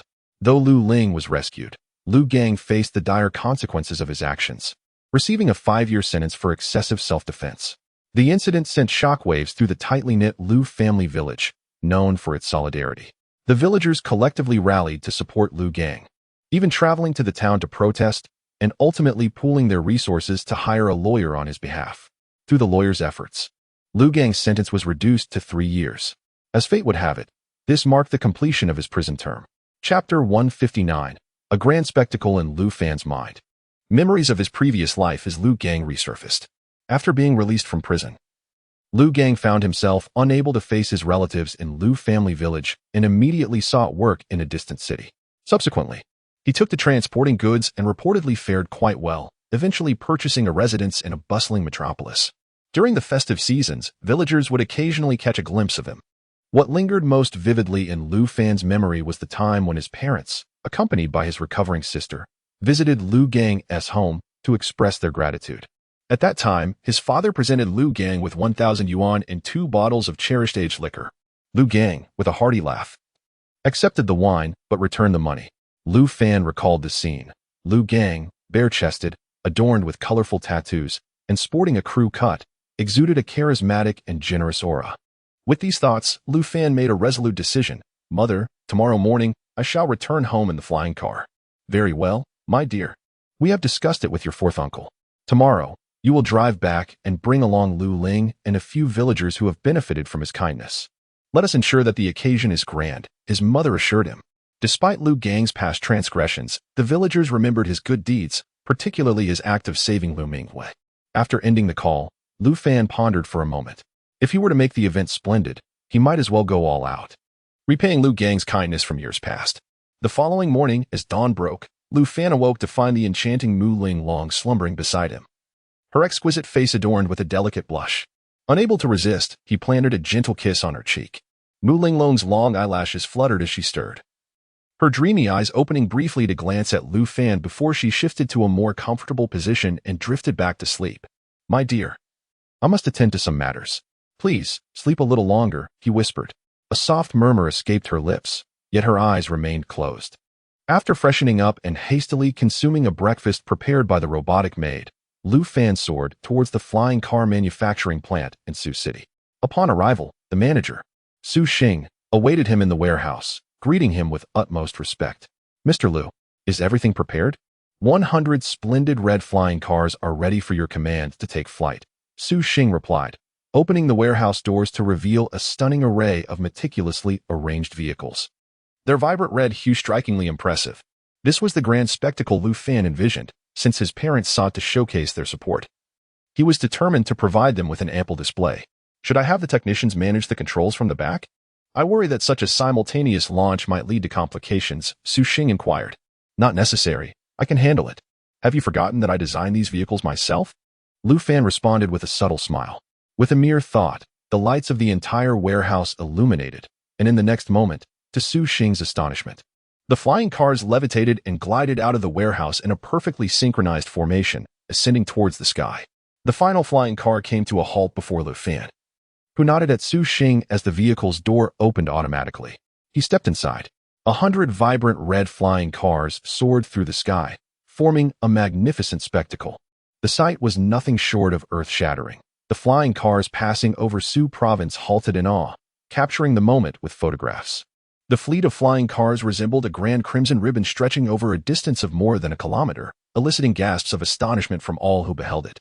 Speculation ran rampant. Surely this must be the extravagant wedding procession of some affluent individual. Who else would orchestrate such a lavish display of 100 flying cars in identical hues? Ultimately, the opulent convoy of flying cars glided towards a small village in Huizhou Province, hovering above Lu family village. The villagers below were left utterly astounded.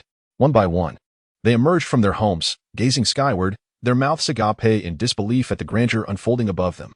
Heavens! So many flying cars! What on earth is happening? Why are these flying cars hovering right above us?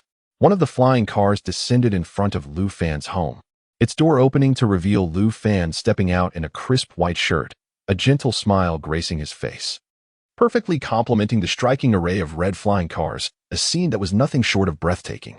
Woof, woof. A large golden dog bounded towards Lu Fan, playfully nudging his pant leg with its head. Jean Z, you've changed remarkably. I hope you haven't been causing trouble for the village's female dogs lately. Lu Fan chuckled, affectionately ruffling Jean Z's fur. After receiving a gene-enhancing injection, Jean Z had undergone a remarkable transformation. Once an aging dog nearing the end of its days, it now radiated vitality with a coat of shimmering golden fur and eyes brimming with intelligence. Jean Z looked up at Lu Fan, its expression awkwardly shaking its head. If an outsider were to witness such a display, they would surely be taken aback. Brother. Lu Mingwei, clad in her pajamas, rushed over in astonishment, followed closely by Lu Fan's parents. What is going on? Why are there so many flying cars? Well, didn't our mother say she wanted a grand event? Is this grand enough? Xiao Fan, are you saying you arranged all these flying cars? This is beyond extravagant. Lu Qishan exclaimed, his eyes wide with disbelief as he gazed at the breathtaking spectacle of crimson flying cars above. Indeed, Xiao Fan. How much did this cost? Isn't this a bit over the top? Don't worry, Mom and Dad. Your daughter-in-law is a big boss. And you know she has a good relationship with the owner of the flying cars. We often drink together. I merely borrowed these vehicles for a brief period. They will be returned afterward and sold again, costing me not a single dime. Upon hearing Lu Fan's explanation, Lu Qingshan and Liao Hohat breathed a sigh of relief, having feared that their son had spent a fortune to impress others with such an extravagant display. Xiao Fan, having so many cars is unnecessary. We are only a few people here. After all, Lu Gang is the younger generation. We can't expect the elders to go out to greet him. Father, please inform Uncle C and the others. Anyone in Lu family village who is free can join us, as if embarking on a leisurely outing. With so many vehicles, the entire village can easily be accommodated. But what if we dirty the cars, Xiao Fan? Lu Qingshan was clearly intrigued. This was a splendid opportunity for prestige. Father, have you forgotten that the car is equipped with an intelligent cleaning robot? The robot will ensure everything is spotless. Moreover, each vehicle is thoroughly cleaned before sale. Upon hearing this, Lu Qingshan felt an immediate sense of relief and began calling for people in the village. Brother, how could such a lively scene be complete without me? I'll just freshen up a bit. You must wait for me. Lu Mingwei turned and dashed back to the courtyard, while Lu Fan's gaze began to survey his ancestral home. Chapter 160. No one can take what belongs to me. The courtyard of the family home had evidently undergone a recent transformation. With a newly constructed carport made of colorful steel sheets, likely crafted by the parents to shelter their cherished flying car. Several amenities within the house had also been replaced. A request made by Lu Fan himself, for the sake of Mu Ling Long, who occasionally stayed over. The previous state of disrepair was unbecoming for his parents. Before long, the villagers gathered en masse before Lu Fan's home, having heard that this grand event was organized specifically to welcome Lu Gang. His parents expressed their heartfelt gratitude towards him. Uncle 17, there's no need for formality. Although Lu Gang is now imprisoned, he remains a hero in Lu family village. We are here to celebrate the triumphant return of a hero. That's right, Lu Fan affirmed. Regardless of what others may say, our family will forever be grateful. For it was Lu Gang who saved my sister Ling dressed in formal attire. Uncle 4 vocally supported Lu Fan. Standing beside him was a young woman exuding an air of scholarly grace. She was Lu Ling, rescued by Lu Gang 3 years prior and a distant cousin of Lu Fan. Witnessing the villagers' unwavering support for their incarcerated son, Lu Gang's parents were moved to tears. The injustice of their son's situation weighed heavily on them. He had acted nobly to save another, yet due to a moment of intoxication and a heavy hand, he had been condemned to 3 years of imprisonment, 3 precious years of youth lost. You may all choose any vehicle you fancy, Lu Fan called out. As the flying cars descended gracefully, their scissor doors lifting to reveal opulent interiors. The villagers eagerly boarded the flying cars, their enthusiasm akin to that of a festive celebration. Hey, you old six, what are you doing boarding the car? You're a senior. A villager scolded, pointing at a middle-aged man climbing into a vehicle, Lu Fan's elder relative. Uncle 6, what of seniority? I merely wish to take a little excursion, he retorted, prompting several other elders to join him in the vehicles. Mom and Dad, please drive to town and purchase some food. We are hosting a welcoming feast for the entire village at noon, and we need to invite Old Nine to preside over it, Lu Fan instructed, handing his mother a neatly bundled stack of 100 yuan bills. Liao Hohat, momentarily taken aback by the sum, glanced uncertainly at Lu Qingshan for guidance. Let us proceed as Lu Fan suggested. Gather some women who can cook and start preparing. We'll need several large pots of dishes and I'll buy some ready-made delicacies as well, Lu Qingshan replied, aware that with most of the village's youth away, the expenses would be manageable. Dressed in her new attire, Lu Minghua squeezed into Lu Fan's vehicle. As 100 flying cars ascended once more, the splendid sight left many who remained on the ground feeling a pang of regret. With her phone in hand, Lu Minghua leaned against the window to capture the moment, eager to share such a grand occasion on social media. Brother, will you and sister-in-law be coming home for the new year this year? She inquired excitedly, having posted several updates on her social media. This year, I shall not return. My brother has purchased a residence in the bustling metropolis, and you should spend the new year with our parents there. Ah, to the metropolis? I am indeed looking forward to it. However, our parents have grown accustomed to rural life, and I fear they may find it overwhelming to adapt to such a vast city. Hiki. My home is quite different. You will understand when you visit. Furthermore, during the new year, our parents need to meet with Linglong's parents to discuss our engagement. Wow, brother. You are getting engaged already? Time certainly flies. Nevertheless, with such a beautiful fiancée, it is wise to secure the marriage certificate promptly. Haraha. Rest assured, no one can take what is mine. Lu Fan gazed at his sister's charming demeanor, unable to suppress his laughter, while memories of her tragic past occasionally flickered in his mind, fueling his desire to eliminate all uncertainties. Has your money run out, Xiaoya? I will transfer another 100,000 to you. Keep it safe and spend it gradually. Lu Fan took out his phone and transferred the sum to her Alipay account.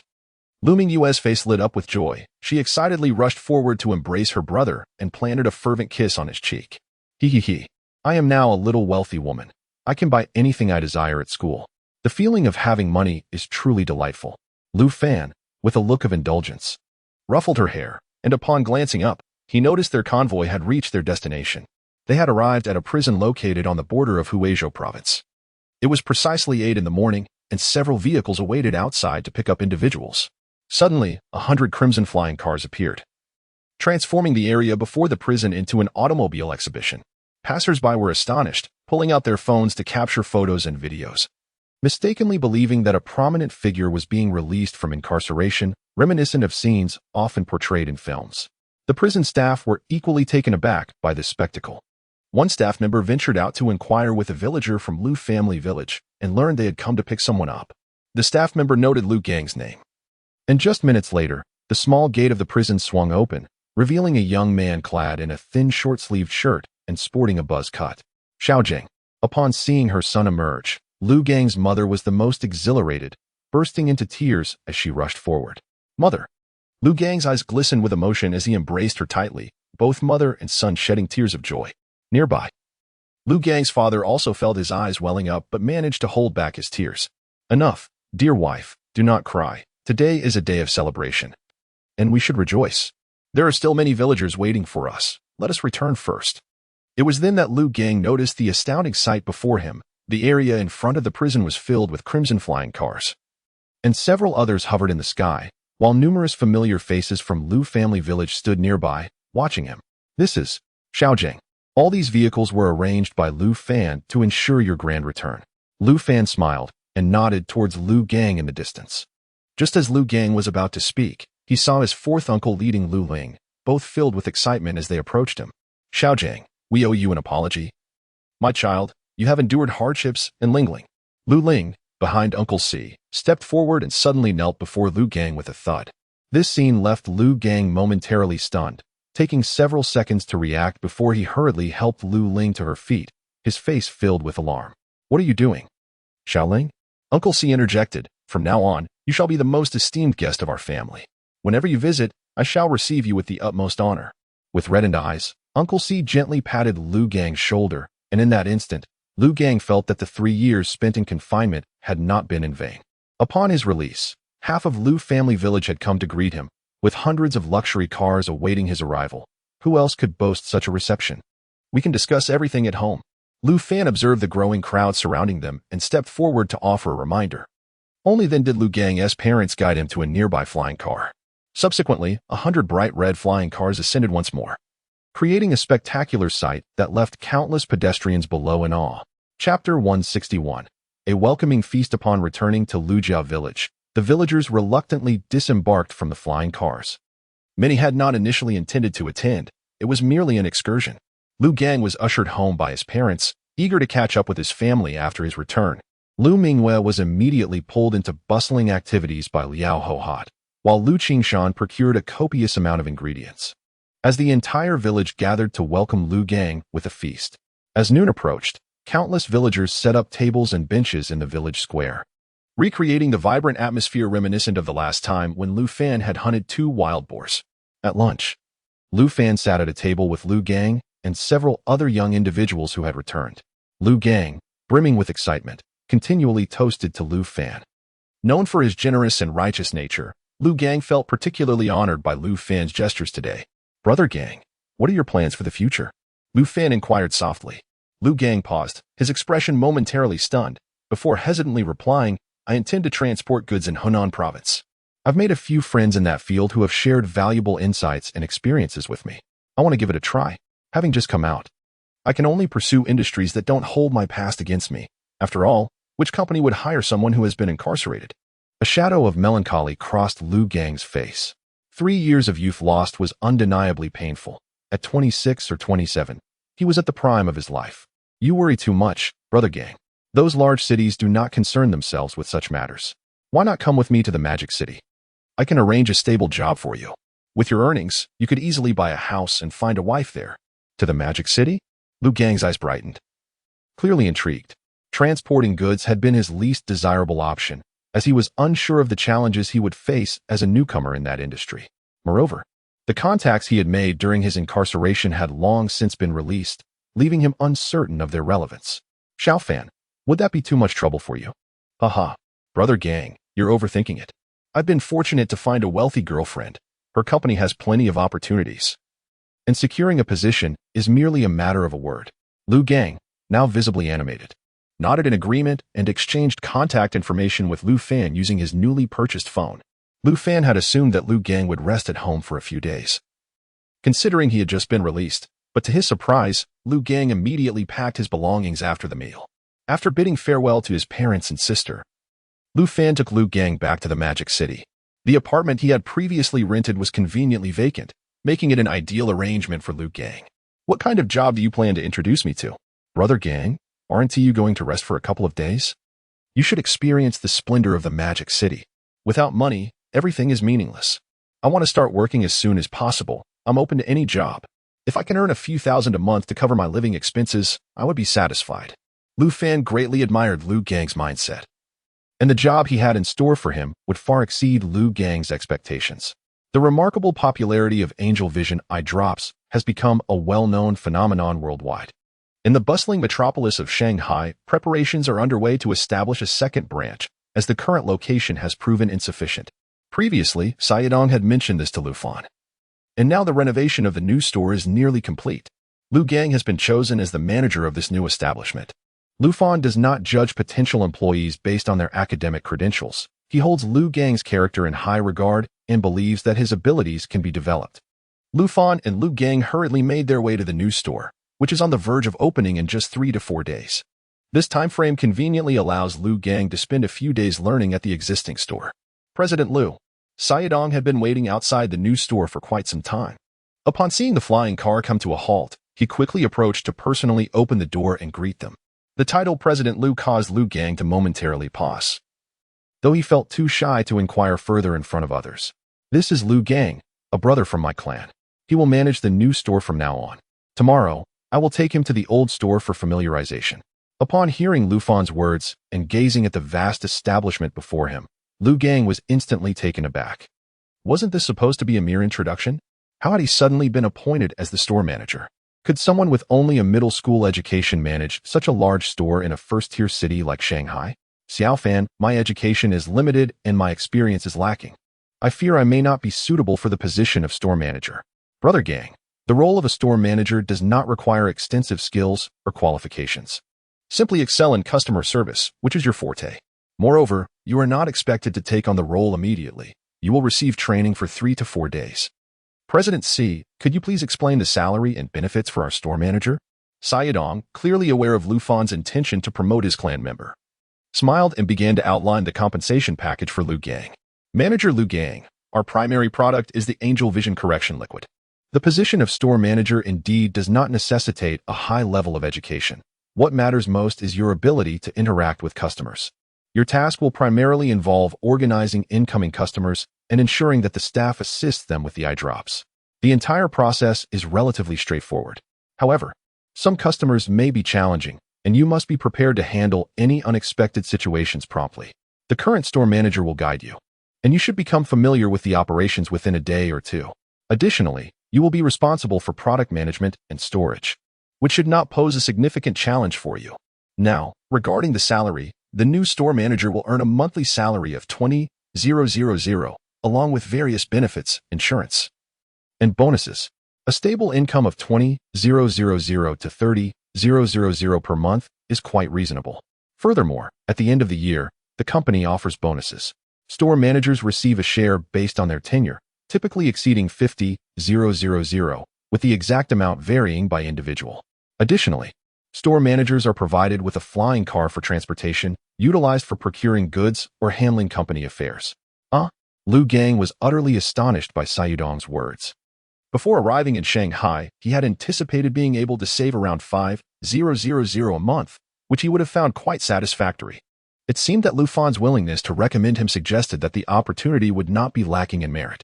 However, no matter how hard he racked his brain, he could not dare to imagine that a low-educated individual, freshly released from prison, could instantaneously transform into an urban elite in the bustling metropolis. Brother Gang, this is the treatment for a store manager. The longer your tenure, the greater the rewards. Therefore, as long as you persevere, purchasing a home in this city is not an unattainable dream. Xiao Fan, is this treatment truly so generous? Are you certain I am capable of this? Lu Gang's face flushed with excitement, his expression tinged with disbelief. It felt as if money had fallen from the sky, striking him directly on the head. Rest assured, Brother Gang, this task is quite simple. You will understand everything after familiarizing yourself tomorrow. Chapter 162. Return my 30 million. As dusk approached, Lu Fan led Lu Gang to a bustling seafood stall. The two brothers indulged in seafood barbecue while sipping on light beer, marking Lu Fan's warm welcome to the vibrant metropolis on his first day there. After satisfying their appetites, they returned to the estate, where only the lights illuminated the surroundings. Mu Linglong had retreated to her own home, unable to bear the thought of staying overnight at Lu Fan's due to her modesty. Lying in bed, Lu Fan closed his eyes and contemplated the image of Xiaoye in his mind. The development on Venus had finally gained momentum, with the vast military factories providing robust support for his interstellar plans. The framework of a medium-sized spaceship had already been constructed, and once the vessel was completed, it would herald the commencement of his interstellar voyages. At that point, the resources of the entire galaxy would be at his disposal, and the spaceship would be equipped with a space jump device, significantly reducing travel time to any celestial body. His mind brimmed with the countless resource-rich planets within the galaxy, far surpassing those of Blue Star. This was precisely why he had set his sights on the cosmos, compared to the planets in the galaxy. Blue Star felt diminutive and woefully lacking in resources. A WeChat message jolted Lu Fan from his reverie. Upon glancing at his phone, he discovered it was from Rong Qianqian. Brother Lu Fan, today is my birthday. I wish to invite you, but I fear it may affect your relationship with your girlfriend. I'm at the club with a few friends and classmates. If you're in the capital, could you come? The delicate and exquisite visage of Rong Qianqian appeared in Lu Fan's thoughts. He genuinely liked the girl, but merely as a fondness, devoid of any romantic inclinations. However, considering it was her birthday, he deemed it appropriate to attend, as their interactions had been pleasant. With that thought, Lu Fan promptly rose, donned his attire, and equipped himself with his battle armor before soaring into the night sky. Rong Qianqian's birthday celebration was set at the Golden Dragon Club, a venue where she need not worry about overindulging in drinks. In the upper echelons of the capital's elite, who would dare to cause a ruckus? Moreover, entry to the club was exclusive, as it operated on a membership basis. Lu Fan descended before the entrance, armed with a membership card gifted by Wang Xiaotian, only to find Rong Qianqian waiting for him at the door. Brother Lu Fan. She seemed unfazed by his sudden arrival from the skies, well aware of his capabilities. Haha, happy birthday. Lu Fan conjured a crimson box and presented it to Rong Qianqian, blocking her from lunging toward him. Oh, Brother Lu Fan, you prepared a gift for me? She expressed mild disappointment at his gesture, but her exquisite face lit up with surprise upon seeing the present. You can keep the gift for now. Let us unveil it later. Also, tonight, My guests include some classmates and friends, as well as a rather clingy individual. Lu Fan, my dear brother, I sincerely hope you can play the role of my boyfriend tonight. Otherwise, I shall be tormented by those pesky leeches. Rong Chanqian, with her big, innocent eyes, gazed up at Lu Fan with eager anticipation. With a smile, Lu Fan nodded in agreement, given that she had come all this way. Such a minor request was one he could certainly accommodate. Hiki, I knew my brother Lu Fan would never let me down. Rong Chanqian's face instantly lit up with joy as she linked her arm with Lu Fan's, and they made their way to the club. Lu Fan, with a casual flick of his hand, made the gift box he had been holding vanish once more. As they entered the grand hall, they unexpectedly encountered a familiar face. Lu Fan narrowed his eyes and came to an abrupt halt. The other party, upon noticing Lu Fan, momentarily froze before glaring at him with malice. At that moment, Li Qing cursed his misfortune inwardly. He had arranged to meet the campus belle he had pursued for quite some time. To impress her, he had deliberately chosen the Golden Dragon Club, eager to showcase his prowess. He even had a box of condoms tucked away in his pocket, ready to display his charms tonight. However, just as they finished their meal and stepped out to settle the bill, they ran into the last person Li Cheng wished to see. He felt a mix of hatred and fear towards Lu Fan, whose unpredictable methods sent chills down his spine. The enmity between them was palpable, especially after the last incident where he had nearly met his end at Lu Fan's hands. Had it not been for his father's intervention, he would still be languishing in a hospital bed, barely clinging to life. Later, his father had gravely advised him to steer clear of Lu Fan. Otherwise, if such an incident were to recur, he would have no face to plead with his father once more. Li Cheng, when will you repay the 30 million you owe me? Lu Fan inquired with a smile. Recalling their previous discussion where he had agreed to help Li Cheng only after the latter promised him $1 million. Yet, to this day, not a single cent had been received. Lu Fan's debts were not to be disregarded. Li Cheng exploded with rage upon hearing this. He had nearly lost his life in the hospital, and yet this fellow dared to demand money from him. When did I ever owe you 30 million? Are you out of your mind? It seemed necessary to remind Li Cheng of their last encounter. Had it not been for his father pleading with Lu Fan, he would never have intervened. But you mentioned $1 million last time, didn't you? How did it suddenly escalate to 30 million? Ah, it appears you haven't forgotten. My apologies, but interest has risen to 30 million now. Every cent must be accounted for. Lu Fan's expression turned icy as his gaze lingered for a moment on the attractive girl behind Li Cheng, realizing that the latter had plans for the evening. 30 million? Why don't you just rob a bank? Li Cheng's expression soured, and he felt an overwhelming urge to take down Lu Fan. If only he were capable of besting him in a fight. Isn't that exactly what I'm doing? 30 million. Every single cent matters. You should consider your own safety. Be careful not to fall off a bridge and injure yourself again. What? Li Cheng's eyes widened in an instant. Recalling the last time he had been driving when he inexplicably crashed into the bridge, nearly losing his life. When rescuers arrived, yet another unforeseen incident caused him to fall once more.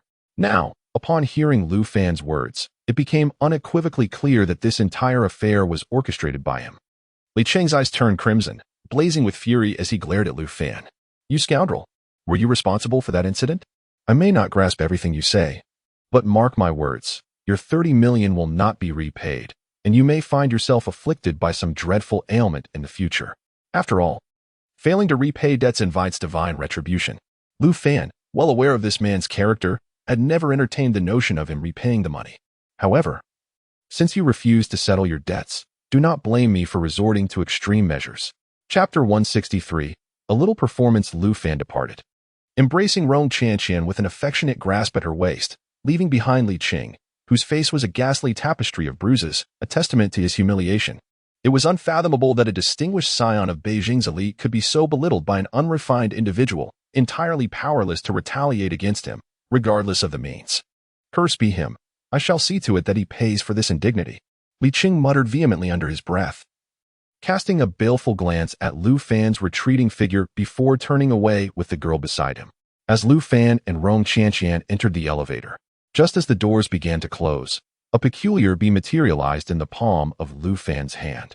With a cold smirk, he glanced back at the distant silhouette of Li Cheng, and in that fleeting moment, the bee darted towards him. Rong Chanqian, a witness to this curious spectacle, could not contain her inquisitiveness. Brother Lu Fan, what was that just now? She inquired, her eyes wide with wonder. Hee, that bee is a miniature intelligent robot. It will follow Li Cheng and deliver a little sting, Lu Fan explained. Its stinger is infused with a biochemical gene virus, which will swiftly permeate his system, obliterating his male hormones. What? What will happen to Li Cheng? Rong Chanqian's eyes grew round with naive curiosity. Higi, when a man's masculine hormones vanish, what do you think he will become? Did your college biology teacher not enlighten you? Lu Fan teased. Rong Chanqian's eyes widened further, a flicker of extreme astonishment crossing her features. Brother Lu Fan, are you saying he will turn into a sissy? Ha ha ha. Not merely a sissy, first and foremost. He will find himself unable to engage with the enchanting lady he has tonight. Upon entering his room, he will discover he cannot stand. In a couple of days, he will begin to feel repulsion towards the opposite sex, and soon his beard will gradually cease to grow, rendering him increasingly effeminate. If his character lacks resilience, within a mere fortnight, a homosexual will emerge among the elite scions of Beijing. At that point, do remind your brother and Wang Xiaotian to be wary of falling prey to him. Homosexual? The expression on Rong Chanqian's face transformed into one of sheer delight. Unable to suppress her giggles. Brother Lu Fan, you are so wicked. Yet, why does it feel so satisfying? She laughed, clutching Lu Fan's arm, her body quivering with mirth, completely unfazed by their intimate proximity. As the elevator doors opened, Rong Chanqian eagerly pulled Lu Fan into an opulent private room. The space was already bustling with guests, over 20 young men and women filling the lavish setting. Lu Fan spotted a familiar face among them. It was Qin Fei, who had previously accompanied Rong Chanqian to the magical city. She smiled and nodded at him, and he reciprocated with a grin. Upon witnessing the affectionate connection between Lu Fan and Rong Chanqian, the expressions of several young men in the room darkened instantly. Wow, Chanqian, who is this handsome gentleman? A girl inquired, her eyes gleaming with curiosity as she grasped Rong Chanqian's hand, her gaze lingering on Lu Fan. Allow me to introduce, this is my boyfriend, Lu Fan. Rong Chanqian dropped a remark and then pulled Lu Fan to sit down, even adding an extra chair due to insufficient seating. It seemed rather disrespectful for a friend to arrive so late. After all, he was supposed to be Chanqian's boyfriend. Is this how a boyfriend behaves? A slender young man with captivating peach blossom eyes glared at Lu Fan, clearly displeased. He was quite handsome but had a rather effeminate demeanor. Humph. So what if my boyfriend is late due to work? What does that have to do with you, Zhang Li Yuan? Ah, so it was work-related. That was understandable. As diligent individuals of the new era, earning a living is no easy feat. However, arriving late still warranted a penalty drink according to the rules. Zhang Li Yuan, having made his point, promptly produced an open bottle of manhwa and placed it on the table in front of Lu Fan. You're saying it's a penalty drink? So it is, Lu Fan replied with a smile, gently holding Rong Chanqian's small hand to signal her to remain silent. He cast a glance at the young man opposite him, his expression unchanged. I did indeed arrive late, so I shall adhere to the rules and take a bottle as a penalty. However, since I have the fortune to share this table with everyone today, as Chanqian's boyfriend, I will seize this opportunity to perform a little act for everyone's amusement. Lu Fan's words captured the attention of over 20 individuals, particularly brightening Rong Chanqian's eyes as she immediately took out her phone. Although she was unsure of what Lu Fan was about to do, she was confident that any performance he mentioned would surely be stunning. With graceful poise, Lu Fan leaned against his chair, lightly tapping the table with one hand. In the next moment, a stream of liquor erupted from the mouth of the manhwa bottle before him, twisting and curling in the air like the tentacles of an octopus. The bizarre spectacle left everyone in the private room momentarily stunned as the swirling stream of liquor darted around the large table, elongating to over 10 meters before suddenly diving into Lu Fan's mouth. The seemingly endless stream vanished as he swallowed it whole, leaving him to burp, the rich aroma of the fragrant liquor wafting through the air. I hope you enjoy my humble display. It was only at this point that the surrounding youths began to react, their eyes widening in astonishment as they surveyed Lu Fan. Particularly, one girl seated nearby reached for the empty manhwa bottle on the table to inspect it. Wow, it's empty. How incredible. If I hadn't seen it with my own eyes, I would have thought you and Zhang Li Yuan were just playing a prank to entertain us. The empty bottle of manhwa circulated among the crowd, each person examining it with expressions of disbelief, including Zhang Li Yuan, who had initially opened the bottle but seemed unable to discern any trickery. Humph, just an illusion, nothing remarkable. Have you never experienced such fine liquor in your impoverished life? You just downed a bottle worth 3,000. Zhang Li Yuan's mocking comment instantly provoked Rong Chanqian's ire. Close your foul mouth, Zhang Li Yuan. Your family's wealth hardly qualifies as substantial in this gathering, yet you strut around as if you're the highest among us. My boyfriend's company works harder in a month than your entire family does in a lifetime. How dare you mock him? Upon hearing the disdain from the goddess he admired, Zhang Liyuan felt a surge of indignation. Qianqian, your naive heart should not be easily deceived. My family boasts a total market value exceeding 1 billion. What company can earn 10 billion in a month? Are there such companies in our dragon country? That reflects your ignorance. The Angel Vision Correction liquid was invented by my boyfriend. In a mere month, he achieves what you could only dream of. What? Rong Qianqian's words instantly shocked the crowd, leaving everyone incredulous as they glanced at Lu Fan, who remained composed beside her. To be honest, Lu Fan held a deep disdain for such juvenile antics.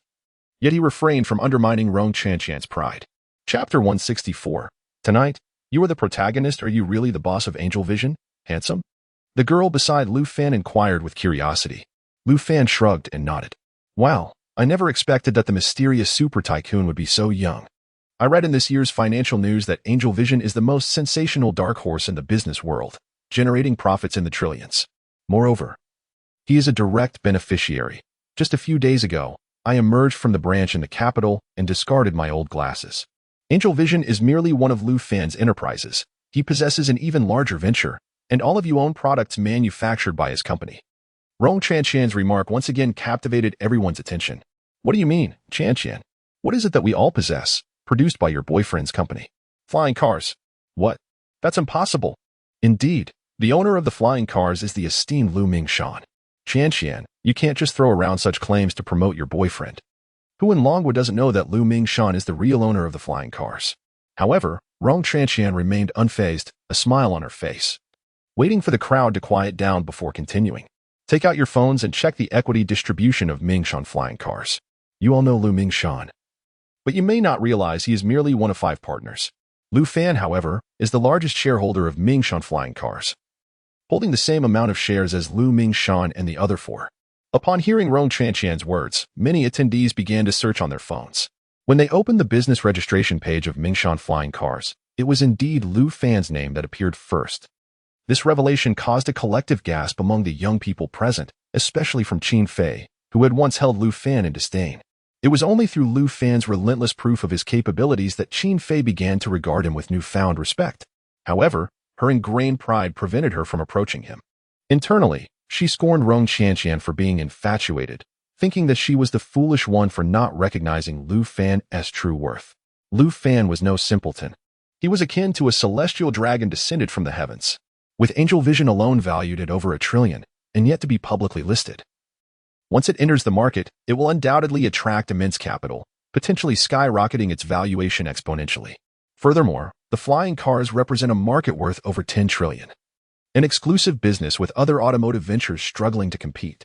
These 2 products are the greatest dark horses of Longwood this year, embodying the 2 most formidable myths in the nation's economic landscape. The architect of these myths is, astonishingly, such a youthful man, prompting Qin Fei to feel a profound sense of regret. Is there anyone in Longwood more extraordinary than Lu Fan? She searched her mind for notable figures, but found none who could rival him. Today is Qianqian's birthday. Boasting about these achievements seems rather pointless. Happy birthday, Qianqian. Lu Fan gently waved his hand over the table, and instantly, a large crimson box measuring over 20 centimeters appeared before them. Wow, how did you conjure that? The girl beside Lu Fan observed closely, realizing that such a large box had no place to be hidden on his person.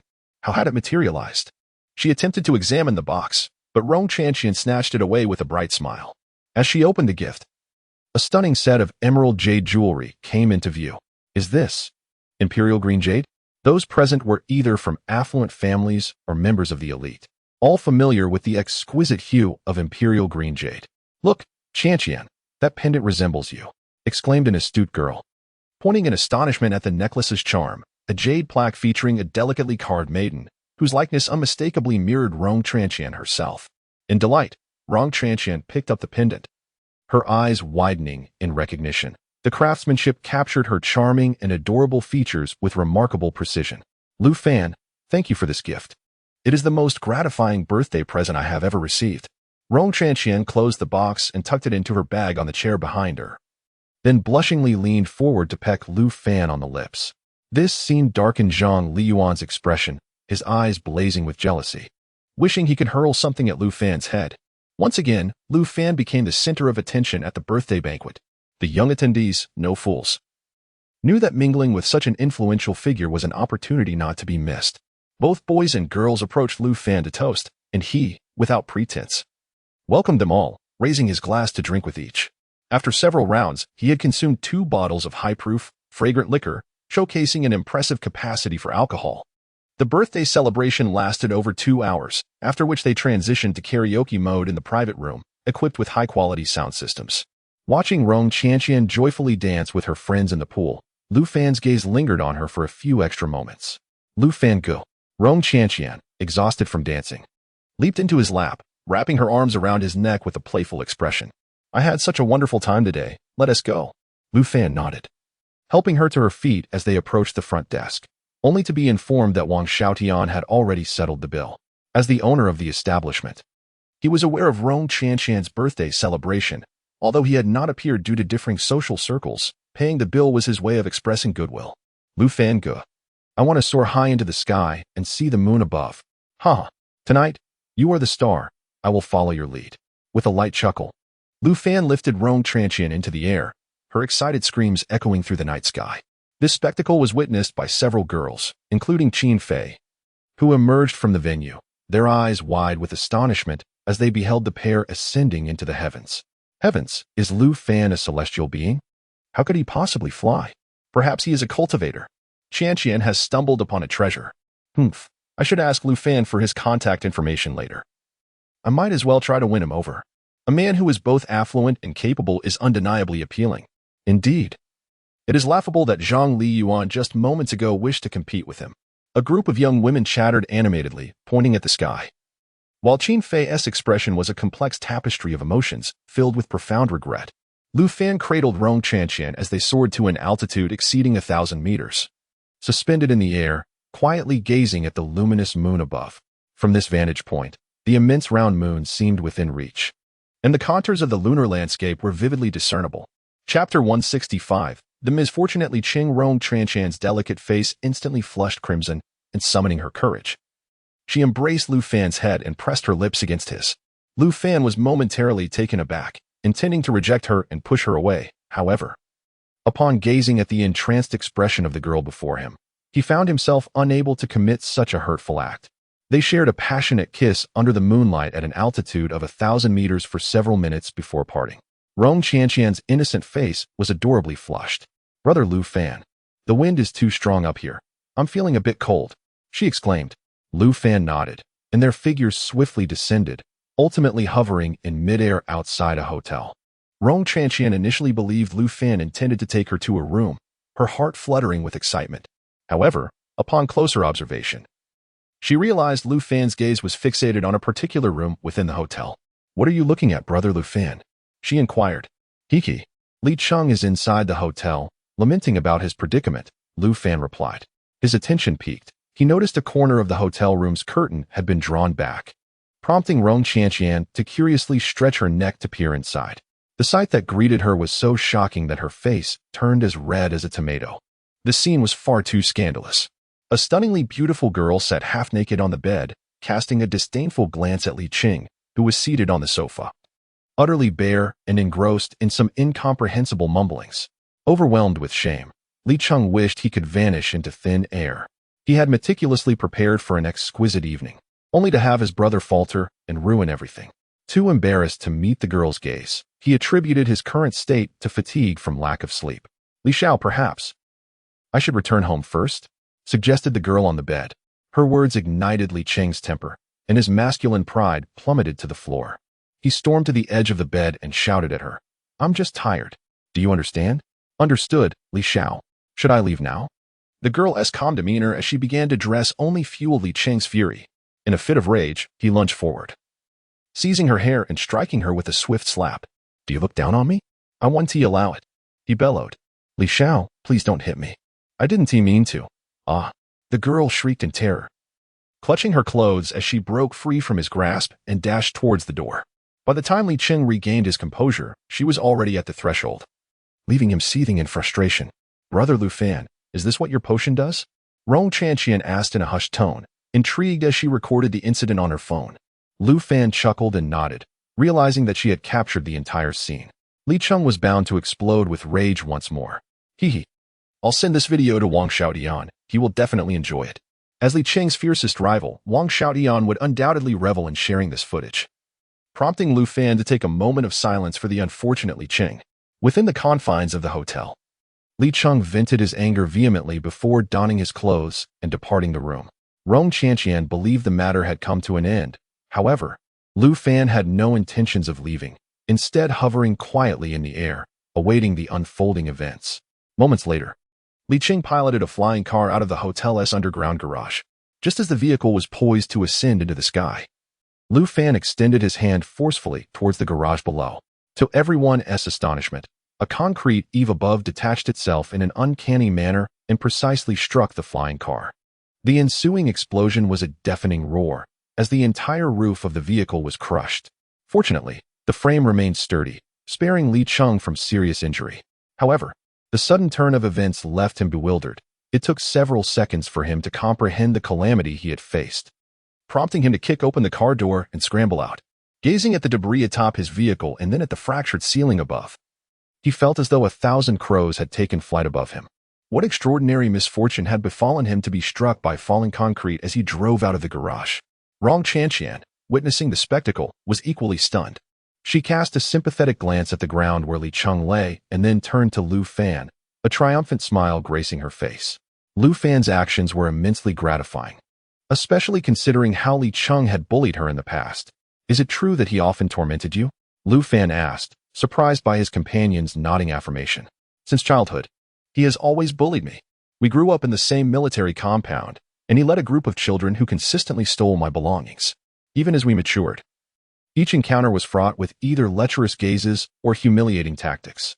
He has no idea of the extent of his cruelty. A cold smile crept across Lu Fan's face. Then let me avenge you once more.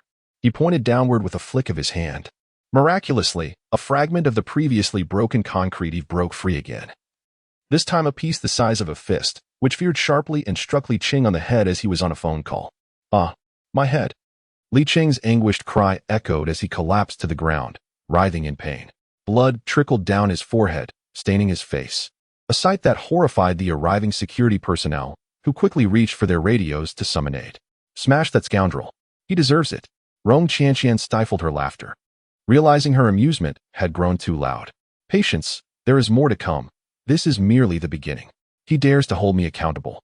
I possess ample means to deal with him, Lu Fan declared with a chilling grin. He cradled Rong Chanqian and ascended to the rooftop of a nearby building, observing the agony of Li Cheng below. Approximately 10 minutes later, an ambulance arrived at the hotel entrance. Medical personnel swiftly attended to Li Cheng, administering basic first aid before placing him on a stretcher and loading him into the ambulance. On the rooftop, Lu Fan observed the scene with a cold smirk, extending his hand downward with a firm grasp. Rong Chanqian beside him widened her eyes in astonishment. Suddenly, the stretcher that was about to be loaded into the vehicle tilted, causing Li Cheng, who was already injured, to tumble from the stretcher and crash onto the ground. His head struck the concrete with a heavy thud, rendering him unconscious. This startling turn of events left the medical personnel in a state of panic as they scrambled to lift Li Cheng back onto the stretcher and into the ambulance. After a brief period of rudimentary treatment, Li Cheng finally regained consciousness, the familiar scene and the DJ view of his previous accident flooding back to him. Heaven above, are you truly intent on bringing about my demise? Chapter 166, The Rebirth of the Comet. Ha ha ha. That rascal Li Cheng has been knocked unconscious. Oh my. It's utterly hilarious. Rong Chanqian clung to Lu Fan's arm, unable to contain her laughter, tears streaming down her cheeks. Meanwhile, Lu Fan gazed expressionlessly at the departing ambulance, lifting Rong Chanqian's delicate form and soaring into the air once more. The ambulance, sirens wailing, maneuvered through the streets, with passing vehicles yielding to its path. As it approached a square, an enormous stone sphere inexplicably began to roll directly onto the road. Just as the ambulance made a turn, the stone halted precisely in front of it. The vehicle, accelerating after the turn, had no time to react and collided with the stone without hesitation. Boom. The front of the ambulance crumpled, the immense inertia sending it skidding sideways. The rear doors flung open, and a stretcher was propelled outward. Along with a man who screamed in agony, Li Qing soared through the air for several meters, tumbling across the concrete before finally coming to a halt. Utterly dazed by the sudden turn of events. "Ah, my face, you bastards, you wretched fools." Enraged, Li Qing bellowed, blood splattered across his face. After a few shouts, his head tilted, and he succumbed to unconsciousness once more. The medical personnel were shaken, yet unscathed. Their expressions peculiar as they rushed toward the flung Li Qing. To be so unfortunate seemed unprecedented. They had never witnessed such bizarre occurrences in their capacity as emergency responders. Prior to this, the incident of Li Qing's head being struck had already been peculiar enough. He had been a good 2 or 3 meters away from the roof's edge. Could the falling stone have been blown askew by the wind, fortuitously striking him? Then there was the matter of him being loaded onto the ambulance, only to tumble again, and now colliding with an errant stone sphere. Such misfortune was indeed rare. As the crowd busied themselves, transferring Li Qing to another ambulance for his journey to the hospital, the stretcher once again lost control and veered onto the hospital road, colliding with a private vehicle that had just made a turn. Despite the driver's quick reflexes and slamming on the brakes, the car struck the runaway stretcher. Thus, the unfortunate Li Qing was flung into the air yet again, landing heavily on the steps. His head collided forcefully with the edge of the stairs, blood gushing forth anew. Dazed from the impact, Li Qing lay on the steps, staring vacantly at the night sky. Perhaps it was an illusion, but he fancied he saw a pair of figures floating above, 2 individuals locked in an embrace. Their faces strikingly familiar. Oh, in light of the calamities he had endured that evening, Li Qing, the young master, could no longer restrain himself and began to weep uncontrollably, his cries echoing with a profound sorrow, leaving onlookers to wonder if he had suffered some grievous betrayal. He, Brother Lu Fan, you are truly mischievous, yet I find myself quite fond of you. It is evident that the joys and sorrows of humanity do not resonate with one another. Rong Qianqian once again laughed to the point of tears. Tonight's experiences have deepened her affection for Lu Fan. Hearing of her plight, Lu Fan's willingness to confront Li Qing on her behalf was a significant act of kindness in her eyes. I had almost forgotten about that scoundrel Li Qing. The moment he dared to prance before me, I vowed that when he resolved his 30 million, I would allow him to reclaim his manhood, provided he could discern my tactics. With tonight's events drawing to a close, Lu Fan escorted Rong Qianqian back to her villa, disappearing into the night sky amidst her reluctant gaze. Just moments ago, Mu Linglong had called him to deliver the news of her grandfather's passing. In his previous life, Mu Linglong's grandfather had passed away about a month before the year's end. However, due to Lu Fan's arrival, many events have veered from their original course. He understood that this exemplified the elusive butterfly effect. His presence has already altered numerous aspects of this world, rendering many occurrences starkly different from his past life. Thus far, the most significant impact has been the advent of flying cars. According to the narrative of his previous life, flying cars only emerged following the arrival of advanced civilizations. Additionally, the technological advancements he provided to the nation have significantly augmented Longwa's national strength. He firmly believes that the current United States would gain no advantage in a confrontation with Longwa. Longwa has directly halted the construction of its aircraft carriers, opting instead to convert them into flying aircraft carriers, which far surpass their maritime counterparts in mobility and defense capabilities. One must ponder what the United States could possibly wield to counter such innovation. Nonetheless, Longwa's official secrecy has been exemplary, keeping the plans for flying aircraft carriers under wraps. Furthermore, Lu Fan has supplied Longwa with gene vascular repair agents, which have now been officially launched in the market. Countless individuals who would have succumbed to cardiovascular diseases have been granted a new lease on life due to this remedy, thereby significantly altering the historical trajectory and amplifying the reach of the butterfly effect. Lu Fan descended upon Mu Linglong's villa and, upon entering, discovered her seated at the edge of the bed, her eyes red and puffy. Lu Fan, upon seeing her beloved enter, Mu Linglong immediately leapt into his embrace. "What troubles you, my dear?" Lu Fan tenderly caressed her hair. "Lu Fan, I could have prevented my grandfather's death. Am I not being a bit too heartless? Foolish girl. This is not your fault. Life and death are fated. Your grandfather's time had come, and no one could have saved him. But I clearly could have. Linglong, do not burden yourself with all the responsibility. This truly has nothing to do with you. When you learned of your grandfather's cancer, you fulfilled your duty as a granddaughter by informing him. It was his disbelief and subsequent harsh words that led to his demise. Just as a doctor cannot save a patient who has resigned themselves to death, After Lu Fan's gentle persuasion, Mu Linglong's expression finally relaxed. However, she was soon distracted by other matters, sniffing intently at Lu Fan with her delicate nose. Wait, Lu Fan, you were just with a girl. Mu Linglong widened her eyes, her expression turning serious as she scrutinized Lu Fan's gaze, hoping to discern something from his eyes. Unfortunately, facing a man who had lived for over 300 years, she believed that no one could detect any anomaly from his expression or gaze. Chapter 167. The Passing of the Elder Mu. Lu Fan, what were you just doing? Facing Mu Linglong's inquiry, Lu Fan felt not the slightest hint of anxiety, but rather an overwhelming warmth. Their fateful connection from a previous life allowed him to relish Mu Linglong's jealous demeanor. Kiki, I was just on a date with a campus beauty from the capital. What? Lu Fan, how dare you? Mu Linglong sprang up, glaring at Lu Fan with indignation. Upon seeing the teasing smile on his face, she realized she had been playfully deceived. You rascal, you're just teasing me, aren't you? Hee. Linglong, do you truly lack confidence in yourself? With such a perfect woman like you, how could I possibly be interested in anyone else? Humph, that is more like it. Mu Linglong's mood brightened instantly at his words. Oh dear, we must hurry to grandfather's funeral. My parents have already gone ahead, and as my boyfriend, you ought to accompany me to show your face. With that, Mu Linglong remembered the pressing matter at hand and pulled Lu Fan outside. The distance to Su province was not far. Within a mere 10 minutes, they arrived at the Mu family ancestral home in their flying car. Though it was already midnight, the Mu residence was brightly lit. A white cloth hung over the entrance, and numerous flying cars were parked outside, with mourners arriving continuously from the skies. Mu Linglong led Lu Fan into the Mu family hall, where a solemn atmosphere permeated the air. However, Lu Fan noticed not a trace of sorrow among the attendees. The late patriarch was known for his sharp tongue and rigid beliefs, exhibiting a severe preference for males over females and treating his descendants with extreme harshness, often resorting to physical reprimands. This behavior had led to a lack of affection from the girls and an exaggerated desire for approval from the boys, who sought greater resources and benefits from him. The body of the elder Mu lay in an ice coffin. He had prepared for his own funeral long ago, even purchasing a mountain to serve as his final resting place.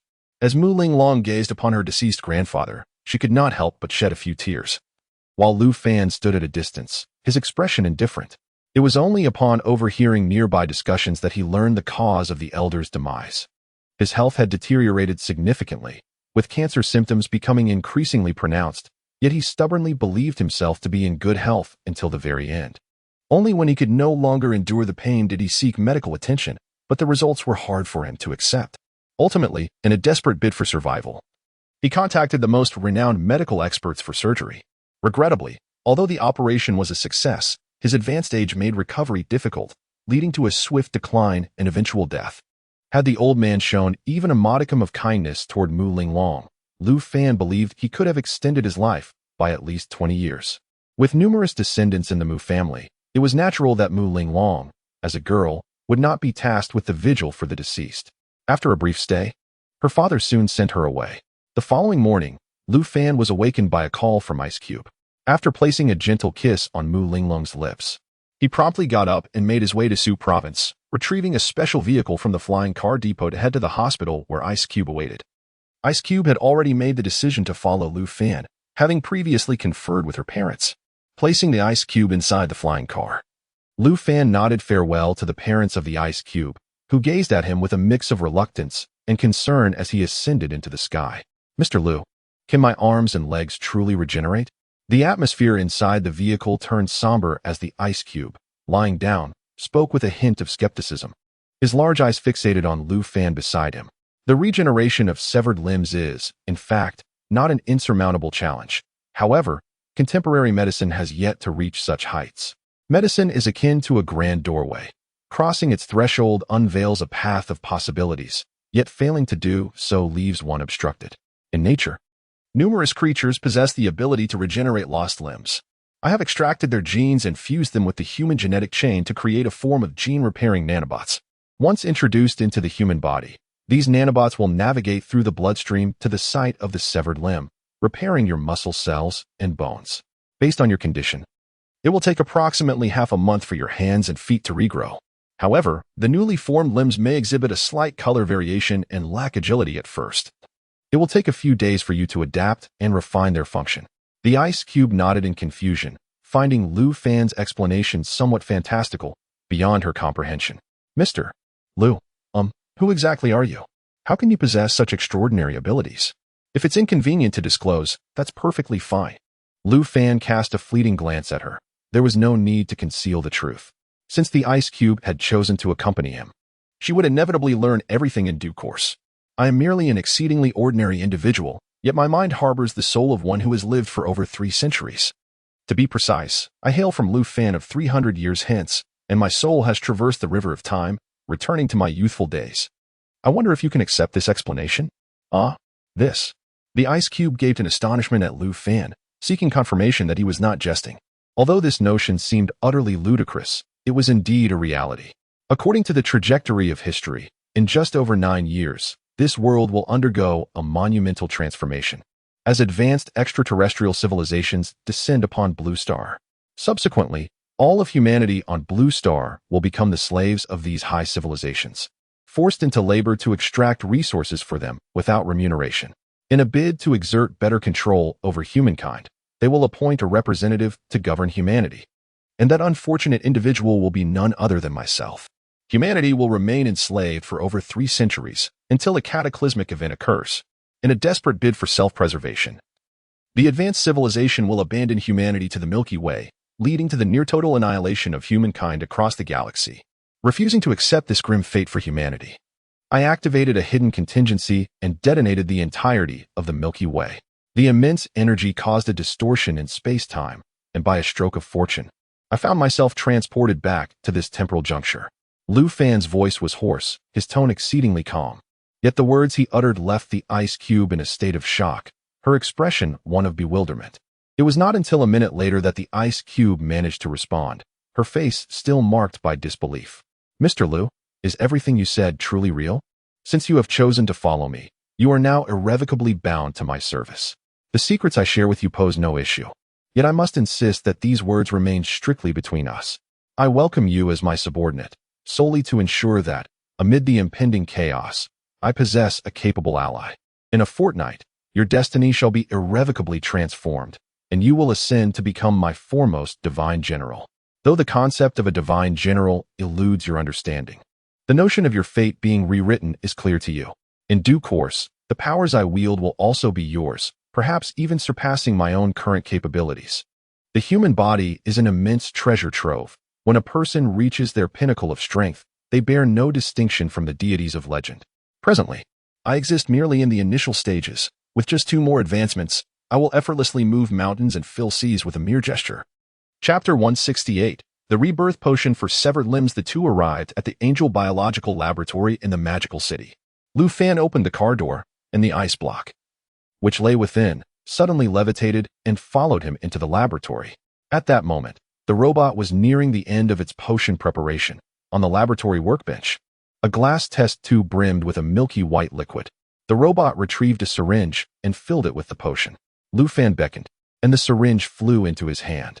In the next moment, as the ice block's expression brimmed with anticipation, Lu Fan rolled up her sleeve and directly plunged the syringe into her arm. As the milky potion gradually disappeared, the ice block's face was filled with hope. The effects 1T manifest immediately. I will first take you to my home to recuperate. Once you have fully recovered, I will assign you a task. Lu Fan stated, and with a flick of his hand, another vial of potion materialized, which he again injected into her arm, leaving the ice block bewildered. Mr. Lu, is this also a potion for the rebirth of severed limbs? She inquired. No, this is a potion that will enhance your strength. It is known as the Gene Enhancement Potion. It will optimize your genes, augmenting your strength, speed, reflexes, and cerebral development, among other attributes. This is merely the first stage of gene evolution. After 3 evolutions, you will essentially be able to achieve flight. Flight. The ice block's eyes sparkled with excitement as images of Lu Fan soaring through the skies filled her mind, her expression shifting to one of exhilaration. I will take you back to my residence. I will arrange for someone to care for you. Tomorrow, you will experience changes in your body. Your strength will surge. But you must learn to adapt gradually. Additionally, 4 hours from now, the areas where your limbs were severed will experience intense itching. You must resist the urge to scratch. as the itching signifies that your limbs are undergoing repair. Once he had conveyed everything, Lu Fan escorted the ice block back into the flying car. A few minutes later, they landed at a sprawling estate in the suburbs. The ice block was astonished, her eyes wide in disbelief at the immense luxury of the mansion before her. Is this the magical city? How could such a colossal house exist here? She gasped. Lu Fan remained silent, guiding the floating ice block to a room on the second floor and arranging for a robot made to care for her around the clock. The funeral for the elder Mr. Mu had concluded after 3 days of busyness, and it was now time for Mu Linglong's birthday. Lu Fan was exceptionally meticulous in his preparations for the goddess's birthday, having arranged gifts and romance. Although he had not grasped the nuances of young girls' romantic inclinations in his previous life, having lived for over 300 years, he understood the essence of the occasion and simply followed along. Due to the mourning period, Mu Linglong's parents did not attend their daughter's birthday celebration, leaving the entire responsibility to Lu Fan. Mu Linglong had only invited a few close relatives and friends, among whom Lu Yuyin and Wang Jia arrived 2 days in advance. As Mu Linglong was occupied with her mourning, Lu Fan welcomed the two and arranged for them to stay at the estate. Lu Fan, is this your residence? Lu Yuyin and Sister Wang stared blankly at the immense estate before them, as well as the distant hillside enclosed within the courtyard. Both were utterly astounded. This residence was deemed an illegal structure, a relic from the tumultuous war period when it was cordoned off, later transformed by foreign builders into living quarters, evolving gradually into its current state. Recently, it was bequeathed to me by the high-ranking members of the Slime family. Although the transfer of ownership cannot be formalized, I am now the nominal owner. As Lu Fan approached the villa's grand entrance, 8 elegantly attired maids awaited him respectfully at the door. Prepare 2 rooms for our guests. As you wish, master. Behind him, Lu Yuyin and Sister Wang exchanged peculiar glances, finding the scene before them reminiscent of a harem orchestrated by a lecherous man. Who else would have 8 young, beautiful maidens in a villa? What man could possibly resist such temptation? Upon entering the living room, Lu Yuyin and Sister Wang were once again taken aback by the vastness of the space. Even those who considered themselves worldly were left in awe of the villa's opulence. Just as they settled onto the sofa, the charming maids promptly served them fruits and seeds. Suddenly, a series of feminine moans emanated from the second floor. Lu Yuyin sat up straight, tilting her head to listen intently. Lu Fan, I always believed you to be a respectable person. Yet it appears you are no different from those other men. Not only do you have 8 beautiful maidens in your home, but you also seem to harbor other women. Have my and Sister Wang's arrival disrupted your perverse indulgence? Perhaps we should take our leave to afford you some privacy. Lu Yuyin shot a disdainful glare at Lu Fan, who remained unfazed, a smile gracing his features. He couldn't be bothered to explain himself. Let her think what she wished. Since you have been welcomed, do as you please. The scenery in this estate is rather pleasant, and there is a racetrack in the backyard. Feel free to ride. If you have questions, consult the 8 maids. I have matters to attend to and shall take my leave. With that, Lu Fan rose and departed. Mr. Lu, Sister Wang stood up anxiously, calling after him. Upon seeing her expression, Lu Fan anticipated her concern. Are you worried about your daughter? She is doing well. In about 20 days, I will return her to you, ensuring she is a healthy, obedient, and well-behaved girl. Thank you, Mr. Lu. Sister Wang shouted toward Lu Fan's vanishing figure, who left without a backward glance. Sister Wang, why express gratitude to such a lecherous scoundrel? Did he not mention that this is merely a transaction? Lu Yuyin mused, reflecting on the priceless item he had taken from Sister Wang. Given his character, he would not have made such a grand promise lightly. He had indeed claimed he would fulfill one wish. I wonder if you would dare to ask to become the Queen of Country Y. Meanwhile, the moans from the second floor grew increasingly pronounced, causing Lu Yuyin's cheeks to flush crimson as she shot a fierce glare in that direction. Mr. Lu has saved our lives, regardless of the circumstances. If I were to perish, how could Xiao Ting survive? As for his behavior, it is a private matter of Mr. Lu, and I possess no authority to intervene. Moreover, Mr. Lu, I believe you should refrain from forming such a visceral judgment of an individual. Often, what our eyes perceive may not reflect the truth. Consider that neither of us lacks charm. If Mr. Lu were truly that kind of person, I suspect neither of us would escape the grasp of his allure. The eyes of a person reveal their truest self, and I discern not a hint of desire in Mr. Lu's gaze. His eyes seem to regard all things with a divine perspective, viewing the world with a serene detachment towards all matters. Chapter 169. The robot maid Lu Yuyin stood frozen in place, reflecting on her encounters with Lu Fan. which indeed aligned with what Sister Wang had described. Being young, beautiful, wealthy, and possessing an exquisite figure and elegance. She found it hard to believe that a lecher would refrain from pursuing her. Sister Wang, though in her 30s, maintained her appearance remarkably well, coupled with her professional demeanor. She epitomized the archetype of a sophisticated goddess. The last time Lu Fan treated Sister Wang, she had removed her top, yet Lu Fan seemed barely to glance at her. His gaze as indifferent as if he were observing a pile of pork. At that moment, a woman clad in a bathrobe appeared at the top of the stairs on the second floor. She appeared quite lovely, yet her demeanor radiated an icy coldness. Curiously, she stood at the stairwell, her hair clinging to her face due to perspiration, and a faint blush on her cheeks evoked inappropriate imagery. Witnessing the woman's current state, Lu Yuyan's temper flared once more. Sister Wang, you still defend that scoundrel? Just look at that girl's condition. We must have hindered her affairs. Sister Wang, equally astonished, gazed at the girl partially visible at the stairway, beginning to doubt her own perceptions. Could it be that Mr. Lu truly harbored a taste for hidden beauties? Just then, the girl took a step forward, revealing her entire form. The expressions of Lu Yuyan and Sister Wang morphed into sheer shock as they realized the girl possessed only one leg and one arm. The stark visibility of her amputated limbs sent a tremor through their delicate frames, eliciting a hint of compassion on their faces. To lose an arm and a leg at such a tender age must have been a devastating blow. Ah, Miss Lu has arrived. I am a patient of Mr. Lu, currently undergoing treatment. If you require anything, you may instruct the robot maid, the girl stated coldly, preparing to depart. Yet, Lu Yuyan, bewildered, called out to her, wait. How do you know me? We shouldn't have met before, should we? I was the one who drove the police away when they came to arrest you and Mu Linglong. You and Miss Mu were hiding at the bottom of the stairs. Miss Lu, it seems you have a selective memory, the girl replied, her expression unchanged. You. I remember now, you are the leader of that special department. But, how did you end up like this? Lu Yuyan exclaimed, her eyes widening in astonishment as the realization dawned upon her. She had indeed seen the girl from a distance before, but could barely recognize her in her current state. The girl, maintaining her impassive demeanor, glanced at Lu Yuyan and Sister Wang, her voice flat as she said, I encountered a bomb during a mission, which resulted in this condition. Please, carry on. With that, she hopped back to her room, leaving Lu Yuyan still reeling from shock at her retreating figure. Lu, who is she? Sister Wang mused. She must be military personnel, belonging to a special national department, wielding considerable authority. Initially, I observed her exuding an air of authority before the police, who seemed utterly intimidated by her accountability. Who would have thought that now? A hint of regret flickered across Lu Yuyan's face. Lu, you must now have faith in Mr. Lu's character, do you not?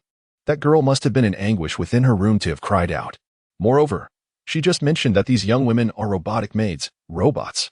Sister Wang rose and approached one of the maids, her keen gaze scrutinizing the figure before her, unveiling the truth. The synthetic skin of these maids bore no pores, and certain areas lacked any trace of color. When Sister Wang reached out to touch one, she was astounded to discover it possessed warmth. However, when she knocked on one maid's arm, it emitted a crisp sound, confirming their robotic nature. Are you truly robots? Lu Yuyan inquired curiously of the maid, who responded with a naturally radiant smile. Indeed, we are all domestic assistant robots produced by our employer's own company. The robot's voice flowed smoothly, devoid of any hint of artificiality. It was only when one robot, presumably low on power, approached an outlet, pulled a seam in its garment, and connected a plug to the socket that the spectacle unfolded. The maid's eyes briefly sparkled before she stood motionless. Lu Yuyan and Sister Wang stared in astonishment. While they had encountered numerous robots before, the current technological exhibitions were replete with intelligent machines.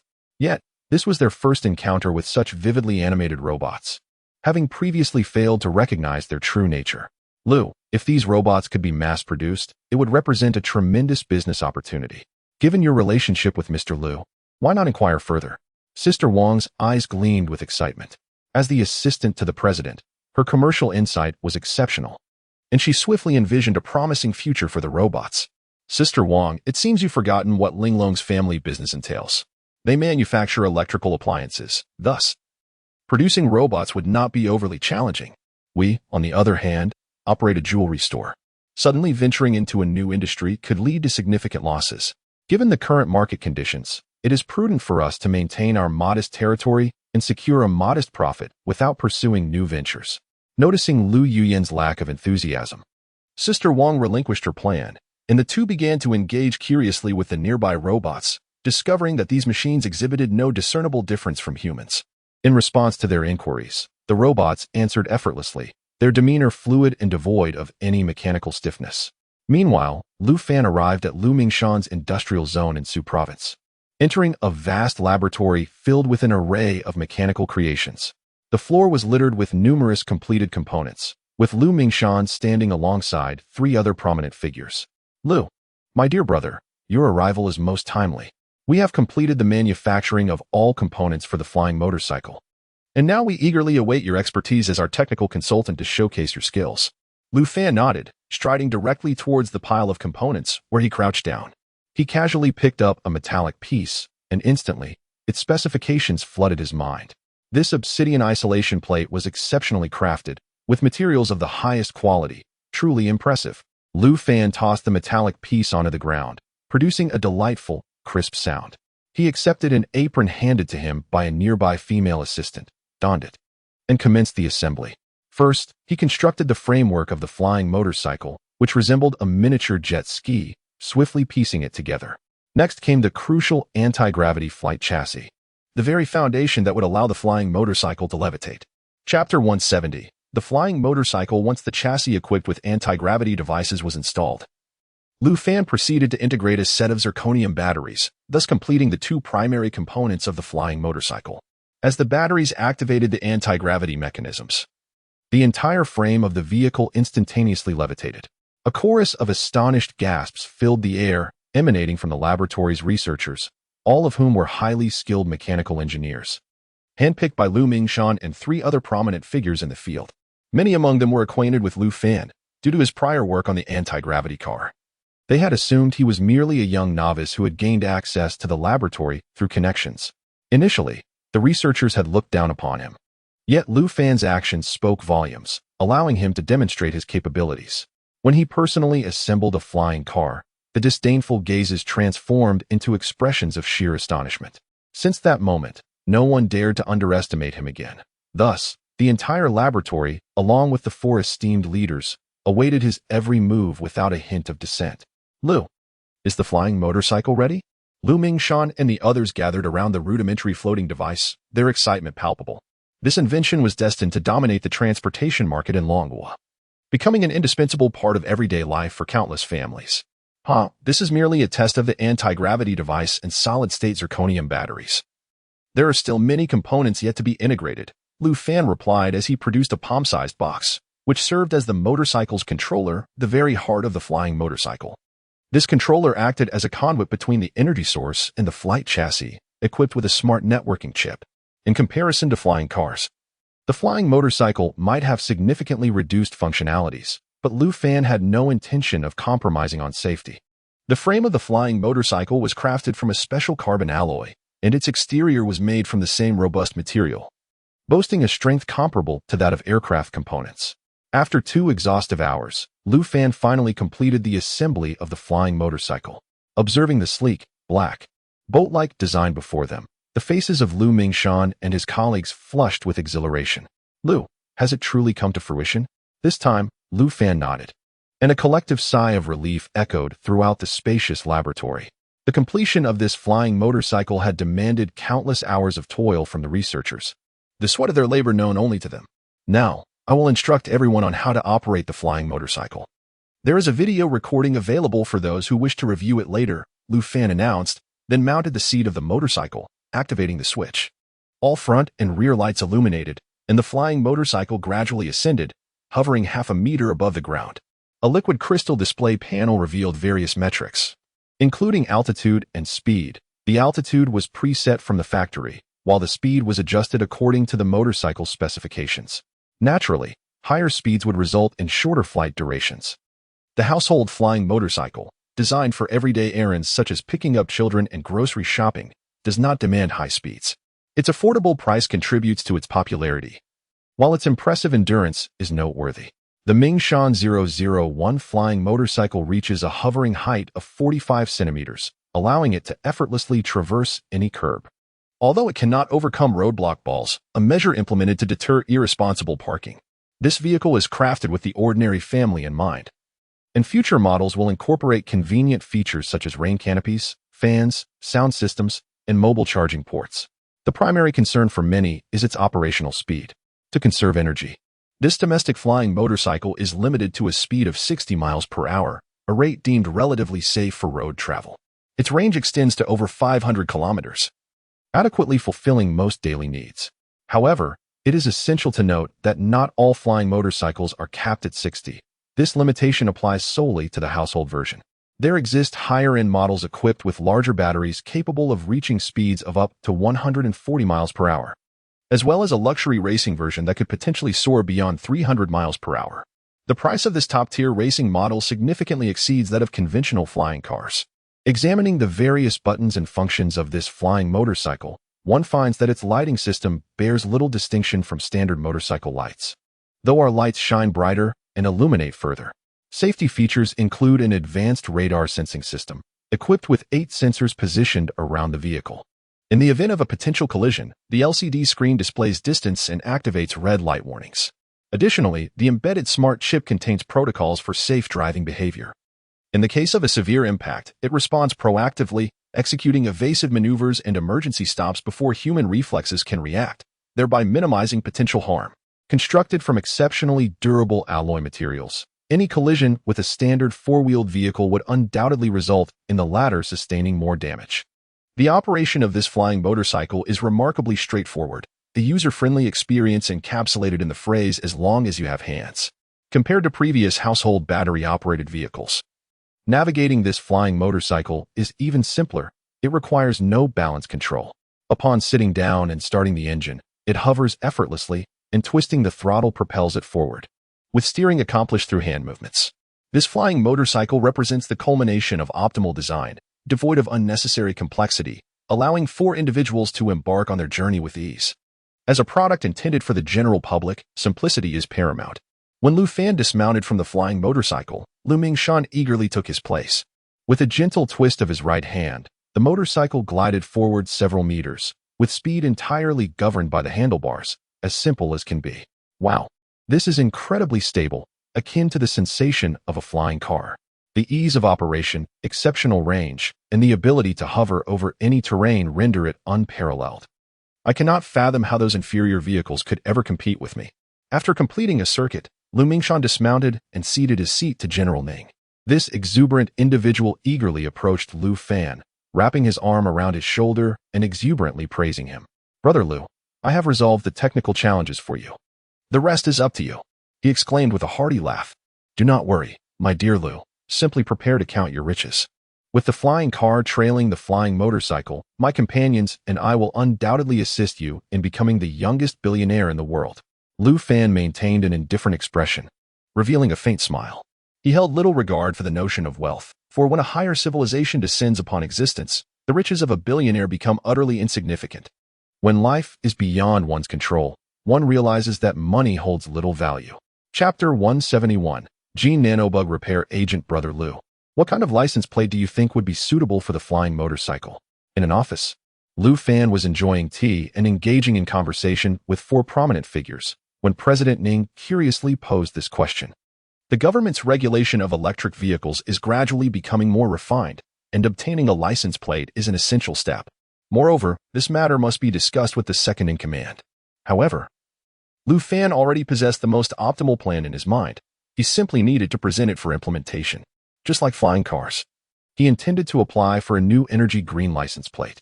As energy evolves, gasoline-powered vehicles will inevitably fade from the public's consciousness. "I will visit the capital later to discuss the license plate issue with the distinguished leaders," Lu Fan assured, alleviating the concerns of Lu Mingshan and the others. With Lu Fan handling the most challenging technology and the troublesome license plate issue, the remaining tasks fell to them. After departing from Su Province, Lu Fan flew to the capital to meet with the second-in-command and unexpectedly encountered Academician Li, who was indulging in tea. Upon seeing Lu Fan's arrival, Academician Li warmly invited him to sit down. "Lu Fan, the gene vascular nerve repair agent you previously donated to the nation has already entered the market. This medication has saved countless lives. You have truly amassed great merits. Our project has reached a significant milestone, and I wonder if you have any new innovations to share? New innovations? Lu Fan gently sipped from his teacup, the fragrant aroma causing his eyes to narrow slightly. After a moment of contemplation, he raised his head with resolute conviction. Academicianly, since you seek something new, I happen to possess a groundbreaking technology, a medication that, upon its release, will create an even greater sensation than the gene vascular nerve repair agent. Moreover, I can assure you that this year's Nobel Prize in Medicine will be seeking you to accept the award, as numerous industries worldwide will undergo a profound transformation. The second-in-command and academicianly exchanged astonished glances, their postures straightening in intrigue at Lu Fan's words. What is this remarkable substance? Please, do tell us, Lu Fan.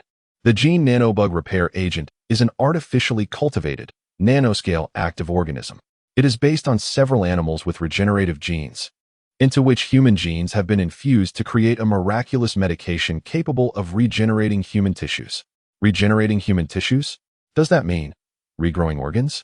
Academician Li was quick to comprehend, standing up in shock, incredulously gazing at Lu Fan.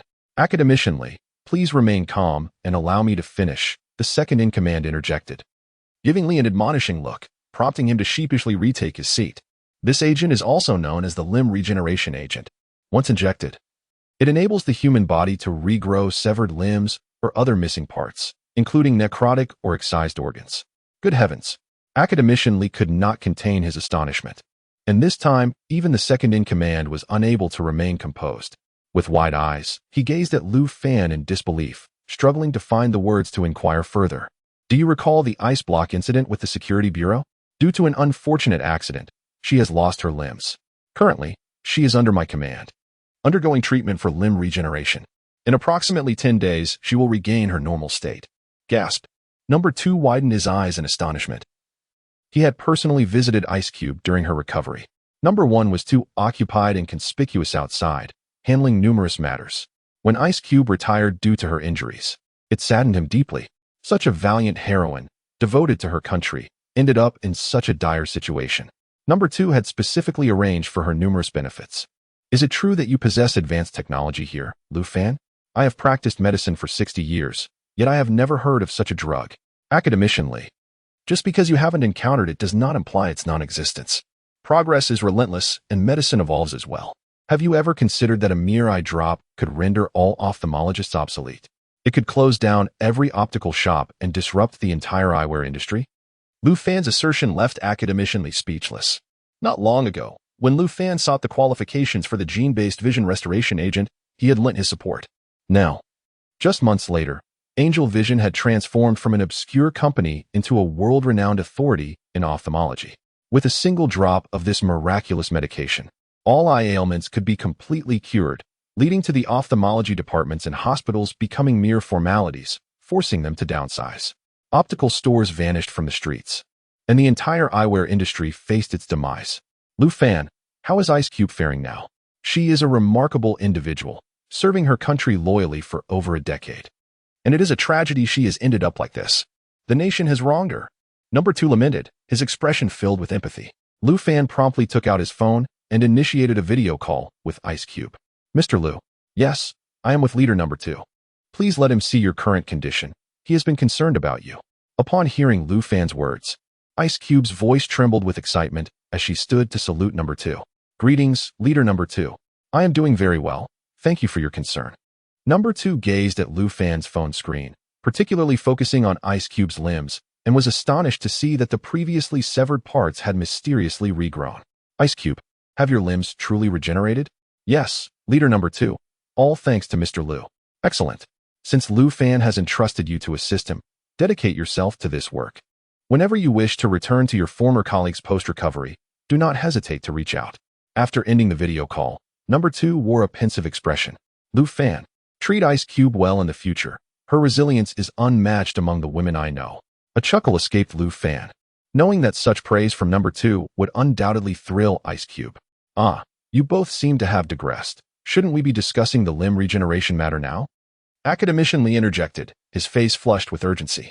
I am willing to generously donate all the information regarding the gene nanobots for repair to the nation, hoping that you can expedite its entry into the market.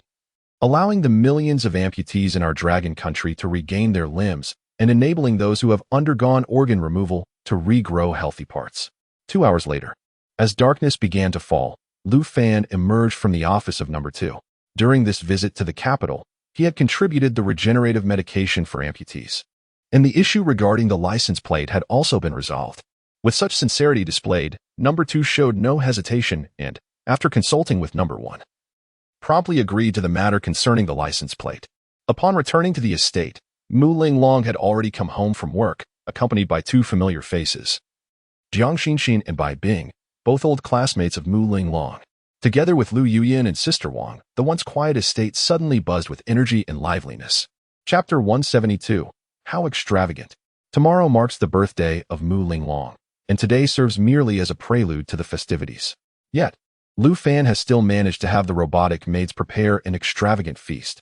He has spent a staggering sum on seafood alone, acquiring only the most luxurious varieties. As for the arrangements for tomorrow, Lu Fan has meticulously planned everything, sparing Mu Linglong any worry. Upon reuniting, old classmates Jiang Xinxin and Bai Bing exhibit expressions of profound complexity. Initially, the 2 young ladies regarded Lu Fan, the impoverished lad, with disdain.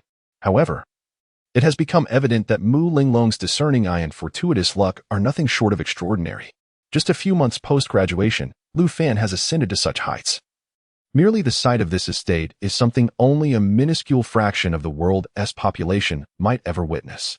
Is this magnificent estate truly yours, Brother Lu Fan? Jiang Xinxin, wide-eyed with curiosity, gazes at him with an endearing innocence. Lu Fan holds a favorable impression of her. Her straightforward nature is likely the reason Mu Linglong maintains a friendship with her. Technically, this estate is an unauthorized construction. Its previous owner belonged to a prominent family in the European Union. As a token of gratitude for saving numerous lives within that family, they bestowed this estate upon me. Wow. While one may encounter gifts of money or luxury cars, receiving a mansion worth billions is simply beyond imagination. Jiang Xinxin exclaimed. Brother Lu Fan, do you happen to need a maid to warm your bed? I'm available. With playful intent, Jiang Xinxin accentuates her curves, her face adorned with a flirtatious expression. Xinxin, are you out of your mind? After months of separation, your first words are so brazen. Mu Linglong, her cheeks flushed, playfully glares at her, reaching out to tickle her. Lu Fan, just how much is this house worth? We asked Linglong, but she wouldn't say, the aloof Bai Bing inquires. Curiosity etched on her face. Jiang Xinxin, momentarily halting her antics, leans in to listen intently. Haha, it's priceless, truly. It cannot be sold, only lived in. There are plenty of rooms here. Whenever you visit Shanghai, just let Linglong know, and you're welcome to come by. Come on, Lu Fan. Just give us a hint. It would certainly broaden our horizons, and don't worry, we'll make sure to express our astonishment sufficiently to satisfy your vanity. Jiang Xinxin teases, eliciting a smile from Lu Fan. The reason Mu Linglong remains tight-lipped is to avoid ostentation, as the estate's value exceeds the comprehension of ordinary individuals. Approximately 7 billion, though that is merely an estimate. Even if I were to sell, I doubt anyone would dare to purchase it. Well, 7 billion. I can barely manage 70 in my pocket. Jiang Xinxin's eyes sparkle as she moves closer to Lu Fan, linking her arm with his, her expression blooming with infatuation. Bai Bing, equally astonished, silently wishes to share in the fortune, though she cannot bring herself to voice it. You are all the dearest friends of Linglong. If you encounter any difficulties or have any needs, feel free to mention them. Both Linglong and I, along with Mr. Lu beside us, possess our own enterprises. And should you express your desires, arranging a suitable position would be absolutely feasible. Is that truly possible, Brother Lu Fan? Jiang Xinxin exclaimed, her gaze fixed on Lu Fan's handsome visage, utterly unfazed by the murderous glare from Mu Linglong. Are you dissatisfied with your current job? Dissatisfied is an understatement. The job market is exceedingly cutthroat. After a painstaking search, one finally secures a position, only to be bullied by colleagues and taken advantage of by superiors. On one occasion, my boss summoned me to dine with a client, and I nearly found myself intoxicated and compromised. When I sought to confront my superior about it, he merely retorted, "If you can manage, then continue. If not, you're free to leave." Bai Bing nodded in agreement, as her own situation mirrored Jiang Xinxin's, despite her relentless efforts to fulfill all tasks delegated by her superior. Her achievements were usurped, and when issues arose, she was left to bear the consequences. Upon stepping out of the academic realm, they finally grasped the harsh realities of society. The knowledge acquired in school seemed utterly irrelevant in the professional world. What kind of jobs do you both aspire to? If you share your aspirations, we can discuss them. We have ample resources here and can likely arrange something suitable. Really? Then I shall begin to make my wishes known. I want to be a leader. I no longer wish to toil under the scrutiny of others, even if it's just a minor leadership position in a remote area. Is such a wish feasible? Jiang Xinxin's desire for a better job was genuine, yet her words were also a playful jest directed at Lu Fan. To her surprise, Lu Fan nodded in agreement without hesitation. Absolutely. Angel Vision is preparing to open another branch in the capital, and we are currently in search of a store manager. If you are interested, you could report for duty the day after tomorrow. The new branch will inaugurate in about a week, and during this week, you can learn at the capital branch, assuming the role of store manager as soon as it opens. Store manager? Will I have subordinates? Jiang Xinxin's excitement surged as she realized the gravity of the opportunity. Could her wish truly come to fruition? You will manage at least 8 subordinates, and you will serve as the interviewer for your own recruitment. The monthly salary starts at 20,000, with a plethora of additional benefits, including a flying car as your company vehicle. Brother Lu Fan, I accept this role.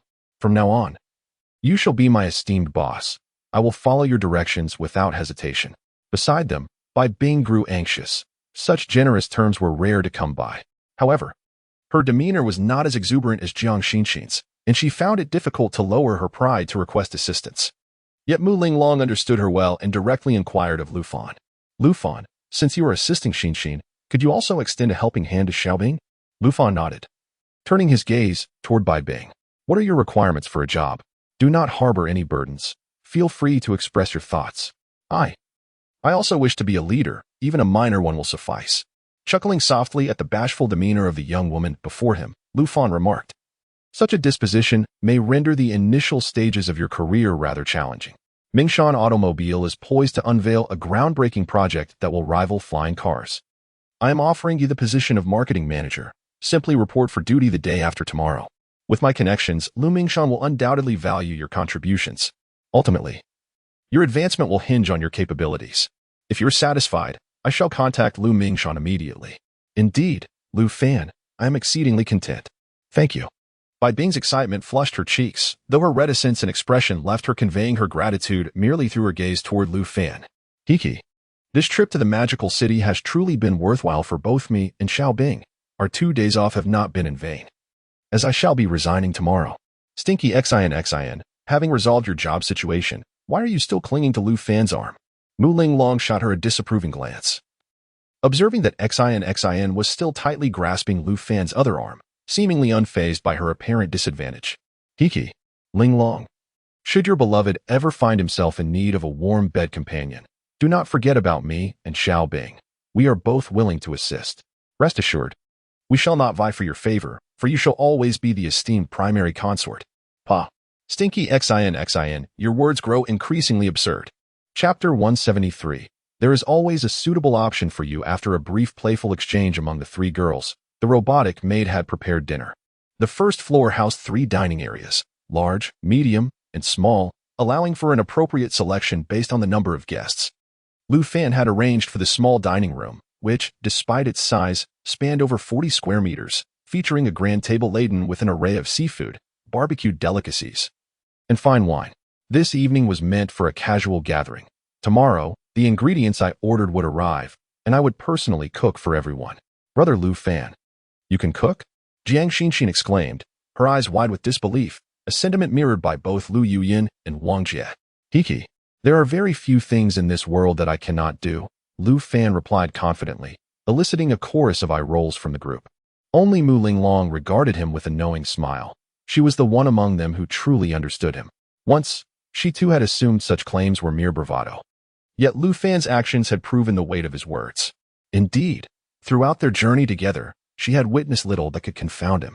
Although Lu Fan had merely suggested a simple gathering, an abundance of exquisite seafood had been prepared. The group of beautiful women indulged in the culinary delights while enjoying a few drinks. As they became slightly inebriated, they grew more relaxed. And even the previously unfamiliar Lu Yuyin and Bai Bing found themselves engaging in conversation. As the lavish feast dwindled, the ladies, now pleasantly tipsy, pondered their next move. Lu Fan had initially intended to take them to the KTV room in the basement for some singing, but a stuffed Lu Yuyin insisted on swimming. Upon hearing of the immense indoor swimming pool, Jiang Xinshin and Bai Bing's eyes sparkled with excitement. It's been ages since I've swum, but I didn't bring my swimsuit. Don't worry, the pool is stocked with over 100 swimsuits, all prepared for guests. There's bound to be one that suits you. Wow, that sounds amazing. Without hesitation, Jiang Xinshin leaped up and dragged Mu Linglong toward the pool. Lu Fan chuckled, watching their retreating figures, having no intention of following. After all, it felt inappropriate to join a group of girls in bikinis swimming. It would appear as if he were taking advantage of the situation. He turned and headed to the second floor, seeking the room of Ice Block. Earlier, he had asked the robotic maid to invite Ice Block to join them, but she had declined. Lu Fan understood her reasoning and did not press the matter. As the robotic maid opened the door, he found Ice Block dining, enjoying the same meal that Lu Fan had just relished, all delivered by the robot. Mr. Lu. Upon noticing Lu Fan's entrance, Ice Block rose respectfully to greet him. But he raised a hand to stop her. I am not one for formalities. I do not concern myself with superficial matters. In the future, just be natural when you see me. Ice Block nodded in acknowledgement, hesitating to continue her meal of the unfinished seafood feast. She was merely an ordinary girl from a humble background, having honed her martial skills under her grandfather's guidance, aspiring to serve her country. This luxurious feast was a rarity in her life, and now that she was savoring such exquisite delicacies, she naturally indulged herself a bit more, knowing that the robot had delivered an abundance that would surely go to waste if left uneaten. However, Lu Fan's gaze lingered on her, his mental energy extending to meticulously assess the condition of Ice Cube's truncated limbs. At present, her recovery was remarkably swift. In just a few days, she would regain her normal form. How is your control over your strength? Upon the mention of strength, a flicker of excitement illuminated Ice Cube's eyes. Mr. Lu, I feel as though the power within me has surged several times over, and I am brimming with untapped energy. I have long since adapted to this newfound strength. And once my limbs fully regenerate, I am certain I will unleash prowess far beyond what I previously possessed. Yet, Lu Fan's expression remained notably indifferent. These were merely foundational aspects, entirely anticipated by him. Physical strength constituted only a fraction of the equation. The more critical element was mental fortitude. Having undergone her initial genetic evolution, she now possessed a solid foundation. All of this was preparation for the forthcoming second genetic evolution, during which she would have a certain likelihood of awakening her mental powers. Mental strength is the essence of everything, should you wish to soar into the skies. Awakening your mental powers in the second phase is imperative. I will strive diligently, Mr. Lu, Ice Cube replied earnestly, though she remained oblivious to the fact that the awakening of mental powers was not a matter of effort, but rather a reflection of innate talent. Very well, rest well. Lu Fan nodded at her before departing, harboring a deep admiration for Ice Cube. He appreciated not only her character, but also her capability as the head of the Magic City branch of the Security Bureau, a position demanding unwavering loyalty and strength. While Mu Linglong struggled significantly during her first genetic evolution to master her surging power, Ice Cube seemed to navigate hers with effortless grace, highlighting the disparity between them. As Lu Fan exited the room, he encountered Mu Linglong clad in a bikini. At that moment, she donned a striking red bikini adorned with white polka dots, her alabaster skin fully exposed, and her alluring figure unapologetically on display. Despite having seen her numerous times, Lu Fan's breath quickened at the sight. Darling, you look stunning. Shameless. Mu Linglong shot him a coy glance, clearly enjoying his reaction. Lu Fan, could you please head to the pool? Among us 5 girls, only my cousin and I can swim. The other 3 are complete novices, so I need you to teach them a thing or two. Complete novices? And yet they claim they want to swim? Lu Fan found it somewhat absurd, yet he could hardly refuse Mu Linglong's request. Isn't it just that we overindulged and need some exercise? Xin, Xiaobing, and the others come from modest backgrounds. Encountering such a grand pool is a rare treat, and it would be a shame not to enjoy it. Lu Fan followed Mu Linglong to the pool, where indeed the 3 women were splashing around in the shallow end, too timid to venture into deeper waters. In contrast, Lu Yuyan was swimming effortlessly in the deep end, eliciting envy from the others. Brother Lu Fan, please teach me how to swim. I wish to learn too. I have tried a few times before, but I never quite mastered it, shouted Jiang Xinshin, splashing in the water as Lu Fan entered. He cast a fleeting glance at her. She was clad in a cute, relatively modest swimsuit. In contrast, Bai Bing donned a striking white bikini that accentuated her alluring figure, while the mature and captivating Wang Jia sported a seductive red bikini. At this stage of her life, Wang Jia exuded an unparalleled charm, her voluptuous curves far surpassing those of the youthful Jiang Xinxin. Very well, I shall teach you, Lu Fan replied. Turning towards the men's changing room. The small rooms adjacent to the pool were designated for changing clothes, their walls adorned with an array of unopened new swimsuits. Chapter 174. My expertise in teaching beautiful women to swim. When it comes to instructing individuals in the art of swimming, Lu Fan possesses a unique method. The primary reason many fail to master swimming is an innate fear of water, deeply ingrained in their psyche. Until this fear is overcome, they will find it exceedingly difficult to learn. As Lu Fan entered the water, Jiang Xinxin approached him without hesitation. Lu Fan, accustomed to the presence of beautiful women, was unfazed. In his past life, as a luminary of the Human Federation, he had encountered all manners of exceptional women. However, after a few interactions with Lu Fan, Jiang Xinxin appeared visibly flustered, her breath coming in heavy gasps, clearly aroused by his presence. If one continues to regard water as a ferocious beast, they shall forever remain unable to swim. It is essential to first conquer the psychological fear before practicing, which will yield swifter results.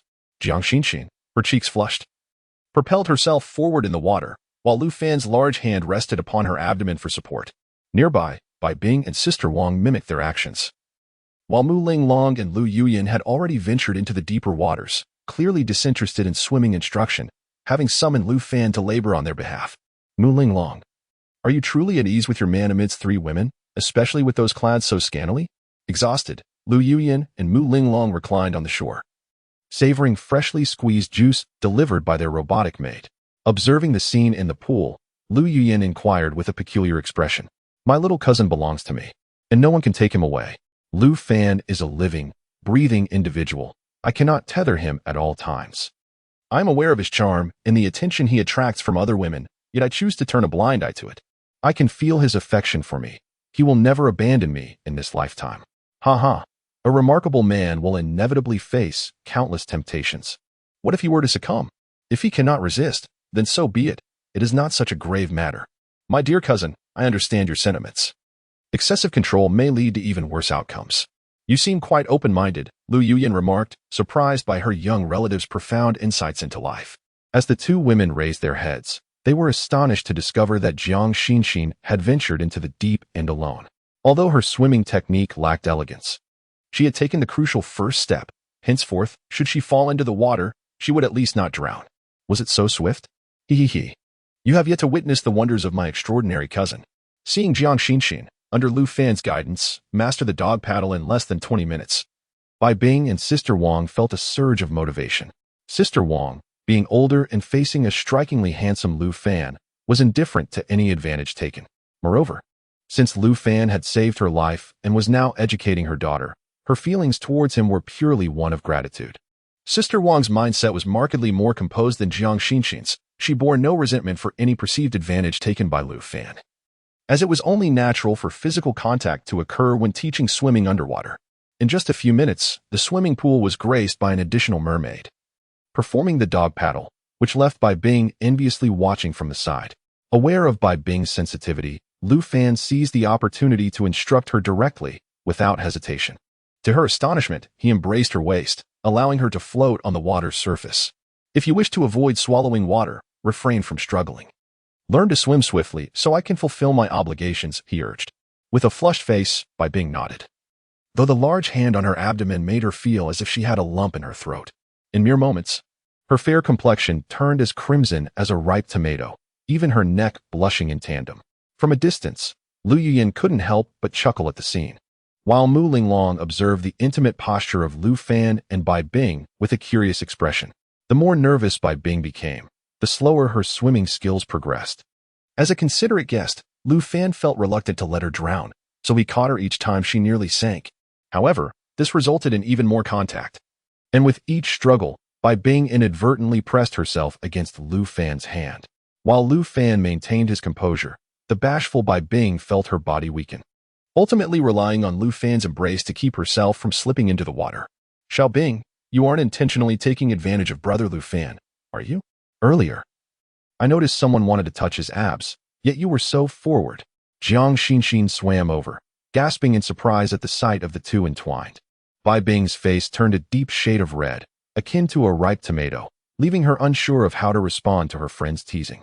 Lu Fan, with an expression of helplessness recognized by Bing's bashful nature. It was no surprise that such brief physical contact stirred her emotions. She was indeed quite sensitive. "Let's call it a day and rest for a while," he suggested, noting that the girl in his arms could barely stand, making further swimming lessons impossible. He carried her to the edge of the pool and, under Mu Linglong's watchful gaze, lay down beside her. "You certainly took advantage of the situation, didn't you? Look at how unsteady Xiaobing is," Mu Linglong remarked. "This girl is far too sensitive. She must not have experienced the intimacies of romance yet, or she wouldn't blush so fiercely. Don't ask me to teach swimming again. It's too exhausting." Lu Fan's expression remained largely unchanged. He regarded Bai Bing merely as a sensitive young girl, lacking any particular interest. After a considerable pause, Bai Bing, with the assistance of Jiang Xinxin and Mu Linglong, finally made her way ashore. Once on land, she hurriedly retreated to the changing room, her flushed cheeks eliciting laughter from the others. Having changed, it was still only 10 o'clock, and for the youth, sleep was far from their minds. Only Sister Wang, accustomed to an early bedtime, bid farewell to the group and returned to her room. Meanwhile, Jiang Xinxin urged the three women to gather in the living room for a game of cards. "Playing cards is rather dull, and since we have an excess of players, why not engage in a game of truth or dare?" she proposed, giggling. "All right, let us play truth or dare." Mu Linglong nodded in agreement without a moment's hesitation. Lu Yuyan and Bai Bing could only acquiesce, not wishing to dampen the mood. As for Lu Fan, he was entirely disregarded.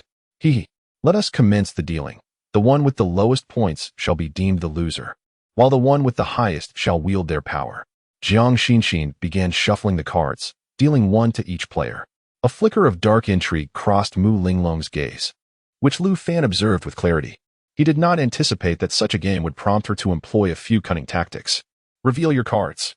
Jiang Xinxin was the first to unveil hers, discovering a 10, by being followed, turning over a 2, thus securing her in the first round. To everyone's surprise, Lu Fan revealed an old king, the highest card of the game. Mu Linglong regarded him with suspicion, convinced he might have cheated, fully aware of his cleverness. Chapter 175, The most embarrassing moment of my life. A hint of helplessness appeared on Lu Fan's face. He felt no shame in cheating at such trivial games, as it all hinged on luck. "Xiaobing, will you choose truth or dare?" Bai Bing, her cheeks flushed, glanced at Lu Fan before timidly responding, I choose truth." She was terrified that Lu Fan would pose a question that might embarrass her, and thus she dared not select dare. "Lu Gu, it's your turn to ask," Xiaobing said. "The rules clear without need for reiteration, no lies permitted." After a moment's contemplation, Lu Fan smiled and proposed a topic that left everyone astonished. "Then, let us discuss the most embarrassing moment of your life." Mu Linglong's eyes sparkled with appreciation as she cast a glance at Lu Fan. He had neither veered into inappropriate territory nor probed too deeply into personal matters, thus allowing Bai Bing to save face. Moreover, the topic was indeed intriguing. "The most embarrassing moment of my life?" Bai Bing exclaimed, her mouth agape as she began to reminisce, her cheeks reddening once more. Xiaobing, no fibbing now." Reluctantly, Bai Bing nodded in acknowledgement. "My most embarrassing moment would have to be in 6th grade during PE class. It was then that I unexpectedly got my first period, and my white pants were completely stained crimson, with several classmates seeing me and chasing after me, mocking me. Terrified, I hid in the girls' restroom, convinced I was bleeding to death, and even wrote a farewell note with pen and paper. Ultimately, a classmate informed the teacher, who then contacted my mother, dragging me out from the stall. I vividly remember the expression of my mother and the female teacher upon seeing the note in my hand. A mixture of laughter and tears. To this day, whenever I recall that incident, I feel so embarrassed that I wish I could just vanish into the ground. Haraha. I never imagined, Xiaobing, that you were even more of a goofball in your childhood than I was. Upon hearing Bai Bing's story, Jiang Xinxin was the first to burst into laughter, and Mu Linglong exchanged amused glances with Lu Yuyan, both unable to suppress their giggles. After sharing laughter for a while, they proceeded to the next round, only to find a surprising twist. Bai Bing held the highest card while Lu Fan had the lowest. In this astonishing turn of events, Lu Fan unhesitatingly chose truth, but to his surprise, Bai Bing tossed the same question back at him. "The most embarrassing moment of your life?" Lu Fan's eyes narrowed, his mind drifting through the annals of history. His life experiences were far too intricate, making it quite a challenge to pinpoint the most embarrassing moment among over 300 years of memories. Upon reflection, he realized he could not draw from his past life's memories, but rather from the experiences of his current life, particularly the first 20 years. This narrowed the scope considerably. And after a few moments of thought, Lu Fan recalled an incident. If I were to identify the most embarrassing moment of my life, it would have been when I was 14 and in the second year of middle school.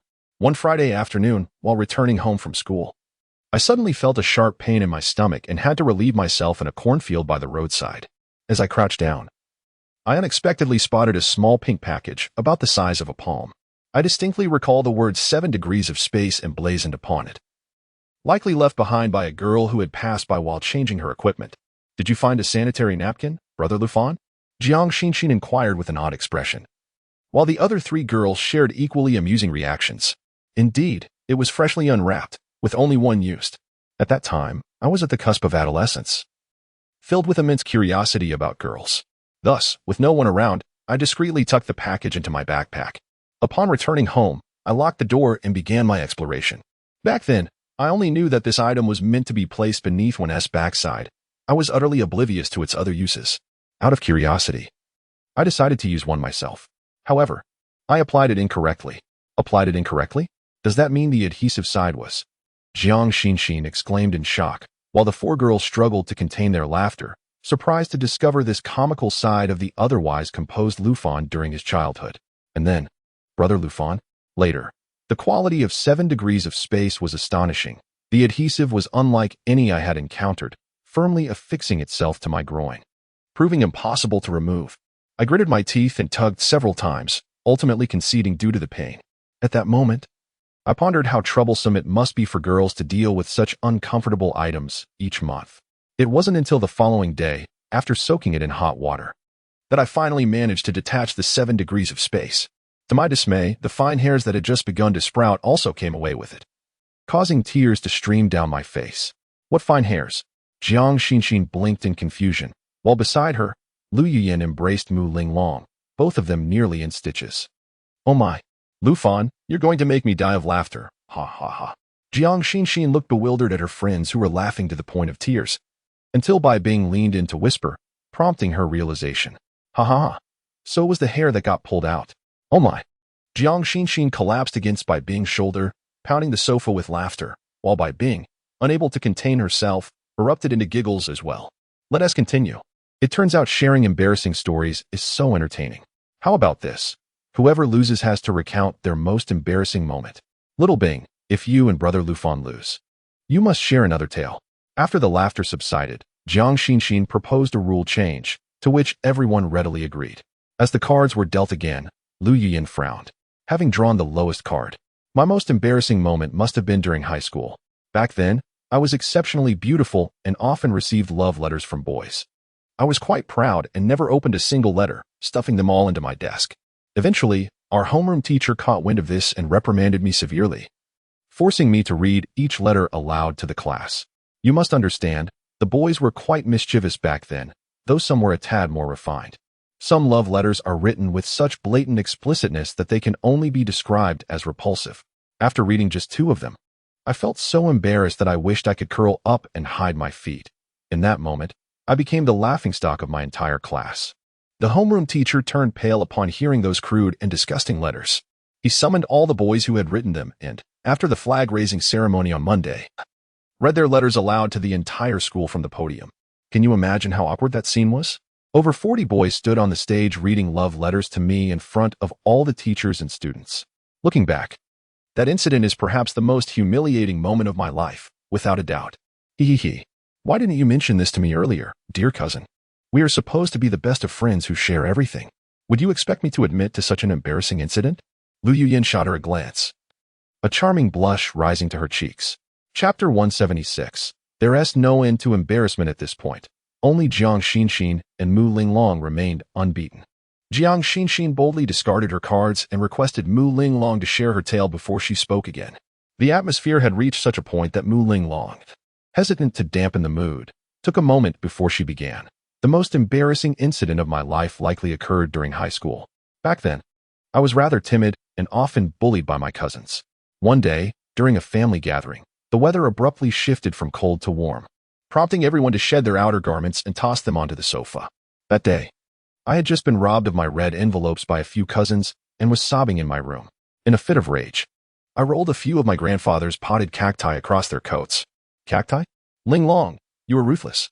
Jiang Xinxin exclaimed, her mind racing with the imagined consequences. What happened next? Ling Long? As evening fell and the temperature dropped, those cousins donned their coats.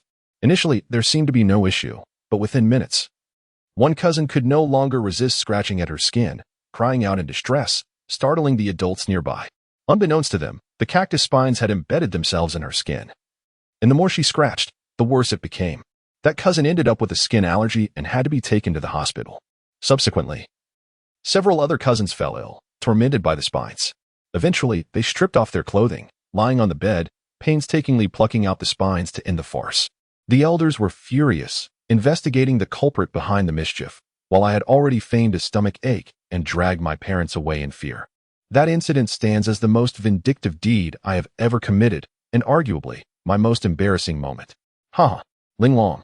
Who would have thought that such a gentle goddess like you harbors such a dark side? Jiang Xinxin laughed heartily, pointing at the blushing Mu Ling Long, who shot her an annoyed glare. Xinxin, do not mock me. It is your turn now. We agreed to share our most embarrassing moments, and you must recount yours. Jiang Xinxin's smile faltered, her expression twisting in hesitation for a considerable time before she finally began to share her story. I have only one truly embarrassing incident in my life, but please do not laugh at me when I reveal it. Rest assured, Xinxin, I promise not to ridicule you. Mu Ling Long replied earnestly. Jiang Xinxin, shaking her small fist threateningly, glared at Mu Ling Long. That summer, while in my rural hometown during middle school, I was attempting to complete my homework. My family's window faced a busy road, and a group of unruly children perpetually disrupted my concentration. When I went to the restroom, those children escalated their antics by throwing stones into the toilet, which ultimately provoked my ire. Seeing one of the rascals enter the restroom, I impulsively tossed a firecracker, left over from the new year, into the cesspool behind the toilet. You may not be familiar with cesspools, Ling Long and Yu Yan, in our rural areas. The toilets are connected to government-managed cesspools. This particular septic tank generates biogas, which can be connected to pipes leading into the home, providing a means to boil water and cook without any cost. Initially, the intent was merely to retaliate against that mischievous child, without much forethought. Consequently, a firecracker detonated within the tank, triggering an explosion. The eruption of the biogas-filled septic tank was so powerful that it still sends shivers down my spine at the mere recollection. There was a resounding boom, and the sky was filled with golden debris. I discarded the firecracker and dashed home, escaping the blast shockwave, though I was left covered in remnants of the explosion. The unluckiest individual was that mischievous child who had been using the restroom. The force of the explosion hurled the entire contents of the septic tank into the air, burying him under the collapsed toilet. Fortunately, the toilet was a rudimentary structure made of a few wooden planks, so it was not too heavy, and the child sustained no injuries, though he was left smeared with debris and reportedly could not eat for several days afterward. Moreover, the explosion sent debris soaring several meters into the air, wreaking havoc on the rooftops and yards of nearby households. This incident resulted in a stench that lingered for over a week among the several families affected. Puff. Ha ha. Mu Ling Long embraced Lu Yuyan, both laughing uncontrollably, tears streaming down their faces. Even the typically aloof Bai Bing stifled her laughter, her cheeks flushed, though she could not hold back her tears. Jiang Xinxin glared awkwardly at the group. Had it not been for this silly game, she would never have disclosed such an embarrassing incident. Lu Fan watched the adorable girl with a smile. Every child in the countryside had played with firecrackers, though none had gone to such extremes as she had. Xinxin, surely your story has a sequel, right? I refuse to believe you caused such a ruckus without your father punishing you. How do you know? Jiang Xinxin retorted, her eyes wide with surprise, her expression twitching as if recalling some unpleasant memory. Later, my father chased me through half the village with a willow switch, breaking it as thick as my finger. Ever since, I have harbored a fear of firecrackers. That incident left me traumatized. Haraha, you call others mischievous, but I see you as the true troublemaker. Mu Ling Long laughed until she could barely breathe, her body shaking against Lu Yuyan's shoulder. I won't play with you anymore. I'm going back to sleep. Lu Fan, your woman has been teasing me. You must scold her for making a mockery of me. Jiang Xinxin huffed, leaving in a flurry, with Bai Bing following suit upon witnessing the scene. Ling Long, I too shall take my leave. So as not to intrude upon your romantic TT. Lu Yuyan rose to depart, but Mu Ling Long, feeling bashful, shyly linked her arm with hers, wishing to accompany her. However, Lu Yuyin, ever perceptive, firmly declined. Lu Fan is still waiting for you. Indulge in a moment of intimacy and whisper sweet nothings. I expect a considerable number of guests tomorrow. As Lu Yuyin ascended to the second floor, Mu Linglong cast a discontented glance at Lu Fan before turning toward the master bedroom on the third floor, with Lu Fan following closely behind. Mu Linglong had initially suggested that they behave modestly due to the crowd in the villa that night, yet unexpectedly found herself drawn into a steamy bath with Lu Fan. Amidst the bathing, a playful skirmish erupted, escalating from the bathroom to the bedroom, ultimately leaving Mu, the illustrious campus beauty, utterly exhausted. By the time the clock struck 1 in the morning, nearly 3 hours of spirited engagement had rendered Mu Linglong's gaze hazy, her thoughts still struggling to regain clarity. She nestled quietly in Lu Fan's embrace, her exquisite cheeks flushed with a deep crimson, her alluring lips parting in labored breaths. Lu Fan, are you trying to wear me out completely? Hiki, you seem to be enjoying yourself quite a bit, don't you? Not at all. Don't be ridiculous. I was merely compelled by you. You are such a rascal. Haha. Lu Fan held his goddess close, a fleeting expression of profound satisfaction crossing his face. Chapter 177. The current situation of Wan shouting Lu Fan. What is the story behind that woman's daughter? As if recalling something, Mu Linglong raised her head in astonishment to gaze at Lu Fan's profile. She is merely a rebellious girl, lacking proper upbringing and severely troubled. I have received a favor from Wang Jie, promising to fulfill one of her wishes. As a result, she heeded your aunt's advice and entrusted her daughter to me for some guidance. Lu Fan, do you even know how to educate children? Mu Linglong stared at him with her star-like bright eyes, bewildered. He chuckled, have you ever seen anything I cannot do? I am quite curious about how you would educate a teenage girl. Do share your thoughts. Seeing that Mu Linglong was intrigued, Lu Fan decided not to dismiss her curiosity. That girl has simply spent too long in paradise. I will send her to experience hell for a month. Upon her return, I assure you, she will cherish her current life immensely. Hell, what kind of place is that? He chuckled again. In truth, the citizens of Long Country live quite happily. Yet, many remain unsatisfied. Compared to numerous war-torn nations, our existence is akin to paradise. Since you are curious about hell, I shall allow you to witness it firsthand. Lu Fan hesitated momentarily. Mu Linglong was now a genetic warrior, and it would be detrimental for her survival not to witness the harsh realities of the world. He pressed a button on his wristband, and a three-dimensional projection materialized above their heads. In the projection, a ragged little girl trembled, clutching a dagger, while behind her stood a mature, alluring Western woman wielding a whip, coercing her. Ultimately, the girl screamed and lunged toward a bound African man. In an instant, blood sprayed, and the man howled in agony, causing the girl to cry out in terror. The gruesome scene startled Mu Linglong, causing her to instinctively bury her head in Lu Fan's arm, unable to watch further. Linglong, this is the true world.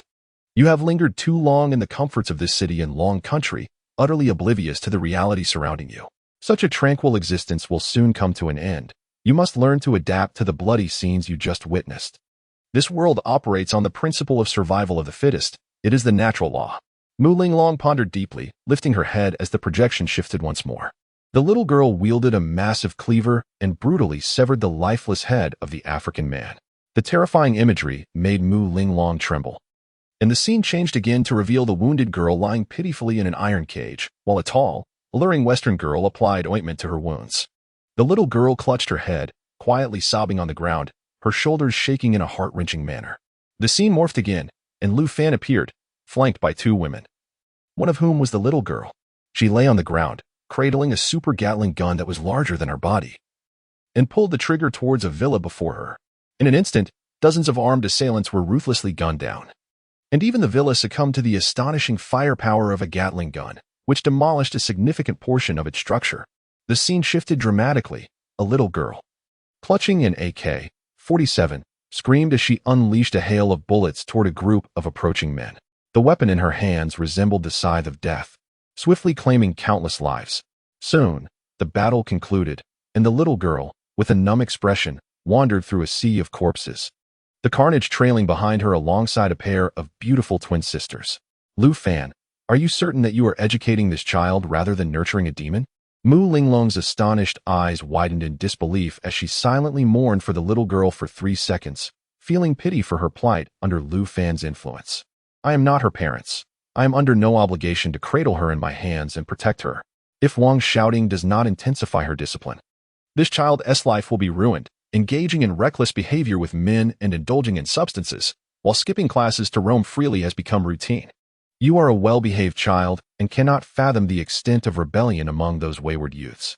In my view, all rebellion stems from an overly carefree existence. 30 years ago, the term rebellion was virtually non-existent. During an era when meals were insufficient, children hardly entertained thoughts of defiance. Mu Linglong nodded slightly. Since Lu Fan chose to educate the little girl in such a manner, he must have his own reasons, and she did not intend to interfere. Just know about this matter. Do not mention it to Wang Jia or your little cousin, or else Wang Jia would surely be distressed. The following day, Lu Fan stayed put, as it was Mu Linglong's birthday, and he intended to host her friends and classmates. A group of over 10 was expected, comprising both boys and girls. It was rumored that among them was a boy from high school who had persistently pursued her, a former class monitor from her school days. Initially, Mu Linglong had not invited him. He had learned of the gathering through other classmates and insisted on attending. If it were not for Mu Linglong, Lu Fan would have resolutely avoided the presence of a rival in affection. At the airport exit of Magic City, Lu Fan stood idly among the crowd, awaiting arrivals. With the explosive popularity of flying cars, traditional airplanes had rapidly declined in use. The convenience of flying cars, coupled with their speed, rivaled that of planes. Traveling by air necessitated a ride to the airport, while flying cars could be boarded right at one's doorstep. Furthermore, the high endurance of solid-state zirconium batteries had significantly reduced the costs associated with flying cars, leading people to prefer them over airplanes. The experience of flying was now vastly superior to that of air travel. Consequently, airports had become less frequented, with the number of individuals at the exits dwindling to a mere handful, alleviating any concerns about missing the arrival of passengers. A man and two women navigated the crowd toward the exit. With an exceptional memory, Lu Fan approached them directly, recognizing the trio from photographs he had seen on Mu Linglong's phone the previous day. Are you Du Ziming, Yu Miao, and Lu Xiaoxiao? I am Lu Fan, Linglong's boyfriend. Here specifically to welcome you. Linglong's boyfriend? When did she get a boyfriend? I have never heard her mention it. The leading young man's expression shifted abruptly, his countenance darkening in an instant. Behind him, the two young women cast curious glances at Lu Fan. Giggles erupted as one remarked, well, Linglong University has been graduated. So seeking a boyfriend is quite reasonable, isn't it? Besides, our relationship is merely that of classmates. Is there truly a need to flaunt a boyfriend? Lu Fan smiled and nodded, feeling an immediate surge of affection for the round-faced girl, Lu Xiaoxiao, who had spoken. The young man, Du Ziming, was passably handsome. Standing at over 6 feet tall, donned in a suit that suggested an air of a corporate elite. However, his pair of triangular eyes bore an exceptionally gloomy expression, utterly undermining his otherwise tall and striking appearance. The other young woman, Yu Miao, sported a high ponytail, exuding a somewhat spirited and valiant demeanor. Chapter 178. The Dim-Witted Rival. A brand new flying car. I never expected you, handsome, to be quite wealthy. This must cost over 500,000, right? As she stepped into the vehicle, Lu Xiaoxiao gazed enviously at the opulent interior of the flying car. Lu Fan, wishing to avoid drawing attention to himself, casually drove out a modest car from the garage. Well, that's about right. The prices of flying cars are quite transparent. One cannot keep such things hidden. Humph. What is that compared to my 80,000 high-spec flying car? My mother took it to visit relatives yesterday. Otherwise, we would have flown directly to Magic City. Du Ziming interjected, his tone rife with discontent, yet his words immediately lowered the tone of the conversation. Such juvenile comparisons only deepened Lu Fan's disdain for him, rendering him too indifferent to respond. Some individuals, oblivious to their own lack of stature, insist on seeking humiliation. As they ventured farther from the city, Du Ziming began to stir trouble once more. Where exactly do you live? We're nearly out of Magic City, aren't we? You aren't pretending to be Magic City residents after buying a house in neighboring Su province, are you? Lu Fan, with a calm demeanor, regarded the scenery outside, entirely dismissive of such inquiries. Even Lu Xiaoxiao and Yu Miao shifted uncomfortably in their seats, anxious to avoid any misconception that they were aligned with him. When someone graciously hosts you, it's intolerable to let your mouth run wild. Anyone would find you insufferable. What is our lovely Linglong busy with? Isn't at her birthday? Does she have to work today? The atmosphere in the car grew somewhat somber until Lu Xiaoxiao took the initiative to strike up a conversation with Lu Fan. Ling Long has taken over her family's business. She is now the CEO of a publicly listed company, managing over 1,000 employees. Today marks the launch of a new product for her company, so she should be at the event, returning only after its conclusion. Wow, a domineering female CEO? I never imagined Ling Long could keep such a secret. Her classmates for 3 years, were entirely unaware of her background. What is this? Aren't you all from Su province like Ling Long? How could you not know of her family's circumstances? Ah, dear handsome, you are unaware. Back then, we were merely high school students. Who would inquire about another's family background? Had we known we had such a formidable ally among us, upon graduation, we would have sought Ling Long for support. Exactly. Xiao. You're fortunate to have found a good job, while others are still struggling in real estate sales. The current market is dismal. Some have not sold a single property in 2 months and are berated by their managers incessantly. Now that I know Ling Long's situation, I am determined to connect with her. When we meet, do not hinder me. Lu Fan chuckled lightly, not taking it too seriously. Securing a job is merely a matter of a few words, whether for Ling Long or himself. You meow, why haven't you reached out if things are tough for you? I work as a manager in my aunt's company, introducing someone isn't a problem at all. I currently oversee more than 20 individuals. If you're struggling, come work with me. The monthly salary is 8,000, along with comprehensive benefits. Du Ziming's boastful tone was unmistakable, prompting the 2 girls to exchange a resigned glance. Clearly taken aback by his audacity, Weavey arrived. Lu Fan interjected, interrupting the trio's conversation.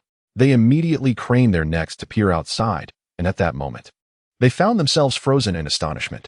Below them sprawled an expansive estate, its towering walls enclosing a vast expanse of several thousand square meters. The magnificent villa, resembling a castle, evoked an immediate association with opulence. Are you certain about this? This must be a park or something, one of the girls remarked incredulously. Lu Fan chuckled as the flying car glided to a halt in front of the villa's parking area, where 8 impeccably dressed robotic maids stood respectfully in 2 neat rows. Please disembark, everyone. The living room is already occupied by some guests. Classmates from the Su province area have come over, and there should be many familiar faces among them.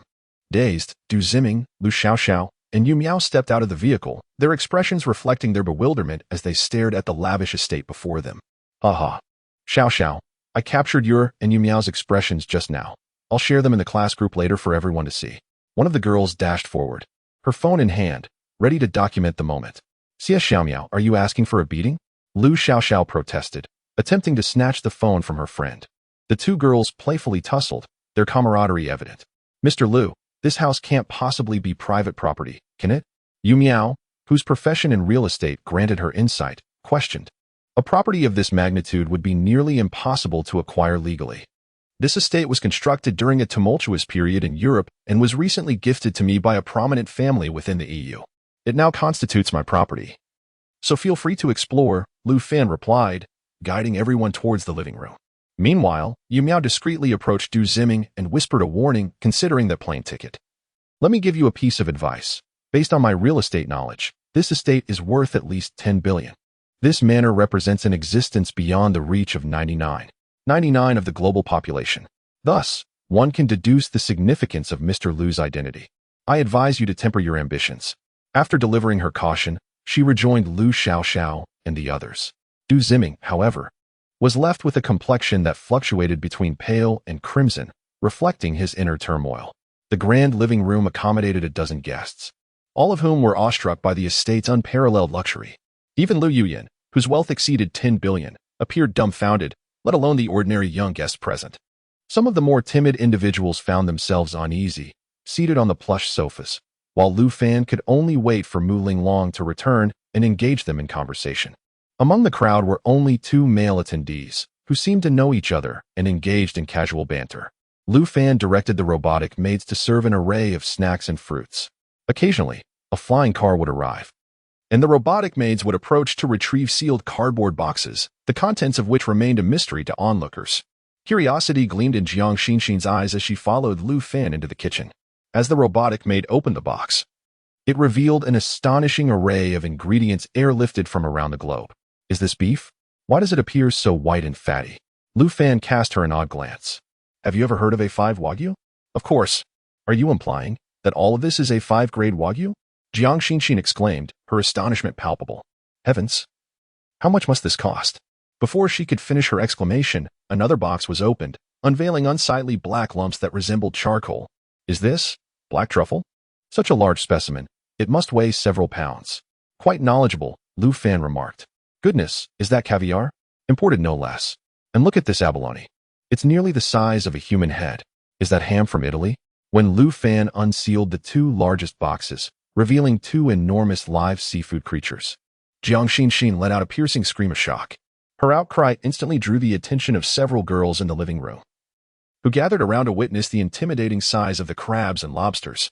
Heavens, that king crab must weigh at least 20 pounds. How much could this possibly cost? And that must be a Boston lobster, surely over 10 pounds. Even an 8-pound one would be exorbitantly priced. How much could a 10-pounder be? Chapter 179.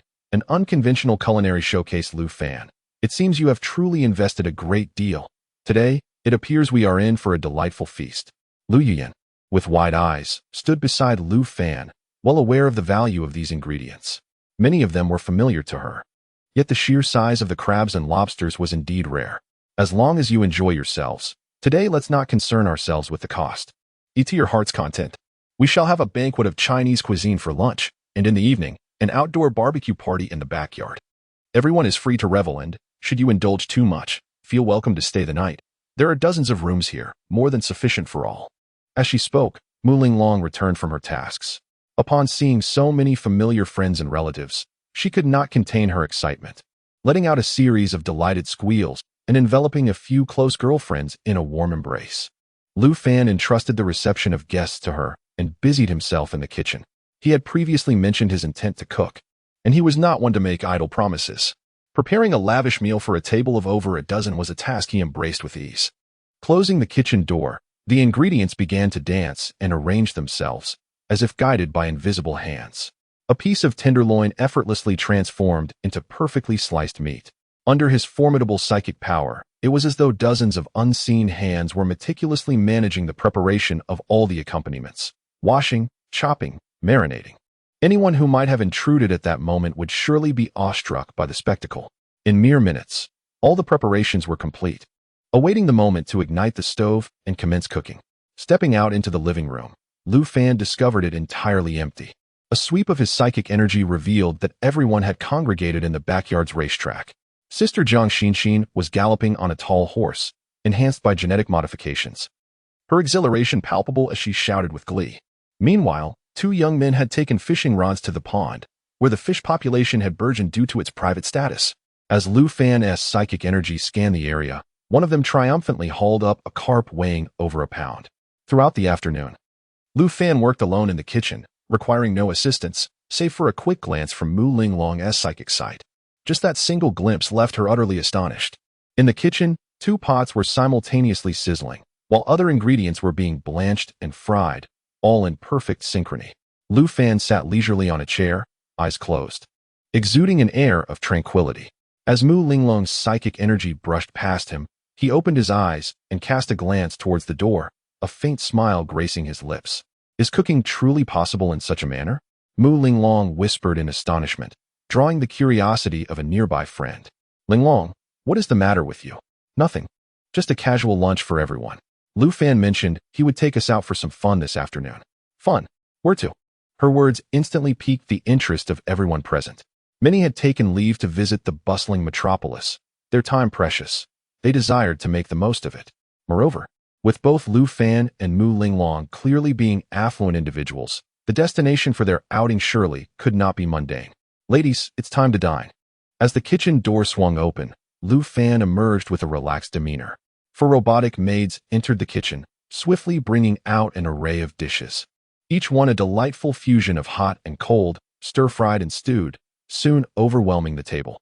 Brother Lu Fan, you are not trying to deceive us with pre-prepared meals, are you? How could you possibly whip up such a feast in such a brief span? One of them exclaimed. Pray tell, how can this garlic lettuce be pre-made? And what of the abundance of fresh ingredients you procured earlier? Let us verify.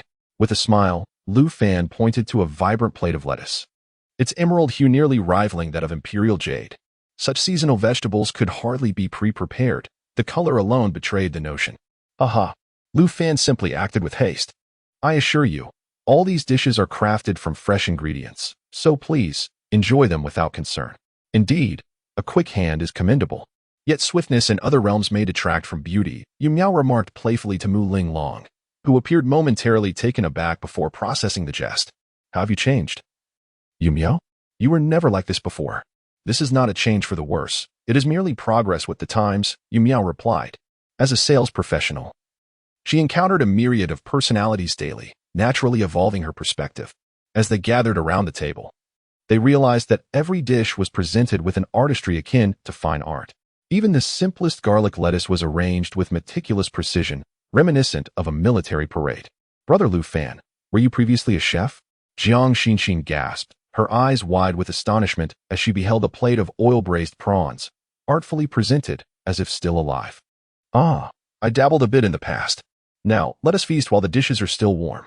I've chartered a cruise ship for the afternoon. We shall set sail. Sailing on a cruise? How exhilarating. The mere mention sent waves of excitement rippling through the group. Mu Ling Long cast a surprised glance at Lu Fan. Had he not mentioned it, she would have remained unaware of the afternoon's adventure. As the birthday girl, Mu Ling Long was the first to sample the lettuce, and her starry eyes ignited with delight. This lettuce is simply divine. How can you extol your own partner so brazenly, Ling Long? Are you intentionally flaunting your affection before us? Jiang Xinxin teased, skeptically reaching for a piece of lettuce herself. The rich garlic flavor enveloped her senses, the crispness of the lettuce devoid of any earthy bitterness, rendering the experience sublime. How could something as simple as lettuce taste so exquisite? Jiang Xinxin gazed at Lu Fan in astonishment, only to find him calmly picking up his chopsticks to serve himself, while the others followed suit. This is absolutely delightful, they exclaimed as they indulged in the feast. After over an hour of dining, Lu Fan's grand spread had been entirely consumed, leaving not a morsel behind. I am so full. I truly envy you, Ling Long, for having such a culinary maestro as your husband. If it were me, I would surely gain 30 pounds within a year. Jiang Xinxin gently rubbed her abdomen, leaning against the chair with a sigh. While Mu Ling Long discreetly stole a glance at Lu Fan, her cheeks flushed with embarrassment. Having indulged in an extravagant feast, the group decided to engage in some physical activity out at sea. Lu Fan summoned 4 flying cars, leading the party directly to the dock. The dock was adorned with an array of luxurious yachts, a testament to the wealth that abounds in the bustling metropolis. There were designated areas specifically for mooring yachts, distinctly separate from those for cargo ships. Lu Fan's convoy came to a halt before an exceptionally striking yacht, its size far surpassing that of the others. A young man stood at the yacht's bow, surveying the surroundings. Upon spotting Lu Fan's arrival, he instantly donned a cheerful expression and hurried over with eager steps. Chapter 180. Setting sail on a luxury cruise. Lu Gu, the luxury cruise has been prepared for you, the magnificent pearl of the sea, valued at 700 million. Take it and enjoy at your leisure. The young man was Lu Kai, son of Lu Mingshan, who had previously boasted of owning several yachts, engaging in the yacht rental business. Seizing the occasion of Mu Ling Long's birthday, Lu Fan had reached out to Lu Kai to arrange for one of his vessels to have some fun. Everything is in order. Just hand me the keys and be on your way. By the way, is the fuel tank full? Rest assured, this is a modified fuel-electric hybrid yacht.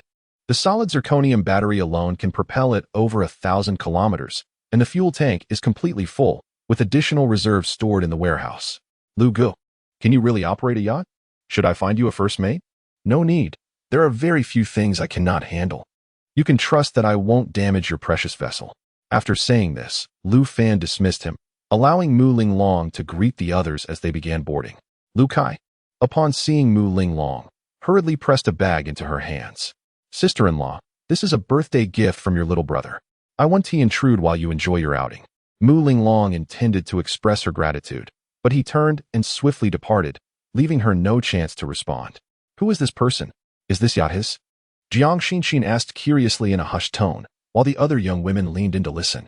This luxurious yacht, worth 700 million, had been helmed by a strikingly youthful and handsome gentleman, undoubtedly a prime candidate for his son-in-law. You mean Lu Kai? What is the matter? Xinxin, do you have feelings for him? Mu Ling Long teased as she led Jiang Xinxin aboard the yacht, only to be surprised when Jiang Xinxin nodded earnestly. With youth, good looks, and such wealth, what girl wouldn't he be enamored? Then I shall have Lu Fan share as we chat with you. By the way, Lu Kai's father is Lu Mingshan, the very same you know. Lu Kai is the son of a billionaire tycoon. Wow, So he has the air of flying cars. Jiang Xinxin exclaimed, craning her neck for another glimpse of Lu Kai, who had vanished from sight. The other young women's eyes sparkled in excitement.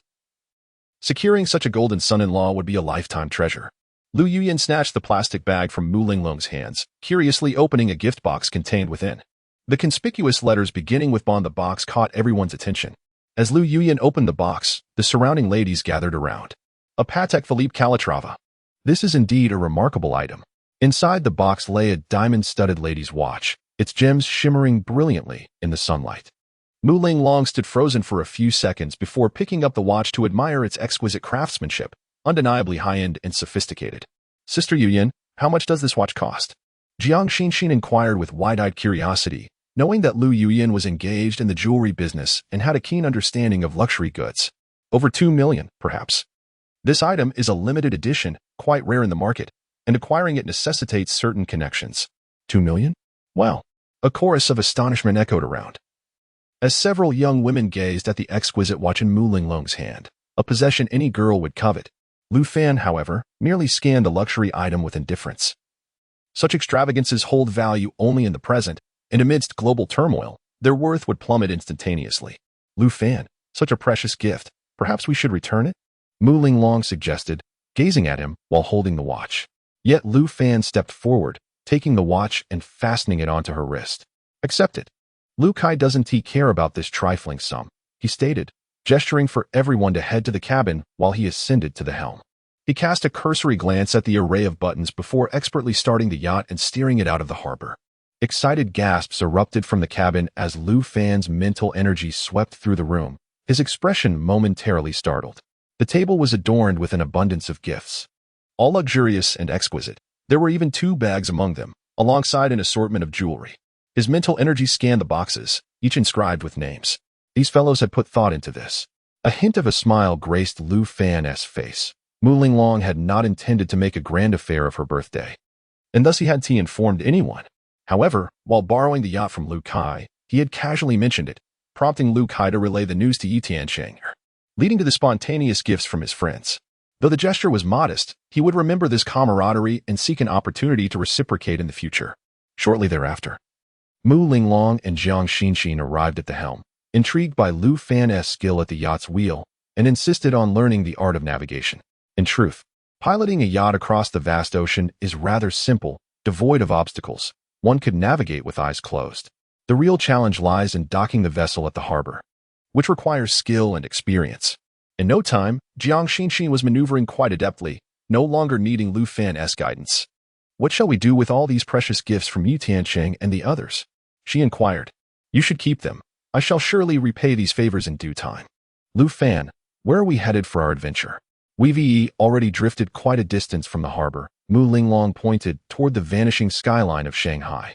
As the yacht sailed over 10 nautical miles into the boundless sea, they could linger on the water for a while. The adventurers could take a dip. And the yacht carried 2 jet skis for a thrilling ride across the waves. Once fatigued, they could explore a nearby island, untouched by excessive development, preserving its natural allure, a splendid choice for beachcombing, fishing, or simply strolling and snapping photos. Lu Fan brought the yacht to a halt and led Mu Linglong back to the cabin, where Lu Yuyan activated the yacht's sound system, blasting vibrant music. Several daring young women danced exuberantly to the rhythm, their youthful, alluring bodies swaying with abandon. Wow, you all are having fun without inviting me. Jiang Xinxin pulled Mu Linglong into the fray, much to Lu Fan's astonishment, as the illustrious campus belle was indeed reveling in the dance. Her every movement exuding an irresistible charm. The 2 young men indulged their eyes, seated nearby, sipping drinks while admiring the captivating display of the ladies dancing. However, Lu Fan soon lost interest, making his way to the stern of the ship where he unleashed a fixed jet ski, racing across the waves with abandon. Noticing Lu Fan's exhilarating escapade, Lu Yuyan felt a surge of excitement and activated another jet ski, mirroring his speed across the water. The 2 jet skis soared to their limits, circling the cruise ship in a thrilling dance. The commotion drew the attention of the ladies in the cabin, who clamored for Lu Fan to take them on a joyride. Lu Fan took Jiang Xinxin for a few exhilarating laps across the sea, her excitement manifesting as she clung tightly to his waist, shrieking with delight. Acting as the driver alongside Lu Yuyan, he ensured that everyone experienced the thrill, ultimately teaching them how to operate the jet skis. Regrettably, only 2 of the girls were bold enough to give it a try. Just give it a go. If you break it, it's on me, Lu Fan casually remarked before retreating to the highest deck, where he sat in quietude, savoring the joyous antics of the group. Chapter 181. Is the warship sinking? After more than an hour of frolicking on the sea, the luxurious cruise ship continued its journey amid a cacophony of pulsating music, eventually docking at a picturesque island. This island was home to several fishermen, boasting a dedicated dock, and some residents even sold tools for gathering seafood. A group of young women disembarked and eagerly set off to procure these tools, racing towards the receding tide on the distant beach, while Lu Fan lingered behind to settle the bill. It was only by dusk, after an entire afternoon of play, that the weary young women followed Lu Fan back to the ship. On the return journey, Jiang Xinxin seized the opportunity to commandeer the helm, excitedly steering the opulent cruise ship, valued at 700 million, towards the bustling metropolis. As Lu Fan stepped into the cabin, he was startled awake by Jiang Xinxin's panicked cries. Lu Fan, come quickly. There's a warship. I'm scared. What is peculiar about a warship? We're so close to the metropolis, he began, but paused as a realization dawned upon him. Wait, that's a warship from country R.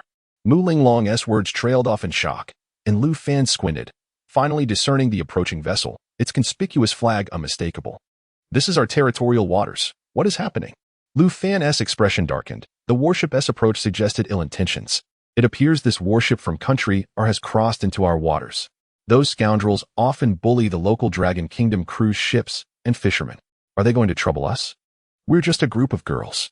What if those soldiers from country R mean U.S. harm? Jiang Xinxin's face paled in fear. In the vastness of the ocean, calling for help wouldn't resolve the situation in time. Don't worry, I'll handle this. Xinxin, just focus on navigating towards the metropolis and ignore them. Lu Fan reassured her with a comforting glance towards Mu Linglong, discreetly making his way to the stern of the ship. With a swift motion, he summoned a sleek, black humanoid battle armor that materialized and splashed into the sea. The entire process was so swift that no one noticed except for Mu Linglong, who, with a flicker of her mental energy, instantly grasped Lu Fan's intentions. Attention, cruise ship ahead. You have encroached upon our territorial waters. Please halt immediately and submit to inspection by our warship. Failure to comply may result in the use of force. From a nautical mile away, the warship blared its orders through a loudspeaker, causing the expressions of the young women aboard to shift dramatically, even the 2 young men appearing visibly alarmed. They had merely set out for a leisurely cruise, yet found themselves embroiled in such a predicament. A birthday celebration now overshadowed by the looming presence of the country warship. Mu Linglong's countenance darkened considerably. Don't worry, sweetheart. Watch me take care of this. Lu Fan gently wrapped his arm around the goddess's slender waist, his eyes gleaming with determination as he glared at the encroaching warship. Just as the passengers aboard the cruise ship were engulfed in trepidation, the warship, now a mere 200 meters away, inexplicably came to a halt, followed by the shrill sound of alarms blaring. It's over. Are they going to fire at us? No, the warship is malfunctioning. Look, its angle is all wrong. Upon closer inspection, it became evident that the warship was listing dangerously to one side. Such a tilt in a vessel portends only one thing, and anyone with a modicum of sense would surely understand its implications. Lu Fan halted the cruise ship, his gaze coldly fixated on the distant warship. The angle of the warship's tilt grew increasingly pronounced, accompanied by the incessant blaring of alarms. From the deck of the cruise ship, the frantic movements of our country soldiers aboard the warship were unmistakable. The ship was on the brink of sinking. Lu Yuyan, her expression grave, spoke up, allowing her gaze to linger meaningfully on Lu Fan for a few moments. The warship's approach was undeniably sinister, yet its abrupt descent into the depths was inexplicably alarming. She did not subscribe to the notion that the vessel was simply poorly constructed. A warship capable of navigating the seas would have undoubtedly undergone rigorous safety inspections. Lu Yuyan was acutely aware of Lu Fan's enigmatic prowess. With his extraordinary battle armor, confronting a warship was hardly a trivial matter. The warship's loudspeakers blared again, this time issuing a desperate plea for assistance, imploring the cruise ship to rescue the personnel aboard. The inevitability of the warship's sinking was now apparent, its tilt reaching a critical threshold. Unless the crew evacuated promptly, they would be doomed to join the vessel in its watery grave. One must remember the sheer size of the warship. Once submerged, it would create a colossal vortex, dragging everything in its vicinity into the abyss. Brother Lu Fan, should we not save them? After all, there are over 20 lives at stake. Jiang Xin exclaimed, her heart heavy as she observed the anxious soldiers. However, her compassion was quickly met with scorn from two male companions. Jiang Xin, have you lost your mind? Is this really the time for compassion? Those soldiers were just moments away from causing us trouble. If they had caught up with us, the worst we would have faced would be humiliation. But you ladies would have endured something far worse. Now that they are facing their comeuppance with the sinking of their warship, we have effectively evaded disaster. How can you even consider aiding them? Jiang Xin's face flushed crimson under their harsh words, her embarrassment rendering her speechless. Those soldiers won't perish. They have spare life rafts aboard their warship, one of them asserted. Do you think they called out to us for genuine help?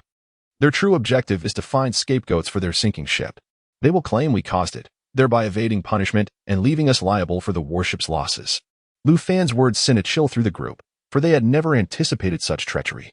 Without a moment's hesitation, Lu Fan restarted the cruise ship and departed without looking back. The warship, witnessing this turn of events, had no choice but to abandon its life rafts, prioritizing the survival of its soldiers. With a deafening roar, the warship succumbed to the relentless waves, leaving 3 life rafts afloat, occupied by over 20 somber-faced soldiers. Following this harrowing incident, the group lost all desire to continue their outing, and the cruise ship sped directly to the port. Lu Fan handed the keys to the staff and led the group back to the estate. By this time, night had fallen, and the estate illuminated all its lights, casting a dreamlike beauty across the entire property.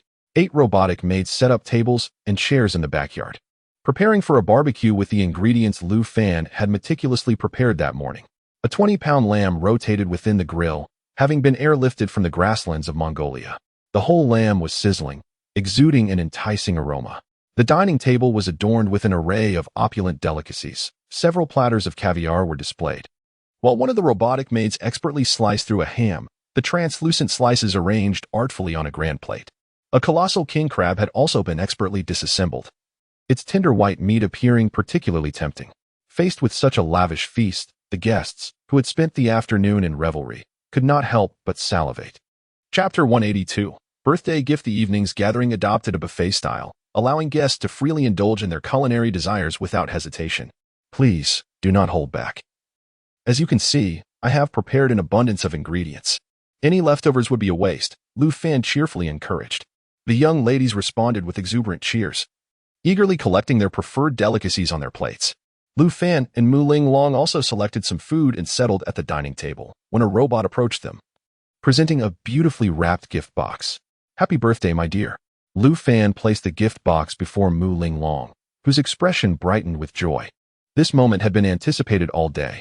Lu Fan's friends were well aware of the custom of giving gifts, and as her boyfriend, it was inconceivable that he would neglect to prepare something special. Indeed, the wait had been worthwhile, and Mu Ling Long embraced the box, her face radiating happiness. Oh, how romantic. Ling Long, quickly open it. Let us see what brother Lu Fan has gifted you. Initially, Mu Ling Long intended to retreat to her room to savor the moment privately. Yet she found herself surrounded by her eager friends, including the more mature Lu Yuyan and Sister Wang, who joined in the excitement. Glancing at Lu Fan, she noticed his encouraging nod, prompting her to delicately unwrap the gift box. In an instant, a dazzling light burst forth, revealing an exquisitely luxurious crown before the astonished crowd. Heavens! Is that ruby? While others remained captivated by the crown's splendor, Lu Yuyan, accustomed to the jewelry business, gasped in recognition of its origin. Sister Wang. Is this not the one? Indeed, such a large ruby is exceedingly rare. It is undoubtedly that treasure, Sister Wang affirmed, her expression one of astonishment as she leaned closer, scrutinizing the crown with great care. Oh dear, Sister Yuyan, Sister Wang, do enlighten us about this marvel, Jiang Xinxin implored, her face a picture of eagerness. Lu Yuyan cast a glance at Lu Fan, who was calmly enjoying his meal, before adopting a serious demeanor to explain. This crown is known as the Secret of Victoria. It was once worn by Queen Elizabeth II, a supreme treasure. Observe the pigeon egg-sized ruby at its center. This solitary gem alone is valued at over 100 million pounds. Furthermore, the crown is adorned with 22 exquisite pink diamonds, each of immeasurable worth. The challenge of gathering so many diamonds of identical quality only enhances the crown's value tremendously. This masterpiece was commissioned by a prince for Queen Elizabeth II on her 22nd birthday, taking 3 years to complete. Mu Linglong, if I am not mistaken. Today also marks your 22nd birthday, does it not? The impact of Lu Yuyan's words struck Mu Linglong like a thunderclap, and she suddenly grasped the profound significance of the crown. An overwhelming sense of happiness surged within her as she gazed at Lu Fan, her eyes brimming with affection that seemed almost palpable. My dear, allow me to place this upon your head. Lu Fan rose with a smile, gently positioning the crown atop Mu Linglong's head. Suddenly, a breathtakingly beautiful queen appeared before the crowd, adorned with a crown that accentuated her noble demeanor, evoking a sense of awe that made it difficult for anyone to meet her gaze. Under the dazzling lights, the crown sparkled with a radiant brilliance, causing the surrounding ladies to gawk in envy at the blissful expression of Mu Linglong. Sister Yuyan, how much is this crown worth? Jiang Xinxin asked timidly, her question drawing the attention of the crowd towards Lu Yuyan, the esteemed authority in the realm of jewelry, who undoubtedly knew the value of such a crown. The worth of Victoria's Secret was beyond estimation. 2 years prior, reports surfaced that top tycoons from Europe and America were willing to pay $6 billion for this crown. But alas, no further information emerged. This crown had been lost many years ago, and it was astonishing to find it in the possession of Lu Fan. $6 billion? Good heavens, how many Dragon Kingdom coins would that amount to? The surrounding ladies were left in a state of shock, while Mu Linglong herself could hardly fathom the terrifying price of the crown. She had initially considered it to be worth at least $1 million, but now realized her valuation had been far too conservative. Mr. Lu, where did you acquire this? If word gets out, it could lead to significant trouble, potentially sparking international disputes, warned Wang Jie, her brow furrowed in concern, as others continued to be stunned by the crown's value. It's fine. I wouldn't dare present it if I feared trouble. Anyone who dares to reach for it will find themselves regretting it, Lu Fan replied nonchalantly, his tone imbued with an unmistakable air of authority. Mr. Lu, the trouble may indeed stem from the royal family of Y country, as this is their lost treasure. If they discover it is in your possession, it could lead to a diplomatic crisis, she cautioned. This crown was not merely lost. It was seized by a terrorist organization, resulting in many deaths during the robbery. Recently, one of my foreign subordinates eliminated that organization, uncovering various treasures in their lair, including this crown. Should those Y nationals dare to make a fuss, I will ensure they understand the consequences of their actions, Lu Fan stated matter-of-factly, though his words resonated with a narrative that captivated the audience, leaving them in awe of his formidable subordinate capable of dismantling a terrorist group that had previously robbed the royal family of Y country. Regardless of those matters being so distant from us, we should simply cherish the present. Happy birthday, Linglong, Jiang Xinxin said, diverting the conversation as she presented a gift box to Mu Linglong, prompting the other ladies to share their birthday gifts as well. Let us not open our gifts. With your boyfriend's rare treasure, ours would seem rather humble, one of them remarked. Don't say that, Xinxin. Gifts are merely a formality. Having you all here in Magic City to celebrate my birthday brings me immense joy, Mu Linglong replied, her face alight with gratitude as she embraced Jiang Xinxin, overwhelmed by the affection of her friends. That was just the first gift, Linglong. There are 2 more to come, Lu Fan said, as a folder appeared on the table with a simple gesture. Amidst the bewildered expressions of the crowd, Lu Fan gently unfastened the document pouch, revealing a stack of papers that turned out to be a transfer agreement. Sign here, and I shall explain what this entails, he instructed, handing a pen to Mu Linglong. Bewildered, she signed her name, completing several signatures before she could comprehend the situation. Meanwhile, Lu Yuyan, observing from the side, began to piece together the implications, her face a portrait of astonishment as she gazed at Lu Fan. Is this a property transfer agreement? Have you indeed transferred this estate to Linglong? You are mistaken. This estate is classified as an illegal structure and cannot be transferred, Lu Fan replied, his gaze filled with earnest affection as he looked at Mu Linglong. You once remarked, if you have the means, purchase the Huiguang building. That statement has lingered in my mind. This is the transfer agreement for the Huiguang building, which I have acquired. Henceforth, the Mu family conglomerate shall no longer be burdened with rent. You bought an entire building? Good heavens. Lu Fan's actions once again elicited gasps of astonishment from the surrounding women. His display tonight had transcended their understanding. What manner of person could possess such wealth? Having just gifted a treasure worth over 4 billion, and now bestowing an office building in the metropolis? Chapter 183. How did the flying car go out of control? Though the price of this magnificent building remains a mystery, one can easily infer its exorbitance, given its prime location in the heart of the bustling metropolis. Mu Linglong was taken aback, covering her mouth in astonishment. A seemingly innocuous remark made in passing had been earnestly taken by Lu Fan, who, on her birthday no less, presented this grand gift to her. Such thoughtfulness was truly remarkable. Lu Fan, you are insufferable. I merely wished for a simple birthday celebration. Why must you create such an extravagant spectacle?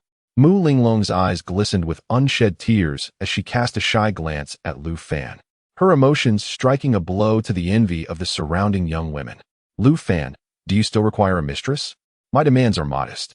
I would be content with even a single restroom partitioned off from that grand edifice. Jiang Xinxin jestingly squatted down to embrace Lu Fan's leg, her large, innocent eyes fixed upon him.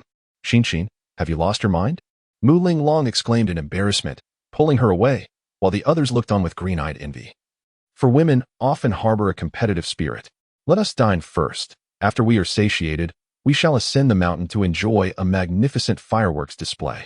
I have arranged for an entire truckload of fireworks to be transported from Hunan province, which constitutes my third gift for today.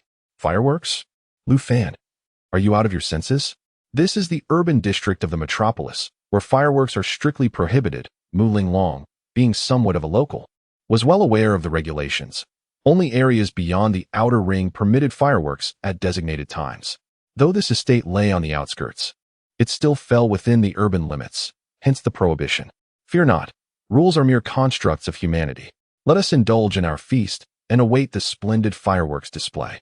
Lu Fan dismissed Mu Linglong's concerns, confident that no one would dare intervene. The grand banquet continued for over 2 hours, with guests leaving the table, clutching their stomachs. Having indulged in the sumptuous and luxurious delicacies Lu Fan had prepared, they devoured the feast with abandon, well aware that such an opportunity might not present itself again soon. Once satiated, Lu Fan led the group to the summit of the nearby mountain, where tables and chairs adorned the gazebo, laden with an array of fruits. The clock had struck 9, and the night sky was cloaked in darkness, illuminated only by the enchanting neon lights of the metropolis in the distance. The fireworks were meticulously arranged across the racetrack, numbering over 100, all of premium custom quality. As a robot ignited the first firework, the resounding blast shot skyward, bursting into a kaleidoscope of colors that illuminated the night sky for a radius of 100 meters. Well, the crowd atop the hill erupted in awe, with Mu Linglong blushing with excitement as she linked her arm with Lu Fan's, her entire being quivering with delight. The grand fireworks celebration commenced, one after another soaring into the sky and bursting into brilliance. Many nearby paused to witness the spectacle, including numerous drivers of flying cars who had come specifically for the show. As the atmosphere reached its peak and the crowd swelled, Lu Fan issued a command in his mind. A dozen fireworks erupted simultaneously, soaring into the sky and forming a line of text. Happy birthday, Mu Linglong. The onlookers gasped in delight. How romantic. Can fireworks truly convey such messages? One exclaimed. I hail from Xiang province. These fireworks must be custom-made, and they come at a steep price, unaffordable for the average person. Mu Linglong gazed at the words suspended in the sky for a few moments, her eyes glistening with emotion. Were it not for the multitude around her, she would have embraced Lu Fan with a passionate kiss. The fireworks continued for 20 minutes, yet only half had been released when 2 flying police cars, sirens blaring, approached and hovered above the estate. We're finished. Someone must have reported us, Jiang Xinxin lamented, as a booming voice echoed from above. Attention below. You have violated the regulations prohibiting fireworks in the Magic City. Please cease immediately and prepare for questioning. What do we do now, Lu Fan? Mu Linglong asked anxiously, her gaze fixed on him. Lu Fan merely smiled, seemingly unfazed. Let the fireworks continue. They can deal with it.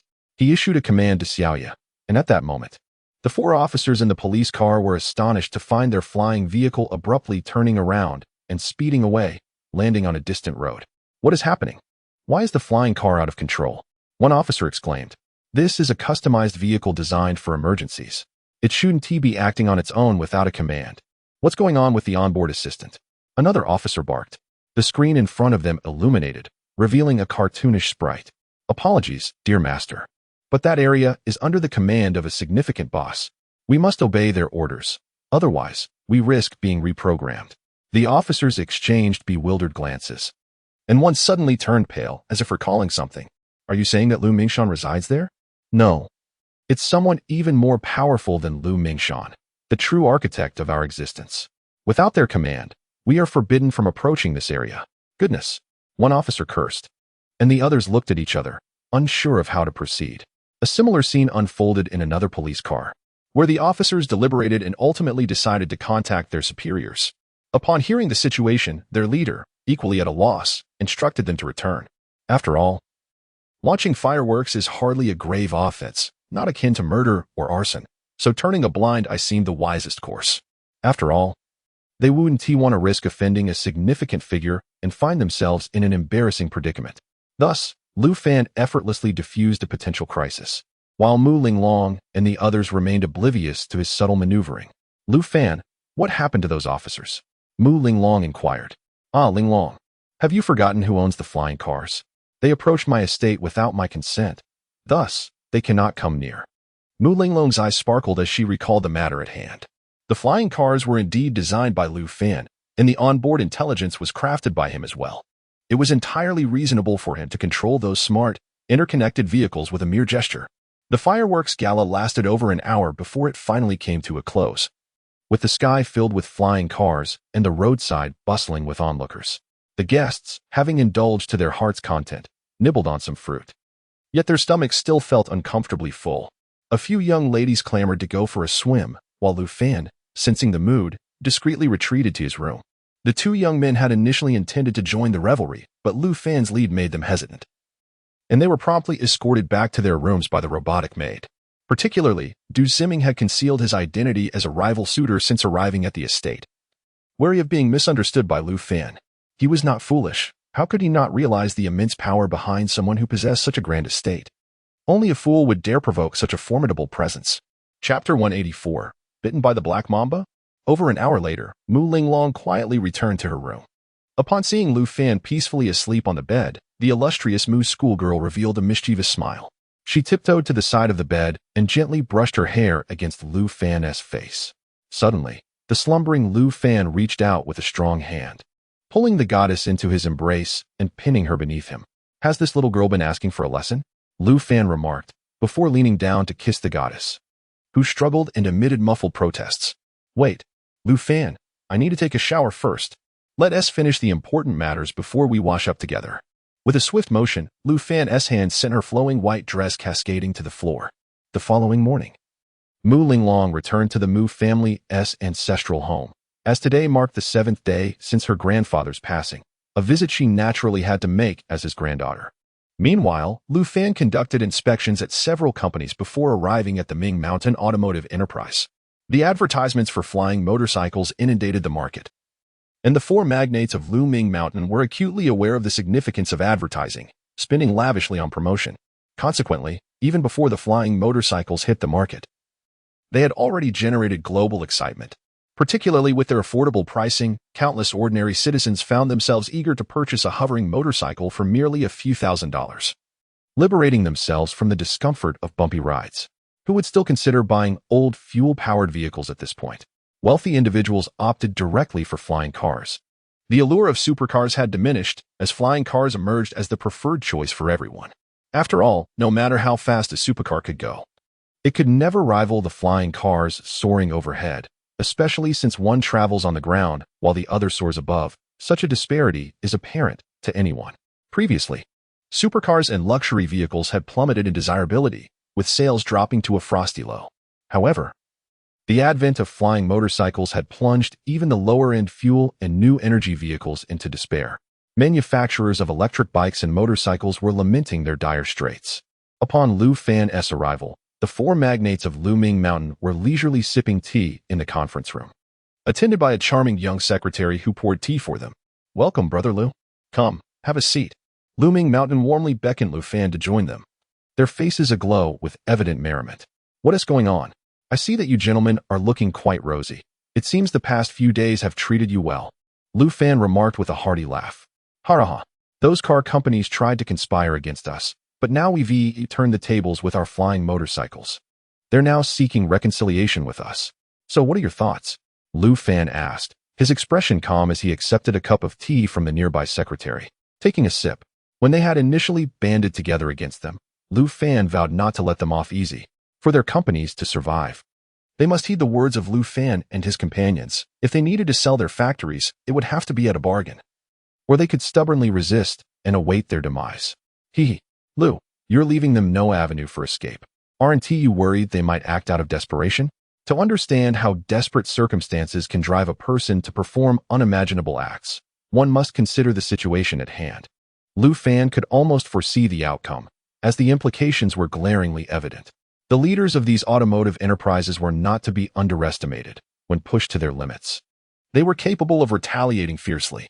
Lu Mingshan and his companions were not foolish either. They exchanged glances, their expressions growing noticeably grave. Lu, what do you propose we do? It's quite simple. Wealth is not meant to be earned by a single individual. Just as I have invited you into this partnership, we can collectively profit, sharing both the risks and resources, achieving a synergy greater than the sum of its parts. Our primary shortcoming at present is the lack of manufacturing facilities. We should negotiate with those individuals to become our processing plants. This way, they will be reliant on you for their livelihood, ensuring their allegiance. Would it not be far preferable for former titans to become your allies rather than adversaries? The eyes of Lu Mingshan and his companions sparkled with intrigue at the vision Lu Fan painted. Merely contemplating it was exhilarating. Haha, it seems, Lu, you possess a far-reaching vision, while we have been rather short-sighted. After a discussion, Lu Fan announced that the flying motorcycles would officially go on sale in a week. It was evident that their impending popularity was inevitable, and they would certainly find themselves overwhelmed with demand. This was precisely why Lu Fan sought to partner with them. He preferred to remain in the background, reaping the financial rewards while the four leaders managed the ensuing complexities. Lu Mingshan promptly retrieved his phone, urgently contacting the automotive executives to convene a meeting. Lu Fan, disinterested in the details, knew that Lu Mingshan and his associates would handle matters far better than he could. Donning his battle armor, Lu Fan flew for several minutes before arriving at a clandestine military base in Saudi Arabia. Renowned for its abundant mineral resources, Saudi Arabia, alongside South Africa, boasts some of the richest gold reserves on Blue Star. However, Lu Fan's purpose for being here was not to seek gold, but rather to assist Chris and Wang Xiaoting, who had encountered a deadly situation during a mission. Wang Xiaoting had been struck by a venomous snake, her life hanging by a thread. Chris, as a first-tier genetic warrior, possessed formidable immunity against most toxins found on Blue Star, rendering snake venom ineffective against her. Yet, Wang Xiaoting, an ordinary girl from the city, would face dire consequences if bitten. As Lu Fan hovered above the military base, his mental acuity swiftly pinpointed their locations. This base lay within an abandoned gold mine, riddled with extensive tunnels. The surface bore witness to a scene of carnage, a multitude of bloodied corpses scattered across the ground, likely victims of a recent purge by the Black Widow. Lu Fan descended before a dilapidated building, where the sisters Aisha and Aliyah awaited his arrival, greeting him with utmost respect and a glimmer of fervor in their eyes. Master, the leader is inside, tending to Wang Xiaoting. Her condition is dire. Understood, Lu Fan replied, his expression composed, nodding before stepping through the doorway. The scene within the room rendered him momentarily speechless, for at that moment, Wang Xiaoting lay in agony upon the floor, which was inadequately covered by a tattered quilt. What was most alarming was her utter nakedness. A gaping wound marred her backside, from which a dark, viscous blood flowed. Her posterior and legs were entirely tainted a deep, ominous hue, indicative of the venom spread. This dire situation left Chris at a loss, as the consequences of mismanagement could lead to Wang Xiaoting's untimely demise. Upon catching sight of Lu Fan, Wang Xiaoting's eyes sparkled with a flicker of hope as she struggled to lift her head, desperate to utter words, yet no sound emerged. Master, Chris knelt before Lu Fan, her expression heavy with guilt, likely burdened by her perceived failure to care for Wang Xiaoting properly. Rise, this is not your fault. It appears she was bitten by a snake on her backside while attending to her needs. Is that correct? Yes, master. Was it a black mamba or a rattlesnake? It was a black mamba, master. Hearing this, Lu Fan furrowed his brow. The black mamba is renowned as one of the deadliest snakes in the world. The fact that she had survived thus far after being bitten on her backside attested to Chris's timely intervention. Chapter 185. The misguided Wang Xiaoting. Lu Fan produced a vial of white serum and tossed it to Chris. Momentarily taken aback, Chris swiftly injected the serum into Wang Xiaoting's backside. This was a genetic detoxification serum. While it would halt the proliferation of toxins within her body, the toxic blood still needed to be expelled. Lu Fan gestured for Chris to step aside, and reached out to grasp the bare Wang, shouting. With a mere flick of his fingers, a jet of jet-black blood erupted from the wound on her rear. The blood bore no trace of red, falling to the ground with a putrid stench. It took nearly a minute for the blood to gradually transition to a normal crimson hue, but by then, Wang Xiaoting had succumbed to unconsciousness due to excessive blood loss. She was now stable. Returning home was the immediate priority. Master, we have discovered a substantial cache of gold at the secret base we eradicated. Gold, Lu Fan exclaimed, momentarily taken aback. His mental prowess instantly expanded, enveloping everything within a radius of several kilometers. In a concealed basement behind the house, he uncovered a mound of gold bars, each weighing several tons. Approaching the hidden chamber, he waved away a dilapidated door on the ground, revealing a blinding radiance of gold before everyone's eyes.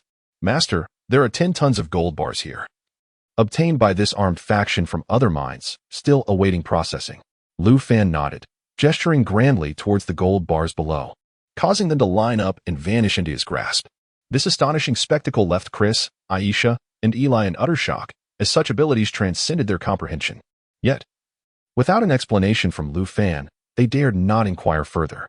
In less than a minute, all the gold bars were retrieved. Return to base. Chris nodded respectfully, cradling the unconscious Wang, shouting as she followed Lu Fan onto the spacecraft. Reclining comfortably on the couch of the ship, Lu Fan was attended by Aisha, who gently massaged his shoulders, while Eli squatted beside him, kneading his thighs. Chris stood before him, respectfully reporting on Wang Xiaoting's recent developments. Having adapted over time, Wang Xiaoting had gradually accepted this life of bloodshed, charging into battle with her weapon in sweeping assaults. She had grown desensitized to killing, able to die naturally amidst piles of corpses. During her time with him, Wang Xiaoting had claimed the lives of 127 individuals, with a deviation of no more than 3. While she might not yet be considered elite, she had proven herself a competent ordinary mercenary. Well done, all of you. It seems the time has come to reward you. Reward? Chris exclaimed, her eyes lighting up as she locked gazes with Aisha and Eli, all three displaying expressions of excitement. Lu Fan extended his hand, revealing 3 vials of green serum resting in his palm. The potions appeared enigmatic, yet Chris and her companions were filled with exhilaration, their faces flushing with anticipation. You 3 must have surmised by now that the evolution of genes knows no bounds. Your strength is a result of a singular genetic evolution. The 3 elixirs represent the second gene evolution serum. With this second gene evolution, humanity possesses a certain probability of awakening mental powers. Once these powers are awakened, your strength will experience a remarkable surge, giving rise to numerous extraordinary abilities. Furthermore, your lifespan will be significantly enhanced. Those who undergo this second gene evolution can expect to live for over 3 centuries. Master, is your ability to fly derived from mental powers? Asked the gently kneading Alice, her gaze fixed obediently on Lu Fan's handsome visage. Lu Fan's eyes lingered momentarily on the valley of her chest before he slowly nodded. Indeed, if one awakens mental powers at level 2, by the time they reach level 3, their mental prowess will experience a qualitative leap, enabling short-distance physical flight. At that moment, you will be utterly detached from ordinary humanity, appearing as gods among mortals. When one reaches level 3 and fully masters their mental powers, even the most mundane object becomes a lethal weapon in their hands. Lu Fan demonstrated by conjuring a sheet of white paper in his palm. With a gentle flick, the paper began to whirl rapidly around the spacecraft, producing a sharp, piercing sound due to its incredible speed. The mere thought of it slicing through a person's neck was chilling. Chris and her companions eagerly accepted the gene serums, kneeling before Lu Fan in gratitude. Thank you, Master, for bestowing upon us this divine elixir. We shall dedicate ourselves wholeheartedly to serving you. Without hesitation, the trio rose and injected the serums into their arms, aware that delaying even a moment could prove perilous. Should they lose or drop it, they would have no one to lament to. On the ground, Wang Xiaoting stirred slightly, her eyelids fluttering as she struggled to open her eyes, yet found herself devoid of any strength. The spacecraft docked at the Black Widow mercenary core base, and Aisha stepped forward to lift Wang Xiaoting, following Lu Fan down the ramp. It was only in the living room that she finally regained consciousness, albeit in a state of extreme weakness, speaking with great difficulty. The snake venom had ravaged many of her immune systems, and with Lu Fan having drained so much of her blood, her survival was already a miracle. Lu Fan stood and approached Wang Xiaoting, looking down at her from above. You have been here for over 10 days. Given your commendable behavior of late, I shall allow you to return home early to see your mother. Erase all memories of this place from your mind, and do not speak of it to anyone upon your return to the city, unless you wish to invite trouble. Should you return to your rebellious ways, I will ensure you spend another month here during the winter vacation. Lu Fan had assumed that such a prolonged ordeal would have transformed her, yet to his astonishment, Wang Shouting shook her head vehemently. No, master. I do not wish to go back. I want to stay. Are you unwell? Your mind muddled? A look of incredulity crossed Lu Fan's face as he beheld Wang Shouting's unwavering gaze fixed upon him. I wish to remain, to grow strong, to become as formidable as Chris and her companions. I refuse to return to the city of my past. It seems our obedient girl has strayed from the path. A sly smile graced Chris's lips as she regarded Wang Shouting, whose gaze was resolute upon the ground. This turn of events exceeded Lu Fan's expectations. Ordinarily, a rebellious girl from the city would be yearning to escape from such a hellish existence. Yet, Wang Shouting's bold declaration caught Lu Fan completely off guard. Master, I heard your words aboard the spaceship earlier. I desire to serve you like Chris does, and I am willing to obey your commands and do anything you ask. Chapter 186. From now on, you shall be known as the Ice Empress. Lu Fan spent a night at the Black Widow base, and the following morning, he returned to the capital with the radiant Wang Shouting. He had promised Sister Wang that in 1 month's time, he would return her a daughter who was vibrant and healthy. Even if it were merely for appearances, he could not allow Wang Shouting to tarnish his reputation. Focus on your studies when we return. After the new year, I will assist you in applying for a leave of absence, after which you may report to Chris. I hope you will not regret your decision. On the spaceship, Lu Fan regarded the youthful girl before him with a calm demeanor. Wang Shouting had donned a JK skirt once more. She appeared the same as she had upon departure. However, while her makeup had been extravagant and her expression defiant when she left, she now exuded a sense of obedience and maturity, having shed her previous arrogance. Yes, master. I shall not regret this. I do not wish for my life to be predictable. I yearn for transformative change. Initially, I was indeed fearful, but I quickly adapted to the tasks Chris assigned me, and now I relish the exhilarating sensation of controlling the fates of others. Lu Fan cast her a peculiar glance. This girl seemed to possess an inherent inclination towards brutality. Sister Wang, having received prior notice, awaited them at home. After not seeing her daughter for half a month, she instantly transformed into a figure of tears, enveloping Wang Shouting in a heartfelt embrace. Shouting, you have lost weight and become darker. It is my failure as a mother for not raising you properly. Mother, do not say that. It has been incredibly difficult for you to raise me. I promise to be a good child and to listen obediently from now on. Observing the emotional reunion of mother and daughter, Lu Fan quietly withdrew from the room. Wang Shouting's gaze remained fixed on him, her eyes reflecting a calmness that belied her age. The Ice Empress had fully recovered. Though her newly regrown limbs still exhibited slight discoloration, time would eventually render them indistinguishable. In the manor's backyard, Lu Fan led the Ice Empress to an open area of the racetrack, gazing skyward. She stood silently behind him, initially believing he had summoned her for a task. As she could not remain here indefinitely without purpose, a piercing shriek echoed through the sky, and as the Ice Empress looked up, a silver-white humanoid battle armor descended before her with a thunderous crash. The armor rose slowly, its crimson eyes exuding an eerie glow. This is...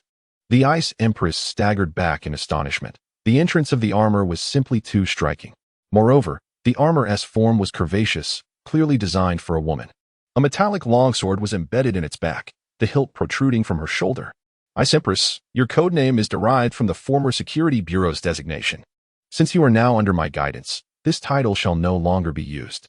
From now on, you shall be known as Ice Empress. Ice Empress. She murmured to herself, contemplating the formidable nature of the title. Could she truly embody such an imperial designation? This battle armor is a gift for you, for now.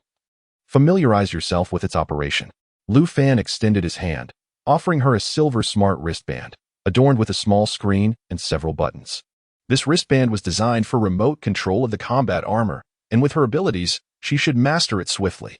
The Ice Emperor accepted the wristband and donned it on her wrist, as a three-dimensional projection materialized above the device. Do you wish to initiate the armor's recognition protocol? Yes. Initiate. In the next instant, the armor disassembled into numerous components, which then shot towards the Ice Emperor, enveloping her entirely. A smile crept onto Lu Fan's face as he turned and departed. Behind him, the Ice Emperor lightly lifted her feet, joyfully leaping about, thoroughly engrossed in her newfound capabilities. Leaving the bustling metropolis, Lu Fan arrived at a mechanical factory in Jean City. The hour was late, and a massive spacecraft, 50 to 60 meters wide, loomed at the center of the factory. This vessel was a technological marvel from the military factories on Venus, equipped with a compact ecological and gravitational space, capable of carrying humans into the vastness of the cosmos. The developments on Venus had been underway for several months. Lu Fan's extraterrestrial military base and factory were now fully operational, and it was time for him to embark on a visit.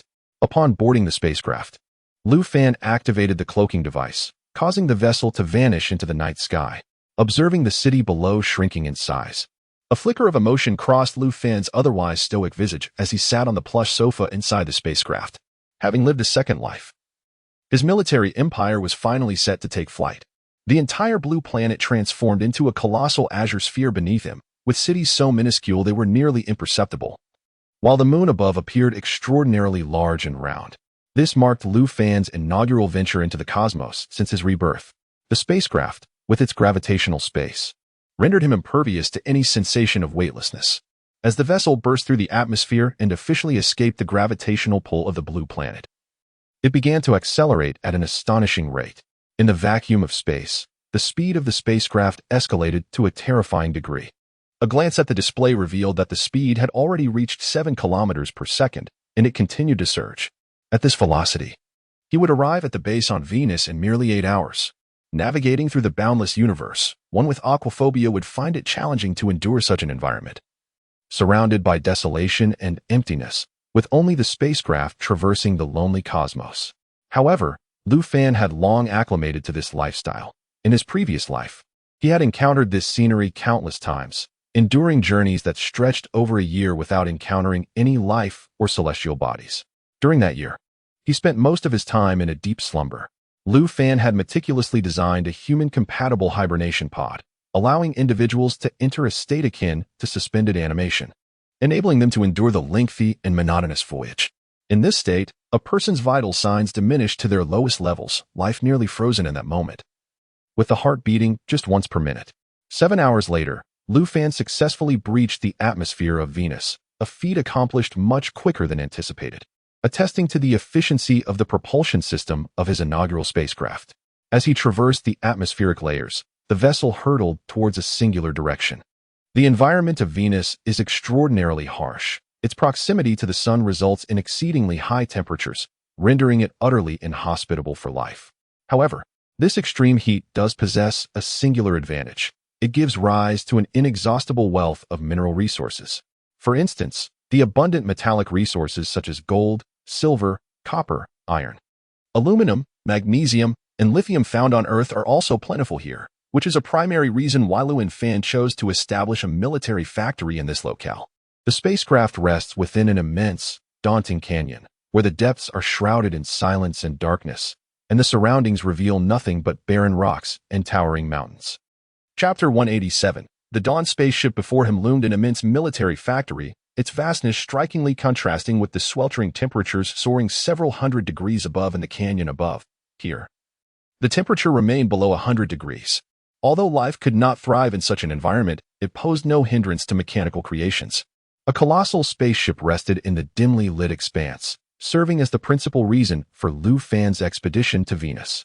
The spacecraft was nearing completion, heralding the commencement of his interstellar navigation plan, with this vessel being its most crucial asset. Donning his battle armor, Lu Fan cautiously stepped out of the ship. The moment he exited, a subtle sensation of weightlessness enveloped him. This was due to the gravitational disparity, as Venus exerted a gravitational force equivalent to 0.9 times that of Blue Star, causing initial discomfort for any human venturing here. Moreover, the high temperatures rendered it essential to wear battle armor. Even with Lu Fan's formidable prowess, he would find it unbearable without such protection. Upon entering the massive spacecraft, he was greeted by a flurry of industrious construction robots. The interior resembled a city from a futuristic realm, with various extraordinary mechanical entities floating in the air, alongside towering humanoid mechas. Lu Fan arrived at an expansive, enclosed space, designated as the ecological life support chamber suitable for human habitation. Within this sanctuary, humans could live comfortably, as it provided water, power, and light. Before Lu Fan, A holographic projection flickered into existence, resembling his sister, Lu Minghua. Greetings, Master. Welcome aboard the Dawn spaceship. Xiaoyu, please provide an introduction to the ship's specifications. Certainly, Master. The Dawn spaceship is a standard medium-sized interstellar vessel, measuring 276 meters in length and 892 meters in width. Its width is not fixed. Featuring one life support ecological chamber and one backup ecological chamber. It is powered by a super quantum nuclear engine, capable of fulfilling all the vessel's energy requirements. The ship is equipped with some low-tier weaponry and defense systems. Its main cannon is a concentrated energy cannon, achieving a peak power output of 320 terawatts. Additionally, there are two secondary cannons, a laser cannon and a physical aluminum glazed projectile. The defense mechanism includes an energy shield. Most importantly, it is equipped with the urgently needed space jump device, enabling it to reach any planet within the Milky Way in the shortest possible time, thus circumventing the lengthy ordeal of long-distance travel. Furthermore, the ship houses 120 permanent maintenance robots, responsible for its repair and upkeep. There are also 20 functional mecha warriors and 300 intelligent unmanned combat aircraft on board. Listening attentively to Xiao Yu's detailed report, Lu Fan nodded in satisfaction. Although the ship's specifications were modest, it was more than adequate for the task of expansion and exploration. Venus, while rich in resources, offered a limited variety, necessitating the transport of many materials from Blue Star. However, once the Dawn spacecraft ventures into the cosmos, it will possess the capability to exploit resources from other celestial bodies. The Milky Way is replete with planets that surpass Blue Star in perfection, abundant in resources that are virtually inexhaustible. The crucial aspect is that no competitors exist, allowing for the elimination of exposure-related concerns. This is precisely why he is reluctant to establish military factories on Blue Star. Master. The construction progress of the Dawn spacecraft stands at 98%. The Dawn spacecraft is now complete, and energy weapon power tests are underway. The results are impeccable.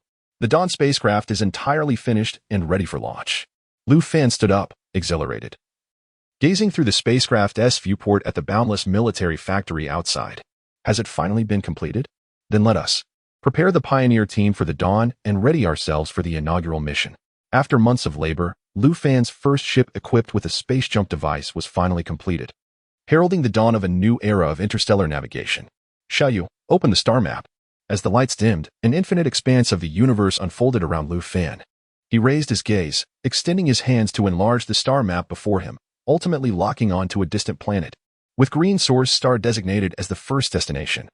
He planned to deploy the Pioneer robotic team upon arrival, followed by Yellow Spirit Star. Lu Fan deftly navigated through the star maps, well acquainted with the resources each celestial body harbored. Soon, a flurry of commands was issued, and the Dawn was meticulously scheduled for its journey. Xiao Yu's database recorded all star maps of the Milky Way and nearby systems, and Lu Fan had memorized every significant resource planet, allowing him to pinpoint the most suitable sites for development without any detours, establishing them as bases for expansion. At last, the era of interstellar navigation was poised to commence.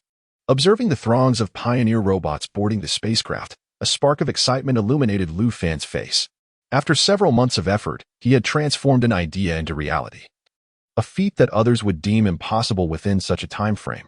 Yet, to Lu Fan, it felt somewhat sluggish. Watching the spacecraft depart, he donned his battle armor and surveyed the military factory, an immense complex occupying the entire valley, with even the mountains being excavated by robots to create numerous research bases within. The temperature on Venus is excessively high, rendering many materials ineffective at the surface. Only in the cooler recesses of the mountains can operations be conducted safely. For instance, electronic products and low-melting plastics would instantly liquefy upon exposure to the surface, becoming waste before they could be processed. Lu Fan entered the mountain's interior, passing through a colossal, hollowed-out portal, revealing an endless array of machinery. Above, intelligent mechanical arms operated swiftly, while countless robots transported materials in and out. These intelligent machines are entirely controlled by Xiaoyu. However, without the support of a computer, Xiaoyu finds it somewhat challenging to manage such intricate operations. Thus, a formidable quantum computer is indispensable. Once completed, Xiaoyu will manifest a projection within the quantum computer, leveraging its vast algorithms to effortlessly manipulate these intelligent machines. Master, the quantum computer is expected to be finished in 2 days. Please choose a suitable location for its installation. Lu Fan pondered for a moment. The quantum computer primarily serves to store data, facilitating data exchange for Xiaoya. With the signals between Venus and Blue Star now synchronized, it would be prudent to place the quantum computer here for enhanced stability. A secure chamber will be excavated within a mountain to accommodate the quantum computer. What of the manufacturing of the three-dimensional satellite? Master, there has been no update on the satellites. Both Blue Star and the base here are diligently working on their production. Meanwhile, on the other side of Venus, a massive factory has been established specifically for satellite construction. Indeed, all satellites will be launched into space via spacecraft, as the Star Network plan must not encounter any delays. The Star Network initiative is an ambitious endeavor aimed at establishing comprehensive coverage throughout the Milky Way and neighboring star systems. It is worth noting that the Milky Way alone harbors over 400 billion celestial bodies, making the task of signal coverage exceedingly formidable. Nonetheless, it is a necessity. Without it, humanity's foray into space would be akin to navigating blindly, lost in the vastness of the cosmos. Experienced individuals may manage, but those lacking experience risk becoming utterly disoriented amidst the infinite expanse. Chapter 188. The tragic superstar. The oxygen supply system of the battle armor was in dire straits, leaving Lu Fan completely devoid of oxygen. However, as a level 4 genetic warrior, Lu Fan was capable of surviving for a brief period in the vacuum of space without any need for oxygen. After having entrusted all matters, Lu Fan maneuvered his armor back to the spaceship, setting course for Blue Star. This journey to Venus had consumed a day of his time. And just as he reached the outskirts of Blue Star, he received a call from Wang Xiaotian. Lu Ge, if you have the time, please come to the Jinlong Club. An old friend of yours is looking for you. Wang Xiaotian's tone was somewhat grave, and he did not disclose the identity of this person.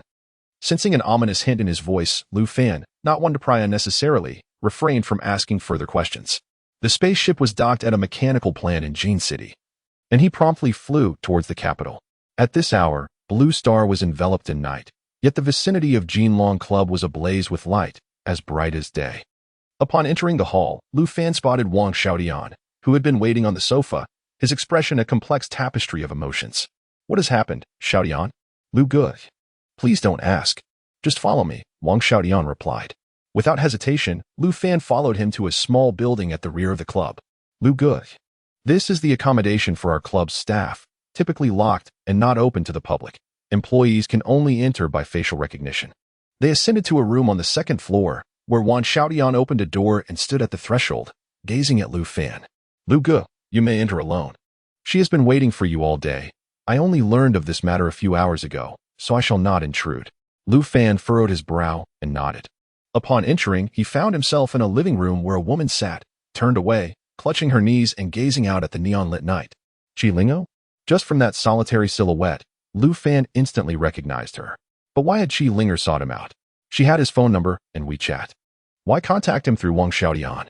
As the door behind him closed, Qi Lingo slowly turned around, and Lu Fan's heart sank at the sight of her face. Marred and ghostly. Lu Fan, did I frighten you? Her face, neck, and hands were adorned with scars, and Lu Fan quickly deduced the cause of such injuries. You were splashed with acid? Who could be so vicious? His voice was laced with icy severity. An illustrious international superstar. Attacked with acid at the pinnacle of her career, this was a cruelty far worse than death itself. Lu Fan, whoa. Before Qi Linger could finish her sentence, she succumbed to despair, curling up on the floor in tears. Lu Fan, his expression dark and brooding, sat silently on the sofa, watching her helpless sobs with a stony countenance. Tears will not resolve the issue. Have you finished crying? Once you are done, share your story with me. There may yet be a glimmer of hope in this situation. Qi raised her head, the scars on her face appearing truly horrific. The intense acid had corroded the skin on her face, neck, and hands, leaving the remaining skin wrinkled and crumpled together. A sight that could easily frighten even a child to tears. Wiping away her tears, Qi began to recount the events that had transpired. A week ago, she had come to the capital for a gathering, only to be targeted by a prominent scion of the elite. While these celebrities seemed to bask in glory, they were powerless in the presence of such powerful figures, unable to resist. Qi firmly rejected the advances of the young aristocrat. But the arrogant young man seized an opportunity to attempt to force himself upon her. In a moment of desperation, Qiling stabbed him in the eye with her hairpin to preserve her dignity. Unfortunately, this only incensed him further. The very next morning, as she exited the hotel, she was doused with a caustic liquid. This resulted in her current disfigurement, with her wounds still unhealed and her suffering far from over. To make matters worse, her life took a nosedive as the head of her agency summoned her to terminate her contract and demanded exorbitant compensation for breach of contract, citing the substantial investment made in her. Given her current state, it was clear she could no longer grace the screen. Even her manager and assistant abandoned her, recognizing that there was no future to be had in following her. Desperate and having spent a week in the hospital, Qiling contemplated ending her life. Yet a vision of a man lingered in her mind. Even in death, she wished to see him once more.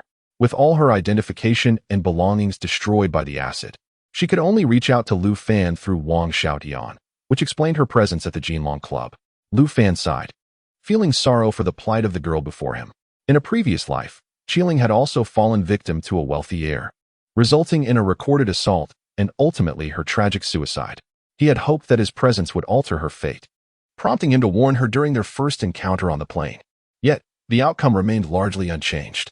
In her current state, devoid of his intervention, it was likely she would still choose death, for few could withstand such devastating blows. Death might indeed be the only escape. Was this a manifestation of a deathly fate? Was one's destiny truly unalterable? Lu Fan fell silent, his mind racing with thoughts. Yet, the complexities of fate eluded him. Looking at Qiling, who sat on the ground gazing at him with a dazed expression, he understood her feelings towards him. However, his heart was solely occupied by Mu Linglong, making it difficult for him to embrace the presence of another woman. Furthermore, having navigated the entertainment industry for years, Qiling had her fair share of cunning, a trait that had always dissuaded Lu Fan from favoring her. Lu Fan, I am aware that there is no possibility for us anymore.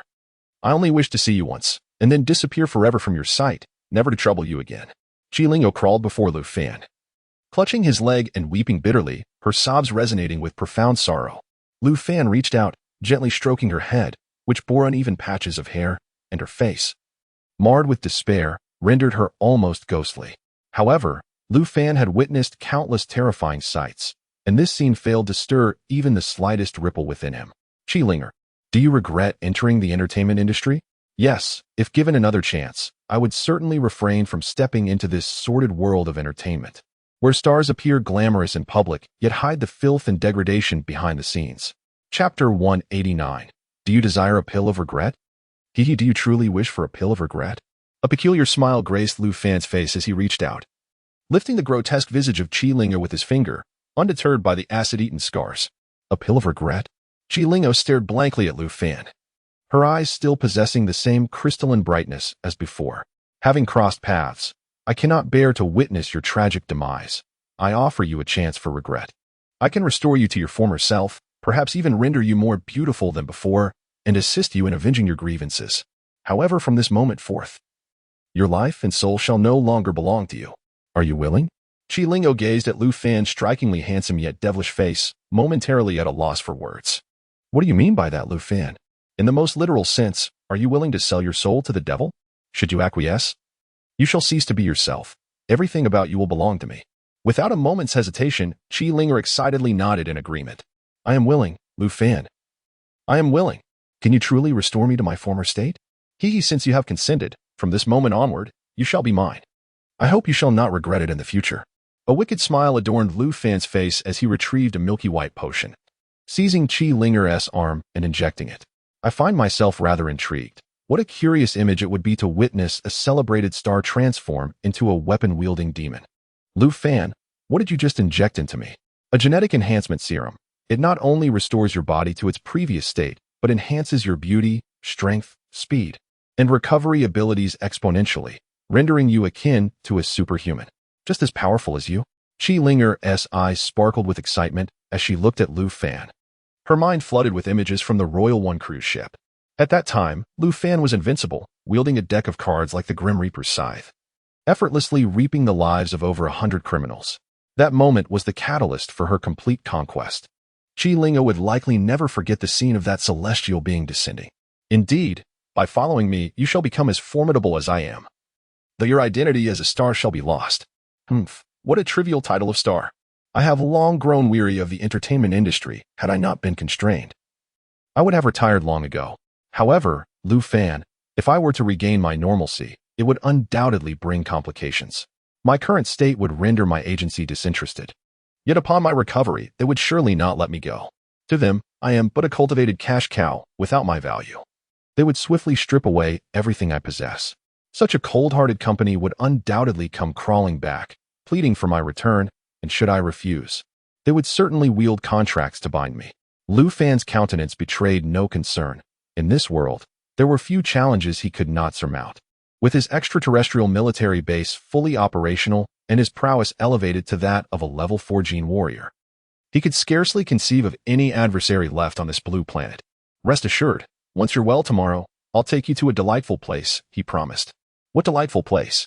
Chi Linger exclaimed, her eyes wide with curiosity, oblivious to the fact that what Lu Fan considered delightful may not be so for her. It would be pointless to spoil the surprise. Let me instead share some important notes regarding gene serums. Throughout the night, the sounds of a woman's gasps and cries resonated within the room, leaving Wang Xiaotian outside with an expression of utter bewilderment. Could Brother Fan truly indulge in such beauty? It seemed almost superhuman. At the break of dawn, Lu Fan opened his eyes. Chi Linger lay curled at his feet, blissfully asleep.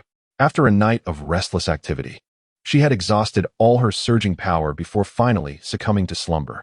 As Lu Fan rose, the movement jolted the slumbering Chi Linger awake. If I were you, I would remain still, otherwise you might find yourself in a predicament. Unfortunately, Lu Fan's warning came too late. As Chi Linger straightened, her body shot upwards, colliding with the ceiling and shattering the chandelier above. Ah! She cried out, crashing heavily onto the floor.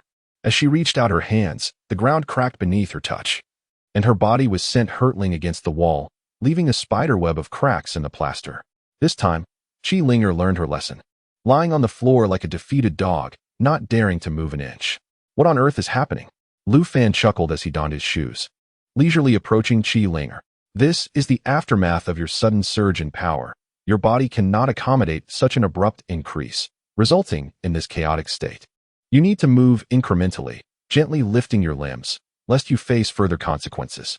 Only then did Chi Linger tense her small face, cautiously lifting her hands and feet. Just then, Lu Fan's phone rang. Upon glancing at the screen, he noted it was Mu Linglong calling. Lu Fan, what have you been up to these past few days? I haven't heard from you at all. Am I still your girlfriend? Came Mu Linglong's dissatisfied voice from the other end. Lu Fan cast a sidelong glance at Chi Linger on the floor and replied with a smile. I took a trip to Venus the day before yesterday and returned yesterday. Then made a detour to Beijing, where I had a night with the star Chi Linger. I'll come find you in Magic City tomorrow. You're full of nonsense. I can't believe you've learned to lie, Lu Fan. I have a meeting to attend, so I'm hanging up now, Mu Linglong retorted before abruptly ending the call. Chi Linger, still on the floor, looked at him with a peculiar expression. The mention of their night together sent her heart racing. After considerable effort, Chi Linger managed to rise, moving cautiously as she shuffled into the living room. Upon catching sight of her reflection in the mirror, she was left utterly astonished, her mouth agape in disbelief. Though her facial skin has yet to return to its normal state, the severely acid-eroded skin has improved significantly overnight, rendering her appearance considerably less frightening. The efficacy of the genetic serum will endure for 2 to 3 days, with the first day being the most arduous. You shall remain in this room today. Without venturing elsewhere, I shall have Wang Xiaotian bring you your meals. Do not fret over the scars on your face. They will heal completely within a couple of days at most. After giving a few instructions, Lu Fan departed, leaving Chi Linger with a countenance filled with excitement.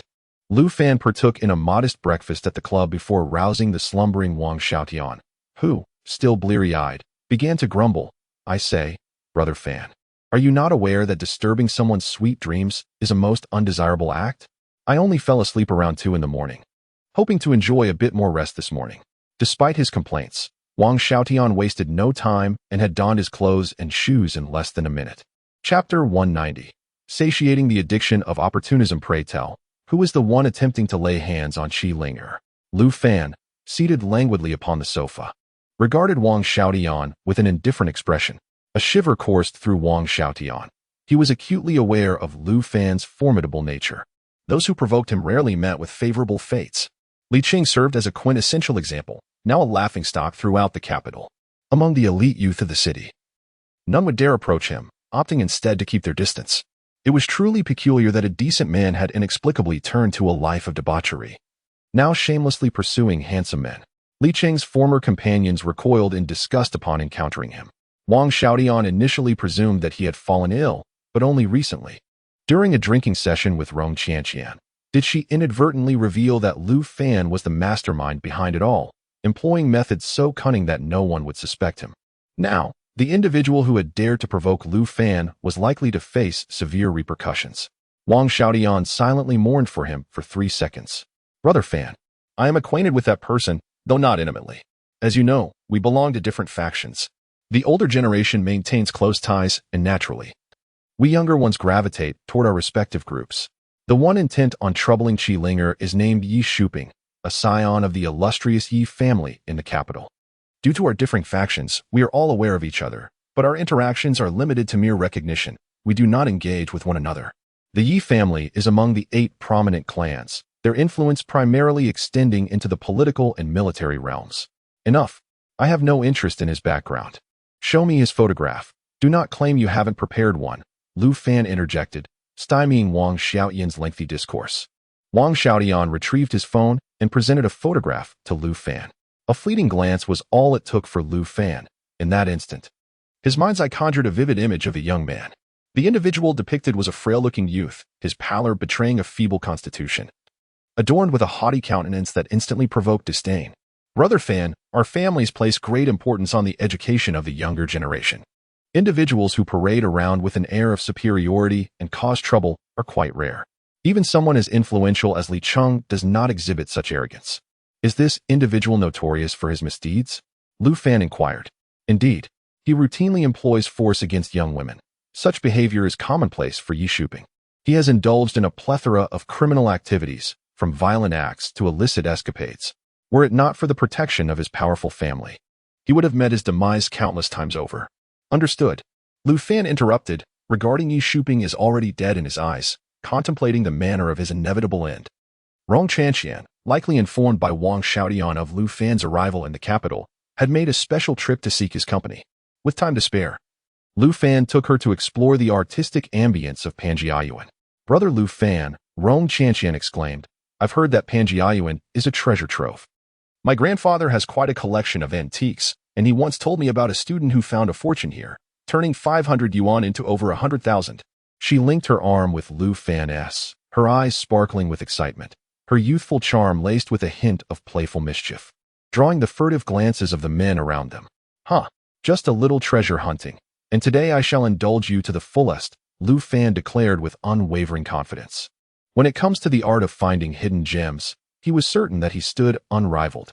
With over 300 years of memories from a past life and extraordinary mental prowess, he could discern any treasure that dared to cross his path. Yet, these trinkets were mere amusements for him. The monetary value held little allure. The shrewd stall owners were no fools. Though there were indeed treasures to be found in today's antique market, the odds were dismally low. These stalls had been rummaged through countless times, and anything of real worth had long been claimed. However, this posed no challenge for Lu Fan, for he possessed an undeniable advantage. As they strolled through the streets of Panjiayuan, Lu Fan guided the enchanting Rong Qianqian at a leisurely pace. Every detail of the myriad items displayed around them vividly appeared in his mind, allowing him to discern their authenticity and artistry at a glance. Rong Qianqian, brimming with enthusiasm, gazed around excitedly. Although she had visited before with her grandfather, this was a wholly different experience, being here with a man she admired. Suddenly, Lu Fan halted, leading her to a stall manned by a middle-aged vendor. Young man, take your time to browse. If you find something you like, I'll give you a fair price. I haven't opened for business yet today, the vendor remarked, his eyes lighting up at the sight of the young couple. Young men accompanied by their girlfriends were the most coveted patrons in the antique market, often generous with their spending. And the vendor assumed that youth meant a lack of experience. What is the price for this piece? Lu Fan inquired, pointing at a wooden Buddha statue nestled in the corner of the stall. The vendor's expression shifted to one of disappointment upon realizing that the item was not particularly profitable. Unlike ceramics or jade, which could command exorbitant prices, this wooden sculpture offered little margin. You have a keen eye, my friend. This Buddha statue is an antique from the Qing dynasty, and I assure you, It is a genuine piece that will withstand any test, the vendor asserted. Lu Fan nodded, crouching down to examine the 20-centimeter tall statue. Indeed, Qing Dynasty wooden sculptures were renowned, with some exquisite examples fetching astronomical sums at auctions. Yet, the mere fact that this particular piece lay here, under his scrutiny, spoke volumes about its quality. The craftsmanship of this statue, if not utterly abominable, is certainly subpar. It fails to convey the expression of Maitreya Buddha in any meaningful way, even with his eyes closed. Lu Fan could carve better. Boss, I possess some knowledge of wood carving as well. From its appearance, this piece seems to belong to the late Qing dynasty. However, I shall refrain from commenting on its carving techniques, as I trust you are more knowledgeable than I. Moreover, the quality of this rosewood can only be regarded as inferior. For an apprentice like me, it serves as a decent practice piece. I wish to purchase it to recarve an item as a gift for my girlfriend. Boss, please offer me a fair price. If it is too exorbitant, I shall continue my search. Lu Fan's words were exceedingly reasonable, and it was evident that this item had lingered in his possession for far too long. Now that someone has shown interest, it would be prudent to part with it. Chapter 191. Procurement. Upon encountering an expert, I shall not impose unreasonable demands. This exquisite Buddha statue can be acquired for merely 10,000, an undeniable bargain. Lu Fan furrowed his brow at the stall owner's words, contemplating deeply before setting the statue back down. This price could easily procure a decent handbag for my girlfriend, which is decidedly not worth it. Indeed, dear brother Lu Fan, a mere 6,000 for a stylish phone bag is far more appealing than this shabby wooden piece. Rong Chanqian, though perplexed by Lu Fan's intentions, astutely chimed in to offer her support. Dear owner, as you have heard, I have a keen interest in this rosewood piece. I am willing to offer you 2,000. If you agree, we will conclude this transaction. Upon hearing this, the stall owner was momentarily overwhelmed with joy, which he valiantly suppressed. He had originally acquired this item for 300 and had kept it for over a year, fearing it would remain unsold indefinitely. To his astonishment, it was now being valued at such a price. Ah, young man, this rosewood statue is a genuine antique. Although its craftsmanship may leave something to be desired, its cultural significance is undeniable. Let us negotiate further.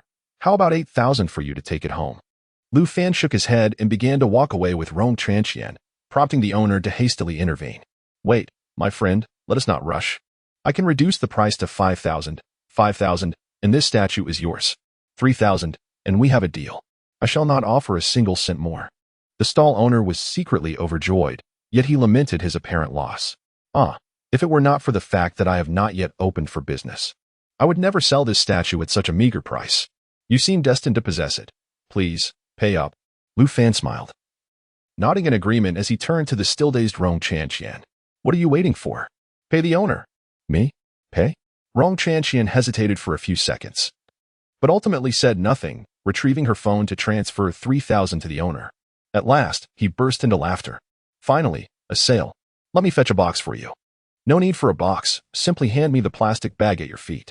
Lu Fan took a worn plastic bag, within which lay the rosewood statue purchased for 3,000, and led Rong Chanqian onward through the crowd. Brother Lu Fan, what do you intend to do with this Buddha statue? Did you not express a desire to find hidden treasures? Today, I shall indulge that whim. Are you suggesting this rosewood statue is a treasure? Rong Chanqian's eyes brightened with excitement. Though it may appear to be an ordinary piece of wood, unworthy even for kindling, it harbors profound secrets within. Let us continue to explore, and later I will guide you to a lucrative opportunity. Lu Fan urged her onward. Yet Rong Chanqian remained captivated by his words, her gaze fixated on the bag, her curiosity piqued. Lu Fan paused once more, handing the bag to Rong Chanqian as he casually picked up a scroll from a nearby stall selling ancient paintings and books. As he unfurled the scroll, it revealed an astonishing image of a reclining tiger. The painting, though it depicted the form of a fierce tiger, lacked the essence that would truly bring it to life, leaving much to be desired. How much for this piece? Inquired the young man. The proprietor, an elderly gentleman in his 60s or 70s, lingered his shrewd gaze on Rong Chanqian for a moment before responding leisurely. Ah, young man, you possess an eye for art. This is an authentic work by Tang Bohu, titled Sleeping Tiger. If you fancy it, it's yours for 300,000. A burst of laughter escaped Rong Chanqian's lips, prompting a slight flush of embarrassment to cross the old man's face. Brother Lu Fan, this tiger is not nearly as well painted as my own work. If you desire, I shall create a piece for you at home. guaranteed to be far more lifelike. Though I am no connoisseur of antiques, I have encountered Tang Boha's paintings on several occasions. He is a true master, capturing depth and spirit in his works, far surpassing this inferior piece. Well, I was merely contemplating hanging a painting on my wall, as it seems a bit bare. This one, however, is clearly a mere trifle, likely crafted by some apprentice. I can offer you 200, not a cent more, as my wall is only worthy of such a price. Deal. Young man, please provide the payment. The proprietor scarcely hesitated, promptly presenting a QR code. This item had been salvaged from a recycling station, costing him no more than 2 yuan. And selling it for 200 was a fortunate gain. Qianqian, please proceed with the payment. Without hesitation, Rong Qianqian scanned her phone to transfer 200, leaving Lu Fan with yet another hideously unappealing painting. And this vase, what is its price? Lu Fan inquired as he crouched before a stall selling antique porcelain. Among the myriad of items in the antique street, porcelain undoubtedly held one of the deepest pools of deception. He pointed to an antiquated blue and white vase, carefully housed within a special case, clearly of considerable value. Young man, you possess keen insight. This vase was used by Emperor Qianlong and is priced at 5 million firm. The stall owner, a burly man in his 30s, occasionally flashed a cunning glint in his eyes. May I handle it? Certainly, but due to its great value, I must ask that you wear gloves when examining it.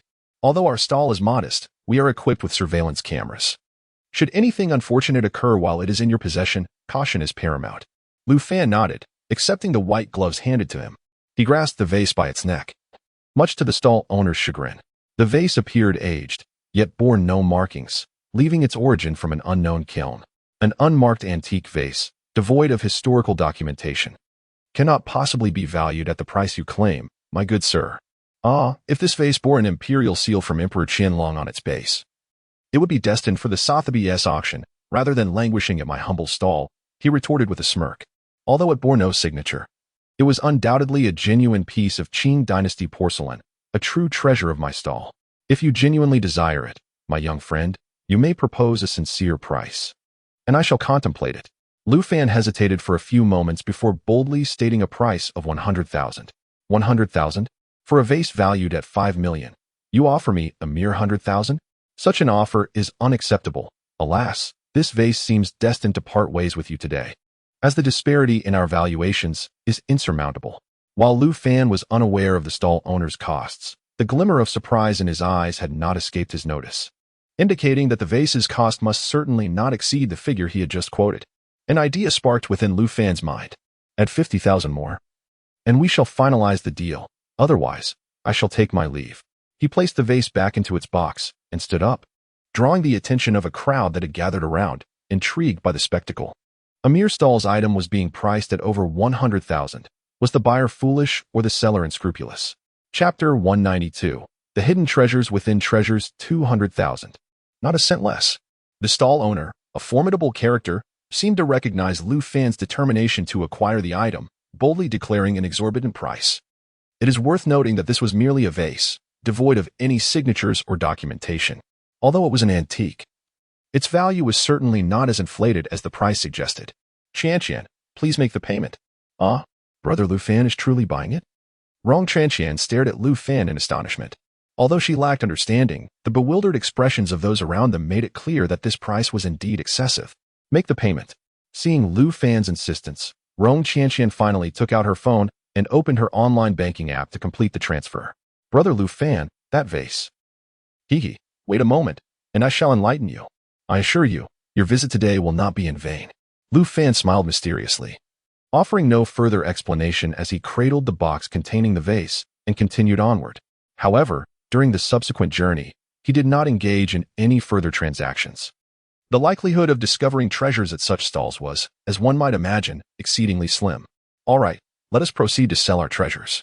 Although Lu Fan had not been extensively involved with antiques in his previous life, he possessed a fair understanding of the antique market. The true connoisseurs were those operating within established shops, where genuine masterpieces resided. Provided one had the financial means, they could undoubtedly present astonishing antique pieces. Lu Fan led Rong Qianqian to a tranquil storefront.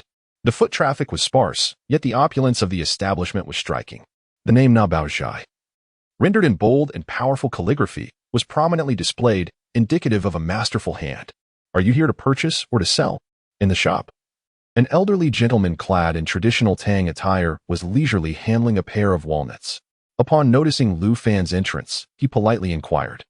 But his gaze swiftly assessed the items in their hands, allowing him to surmise their intentions. We wish to sell. Please have a look, shopkeeper. Lu Fan chuckled lightly as he placed the redwood Buddha statue from the plastic bag onto the counter. The elder merely glanced at it before losing interest, his expression becoming rather neutral. Young man, you purchased this Buddha from old Zhang, didn't you? I have encountered this piece before. The carving is mediocre, and the redwood material is unremarkable, lacking significant value. Indeed, I acquired it for 3,000. However, what I wish for you to examine is not the statue, but the object concealed within it. Lu Fan's tone was calm, yet to the elder, it resonated with a sense of gravity. The elder abruptly straightened, his demeanor shifting to one of seriousness as he examined the Buddha statue with keen interest. He was no stranger to the concept of treasures hidden within treasures, having experienced such revelations multiple times in his lifetime. Some individuals, in an effort to disguise their valuables, would encase precious items within seemingly inexpensive objects. This Buddha carving is not quite right. It has been pieced together? The shopkeeper exclaimed in astonishment, while a bewildered Rong Chanqian, now beginning to comprehend the situation, discreetly retrieved her phone to activate the recording function. Is it truly a treasure within a treasure? Please, do wait a moment. The old man is merely a craftsman hired by the shop. Allow me to inform the owner to come. Rest assured, dear guest. My esteemed boss is merely a short distance away, enjoying a cup of tea, and will arrive shortly. Upon finishing his statement, the old man produced his phone and began dialing. The moment the person on the other end learned of the peculiar situation at the shop, he became animated, insisting that they must wait for his return to keep Lu Fan and his companion calm. The old man swiftly donned a different expression and brewed 2 cups of the finest tea for Lu Fan. Rong Chanqian, holding her phone, leaned over to scrutinize the Buddha sculpture on the table. Yet, despite her prolonged examination, she could discern no hidden intricacies. Brother Lu Fan, did you know from the start that this Buddha sculpture harbored secrets? How could anyone perceive such issues? The old man nearby perked up his ears to listen intently. After sipping his tea, Lu Fan spoke slowly. The master behind this sculpture is, in fact, a top-tier artisan who intentionally employed a rough carving technique to conceal the treasures within. However, the essence of craftsmanship is deeply ingrained within him. Even if he deliberately carved it coarsely, his skills still reveal themselves in the work. Chanqian, observe the treatment of the eyes on this Buddha. Such meticulous craftsmanship in the eye detail can only be found in the hands of a master. Whether intentional or not, this detail exposes a point of intrigue. Unfortunately, Lu Fan's explanation fell on deaf ears for Rong Chanqian, who seemed ready to inquire further when suddenly, a group of 7 or 8 elderly men burst into the room, resembling figures from ancient times, all adorned in traditional Tang attire. Old Lu, I'm back. The entering elder, upon seeing people in the living room, breathed a sigh of relief. Where is this peculiar situation, old Lu? The shopkeeper gestured. Gentlemen, behold this redwood Buddha statue. It is the object in question brought by this young man. Does this statue look familiar to you? Lu's expression turned peculiar as he pointed to the statue, prompting the elderly men to encircle it, their eyes widening as they fixated intently on the redwood figure. Isn't this the redwood statue belonging to old Zhang? It has been under our very noses for over a year. How could it possibly conceal something within? One elderly man exclaimed incredulously. If such a situation truly existed, it would mean they had all overlooked it. Lu remained silent as he retrieved a box from the counter, containing a high-intensity flashlight and a magnifying glass. This is our esteemed boss, Zhang Kongyan, whose family has been renowned in the antique trade for generations, with ample resources and integrity. As long as you possess a treasure, you are assured a fair price at our shop. Lu continued to lavish praise upon Lu Fan, yet Zhang seemed entranced by the Buddha sculpture, nearly fixating his gaze through the magnifying glass. Incredible. This sculpture is indeed pieced together. The craftsmanship is extraordinary, leaving not a single seam visible. No wonder we failed to notice it. The group of elderly men became enraptured, their eyes ablaze with fervor as they gazed at the sculpture, concealed within it. There could be no trivial matter. Such exquisite means of concealment must surely hide a true treasure. Young man, would you prefer to unveil this treasure yourself? Or shall we assist you in its revelation? Zhang Kongyan finally cast a discerning gaze upon the young couple before him. The man exuded exceptional charm and poise, unmistakably a person of gravitas, while the woman was youthful and radiant, clearly no ordinary individual. Heh, you may observe as you wish. I am merely here to sell these items. Let us see what fortune we have stumbled upon this time. Rest assured, my friend, no matter the magnitude of the find, we at Nabeo Studio can accommodate it. Zhang Kongyan signaled to Master Lu, who promptly fetched a box filled with various tools. Fearing damage to the treasures within the Buddha sculpture, Zhang Kongyan had thoughtfully prepared a large sponge pad to place beneath it before using the tools to pry it open. As the sculpture split in two, the onlookers beheld a porcelain cup, roughly the size of a palm, embedded within the sculpture. And the entire hall fell into a hushed silence. Chapter 193. A rare treasure is this, a purple, red, and white plum enamel cup? Quickly, check the bottom for a seal. If it bears the mark of the Yongjing Emperor, it would indeed be a priceless treasure. An elderly man exclaimed in shock. As Zhang Kongyan, trembling hands cradling the exquisite cup the size of a palm, slowly revealed its base. The seal of the Yongjing Emperor, good heavens! A true treasure. My word. It truly bears the seal of Yongjing. I never imagined that after all these years, I would witness such a rare treasure before my very eyes. Rong Qianqian held her phone aloft, capturing the moment, while she leaned in for a closer look at the seal on the cup's bottom. But isn't this just a relic of the broken dust hermit, not the Yongjing Emperor? She asked. Ah, little girl, you are unaware. The Yongjing Emperor had numerous titles, including the Yongjing Imperial Calligraphy and the Yong Prince's Treasure. He also possessed a few private seals, such as the Master of the Old Summer Palace and this broken dust hermit, among others. Oh, I see. But how much is this cup worth? They only spent 3,000 on it. The hall fell silent in an instant, as 9 elderly men glared at Rong Qianqian, their teeth clenched. How could you utter such frigid words? 3,000 is mere pocket change in the presence of such a colossal treasure. This is an extraordinarily rare find in history. Are you attempting to flaunt your wealth? Young lady, the value of this item is incalculable. Based on previous auctions, this purple, red, and white plum enamel cup from the Yongjing era is estimated to fetch over 60 million. If it encounters fierce competition, the price could easily surpass 100 million. What? Over 100 million? Rong Qianqian was instantly astounded, observing the expressions of the old men. She mentally inflated the value of the cup, thinking it must exceed 1 million, yet her estimation was still too conservative. Then, a statement from Lu Fan left everyone in the hall utterly astonished. 70 million. If you can secure the funds, this treasure is yours. What? Are you saying you are willing to sell this treasure? Zhang Kongyan stood upright in shock, eyes wide with disbelief as he stared at Lu Fan. To you, this is a priceless artifact. To me, it resembles a mere bowl worth $1. There's an insurmountable gap in our perceptions. If you desire it, gather the funds. If not, I will contact the auction house. Lu Fan's words were viewed as sacrilege by those in the antique trade, yet they could do nothing about it. For the man had the right to speak as he wished. Zhang Kongyan gritted his teeth and promptly took out his phone to arrange the funds. Operating such a large antique shop, he was not short on money. However, producing such a substantial sum in cash was still a challenge.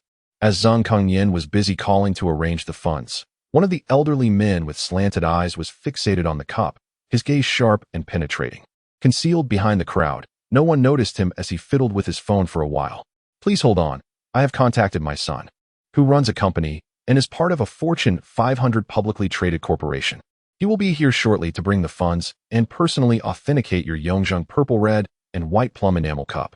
Zhang Kongyan beckoned Lu Fan to take a seat and instructed Master Lu to serve him tea. Only then did he once again pick up his magnifying glass and flashlight to meticulously examine the authenticity of the small bowl. In the antiquities trade, one's discerning eye is paramount, yet the myriad of deceitful tactics abounds. Although this small bowl is undoubtedly a prime specimen, thorough appraisal remains essential. Furthermore, the manner in which this bowl was unearthed adds a flair to its value, having been extracted from a wooden carving of the late Qing dynasty. This narrative alone could significantly inflate its market price. Once acquired, he could take it to the auction house in Hong Kong, where its price would surely soar. After waiting for nearly 20 minutes, footsteps echoed at the shop's entrance. Zhang Kongyan initially assumed it was his son arriving with money. He hurried to the door to greet him, only to be met by a group of uniformed men who made a beeline for his shop, surrounding everyone inside without hesitation. Having spent a lifetime in Beijing, Zhang Kongyan was well acquainted with the purpose of such uniforms. His face paled, realization dawning upon him, and he cast an enraged glance at the elderly men behind him. Personnel from the Cultural Relics Bureau? Indeed, the allure of wealth can corrupt the heart. How foolish of me, Zhang Kongyan. to befriend such individuals, who summoned the agents from the Cultural Relics Bureau. The 7 elderly men in the crowd also turned pale, exchanging wide-eyed glances, their experience allowing them to quickly comprehend the unfolding situation. Clearly, someone had tipped off the authorities, aiming to seize the treasured Yongzheng purple, red, white, plum enamel bowl. Lu Fan, seated leisurely with tea, squinted his eyes and smiled as he scanned the crowd, ultimately fixing his gaze on a suspicious old man with slanted eyes. Brother Lu Fan, what is happening? Rong Qianqian, seemingly oblivious to the gravity of the situation, wore a look of innocent confusion. The emergence of a treasure naturally reveals the darker aspects of human nature. Just sit back and enjoy the spectacle. Lu Fan replied with a reassuring smile, his eyes discreetly glancing at the phone she had been holding aloft, seemingly recording the entire scene without pause. A middle-aged man, portly and clad in uniform, strode into the hall with an air of authority. Upon entering, his gaze swept the room before settling squarely on the colorful small bowl atop the table. His eyes lit up for a moment. Then he turned to the visibly distressed Zhang Kongyan. Master Zhang, you are aware that engaging in the private trade of national relics is a grave offense, are you not? You claim to be a luminary in the world of antiques. How can you not grasp this fundamental principle? This small bowl must be confiscated. Such relics of dubious provenance must be surrendered to the state and placed under the care and study of the Cultural Relics Bureau. Zhang Kongyan's countenance darkened to an extreme, his body trembling with rage as he scanned the crowd, hoping to identify the informant. Dad. At that moment, 3 individuals entered the shop, the foremost being a robust middle-aged man who appeared utterly bewildered by the scene. His gaze eventually landed on Zhang Kongyan. Dad, what is happening? Guangxiang has arrived. Father has learned a lesson this time. I brought along a group of old friends to broaden our horizons, yet among them, some have betrayed me behind my back, secretly summoning Deputy Director Xing Quan from the Cultural Relics Bureau. What? Upon hearing this, Zhang Guangxiang was instantly filled with rage. His gaze fixed intensely on the 7 elderly gentlemen who were of a similar age to his father. As the CEO of a publicly listed company, he quickly discerned the underlying motives behind this scene. Chapter 194. Apologies for causing trouble again. The corpulent official from the Cultural Relics Bureau impatiently approached the table, reaching for the small bowl, muttering arrogant remarks. I have no time for your prattle. You are all elderly folks. I shall not waste my breath on you. I'm taking this bowl with me. Anyone with objections can come find me at the bureau. However, his outstretched hand was intercepted by a young man seated at the table, who smiled as he blocked the official, causing an expression of incredulity to wash over the official's face. You dare to obstruct me? Has the world turned upside down? He exclaimed. You wretched creature. You presume to covet my treasure. Lu Fan maintained an indifferent demeanor, yet his words sent shockwaves through the crowd. This official was the deputy director of the bureau, wielding immense power, and a mere youth had the audacity to insult him. Was this sheer ignorance of one's own limitations? Indeed, as the deputy director, Xing Quan was accustomed to being revered wherever he went. He had never been subjected to such scorn. His countenance shifted dramatically, ultimately taking on a hue reminiscent of pig's liver. You've gone too far. Seize him at once. I suspect you are involved in a series of thefts of cultural relics. If I do not see you imprisoned, I shall no longer bear the surname Xing. With a scoff, Lu Fan displayed a smirk. As 2 uniformed men charged forward, he did not even rise from his seat, with a mere wave of his hand. A firearm appeared in his grasp. A gun? Good heavens, this is the capital. The surrounding crowd erupted in chaos, and the advancing men halted, their expressions shifting to one of alarm. You dare to brandish a weapon? Your end is not. Xing Quan's face paled, realizing the situation was spiraling out of control. His initial intent had been to exploit his authority to abscond with the priceless bowl and offer a mere token of gratitude to the informant. Yet, the emergence of a firearm had escalated this matter into a criminal affair. Xing Quan, whether I am finished or not remains to be seen, but today, you are undoubtedly done for. Even if the heavens themselves descend, should they attempt to lay hands on my possession, I shall not hesitate to retaliate. Do you believe I won't pull the trigger? Lu Fan gracefully disengaged the safety, the mechanical click sending shivers through the onlookers. This is the Emperor's domain. I cannot believe you would dare. Bang. Ah, my leg. The sudden turn of events left the hall in stunned silence. Undeterred by Xing Quan's continued defiance, Lu Fan fired without hesitation, striking the official's thigh. A gaping wound appeared, and the official was momentarily stunned before collapsing in agony, cradling his injured leg. Never have I encountered such imbecility. Unarmed, you dare to confront a gun? Did you leave your wits at home? Lu Fan remarked with a smile, blowing the smoke from the barrel, unfazed by the act of violence. Who else dares to approach? He asked, his tone monotonous as his gun swung menacingly between the remaining uniformed men, causing them to retreat in fear. Hey, young man, you should leave at once. This is the Emperor's realm. Discharging a firearm is a grave offense. What began as a simple matter has spiraled into chaos. Zhang Kongyan stepped forward with a face full of guilt, attempting to persuade Lu Fan, while casting a regretful glance at the exquisitely beautiful small bowl on the table. Realizing that this treasure was beyond his reach. Do not leave. Call the police immediately and inform them that someone here is armed. I must see him imprisoned and executed. On the floor, Xing Quan grimaced in pain, yet he did not forget to warn Lu Fan. With a scoff, Lu Fan emitted another derisive laugh, raising his hand without hesitation to fire another shot at Xing Quan's other thigh. The bullet struck, causing Xing Quan's body to jerk violently, his eyes widening to an unprecedented size, before his head tilted and he fainted from the pain.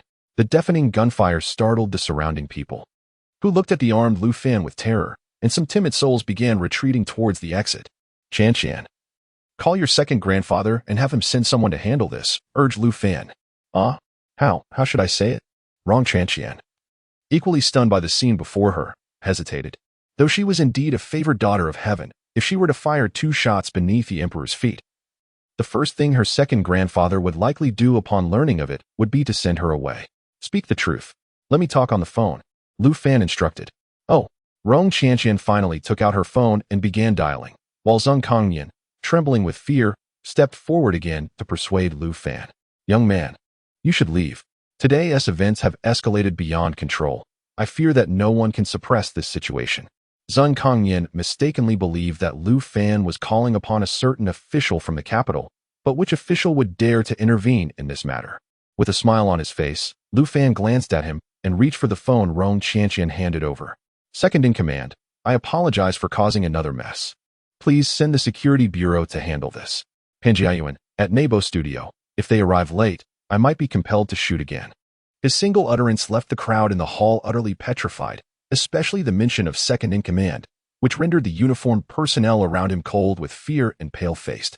It was evident that they had inadvertently stumbled upon the most formidable figure in the capital, capable of reaching the heavens with a mere phone call. How could they possibly navigate this situation? Before the security bureau personnel arrived, who would dare step outside? Do not blame me if this gun discharges accidentally. Lu Fan's calm words made 2 uniformed individuals considering a stealthy exit freeze in place. To be frank, you lot are so inept that you do not even deserve to provoke my wrath. Today, your misfortune has led you into my hands. And you, old dog, while you may deceive others, you cannot deceive me. Your treachery is as smooth as a thief's blade. Lu Fan's gaze shifted, locking onto the elderly man with triangular eyes, who cowered behind the crowd. The elderly men beside him hastily stepped aside, fearful that Lu Fan's gaze would fall upon them. I'm not the one. With a scoff, Lu Fan replied, do you think this is a police investigation? I do not require any evidence. You had best pray that you have not committed any illegal acts, or you may find yourself in dire trouble. As Lu Fan's words echoed, Zhang Kongyan leaped up, stepping forward to confront the old man, pointing at him and shouting, Old Zhang, are you even human? Our paths have intertwined for over 30 years. Yet for the sake of a mere treasure, you have driven a knife into my back. I, once blinded by trust, now declare that there shall be no further ties between us. I hold you in utter contempt for being the kind of person you are.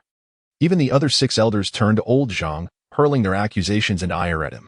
Indeed, old Zhang, after so many years of camaraderie, how could you resort to such despicable actions? You have betrayed our trust.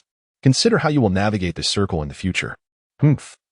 We shall sever all ties and go our separate ways from now on. Old Zhang's face turned pale as he opened his mouth, struggling to articulate a response, but ultimately, he could only sigh and lower his head in remorse. Chapter 195, 2 more treasures in a matter of minutes. A group of impressively imposing young men clad in plain clothes surrounded the Nabaozhai. A robust man in his 30s, exuding an air of authority, entered the hall. His gaze swept across the room, first landing on the writhing and lamenting Xing Quan on the floor, before finally fixating on the only young man seated amidst the chaos. Are you Mr. Lu? I am Captain Shirlingfing from the Capital Security Bureau, he inquired. Lu Fan then rose to shake his hand. Greetings, Captain Shir. I am Lu Fan. As for the situation here, in succinct phrases, Lu Fan recounted the events of the day. Captain Shi frowned as he surveyed the terrified personnel from the Cultural Relics Bureau, then waved his hand, instructing that everyone be taken away. As for Lu Fan, the one who had discharged a firearm, he was pointedly ignored, with not a single mention made of him. Lu Fan, understanding the gravity of the situation, had already discreetly stowed away his firearm to spare them any embarrassment. Mr. Lu, do you have any requests regarding the handling of these individuals? Shi Longfeng then quietly asked Lu Fan, glancing at the older men nearby who were visibly shaken. They could scarcely fathom what kind of presence could compel a high-ranking official from the Security Bureau to speak so softly, indicating that the fates of those gathered hinged solely on Lu Fan's words. Proceed with the standard protocol, but conduct a thorough investigation into Xing Quan and Old Zhang. As their interactions suggest a web of concealed dealings, Lu Fan instructed. Understood, Mr. Lu. I must return to report back. In the future, should you require assistance in the capital, feel free to contact me directly. The second-in-command has already briefed me that your matters will be treated with utmost priority. Shi Lingfeng replied, handing Lu Fan a business card, a simple white card adorned only with his name and a string of numbers, devoid of any superfluous text. With that, Shi Lingfeng and his team departed, leaving the hall in a newfound tranquility. Well, the matter is resolved. Our transaction may proceed. And I assure you that no one will dare to covet these treasures henceforth, Lu Fan declared, eliciting a wave of incredulity from the elderly gentleman present. The vice director of the Cultural Relics Bureau had nearly met his end, yet who would still be audacious enough to stir trouble? Zhang Kongyan regarded Lu Fan with a mixture of admiration and astonishment. Throughout the ordeal, the young man's expression remained unwaveringly calm, an impressive composure indeed. Zhang Guangqiang, have you prepared the funds? Zhang Kongyan turned to his son, who had been rendered speechless by the events unfolding around him. Zhang Guangqiang snapped back to reality and hurriedly instructed his pale-faced secretary in her 30s to prepare the transfer. Father, let me first examine that exquisite Yongzheng purple-red white plum enamel cup. The fortune of having such a treasure fall into our Zhang family's hands is undoubtedly a blessing from our ancestors. Zhang Guangqiang exclaimed, rushing to the table. He picked up the magnifying flashlight from his father's hands and leaned over the delicate cup, studying it intently. The cup's immense value lay in its pinnacle of craftsmanship, adorned with breathtaking patterns and graced by the imperial seal of Emperor Yongzheng. Truly, it was the zenith of porcelain artistry. The quality of the clay, the glaze, and the painting were simply extraordinary.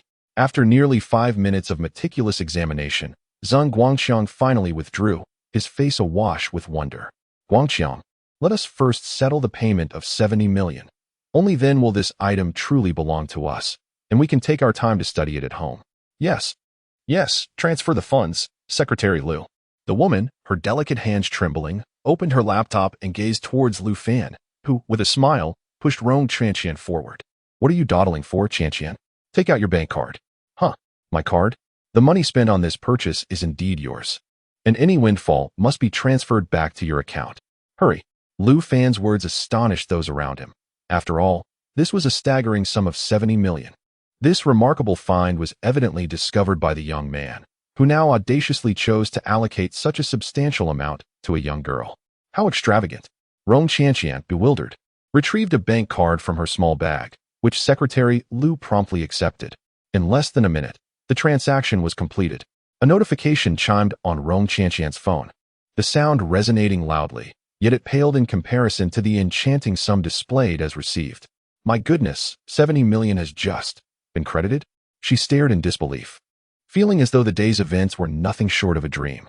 Although she hailed from a wealthy family, 70 million was still an immense fortune to her. Brother, this treasure now belongs to us, right? Zhang Kongyan rubbed his hands together. An expression of impatience plastered across his face as he looked at Lu Fan. Lu Fan nodded with a smile, gesturing for him to proceed. Zhang Kongyan donned a pair of white gloves, carefully wrapped the small bowl, and placed it into an exquisite box, preparing to leave. Wait. Zhang Kongyan turned, puzzled, looking at Lu Fan. The transaction has concluded. Do not delay my return to admire the treasure. I have brought 3 artifacts. This is merely the first. Are you not curious about the other 2? More? Zhang Kongyan gazed in astonishment at the large box behind Lu Fan, clearly containing another porcelain item, along with an ancient painting that Lu Fan was casually handling. Could these 2 items also possess intriguing stories? Indeed, While the remaining two pieces may not rival the value of that exquisite Yongzheng bowl, they are nonetheless rare treasures, each concealing its own mysteries, bound to astonish everyone. Is that so? Lu Fan's words evidently piqued the interest of Zheng Kongyan and the others, the 7 elderly men. Along with the middle-aged Guangxiang and Lu Shifu, as well as Guangxiang's secretary and driver, all stared intently at Lu Fan. Lu Fan reached back to retrieve the box containing the porcelain and casually tossed the ancient painting to the ground. This porcelain looks familiar. Oh, isn't this the vase from old Yan's stall at Qianmen? Can it really be a hidden gem? Zheng Kongyan had lived here for decades, frequently perusing the stalls and shops of Panjiayuan, and was well aware of the stubborn artifacts that seldom found buyers. Old Zheng, you may examine it first. Lu Fan smiled, inviting Zheng Kongyan to take a closer look. The old man wasted no time, directly placing the vase onto the sponge on the table for inspection. A group of elderly men gathered curiously around, clearly aware of the vase's origins, yet utterly unable to discern any significance. Father, could the clue lie within the vase? Whispered Zheng Guangxiang, eliciting a scornful glance from his father. Do you think I haven't considered that? I examined it with an endoscope long ago. There is nothing inside. Moreover, old Yin has studied it for over a year. If there were any hidden mysteries, he wouldn't have relinquished it so easily. After much deliberation, the onlookers failed to uncover any distinction about the vase, prompting Zhang Kongyan to abandon his tools and turn his gaze towards Lu Fan. Chapter 196. Revelation. The vase before us, which we had all previously examined, was undeniably exquisite in craftsmanship and flawless in appearance, a relic from the grand era of antiquity. Yet, it merely represented an ordinary piece from the early Qing dynasty, lacking any seals or markings to authenticate its provenance. While it could serve as a commendable antique, its value, alas, was questionable. Zhang Kongyan sighed and shook his head, while Lu Fan maintained an inscrutable expression. However, behind him, Rong Chanchan's heart skipped a beat. Fearing that Lu Fan had misjudged the vase, with a firm grip on her phone, Chanchan declared, "Today, I shall unveil the allure of cultural artifacts once more." Lu Fan rose, requesting a lighter from Master Lu, and positioned the vase upside down on a sponge. He ignited the base of the vase with the flame, an act that left Zheng Kongyan wide-eyed in disbelief. Could it be?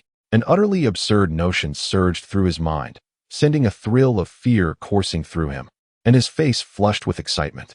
"Master Lu, there should be an icebox here. Please fetch me some ice from the freezer," he urged. Master Lu promptly turned and returned within 30 seconds, presenting a bowl of crushed ice. After a brief period of heating the vase with the lighter, Lu Fan seized the ice shavings and placed them at the bottom of the vase. Moments later, as the ice melted, he reignited the flame once more. The onlookers, with bated breath, awaited the miraculous revelation. After 3 such iterations, the extraordinary indeed occurred. Suddenly, a small opening burst forth at the base of the seemingly unremarkable vase, and a false bottom, which had tightly covered the vase's base, detached itself. With a smile, Lu Fan removed the false bottom, revealing a clear seal beneath. My heavens! What sorcery is this? Quick, what does the seal say? Qianlong Chihan. Goodness, this is indeed the seal of Emperor Qianlong. What? The seal of Emperor Qianlong? Goodness! A cacophony of astonished exclamations erupted from the group of elderly gentlemen, each more animated than the last, particularly Zheng Kongyan, whose eyes nearly bulged from their sockets. Even Zhang Guangxiang, the CEO of a public company, trembled with excitement, his eyes ablaze. The miraculous technique unveiled by a young man, employing the principles of thermal expansion and contraction, was nothing short of miraculous. Now that the truth of the vase was laid bare, the crowd speculated on the reasons behind the concealment of the seal. It appeared this was a treasured artifact once used by Emperor Qianlong. Should its existence become known, those lacking in stature would undoubtedly invite calamity. Thus, a false bottom was employed to obscure its true nature, ensuring greater safety. Lu Fan, are you some kind of deity? How could you possibly discern the flaws in such a well-concealed vase? Rong Chanchan asked, her phone raised in astonishment, her eyes sparkling like stars as she gazed at him. Zhang Kongyan and the others listened intently, their curiosity piqued, but Lu Fan offered them no opportunity for inquiry. That is a secret best reserved for another time. Shouldn't your concern be the potential value of this vase? Lu Fan turned his gaze towards Zheng Kongyan. Elder Zheng, why not propose a price? We shall not agree. An elderly man beside Zheng Kongyan, his face flushed, exclaimed, Old Zheng, you've just acquired a top-tier treasure. Why still linger over that vase? All of us old friends are here. You ought to at least let one piece go to us. Indeed, old Zeng, as a lifelong companion, you cannot indulge solely for yourself. Having secured the finest, surely you can spare this lesser piece for us? Old buddy, I beg you, allow us this one, they implored. Let us compete fairly. Whoever bids the highest shall claim this treasure. The 6 elderly gentlemen launched a barrage of appeals towards Zeng Kongyan, who, agape, eventually sighed in resignation. Very well, one must learn to be content. With that small cup in hand, I shall relinquish this Qianlong vase to you all. Naturally, Lu Fan had no objections. After all, selling it to anyone was the same, as long as payment was received. The 6 old fellows, their faces reddened, began to bid against one another. The first raising the price to 5 million, ultimately being outbid by the very man who had first challenged Zeng Kongyan, who secured the Qianlong vase for 8 million. As the substantial sum of 8 million was confirmed, Rong Qianqian, in her excitement, embraced Lu Fan and planted a fervent kiss on his head, oblivious to the gazes of the elderly gentleman in the hall. Brother, might it be that your scroll contains hidden wonders as well? Zeng Kongyan remarked, his gaze curiously fixed on the scroll at Lu Fan's feet, and his words instantly captivated everyone's attention. Lu Fan, smiling, lifted the scroll and placed it on the table. Upon its unrolling, the surrounding gentlemen shook their heads in disappointment. The painting was evidently a forgery. The depiction of the reclining tiger was lacking in both form and spirit, poorly executed to the extent that it suggested the work of a novice artist. Zeng Kongyan, recalling Lu Fan's earlier remarkable feats, glanced again at Lu Fan, who sat with an air of calm confidence, and a thought struck him. He picked up a magnifying glass and flashlight, leaning in closely to examine the piece. Oh, the thickness of this painting is peculiar. Could it be a concealed masterpiece? What? A concealed masterpiece? Being veterans in the antique trade, the elderly gentlemen were well aware of what this entailed. The term concealed masterpiece refers to the practice of unveiling a layer of painting to reveal another beneath it. It is often the case where a forgery obscures a true work of art. For instance, an impoverished individual who stumbles upon a priceless painting may cover it with a fake to protect it from damage and to conceal its true value. Thus, such a treasure can be displayed openly as an ordinary object. In the case of this tiger painting, hanging on a wall, it would likely fail to capture anyone's attention. Who would suspect it concealed a priceless gem within? Indeed, this was a concealed masterpiece. Master Lu, prepare the tools. I shall reveal this treasure to the world. Lu Fan declared, rising to speak to Master Lu, who wasted no time in retrieving a box from the counter. Upon opening it, one could see an array of blades, brushes, rulers, and other tools. You can unveil paintings as well? Zeng Kongyan looked at Lu Fan in astonishment. The skill of unveiling was indeed a rare talent these days. The painting was not particularly difficult to unveil. The individual who had tampered with it likely anticipated that the act of revealing the artwork could cause damage to the precious item. Therefore, they employed exceedingly cautious methods. Lu Fan produced a brush, dipped it in some tea water, and gently traced the edge of the scroll with the damp brush. He then made another stroke in the center of the scroll, but he was careful not to soak the brush too much, fearing it might mar the treasure beneath. Bring a hairdryer. Upon hearing this, Master Lu hurried into the inner room to fetch one. Lu Fan took the hairdryer and directed the warm air onto the scroll. Once all traces of moisture had evaporated, he picked up the brush again, dipped it in water, and resumed painting. Ah, a layer of paper has appeared, exclaimed the sharp-eyed Rong Qianqian. The surrounding elderly gentleman leaned in eagerly to inspect the scroll, and indeed, a thin layer of paper had emerged along the edges. With a smile, Lu Fan gently pinched the delicate paper and peeled it away, revealing another scroll beneath, depicting the same fierce tiger. However, while the subject matter was identical, the craftsmanship of the underlying painting was of an entirely different caliber. Chapter 197, The Sleeping Tiger. Painting before us lies a magnificent depiction of a tiger, poised as if ready to pounce. The artistry and the quality of the paper, along with the meticulous attention to detail, all exude the hallmark of a master. Remarkably, the painting bears a seal, for any antique or collectible with such an insignia possesses a provenance that can dramatically enhance its value. Zeng Kongyan, upon seeing the seal, craned his neck to get a closer look and, in an instant, erupted into a cry of astonishment. The Sleeping Tiger painting. This is the missing piece. What? The Sleeping Tiger painting? Tang Yin's Sleeping Tiger painting? Heavens! The commotion stirred a group of elderly gentlemen who, in their excitement, crowded around the table, creating a scene of palpable tension. Among them, the prominent figure Zhang Guangxiang flushed with exhilaration, eager to peer closer yet hesitant to intrude. Brother Lu, whose painting is this? Why are they so stirred? Rong Tranqian queried, her phone raised in curiosity. Do you know Tang Yin, also known as Tang Bohu? What? This is Tang Bohu's work? Rong Tranqian, who had only recently familiarized herself with Tang Yin, suddenly connected the dots. Tang Bohu was indeed the same as Tang Yin. This painting had been lost for years, only to be discovered concealed through artistic subterfuge. The emergence of the sleeping tiger painting was bound to send shockwaves through the art world. How much is this painting worth? Rong Tranqian asked softly, prompting an immediate hush to fall over the room. After a moment of contemplation, Zhang Kangyan replied, Young lady, the value of Tang Yin's works varies significantly. He is most renowned for his landscapes and portraits of ladies, thus this sleeping tiger painting does not rival the prices of his other masterpieces. However, this is an authentic piece by Tang Yin, which carries an astonishing value. If it were to enter an auction, it would start at no less than 20 million. Of course, the final price is uncertain. Should a wealthy collector take an interest, bidding could easily surpass 100 million.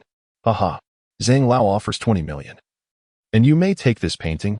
Lu Fan's words left everyone astounded. Clearly, auctioning the piece would maximize its potential profit. With the right promotion and the sensational story of its revelation, it would undoubtedly fetch an astronomical price. Are you serious, young man? Zhang Kangyan, still in shock, found his son Zhang Guangxiang unable to contain his excitement. Transfer the funds. I want the painting. Zhang Guangxiang's joy was immediate, as he commanded his secretary to execute the transfer, leaving no opportunity for the other gentlemen. With his father's strong connections to them, he felt inclined to let them have their moment. But encountering such a prized treasure was a once-in-a-lifetime opportunity that he could not let slip away. Within a minute, the secretary completed the transfer, and Zhang Guangxiang seized the scroll, laughing joyfully. This money came too easily. Rong Tranqian, observing the balance change on her phone, was left utterly stunned. Haha, this is a steal, and an extraordinary one at that. What a thrilling day. Lu Fan grinned at the adorable girl beside him, who was now rendered speechless by the excitement. Rong Tranqian enthusiastically nodded in agreement. Greetings, esteemed Lu Fan. Your prowess is truly unparalleled in this world. Rong Tranqian gazed at him with an expression of utter admiration, for in less than 3 hours, he had amassed nearly 100 million. His methods were nothing short of divine. With a chuckle, Lu Fan decided it was time to take his leave. As he departed, Zhang Kangyan and the others respectfully escorted him to the entrance. Though Zhang Kangyan did request the video backup from Rong Tranqian, only minutes after Lu Fan and his companion had left. News of 3 supreme treasures emerging from Nabao Shai spread like wildfire throughout Panjiayuan. The vendor who had previously sold the 3 dusty artifacts was left utterly despondent. Nearly collapsing from frustration, Rong Tranqian edited the video and shared it across all her short video accounts, causing viewership to skyrocket to the millions, with comments, likes, and shares reaching astonishing heights. In her edits, she omitted the incident involving Xing Quan and the subsequent arrival of the Security Bureau, retaining only the thrilling footage of the treasure's unveiling.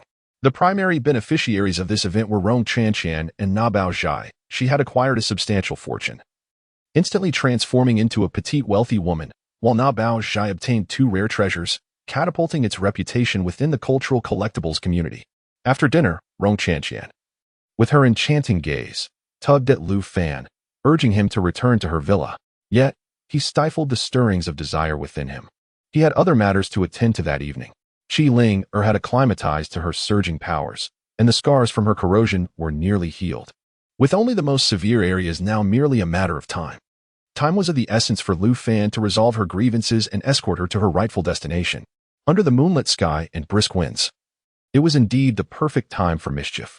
Within an upscale establishment on the eastern outskirts of the capital, a group of young gentlemen reveled in excess, each with 2 lovely ladies by their side, feasting on a bounty of exquisite delicacies. 6 young men and 12 delicate women were present. Although the traces of cosmetic surgery were evident on the ladies' faces, their youthful beauty and alluring figures ignited fervent gazes from the men nearby. Following the typical narrative, it was inevitable that the 6 would each lead their 2 companions to their rooms for a game of cards, of the more revealing variety. At that moment, outside the opulent suite, a figure hovered by the window.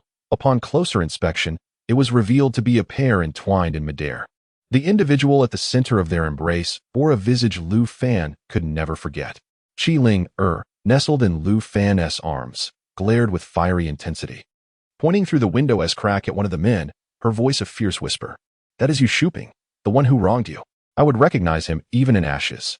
Qi Ling nodded, her fierce gaze unwavering from Yi Shuping. The revelers inside the suite remained blissfully unaware that they were being observed from above. What are your intentions for him, Lu Fan? Qi Ling cautiously inquired. Her eyes filled with a mix of bloodlust and admiration as she clung tightly to him. It is merely a piece of trash. Eliminating it would suffice. I have no time to squander on him. Lu Fan cast a disdainful glance at the private room, observing that the occupants had nearly exhausted their drinks. Suddenly, his eyes transformed into an abyss of darkness. This scene was fortuitously witnessed by Qi Linger, who couldn't help but recall the incident on the cruise ship. Each time Lu Fan displayed his formidable prowess, he bore this very expression, and she had begun to discern a pattern. Inside the private room, the revelers were abruptly engulfed in darkness as all the lights extinguished. What the hell? Is there a power outage? What kind of establishment is this? Is this how you conduct business? The inebriated young gentlemen erupted in furious complaints, while their female companions quickly retrieved their phones to illuminate the space and soothe the crowd. Gentlemen, please do not be upset.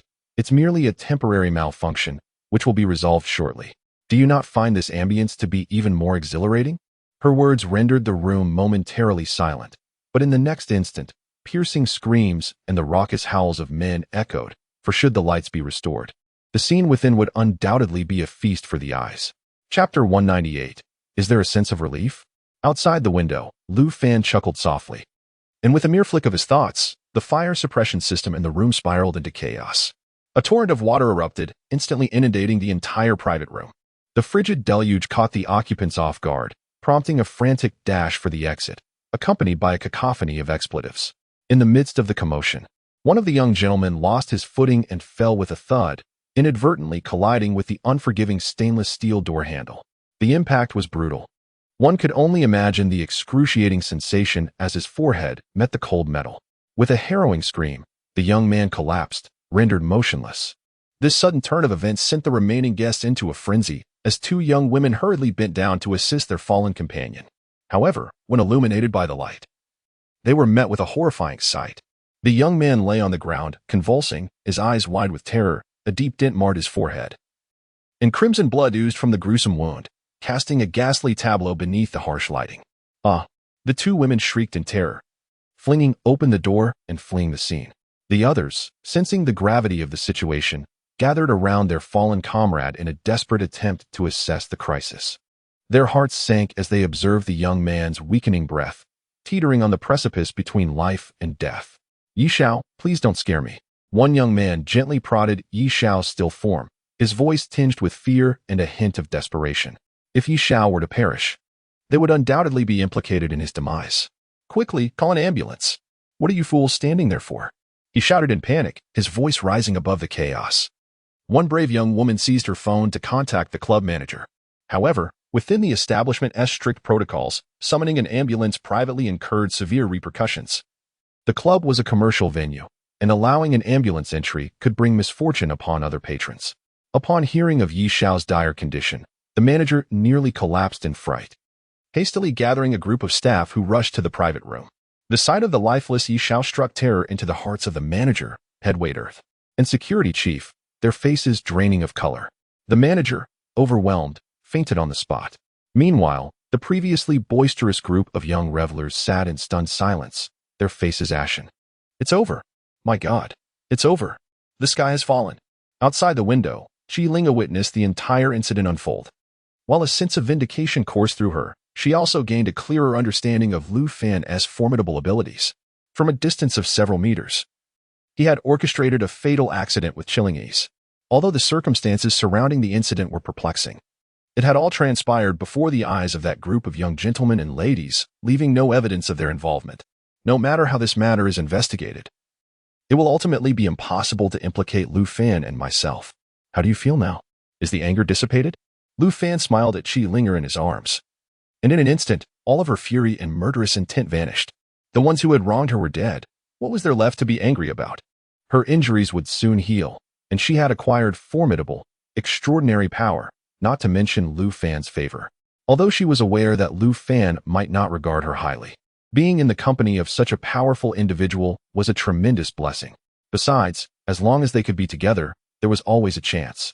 Qi Linger was, after all, an An exquisite beauty, a star adorned with a halo. She could hardly believe that her allure could be resisted. Are you listening to me? Why the blank stare? Lu Fan's words jolted Qi Linger from her daydream. Her cheeks flushed as she stole a glance at the handsome face so close to her, yearning to rush forward and plant a few fervent kisses on him. I'm feeling better now, Lu Fan, let's go. The way she addressed him with a teasing lilt caught Lu Fan's attention, causing him to frown and shoot her a disapproving glance. In the next moment, their figures slowly ascended into the air just as an ambulance sped towards them. Coincidentally, the ambulance was just down the street, and it would take merely 2 minutes for the paramedics to arrive. If they were not too bothered, they could have rushed into the club and carried the injured away. As Lu Fan glanced at the approaching ambulance, just as he was about to take off, his peripheral vision caught a familiar figure. Li Cheng. The departing Lu Fan halted once more, hovering in the air, looking down at Li Cheng as he exited the club. Is that Li Cheng, the young master? Qi Linger was somewhat familiar with the wealthy young men of the capital, particularly Li Cheng, whom she had encountered several times at the Golden Dragon Club. She was also aware of the enmity between Li Cheng and Lu Fan, a classic case of rivalry among the elite. However, at that moment, Li Cheng's appearance was rather shocking.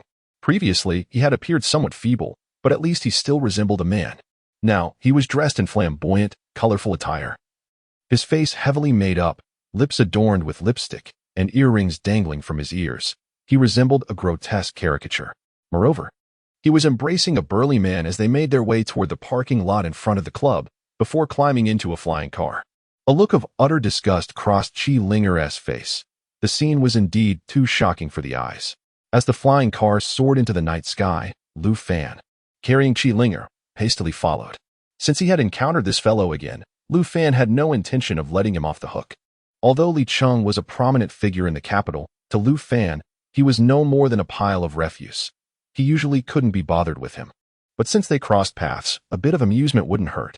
The flying car came to a halt in a villa area, and Qi Linger's eyes widened in astonishment.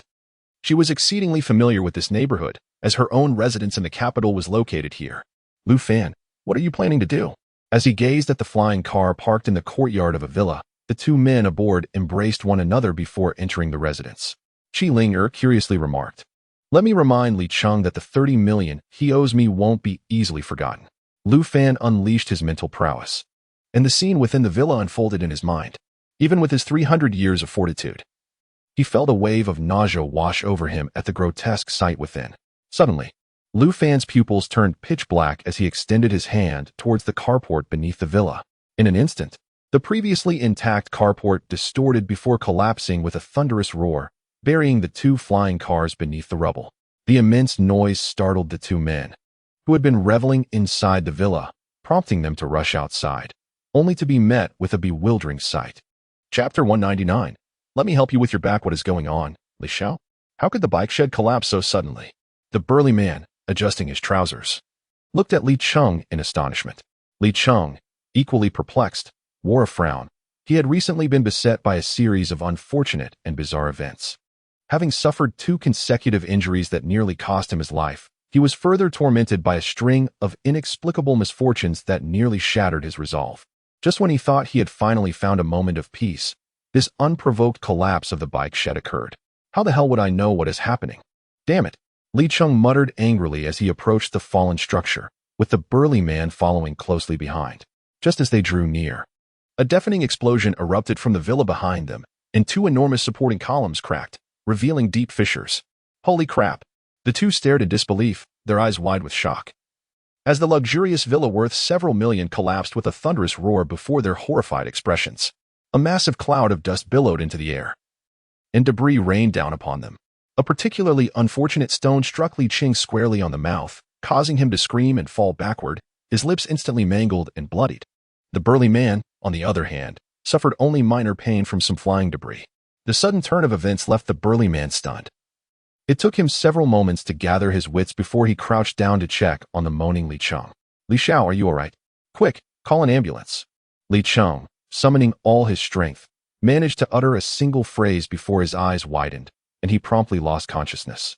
In the air, Lu Fan nodded with satisfaction as he cradled the astonished Qi Linger and descended into another villa nearby. This was Qi Linger's residence in the capital, where she always stayed when conducting business in the city. Upon entering the villa, Chi-Linger exhaled deeply and collapsed heavily onto the sofa. The events of the past few days had exceeded her comprehension, and her safe return to this place offered her newfound insights into life. The past glories paled in comparison to the value of life and health. She had millions of fans, boundless wealth, and countless supporters. Yet, in the face of power, all of this amounted to nothing. A single prince had cast her from the heights of paradise into the depths of despair. The irony of life's fluctuations struck her profoundly, and she felt an overwhelming disdain for her celebrity status.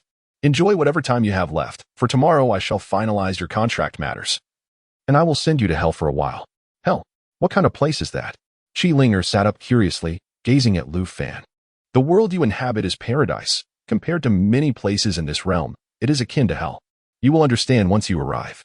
A knowing smile adorned Lu Fan's face, as he realized this young woman was still oblivious to the trials awaiting her. With practiced ease, Lu Fan ascended to a room on the second floor, waved his hand to retrieve a change of clothes, and entered the bathroom to turn on the shower. As he was in the midst of his cleansing ritual, a faint creak of the door reached his ears. Chi-Linger stood bashfully at the bathroom entrance, her cheeks flushed with a delicate hue. May I help you with your back? She murmured, her gaze fixed upon her toes, her exquisitely beautiful face blushing fiercely. Stealing a glance upward, she was met with a sight that made her heart race. No need. By tomorrow, you likely won't harbor any illusions about me, Lu Fan replied, unfazed, as he continued to wash himself, treating her presence as though it were non-existent. Chi-Linger's eyes dimmed with disappointment, believing her still recovering visage could not captivate him. With her head bowed, she turned to leave. The following morning, the pair hastily consumed a modest breakfast before heading to the headquarters of the company Chi-Linger was signing with. Huantian Entertainment, originally an entertainment giant from Hong Kong, had established a branch in the capital as many tycoons sought fortunes in the mainland. As one of the nation's premier entertainment companies, Huantian Entertainment boasted an abundance of artists. However, superstars like Chi-Linger, excelling in film, television, and music, were exceedingly rare. Consequently, the company had invested considerable resources and effort into her, and she had risen to become their prized asset, a veritable cash cow. Yet, this pillar of the company had recently suffered a grievous attack, resulting in her being disfigured by acid, stripping her of all resources. Although Huantian Entertainment had managed to keep this incident under wraps for the time being, it was only a matter of time before the truth emerged. Demonstrating the cold, merciless nature of capitalism, the company, rather than offering solace during her darkest hour, presented her with a court summons alongside her contract. Huantian Entertainment demanded exorbitant penalties for breach of contract, asserting that her predicament had caused significant financial losses for the company. Once Chi-Linger encountered this misfortune, all the products she endorsed would terminate their contracts, accompanied by hefty compensation claims. Furthermore, the substantial investments the company had made in her were to be meticulously accounted for. This was the true reason behind Chi-Linger's profound disillusionment with the entertainment industry. Anyone would likely crumble under such a devastating blow. Miss Chi, are you all right? The receptionist at Huantian Entertainment gazed at Chi-Linger in astonishment. Today, she donned a flowing white gown, her fair, radiant skin complemented by her pure, breathtaking beauty, making her appear as though she had descended from celestial realms. Despite the biting winter chill, she persevered for the sake of grace and allure, seemingly unaffected by the frigid winds. The receptionist's shock was not unwarranted, for whispers had circulated within the company regarding Chi-Linger's acid attack. Being part of the organization, particularly among the receptionists, they were often the most informed. Yet, witnessing Chi-Linger appear before her unharmed dispelled the rumors. Clearly, they were mere fabrications. Casting a sidelong glance at the receptionist without offering a word, Chi-Linger simply linked her arm with Lu Fan's and entered the elevator, her demeanor unperturbed. The receptionist gazed in bewilderment at the closed elevator doors. Chi-Linger had never exhibited such an air of arrogance before. Whenever they greeted her, she would respond with warmth and enthusiasm. Moreover, she was currently linked arm in arm with a man. If this were to be captured by the paparazzi, it would surely cause an uproar. As the elevator came to a halt, Chi-Linger instantly donned a frigid expression that signaled her desire for solitude, continuing to stride purposefully towards the office of the president of Huantian Entertainment. Her arms still intertwined with Lu Fan's. She paid no heed to the astonished employees who greeted her along the way. Upon reaching the grand entrance of an expansive office, they found their path obstructed by two young women who appeared to be assistants or secretaries. Miss Chi, you cannot enter. President Chin is currently meeting with important guests. The two women were undoubtedly aware of the incident involving Chi Linger, yet witnessing her seemingly unscathed presence before them left them utterly perplexed. However, they were acutely aware that the president was engaged in discussions pertinent to Chi Linger and would not tolerate her intrusion. Understanding that allowing her in would only lead to chaos,